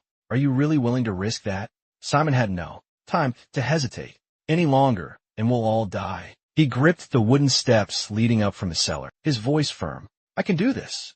With that, he leaped aside, just as a massive tentacle slammed down on the cellar door. Fear laughed, a sound filled with cruel amusement. "Good. That's the answer I wanted to hear." Simon raised his hand, focusing his energy, chanting the bone armor incantation. Pill's body shattered into fragments, swirling around Simon. In an instant, the two merged, becoming one powerful entity. Simon felt like he was falling into an endless void. Endless and vast. This is the boundless consciousness of fear. Fear's voice echoed like a warning. "Focus, kid. Don't let my consciousness consume you. Focus on your own consciousness. Maintain your will within the consciousness of another being, and become one unified entity." After a moment of disorientation, Simon quickly regained control of his consciousness. Fear, immensely satisfied, exclaimed, "Truly worthy of being Richard's son, flawlessly perfect." After synchronizing with the body, Simon became incredibly powerful. Fear excitedly said, "Let's battle, kid." Simon raised his sword, replying, "All right, let's begin." What a nuisance. Witnessing this, Ben burst into laughter. "Ha ha ha. You think wearing that skeleton makes you formidable? No matter how strong the undead are in this fog." Before he could finish, Simon swung his sword, slicing through the tentacles that bound him. Binns gasped in horror. "What kind of cage is this? How are you able to—" Simon didn't answer. Instead, he unleashed a swift, sharp strike, severing Binns's left arm, causing him to scream in agony. Hey, my arm, my arm." He desperately tried to channel his energy, attempting regeneration, but realized with horror that the wound wouldn't heal. Now, true fear consumed Binns as he frantically wondered, "Why? Regenerate. How can you do this?" Simon's voice was cold. "Give up. Resist any further, and I won't hesitate to take your head." Binns's face paled. He writhed in excruciating pain, finally managing a weak whisper. "Ah, Fine, I yield. Since the age of 17, I've been hailed as a genius, but I'm still no match for you. If the most outstanding student in this special selection is you, I will be completely convinced." Simon, seeing him beating around the bush, spoke up. "At this point, do you still care about that? It's not about Kizan anymore. You should be thinking about the innocent civilians who lost their lives because of you and Cian, those who betrayed their own clan." Ben calmly replied, "To a necromancer, death is just like a peaceful sleep. Ever since she passed away, the lives of others have held no meaning for me." Suddenly, he raised a hand to his chest and said, "Oh, your zombie looks quite impressive." Binns turned, ripping open his shirt to reveal a magic circle on his chest. "Eternal Truth, level 9. He declared proudly, "Your zombie and my monster. Which one is stronger?" Binns channeled his energy. A terrifying black aura flowed from his hand into the magic circle. Simon screamed in terror. "What do you want, you bastard? Stay there, kid. Don't move back." Pin's entire body glowed brightly, constantly shifting in form. Elsa clutched Cian tightly, tears streaming down her face in anguish for the boy. "What's happening, Mr. Pink? Mr. Pink." Elsa held Cian's head tightly, her voice trembling. Don't look at the horrific bloodbath on the deck." She thought to herself, "He killed himself." Fi suddenly sensed a strange energy. He warned Simon, "Hold on, kid. Something's not right." Simon quickly looked down at the sea. A massive whirlpool appeared, as if it wanted to swallow everything. Giant tentacles slowly emerged. Simon thought to himself, "This monster isn't fully grown yet. Legend has it that no one has ever captured a fully grown dragon, but he didn't have to wait long. The monster before him quickly emerged from the water, leaving him stunned. Good heavens! What in the world is that? Binz roared, his voice booming. You see, Truman, I've surpassed you, and Kizan too. The dragon and I have become one. I am the ultimate ruler of the sea. Giant tentacles launched a ferocious attack, faster and stronger than before. In a blink, they ensnared Simon, forcing him to swing his sword relentlessly. Phil warned, Kid, watch your back. Simon cursed, damn it, does it have to be like this? Finish him. A massive tentacle slammed down, hurling Simon into the ocean. Phil worried, Kid, are you alright? Binz laughed triumphantly. Everything was complete. Kizan's hounds. Simon's hands clung tightly to the tentacle. The water choked him, suffocating him. Fila urged him repeatedly. Wake up. Simon was losing strength. He wondered where his power had gone. Simon's body slowly sank deeper into the water. Fila's faint voice echoed in his ears. She was still trying to wake him. Hey, wake up. If you pass out, it's all over. Simon's eyes opened, breaking free from the deep unconsciousness. Fila, like a machine, kept calling his name, likely exhausted by her insistent calls. Simon, though so tired his mind felt like shutting down, responded, I hear you. I'm not dead yet. The voice in his head suddenly became clearer. If you listen closely, you can even hear a mournful wail. What the hell are you doing? Giving up? Surrendering? Facing Simon now is Graygon. In a frenzied state, madly craving his life. Simon refused to become easy prey, to be swallowed whole so easily. He mustered his remaining strength. Reaching out his arm, a colossal black sword, etched with ancient blue runes, suddenly materialized. There won't be a second chance.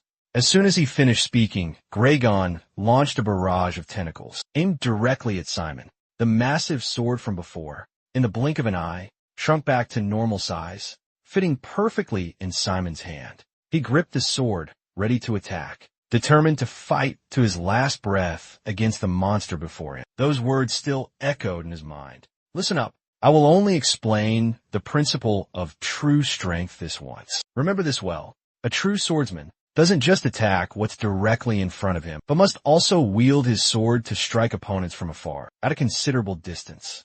The moment you realize the distance between yourself and the enemy is within your striking range, your attack range, harness the full power of your imagination to bridge that gap and cleave through space with a fatal blow. Is that so? Following fear's guidance, Simon's sword became engulfed in a swirling vortex of colors. His eyes blazed with killing intent. Simon resolved that he would overcome that very distance, and marked a significant turning point. A perfect arc of a sword slash was unleashed straight towards Graygon. The sword strike carried terrifying power, generating a tremendous shockwave, violently shaking both the sea and the ship. Both Elizabeth and Cian were astonished by the terrifying force. Graygon's tentacles were severed gruesomely, sinking deep into the abyssal depths of the ocean. Graygon looked down at the wound in horror, where blood was gushing relentlessly. Crimson blood stained a vast expanse of the sea. Graygon endured the fatal attack, completely stunned, unable to believe what was happening, murmuring, Power! What is this terrifying power?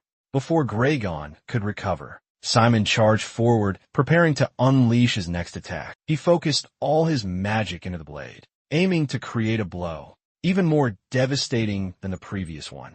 And with a single slash onto Graygon's body, it was completely subdued, without a chance to utter a final word. The monster's body, along with its life, sank deep into the ocean depths and quickly vanished. A sudden and intense feeling of suffocation overwhelmed Simon, assaulting all his senses. Simon frowned, his hand reaching for his mask. His arm seemed to lose all strength, becoming limp. At death's door, fortunately, a small figure rushed towards him. The last glimmering rays of light allowed him to recognize it was Cian. He tried to reach out to him, and finally, their hands touched. Cian emerged from the water onto the shore. Elizabeth saw him and shouted to attract attention. The Viscountess grabbed a large log, yelling, Grab it! The log was thrown towards Cian and Simon. He caught the log and quickly gave it to Simon to hold onto as well. Angelbet anxiously asked the Viscountess, Are you all right? Son quickly replied, No. Angel Bed continued to ask, what about Master? Angel Bed, using all her strength, pulled both of them closer to the shore. Son, after catching his breath, answered, he's all right. He doesn't seem to be injured. He just fainted from exhaustion. Hearing that, she sighed in relief. That's good to know. As Sun reached the shore, he saw a giant spider beside him. His face turned pale with fright. Seeing this, Elizabeth quickly reassured him. Don't worry, it's our ally. Angel Bed pulled Simon closer. She said to Sun, that octopus sank our boat. Quickly get on the other boat the spiders made.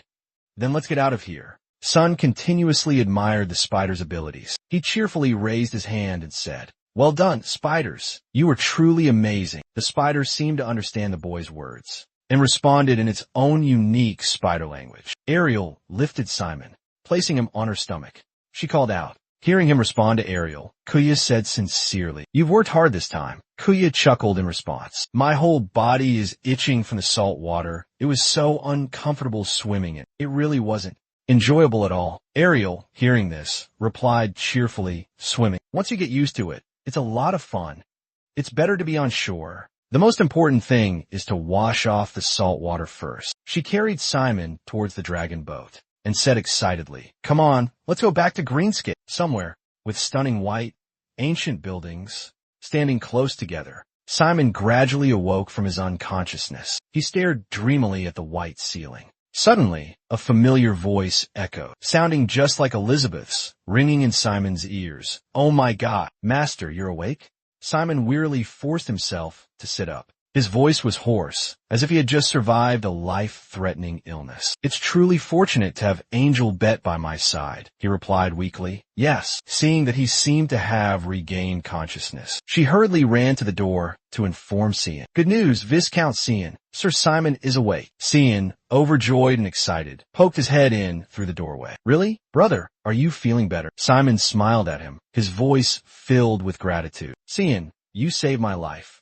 Hearing this, he quickly replied, that's not true. It was actually thanks to you saving me and everyone else. Cian seemed to have remembered something important and hurriedly reported to Simon. All right. Earlier someone came from Kizan. Really? He replied with a surprised expression. Perhaps because today is the last day of his assigned mission. He has to leave right now. Cian cheerfully suggests, let me have someone bring you some clothes. Simon nods in agreement with a bright expression. Thank you so much. Kuya sees that he just went through a life or death battle, barely awake and already wanting to go somewhere. So he intervenes. You need more rest, young man. Don't push yourself too hard. You hear? Simon, seemingly aware of his own condition, replies, Kuya, don't worry. I'm fine. Besides, it would be really inconvenient if I went back late. He's about to say something more when Elizabeth playfully interrupts. Simon sees her bizarre outfit and exclaims with a dejected look, Angel B, what's with your clothes? She beams like a child who just received a beloved gift from their mother to show off his new wings to Simon. It's a shame I can't call you Commander. So, I'll have to settle for Master. And they think, because we are all servants to each other. That's why I lent you this dress. Elizabeth excitedly asked, Master, do you think this dress looks good on me? Simon didn't hesitate to respond with, a compliment. Yes, it suits you very well. Hearing that, Elizabeth blushed, holding Fila's skull and shaking it back and forth, making him dizzy and disoriented. His head spun. Inwardly, she screamed, oh my God, somebody help me. Master just complimented my dress. Shin entered from the door, announcing loudly, Mr. Simon, the carriage is ready. Please get changed. Simon nodded in response. Thank you. I'll be right there. In the carriage, Cian reported to Simon what he knew. We have word from Gizon that they are preparing to move to the meeting place. And do you remember what I said earlier? Simon, not understanding Cian's meaning, asked, what do you mean? Simon gratefully replied, you saved me and everyone. His words were met with a resounding roar of cheers, a thunderous applause that shook the very ground. Confetti rained down, painting the sky in a vibrant tapestry of colors. People waved enthusiastically, expressing their deep gratitude to Shimon. Goodbye. Thank you for saving us. The grateful words echoed endlessly. Thank you for saving Green Harbor. The brown-haired girl called out to the departing vehicle, her voice clear and bright. Come visit us when you have time.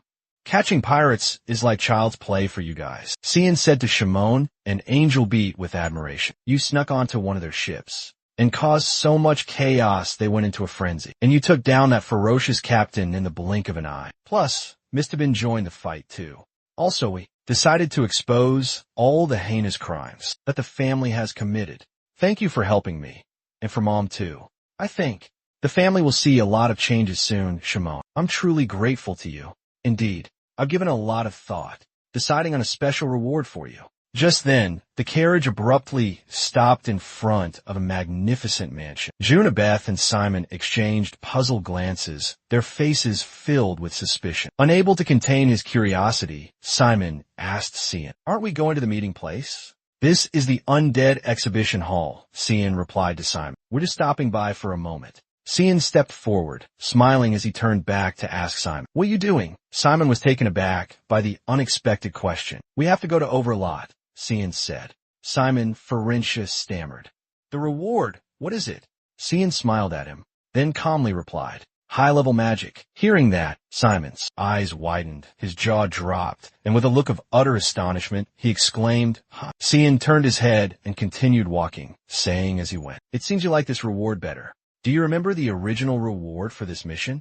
It was 1,000 gold coins, right?" Hearing this, Simon Florinia seemed to snap out of it, replying, "All right." Simon Florinia raised his hand tentatively, asking, "So, you're giving me that magic book instead of the 1,000 gold coins? But that's usually worth more than 1,000 gold coins, isn't it? Isn't that too much?" Sun didn't seem to mind at all. "It's all right." Its creator and the exhibition organizers have both agreed. Sun held out both hands, palms up, a mischievous expression on his face, continuing, "Giving you this reward also means—" Sun turned around, holding his hands behind his back like a vast expanse of water, and said, "All the residents of Green Harbor unanimously approve of this." Simon Florinia was stunned, his face frozen in surprise. "Everyone just accepted it?" He closed his eyes briefly, bowed his head slightly, and let out a soft sigh of relief. Simon Florinia spoke. "Thank you. I'll accept it." Mid-sentence, strange sounds echoed from behind him. Faya was holding the skeleton of some animal, and it was the source of the bizarre noises. Simon Florinia looked puzzled as well, thinking to himself, "I don't understand what you're saying, but the important thing is you're happy." Stepping onto the magic circle, Cian said, "Mr. Simon, Green Harbor, and I will forever be grateful for this kindness." Cian beamed, her words sincere, as if spoken from the bottom of her heart. "No matter what the future holds, I will always look forward to your return, anytime, anywhere. You will always be welcome, Mr. Simon." Simon Florinia was deeply touched. "Thank you, Cian. For the rest of my life, I will never forget this." Within the magic circle, Simon Florinia's figure gradually faded into nothingness. Before leaving, he didn't forget his promise of a reunion someday. Sun stood tall, watching his figure fade into the distance and return the farewell. "Be careful. Come back to the academy." Simon Florinia stretched, shaking off his fatigue. "I've missed this atmosphere." His face lit up with relaxation, his eyes crinkling in a refreshing smile. "It's still during the mission period, so it should be pretty quiet." Just as he finished speaking, a loud explosion echoed from up ahead. A male student with a megaphone in hand was loudly announcing something. Another student was hurriedly handing out flyers. Behind him was a noisy commotion of club recruitment activities. There wasn't a trace of the quiet he had just predicted. Simon Florinia was stunned by the unexpected, lively atmosphere. "What is this? A festival?" A male student wearing a bear hat, holding a stack of papers, approached him. "Are you a first-year student?"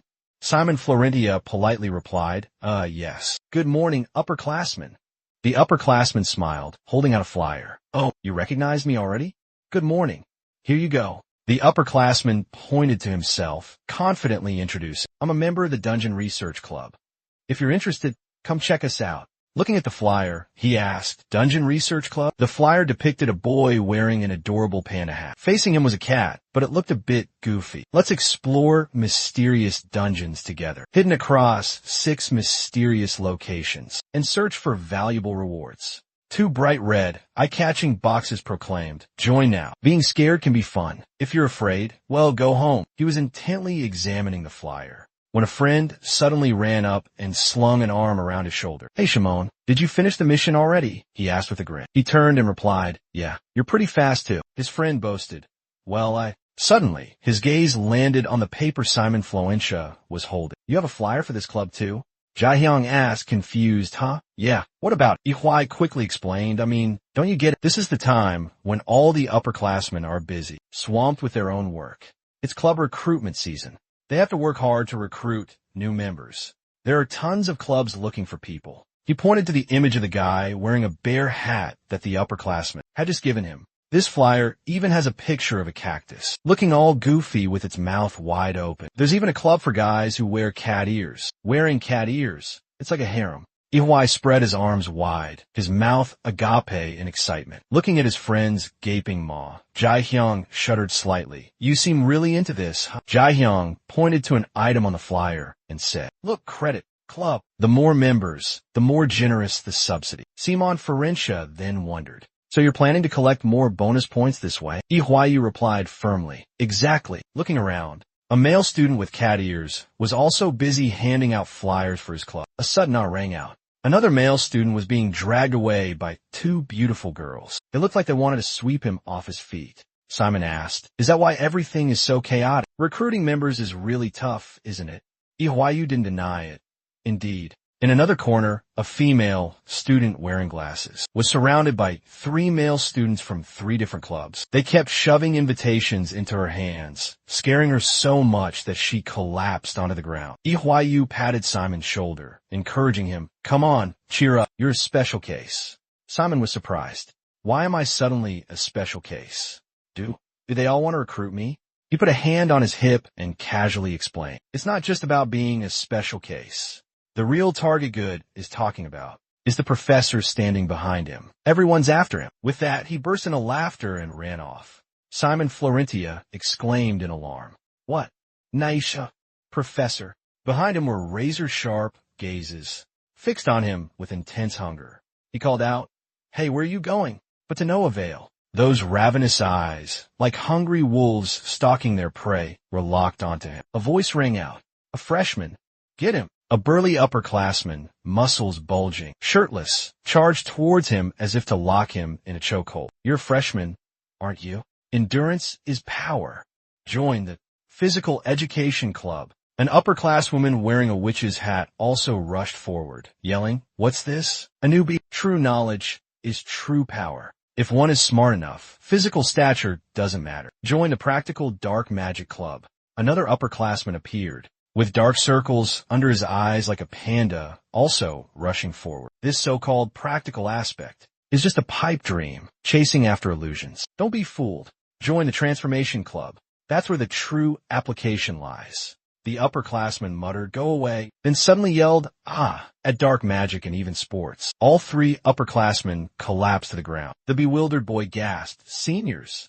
The sports club upperclassmen. The Practical Dark Magic Club upperclasswomen had all collapsed as if hypnotized, falling into a deep sleep. Drool dribbled from their mouths. Terrified, the boy, though clueless about what just happened, knew he had to seize this opportunity to escape, was planning his escape from this hellhole, when suddenly a voice called out, I see you. Simon Farentia, an upperclassman with striking platinum blonde hair, exuded an air of trustworthiness far greater than those before him. The upperclassman extended his hand, introducing himself. I'm the president of the Curse Research Club. The protagonist turned around, replying softly, yes. He's handsome. Less than a second later, the upperclassman abruptly dropped to his knees, kowtowing repeatedly, and yelled, please, join our club. If you don't join, I'm dead. Utterly terrified, the protagonist clutched himself, trembling as he stammered. What is going on? The previously cool and collected handsome upperclassman looked as if he was about to faint, now clinging to the protagonist's leg, sobbing pathetically. I'll die at the hands of Professor, but please have mercy. That cruel, heartless professor. Simon Farentia was also startled. Senior, don't do this. He cried out in fear. Suddenly, a thunderous punch erupted, sending the upperclassmen flying backward. How pathetic for the seniors. The girl who had just delivered the kick, with confident pride, introduced herself. I am Madam, President of the Circulatory System Research Society. She approached him, observing him carefully. Judging by your complexion, it seems you've just returned from a mission, completely drained of energy. We can help you with that. If you join our research society, your new blood type is an exceptionally rare case in the field of blood circulation. I assure you, I will mobilize all the society's resources to support you. The young man was stunned, speechless. Before he could fully grasp what Madam had just said, she continued, "However, there's one slight concern." Suddenly, a crimson figure plummeted from the sky with breathtaking speed. Boom! A thunderous crash. A senior student, wearing a crown, sat regally upon a throne, exuding the presence of a sovereign ruler. Seated on his magnificent golden throne, landed on the ground. The forceful impact sent the young man tumbling to the earth. His face contorted in pain. He cried out, "Oh my gosh!" The senior student on the throne spoke. "You are special case number 1. Simon Florentia." He snapped his fingers, adding, "Consider yourself lucky. I am Andre III, Prince of the Rashdon Kingdom." The prince presented a recruitment form. "As the head of the aristocracy, we are gathering exceptional individuals, those who will lead the Dark Federation. In the future, joining the aristocracy is a tremendous honor." The young man, still bewildered by the situation, managed only a confused, before behind him, a male student is summoning a magical circle of shimmering violet light. Beside him, a female student is also conjuring a vibrant red magical circle. Prince Andre was about to speak when a deafening explosion erupted. 2 streams of energy, one violet, one red, simultaneously slammed into him. Simon Felsh's face paled, his eyes shrinking to the size of peas. He could only gasp in astonishment. Light, but upperclassmen. Prince Andre quickly sprang up from the shattered chair. It crumbled into pieces. He was irritable, annoyed at being interrupted. "Upperclasswoman!" Sandar, the president of the Circulatory System Research Society, yelled furiously. "Who's interrupting whom? Don't you see we were talking first?" Standing beside her was the platinum-haired upperclassman, now back to his usual cold, handsome demeanor. Prince Andre frowned, a look of disdain on his face. "You're the ones interrupting. You commoners are so rude." His interruption of the elders' conversation sparked a heated debate among the 3. Amidst the fiery argument, he knelt down, sighing heavily. He seemed completely numb. His only desire was to escape this place as quickly as possible. Around him, shouts and scoldings echoed endlessly, as loud and chaotic as a bustling marketplace. "This fool, honestly." Finally, the older student spoke. "All right, let's begin." He simply submitted, his face etched with helplessness. His heart had long grown cold. The 3 princes, led by Andre, watched him intently, arms crossed. "Afterward, we will deliver the verdict. Since this is the first special case, should let him choose, shouldn't we?" The female president of the Circulatory System Research Association, Sandar, stood beside them, hands on her hips, replying firmly, "Unfortunately, we have no other choice." The older student with platinum blonde hair also stood with hands on his hips, staring him down. The 3 of them stood there, imposing as towering mountains, creating an immense pressure. The young man knelt on the ground, his face etched with resignation and helplessness. His senior spoke, her voice gentle. "All right, let me give you a proper introduction," she said. Andre's eyes widened in surprise, turning to look at his senior. His senior began the introduction, her tone serious. "We received a report about your special blood type, SM1. It's an extremely rare case, a unique phenomenon in hematology. The SM1 blood type possesses the astonishing ability to amplify dark energy," she explained. "By absorbing blood, if you utilize this characteristic, you could potentially acquire a massive source of dark energy and completely eliminate the symptoms of energy depletion." "Dark energy depletion," she emphasized. Hearing this, the young man excitedly asked, "Really?" His senior realized she had struck a nerve and grew more confident. "Although this is currently just theoretical, I believe it can be applied in practice.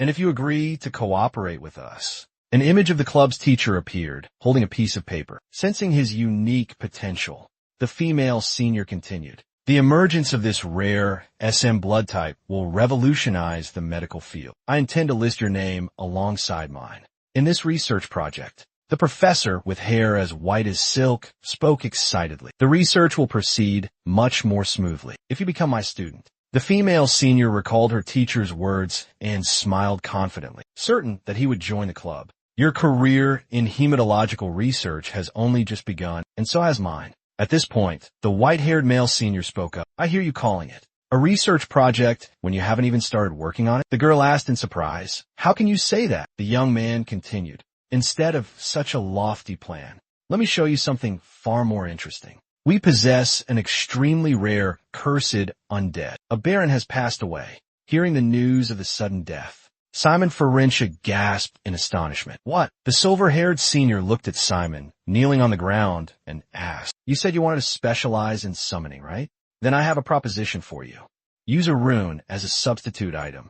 We're also researching runes to use as substitute items in summoning. He clenched his hands, trying to remain calm as he explained. If you join our club, we'll provide you with that rune completely free of charge, and even guide you on how to use it. Inside, he was burning with anticipation. Please join us. Just like the senior before, the club's teacher, this silver-haired senior desperately wanted Simon to join. He had to do everything possible to recruit Simon Farintia, a promising freshman, into the club. Hearing that, the white-haired senior gasped in astonishment. His master continued. If you can't even accomplish such a trivial task, then I'm afraid we'll have to stop here. Hearing this, the senior's expression changed. His master issued a warning. If you fail 7 times, then voluntarily relinquish your position as my direct disciple. Recalling that threat, the senior urged, I don't want to be expelled. Please, senior. Prince Andre III shoved the other 2 with his elbow. You noisy bunch. Research, experiments, what's the point of all that? Shoved unexpectedly. Both of them cried out in unison. Andre spoke up. Listen, a noble can create instant teleportation to all 6 locations as a student. Simon Florinia stammered. A student. Andre affirmed exactly. Because the entry requirements for the aristocracy are extremely strict. The third prince continued. One's parents must be of noble lineage, or at least hold the title of baron, or possess wealth and status equivalent to that rank. Among the newly enrolled students, there's Lady Elisa. Upon hearing that name, Simon Farintia immediately pictured the girl's appearance. He thought to himself, if it's Elisa, then she's the 7th exception he's encountered on this island. He asked in a panicked voice, but I don't have any power or influence? My parents only own a few plots of land, just small fields in the remote countryside. Andre raised his index finger, his face serious as he said, Don't worry, being a special case is also one of the requirements for special admission. He stammered, Oh, I understand. Suddenly, Andre spread his arms wide, causing his cloak to flap in the wind. Looking up at the sky, he shouted, Power is everything to mankind. With power in hand, every problem becomes trivial. So what's the point of these charades? Humanity's ultimate desire is dominance. Joining the aristocracy is a solid stepping stone to a bright future. The coaxing words of upperclassmen echoed endlessly. What's more important than ultimate power? Simon, please help me. Around him, other students stared with disdain. Under the coercion of the upperclassmen, he lowered his head. I'm truly sorry. He forced a friendly smile. I just finished a mission, so I need some time to think it over. Andre nodded rapidly, agreeing. Think carefully. The upperclasswoman, gripping the white-haired man's hair, pinched Andre's ear with her other hand and yelled, What are you waiting for? We're still number 1, though. The white-haired upperclassman, tears streaming down his face, cried out in agony, Help me! After being spared by the other 3, Simon Farintia slowly continued walking. It seemed they never intended to let any of the 3 go. Everyone watched intently as his figure disappeared, each secretly plotting something in their minds. Everyone was certain he would join their side. Elsewhere, the commander ordered us, Throw it. Hearing that, she immediately obeyed, throwing a stone-like object high into the air. Yes, sir. Asterisk bone, asterisk. A bony tail suddenly shot out, smashing the stone into pieces. Us was startled, her face full of surprise, and exclaimed, Whoa! It turned out to be one of the tentacles of a giant skeletal octopus. Us looked at the monster and exclaimed, What a surprise! I didn't expect it to be so fast. A small, white, mouse-shaped skeleton touched the bony tentacles. Sorry, I'm still having a bit of trouble controlling it. It's amazing regardless. A bone octopus. The tentacles flailed, startling the mouse skeleton into a jump. It really does look like an octopus. I can't believe it's made entirely of bone. He put a finger to his mouth. Bone, huh? Dragon bones are surprisingly strong, no matter how tough it looks. Fighting it is like wrestling an octopus. Simon Farintia put his hands on his hips and replied, It's an upgraded version, created by infusing a large amount of midrin into the dragon after it was frozen. Fear crossed his arms and said, Seems like the work of a god. Midrin is a light, hard, and flexible material. It's what allows the undead to move so freely. Created, he touched the octopus's bony skull. Fear continued. Thanks to it, our army possesses such terrifying power. Noticing his grim expression, Io spoke up. It seems like you're worried about something, sir. Phew, arms crossed, added. However, it has a fatal weakness. He curiously asked, what weakness? He immediately explained. Its entire body's defense capability is almost non-existent, even if we try to restore it using any other method. As he spoke, Fear raised his index finger to his forehead. If the brain is attacked, everything ends. Once destroyed, it cannot be regenerated. Normally, a dragon cannot become a Skoton. Forcing it to become a Skoton has completely eliminated its regenerative abilities. Pia looked at the skeletal octopus. To fully utilize it on the battlefield will require countless trials and errors. If you desire to control these special undead, you must be prepared to face a myriad of challenges. Simon Ferencia immediately showed interest in the special undead. Fascinating, he exclaimed. Suddenly, a question sparked in his mind. What if we cover the Overlord's entire body? Us raised her hand hesitantly and asked, dress it in spider silk garments, or craft special armor for it. Conceal its true form. Simon Ferencia was surprised by Us' suggestion, then suddenly exclaimed with delight. Thank you, Us. That's a brilliant idea. A mysterious basement suddenly appeared. From below, mystical purple vapors rose. Us was surprised to see Simon Ferencia thanking her. What? She asked. Could you elaborate? If faced with a dangerous attack, Simon Ferencia replied, I can simply teleport myself to another dimension. And if so, Phil and Us listened intently to his explanation. He continued, his voice cryptic, only the feet. As he spoke, he gestured with both hands toward the pitch-black cellar, as if performing some arcane summoning ritual. He strained, his face contorted in a grimace of intense effort. Are sticking out. He finished. Move your feet. Why aren't you listening? He snapped. He mustered all his strength and yelled, get out here. The moment he finished speaking, the colossal tentacles of the mist octopus erupted with terrifying force. An intense, purple energy pulsed outwards. The tentacles lashed out in all directions, creating devastating impacts. Debris flew everywhere. Dust filled the air, and FIA screamed in terror. It's destroying everything. Above the rampaging octopus, the ceiling cracked and splintered as sharp tentacles pierced through. FIA said to him, her voice filled with worry. You're in a different space. It seems to be disrupting your thoughts. As we were just saying, forced to become a Skoton. Has your neural capacity also deteriorated? Simon Ferencia gently rubbed his temples, closed his eyes, and softly replied, we still need to research and improve a great deal. That's an interesting thought, Pion. He continued. Then what about us? Us' eyes suddenly widened like saucers, staring up at the ceiling as if he had just discovered something surprising. FIA offered a suggestion. Why don't you try putting this in? Maybe it'll create some kind of advantage. He immediately replied, I've been trying that this whole time. Hearing that, he fell silent, saying nothing more. The surrounding atmosphere was as lively as a multi-level marketing pitch. Anyone interested in the poison-making club? We're the Artifact Creation Research Society. No one interested in crafting artifacts. Pharmaceutical Research Society here. Join now and get free medicine. While Simon Ferencia was having an internal monologue about the club, or rather, it's not that I haven't thought about it, but haven't found anything particularly captivating about Patel yet, someone suddenly appeared behind him, calling out, Hey there! The voice startled Simon Ferencia. Simon Ferencia was scared stiff. Hello, upperclassmen. What's up? The Patel Club sent me with this, he said, holding out a piece of paper. If you don't mind, could you take it? Drop by when you have time. No pressure, since it seems like no one ever comes. The Patel Club member mumbled, I hope you'll come, upperclass. Oh no, it's really okay.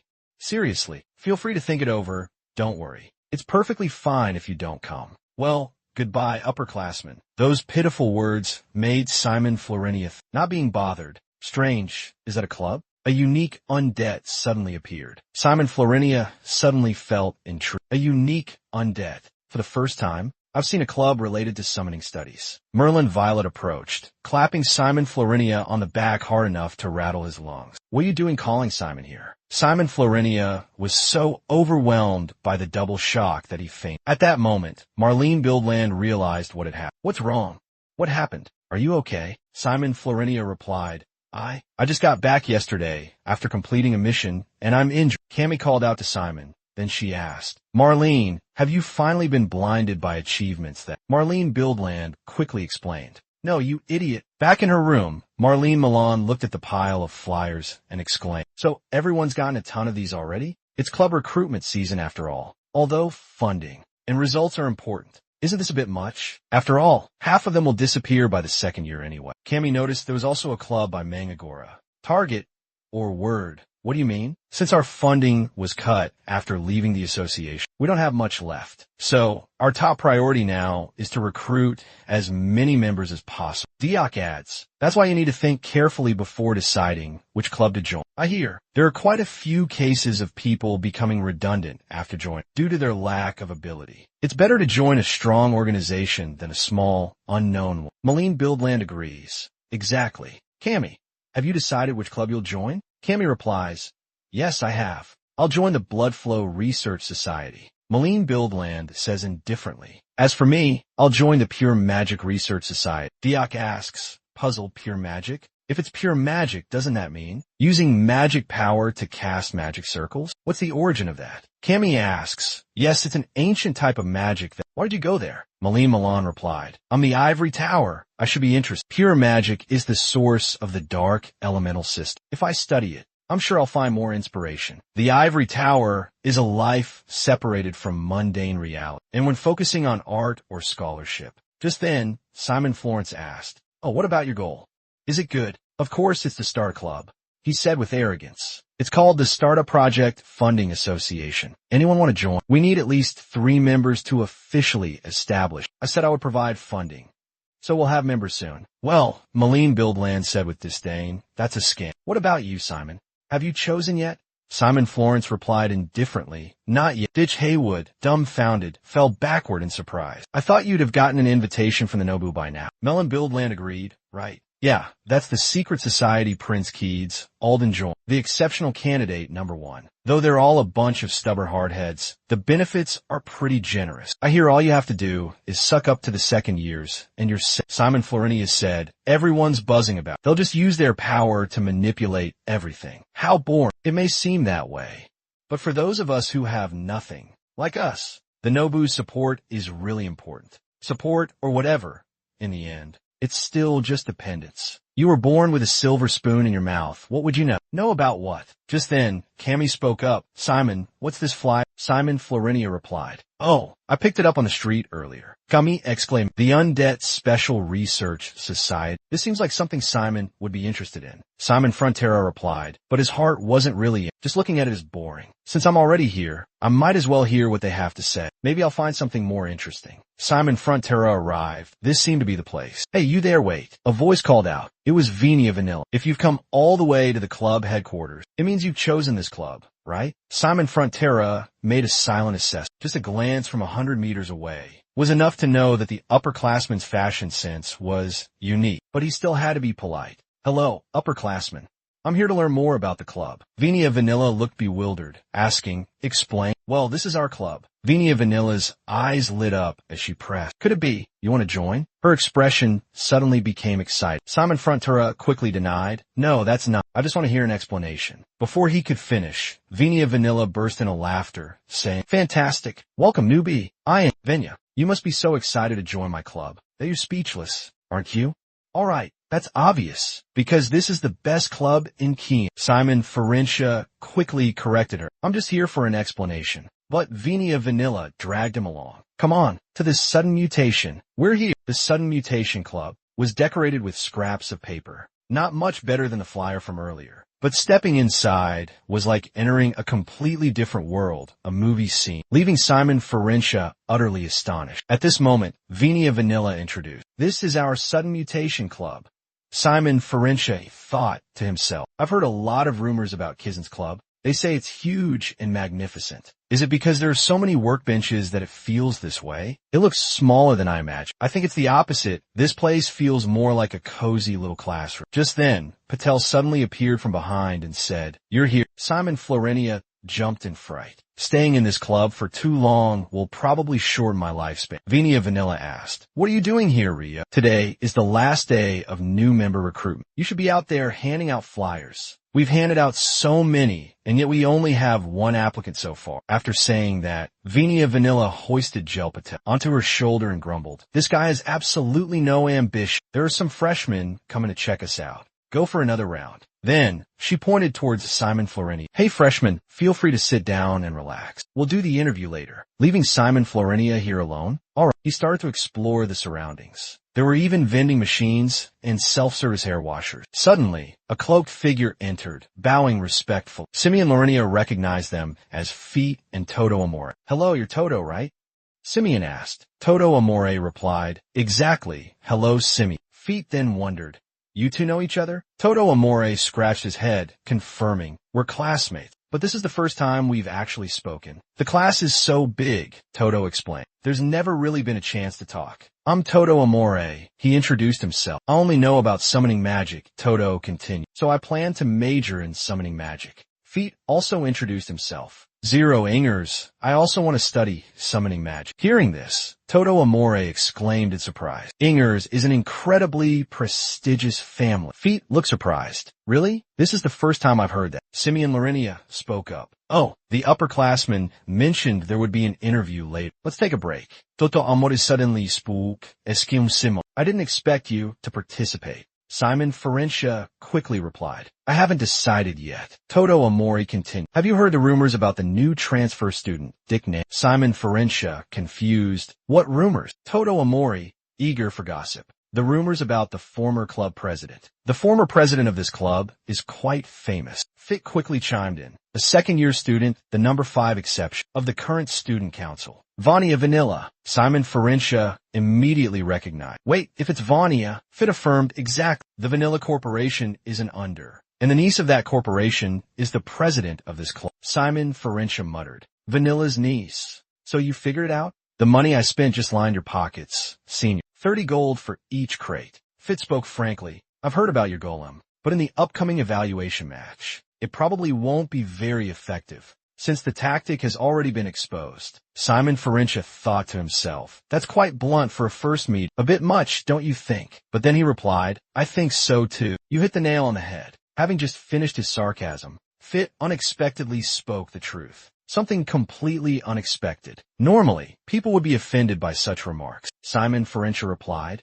"Really? If there's room for improvement, shouldn't one be receptive to feedback? Even without you saying it, I'm quite lost, unsure of what tactic to use for the upcoming evaluation." Amazing. Toto Armory is so admirable right now. Totally awesome. The Serpent King is so formidable. He immediately unleashed a support move. Trying to feign vulnerability, it's the deceptive tactic fake out. After gaining the upper hand in the psychological battle, he'll decide the victory with another one of his trump cards. Toto Armory excitedly exclaimed. Exactly. Simon's ultimate move is the death kick. Simon Ferencia was sweating bullets. "Please stop calling it the death kick," Toto Armory continued. "If he performs well this time, he might get promoted to a higher division." As he was passionately commentating, Feet suddenly asked, "Toto Armory, did you use a whole can of hairspray?" Feet retorted, "Where is your match commentary division rank?" Toto Armory trembled as he replied, The lowest, division 7. Feet pierced Toto Armory's sore spot. "I suggest you give up on summoning studies and go find a professor and ask him to teach you some curses instead." Simon Ferencia spoke up.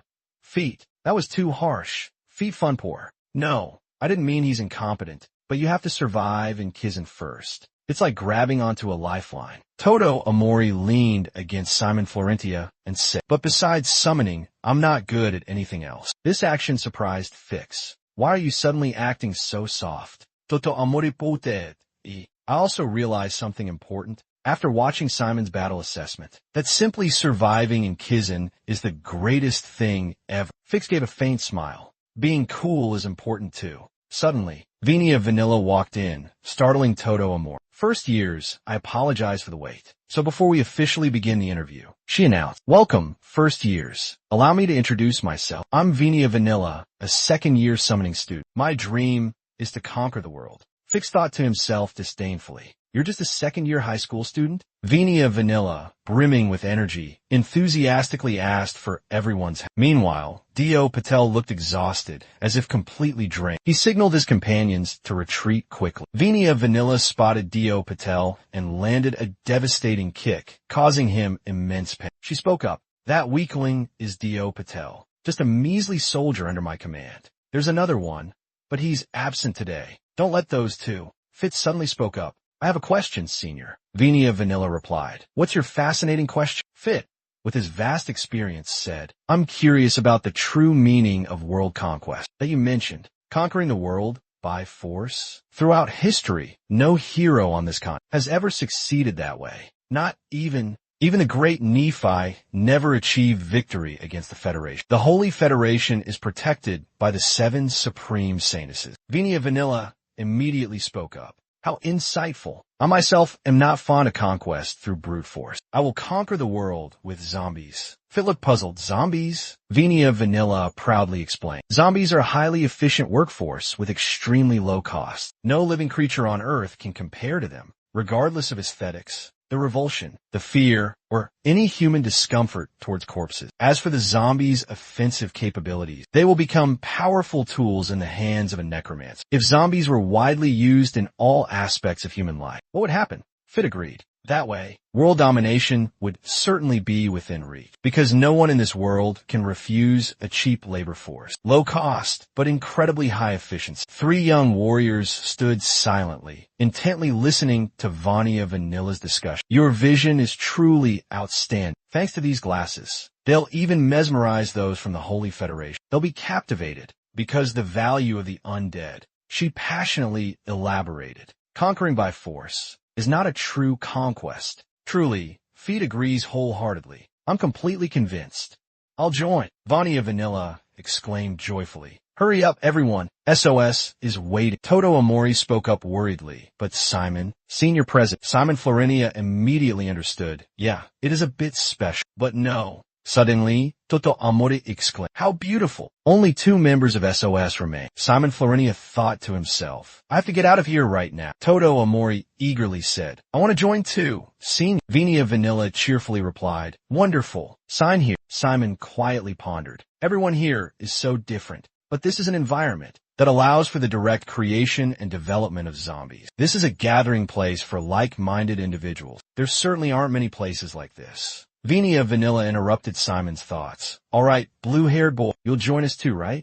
Let the interviews begin. Show us your ability to control and utilize specific zombies. That's the requirement for joining. Let's get started. Fit confidently suggested. Then let Andy go first. After Andy's demonstration, Venia Vanilla exclaimed, oh, a chimera? And what's your main monster? Fit replied, a siren. Venia Vanilla observed carefully and then spoke. A first-year student summoning a magical shape undead already? Impressive. A siren's tainted energy is incredibly complex and chaotic, so establishing a connection can be quite difficult. Fit explained, yes, just as you said, Senior. I can only maintain the connection for about 5 minutes. Venia Vanilla exclaimed. I've heard of cases where people lose control during the connection, and the consequences can be quite severe. Fit reassured her, don't worry, Senior. That's not a big problem for me. Venia Vanilla immediately replied, indeed, that's what it takes to be a true necromancer. Fit confidently declared, in that case, I'll use it now. The undead began to cast mystical magic circles. It skillfully manipulated multiple elements simultaneously. Venia Vanilla praised, amazing, truly astonishing. Using 6 spells at the same time? Unbelievable. She was genuinely impressed by Fit's abilities. Exceptional. This boy deserves special admission to the academy. Fit humbly replied, thank you for the praise, Senior. Meanwhile, the regular soldiers in Patel are struggling with a raging fight. Venia Vanilla speaks up. Keep going. Next, the small boy Toto Amori replies, yes, man. A dog suddenly appears. A zombie dog? Simon Florinia remarks. Compared to the zombies of the summoning school, it looks more like a creature tamed by black magic. Venia Vanilla observes carefully and says, this pup was definitely created by those brats. Toto Amori replies, yes, ma'am. It's a parasitic zombie. They parasitize the bodies of animals. They eat the host's heart and create an energy core there. The host becomes insensible, paralyzed by pain as if hypnotized, then invaded by hallucinations and turned into a zombie. Venia Vanilla adds, And that is the most important key in the research of immortality. Quite impressive for a first-year student. It seems to obey you well.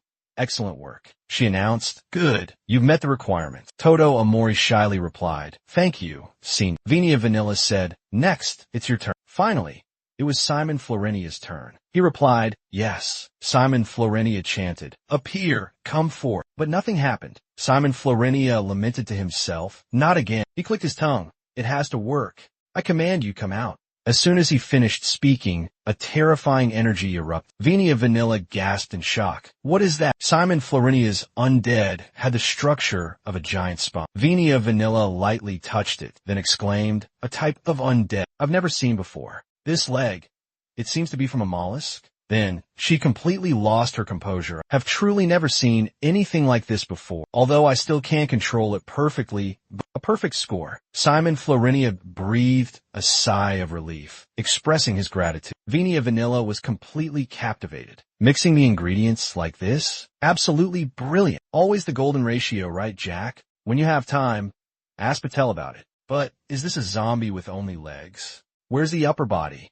Simon Florinia began to explain. The upper body is being stored in a subdimensional space. Venia Vanilla immediately asked further. Did this zombie use a dragon as its main ingredient? The upper body's defense capability is almost non-existent. But if it's stored in a subdimensional space, the problem of malevolent energy hasn't been completely resolved. So, was the delay earlier also for this reason? After speaking, she pondered for a moment and then called out to him. Simon Florentia, confused. Yes? Venia Vanilla said excitedly. Are you planning to consult with an expert on subdimensional space? The four of them gathered around, examining the colossal remains of a gigantic spider. Leo asked curiously, did you create this undead, Simon? Simon quickly explained, no, I found it while on assignment at the Blue Harbor exhibition, but we can't modify it to solve our current problem. Venia exclaimed excitedly. I wish I could go to the Blue Harbor exhibition. I've always dreamed of going there. She chattered on, leaving Simon shaking his head in exasperation. We can't risk adjusting or modifying without knowing who created it.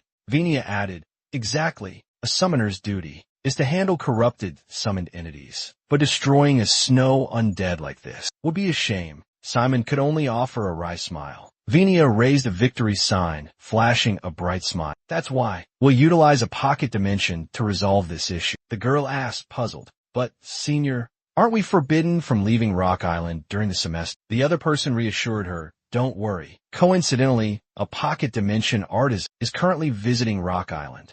Have you ever heard of Galland Eklef? Simon unconsciously repeated, Galland Eklef. The other person continued excitedly. As a matter of fact, this pocket dimension is Galland Eklef's latest masterpiece. A talented young artisan, a promising member of the next generation, with a space of up to 4,000 square meters. Hearing this, Simon exclaimed, I know him. He pointed at himself and said, he's the one who created my pocket dimension. He asked hesitantly, Senior, how can I meet him? Vania reassured them, don't worry, Galen has a contract with Vanilla. Two idle young men were looking for trouble. Fit, curious, touched the giant spider and exclaimed, wow, surprisingly soft. Toto, standing beside him, panicked and tried to stop. The little girl cowered in fear, repeated, don't do that, miss. Vania reminded, make sure you have some free time after school this afternoon. I'll schedule an appointment for you. Simon smiled brightly, sincerely thanking her. Thank you so much. In the classroom, the teacher's voice rang out. I believe you all can guess what I'm about to say. Simon's classmate mumbled. An announcement? The teacher's voice confirmed once more. Yes, an important announcement. Dick, upon hearing this, let out a smug laugh. Right on the money. The vice principal stood on the podium, closed his eyes, and solemnly declared, first, the results of your midterm exams are in. Today, your scores and rankings will be revealed. Rankings are based solely on your written exams, with no consideration for practical combat assessments. The students below collectively groaned in disappointment. Is this an examination or torture?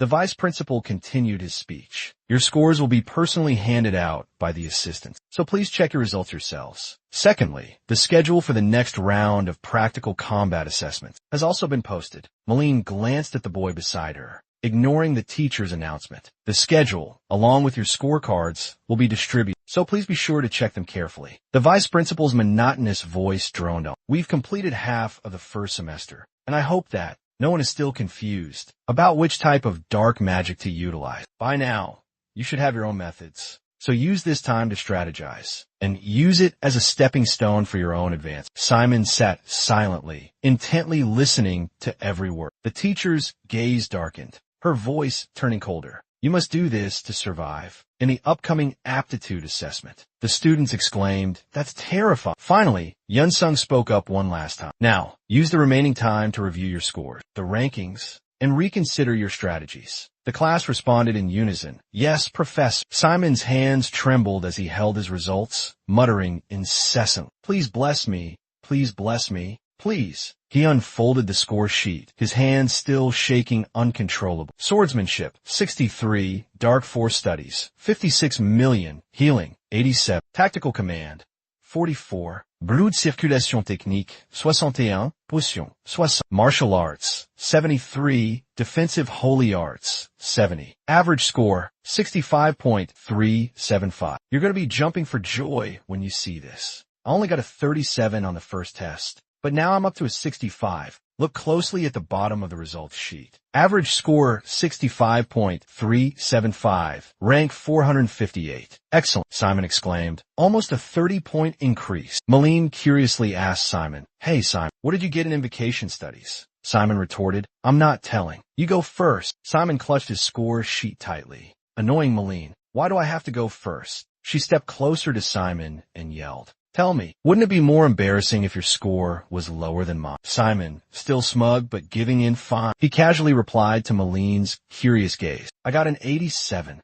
What about you?" Malene turned away, embarrassed. Simon unexpectedly called out Melon's name, surprising their friends. She reluctantly accepted a 10-point deduction. "Ugh, I lost. I only got 85 points. Gammy excitedly grabbed Simon's hand, exclaiming, "Wow, congratulations, Simon. We could go to Kizan together." Simon smiled back. "Thank you, Gammy." The blonde-haired boy stammered, "Hey, Melon, I saw your score.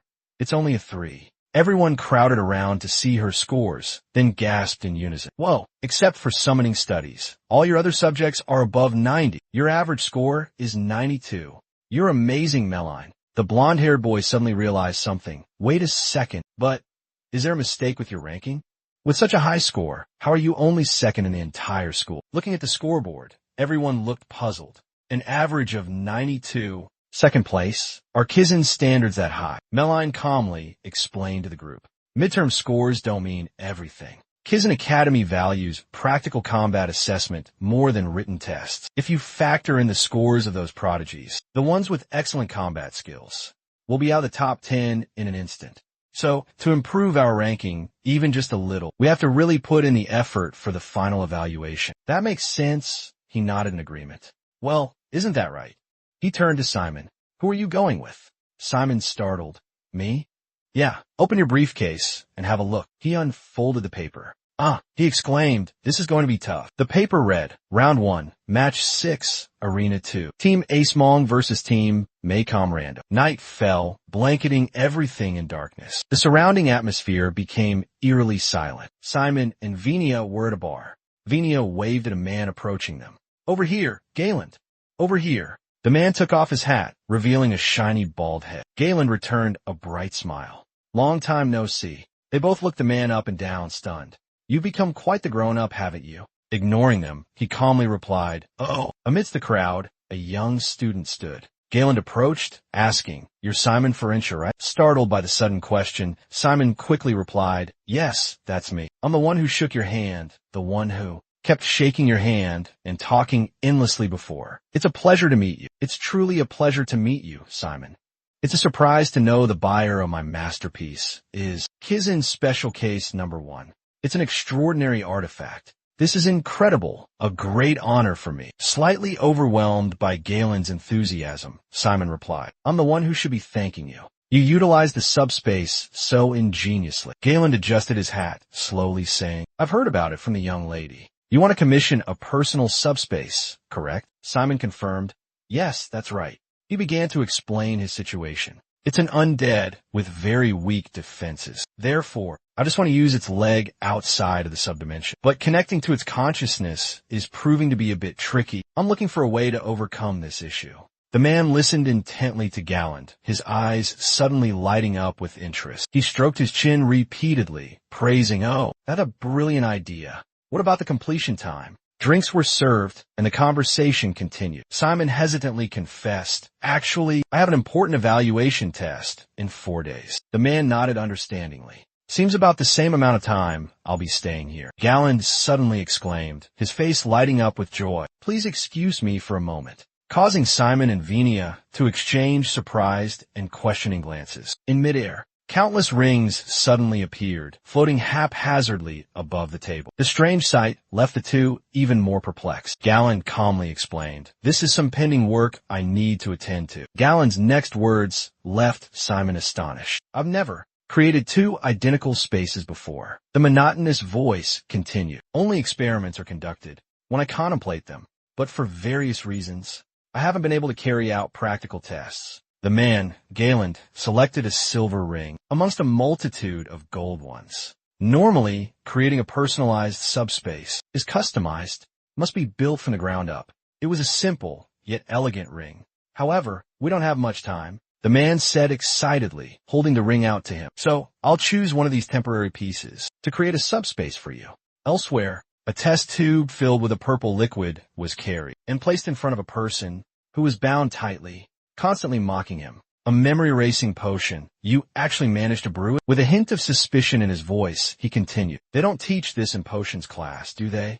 A derisive laugh echoed. Harry, he. The red-haired Harry, bound tightly, struggled desperately. A cane was pressed hard against Harry's head, causing his face to swell. "Are you doing this because you're afraid of my revenge?" His voice was calm, but filled with rage. "Are you trembling after CN abandoned you, and you witnessed me punish those brats from the Blur class?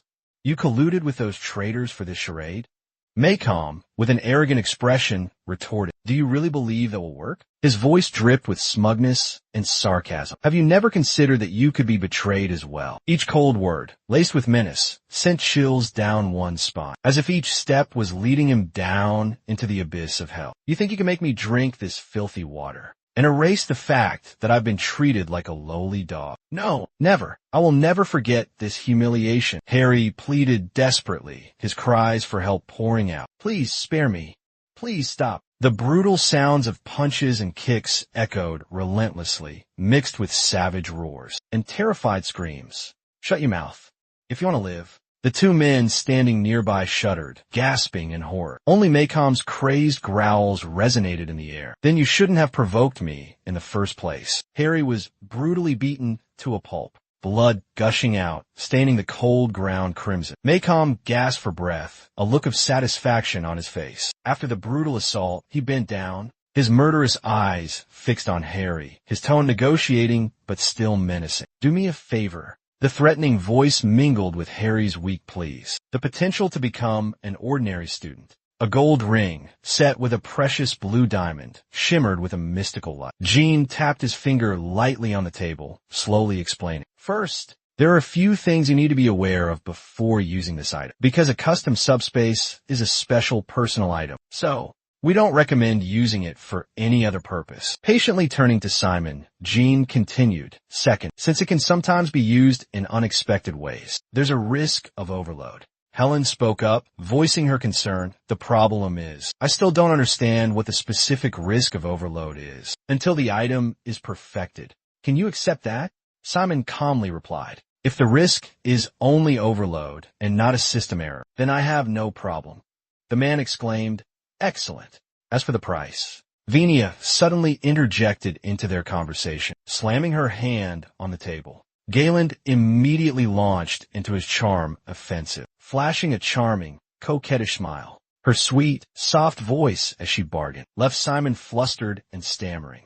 "You'll give me a good price, won't you?" she asked. "Give me a little discount?" Simon thought of his senior, Galland, who always had a calm, collected smile. Simon was still thinking that approach wouldn't work in this situation. Suddenly, Galland confidently puffed out his chest and responded enthusiastically. "Even if you hadn't asked, I was planning on it. The top student of Kizan. You using my product would be excellent advertising." His answer stunned Simon. Venia jumped for joy. "You're amazing, Galen," she exclaimed. Galen continued with the business at hand. "So, the deposit will be 500 gold coins." Simon was stunned as he listened to Galen negotiate. "The price will vary depending on the materials and magical effects used. There might be a few hundred gold coins extra, depending on the requirements. The maximum price is 1,000 gold coins. What do you think?" Simon didn't answer immediately. Lost in thought, carefully considered. From 500 to 1,000 gold coins. Countless mathematical formulas flashed through his mind. Currently, his subspace is a pre-made product, priced at 5,000 gold coins. Compared to that price, isn't a custom-made subspace much cheaper? Moreover, the budget has been carefully considered. After a moment of contemplation, he nodded in agreement, smiling back at Galen. "All right, let's do it." The two quickly shook hands to seal the deal. The moon was full tonight. The gentle moonlight spread throughout the space, blending with a soft voice that said, "That Helen, is she trustworthy?" Simon calmly replied, "Well, I don't think I told Peel about Senior Venia yet." Simon looked up at the moon, smiled, and softly said, "Senior Venia is the young lady of the prestigious Vanilla family. It was Senior Venia who arranged our meeting. So, I think she's completely trustworthy." With his hands clasped behind his head, Simon continued, "Besides, Galen is a skilled craftsman, renowned in the field of subspace. He definitely wouldn't do anything to harm a student of Kizin." Simon stretched comfortably, then confessed his worry. "I'm just worried whether I can receive the subspace on time."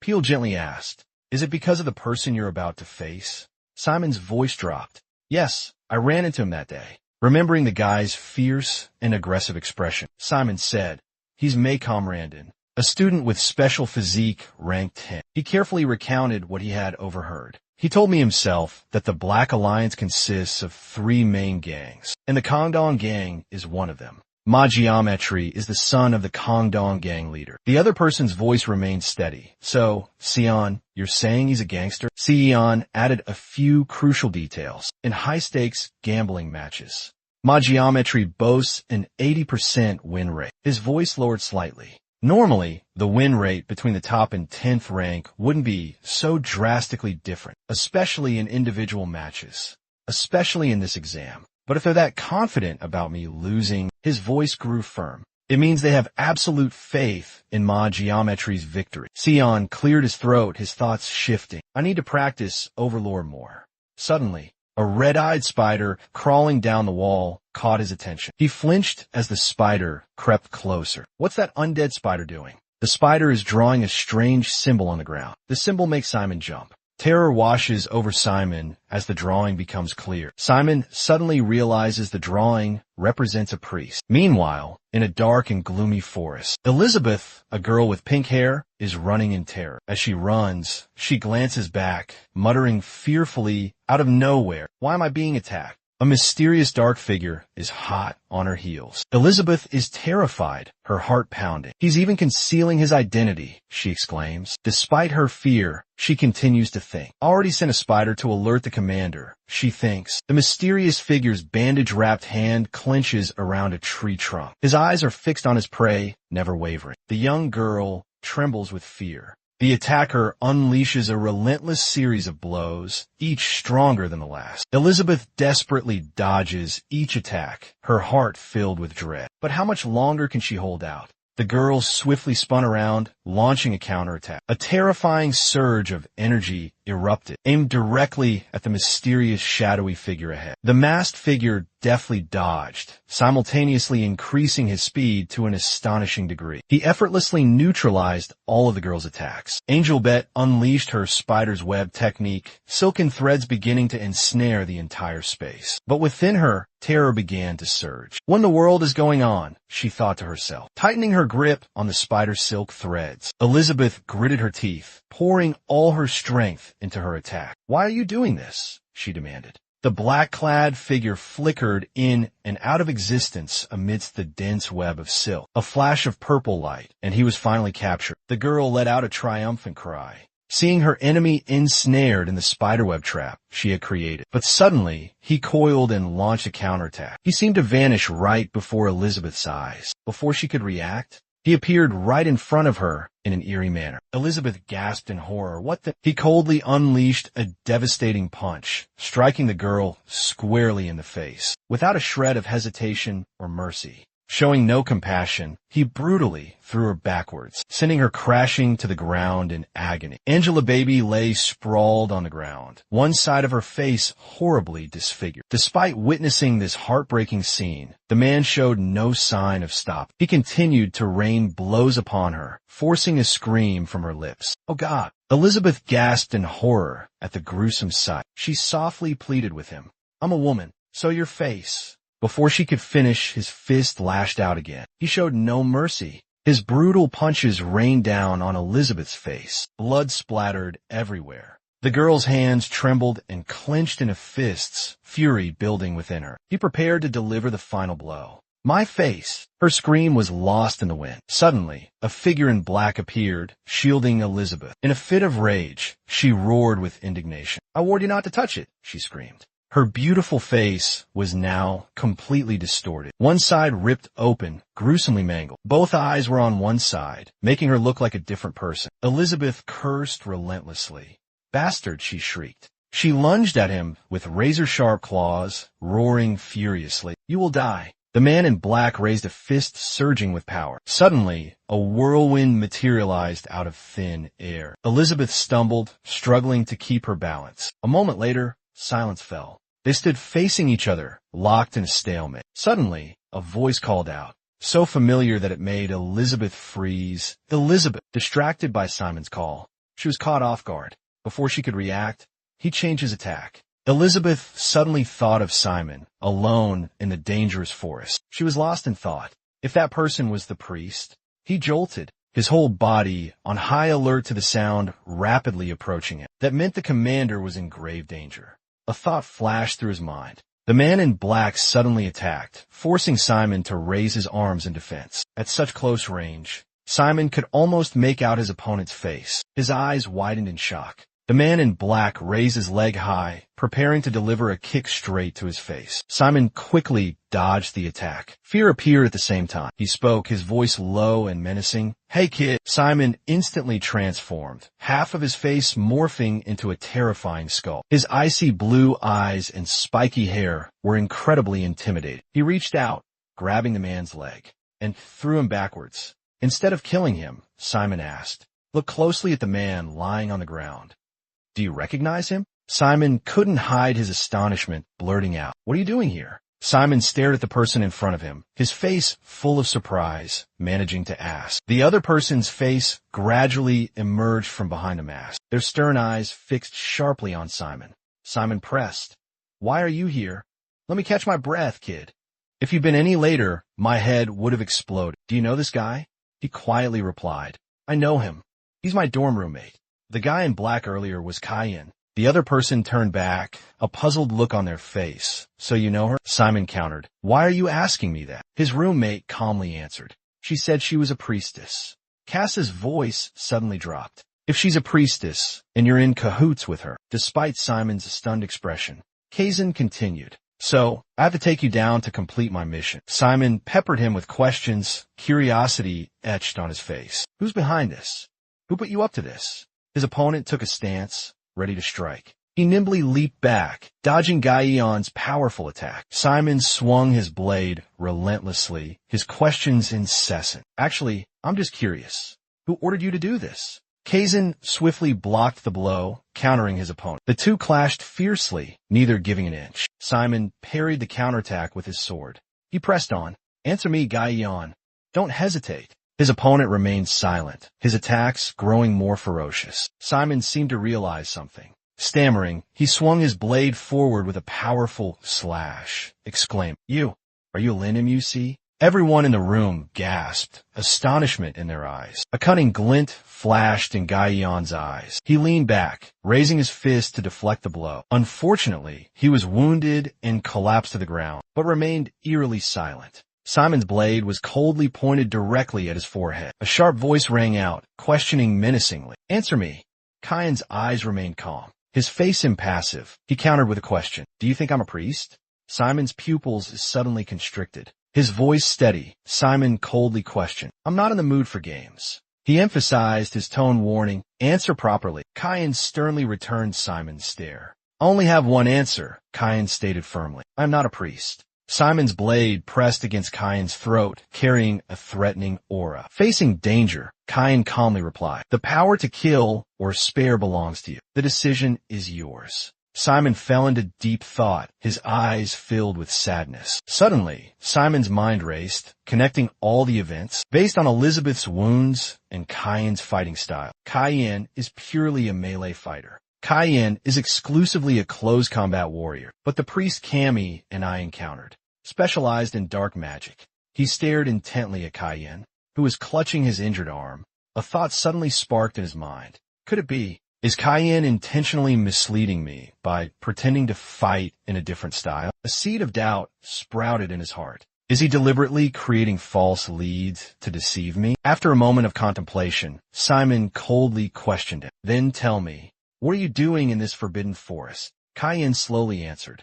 I'm hunting the priest who's hiding in Kizan. As soon as he finished speaking, Kyan pointed towards the pink-haired girl. Elizabeth calmly added, while I was investigating the forest to track down that priest, as I just mentioned, she approached me and claimed to be a priestess.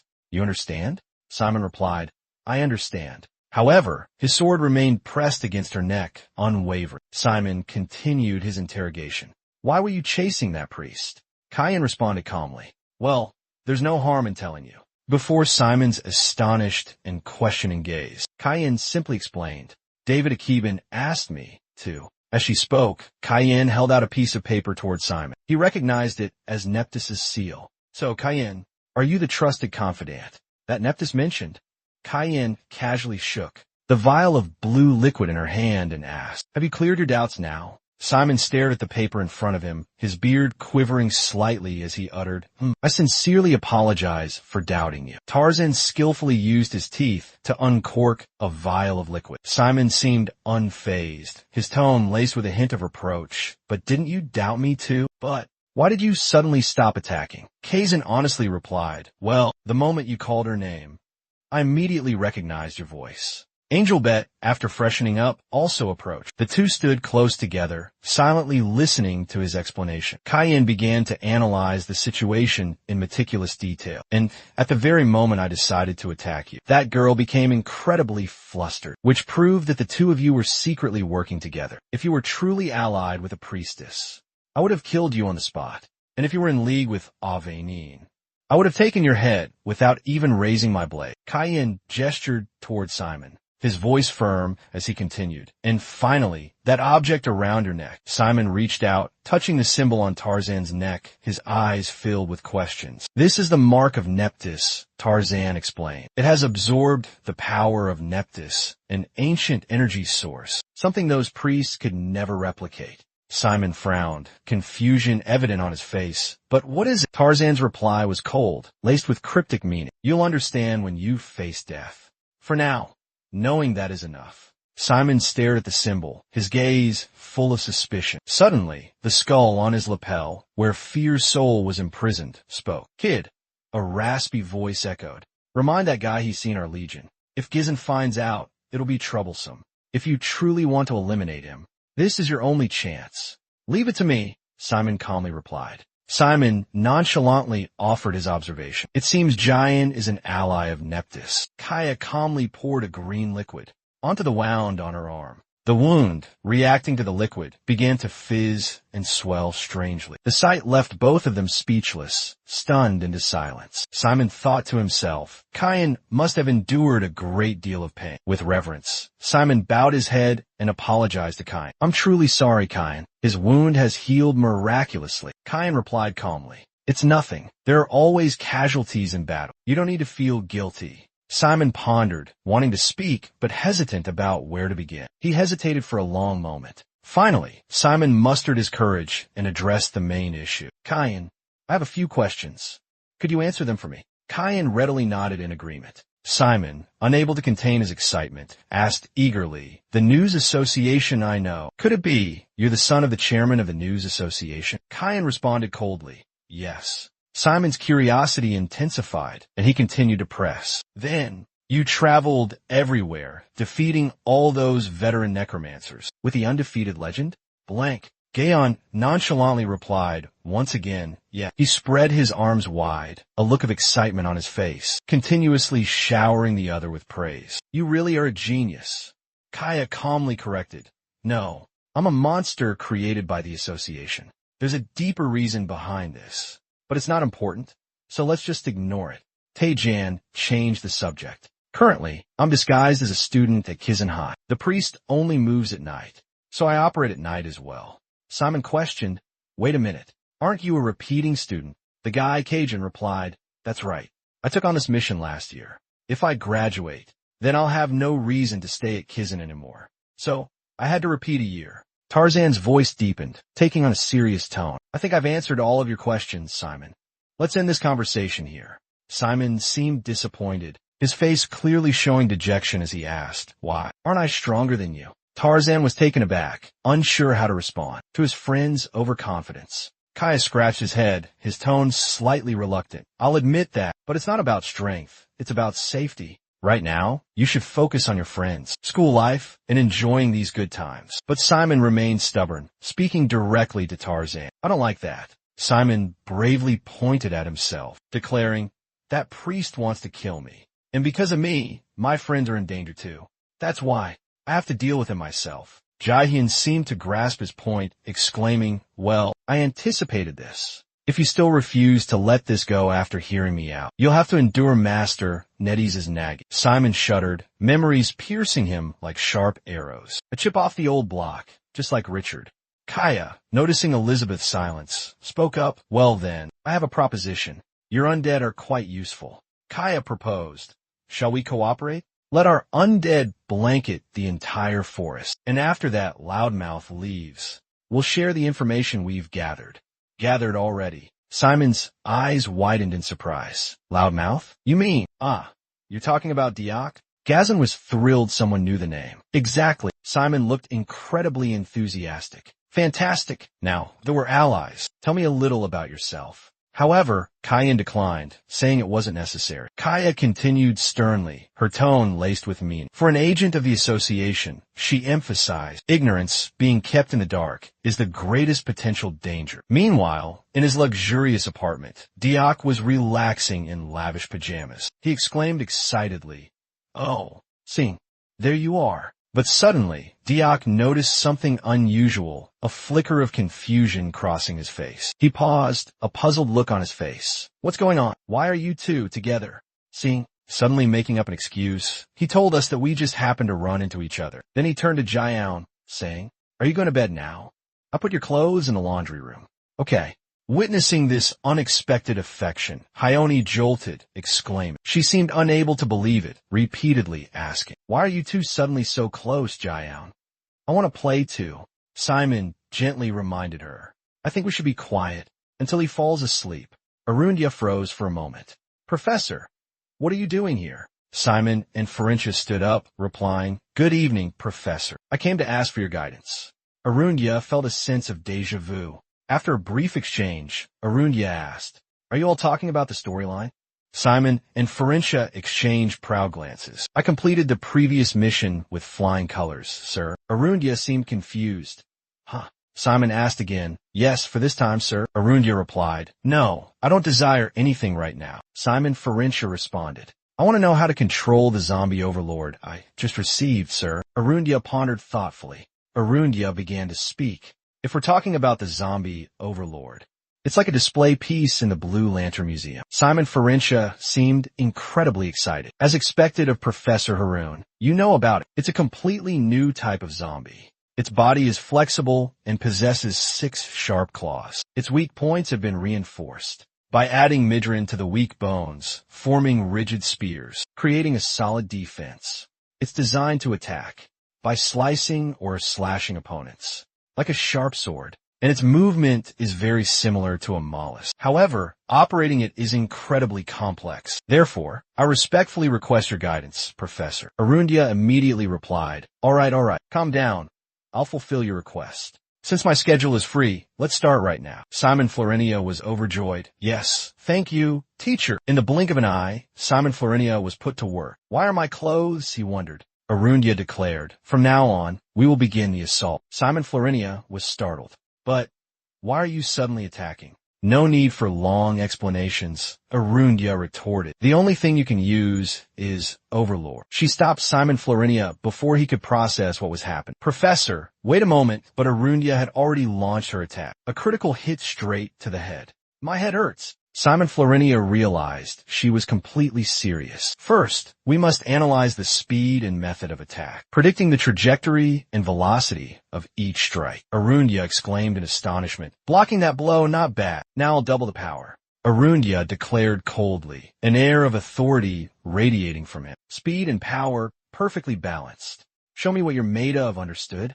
Simon Florentia respectfully replied, yes, sir. The battle raged fiercely. Although Simon Florinia gave it his all, he couldn't help but admire. That last move was truly impressive. But Arundia still landed a blow on Simon's head and said, in a real battle, you would have been killed instantly. Try to focus more. Simon Florinia replied, yes, sir. After a valiant fight, Simon Florinia succumbed to his opponent's overwhelming inner strength. Arundia spoke again, a look of amusement on his face. Interesting, causing Simon to respond in confusion. Arundia said, wait. You can start over like a knob if you want, but the outcome will still be decided by me. Simon Florentia wondered, Professor, what do you mean? Aruntia simply replied, come back tomorrow. Still confused, Simon Florentia asked, Aaron the Mad spoke up, his voice filled with indignation. Try controlling that stubborn, stiff corpse of yours. In the meantime, I'll gather information on the other undead. Aaron the Mad let out a sinister grin. Isn't this quite a useful and entertaining training exercise for both of us? The scene abruptly changed. Kuya scoffed, his tone sarcastic. Training with that turtle is deadly boring. You can't achieve the true power of the undead just by increasing skills and summoning alone, Felis said. Master, I must go. But take note, kid, this is the Overlord's natural movement. The sudden movement startled the pink-haired girl. Wait, at least warn me first, Fila. Suddenly, Simon Florentia realized something. This is completely different from any movements I've ever seen. It operates the joints in such a bizarre manner. I've lived for over 70 years, but I've never witnessed anything like this. Truly remarkable. And even the slightest movements of the blade conceal a deadly threat. Fear laughed loudly, saying, have you felt the movement in your mind yet? He seemed incredibly excited. Then, the pink-haired woman started yelling. Fear, you should have warned me before doing that. Finally, Simon Florentia emerged, having survived. Seeing his disheveled appearance, Vania Vanilla exclaimed, what have you been doing to him all day? Simon Florentia replied, training. Vania Vanilla yelled, training what? That's torture, not training. The locking mechanism on this joint is completely worn out. Simon, confused, said, Vania Vanilla lightly scolded. Furthermore, Overlord needs to be moisturized regularly. Look how unkempt. It doesn't even resemble Overlord anymore. Vanya Vanilla looked extremely indignant. This child isn't something you can just leave alone, like a normal school ton. Because its body is artificial, maintenance is absolutely essential. Simon Florentia asked, bewildered. All right, what should I do? Vanya Vanilla replied with an approving nod. Good attitude. First, this body. Fix entered, offering comfort. You've worked hard. He turned to Vanya Vanilla. Oh, are you here to adjust the chimera too? Fix replied curtly. Yes. Vanya Vanilla announced. All right, I'll go get the supplies. Wait here a moment. She muttered to herself. Let's see. It's here somewhere. Fix quietly called out to Simon and handed him something. Your match won't be easy. Simon Florentia wondered, how did you know that? If I remember correctly, you were in the same class as Ma Geometry, right? Feet confirmed, exactly. Suddenly, Feet warned, be careful, Simon. Ma Geo, he's easily provoked because of what happened during the survival test. And this time, he's ready to eliminate anyone who dares to compete with him. To Simon's surprise, Feet continued. Ma Geometry can see through the tricks you use. Simon Florentia worried. Then how can I possibly beat him? It spoke up. Don't fight fire with fire. There's a way. Simon just uttered, oh, and glanced at his undead creature. They stood before a room. The girl knocked and said, Class President Ma Geometry of Class 1, someone's here to see you. Randon entered the room nervously. Andre sat regally on a chair, like a king. Have a seat. Ma Geometry looked at Randon with disdain. Yeah, thanks. Are you joking? She's not a servant. She's a student. A student wearing a maid uniform to serve Andre. At this moment, Andre spoke. Macon Randon, do you know why I called you here? Macon Randon respectfully replied, Sir, I don't know. The moment you stepped foot in here, our noble reputation was tarnished. Andre sneered. You're quite articulate, just as expected from the son of a notorious thug. And obviously, you lowlifes shouldn't have anything to do with us. Andre continued. But now, you can be proud. Anyone who's afraid can scram. But me? I'm giving you a chance to join the ranks of the nobility. If you're smart enough, you'll understand. If you seize this opportunity, your life will change forever. This is a rare chance for an outcast thug like you to be associated with the leader of the Black Alliance. Andre spoke incessantly, his words flowing like a river, unaware of how his father, who also happened to be his boss, would react if he knew about this earth-shattering news. Macom Randall seemed a bit shaken. What should I do? Andre replied calmly. It's not a big deal. Your opponent in the upcoming duel assessment is special case number 1, Simeon Laurentia. He refused our offer of collaboration. And as you know, we never accept the answer nota. Andre waved his hand dismissively. If there was someone more exceptional, we wouldn't bother with him so much. But he's special case number 1, the genius Simeon Laurentia. He refused to join the noble faction. It's the first time we've been rejected in 25 years. Andre's annoyance was evident. Yes, 25 years of tradition. This is extremely important. Unfortunately, it's also the only rejection. Order collapses right during my term. Andre said in frustration, it's chaos out there. Even after graduating from this academy, I wouldn't dare look the former chairman in the eye. Macom Randon asked directly, so what do you want? Revenge. Andre smirked. No, it's just tradition. There's something special about Kizin. You always have to be wary of the nobles. If they're displeased, things can get much worse. And if they're attacked, things can spiral out of control. Even when things are going smoothly, it can ultimately lead to failure. That saying has been passed down for a long time. Andre touched the badge, and this is just upholding those traditions. Macom Randon spoke up, Senior. Borrowing someone else's equipment in a match is against the rules. Andre said casually, borrow? He spoke softly, as if making a small down payment. A large audience is watching. You will use the power of this treasure to crush your opponent. And at the end of the match, Snake King Andre drew a symbol. This action revealed the crest of the Macom royal family. Randon was tricked. All right, he said, I'm not well versed in these legal matters, but I will present this evidence before the entire audience to ensure that the nobles are still present. This way, Feet said that Macom's special skill is duplication. He explained, it's a type of dark magic, creating a clone identical to him. Macom's clone can hear, see, and even feel. Exceptional combat abilities, combined with meticulously crafted appearances, make them nearly indistinguishable from real humans. If we hypothesize that a Kizin first-year student can control an average of 3 to 4 cottons, then Simon Ferencia immediately understood the problem. He has the ability to create a superior number of cottons, far exceeding that of a typical first year. Exactly. If it were a second year, it would be hard to say, but in the first year, we have overwhelming numbers. Fit added. And from what I've observed, dark magic is the optimal solution to deal with Macom. The battle officially began. First, the Null Curse, followed by Detection Magic. Third, wide-range dark magic covered the entire arena. Fit chanted, Summoning Spell. Ordinary magic can't possibly counter his dark magic, but his dark energy will deplete before he falls. Simon pondered for a moment before speaking. But all 3 methods are ineffective against me. Fish looked puzzled. Why is that? Simon Ferencia turned to look at his undead creation. If the subspace issue is resolved promptly, no wide-range skill can surpass it. That's certainly true. Fish also bent down to observe. By the way, I meant to tell you this earlier, but I forgot because of our senior. Don't these arms look different? Simon Ferencia said. They look the same to me, but Fish disagrees. If you look closer, they're not the same at all. There are very intricate assembly marks. Clearly, the creator of the Overlord put a lot of effort into it.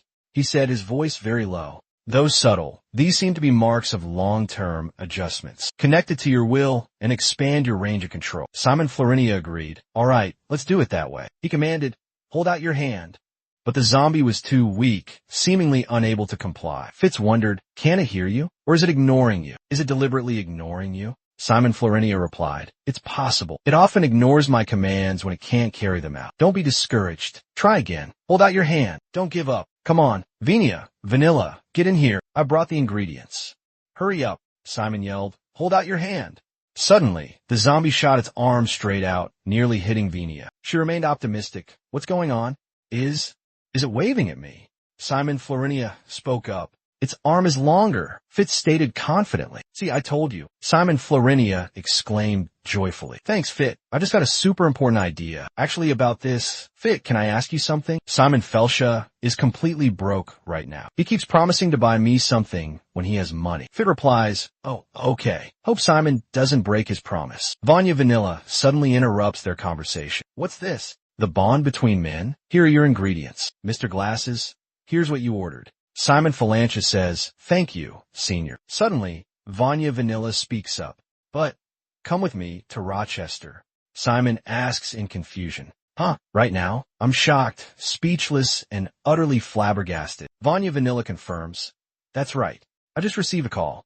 The subspace is complete. Galland Eclis happily says to Simon, Student Simon, I've been waiting for you too. Vanya Vanilla calls to Galland. You finished it? Galland Icliot let out a triumphant laugh. A little tired, but thankfully I finished it on time. Here it is. Simon's exclusive subspace, the 50K diamond ring, is finally complete. Galland Icliot slipped the ring onto his finger, a perfect fit as he spoke. Clench your fist twice. Simeon Laurenia, hearing this, muttered, clench twice. Suddenly, he was transported to a breathtaking paradise. The sight before him left Simeon Laurentia speechless in awe. Galland Icliot said, I've adjusted it to be compatible with the Lord's arm. Try it out. Simeon Laurentia replied, incredible. Vanya Vanilla asked, is there any light in here? Galland Icliot responded, of course, that function is quite simple. First, keep the main subspace open to understand its structure. The primary function of this subspace is to read the user's thoughts. Keep in mind, it will activate within a 5-meter radius around you. Simeon Laurentia replied, understood. The young man closed his eyes, focusing his mind in meditation. A mystical, azure blue circle of light suddenly appeared, astonishing everyone. From atop the platform, Shimon Farintia exclaimed excitedly, magnificent! My mind is completely clear, without a trace of chaos. Gallant Eclipse spoke up. If you observe this subspace closely, you'll see another magic circle beneath the Lord. The two subspaces are linked through that magic circle, allowing the Lord to move freely. Venia Vanilla asked curiously, I presume the Lord already knows how to use it, correct? Gallant Eclipse replied, now, I shall reveal another intriguing feature. Focus your mind on the ring and simultaneously press your left foot onto the ground. Shimon Farintia asked in surprise, the ground? Gallant Eclipse asked, do you sense anything unusual? Shimon Farintia seemed to sense something like a hidden button beneath. Gallant Eclipse then said, now look up. An unexpectedly magnificent sight appeared. Do you see those illusory magic circles? Try activating one by channeling dark energy into it. Simon Florinia wondered, will the aura flow in automatically? Gallant Eclipse smiled in response. That's just a basic function. Can you create dark flames within the magic circle after it's accumulated dark energy? Simon replied, yes. That's called designation mode. If you lift your left foot off the ground, control mode will be released. And by maintaining all 3 modes, you can open up to 6 subspaces simultaneously. Both Venia Vanilla and Simon Florinia uttered in unison, maintaining his confident smile. Gallant Eclipse continued. When you need to open a subspace with a magic circle, say the command open gate. Simon Florinia asked, can I try? He replied with certainty, of course. Flickering green flames danced around it. Simon Florentia roared, open the gate. Countless bone fragments soared into the air, astonishing everyone. Venia Vanilla exclaimed excitedly, Gallant, you're a genius. How could you create such a massive subspace? Gallant Eclipse let out a triumphant laugh. Initially, this was just an abandoned project aimed at creating multiple subspaces simultaneously. Somehow, it was specifically modified for the lore. It's wonderful to see the undead bask in the sunlight. However, as I said, this subspace will have unusual consequences. Simon Florentia wondered. You mean risks? Galen Eclipse spoke frankly. At first, you'll feel a little warm. For some reason, my hand is getting hot. If opened too much, the temperature will rise significantly. If you ignore that and continue using the subspace, you might lose a finger. Worse, you could even lose your right hand. After a hearty laugh, he continued. But if used correctly, everything will be fine. For example, if you use 4 rings at once instead of 6, you won't get burned. Simon Florentia nodded in understanding. I understand. Galen Eclipse added, just keep using it as you are. This ring also has a cloaking function, helping you avoid disadvantages in everyday life. Well then, any more questions? Simon Florentia replied excitedly. Actually, there are a lot more. First, I think if that's the case, I'll be able to win on my own with my own strength. The match has arrived, the announcer declared. Everyone, get into your positions in order. Follow the rules. A voice called out. Please let me see my son, just for a moment. The man was stopped by the dormitory. Manager, no way. Except for the arena itself. Outsiders are strictly forbidden from entering. The blonde-haired man immediately protested vehemently. Don't be so harsh. I just want to see my son. She said firmly. Absolutely not. If we allow this, there will be 2 intruders. The guard yelled. We have intruders. Stop them. It's a necromancer. The 2 were bound so tightly they cried out in pain. A figure appeared, speaking reassuringly. Don't worry. We will take care of your children. Whether son or daughter, their safety is absolutely guaranteed. As for this necromancer, he belongs to Kizan. He's a terrifying sight just to look at. The guard asked, well then, even if you could speak to your sons now, it wouldn't change anything. Furthermore, according to the rules of the counter-assessment, this is the Olympia Temple. Her face was taut as a bowstring. Disqualification confirmed. Enjoy the rest of the match. The dormitory manager called out. Reen bowed his head in thanks. A satisfying conclusion, and she said the princess has arrived. Molly Dresden, the little princess of the Rashdon Kingdom. Is it your pleasure to attend Kizan's event? Indeed. I hear there's a special case. An unprecedented number 1. Participating in today's event, is that right? Princess Jin Olympia replied. Shouldn't you at least ask your brother first out of courtesy? Molly Dresden seemed quite experienced. She said, I'm not acquainted with that sort of person. He formed a bizarre group called the Noble Society, just like back in the palace. He does as he pleases. What about the special case, number 1? Do you think he will perform well in the mock evaluation battle? Especially not today. Dean Olympia calmly replied. She can wait for him. Because he's the student I'm particularly interested in right now. Muriel Dresden asked in surprise. Really? Dean Olympia flatly ignored the question. Well, I have to get back to work. If you have any problems with your accommodations, let me know. Maury Kristen replied, yeah, thanks, and groaned softly. To hear Dean say that herself, this is getting interesting, Maury Kristen smirked. If Jean says so, we'll see. Simon Florentia leaned back in confusion after hearing Dick Haywood speak. I think you've made a lot of progress. More people showed up than we thought. Dick Haywood looked very proud. They all came here to see your match today. Only your match is worth watching. But Simon Florentia sensed sarcasm in those words. What's wrong? I feel like there's a hint of sarcasm in your voice. Bullseye. You're the type who performs better under pressure. Besides, if you win this time, that special case number 1 won't be considered a fluke anymore. Don't you think you could turn the tables with a single blow? Simeon Florentia saw right through that trick, so did you bet on a match too? Confess. How much did you bet and on whom? You got me. I'm sweating bullets. Of course, I bet on your victory. At first, I wasn't planning on betting on you. No, that's not it. Betting on your win was a given. Why? Why are you so suspicious of me? Just went silent and muttered, gonna be rich. Even Simeon Florentia has to admit defeat now, because you believed in me. I promise you won't lose a single penny, you and Cammy. I know you're worried. But thank you for believing in me so much. When luck comes, you can't stop it. But Cammy is a little embarrassed. We're friends. And Simon, you're the person I trust most in this world. She confessed, mustering all her courage, because you always work harder than anyone else. Simon Florentia felt a warm glow in his chest. He replied, thank you. Hearing those words really means a lot to me. I will definitely win. By the way, Malene, aren't you going to say anything? Surprise, old lady. Did Malene place a bet too? Malene Buildland quickly denied. No, I didn't place any bets. She said, all right, so it was true. You were hiding it from us. I'm so mad at you. Wow, you're gonna be rich. You're so greedy. What? Why are you suddenly snapping at me? The next morning at the arena, the announcer declared, contestants, shake hands. Simon Florentia, with a cold expression, I've been waiting for this. Destiny has orchestrated this encounter. Maycom Randolph scoffed. How could I forget the one who humiliated me? And not just me, but many others have been disgraced by you, haven't they? Simon Florentia noticed something unusual. The chrysanthemum medal. He's a noble. I understand. You don't need to say anything more. The referee announced. Now, we will begin the match analysis. Simon Florentia from Class A and Maycom Randolph from Class M. Both contestants are ready. A no-holds-barred battle is about to commence. Begin. Maycom Randolph charges in for the attack. He has no idea.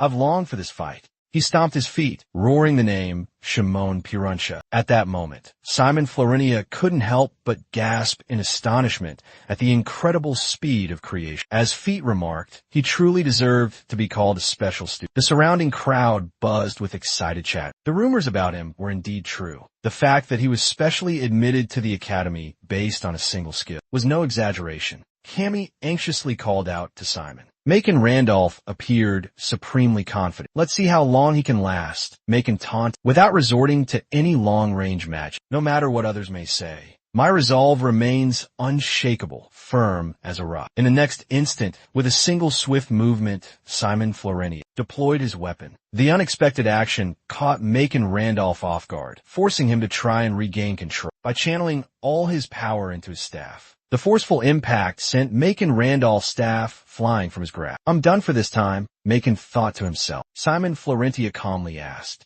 is there a problem with the distance? Macon Randolph unleashed a stream of venomous curses, but Simon Florentia was still having a hard time. If I can't find a real body, I'll attack them all. Go all out. Each of Macon Randolph's bodies was defeated. He could only curse his hated enemy. That bastard is targeting my magic serpent. In the stands, Yi Huayin cheered excitedly. Great job. Simon maintained his offensive pressure. Kami Wori. Isn't that aura dance? The person above them spoke. That's a special combat technique. Summoning objects from subspace and retrieving. There's definitely a summon monster in there. Jing has reason to say that. Turning around, the two were startled to see Princess Molly Dresden sitting above. Remembering his name was worth it. Simon Florentia, over here. Jen Olympia reminded the professor. Please, compose yourself. Bayan Amaga commented. Dean Olympia immediately questioned, to which Professor Bayan Amaga replied, talent and potential always have limits, but what we're witnessing surpasses all conventional boundaries. Is there any explanation for this? He flushed, exclaiming, extraordinary. Dean Olympia looked worried. It's not just about the recent victory, but you seem consumed by disappointment, aren't you? Because you didn't witness student Shimon use magic. Bayan Amaga replied, of course, I'm furious and frustrated, but this genius will eventually have to come to me. Dean Olympia pondered, a somber expression on her face. The one responsible for allowing Shimon to participate in the match was Professor Aaron. Well, then there's nothing more to say. Mal Randolph began lamenting his bad luck. This is disastrous. If anyone finds out I used this, I'll be severely punished. But does it even matter now? Maycom Randolph operates on the principle of go big or go home. This final move will finish you. He began to expand his influence. Simon Florentia wondered. Was he hiding his true strength, or waiting for the opportune moment to create a diversion and launch a surprise attack? Something wasn't right. Simon Florentia saw through Maycom Randolph's scheme. The moment Simon Florentia realized this, the entire arena suddenly exploded. A blue object hurtled towards Simon Florentia. He furrowed his brows, a look of terror on his face as he yelled. This is... A deafening explosion roared. Dust and debris filled the air. In the stands, Jick, Word, Cammy, and Molly Dresden all gasped. They fidgeted restlessly, anxiously calling out Simon's name. Down in the arena, Maycom looked at the smoke and dust, a sinister smile spreading across his face. The surrounding audience began to murmur. Even for a special student, there's no way to escape injury from such a massive explosion. Impossible. But still, he was specially selected, wasn't he? He's a monster. Look, Maycom stood in the distance, his face etched with astonishment.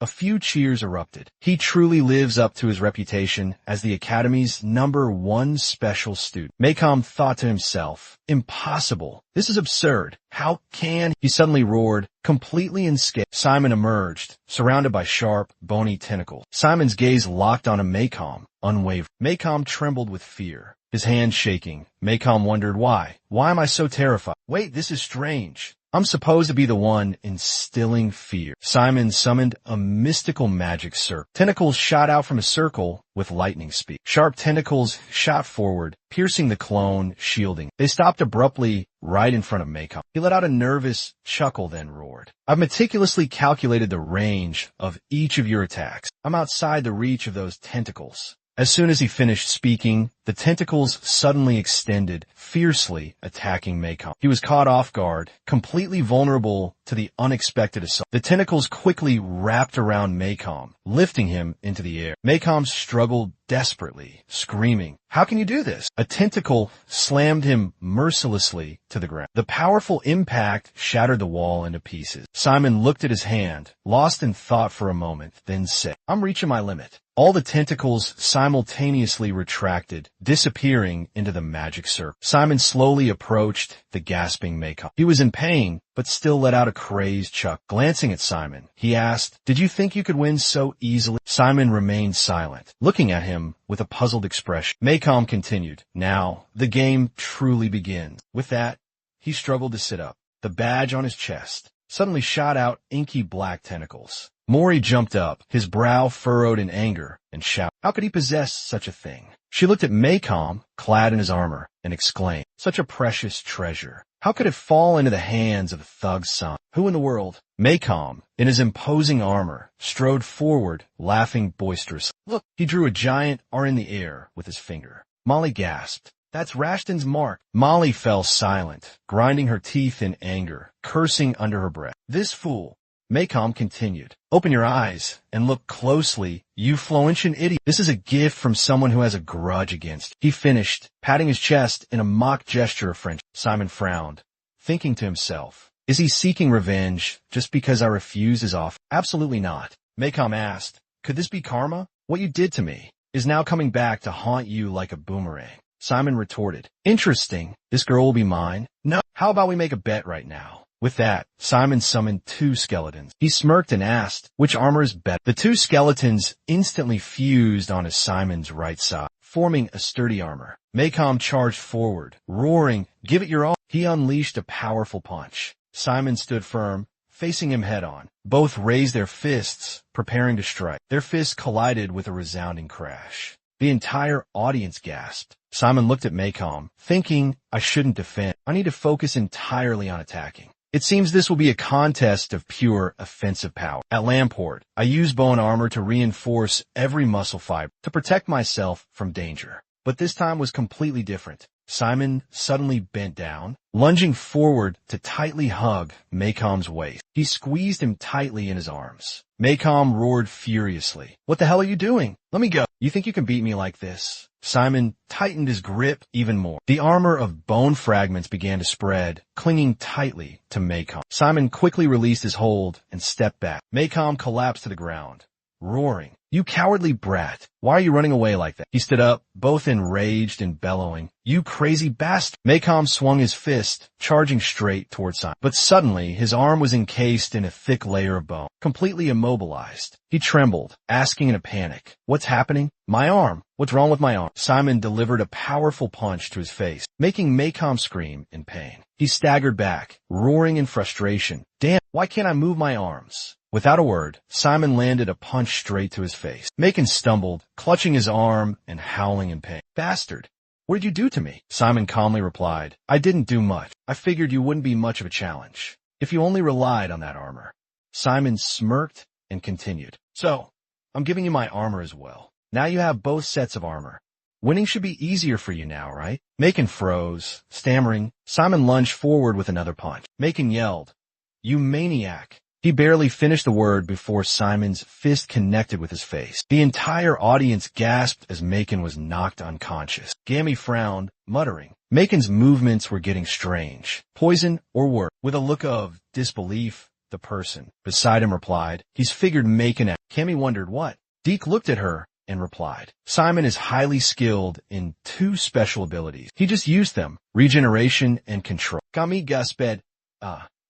He used bone armor to neutralize his opponent's attacks. Down in the arena, Macom clutched his chest in pain, slammed against the wall. The wall crumbled under the force of the impact. He slumped to the ground, cursing under his breath. Damn it all. That bastard." Simon slowly walked towards Macom. Macom looked at Simon, thinking to himself, now that bastard has no weapons left. No way he can withstand my next attacks. I have to win this, no matter the cost. He pulled out vials of green liquid, each marked with a skull. "Step aside if you're scared."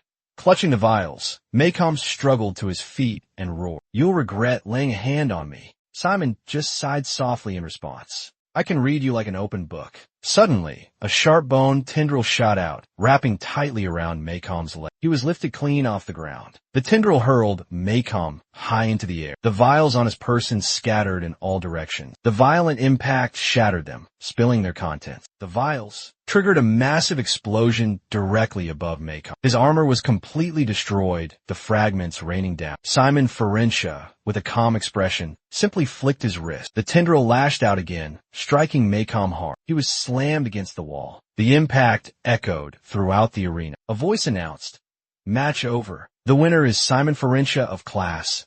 Simon entered the tunnel. Suddenly, someone was standing in front of him. Simon respectfully said, "Greetings, Senior." Andre looked at Simon, his voice stern. "Do you have any idea what you've done?" Simon calmly replied, "Yes. I just completed my match assessment." Andre slammed his fist into the wall, cracking. He scowled, furiously saying, "How dare you defeat a Black Knight? How could the symbol of the Rashton royal family be so humiliated? The prestige of the noble lineage trampled upon like this? I don't care if you're stronger than Macom.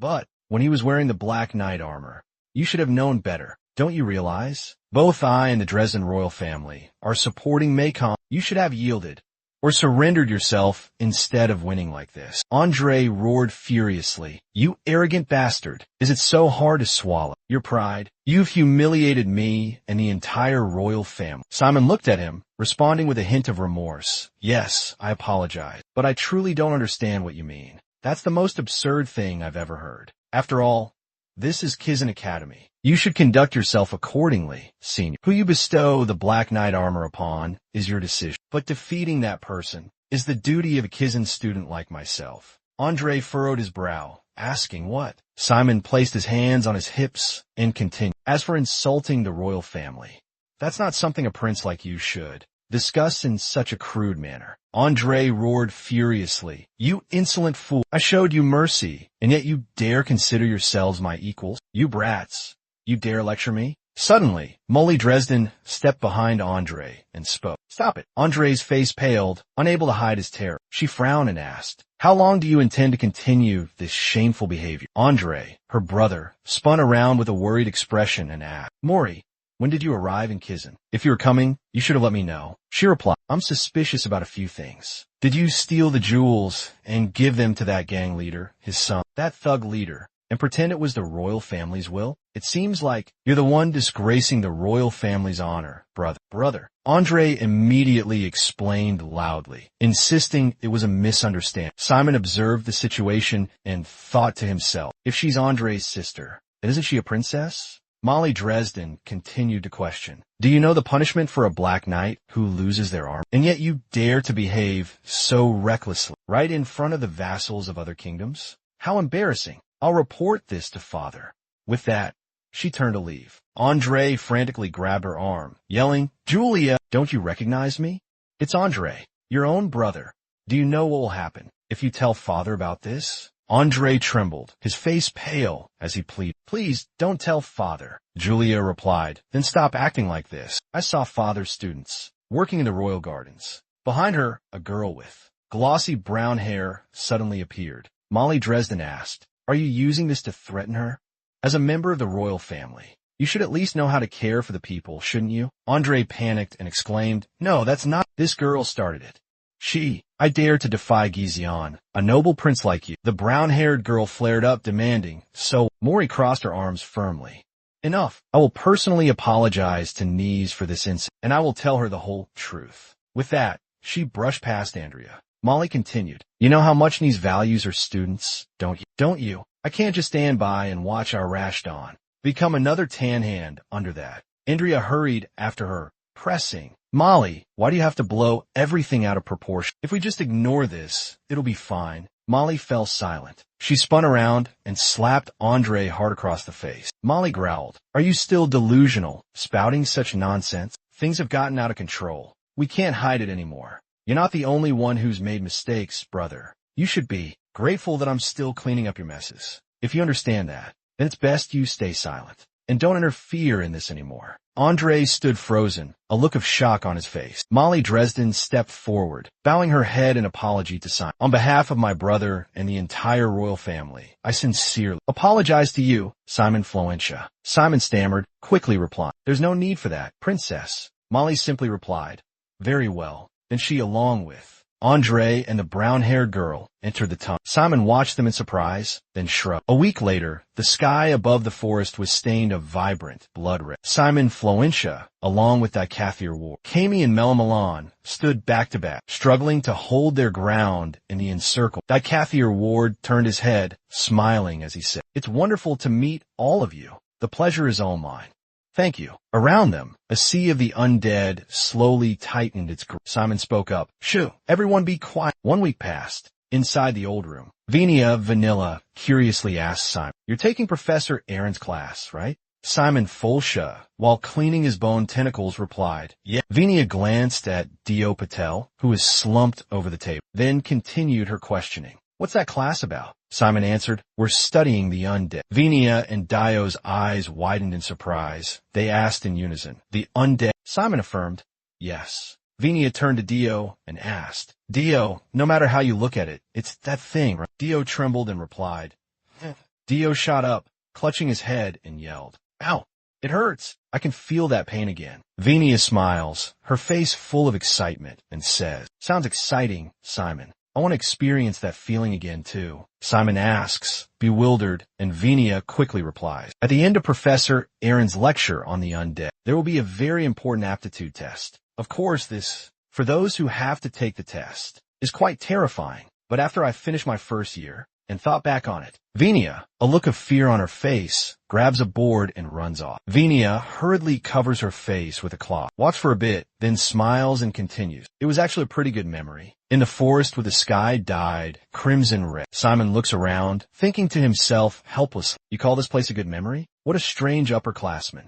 He speaks up, "You're lucky. I was planning to come during your vacation, but thanks to that old Professor Turtle, I'm here earlier than expected, kid. This time, you need to find Legends Commander Zombie. Your Highness, this is his favorite spot." Simon used telepathy to ask Fear, understood, "Does he have any distinguishing features?" Fear thought for a moment and replied, "His name describes him perfectly." Simon thought to himself, "Like his name?" Then he remembered the name Andre and said, "At least not like that." Professor Arandia walked up and said, "Focus. This is the southern region of the Sahed Kingdom, called the Death Zone." Simon and the others murmured in surprise, "Is that Professor Ara?" The professor continued, "The Death Zone is one of the top 10 mysteries of the continent. The powerful combination of dark magic and natural phenomena has created strange occurrences in this place." Professor Arndia raised a finger, slowly stated, "The most noteworthy thing here is..." As Aaron's finger touched the dry branch, it crumbled into pieces. The erudite professor continued his analysis. "In this particular area, the concept of decay seems non-existent. Normally, when a living organism dies, its body decomposes according to natural law. But here, it's different. The remains of organisms don't decompose, but remain in their original state.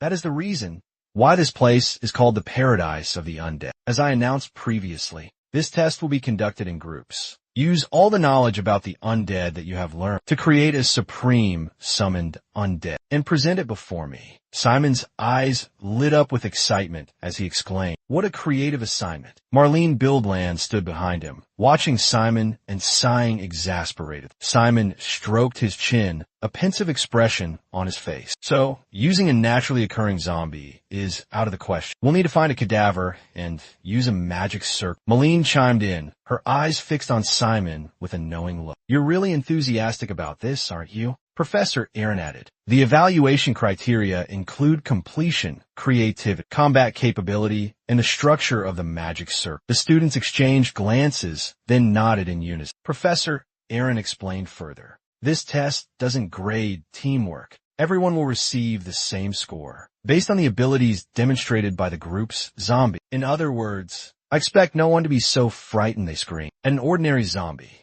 Act like true necromancers. The evaluation begins now." Everyone replied in unison, "Yes, Professor," along with Simon and Farintia Gammon. Dick Hayward and Melina Mayland whispered amongst themselves, exchanging thoughts. Cammy spoke up to explain. "Zombies are a common level 2 monster, influenced by the Deathlands. They have the ability to evolve rapidly, even reaching level 4. Therefore, we need to minimize engaging in combat with." Simon agreed.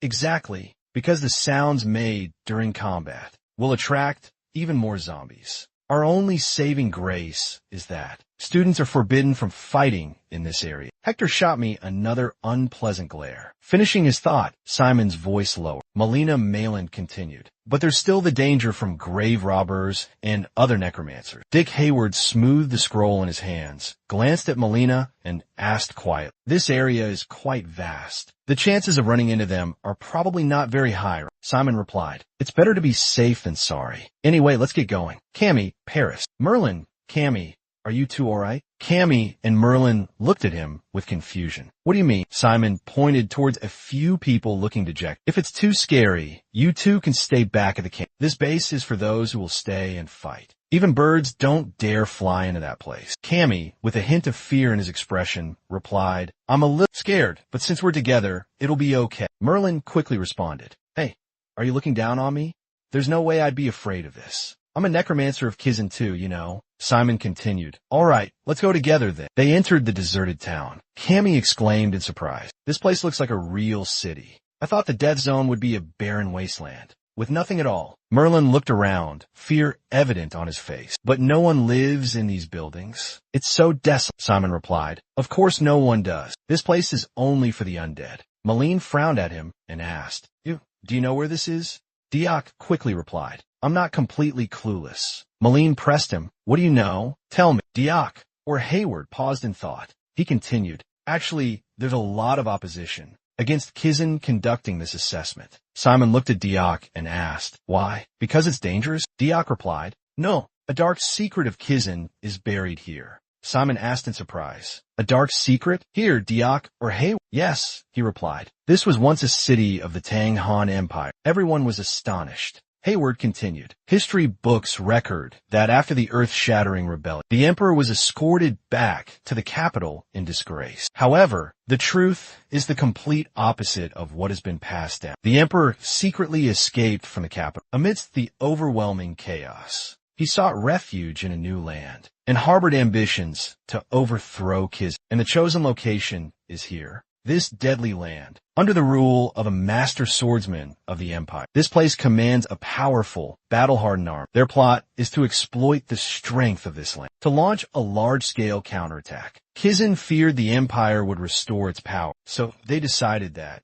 they needed to unleash unimaginable terror, to completely annihilate the empire. That is the origin of the black magic that Professor Aaron once mentioned." Everyone suddenly recalled Professor Aaron's warning. The Death Zone, one of the 10 greatest mysteries of the vast continent, is where the terrifying power of dark magic and mysterious natural phenomena converge. This mystical intersection has created inexplicable anomalies in this deadly land. Hayward continued, his voice somber. "They channeled that profound magical power into this territory, transforming it into the desolate death zone we see today." Everyone around gasped in astonishment. Merlin frowned, posing question, But if the emperor safely achieved that goal, why were all the citizens of the empire dragged into this bloody war? Just for one man's pride? Why did they stop before things spiraled out of control? So Kizan didn't completely create. That's a baffling decision. Cammy added, his voice filled with concern. But the thought of this city's people falling, without ever knowing why, is truly tragic. Indeed, it's a shame, Diak agreed. It's heartbreaking for them. Simon remained silent, his face lost in thought. Diak, or possibly Word, broke the silence. Strategically, the decision makes perfect sense, but it's so cruel, so inhumane. Maybe I shouldn't have brought this up. The mood is getting too heavy. Let's not talk about this anymore. We should focus on the task at hand and discuss the upcoming evaluation, he said, scratching his head, a slightly embarrassed look on his face. To get a good grade, we need to create a zombie, right? Let's get to work. Right, to perform the summoning magic. First, we need to find a body that hasn't turned. An uninfected body, still intact. Let's start by searching the nearby houses. Everyone agreed in unison. Let's do it. Inside the house, Diak stood by the window, gazing into the distance. The group walked around the house, discussing the plan. They carefully opened each door, meticulously inspecting each room. Moments later, the group sat dejectedly around the table, their faces filled with disappointment. Diak, or possibly Word, asked, why haven't we found anything? Malene sighed, suggesting, should we try somewhere else? Let's go.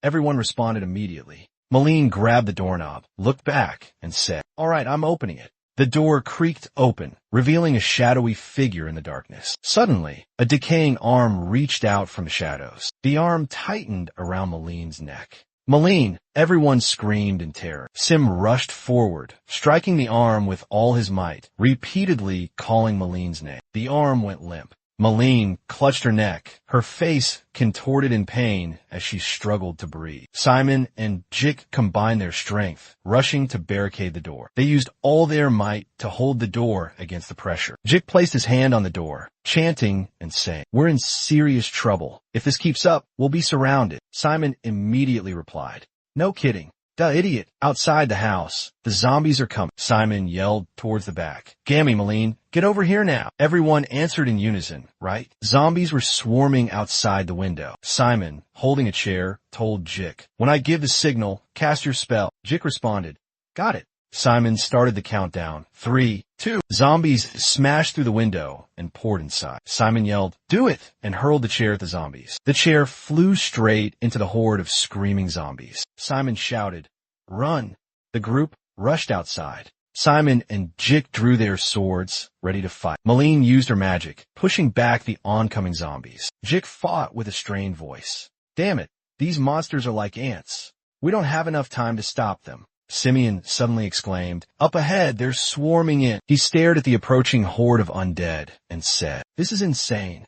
Unbelievable. How can there still be such a massive horde charging at us? The undead suddenly smashed the window behind Gammy and poured in, causing her to scream in terror. Merlin quickly pulled Gammy to safety. He looked over surprised. We just cleared that house, didn't we? Merlin, while using magic to repel the undead, replied, we must have missed a spot. Malene suddenly yelled, get down. Then she unleashed a more intense blaze than before. Gammy cried out in panic, I don't believe it. They're walking through the fire. Malene gasped, what? Gammy, while using her magic, said, Simeon, we need to find somewhere to rest for a bit, or we're all going to die. Simon called out, directing everyone this way. Without hesitation, everyone immediately followed Simon's lead. His gaze fixed on the wall. A sudden idea flashed in his mind. Suddenly, a wall materialized, blocking their path. Malene and the others cried out in alarm. What is that? What's going on? Simon turned back to the group, calmly replying, I created it. Sorry, didn't mean to scare you. You should warn us before you do something like that.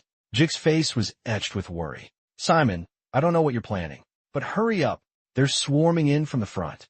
Simon grabbed Jik's hand and said, everyone, line up and hold hands. Bony tentacles wrapped around Malene's legs. Confused, she stammered, open the gate. Simon shouted. Instantly, the tentacles flung everyone into the air. Malene and Gammy screamed in terror. Looking down below, a massive sea of zombies swarmed and jostled against each other. Simon said, this trap is moving as slow as a turtle. 1 second too late, and we'll be crushed inside. Let's try that again. One more time, and we're all going to be flung into the air, leaving Ditch completely demoralized.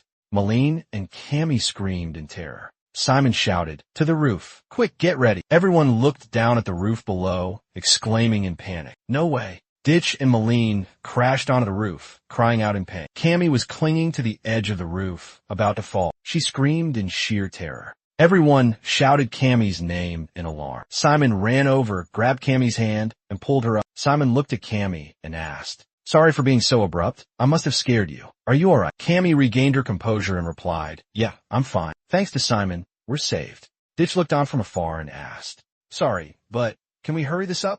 Cammy looked at him with a puzzled expression.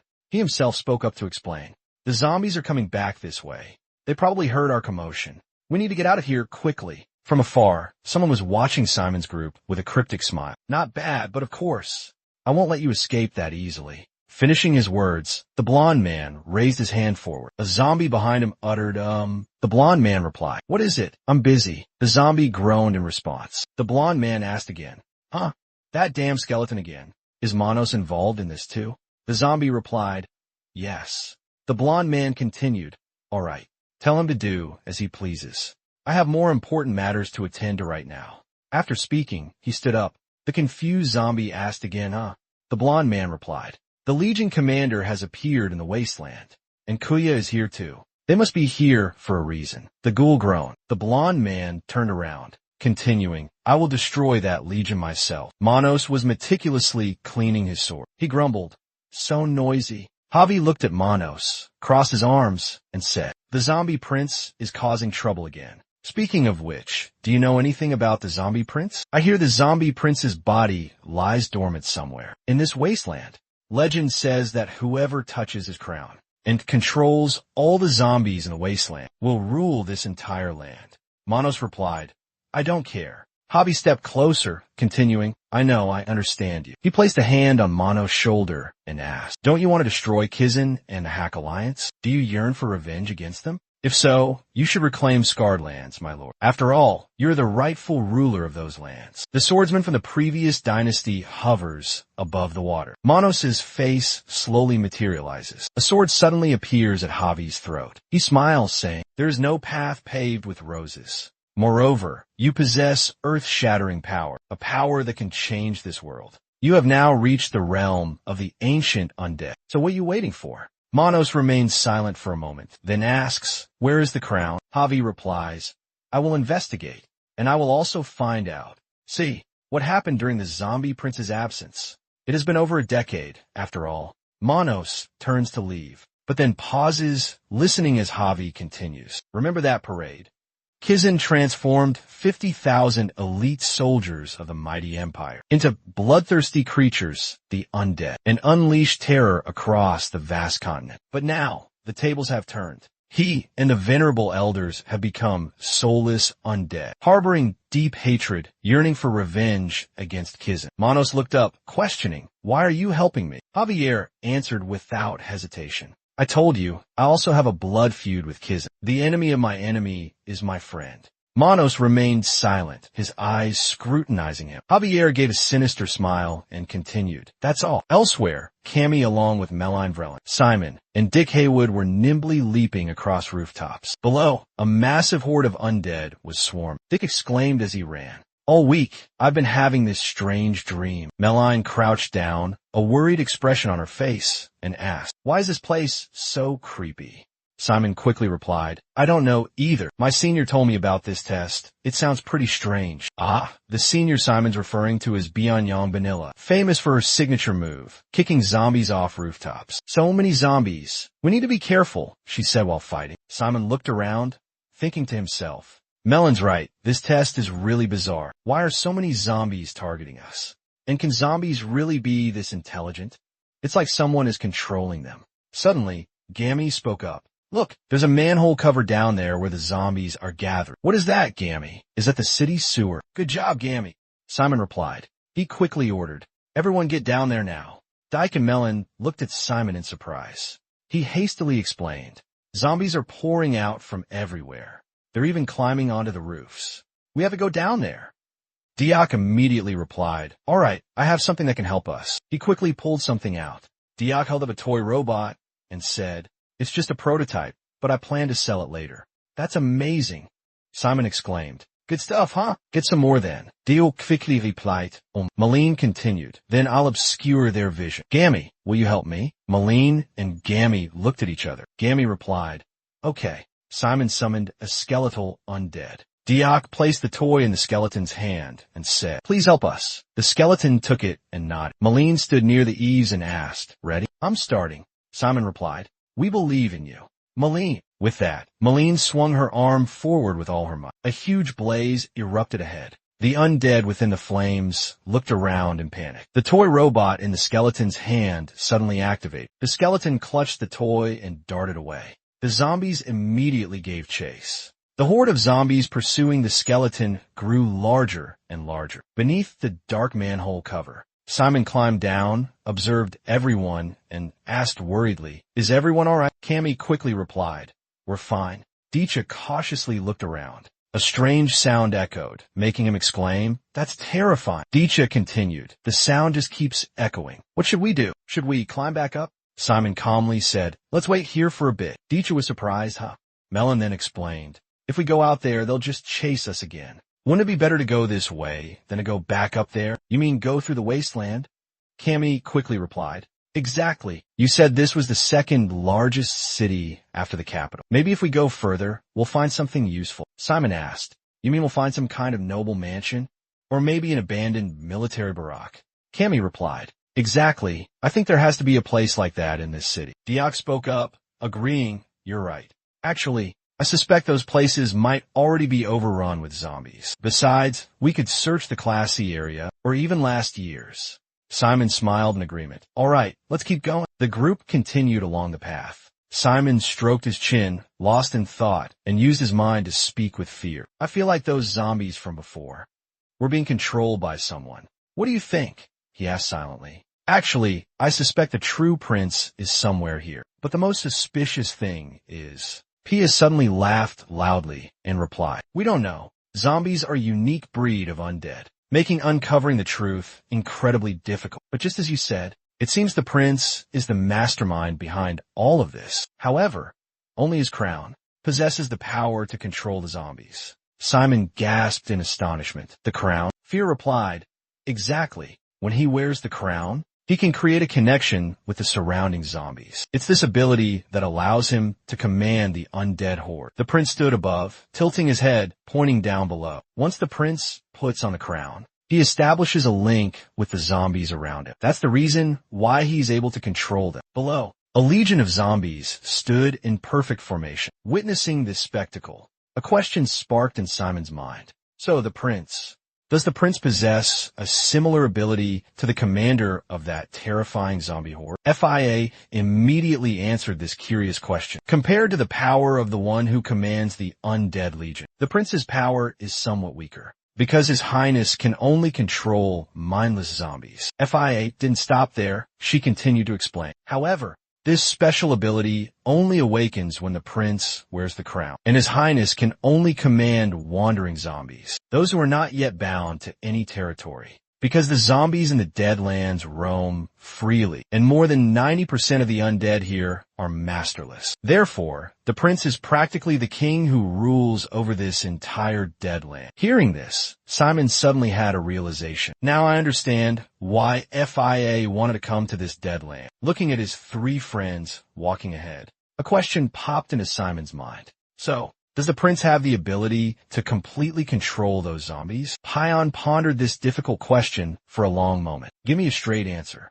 I'm not entirely sure about that. FIA suddenly remembered and recounted what she knew. When Richard was still the commander of the Undead Legion, he and the prince were allies. They seemed to get along well, but he was still somewhat envious of the prince. At this point, FIA fell silent. However, their partnership didn't end well. Then he proposed a solution. So I think we should go see the prince and see what he thinks. After proposing the solution, Fear consulted Simon. What do you think? Do you think the zombie attacks were orchestrated by the prince? Furthermore, FIA revealed a crucial piece of information. We still don't really understand what this prince is capable of. Hearing this, Simon hesitated. Moments later, Simon opened a secret hatch beneath the tree, then slowly climbed out, closed behind him. Malinik and Cammy emerged one after the other. He looked around in awe and exclaimed, "I can't believe that a place like this exists in this wasteland. This place is meticulously cared for." Suddenly, all four of them looked towards the nearby castle. Simon suggested, "Should we check out that castle? Let's go explore and see what's interesting." As soon as he finished speaking, Melon immediately agreed. "Agree." Just then, Fear spoke up.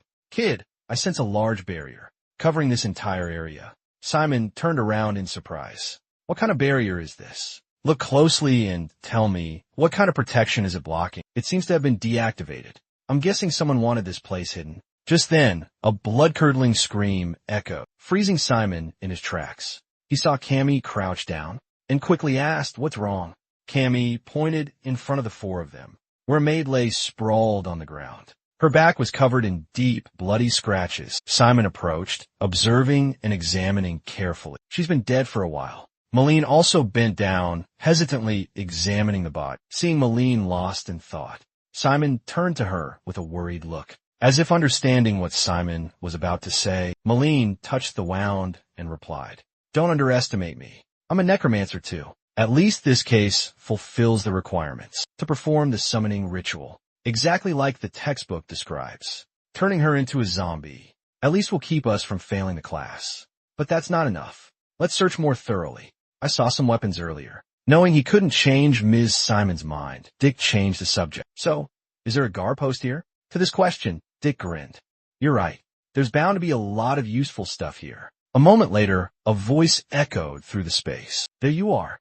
In a corner, a man lay, slumped against the wall. "Since when?" Everyone wondered, staring at the figure. "Looks like we're getting an A+, huh?" "Yeah, better be." Looking at the man, Dick and Malene hesitated, awkward and speechless. Both Cammy and Simon were lost in a heavy, contemplative silence. The four of them looked down at the man, lying motionless on the ground, their thoughts wandering down a similar somber path. Even now, the remains of the dead are still used as ingredients for magic. And now, we have to use a person, a life lying right before our eyes, as material for the ritual. Simon suddenly recalled his teacher's words. A necromancer's entire score comes from practical application. Don't let emotions cloud your judgment. Consider this just a material, his teacher had said. Don't think of it as a deceased person. With that thought, Simon resolutely stepped forward. This sudden action greatly surprised Malene.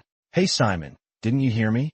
Malene tried to stop him. "Wait." At this point, Simon's face darkened as he spoke. "I understand summoning magic better than you, and I'll get a higher score too." Hearing this, Malene was speechless, unable to retort. Finally, she agreed, "I understand. Go ahead." Feeling his hand on her body, Malene was lost in thought. She recalled Professor Aaron's lesson. Place your hand on Simon's body, close your eyes, and feel. Even in times of peace, we must not forget the fundamental principles of a necromancer. In the academy, we only face the undead through skeletons, or monsters created for training purposes. But this is the true foundation, the true nature of a necromancer. He held his hand there for a moment, then released it. Malene's mind was still lost in thought. No matter how terrifying or repulsive this may be, we must face it. We must be able to handle any situation to become a true necromancer. Transferred, Simon placed his hand on the body once more, closing his eyes, feeling like a seasoned surgeon preparing for a critical operation. Without dissecting and studying the body, his existence would be meaningless. This was the very essence, the raison d'etre of a necromancer. The more he thought, the more resolute he became. "I must do this. I have to succeed."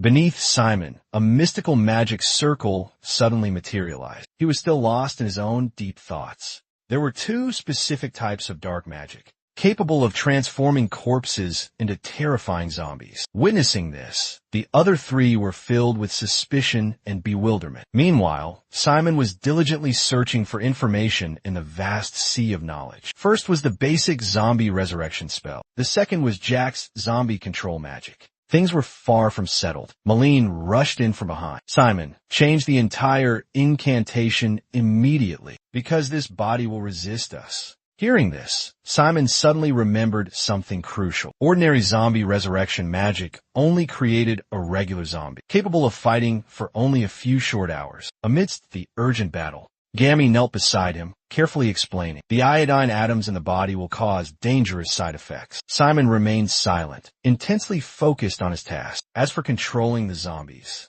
we can create zombies that exist for extended periods, almost immortal like summoned spirits. Diak also sat down beside them, lending a hand. That's because we're in the Deadlands, he said, where decomposition cannot occur. I think we can use this corpse to create a zombie. With this thought, he became more determined than ever. This time, let's make it perfect. Snapping out of his thoughts, he summoned a smaller magic circle and spoke. All right, now, I will cast a spell to remove the anti-decomposition magic on this body. As soon as he finished speaking, an unprecedented determination ignited within Simon. I will create the most powerful cursed zombie. After a while, Simon released his grip, gritting his teeth as he stared at the motionless body. Just then Ditch, standing beside him, shouted, I think the most effective way to transform a zombie is by chanting. As soon as he finished speaking, the body lurched up. All four of them held their breath, watching nervously. A moment later, the creature raised its head, revealing a terrifying, ashen face. Watching it rise, one person hesitantly spoke. The castle. Is the castle abandoned? Another suggested, try giving a command. At this suggestion, Simon pointed towards a nearby tree. Attack that tree. The zombie obeyed, slowly advancing towards the tree. Immediately, it sank its teeth into the tree trunk. Malene approached, observed, and remarked, just as we expected. Its venom is secreted from its fangs and sharp claws, and it's incredibly ferocious. Diak sighed beside him, expressing regret. It's a shame its movements seem a bit clumsy, but I'm certain its rank is at least mid-level or higher. Malene seems satisfied with the result. Let's head back. Let's return through the sewers. Simon, can you keep this zombie in your personal space? He answered without hesitation. Sure. Diak reached behind his neck. That's surprising. His words made everyone curious. What is? Faced with everyone's confusion, Diak put a hand on his chin, his expression thoughtful. I don't think that's enough. Let's keep searching until we find a stronger zombie. I knew you'd say that. Malene punched the air lightly, exasperated. Enough is enough. I don't want to stay here a minute longer. Everything about this damn empire gives me a headache. Simon didn't press further. All right, let's go. Just then, strange sounds echoed from within the castle. Diak, sprawled on the ground, looked up. From inside the castle, a horde of grotesque zombies poured out, their eyes glowing red as they fixed their gaze on the group. Simon cursed under his breath. Damn it. The other three were terrified. How did these monsters get here? Before anyone could ask, Diak yelled, Run! Seeing the imminent danger, Simon frantically pleaded, FIA, save us! Called out suddenly, FIA responded in surprise. He saw the zombies charging towards him and his friends with terrifying speed, and quickly offered FIA a solution. I'll open a dimensional gate. You and your legion come through. Pyo exclaimed in astonishment. What? We are always ready to fight. But if we march now, your friends will discover us. Hearing that, Simon firmly asserted, we won't be discovered. Don't worry. Fear disagreed, so Simon tried to reason with him. This is a death zone, a paradise for Skotan zombies. What's so strange about fighting zombies? Fear had to give in. Fine, let's go. Seeing himself surrounded by hideous zombies, Diak groaned his last words. You guys, it's been fun, just when it seemed like it was all over. Diak continued to groan. I'm so happy, thank you. Hearing these words, a vein throbbed on Melon's forehead. Shut up. Just then, the ground began to shake violently. What's happening? Immediately after, an earthquake struck. From behind, a massive explosion erupted, sending a zombie flying into the air. From beneath the earth, Jisoo and her army emerged. Witnessing this scene, everyone was stunned. Skotan, where did he come from? Then, something even more unbelievable happened. Cammy nearly lost all faith as he watched the two sides clash. They looked like they were fiercely fighting over territory. Seeing the chaos subside, Simon urged everyone to leave. This is our golden opportunity. They're still there. Kuya gasped in astonishment as he saw Skotan clutching the head of a zombie. That's insane, but also amazing. Skotan is truly incredible. If we take advantage of the zombies, there will be no turning back. Halfway there, Dyke started to feel something was amiss. But this is strange. Why would Skotan suddenly help us?